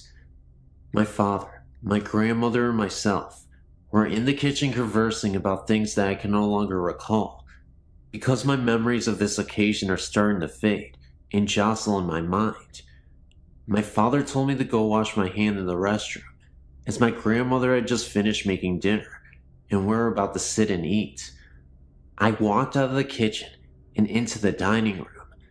As I looked in the general direction of the restroom, which was about 15 feet from where I was standing, I noticed two things immediately. The toilet was making strange noises, which isn't uncommon in houses, and there was what appeared to be a man in a shroud, standing in the restroom, with his hands under the faucet, staring at me. I don't remember exactly what my feeling was at the time, except for a bit of fear and a bit of awe at the supernatural. I'm a big reader, and around that time in my life, I was getting into ghost stories and other paranormal phenomena. I then walked back into the kitchen, and my father asked me if I'd washed my hands.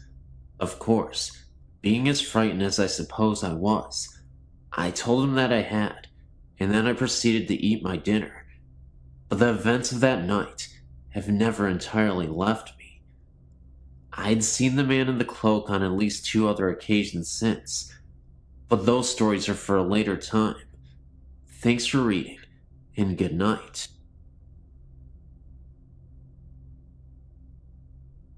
This story was told to me by an ex-boyfriend, Mike, when we first started dating. We were still getting to know each other, so when he told me he was very afraid of spirits, I believed him, because it's not the type of thing you'd say if you were trying to impress a girl. I asked him why, and this is what he told me. Mike's first encounter with ghosts was about 10 to 12 years ago, when he and his family, mom, dad, little brother George, and Mike, were living in a house in the northwest side of Chicago. This particular house had an attic, which was used to store the items that came with the house when before Mike's family bought it. Nothing too unusual, mostly furniture and such. At this time, Mike was probably 15 years old, and his brother George was probably 9 years old. They were up in the attic one afternoon, goofing around, pretending to be acrobats and wrestlers. Eventually, they got tired, and George collapsed on the floor, while Mike sat in the old recliner, that came with the house.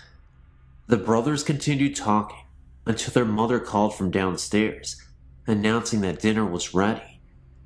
The boys had worked up an appetite, so they bolted out of the attic. Mike was the last one out, and as soon as he shut the door behind him, he remembered that he left the light on. Knowing his mother would be mad if he didn't turn it off, Mike opened the door to the attic, took one step in, and froze. The recliner that Mike had been sitting in was slowly turning towards him. Mike tried to command his body to run, but he was so scared he seemed rooted to the floor.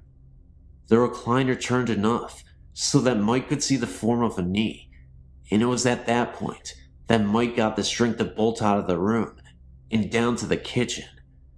He told his parents what he saw, and of course they didn't believe him, but Mike refused to stay in the house any longer. He was so upset that his parents made arrangements for him to sleep at his aunt and uncle's house that night. Furthermore, this was the last time Mike ever stepped foot into the house. He stayed with his aunt and uncle until his family sold the house a few months later. Of course, his parents objected to his imposing on his relatives' hospitality, but they were too afraid to force him to come back, fearing he would have some sort of breakdown. The next house Mike's family moved into was still in Chicago, and not too far from the old house. Everything was going fine until one night, when Mike's family had friends over for dinner. After dinner, the adults and Mike sat around the island in the kitchen, having coffee and talking, while year-old George played outside in the backyard with the guest's little boy, Sam. At one point, George opened the kitchen door and ran through the kitchen, past all the adults, and straight into an adjoining bathroom. Nobody thought anything of this until about 10 minutes later, when Mike's dad questioned why George was taking so long in the bathroom. Mike's dad knocked on the bathroom door, asking George if everything was all right. No answer. Mike's dad tried to open the door, but it was locked from the inside. Everyone started getting concerned until the kitchen door opened again, and in came George and Sam. Mike's father asked George how he snuck back out of the bathroom without anyone seeing him. You see, there is no other way out of the bathroom. If George came out, or even opened the door, he would have been seen. In order to get back outside, he would have had to go through the kitchen again. George swore up and down that he had not been to the bathroom at all. He was outside playing with Sam the whole entire time. Mike's father asked him again to explain about the locked bathroom door, but when they checked it again, it was not locked. There were other strange incidents that happened in the house, mostly to Mike, more than anyone else in the family. The last incident Mike told me about was something that happened to him a few months before we met, when he was about 22 years old. One night, as Mike was laying in bed, he woke up with an uneasy feeling. He was lying on his side facing the wall, and he felt as if someone was staring at him. It was the middle of the night, and pitch black in the room. Mike turned over and opened his eyes, and saw a black figure standing next to his bed, staring down at him. Mike shut his eyes and screamed for his mother repeatedly. When she came storming in the room, Mike told her what had happened. It seemed as if such occurrence happened sporadically, strangely enough, when Mike was getting to the point of forgetting them. Seems as if the spooks recognize this and remind them of their presence every now and again. I was kinda skeptical when Mike told me the story, mainly because I was just getting to know him. I couldn't tell if he was a habitual liar or something, but the way he acted and the way he told me the stories was enough to make me wonder if he was a spook magnet. We only dated a couple of months, and maybe that was for the best. I might be younger than some of you, but I've had a lot of experiences. I'm 18 years old. About a week after my 10th birthday, my uncle had taken his own life inside my grandparents' house, the one I'm currently living in now. After his death, I would refuse to go down into the basement where it happened. I would always hear unsettling noises, to the point in which I would feel so uncomfortable being in that home. The odd part is, it would only happen when everyone was in bed, and I was home alone. As creepy as it was, I still had somewhat of a morbid curiosity to go down there. Though, of course, I could never bring myself to do it. There would be times I would hear very faint snarling and growling sounds. Other times, I would hear weeping. It was very disturbing. Then about 6 months after my uncle's death, my 17-year-old cousin had died in a car wreck. One night, I was so upset over the deaths that I had stumbled down there without thinking about where I had went. I was so overcome with grief of emotions that I was bawling my eyes out. It got to the point where it was too much for me. I was sitting on the couch thinking about ending it all so I could be with them. Just when I was about to, I felt a hand on my shoulder, and I knew instantly that it was my uncle. That moment made me realize that it was okay to continue on. That may have been a positive experience, but I assure you, it didn't get better in that basement, in that house moving forward. One evening, I was up in my bedroom. My parents were again fast asleep, when I heard a disturbing wailing again coming from the basement. I have a vent in my room, and it connects directly down to the basement. I could hear these cries coming from the vent. I listened closer through the vent, and I could have sworn I heard my name being whispered. Like an idiot, I thought maybe my uncle had returned and wasn't feeling well, so I swallowed my pride and went down into the basement so I could at least tell him that everything would be okay. As I opened the basement door and looked down the steps, at the end of these steps, I saw a figure for a moment's time. It wasn't my uncle. In fact, it was a black misty shadow, and it slowly evaporated. It seemed to be there for a few seconds, then it was gone within a blink of an eye. I then turned around, heard a distinct growl, then ran back up the rest of the steps and back into my room. Sometimes when I walk around the house, I can feel something watching and even following me. It's not always my uncle, but it definitely feels like something evil. It wasn't too long ago that me and my 21-year-old cousin went to go see her dad. Now, this is the cousin that was in the wreck with the one that passed away. Jean, the 21-year-old cousin, had told me that she had felt her sister's spirit with her before. While we were up late at night talking about her, we suddenly felt her presence with us. It was like she was sitting there and listening to us. Then, not too long ago, I was over at a friend's and was going to stay the night. We were in her room, talking about how she thought that maybe she had a ghost living in her house. Of course, I'm sitting there nodding my head. Then I felt something grab my necklace that I was wearing. So we got freaked out and ran to the living room and checked out my neck. Whatever had touched me left a great big red check mark on my neck. Then about 5 to 10 minutes later, it felt like something was grabbing my legs. I pulled up my pant legs, and it had red marks all over my legs. So me and my friend decided to get out of the house and go bowling. Over at the bowling alley, the marks had turned white and disappeared. Well, anyway, when we got back to our house, the marks returned, and I kept feeling things grabbing me and following us occasionally.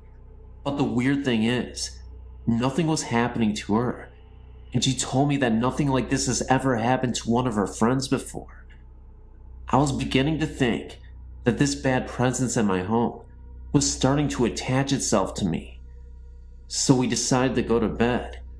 While we were laying there, it felt like someone had come up and sat down on the bed between us. so I looked over, and no one was there. I haven't been over to my friend's ever since.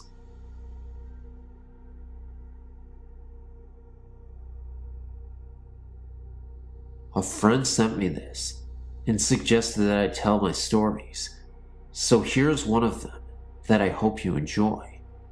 I have more if you'd like to hear. I live in Clinton, Illinois, which is a small town. We have a lake, and that's pretty much about it. One night, I was out joyriding in the cemetery with a friend, as I like to do from time to time, and I had to go to the restroom. So, I went to this accessed area that is out in the country. I went to the restroom and then walked through the pavilion to look at the lake. I then came back to my car and then crawled into the driver's seat. I looked up and there was this little boy ducking behind a garbage can. He had red eyes that glowed like a demon's and teeth that were jagged and white. A black figure that looked like a medium-sized dog was beside him, and it was black. All that you could see was its red eyes. They both stared at us in the car, and I felt fear overwhelm me. I quickly started the car and left. The next day I told my mom about it.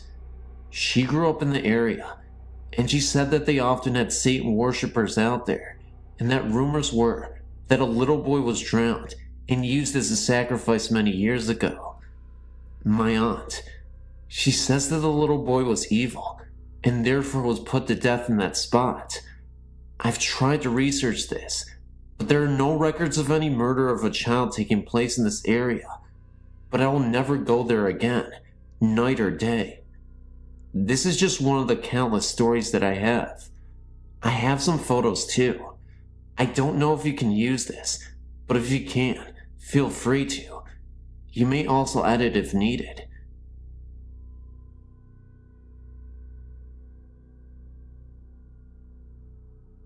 Have you ever stayed at the Holiday Inn? You should, because this story is outrageous. In early of July 1999, I spent a work week there for a regional curriculum camp. I had originally been slated to share a room with other teachers on the first floor.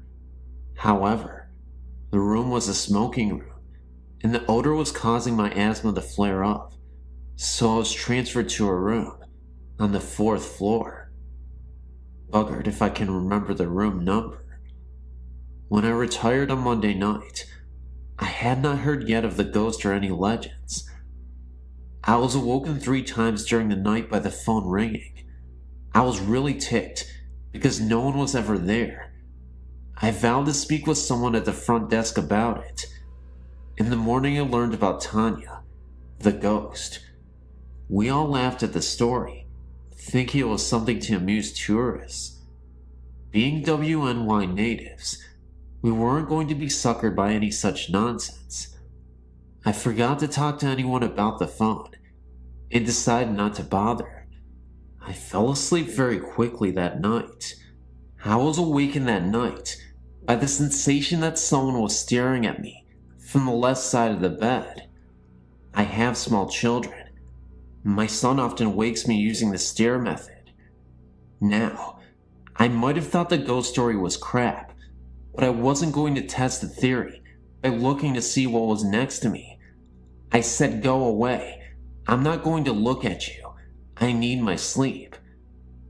The sensation immediately left me, and I slept the rest of the night, quite peacefully. I awoke and went to my morning sessions without anything remarkable happening. However, I had to return to my room mid-morning to fetch some papers I needed for the next session. The curtains were open on the doors leading out to my balcony, which was not unusual. Housekeeping always opened the doors after cleaning. What was unusual was the number of small, sticky handprints all over the outside of the doors. These were no higher than my waist. I shook my head at the poor cleaning job. I was sure that the previous guests must have children with them, and that the maid had failed to clean the prints off the glass. I wonder how hard it was to open the doors and give the glass a good cleaning, and then I hustled off to make my session. As the day progressed, I heard more tales of Tanya, like how she throws the poolside chairs into the pool during the night, etc. We giggled amongst ourselves, like good campers should when hearing ghost stories. None of us was going to admit we believed any of it, especially when our principals were listening. So, I was half joking while I was in my room, getting ready for bed, and said out loud, "Listen, Tanya, I don't know how old you are, but I think you'll enjoy the books in the Falls room. If you can read, you'll really like them. Even if you can't, lots of them are full of beautiful pictures that I bet you'll like to look at. Go there instead of bugging me." I slept like a log, without any interruptions that night. When I went to breakfast the next morning, I told a colleague about my chat with Tanya. I mentioned that it must have worked because I had slept so well. I stopped talking when I saw my colleague's jaw drop and her face go white. I asked her what the matter was, and she took me over to the professor who was leading the sessions in the Falls room. My colleague said to the professor, "Tell us what you found in the room this morning." I listened in stunned silence as the professor described what a mess the room was. Books were thrown all over the place. The display table was in shambles, and her boxes of supplies had been unpacked and poorly repacked. In her own words, she said it looks like a kid went through everything and tried to put things back together, but couldn't manage. The professor had questioned the hotel staff about who had access to the room, and all swore that no one had been in the room after we had left, and that the door had been locked until the staff let the professor in the morning. I apologized when she finished and explained that it had probably caused a mess by inviting Tanya to go there. We all laughed uneasily at that. Some other teachers on the fourth floor admitted to strange things, like the ringing phone, no caller, and the sensation of being watched. Suddenly, we weren't so sure if the story was something just to amuse the tourists. Were the phone calls, stirring sensations, sticky fingerprints, and trash conference room related? There could be logical explanations, like incorrectly routed calls, poor cleaning, and staff mischief. Maybe Tanya was drawn to all of us warm, female, motherly-like type teachers. No male teachers that I know of on that floor, and yes, all of us are moms too. One thing is for sure, I'm far less skeptical of the paranormal than I was before, and I will admit, even to my principal, that something odd happened in that hotel. If you really want to check out the paranormal, then you have to go to the Grand Island Holiday Inn. You can pretend you came here to see Niagara Falls.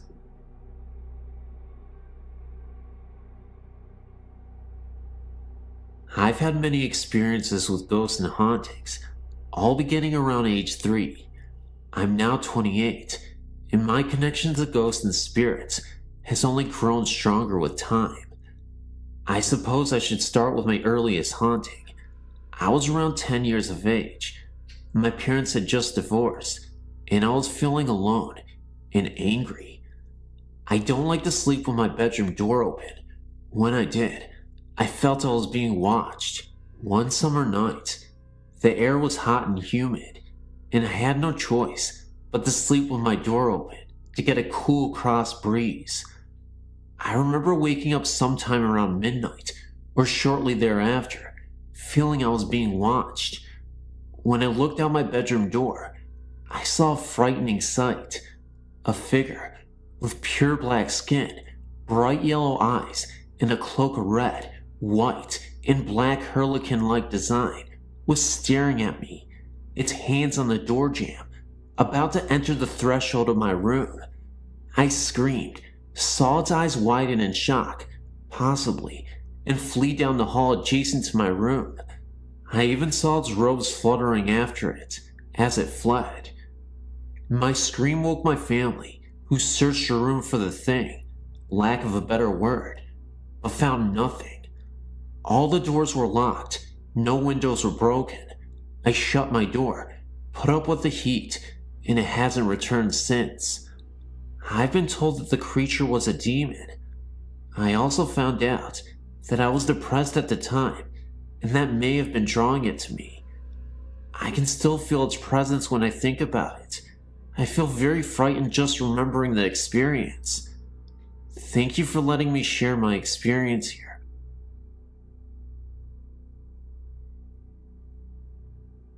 I wanted to share my own personal experience with you regarding my beloved Nana. She passed away in 1984. I took her death very hard and would go to visit her grave often. After my now ex-husband and I married in 1998, I became pregnant within the year.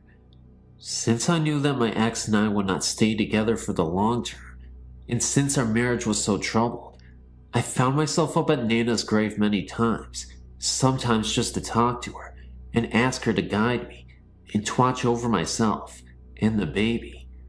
The first time I went to see her grave, I hadn't been there for nearly 2 years at the time. I was pretty certain of what row her stone was in, but not completely sure.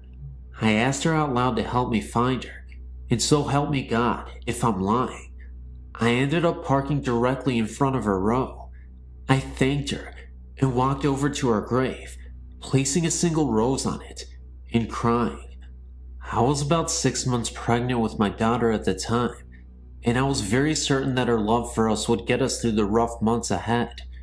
Shortly after our daughter was born, my ex-husband and I were having major problems, major fights. It was obvious to the both of us that we would eventually split up permanently. We separated when my daughter was 3 months old, and I moved into an apartment with my infant. Shortly after, I could feel my Nana's presence. I never saw anything. I always asked her not to appear to me, as she knew I would be afraid. But her presence was unmistakable, especially in my daughter's nursery. It never frightened me. Conversely, I felt very comforted and protected. As a new mother, I took many photos of my infant those first few months. I never noticed until a friend pointed out to me that in one of them, which was a picture of the nursery, there is a vortex on the right, like a solid bar of white light, and to the left of that, an arched mist that almost looks like the shape of a rainbow, but you can see the wall right through it. Also, the picture of the room came out as if I had taken it from on the floor, or close to the floor, and pointed the camera up. I would have never taken a picture from that angle, and I know I didn't. I cried when I realized that the vortex and the light are my Nana watching over her great-great-granddaughter and me. I don't think it's a coincidence, either, that the photo is focused on the rocking chair and the mist is right across it. I should also mention that shortly after my Nana passed away in the 80s, and my brother and I still lived at the home with my parents, that one night, I was up reading in bed and walked out into the kitchen. My brother was sitting at the kitchen table, shaken and white as a sheet, almost crying. A second later, my mother walked out of her bedroom, and she was crying. They both professed, at exactly the same moment, that they had seen Nana appear to them and tell them not to worry, and that she was all right. I might add that their bedroom were on opposite sides of the house. My mother also had a separate incident where she saw my Nana at the end of her bed. She wasn't at all afraid, just comforted. I still visit my Nana just to say hello, and it comforts me to know that someday I'll meet her again. Until then, I guess I'll just be comforted by her presence and know that her ghost is still looming around. And no matter what, I'm always a fan of Nana. How can you not like Nana? She's amazing. I miss you, Nana, but I'll see you again. I've never personally had a paranormal experience, but my older brother has, and this is his story. First, you have to know that my brother is a very practical person, an engineer in the army to be exact. No one in my family really believes in ghosts, but I believe this story because he called me the next morning freaked out and said, "You're never going to believe me and think I'm crazy." But he lived in Texas, is in Iraq now, and his apartment complex was located on the same road as an old cemetery. This is exactly how he told me what happened. One night, he was laying in bed on his back, having trouble sleeping. He said the covers on his bed started getting tight as if they were being pulled down from both sides. The covers got so tight that he could barely breathe. He was wondering what was going on, but couldn't move. Then he got really hot, and then really cold. All of a sudden, he says he felt tingling, and then his mouth flew open, and a long rush of air was being forced out of his mouth. He said it didn't even feel like it was his own breath. He felt like it was coming from someone else. After that, the temperature returned to normal, and the covers loosened. Then he heard footsteps going towards the door of his bedroom, and then he heard the sound of a little child giggling. After that, he said he laid awake for hours, just scared, and trying to make sense of what had happened to him. To me, this sounds almost unbelievable. In fact, I'd never believe it if it wasn't my own brother, who would not make something like this up. He was really afraid when he told me, and I just have to believe that it happened. Now that I've read all the other stories on this website, I can definitely tell him he isn't crazy. Probably just had a ghostly encounter.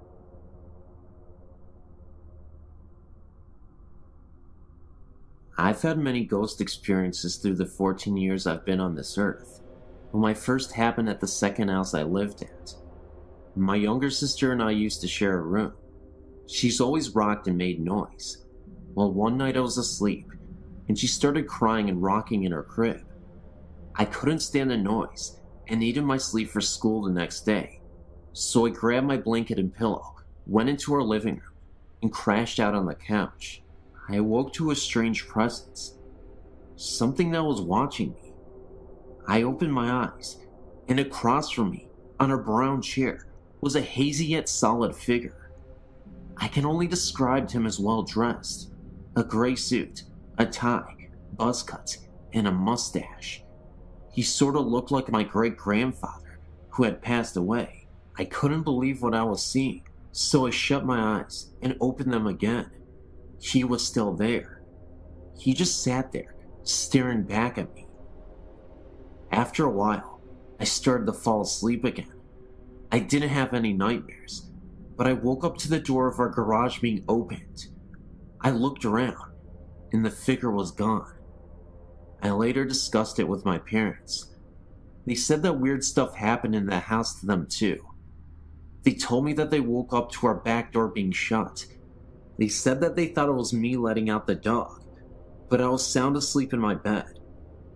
Out of all my experiences, this is one I can't forget.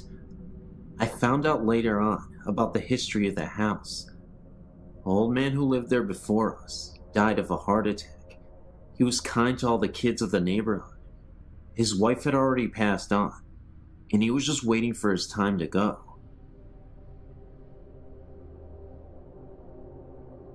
My dad was in the army in the 60s and 70s.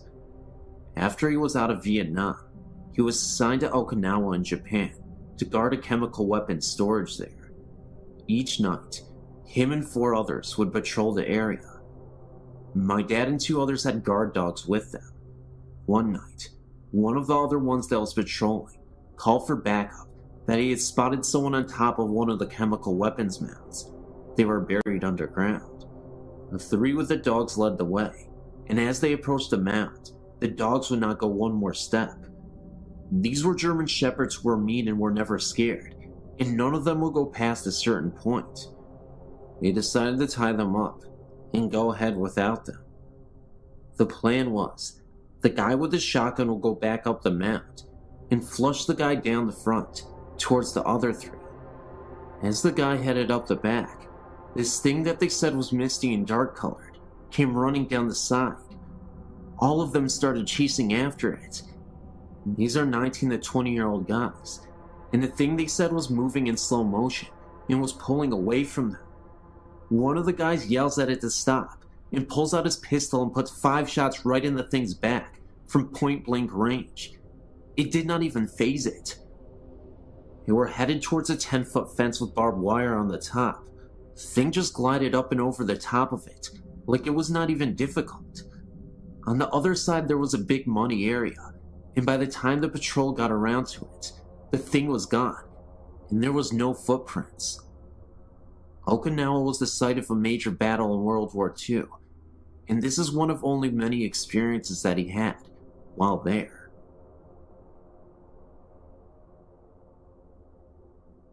When we first moved into my house on Navajo in San Francisco, everything seemed normal. We all felt safe, and nothing seemed off or weird. In 2000, we started to encounter odd sightings and sounds at the house. My mom was doing laundry in the garage.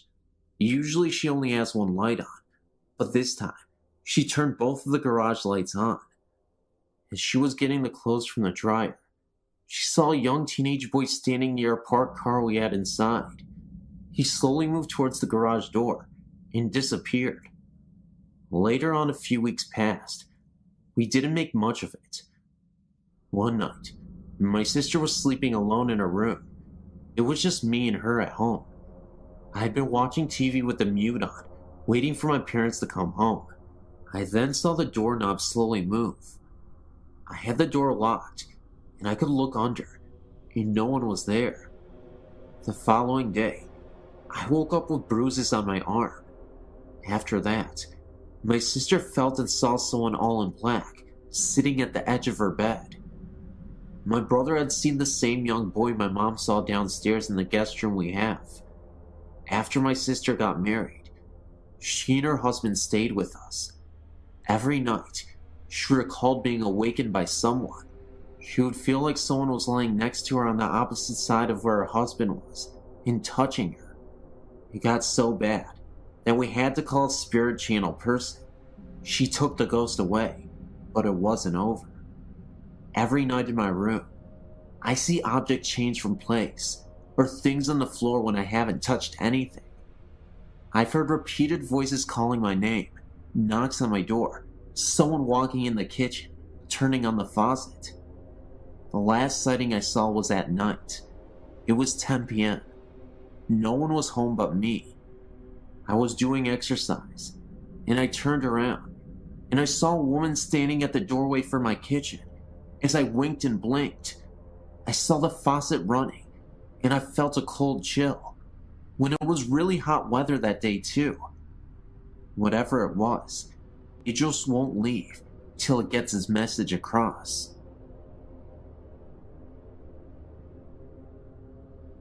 Me and several friends and family members have come to believe that my house is haunted. These are a few of the incidents that have occurred in my home just over the past few months. My house is very cold and old. Dates back to the 1800s. After a short time, we started to notice strange things happening, and sounds, footsteps, whispering, thumps and slamming doors. Let me first say that these things are unnerving for other reasons than the obvious, that it is a ghost, but it is also frightening, because you can never be sure if it is only a ghost, or that someone is actually breaking into your home, which is something I fear more than the dead. The dead aren't going to steal your TV, or kidnap your children. Ghosts I can live with. I just hate it when they are so dang nosy. Okay, story time. My husband works third shift, so I am often alone at night in the house. When I can, I opt for company. Usually a family member will stay with me. One night, my husband was leaving for work, and with our children away, remember that part, I asked my cousin, Nicole, to stay with me. Eric, my hubby, was doing his usual routine of running about getting ready and saying his goodbyes. As he was leaving, he kissed me and said, "Bye, baby. I love you. I'll see you tomorrow morning," which I said right back to him. He said later Nicole, and she waved goodbye to him also. This was the normal run of things, except for the absence of our daughters, who are usually the last to say goodbye to their daddy. Eric exited the back door. A few seconds later, Nicole and I heard the voice of a child emanating from upstairs, saying bye daddy. It was as clear as a bell, and as real as me or you.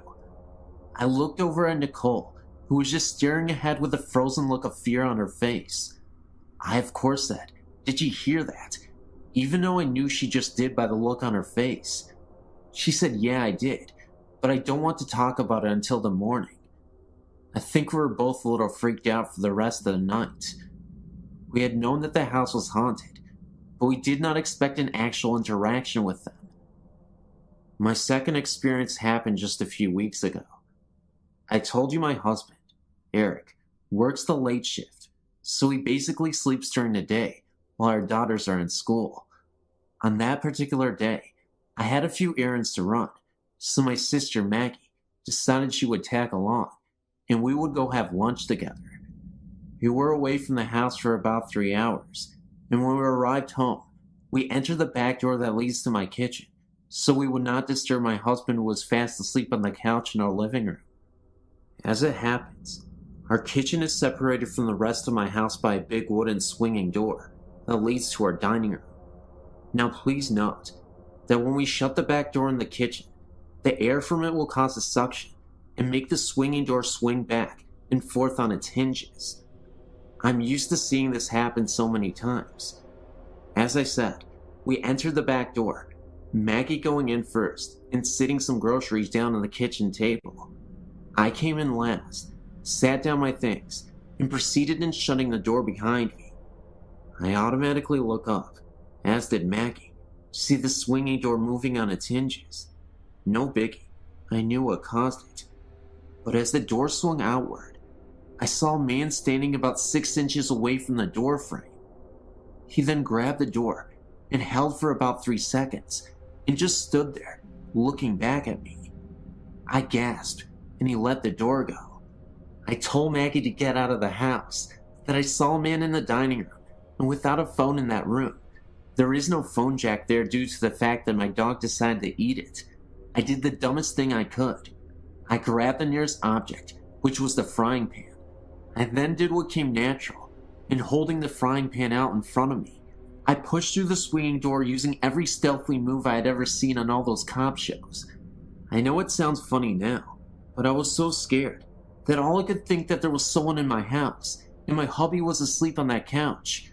I pressed my back to the swinging door, so if anyone was standing behind, they would be flattened to the wall, in which case if they were, I guess I could have smacked them one with a frying pan. But who knows? I was running on pure adrenaline. I then ran to the living room, looking all directions at once, and woke my husband. We searched every room and found nothing. I told Eric exactly what the man looked like. I seen him plain as day. There was no trace of any forced entry of any kind. I've never been so terrified in all my life. It was like the man had vanished. I'm still not sure what to think of it.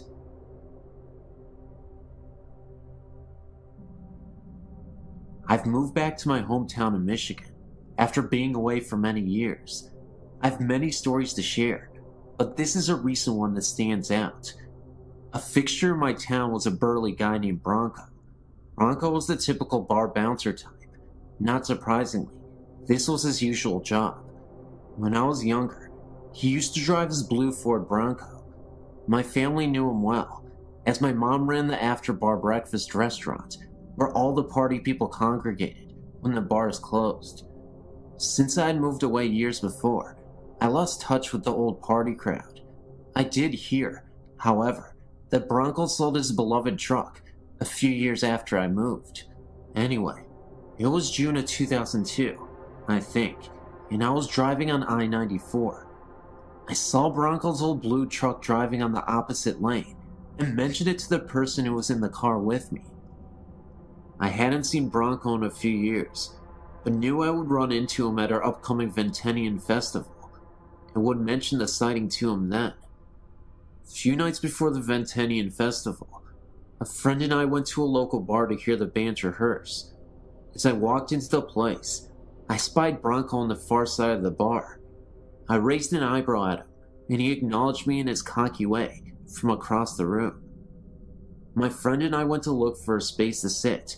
Once we found a table, I told my friend that I saw Bronco and wanted to go say hi and tell him that I spotted his old truck the weeks before.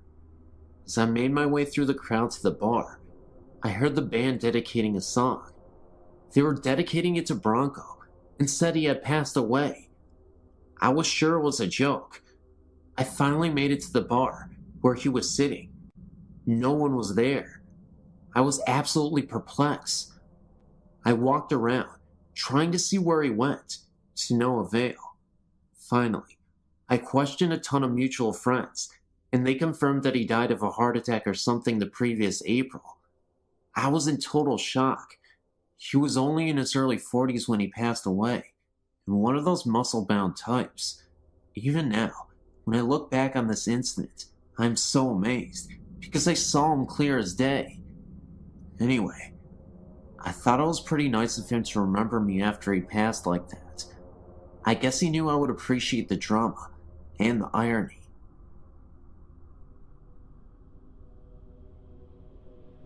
About 3 years ago, I was at my grandpa's house, getting ready in the bathroom for school.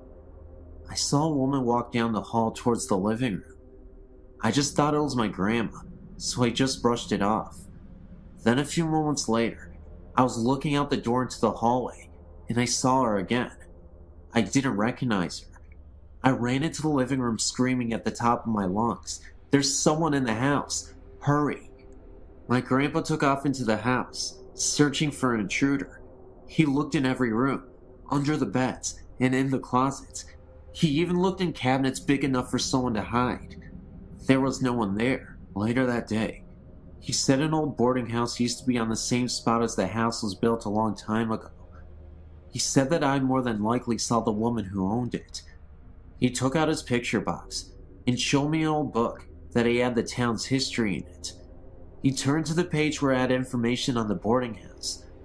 As soon as I saw the picture of the owner, I was speechless. It took me a while, but after I caught my breath, I told my grandpa, "Oh my God, that's her." It seems that this place is only active when Christmas time comes around. In a very small town called Whitewright, Texas, there's a very old house that now belongs to my uncle. The structure of the house is very stable. As a matter of fact, it has been lived in a lot longer than usual. It is now used as a storage by various family members of mine. First experience was when I was 11, and 2 days before Christmas. It was late into the evening, and instead of my parents driving back home 27 miles, my grandparents offered their old house for us to stay the night in. It had been raining a little bit, and it didn't take long for the 3-bedroom house to warm up, so we went to bed. I had 2 younger brothers. One of them was still a little baby, so he slept in the same room in a little crib that my grandmother put together for all of the grandchildren. I was quite tired and almost fell asleep immediately when it started thundering and lightning. The first crash woke me up, and precisely the loud crash, the outside screen, sounded as though someone had kicked the door. The house had a horseshoe-shaped porch, and at each end of the porch was a door to the house. Another door was for the living room. I screamed, and Mother came in. I had woken up my baby brother, she had claimed, but the thunder had woken him up. My mother picked my brother and took him with her to get him back to sleep. I tried to calm myself to go to sleep and convince myself that it was just the cat that got scared and jumped up against the door. Many times, though, to convince myself, I would check outside through the window of the door and then run back into the bed. I was starting to drift off again when another thunder blast went off and lightning followed. But what I saw next terrified me even more so, because I saw a figure outside the window through the window curtain. I screamed out again and scrambled off the bed to look into the next bedroom and tried to tell my mom that someone was outside. She didn't believe me, and upon the suggestion of my father, I was escorted to the living room to sleep on the couch, which made the very front part of the porch even closer to me. All the windows were huge, and pretty much most of the living room was hallway. Nothing but windows, but had dark brown curtains. The storm subsided a little bit for an hour or so, and I tried with everything to stamp down the fear that wouldn't let go of me, no matter how hard I tried to shake it off. I forced myself to close my eyes. At that moment, someone or something stepped onto the porch, stomping, and then started walking. I stepped into my parents' bedroom and asked my father if he heard the walking on the porch. He said it was the house settling. Look, I know it was just a kid, but settling of the house didn't sound like a heavy man with big boots either. I pleaded out of the window. I threatened. When I threatened, it would stop for a while, but start back up again. My last resort was praying to God for this to stop, to make whoever or whatever to go away. A few minutes later, the rain drizzled, and the walking faded away. It didn't stop immediately, just as though someone had stepped off the porch, but as though it was going away slowly. I fell asleep, and the morning came. I stepped out on the porch, and the whole porch was covered in mud clumps, from one end of the porch to the other side. I talked with my aunt, and she told me that the only knowledge of the house was an old lady had lived there, and that some neighbors had found her dead in her bed, and her dog was missing, but that no one really cared about the dog anyhow, so the missing dog wasn't much thought of after the lady's burial. The second activity was when I had moved in with my aunt in the same house. She moved into the house a year before I moved in with her, and my cousins, of course. My parents and I had very considerable disagreements. Anyhow, as usual, just a little before Christmas, one of my cousins and I were just about to go to sleep on the couch in the living room, which is the center of the house, when my cousin rose up off the couch and told me that someone was standing right beside me. I got off the couch and made a mad dash to jump on the other side of the huge circular couch and jumped right beside her. At that precise moment that I jumped up, at the corner of my eye, I saw a very faint light move very fast in the center of the room, not on the wall or on the floor. Dishes were knocked over in the kitchen, and my aunt turned on all the lights. To explain this away so that we wouldn't be scared, and for all of us to get some sleep, my aunt told us that a cat had found its way into the house, and we scared it. The next morning, my aunt went and talked to my grandfather, and a few weeks later they were digging in the backyard and discovered a well and the remains of a dog. They filled the well with rock and concrete. The activity stopped. Later it was told to me that the Christmas before I moved in, my aunt was alone at home in the same house, and she had been watching TV. Someone stepped on the porch very heavily and tried to break into the house by first turning a doorknob and then trying to force themselves through the door. She threatened whoever, and they went away. The house is now being used as the family storage house, and whoever's friend of the family storage as well. It has not been lived in since my cousin Shane.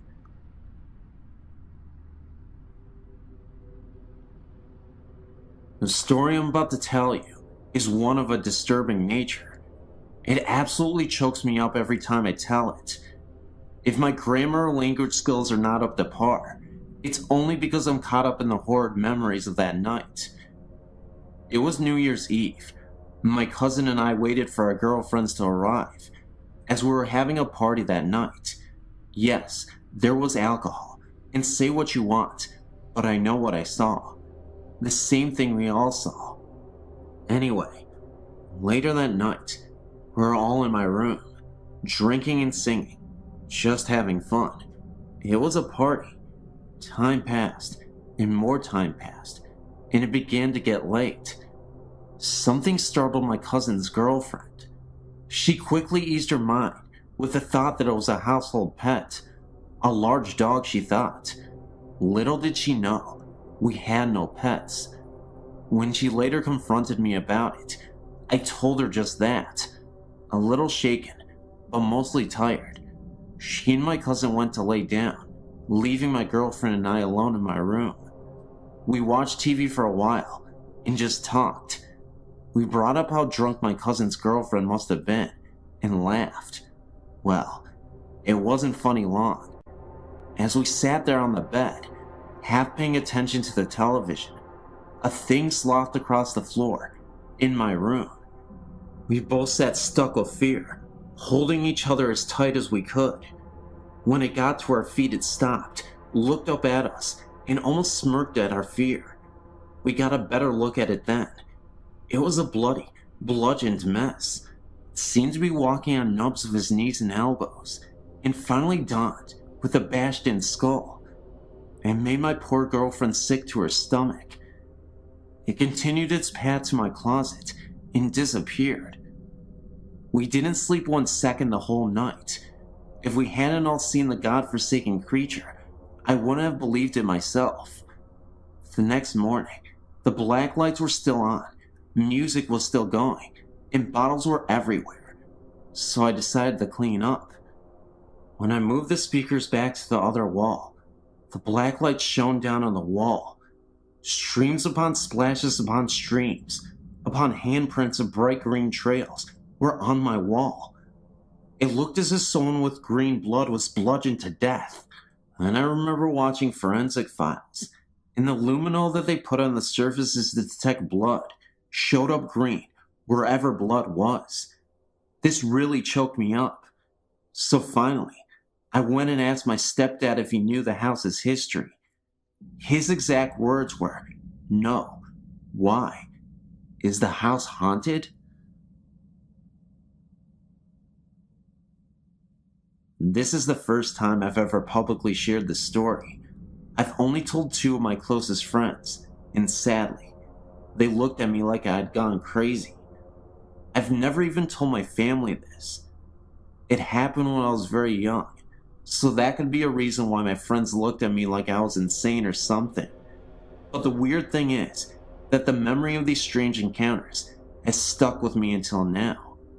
I don't even remember half of what happened to me at that early age, but this experience is so vivid still that it makes me believe that it actually happened. I was 5 years old, turning 6. I was living in Providence in the Philippines, and my dad had come to visit me and my mom. He left 2 years earlier when he moved to California to find a job from the United States, and a year and a half later, I moved to the US also. I have a big family with a lot of aunts, uncles, and cousins. My dad coming to visit was a big deal, so the whole family slept over my grandma's house. My cousins and aunts and uncles occupied the available rooms, so me, my mom, and dad had to sleep in the living room. The living room is on the ground level, so if you open the window, you'd be looking straight towards the street. It was around 10 p.m. that night when I fell asleep, and I don't know how long it had been until I woke up because I needed to use the restroom. Some restrooms in the Philippines are located outside next to the house, and since I was only 5, I needed my mom or dad to accompany me. I sat up and asked myself, who should I wake up? As soon as my eyes darted from my mom to my dad, a figure caught my attention. He, or it, was tall, but I could make out a shape. It was a dark shape, but the scariest thing about it was that it was just there, leaning against the window, looking straight at me. I could make out 2 distinct points where its head was. Horns, maybe. I don't know. But how it could have opened the windows without waking anyone up, I thought, was kinda crazy. I didn't panic or anything. I just sat up and watched it looking at me for about a minute or 2, and then laid back down. I forgot that I had to use the bathroom. I pulled the covers over me and went back to sleep, hoping that I was still dreaming. Since I never really mentioned it to my parents, I can't be sure what it was. It was either a demonic figure, hence the pointed horns, or maybe a drunk relative who couldn't open the door, so he had to go through the window. Why did he stare at me though? And shouldn't he have had a face and maybe some color to him? No, that figure was straight black, like a shadow. Some people might argue that I was dreaming, and if I was, then that was a pretty vivid dream that still makes me remember what happened 16 years later. It gives me goosebumps every time I think about it. My ghost experience occurred at the trailer home that my family and I used to live. Several weird things have happened to us. Often, both my husband and I would be sitting on the couch watching TV, and the hallway light would be on, and out of the corner of our eye, we would see a shadow in the hallway that would briefly walk through the light, causing a second of darkness as if it was passing directly in front of the light bulb. My husband usually sleeps on our couch because he prefers to have the room icy cold, so he'd sleep on the couch in front of the living room. One night, in the middle of the night, he hears someone stomping through the living room. The sound woke him from a deep sleep. He woke up yelling, thinking it was one of our kids, yet he found no one there. Another time he heard someone stomping once again, and then he heard the beads on their daughter's door shaking, like someone walked through them. He turned around to look at our daughter's door, and the beads were perfectly still. Several items, such as toys, clothes, and jewelry, would come up missing, only to reappear at a later time, long after you decided you would never see them again. My daughter once saw a figure in the hallway. My daughter and brother are very close, so one night, her brother and her made a tent in my son's room. This tent was right in the doorway of my son's room, and his room was down the hallway that my husband and I frequently saw shadows. My daughter said that she woke up in the middle of the night and saw a tall, thin man walk in front of the doorway as if he was walking towards the living room. At first she assumed it was her father, until she started thinking about it and realized her dad is a much larger man than what had just walked by the doorway. We have since moved out of this place, and we have not had any unusual experiences at our new home.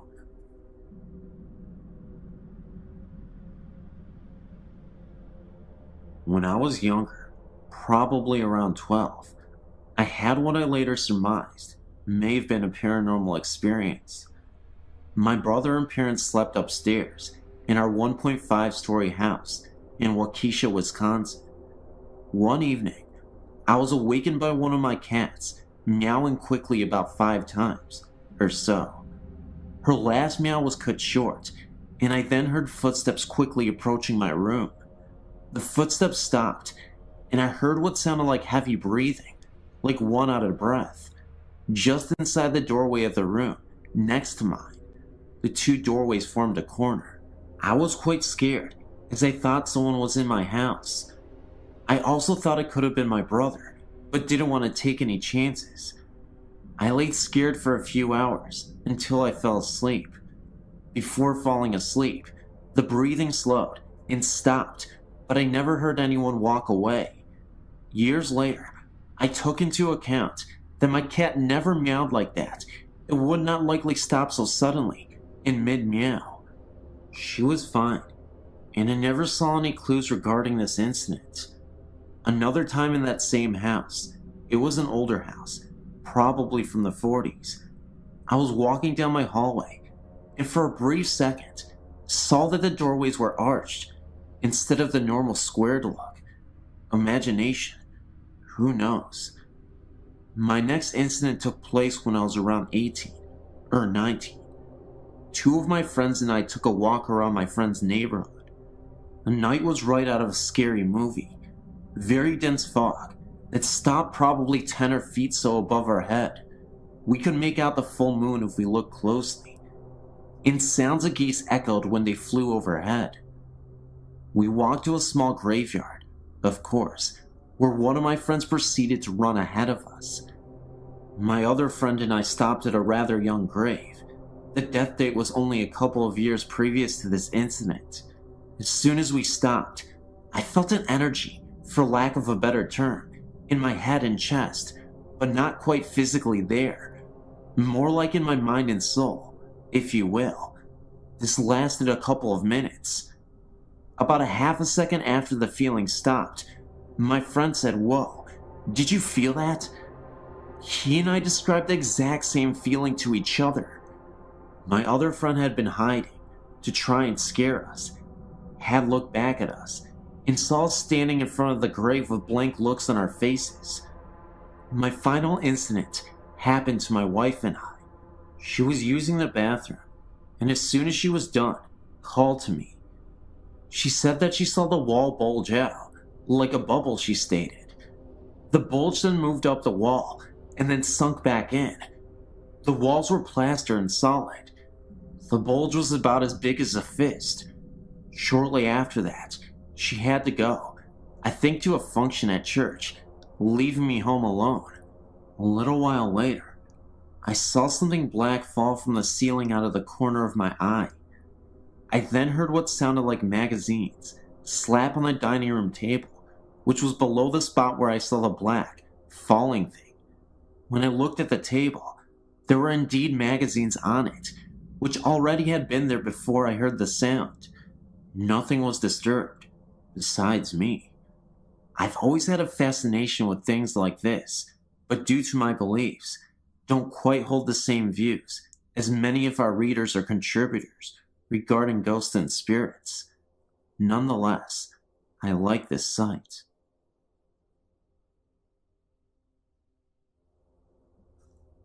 I am a strong believer in ghosts, considering the fact that I used to see them a lot in my old house when I was a kid. When I tell people my stories, they do get very skeptical, so I'm going to tell you the story in which me and a lot of other people that proves that ghosts do exist, and it is unexplainable.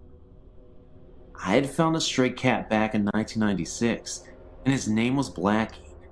Anyhow, my grandma didn't like my cat at all, considering that she hated animals, and she used to kick him every chance she could.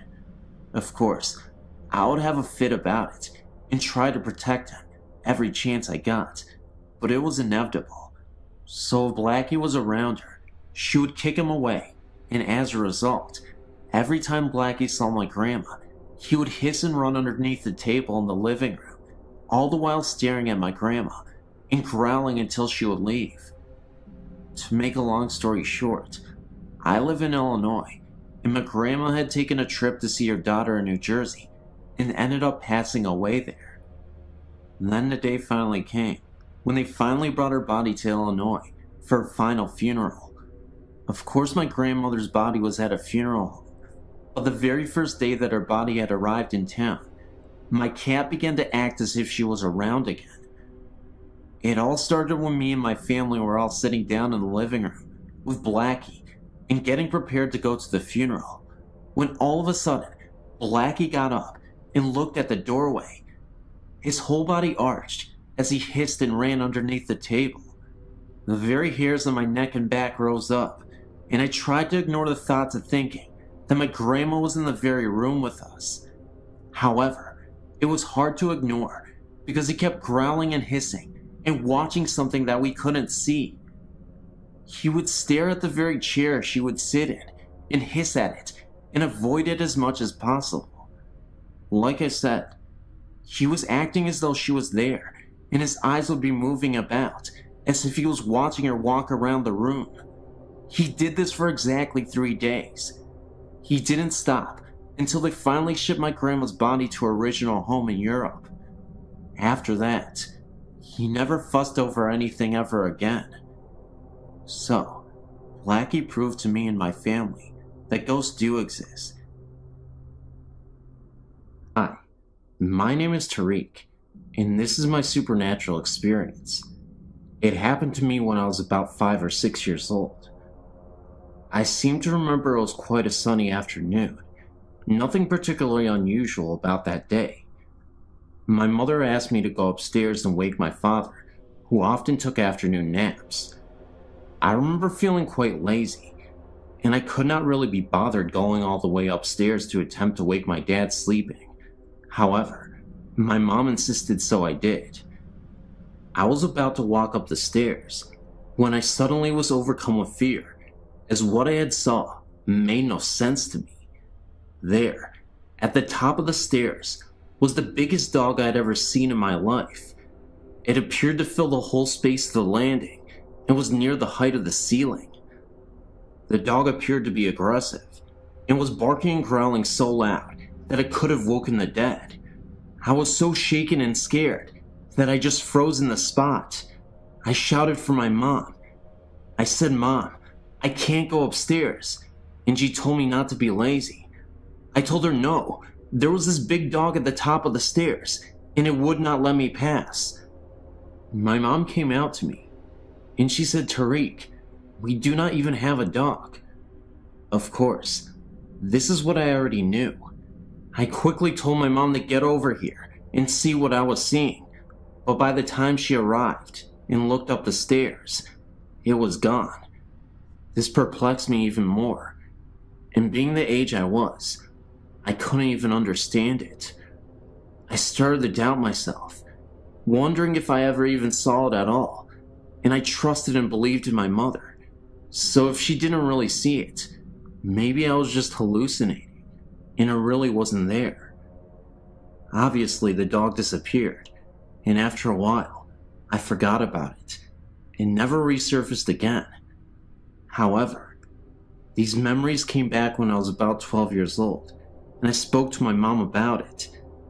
Looking back on it, I do believe I saw something paranormal, but any ideas on why my mom or dad could not see it or hear it, and why was the dog being so protective, beats me.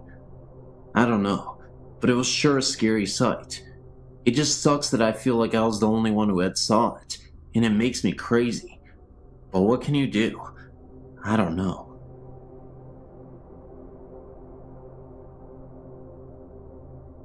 I recently had an experience that I can't explain, and decided to tell my story here.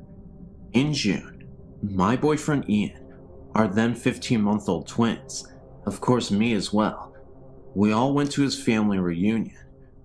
While we were there, we had a wonderful time meeting his family and getting to know everyone really well. We stayed at his father and stepmother's home with the immediate family. One night, while everyone was asleep, one of the girls started crying, most likely from being in a new place or losing her pacifier. I woke up, and still groggy, I sat up in the bed. I looked over to the crib. Next to the crib, there was a little old woman standing there looking into the crib. When I saw her, she didn't scare me, and I thought nothing of it. She looked at me, put her finger up to her mouth, kind of bent down, and whispered, "Shh." So I laid back down and fell back to sleep. Brianna slept through the rest of the night. The next morning, I got up and remembered what I saw. Not sure if I dreamt it or not. I pulled Ian away from the family and asked him if he had a picture of his grandmother. The family had spoken a lot of her the previous day at the reunion, but I had never met her. Ian was very close to her and was very upset at the time of her death. It would have been almost 9 years ago. They found one, and after I saw the picture, I felt this warmth, the only way I can describe it, and it filled my body. It was the lady I saw the night before. I wasn't sure if I should tell anyone, for fear of them thinking I was insane, but I decided to tell Ian. When I told him, he kinda gasped. Like I said, he was very close to his grandmother. I'm glad I told him. Well, later, as we were talking to the family, someone said, "Oh, it would have been so wonderful for her to be here and see all the family together." Speaking of the grandmother, Ian looked at me and asked me to tell everyone what I saw. I'm still new to this family and wouldn't want to be dubbed as the crazy one just yet, so I kept it to myself. Thanks for giving me a place to share this.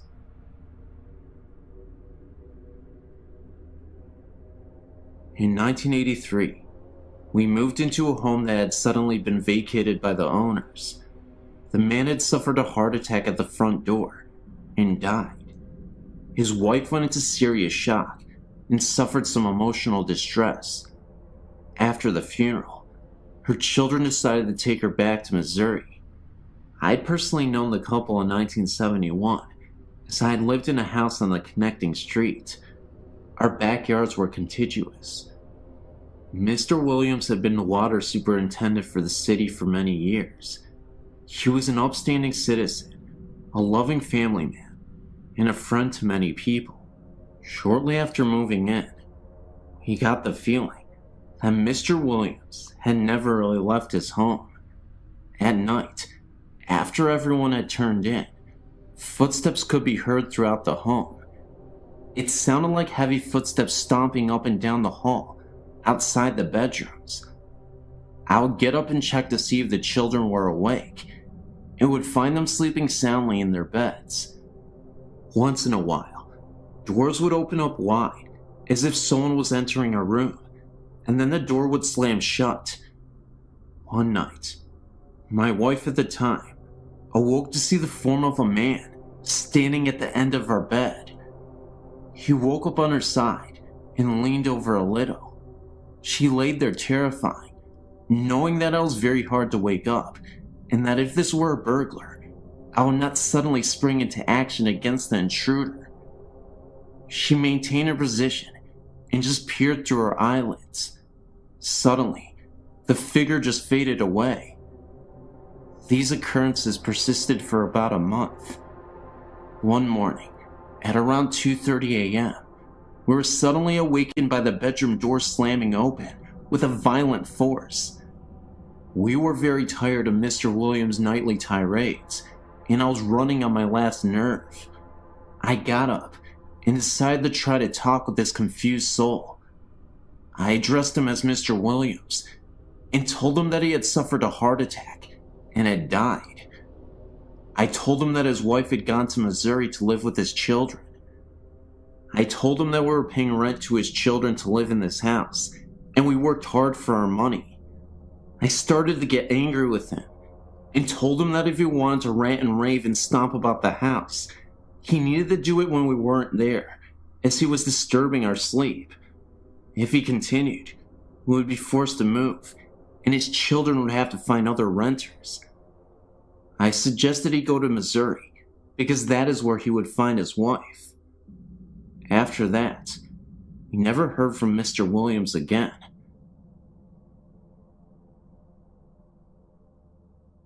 In August of 1997, I was helping a friend deliver some things for a post-funeral reception that was to be held in the officers' quarters number 1 at Fort Concho in San Angelo, Texas. Fort Concho is the best preserved and reconstructed cavalry fort in America. This is where the Buffalo Soldiers were stationed. It was very early in the morning, and we had to get the key to the building from the curator. We drove to the other side of the parade ground and parked the van. We went inside, and I took some things up to the staircase to the second floor, while my buddy worked on the first floor. I walked into the west bedroom upstairs, and immediately felt like I had just walked between two people that were standing shoulder to shoulder. I was walking into a tremendous field of static electricity. I had a cold sensation, and the hairs on my neck and arms stood straight out. I put the vase down that I was carrying, and found myself compelled to say, "Excuse me." Then I proceeded to the east bedroom. When I entered the room, I saw a little girl out of the corner of my eye, playing on the floor to my left. I placed the vase, and when I turned around, she faded away. A couple of days later, I was again with my friend. We stopped by the house of the lady who was responsible for financing the restoration of officers' quarter number 1. My friend mentioned that I had felt a presence and saw a little girl. I told her that I had seen her in the east bedroom, and she told me that a little girl had died in that very room. Maybe it was her parents that I felt in the west bedroom, or just someone else watching over her. A few months later, I had the opportunity to stop by the officers' quarters number 1 when it was open to the public. I was walking around, and a staff member volunteer came up and asked me what I thought of the building. I told her I thought it was haunted, and repeated the story of the little girl. The lady took me into the dining room and pointed to a portrait on the wall. It was the same little girl I had seen upstairs.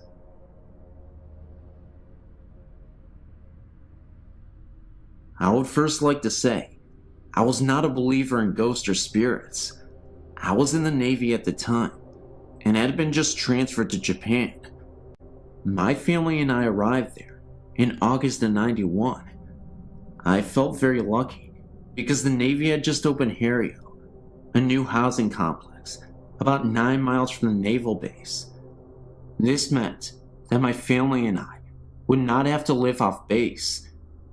My wife and I were taken out to the Harrio to pick out a house. Being newly opened, we basically had the pick of the litter. My wife and I chose a nice 3-bedroom room townhouse in the center of the housing complex. We moved in within 3 days and began to settle down. Nothing much happened for the first month or two. Then one night, my daughter, who was 3 at the time, started waking up at night crying. She would point at the wall and tell me to make the snake lady go away. This happened about once a week. Of course, I thought she was just having bad dreams. We let her sleep in her bed when this happened. My wife became pregnant at the time, and we were allowed to move into a 4-bedroom house. I was hoping this move would solve the snake lady problem. As we moved into the new house, I assured her the snake lady was gone forever. Boy, was I wrong. It was about 2 weeks before our encounters with the snake lady started again. This time my wife and I could actually feel some sort of electrical charge throughout the house. These encounters intensified, and my daughter started to see more and more apparitions. She would tell me that the snake lady wanted to take her away. I, being a skeptic, thought the electrical charge was sort of funny, but never gave much thought about my daughter's nightmare being real. Then one night, my wife and I were awakened by my daughter screaming at the top of her lungs. We rushed into her room to find her pressed against the far wall, her feet approximately 1 foot off the ground. My wife and I both grabbed her arms, and with one of my feet pressed against the wall, I pulled with all my might. She wouldn't budge. I'm not a small man, 5'10", 191 pounds, and I worked out all the time. I could not get her off the wall. All the while she was screaming that the snake lady wanted to take her away. Scared to death, I started praying in my head. My daughter started to slide down the wall, and she fell into our arms. I don't know what it was, but I believe there is something out there that we don't know about. The next day I blessed every room in the house with olive oil. This seemed to do the trick, because my daughter never had another experience. My wife is Japanese, and she did some investigating of the area's history. Harrio was once an internment camp for the sick and dying Japanese soldiers of World War II. There is a shrine just outside the back gate for the soldiers that died there. And that's what we found out. Thanks for reading. It's funny, really, because I've been reading your site for quite some time and have marveled over the experiences people have had, but never, ever thought I would be emailing you my story. This experience is mainly my 2 friends, but I experienced it firsthand last night. They live in RAF, Royal Air Force Quarters, in Middlesex in England, and have never really mentioned anything before. A couple of weeks ago, Susie and I were chatting about various things when the subjects of ghosts came up. Funny enough, the handprints have come back since Elena was born, said Susie. Handprints? What handprints? I replied. It seems that since they moved in over 3 years ago, they've had various things happen. So she took me upstairs, and there, clear as day, was a set of huge handprints on the wall just above their bed. Apparently, she has tried everything to get rid of them and they disappeared when she was pregnant. As soon as the baby was born, they came back, and when I saw Susie and Jay last night, they casually informed me that the handprints had moved. By now, I was getting quite spooked out. We went outside for a cigarette, with one of the music channels on the TV playing. When we came back in, the channel had changed to some gruesome true murder documentary. The hairs on the back of my neck were standing on edge at this stage, and it took Susie a good 5 minutes to change the channel back. Also, they've both watched a candle that stood on top of the telly very casually move from the middle and drop off at the end. Things have been moved around, never hidden, and the TV also turns on and off. Susie and Jay were very relaxed about this, and the ghost obviously means them no harm. Last night, it was Susie, Jay, and me, and they told me what happened last Sunday. Apparently, Susie had gone up to change Elena, and had set out her pajamas and nappy out in the changing mat in the bedroom. She was bathing Elena, and thought that perhaps she could use one of the smaller nappies instead of the big one that she had pulled out.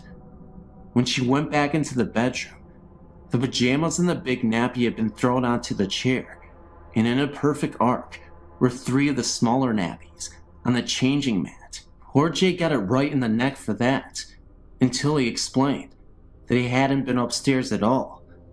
Again, the hairs on my neck were standing on end, and when I had to go upstairs to use their toilet, Susie had to come with me. We then went out for a cigarette, and as we were sitting there, I saw the shadow of someone walking to the kitchen. Didn't think anything of it until I realized that we were all sitting outside. I told them, and Susie said that she sees shadows out of the corner of her eye all the time. We then went back in, and I was sitting on the sofa next to Susie, talking to Jay, when I noticed that she was staring at something right behind her. I asked what she was looking at, but she said nothing at first, knowing how freaked out I was getting. She then began to tell me that she noticed a transparent man with an axe lodged into his forehead casually move from the room we were in and into the kitchen, then disappear. She had told me that when she was alone in the living room, another time, that she also saw a man sitting down at the kitchen table, as if he was writing on a piece of paper, then disappear shortly after. Apparently, they are not the only ones to experience things. It seems that quite a few people in the row of houses had strange things happen, and the couple on end have seen a shadowy figure. She asked me to babysit Elena next week. Must admit, not too keen on having the extra company though. I grew up in faraway Rockaway, New York. Rockaway, originally named Rockawiki by Indian tribes. When I was a young girl, my sister Patty, who was sleeping on the bunk above, was crying in the middle of the night. She said she saw someone standing by the bed and was frozen with terror. She distinctly remembers seeing this figure wearing a brownish red robe and what looked like an eye missing, only it wasn't a vacant space. There was literally a black hole where an eye was supposed to be. Everything else was illuminated compared to the area of where the missing eye was. A few days later, and being the curious kids we were, I wanted to get a Ouija board so we could get confirmation and answers as to what the spirit was, but Patty refused. She said she didn't want anything to do with the spirit. I decided to take the Ouija board out anyway. She wouldn't even look at the board.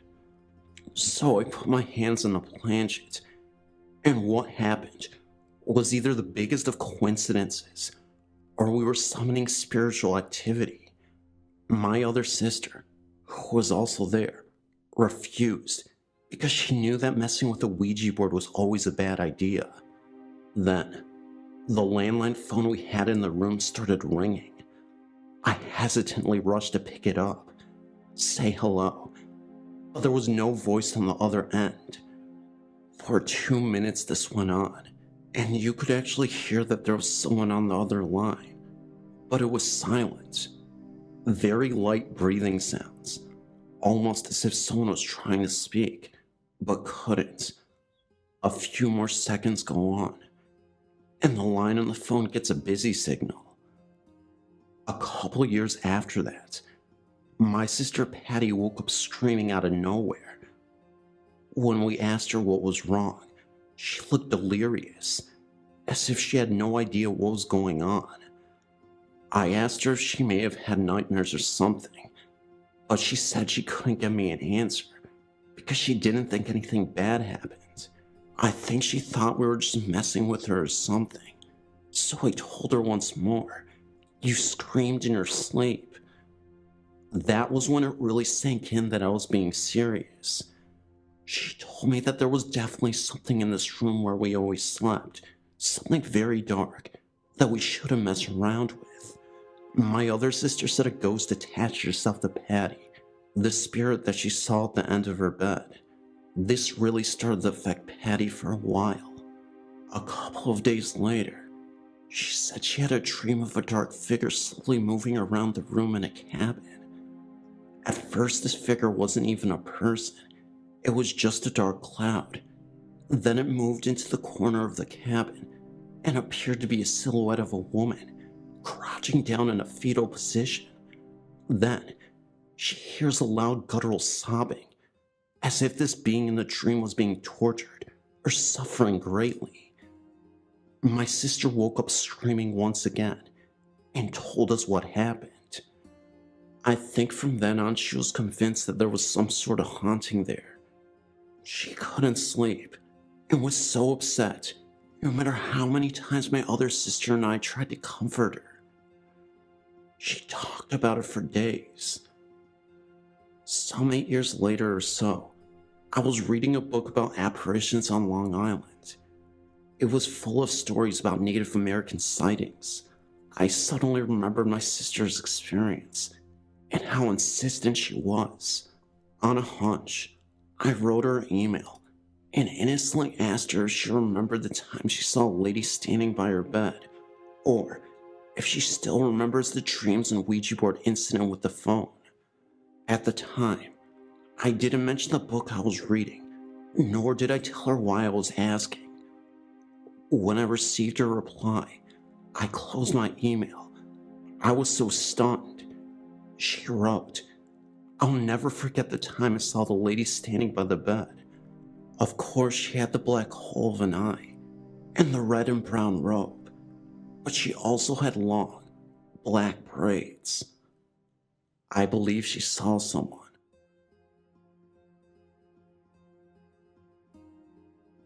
This past weekend, I went to Spokane Valley to visit a friend. She informed me of the Spokane Valley Cemetery. I read about the 1,000 staircase, and I felt like that could be a good challenge. We got there in the middle of the day, and we could just feel the vibe there, and it was anything but good. The cemetery is in 3 levels, with some parts older than the other. There was one spot where the cemetery was unkept and very worn by time, which was also where the young and sick were buried.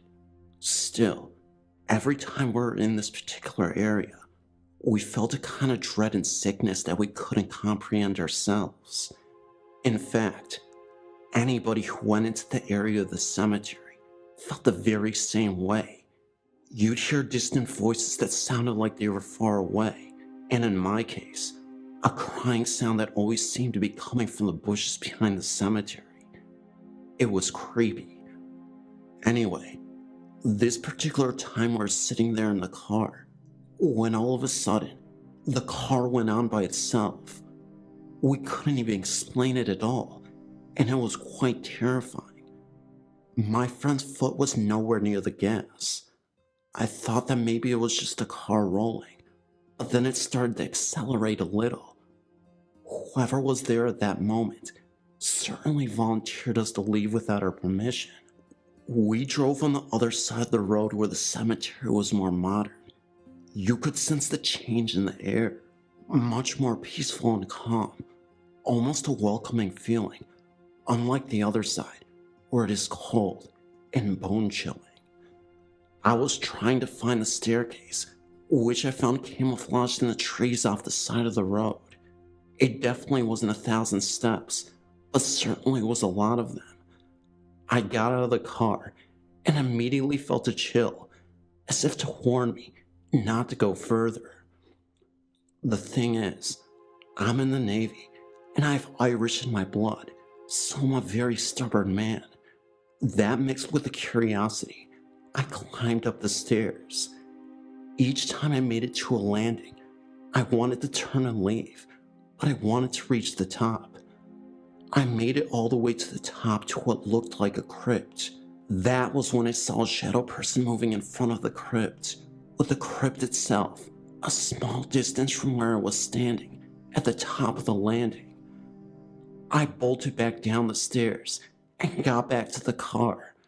I told my friend we should go back to see if it will appear, for confirmation, and so I don't look crazy.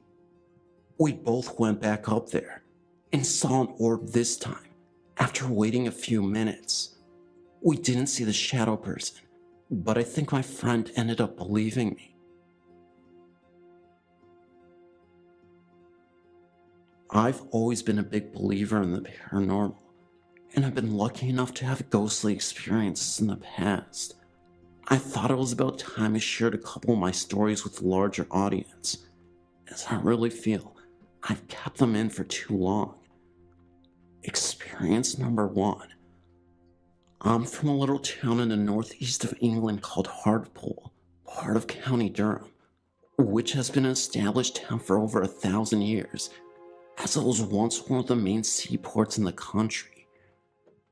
There are plenty of ghostly stories and tales repeated around the area, from the ghostly farmer who skis corn in the farmlands area of the town, to the ethereal monks whose chanting and voices are heard on the site of an old monastery. The event that occurred to me in Hartlepool is a different kettle of fish, so to speak. It was the day of my final exams at secondary school, high school, and I decided to retreat to an old art classroom at the top of the building, as I knew I could get peace and quiet while I tried to revise. My school isn't particularly old, and as I'd never had any experiences before, I felt content and calm. I settled down to read through my notes when a few minutes later, I heard a sound. Looking up, the noise stopped as suddenly as it started. Thinking no more of it, I once again started the read, only for the noise to occur again. Only this time, it didn't stop. What I could hear were the footsteps right in front of me, footsteps I took to be from a little girl, as they were small and soft, and the definite sound of a high heel could be heard. I was in shock, and kept thinking I was imagining it, or the sound was coming from outside the class. But as it continued, I knew it was only a matter of meters away, and was getting closer. Suddenly it stopped, and a feeling that I was being observed swept over me. I sat in total shock, as the footsteps started again, but they soon got lighter and lighter, until they stopped, once and for all. Looking back, I now realize it never scared me, more that I was enthralled and ruptured, than petrified. The sound was definitely coming from my right in front of me. There is no doubt about that.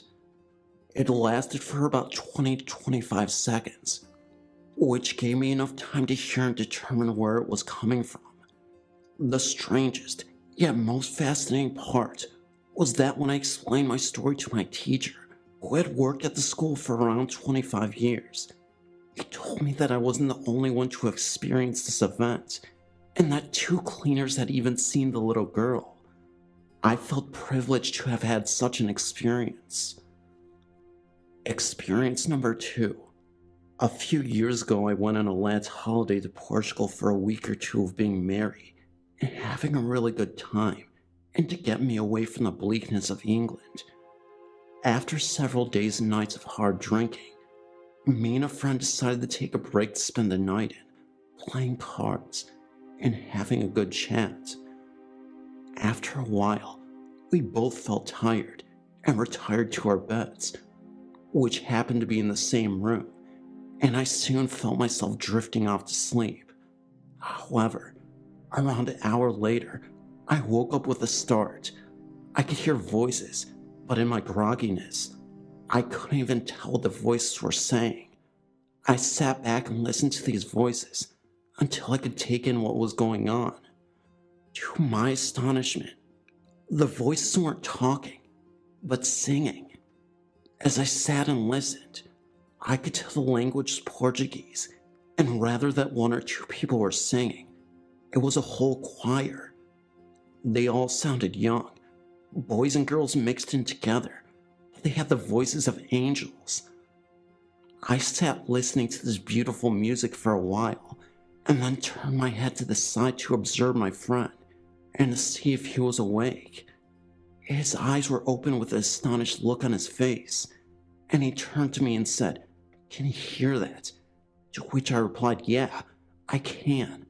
He got up and looked out of the bedroom door and then out of the window, and remarked that if he stepped into the living room, he could hardly hear the voices, but as soon as he went back into the bedroom, they were loud and clear again.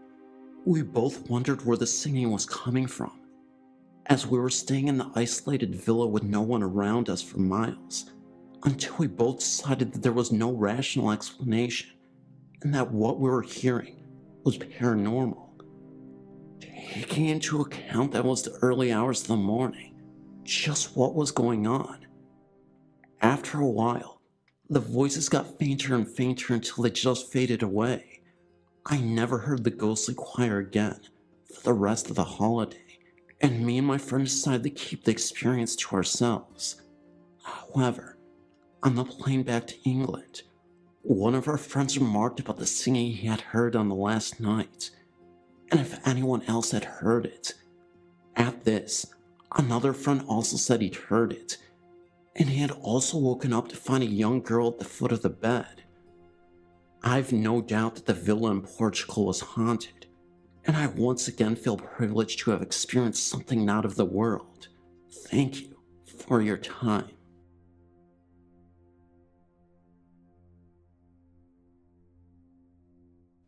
It's no secret that in my youth, I loved to hike or explore the woods nearby my family home.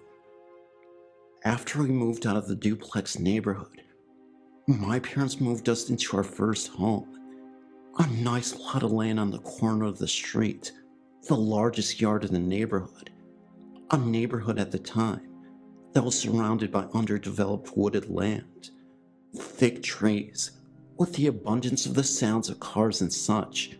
So naturally, I had to explore the new land. This was the beginning of my high school years, so it was like starting a new life after getting this new home. My dogs loved it, especially when I would take them through the woods with me. The smallest of my dogs, Rory, loved hiking with me, and I trusted his instincts and nose when it came to trouble. This particular day, I decided to venture a little further into the underdeveloped areas of our new neighborhood. I guess the company that bought the land kinda ran out of money and left this part of the road up for grabs. It was a paved street that was blocked off by a street-out sign like roadblock. It didn't work too well. Some kids who would drive would sneak their cars through and use the empty back road for other recreational means. So it was easy for a young teenager like myself at the time to roll in on his mountain bike. Rory trotted closely behind me eagerly. We would travel a bit down the road, stopping to check out a creek nearby and possible trails to mark. Now, from what I am told, this entire plot of land the neighborhood now sits on belonged to one family. They then sold it to realtors. But since the land was basically open, it was also used for hunting.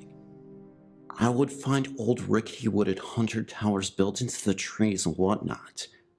They were so old though, It looked like they haven't been used in years, but it was still cool to explore. Rory and I sped our way to the end of the road where it turned into a somewhat court. At the end of the road, a small creek cut through the roads right by a clearing. I couldn't get past the thick bush to reach the clearing, so I dropped my bike and continued on foot. Rory followed and would occasionally dart ahead to sniff things out. It turns out the clearing was an incomplete lot for our house, but the trail Rory and I found kept passing through, and we followed it casually. The trees seemed to get taller and deeper into the woods that we got. Then one spot ahead of us caught my attention. It looked so surreal that I couldn't believe it was in the woods.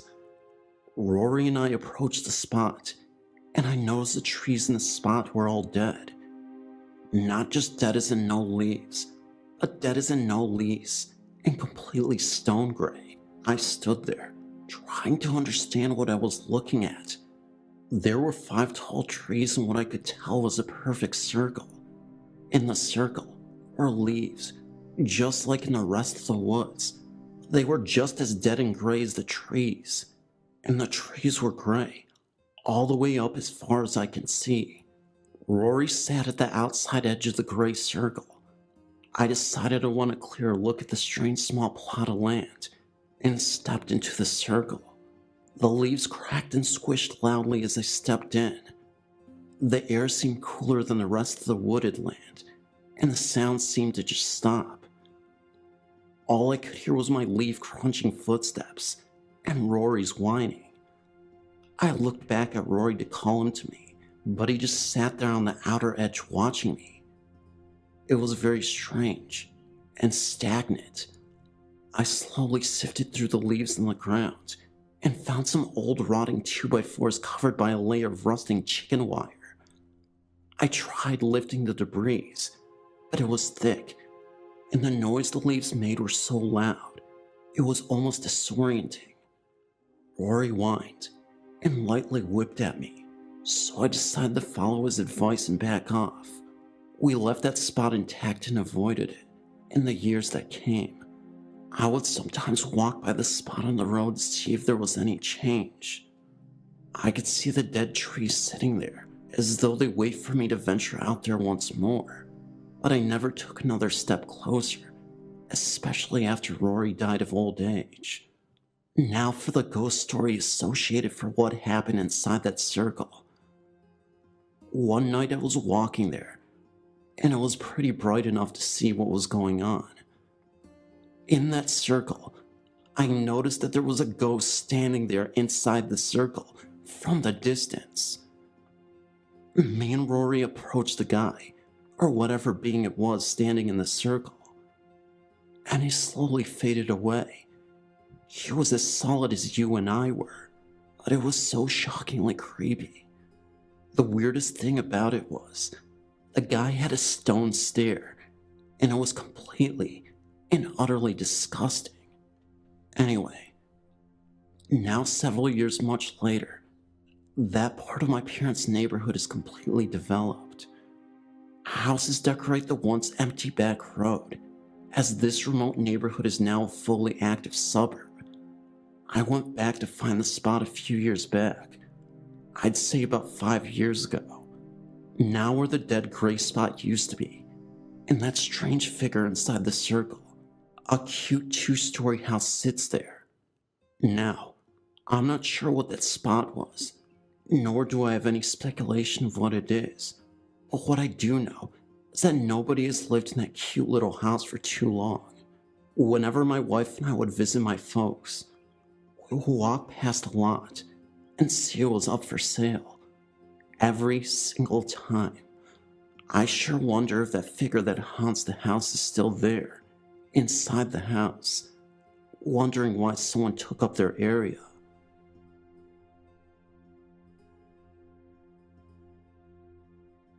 Write a short story, but I think stories don't always need to be long to be as terrifying as this one is.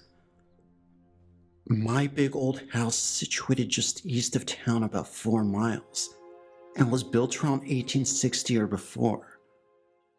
We moved in when my boys were small. The youngest one was about 15 before he shared with any of us what he saw in the doorway of his room every night. A woman in a white dress. He also saw a man in a brown suit bent over his brother's bed with his hands raised and shaped like claws, reaching towards the sleeping brother.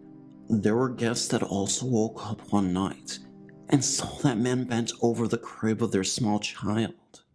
My mother also watched a woman holding a child follow my brother into the living room one day. For the most part, I don't seem to be sensitive to their presence, just a tingling skin once in a while.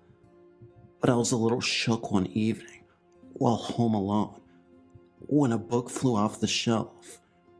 When I mustered up enough courage to walk over and pick it up, I noticed that the cover showed a woman in a long white wedding dress. I think everyone has seen things out of the corner of their eyes, only to focus on it and see nothing. I myself tend to blow light bulbs, at least 3 a week, usually more. They flare up into purplish blue flame-like bursts and make a loud popping sound. The unusual thing about this is that I'm either tense or stressed, or I'm entering an all-dark room and get an odd feeling right before I switch the lamp on. It's always lamps. But the odd experience I'd like to recount for you is concerning my 2.5-year-old daughter. She was born in ECAL, or with a cow, water sacked intact around her. In other words, she came out in sort of a water bubble. I've read that supposedly this condition denotes a child who has second sight, or some type of clairvoyance. Then my doctor mentioned this folklore to me, and told me to keep him informed. My daughter is a fiery, red-headed child. She is a wonderful child, just extremely willful and spirited. All the qualities that drive a parent crazy, but will hopefully make a good adult. Anyway, my daughter usually ends up sleeping in my bed between her dad and I, and refuses to go to bed unless I join her. So early one morning, we were climbing into bed, I with my back to the window, facing towards her, and her daddy, who was pretty much passed out. She sat up suddenly and pointed at the window behind me. "That's a guy, Mama," she says. I sleepily ask her what. Then she says, "That's a guy, ouchie head guy." I froze immediately awake. "What did you just say?"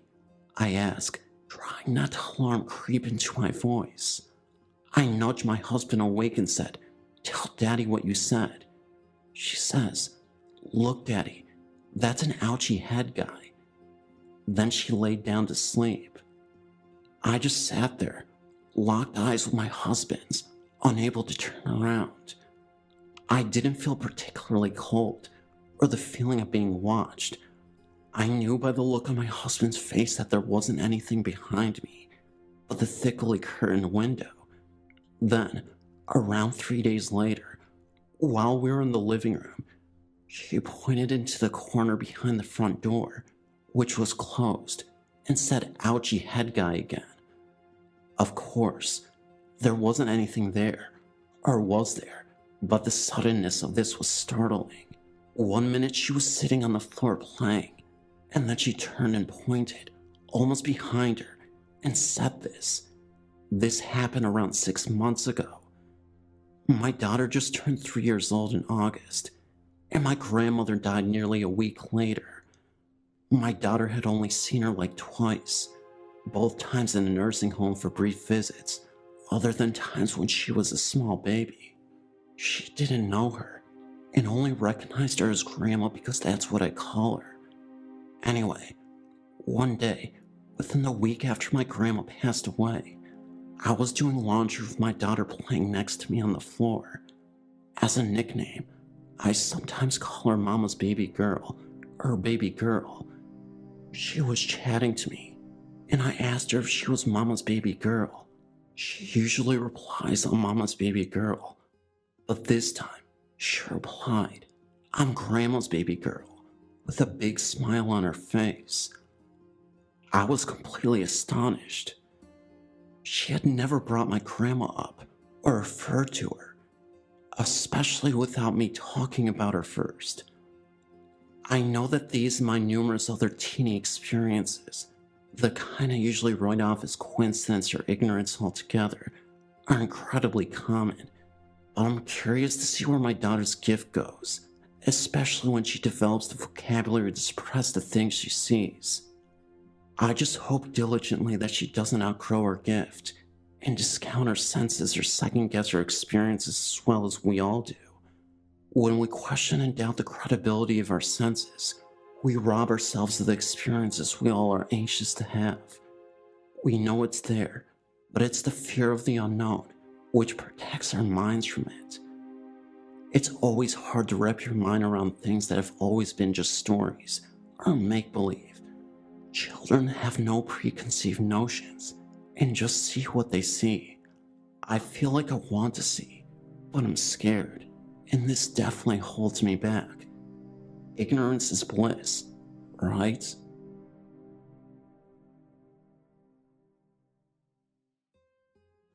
I'm writing to you because I stumbled across your website and found some stories of hauntings at Norwich University.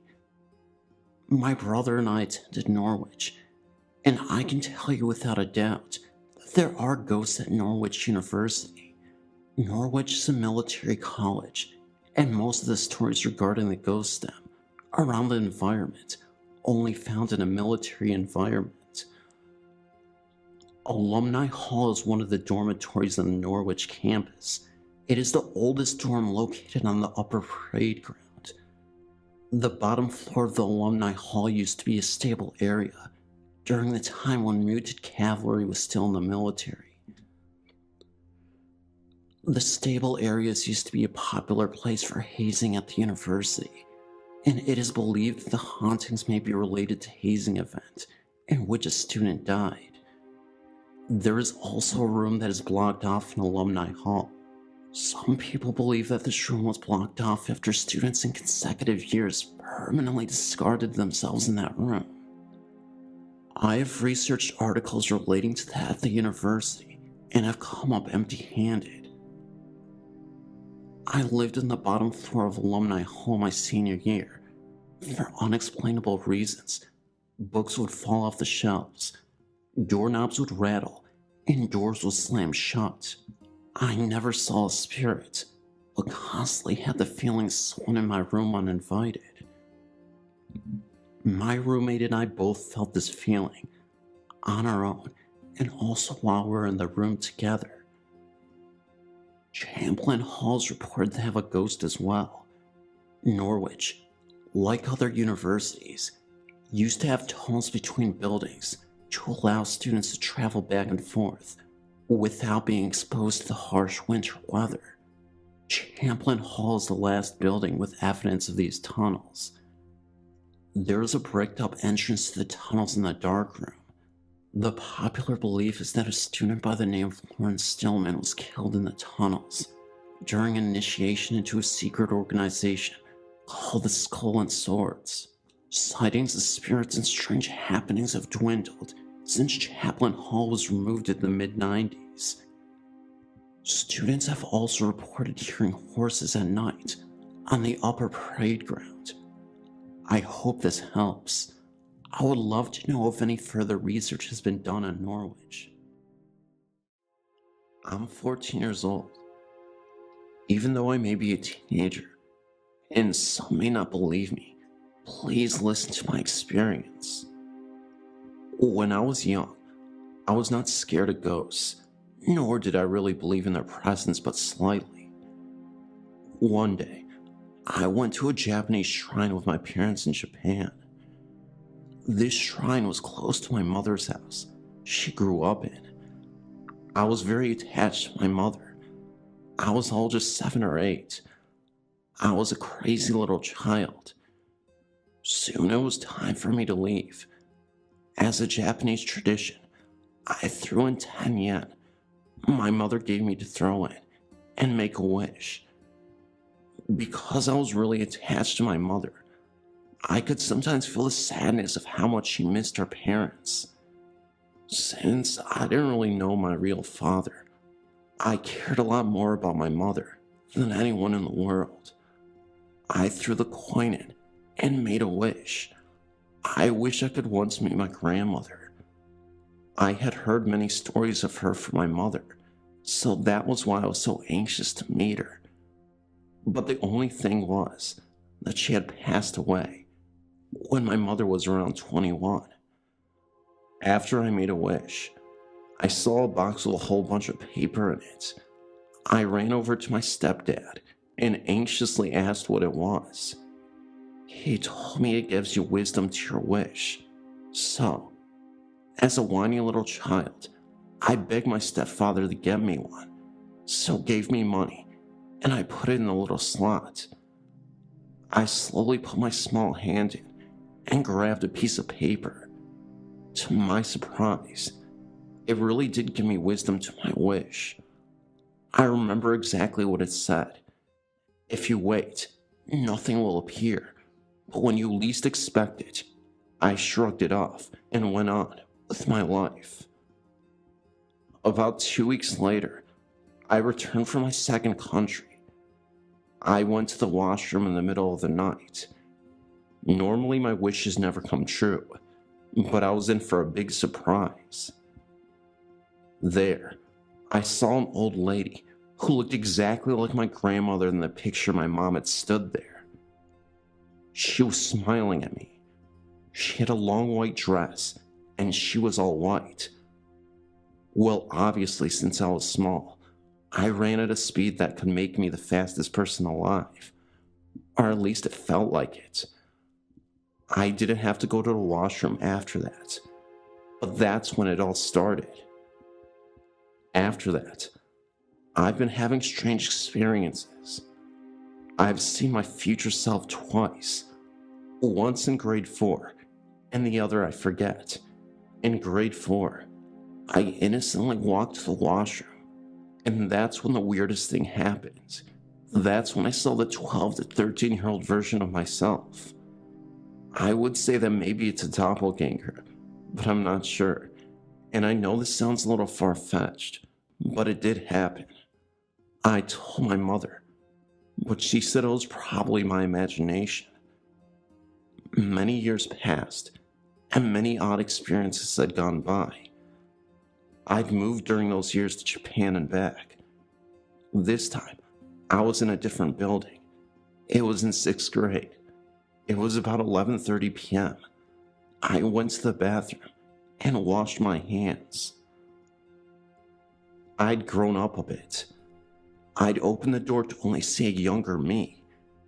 It looked as if it was in grade 4. Again, a ghost. She was staring at me, and I was so freaked out. I stood there in shock, unable to move. The only thing was, I was able to stare my younger self in the eye. Finally, I had the guts to run off. I couldn't help but notice that the younger me was wearing normal clothing. Then it hit me. When I saw a young woman, my grandmother, the very old version of me, they were all wearing a white dress. That must have represented that they had died. Just last year, I saw my stepdad's grandmother, who is healthy and alive, staring at my picture of when I was young, exactly like she was when she visited from Japan. Exact posture and everything. I thought I was dreaming and pinched myself many times and tried laying back into my regular posture and sitting back up to see if she was still there. She was gone. Next morning, I told my weird experiences to my mother at the exact time she was thinking of her. My mom told me this. Maybe you see some of my thoughts. Tell me some experiences you had from the past. I told her one of the experiences, like how I saw a young woman, and described how she looked. My mom stared at me with shock.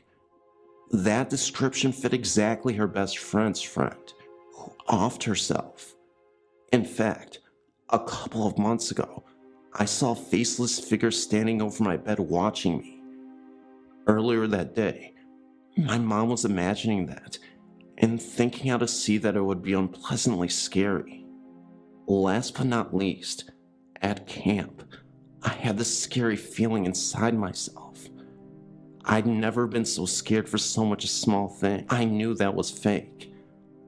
I fell asleep that night, having a dream that was extremely mysterious. I was playing capture the flag with everyone at camp. I wanted to go to the other side, but I saw a very pretty girl my age. She had a ponytail, beautiful skin, hazel eyes, a fit body, and she was wearing red clothing. She was blocking my way, so I decided I should run past her. I tried, but she was after me, so I decided to run back to my side. I ran as fast as I could, and finally got to my side. She was on her side, but slowly came into my side. All of a sudden, everyone was gone. It was only me and her. She was starting to feel like an evil presence. I was scared she ran after me, and finally, I could not run anymore. I couldn't walk. I was too scared. Then, right when she got in front of me, she gave me an extremely evil smile. I didn't feel good. I couldn't move. Then, right before something was going to happen, she started fading.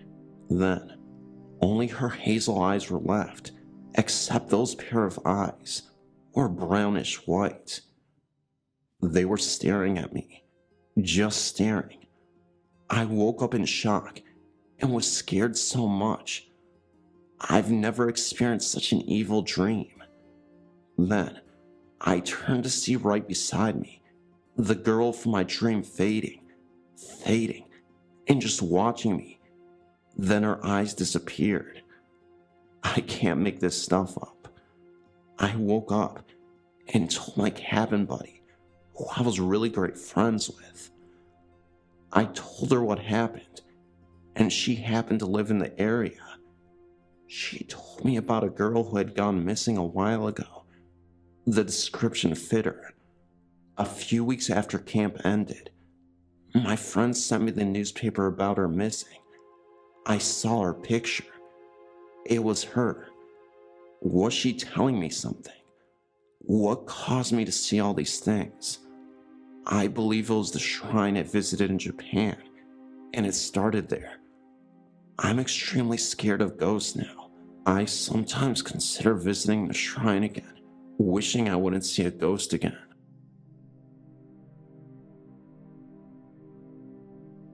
I will try my best to try to make a long story short, which is something I've never been good at. I moved into a second-floor flat in South Utica, New York, in January of 2000. My husband was living in Watertown with a friend finishing up college. I always had an uncomfortable feeling in that house. When I would come home from work, it would occasionally feel as if someone had been there. You know that feeling. I thought maybe the psycho downstairs neighbor, Maria, had a key. One night, I think in March, I woke up to what sounded like someone walking up in the attic. I thought maybe it was Maria, the psycho downstairs neighbor. But she had a bad knee and was morbidly obese, and I would have heard her climbing the stairs to the attic. I shrugged it off. My husband moved in for good in May. There were always those little things that we shrugged off. For instance, the cupboard doors would all be open in the pantry. We would just figure it was the other person, mentally get mad at them, not wanting to waste the time or energy to discuss how irritating this was. In the winter of 2001, we had come home from partying all night. Yes, we were pretty wasted when this happened, and that is why we just forgot. or never talked about this after that night. I fell into bed and passed out immediately. My husband brushed his teeth, turning off the dining room light, and shut our door to the dining room. He climbed into bed and drifted to sleep for about 5 minutes. All of a sudden, we both opened our eyes, and the bedroom door was open, and the dining room light was dim. It was the kind of light that had a dimmer. You had to push it on to turn it on and off, and it was on high when it turned off. We looked at each other, kind of read each other's minds, and dismissed it. It had to be the partying. About a month later, I was sleeping on the couch with my head on my husband's lap. All of a sudden, he got up and ran for a knife in the kitchen. He said he saw a man walking in the back part of the kitchen. He was terrified. Don't ask me why he would run towards it. I would be out of the door, but that's just me. He was shaken up for quite a while. No partying this time. He swore he saw a man out of the corner of his eye. I told him he was nuts. About a week after that, in the middle of the afternoon in February, he was home listening to the TV playing loud in the living room while typing a paper in the computer room. He said that he heard a loud slam, walked out, and our bedroom door, which is hung up on a throw rug, was shut. All the windows were closed, as it is as cold as the North Pole in February in central New York. I was at work when he called me, and he was really worked up. I'd never seen him like that. That was when we really became suspicious. I called our landlord and told her not to think I was nuts, but did anyone ever die in that house? She told me that her husband's godfather did back in the early 1930s, and it was of throat cancer. She wanted to know why I was asking. I told her what had happened. She then said that she thought they had taken care of that problem. She told us that the last tenants moved out suddenly after seeing the apparition of a man in his 60s, sitting at the kitchen table and reading. She told me that they had a Catholic mass to help Frank move on. He must have really loved this house. The downstairs tenants after Psycho Maria moved out also had experiences, but I promised a short story. We moved to Syracuse almost 3 years ago. I didn't want to live in a house where someone had died. I actually made a point of it. My very good friend told me the first time she walked in this house and that she felt as though she wasn't alone. I told her that was impossible. A couple months after my son, Peyton, was born, in September 2003, I was sitting downstairs typing on the computer. I had the video monitor on. I heard this strange, muffled, non-English whispering. I turned to look at the monitor, and his mobile was gently moving. He was too little to reach it, and again, no windows open, no air on. I ran upstairs, and his mobile was still, and no noise. My husband was gone on business, and no one died in this home, so I assumed that I must have been seeing things. Then, there was a picture of my son, Peyton, which I sent a copy. This was taken around November or December of 2003. My 7-year-old stepson came out of his room a few months ago and told me there was a boy in his room. He was wearing jeans and an orange shirt. He told me that the boy looked at him, then walked through his bedroom door.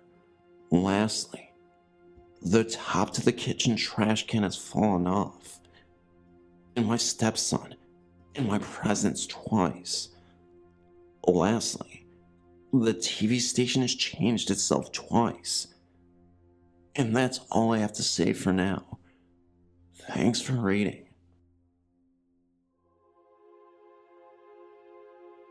This story starts a long time ago when I was about 8 or 9. I was watching TV when I looked up, and I saw a man watching me. He had a blue coat on. He smiled at me and faded away. I didn't feel alarmed in any way. I even told my parents, and they believed me completely. Every time I was by myself or scared or sad, he was there, and he would sit by me, and his presence would make me feel better. Then one day he just disappeared. When I was 12, he appeared again. I was home alone and cleaning the kitchen. We had one of those musical globe things that played music only if you turned the key that's under it. All of a sudden it went off, and we had not messed with it in years. I had put a bunch of napkins in the stove by the burners, heard a voice in my head say stove. I looked at the stove, and it was on. I feel chills run up my spine when I think about what could have happened.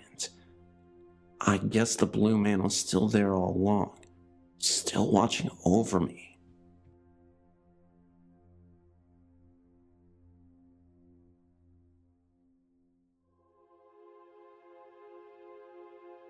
The year was 1947, and the place, Isle of Wight. It's off the south coast of England, a holiday resort. I'd been taken there for a week's holiday with my brother and my parents and aunt and uncle. There was nothing special about the hotel or its surroundings. I think it was the third day of our holiday, and we were all in the dining room at the hotel for our evening meal. I was sitting next to my brother with my back to the windows, and consequently was able to see the whole room. I would mention at this point that the walls were lined with large mirrors, fashionable at the time, and the effect was rather fascinating, as no matter which way one looked, one would see just about any other part of the room in reflection from one or another of the mirrors. As far as I know, this place is still the same now as it was then, except the owners have changed. In those days, especially when there were 4 adults with you, children were seen and not heard. So as far as I was concerned, any conversation around me was ignored. During our meal, several guests came and went, as one would expect to happen. At some point, I looked up, and a man entered the room and sat down for his meal.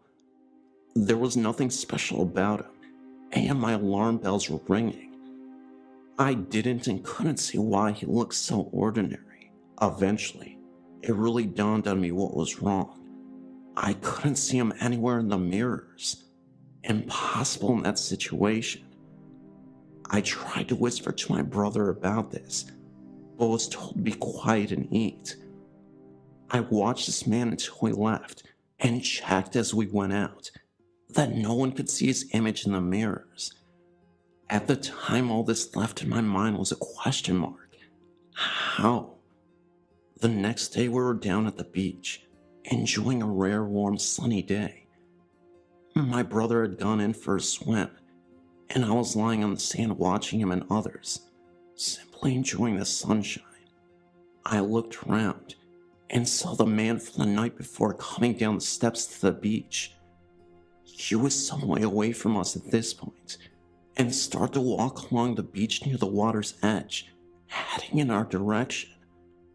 I think I sat up as the scene I'd witnessed in the dining room came back to me, and I watched him as he walked. He had no shadow. I checked that everyone else's shadows, including mine, were as they should be, and could find nothing else amiss.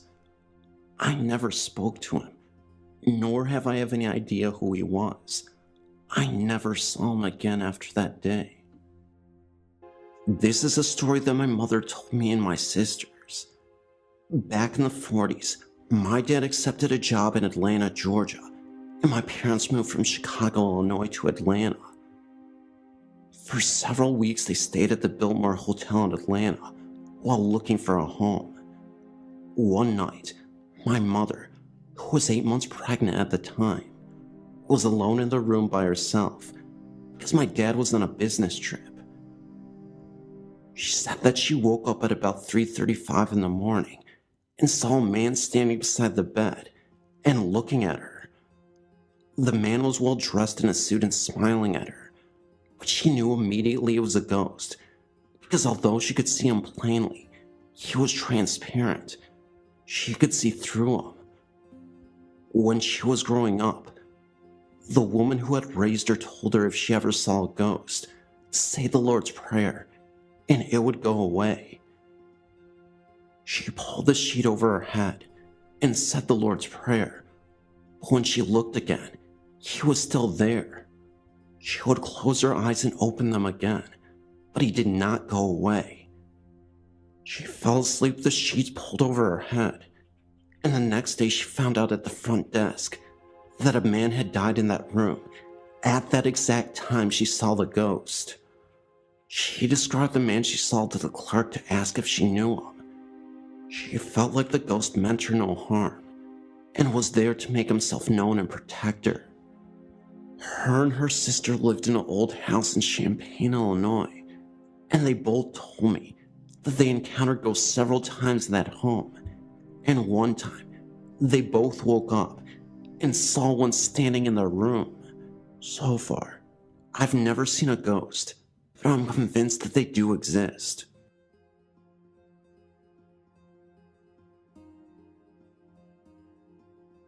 I've worked as a registered nurse at Henry Male Hospital for many years. There are so many reportings there that I'm not sure I can list them all, but here are a few. The TCU, Transitional Care Unit, is probably the most haunted unit.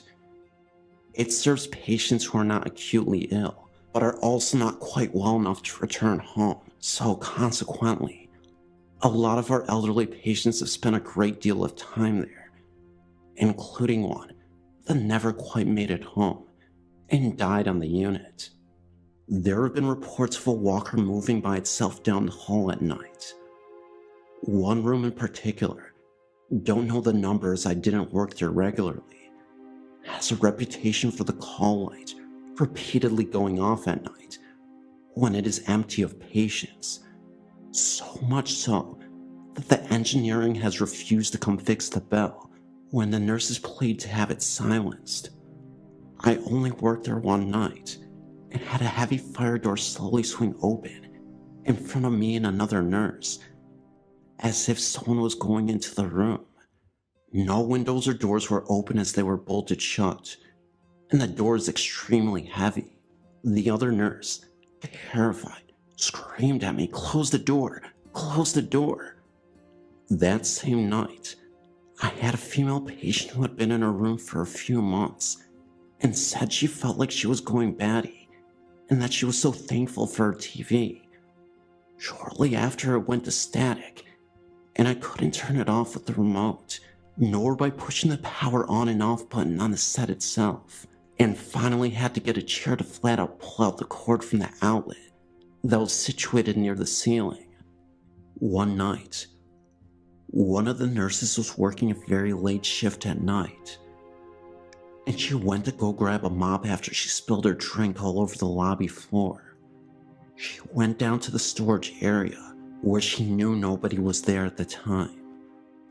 As she opened the door to the storage closet, in the darkness, she swore she saw what looked to be the face of an elderly woman from the other side of the room, and two glowing eyes, barely lit. It was all just bright enough to be seen with the naked eye. She immediately turned on the light and ran all the way back. She refused to go down there the rest of her time working there, and even change careers. It was that devastating to her. On the medical surgical unit too, there are ghosts up and down the whole hallway. The end opposite the nurse's station is especially bad. Rooms 148, 146, and 142 are the worst. Oftentimes, patients who are dying are put in these rooms, and shortly before they do die, patients often report seeing a little blonde girl in their room at night. They either ask the nurses to get her out, or at the very least, ask who she is. I had an aide one night open up a utility locker at the same end and saw the girl. She was crouched behind a walker, scared, looking up at her. Sometimes machines won't work in those rooms, even if you trade them in several times from the supply department with different ones. They suddenly will start working again. Myself and another nurse witnessed shadow people at the same time walk past the nurse's station window while the computers and lights dim simultaneously. He saw the same night one shadow person standing in a doorway, just staring at him. He looked up and asked yes, thinking it was a nurse aide willing to ask him a question, only to realize it wasn't an aide. Aides have seen patients that weren't there earlier in the evening suddenly lying in a bed, and thinking it was a new admission, brought the vital signs machine back in to take their vitals, only to have the patient gone and the bed still made. Med-Surg 1 is next to Med-Surg 2, and though it isn't as bad as 2, I've had a patient complain that she felt little kids poking at her and pulling her gown all evening. Med-Surg 1 was a pediatric unit for 1 year when the hospital was first built, but was shut down as it wasn't financially sustainable. The elevators near the cafeteria that lead down to the morgue are just plain creepy at night. I've known people that have had them slam open and shut closed several times before finally shutting and going down to the morgue. I personally would have had them open for me almost 100% of the time if I was pushing a gurney and didn't have a free hand to hit the button, saying thanks to stay on whatever's good side. Besides, it is kinda nice, except for the creepy part. These are only a few of the stories off the top of my head. I myself have only worked on a few of the units, so I'm sure there are many more. I made a dark joke one day to one of the old-time doctors that the hospital is built in an old Indian burial ground, as it has so much activity there. And he responded that indeed it is. Who knows if he is right, but all of Santa Clarita is that Indian tribe situated throughout the valley for thousands of years. In fact, we were one of the main trading hubs, if not the main trading hub, from tribes spanning down into Mexico, all the way up to Canada. I can't validate the Indian burial ground part, but the stories I related to you here, I either experienced myself or spoke with the Asian person firsthand, who had just experienced something themselves, except for TCU. But there again, I used first-hand accounts.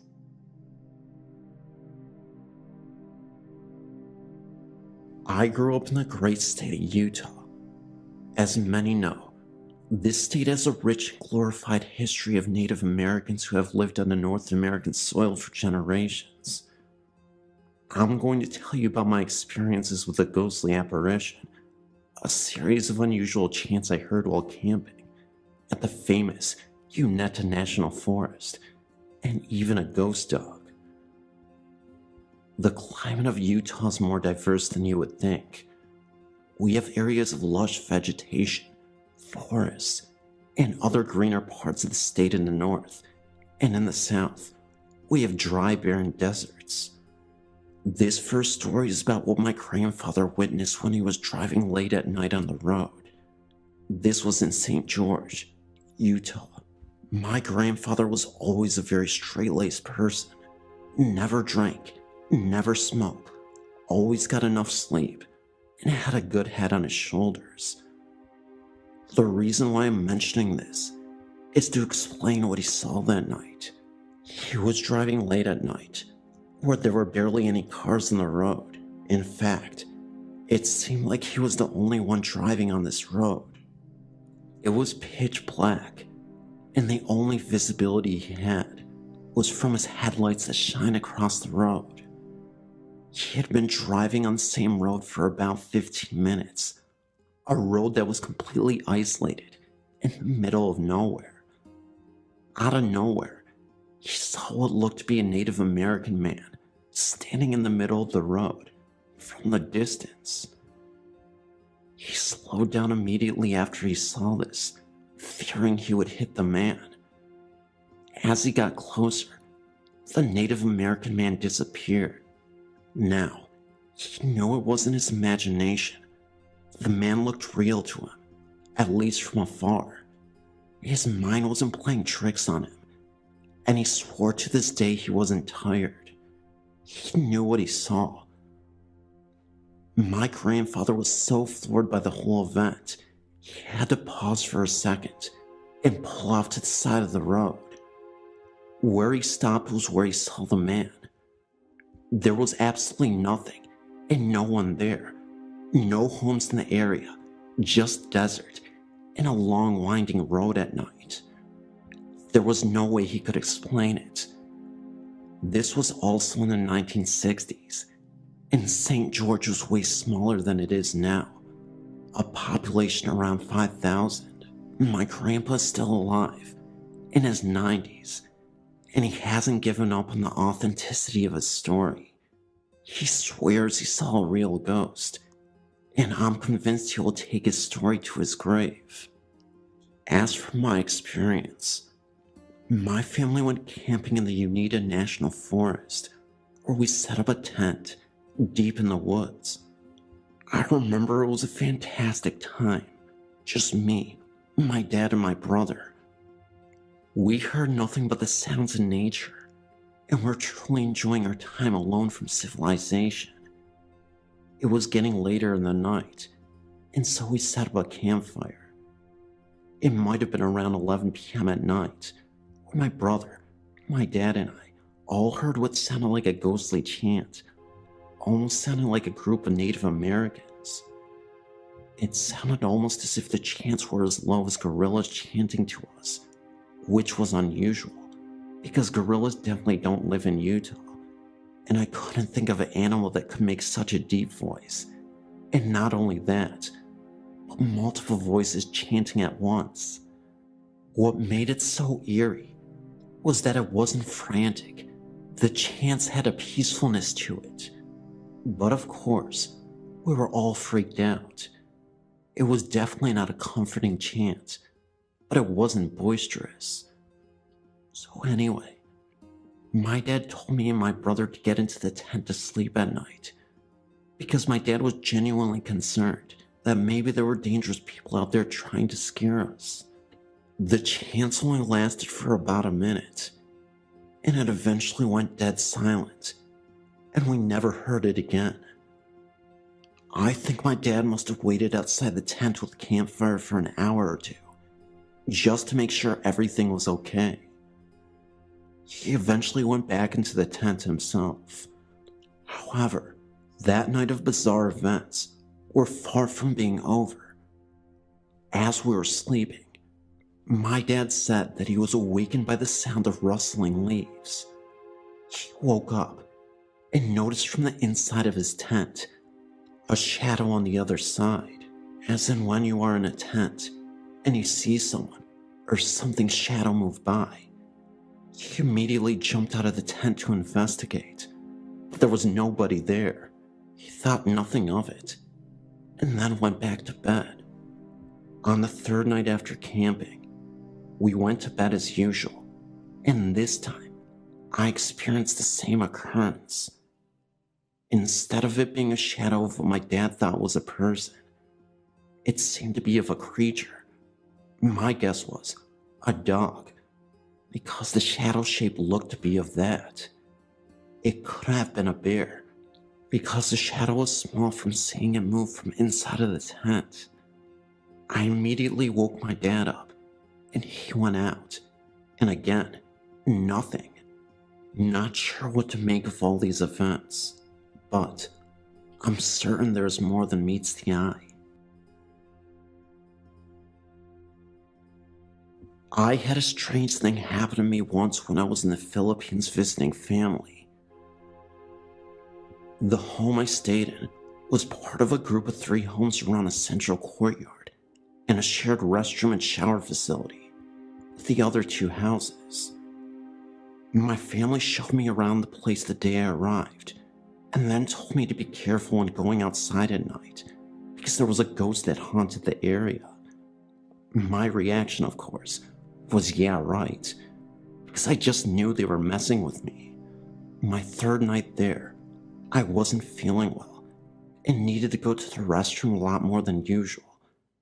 Don't drink the water in the Philippines, by the way. So I ended up going out to the restroom facility late at night. The restroom facility was on the far side of the courtyard from the house I was staying in, and around the side of one of the other houses, and it was very dark because the lights were out in all of the houses, and the nearest street light was pretty far away. I was on my way back from the restroom, and just as I walked into the courtyard, what felt like a force grabbed me from behind. It was such an odd feeling, like a major resistance pushing me back, almost like going against gravity. To clarify, I don't mean literally.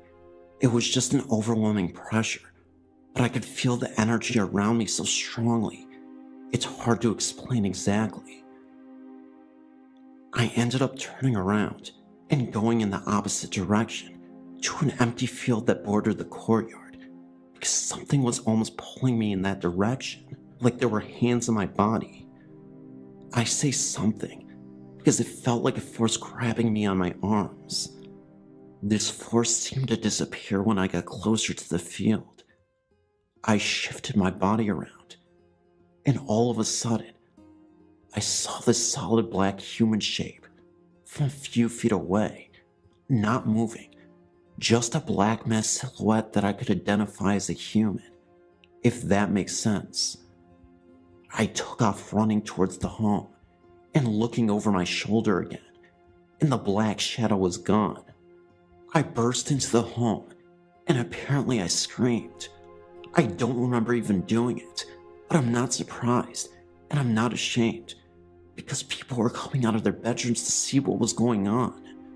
I told everyone what happened, and they all took it in stride.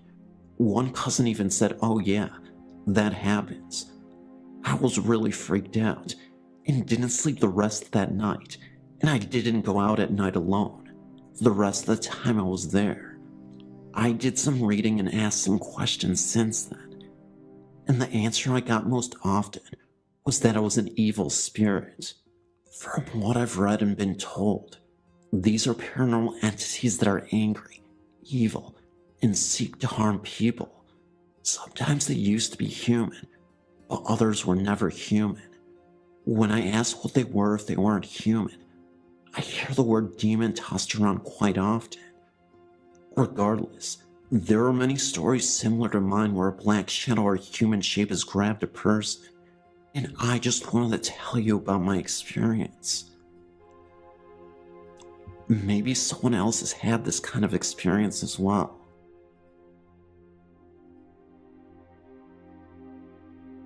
I grew up in a hip stone-roof farmhouse that used to belong to my grandparents. We lived in a German-American neighborhood, and many farmhouses had a quaint old country sensibility, with the main living space a flight of stairs up from the entrance. Like many older homes, ours was large in size, but broken up into small rooms. One such room was my grandmother's old pantry, just off the kitchen.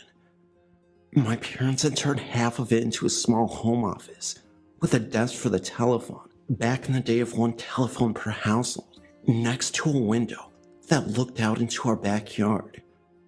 When I was very small, I used to enjoy looking out of our windows at night, making wishes on stars, watching sparkling waves of snow fall through the glow of our yard light, waiting for my dad to come in from his evening milking chores in the barn, occasionally finding surprises, like the summer evening that a huge green Luna moth came to rest on the window of the door. This small, close telephone room frightened me, but I enjoyed the backyard evening view, so I'd bravely venture into the room, crawl up into the chair next to the window, and look outside. One evening, I had a desire to look out the telephone room window. As usual, I was somewhat apprehensive about entering the little room, but my curiosity overcame my anxiety.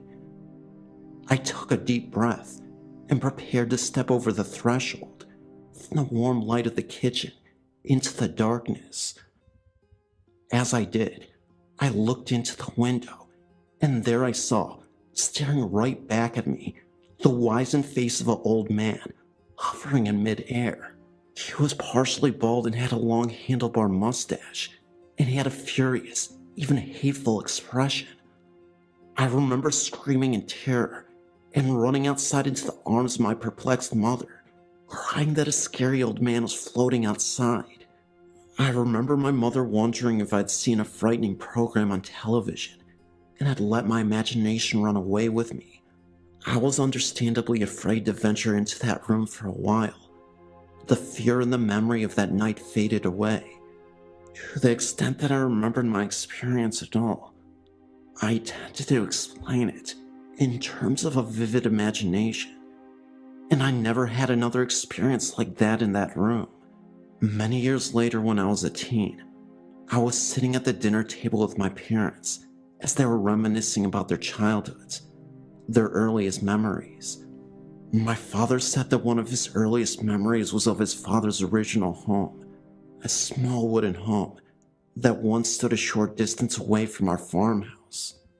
He said that he remembered his grandfather dying and being laid out in the parlor of that little home, as was a common occurrence in that rural neighborhood, even in the 20s. "What do you remember about your grandfather?" my mother asked. "He was an old man, mean and strict. We kids were afraid of him. He didn't have a lot of hair, but he did have one of those old-fashioned handlebar mustaches," Dad replied. I felt the hair rise in the back of my neck as I suddenly remembered that vision of my early childhood.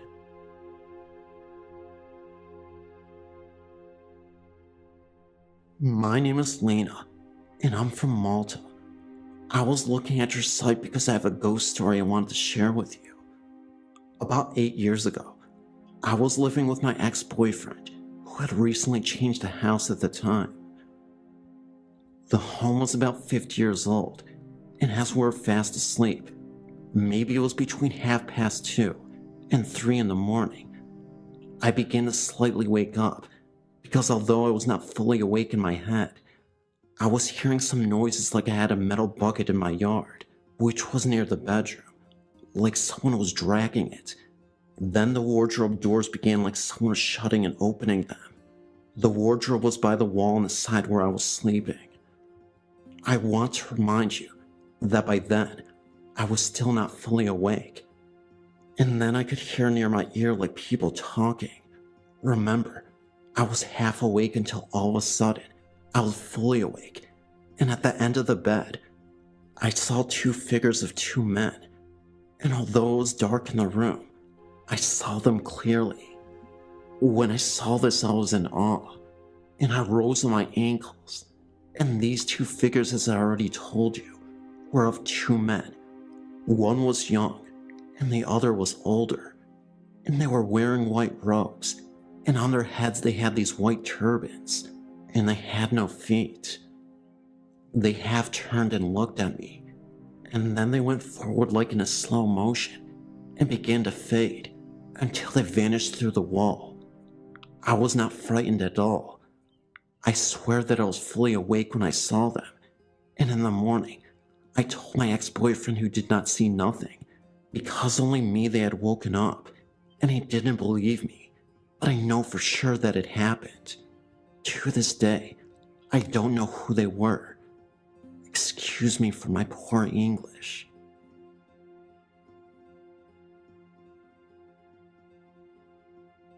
Throughout the years, I've had many experiences with things I've never been able to explain. I'll share some of them here. This is the first one I have a memory of. When I was very small, about 5 years old, we lived with my grandmother while our house was being built. I always felt warm and protected in that home. I never was afraid. Even though my room was at the top of very narrow stairs and was under the eaves of the attic, I never feared anything in that room. One night, there was a terrible thunderstorm, and I remember dreaming that there was a fire under my parents' bed. I woke up screaming and ran into their room. I kept telling my father that there was a fire under the bed. They did their best to explain that it was only a nightmare and that there was no fire. My father even got out of bed, pulled up the covers, looked under the bed, and promised that there was no fire. I eventually fell back to sleep in the bed with them. An hour or so later, I had the dream again, but the fire was bigger. I started screaming again and woke my parents. This time, however, there was the distinct smell of burning wiring, and indeed, the floorboards under the bed had started to smolder. Luckily for all of us, my father was able to shut off the electricity and stop the fire before it truly started. The only damage was replacing some wiring and a few floorboards. From that point on, though, my parents always listened to me when I had an unusual dream or saw something out of the ordinary. This, though, was the scariest thing my parents witnessed when I just turned 5 years old. We always had the attic stairs open. Apparently, I'd sneaked into our attic for multiple days, and when my parents would catch me playing in the attic, they would ask me why I kept going up there. I would tell them that the old man in the attic was lonely, and he wanted a friend, so I continued to talk to him to keep him company. This clearly startled my parents, and after the fire incident and the dreams that I had, they wanted to get to the bottom of this. They continuously asked me, "Where is this man?" So I would point at the corner in the attic and say, "He's staring at you. He is very mad you ignored him." It was at this point we had a priest come bless the home because it really seemed like a massive negative energy was in the home. I even remember getting a witch psychic to come and investigate, to talk to whoever the man was and get an idea. So we did get a spirit session, and she talked with the spirit. The psychic said she felt a man named Jim was burned to death in this home. With what I said about having dreams of the home burning, it was a man in his early 60s. So we got a spirit box, and the psychic asked if Jim was there. He confirmed and said fire truck 4 or 5 times, then smoke, and I was smoked. The psychic then asked the spirit if it died a bad death, and the spirit box said, "Are you kidding?" She asked again. He said yes. You can't make this stuff up. If you ever played with a spirit box before, you know that spirits communicate with their energy to create statements through radio frequencies and whatnot. What we were able to discern was that there was probably a fire in this home, and that this old man was caught in it. We don't know much aside from that, but this whole experience was spooky. This was back in 2009. I've been reading all these great ghost stories, and now I feel it is safe to share mine. Being a paramedic literally saved my life. Before becoming one at age 34, I was always a troublemaker, getting into physical fights as a kid and early adult, rebelling against parents, doing lots of hard drugs, and ultimately doing a stint as a drug dealer. I was a real pain in the rear. I'm 44 now, and have completely turned my life around. Eventually, I got arrested for possession and spent 6 years in prison at the age of 24. Prison life was a lot worse than I could have ever imagined. It's not like they say it is in the movies. Ironically enough, though, had a prison mate who ended up becoming one of my best friends, Sam. Sam was about 8 years older than me and did time for attempted murder.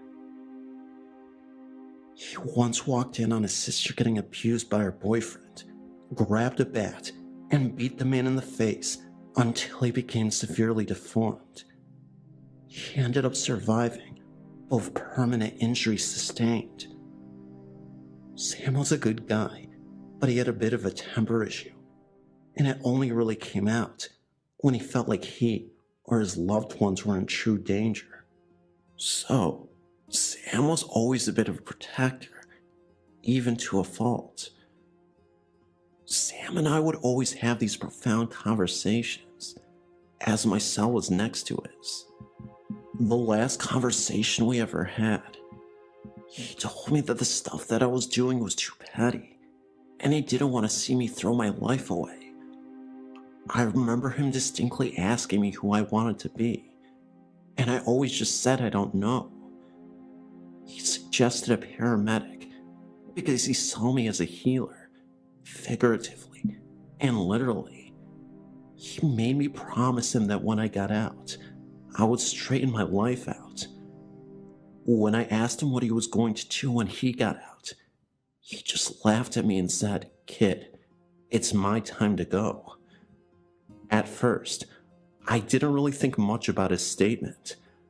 I thought he meant he was getting out of prison soon, but he got 10 years and was serving his 5. That's when I realized what he really meant. He was going to permanently exit this world. So I go to bed that night, and before I end up drifting off, I say to Sam, "Good night." The next thing he said is something I'll never forget for as long as I live. Sam said to me, "See you later." The next morning I called for Sam, but he wasn't responding. A prison guard came by and noticed that he wasn't breathing. Before I knew it, my best friend, Sam, was gone. Little did I know, though, that Sam would reappear in my dreams and as an apparition in jail. Yes, my jail cell. So, in my dream, I'm a free man. I'm in this empty, narrow white hallway, sorta hard to describe, but the entire hallway looked like it had clouds surrounding it. At the end of the hallway, I see Sam. He looks in great shape, about 10 years younger, and is wearing a white suit to match the hallway. He's just smiling. As I continue to walk down the long hallway, I approach Sam though, and that's when he slowly starts to disappear. I suddenly fall down to my knees and yell, "Why did you do this, Sam? Why? Your sister needs you." Suddenly, I wake up and I'm in my jail cell. This is late at night. Felt like it was midnight. That was when I saw a black shadow as I was adjusting my eyes. At first, I couldn't believe it, but it was the shadow and silhouette of a man. Somehow, I instantly knew that this man was Sam. I then watched as the shadow slowly moved away and disappeared down the hallway of the jail. Nobody was around at the time, and it definitely wasn't a prison guard, for the obvious reason being, prison guards don't look like dark shadows and silhouettes. So, fast forward a few years later, and unfortunately, I relapsed into a bad drug habit after getting out of prison, getting addicted to the powder. This was the last and final straw that led me to focus on my life and pursue my paramedic career. I end up taking a hit and almost dying entirely. I remember taking one last hit of the powder, passing out, and not waking up for hours. At this time, I was rushed to the hospital because I was on the verge of losing my life. Apparently, I flatlined and became medically dead at the same time, but I came back to life. In that moment, it seemed as if it was an out-of-body experience. I could see myself in the hospital bed, and suddenly, I was in this light room, just like the dream I had in prison. There was Sam again. Sam looked at me, grinned, but didn't say a word to me. My old dog Spot was right next to him, who had previously died when I was a kid. My favorite dog in the world, Spot, was a black lab. There was an overwhelming peace that came over me, and everything felt so good in the moment. It was a feeling that I didn't want to escape. Suddenly, I regained consciousness, and I'm back in the hospital bed, in tremendous pain. That's when the doctor told me I had basically died, and I was shocked. So, fast forward a couple more years, I finally became a paramedic.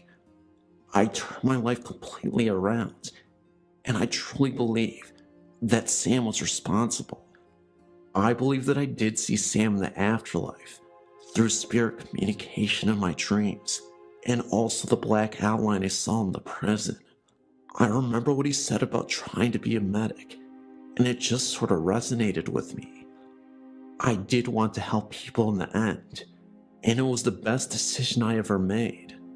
These days I wonder how Sam would have been if he was still with us, but I'm sure he would have been proud of me now. When I almost died, it was the ultimate wake-up call. In some deranged way, I think Sam was responsible for it. Thanks for reading my story. I know it's a bit unbelievable, but I promise you, this all happened. I know I don't need to prove to anyone that this really happened to me, but I truly believe that Sam is my guardian angel watching over me. I believe that he gave me a second chance at life, maybe because he believed in my potential. Thank you, Sam. I'll never forget you.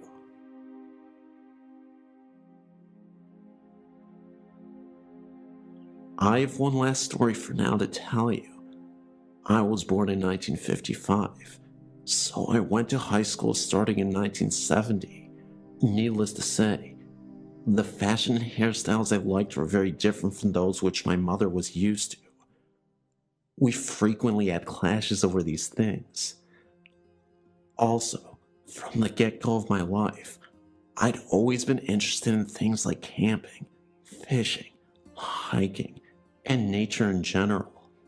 My mother, to say the least, was disappointed, because she had always envisioned having a daughter who was interested in clothes, makeup, and flirting with boys.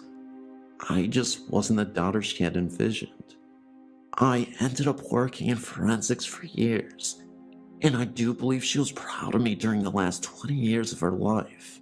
The year and a half after my father had intentionally left this earth, and she died, were filled with sadness for us both. Looking back, if I had known then what I know now, I would have done things differently. But that is Monday morning quarterbacking. I did the best I could to take care of us both during that time, but I feel like I could have done better, and I regretted it after she had passed on. First, I distinctly remember seeing my dad's ghost sitting in his favorite chair of the old house that we lived in, and the one that I own today. One day, I was in the kitchen and looked over to the chair. That was when I saw a gray cloud literally sitting in the chair for a few seconds, then slowly disappear. I tried to blink my eyes to see if I was just imagining things, but then something crazy happened right after. The picture of my dad that I had hanging on the wall somehow fell to the ground without explanation. I was shocked, and that's when I instantly put two and two together. I took it as a comforting sign that my dad was making sure I was okay, even if at the time, it still terrified me. Things weren't always so pleasant with the hauntings, though. I would constantly hear the sounds of boots thumping upstairs in the middle of the night, always at the same time, for weeks on and off. I wanted to believe it was my dad then too, but he never wore boots, and I don't think he would intentionally scare me off if he knew I was frightened. I remember hearing whispering in my dad's former room, and it sounded demonic, low, like multiple people talking to each other. I was always alone and by myself when these things would happen, so I know it wasn't just me hearing things. In that very same room, in the middle of my sleep, I once heard heavy breathing coming from the closet. I jumped out of my bed, opened the closet door to make sure nothing was there. I was right, nothing at all. When I had my son at age 25, years after my dad died, he was 4 years old at the time, said he made friends with the old man in a fedora hat. This really shocked me, because my dad loved fedoras. He would wear them constantly during life, and even collected them as a hobby. My dad also smoked cigars a lot, and sometimes a light fog, would mysteriously appear in his room without the windows open. At times I would get paranoid and think that the house was smoking. Honestly though, I'm not sure if this was paranormal fog, but everything else is 100% paranormal to me. Now on to my mother. Unfortunately, I never had any obvious hauntings from my mother that were as obvious as my dad's. Sometimes I could swear I saw her face looking into the window of the front door, but because it wasn't clear, I wasn't sure if that was just my mind. One night, not too many months after she had died, I dreamt of her. Framing this photo in my dream were white and red lacy strands, as in a Valentine's Day card.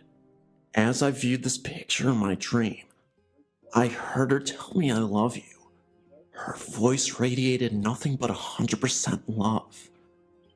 It was as if she was saying to me, I know we had our differences when I was with you, but I can see things so much more clearly from where I am now, and so I want to tell you now I love you.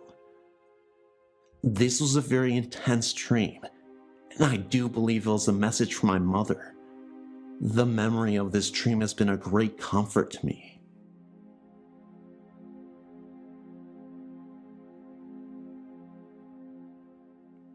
I've been a fan of this site for years, so here's one of my stories. When I was young, my dad's mother and her second husband, not my grandmother, lived in a 1920s vintage flat-top stucco house in West Orlando. My brother and I both spent nights over there. The room in which we would sleep had a bed that was, from a 4-year-old's perspective, about a mid-chest high. I remember when I was about 4 years old walking into that room one day and seeing this white-haired lady in the bed. I remember she had dark eyes and a prominent curved nose with large nostrils. I remember that she and I looked at one another. She seemed to want something from me, but I didn't know what that could be. She was not either malevolent nor cuddly like my grandmother. She seemed to be a business-like person who didn't hesitate to ask the nearest person around to help. In other words, a matter-of-fact person. I believe at that point, I turned and left the room. To the best of my knowledge, my grandmother never had anyone like this stay in her home. As I got older, I remember my mother talking about my step-grandmother's mother, who had lived with them for some time.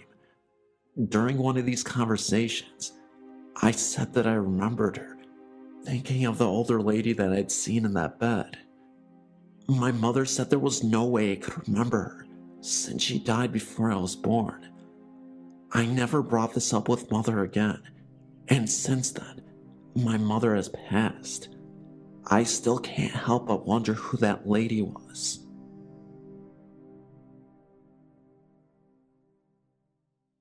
I've been to Church Road with a group of my friends. It's located at Church Street in Burt Road in Michigan. It is haunted. Where the house used to be has been torn down. The temperature will change about 10 to 20 degrees. We tried to test the ghost, so we put my friend's Jeep in neutral, and it was pushed uphill by something. The red eyes are true. If you walk outside your car, he will follow behind you. We also had handprints down the side of our vehicle. We went out there every night for a week and experienced something every night. I've lived in Hillsdale County all my life, and my friend lives right down the road from the cemetery on Burt Road. The truth, it's haunted. I've never seen the sign change, but I will agree that the people who are buried there are not at rest. There are a lot of people who died there of murder, offing themselves, and accidents. I've seen people walk through there at night, and you just get an angry, uneasy feeling about the whole place.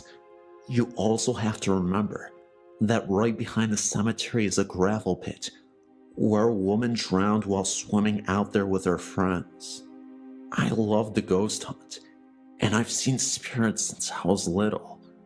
I also know that the one on Church Road is not a nice man. I've watched him make one of the people that were in my car very sick, and she didn't get better until we got off the road. The legend is that you have to enter from Holcomb Road, and you have to exit from Holcomb Road. If you don't, he will follow you home. We tried that one night, and he didn't follow us home, but something did, because we woke up to a little girl singing one day, like legit singing, and then we went back. I can't make this stuff up, and I promise you, this is 100% factual. There is a ghostly presence that many have reported as a man who just lingers in that area. I haven't been out there in years, but I'm planning to go back there in a few weeks to see if things have changed since they started building a home on the old foundation where the house used to be.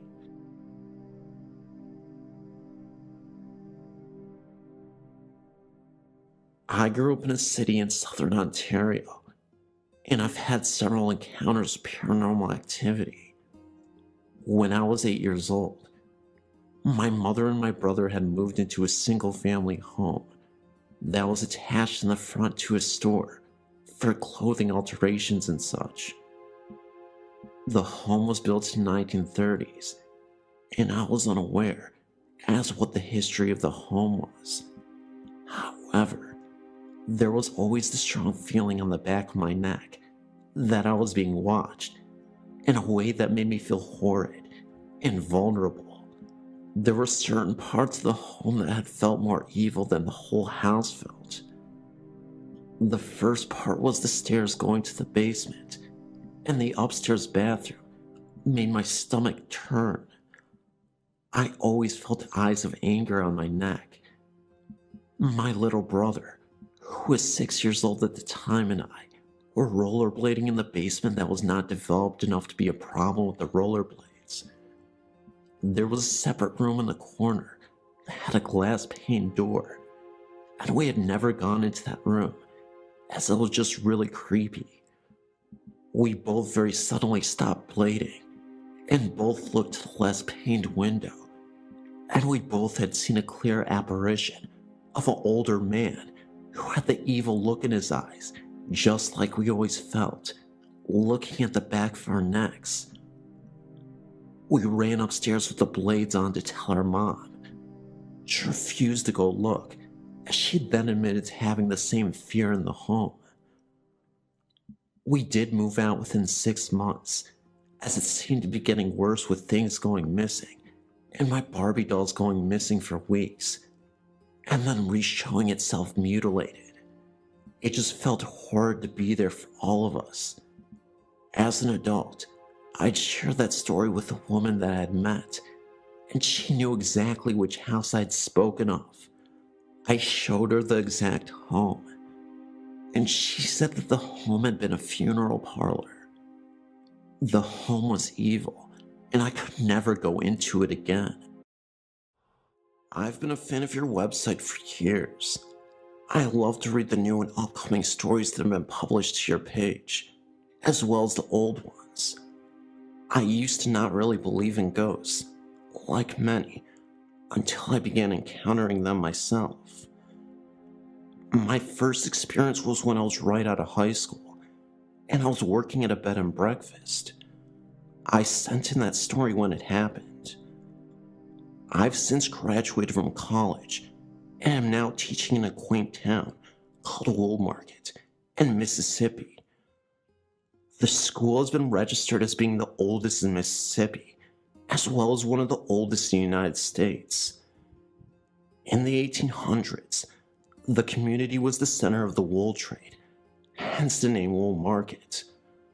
Eventually, a school was built in 1910 by the people of the community to help educate their children. It still stands and currently has about 300 students post-Hurricane Katrina. Well, 300 students we can actually see. We are not sure how many attend after hours. The faculty and staff just know it is more than one.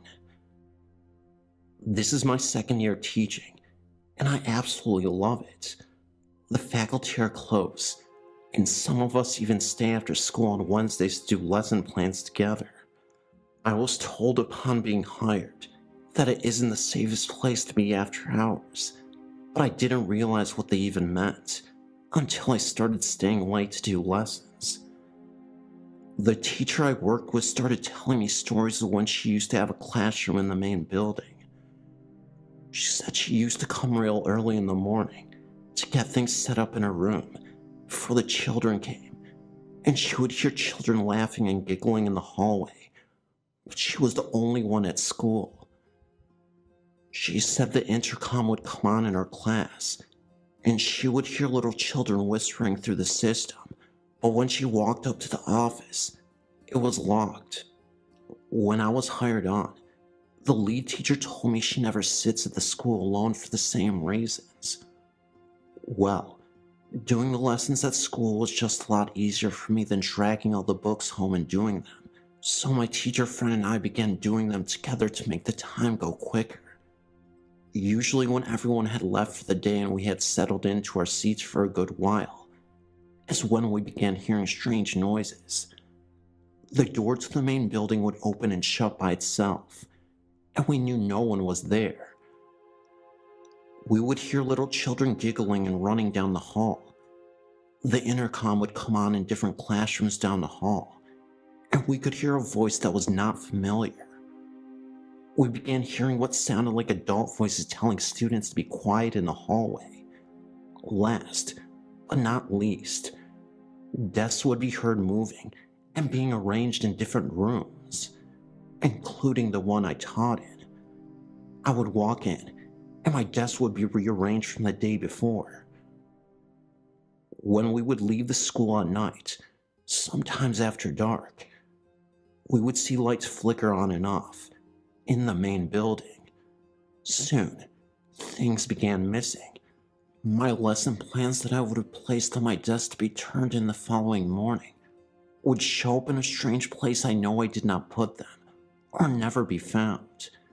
Then, when I began taking my printed copy home, my lesson plans on the computer screen would go in a sort of landscape mode, if you will, and would print out where the words would go off the page. There was no way to unlandscape the screen for them to print out correctly. My principal thought it was a joke and told me to fix it, but when I showed her that it wasn't setting on the computer that was causing it, she realized I wasn't kidding. When I started talking to the students and telling them how much I enjoyed them being there, my computer screen formatted my lessons back to its original setting, and I never had that problem again. But as for the giggling, desk moving, and the door slamming, it continues. In fact, while I was teaching last week, I think that one of the students from the past wanted to sit in on my lesson. The door was shut, and it just opened completely by itself, and shut by itself, and a piece of paper flew out on an empty desk up front. The students seemed to feel a chill in the air, and then it was gone. The door opened again, by itself, and closed by itself. My first graders call him Casper, and don't really mind if he pays another visit. My principal says she has encountered similar occurrences in the school, as she too refuses to stay at the school alone. She claims the police officer at night refuses to go by the north wing of the school where my classroom and several others are located, because he sees strange things. Many teachers feel that there are students who died while they were attending Wool Market. Others feel that they are students who attended the school when it was an agricultural school in the 1800s. Whomever they are, they make themselves known to many who attend the school now. We are not afraid of them, but the thought that they exist is kinda creepy.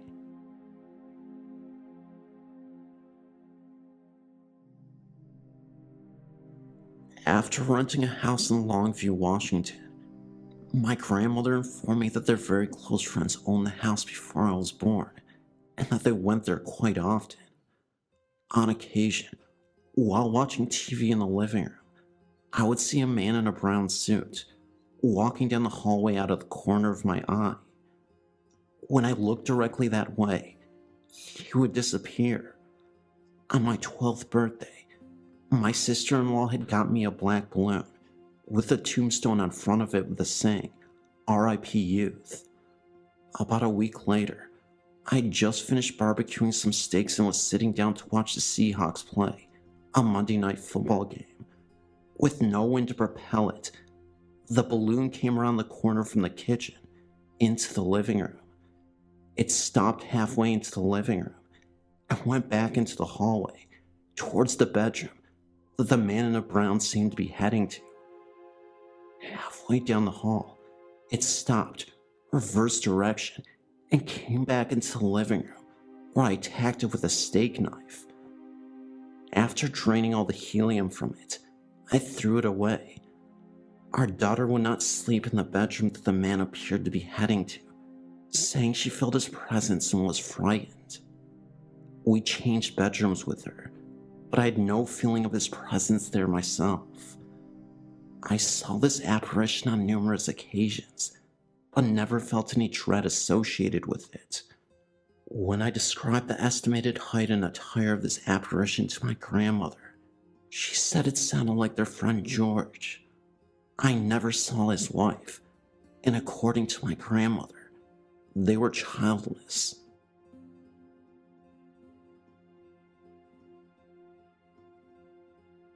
When I was about 13 or 14 years old, I witnessed something that I'll never forget to this day. Every night before I went to bed, my dad always left the bathroom light on so that he wouldn't trip or stumble on anything trying to get to the bathroom in the middle of the night.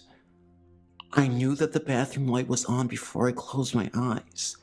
Usually, if my dad forgot to turn it on, I would do it myself.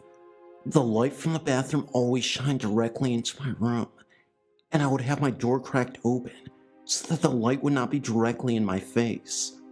I'm not sure what time it was when I woke up, but all I know is that every light in the house is off, including the bathroom, and my door was open all the way. I was lying on my side, looking towards the door, and that's when I saw a black figure standing in the doorframe. It looked like it was leaning on the side of the doorframe just looking at me. I could not see the face or what kind of clothes it had on. It was tall and slender. It did look like it was wearing a hat as well. It did not move 1 inch. The house was dark, but this figure was even darker than the room. I could see the shape of the shoulders and the neck, and I knew it was tall because the top of the head was close to the top of the doorway. I was scared, and at first, I wanted to get up and turn the light on. The light switch was next to the figure standing in the doorway, so I thought I'd see if maybe it was my dad or my brother playing a joke on me, and call out their name, but there was no answer. I knew that it couldn't have been them, because my dad and my brother are not walking around the house in the dark. They are pretty jumpy when it comes to haunted houses and going into dark rooms. Instantly, I had the uncomfortable and frightened feeling inside of me, and I laid down in my bed, then threw the covers over my head. I began to pray to myself like my mom had taught me. I waited about 10 minutes, then took the blankets off my head. It was gone. I jumped out of bed and ran to turn the light on. Then I looked down the hallway and in the bathroom. I turned on the bathroom light before I went back to my bedroom. The next morning, I asked my dad if he was standing in the doorway last night, and he said no. I also asked my brother if he was there, and he said no. I'm not sure what it was or what it wanted that night, but to this day, I have problems sleeping with all the lights off or going into the dark room to turn a light on.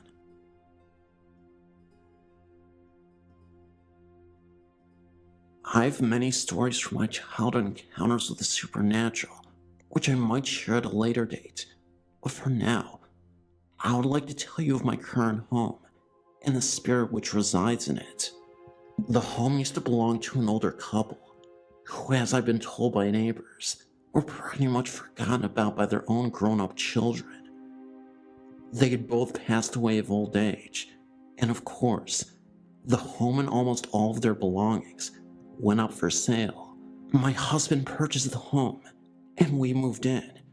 Since the birth of our children, now 6 and 4, the kids and I have come to find out there was another person living in the home as well. It started when I was pregnant with my son. I would awake at night to find my daughter sitting up in bed, playing with a toy that I knew she didn't have in her crib when I laid her down for the night. I assumed my husband was giving her these toys off the floor when he would get home from working second shift. I asked him about it, and he assured me he was not even walking into her room, let alone giving her toys in the middle of the night. I started to watch her during her naps, just to see if she had found a way to climb out of her crib and back in again. I never once saw her climb out, or into it, for that matter. When my son was born, we moved him into the room with our daughter. It's only a 2-bedroom home. As my son grew older, we heard very little from our resident ghost. One night, I had just gone to bed and was just about to drift off when I saw someone dart down the hall to my children's room. I got up and peeked in, but there was no one there and all was quiet, so I went back to bed. I laid back down under the covers and closed my eyes, and right next to my ear, I hear an older woman's voice rather loudly say, "I can't breathe." For some reason, I thought of my son in that moment. Well, I jumped to my feet and ran to the kids' room. My son was breathing, but it was very struggled. I called my neighbor to come sit with my daughter and called my husband at work while en route to the emergency room. It turns out that my son had allergies to eggs, which I had never realized, and I had made omelets that evening for dinner. Since then, the visits to my kids are almost nightly. They love to hear me tell stories about the ghost we have come to call Granny Ghost. When they go to bed at night, they say their prayers, and thought prayers. They ask for Granny Ghost to watch over them and keep them safe always. I must admit, I hope she stays around too. My son may not be here today if it wasn't for her. She's welcome to stay with us as long as she likes. That is my story. Thank you for taking the time to read it. I would like to submit the following, based on personal experience, since we, or myself, have lived in these homes. Palmer, Massachusetts. This home was owned by my husband since its construction in 1927. Deceased family members often made their presence known by pushing us, whispering, talking out loud, and showing themselves in partial form. Bagpipe music was heard in the basement of the home, my husband's deceased grandfather. Tiny shadows dancing on a bedroom ceiling were witnessed. A dark shape flying through the basement on one occasion was seen by my husband. And in Oxford, Massachusetts, I owned this home with my late ex-husband. He loved the house so much that he swore he would never sell it during his lifetime. Soon after his death in 2001, his voice had been heard by a neighbor calling out to her in a happy greeting. A fleeting glimpse of him had been seen through the kitchen and living room windows. The house was sold at an auction in 2002. No word on whether or not his spirit has been seen since. Dudley, Massachusetts. Built in 1839, this home has been the scene of many hauntings, witnessed by both the former owner of the home and myself, as I had rented the house in 1983 for 6 months. A baby who had died in an unused upstairs bedroom could often be heard crying. The baby would pull blankets off of a bed in another upstairs room. The creaking sounds of a rocking chair could be heard from the dead baby's bedroom. The images of 4-man could be seen in the basement. Voices were often heard from the basement. A white image was once seen, streaking from the kitchen into the bathroom wall, which was formerly a pantry. Many cold spots were felt even in the hottest summer months. Some people who entered the home usually felt a feeling of uneasiness, like they shouldn't be there. Footsteps were often heard, the sound of a dragging foot. I later learned this was the ghost of a former owner who had suffered a leg injury during the Civil War. The home was sold in the summer of 1983 to owners who claimed they've never experienced any hauntings, but the house mysteriously went up for sale months after they had purchased it. Springfield, Massachusetts. My husband lived in this opulent home as a child in the 1960s. The entire family witnessed spirits of a soldier who had lived in the home before dying during the war. Fatal wounds could be seen on his body when he thought nobody was looking at him, but if someone caught sight of him and gave him their attention, the bloody wounds would disappear. Other sightings included a former groundskeeper, a small bright dancing light that may have been the spirit of a dead infant, and the ominous form of an elderly woman who would glare at living family members. A room on the unused third floor of the home that held the remains of a wooden bed, and iron rings into the posts of the bed, possibly keeping a hidden family member who had been insane or mentally disturbed. My husband's family members described disturbing feelings if they entered this room, as if a satanic spirit dwelled there. After my husband's family moved from the home burned to the ground. A chain-link fence was constructed around the vacant house lot, and nothing was rebuilt in its place as of 2002.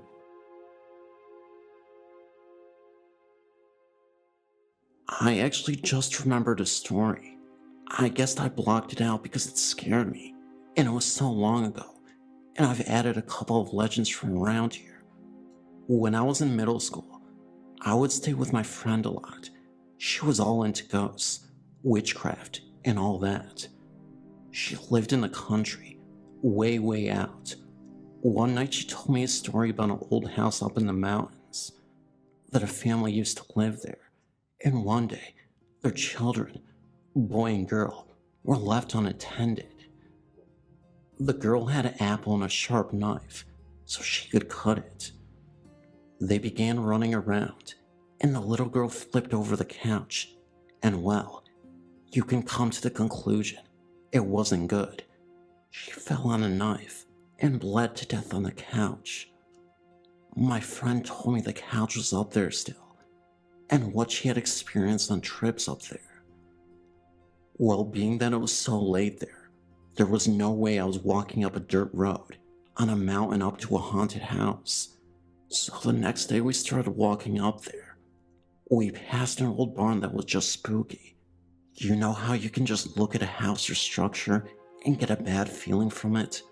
So we continued up to the house, but we never made it in. As soon as the house came into view, I saw something in the upstairs window. I just brushed it off though, because I never experienced anything. We got up to the porch and could hear children laughing, and as soon as you got to the door, the laughter stopped, and a little girl's voice said, "Mommy." After that, I took the hint and took off running, leaving my friend behind. Well, it also had been raining earlier that day, so needless to say, the road was muddy, but you can bet I was running so fast that I slid on my side most of the way back down the road. So even though I'm interested in hauntings and historical sites, I will never go again unless I'm with a group. Out of that experience, all I got was a muddy side and sore leg, and scared half to death. I guess the little girl was wondering if it was her mother returning home, since she never saw her mother again after the accident. Another time I was at my cousin's sleepover birthday party, which he had in their basement apartment. So being like she is, she had a Ouija board. I know that Ouija boards are really only games, but this is what happened. I wouldn't play with it. Surprised? I think not. Anyway, I was sitting on the couch watching a few others play with it. There was a remote on the counter on the other side of the room, and all of a sudden, it was like someone had just pushed it off the counter in a range because it went flying all the way across the room. No one was near it at all. So later, when we were all trying to get sleep, we had about 3 portable heaters because we were in the basement. Even with the heaters on full blast and all of us girls in the room, the more people, more body heat, warmer room. The room was ice cold. So needless to say, I didn't get any sleep because it was too cold for comfort. There are only a couple of haunted places around here. There's a tunnel to nowhere. When the construction workers were working on it, it collapsed and killed many. If you go at night, and you have the nerve to go into the tunnel, pitch black, can't even see your hand in front of you. As you go deeper into the tunnel, if you have a flashlight, count on it going out, and also count on your breathing getting harder too, as you go further. Sure, there are explanations, but this is the story behind it that makes you want to believe it's something else. Then, there's Helen's Bridge. I'm not sure of the true story behind Helen, but all the ones that I've heard can be summed up like this. Something happened to Helen's baby. She jumped off the unfinished bridge to her sad ending. If you venture onto the bridge, which is closed to the public now, you have to walk quite a way. If you walk towards the edge of the bridge and say, "Helen, I got your baby," she appears and tries to harm you if you're dumb enough to stick around. Another thing I experienced really did give me the creeps. Me and a bunch of friends were just out for a ride. They told me about the cemetery that is haunted. If you go through it at night, your car supposedly turns around and cuts off. Me being the chicken I am, I said forget that. Well, they tricked me. They took me into the cemetery another way. As soon as I realized it was a cemetery, I started freaking out and put the car into reverse before I ventured further into the cemetery. Even though I put the car in reverse, when I pushed on the gas, I wouldn't move. It had been put into neutral. So I tried again. Stepped on the gas, went forward, then put into drive. Well then, I tried once more, and it went right back into neutral. No one was pushing the gear shift. None of them even know how to drive a stick. So finally, and luckily, because by this time I was pretty freaked, it stayed in reverse, and I went home and stayed shook up about it for most of the night. Even though I didn't see anything, something was trying to force me to enter.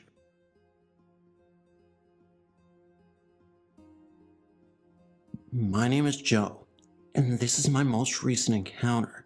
At least I feel it is an encounter. I'm 33, have a very open mind to these such things, and do try to look at both sides of the story before I go telling my family. I also consider myself to be on the sensitive side of those feelings, as in being watched, hair standing up, those types of feelings. It was about 2 years ago. My ex-girlfriend and I just rented a new place in Malden, Massachusetts. It was very nice and not too old looking. 2 floors and a done-over attic with 2 bedrooms up there. There was a very nicely done master bedroom directly under one of the rooms. That room had a storage space not finished. The creepy event started on the night that our new furniture was delivered. I was meeting the delivery guys. I received the new goods and proceeded to start putting together the dining room table and was alone that night. Suddenly, and I do stress suddenly, I got this eerie feeling I was being watched. A feeling that was full of dread and despair. It was ridiculously unnerving. I did have the radio on, so it wasn't dead silent, but that didn't matter. I tried to shake it off by singing, just so I could get my mind off of that feeling. Trying to comfort myself by saying that it's just because you're in a different place. You haven't got comfortable in your new surroundings yet. It wasn't working. Those feelings were getting stronger. Now mind you, I'm putting this table together in the living room, and that feeling was coming from behind me, from on the stairs. It's as if someone sits on the stairs and pokes their head through the dowels, sort of like they're in jail. As hard as it was, that feeling wasn't going away. So what did I do? I got up off my knees, looked at my watch, and repeatedly told myself, it's getting late. I said that's enough for tonight, trying to kid myself, and left pretty quickly. I didn't say anything to my girlfriend about this since I just thought it was me. So I'm a night owl, and I love watching the TV late into the night. My girlfriend is dead asleep and is next to me in bed. It's around 1:30 a.m. when I start hearing a banging. Not banging like a pounding, but a banging, like stomping noises. These sounds were coming from my daughter's room above us, and she was staying at her grandmother's house that night. I mute the TV and cock my head to focus my hearing, and then it stops. I quickly dismiss it and then unmute the TV. No sooner I do that, that stomping comes back again. Now I'm getting a little nervous, because in the other room up there is her son. He's 5 and fell asleep hours ago.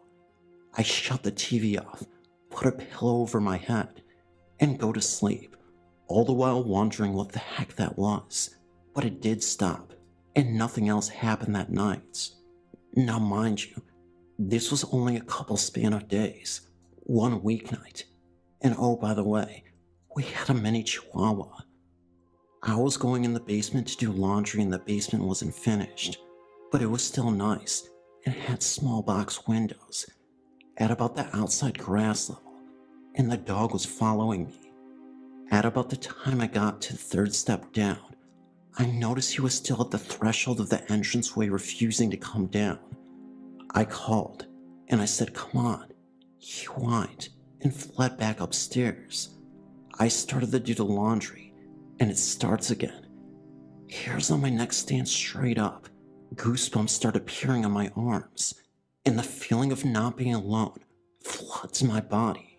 My fight or flight alarms are going off, and my nerves are starting to get shaky at best. It's not like it felt like a presence was right behind me. It was more towards the other side of the room, as if something was just hanging around.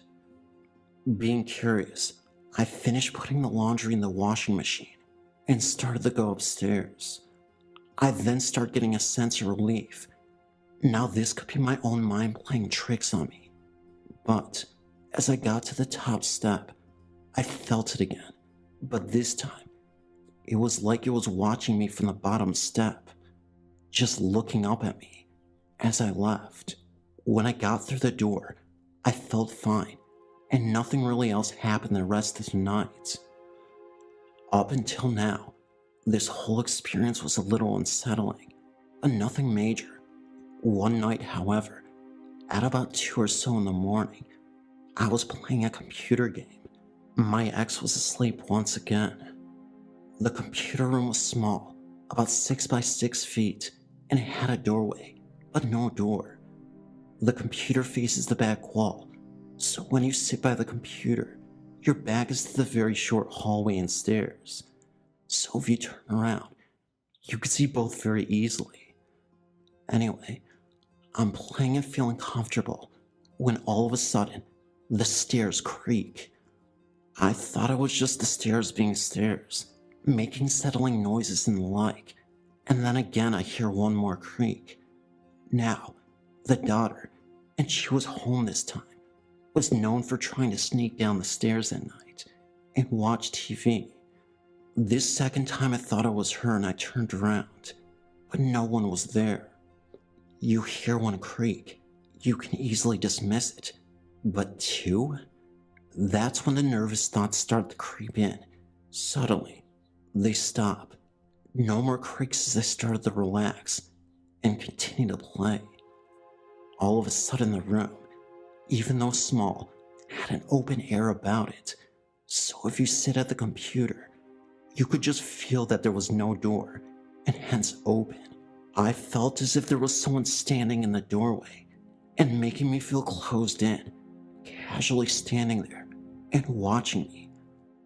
I could feel eyes upon me. I didn't dare myself to turn around, so I look in the moment. Nothing. The thing was, it must have gotten closer, because very quickly, the hair stood up again. I started getting chills, and I felt a cold and tingling sensation. I then felt as if there was slight pressure on my right shoulder, as if a hand was being placed on it. Very subtle and slight coldness. It felt very much like someone was behind me and looking over my shoulder. This freaked me out so much that I shut the game down very quickly and went to bed, like a 5-year-old who's afraid of thunderstorms. The next day, I decided it was time to say something to my girlfriend. I told her what happened, and she looked at me like I had 10 heads, but still had the look of belief and disbelief. I asked her if she's ever felt any of these feelings that I've had, and her response was no. We went outside to have a cigarette, and the landlord, Dave, pulls into the driveway. We give him a cheery hi and she blurts it out. Joe thinks we have ghosts. I gave her a look of disgust and he starts in, laughs a little, jokes with me, and says, "So we do, huh?" I tell him about what's been happening to me, and I asked if he's ever felt anything. His response is no. This house is Dave's first rental property, and only the second to live in here, as opposed to the original owners. I asked him if he knows anything that has happened in this home, even the age of it, and he said I don't know. He did say it was kinda dated, but he never specified the exact age of this place. Well, to say the least, I never got to find out any more about what it was, because we broke up, and to this day, I'm still convinced that something is in here. This is the song called Hot Readings and Long Readings. If you got to the end of the video, can you like it? Can you comment on it and say long readings? That way I know you got to the end of the video. And also, if you could please share the video and leave a like, it helps grow the channel, and I love your participation anyway. Alright guys, it's me, your host, who's been reading all the stories. I hope you're not sick of these long stories. If you are, let me know in the comment section below so I can try to accommodate you in some other way, guys. But really, thank you so much for your viewership, and I'll see you in the next video, guys. Love you.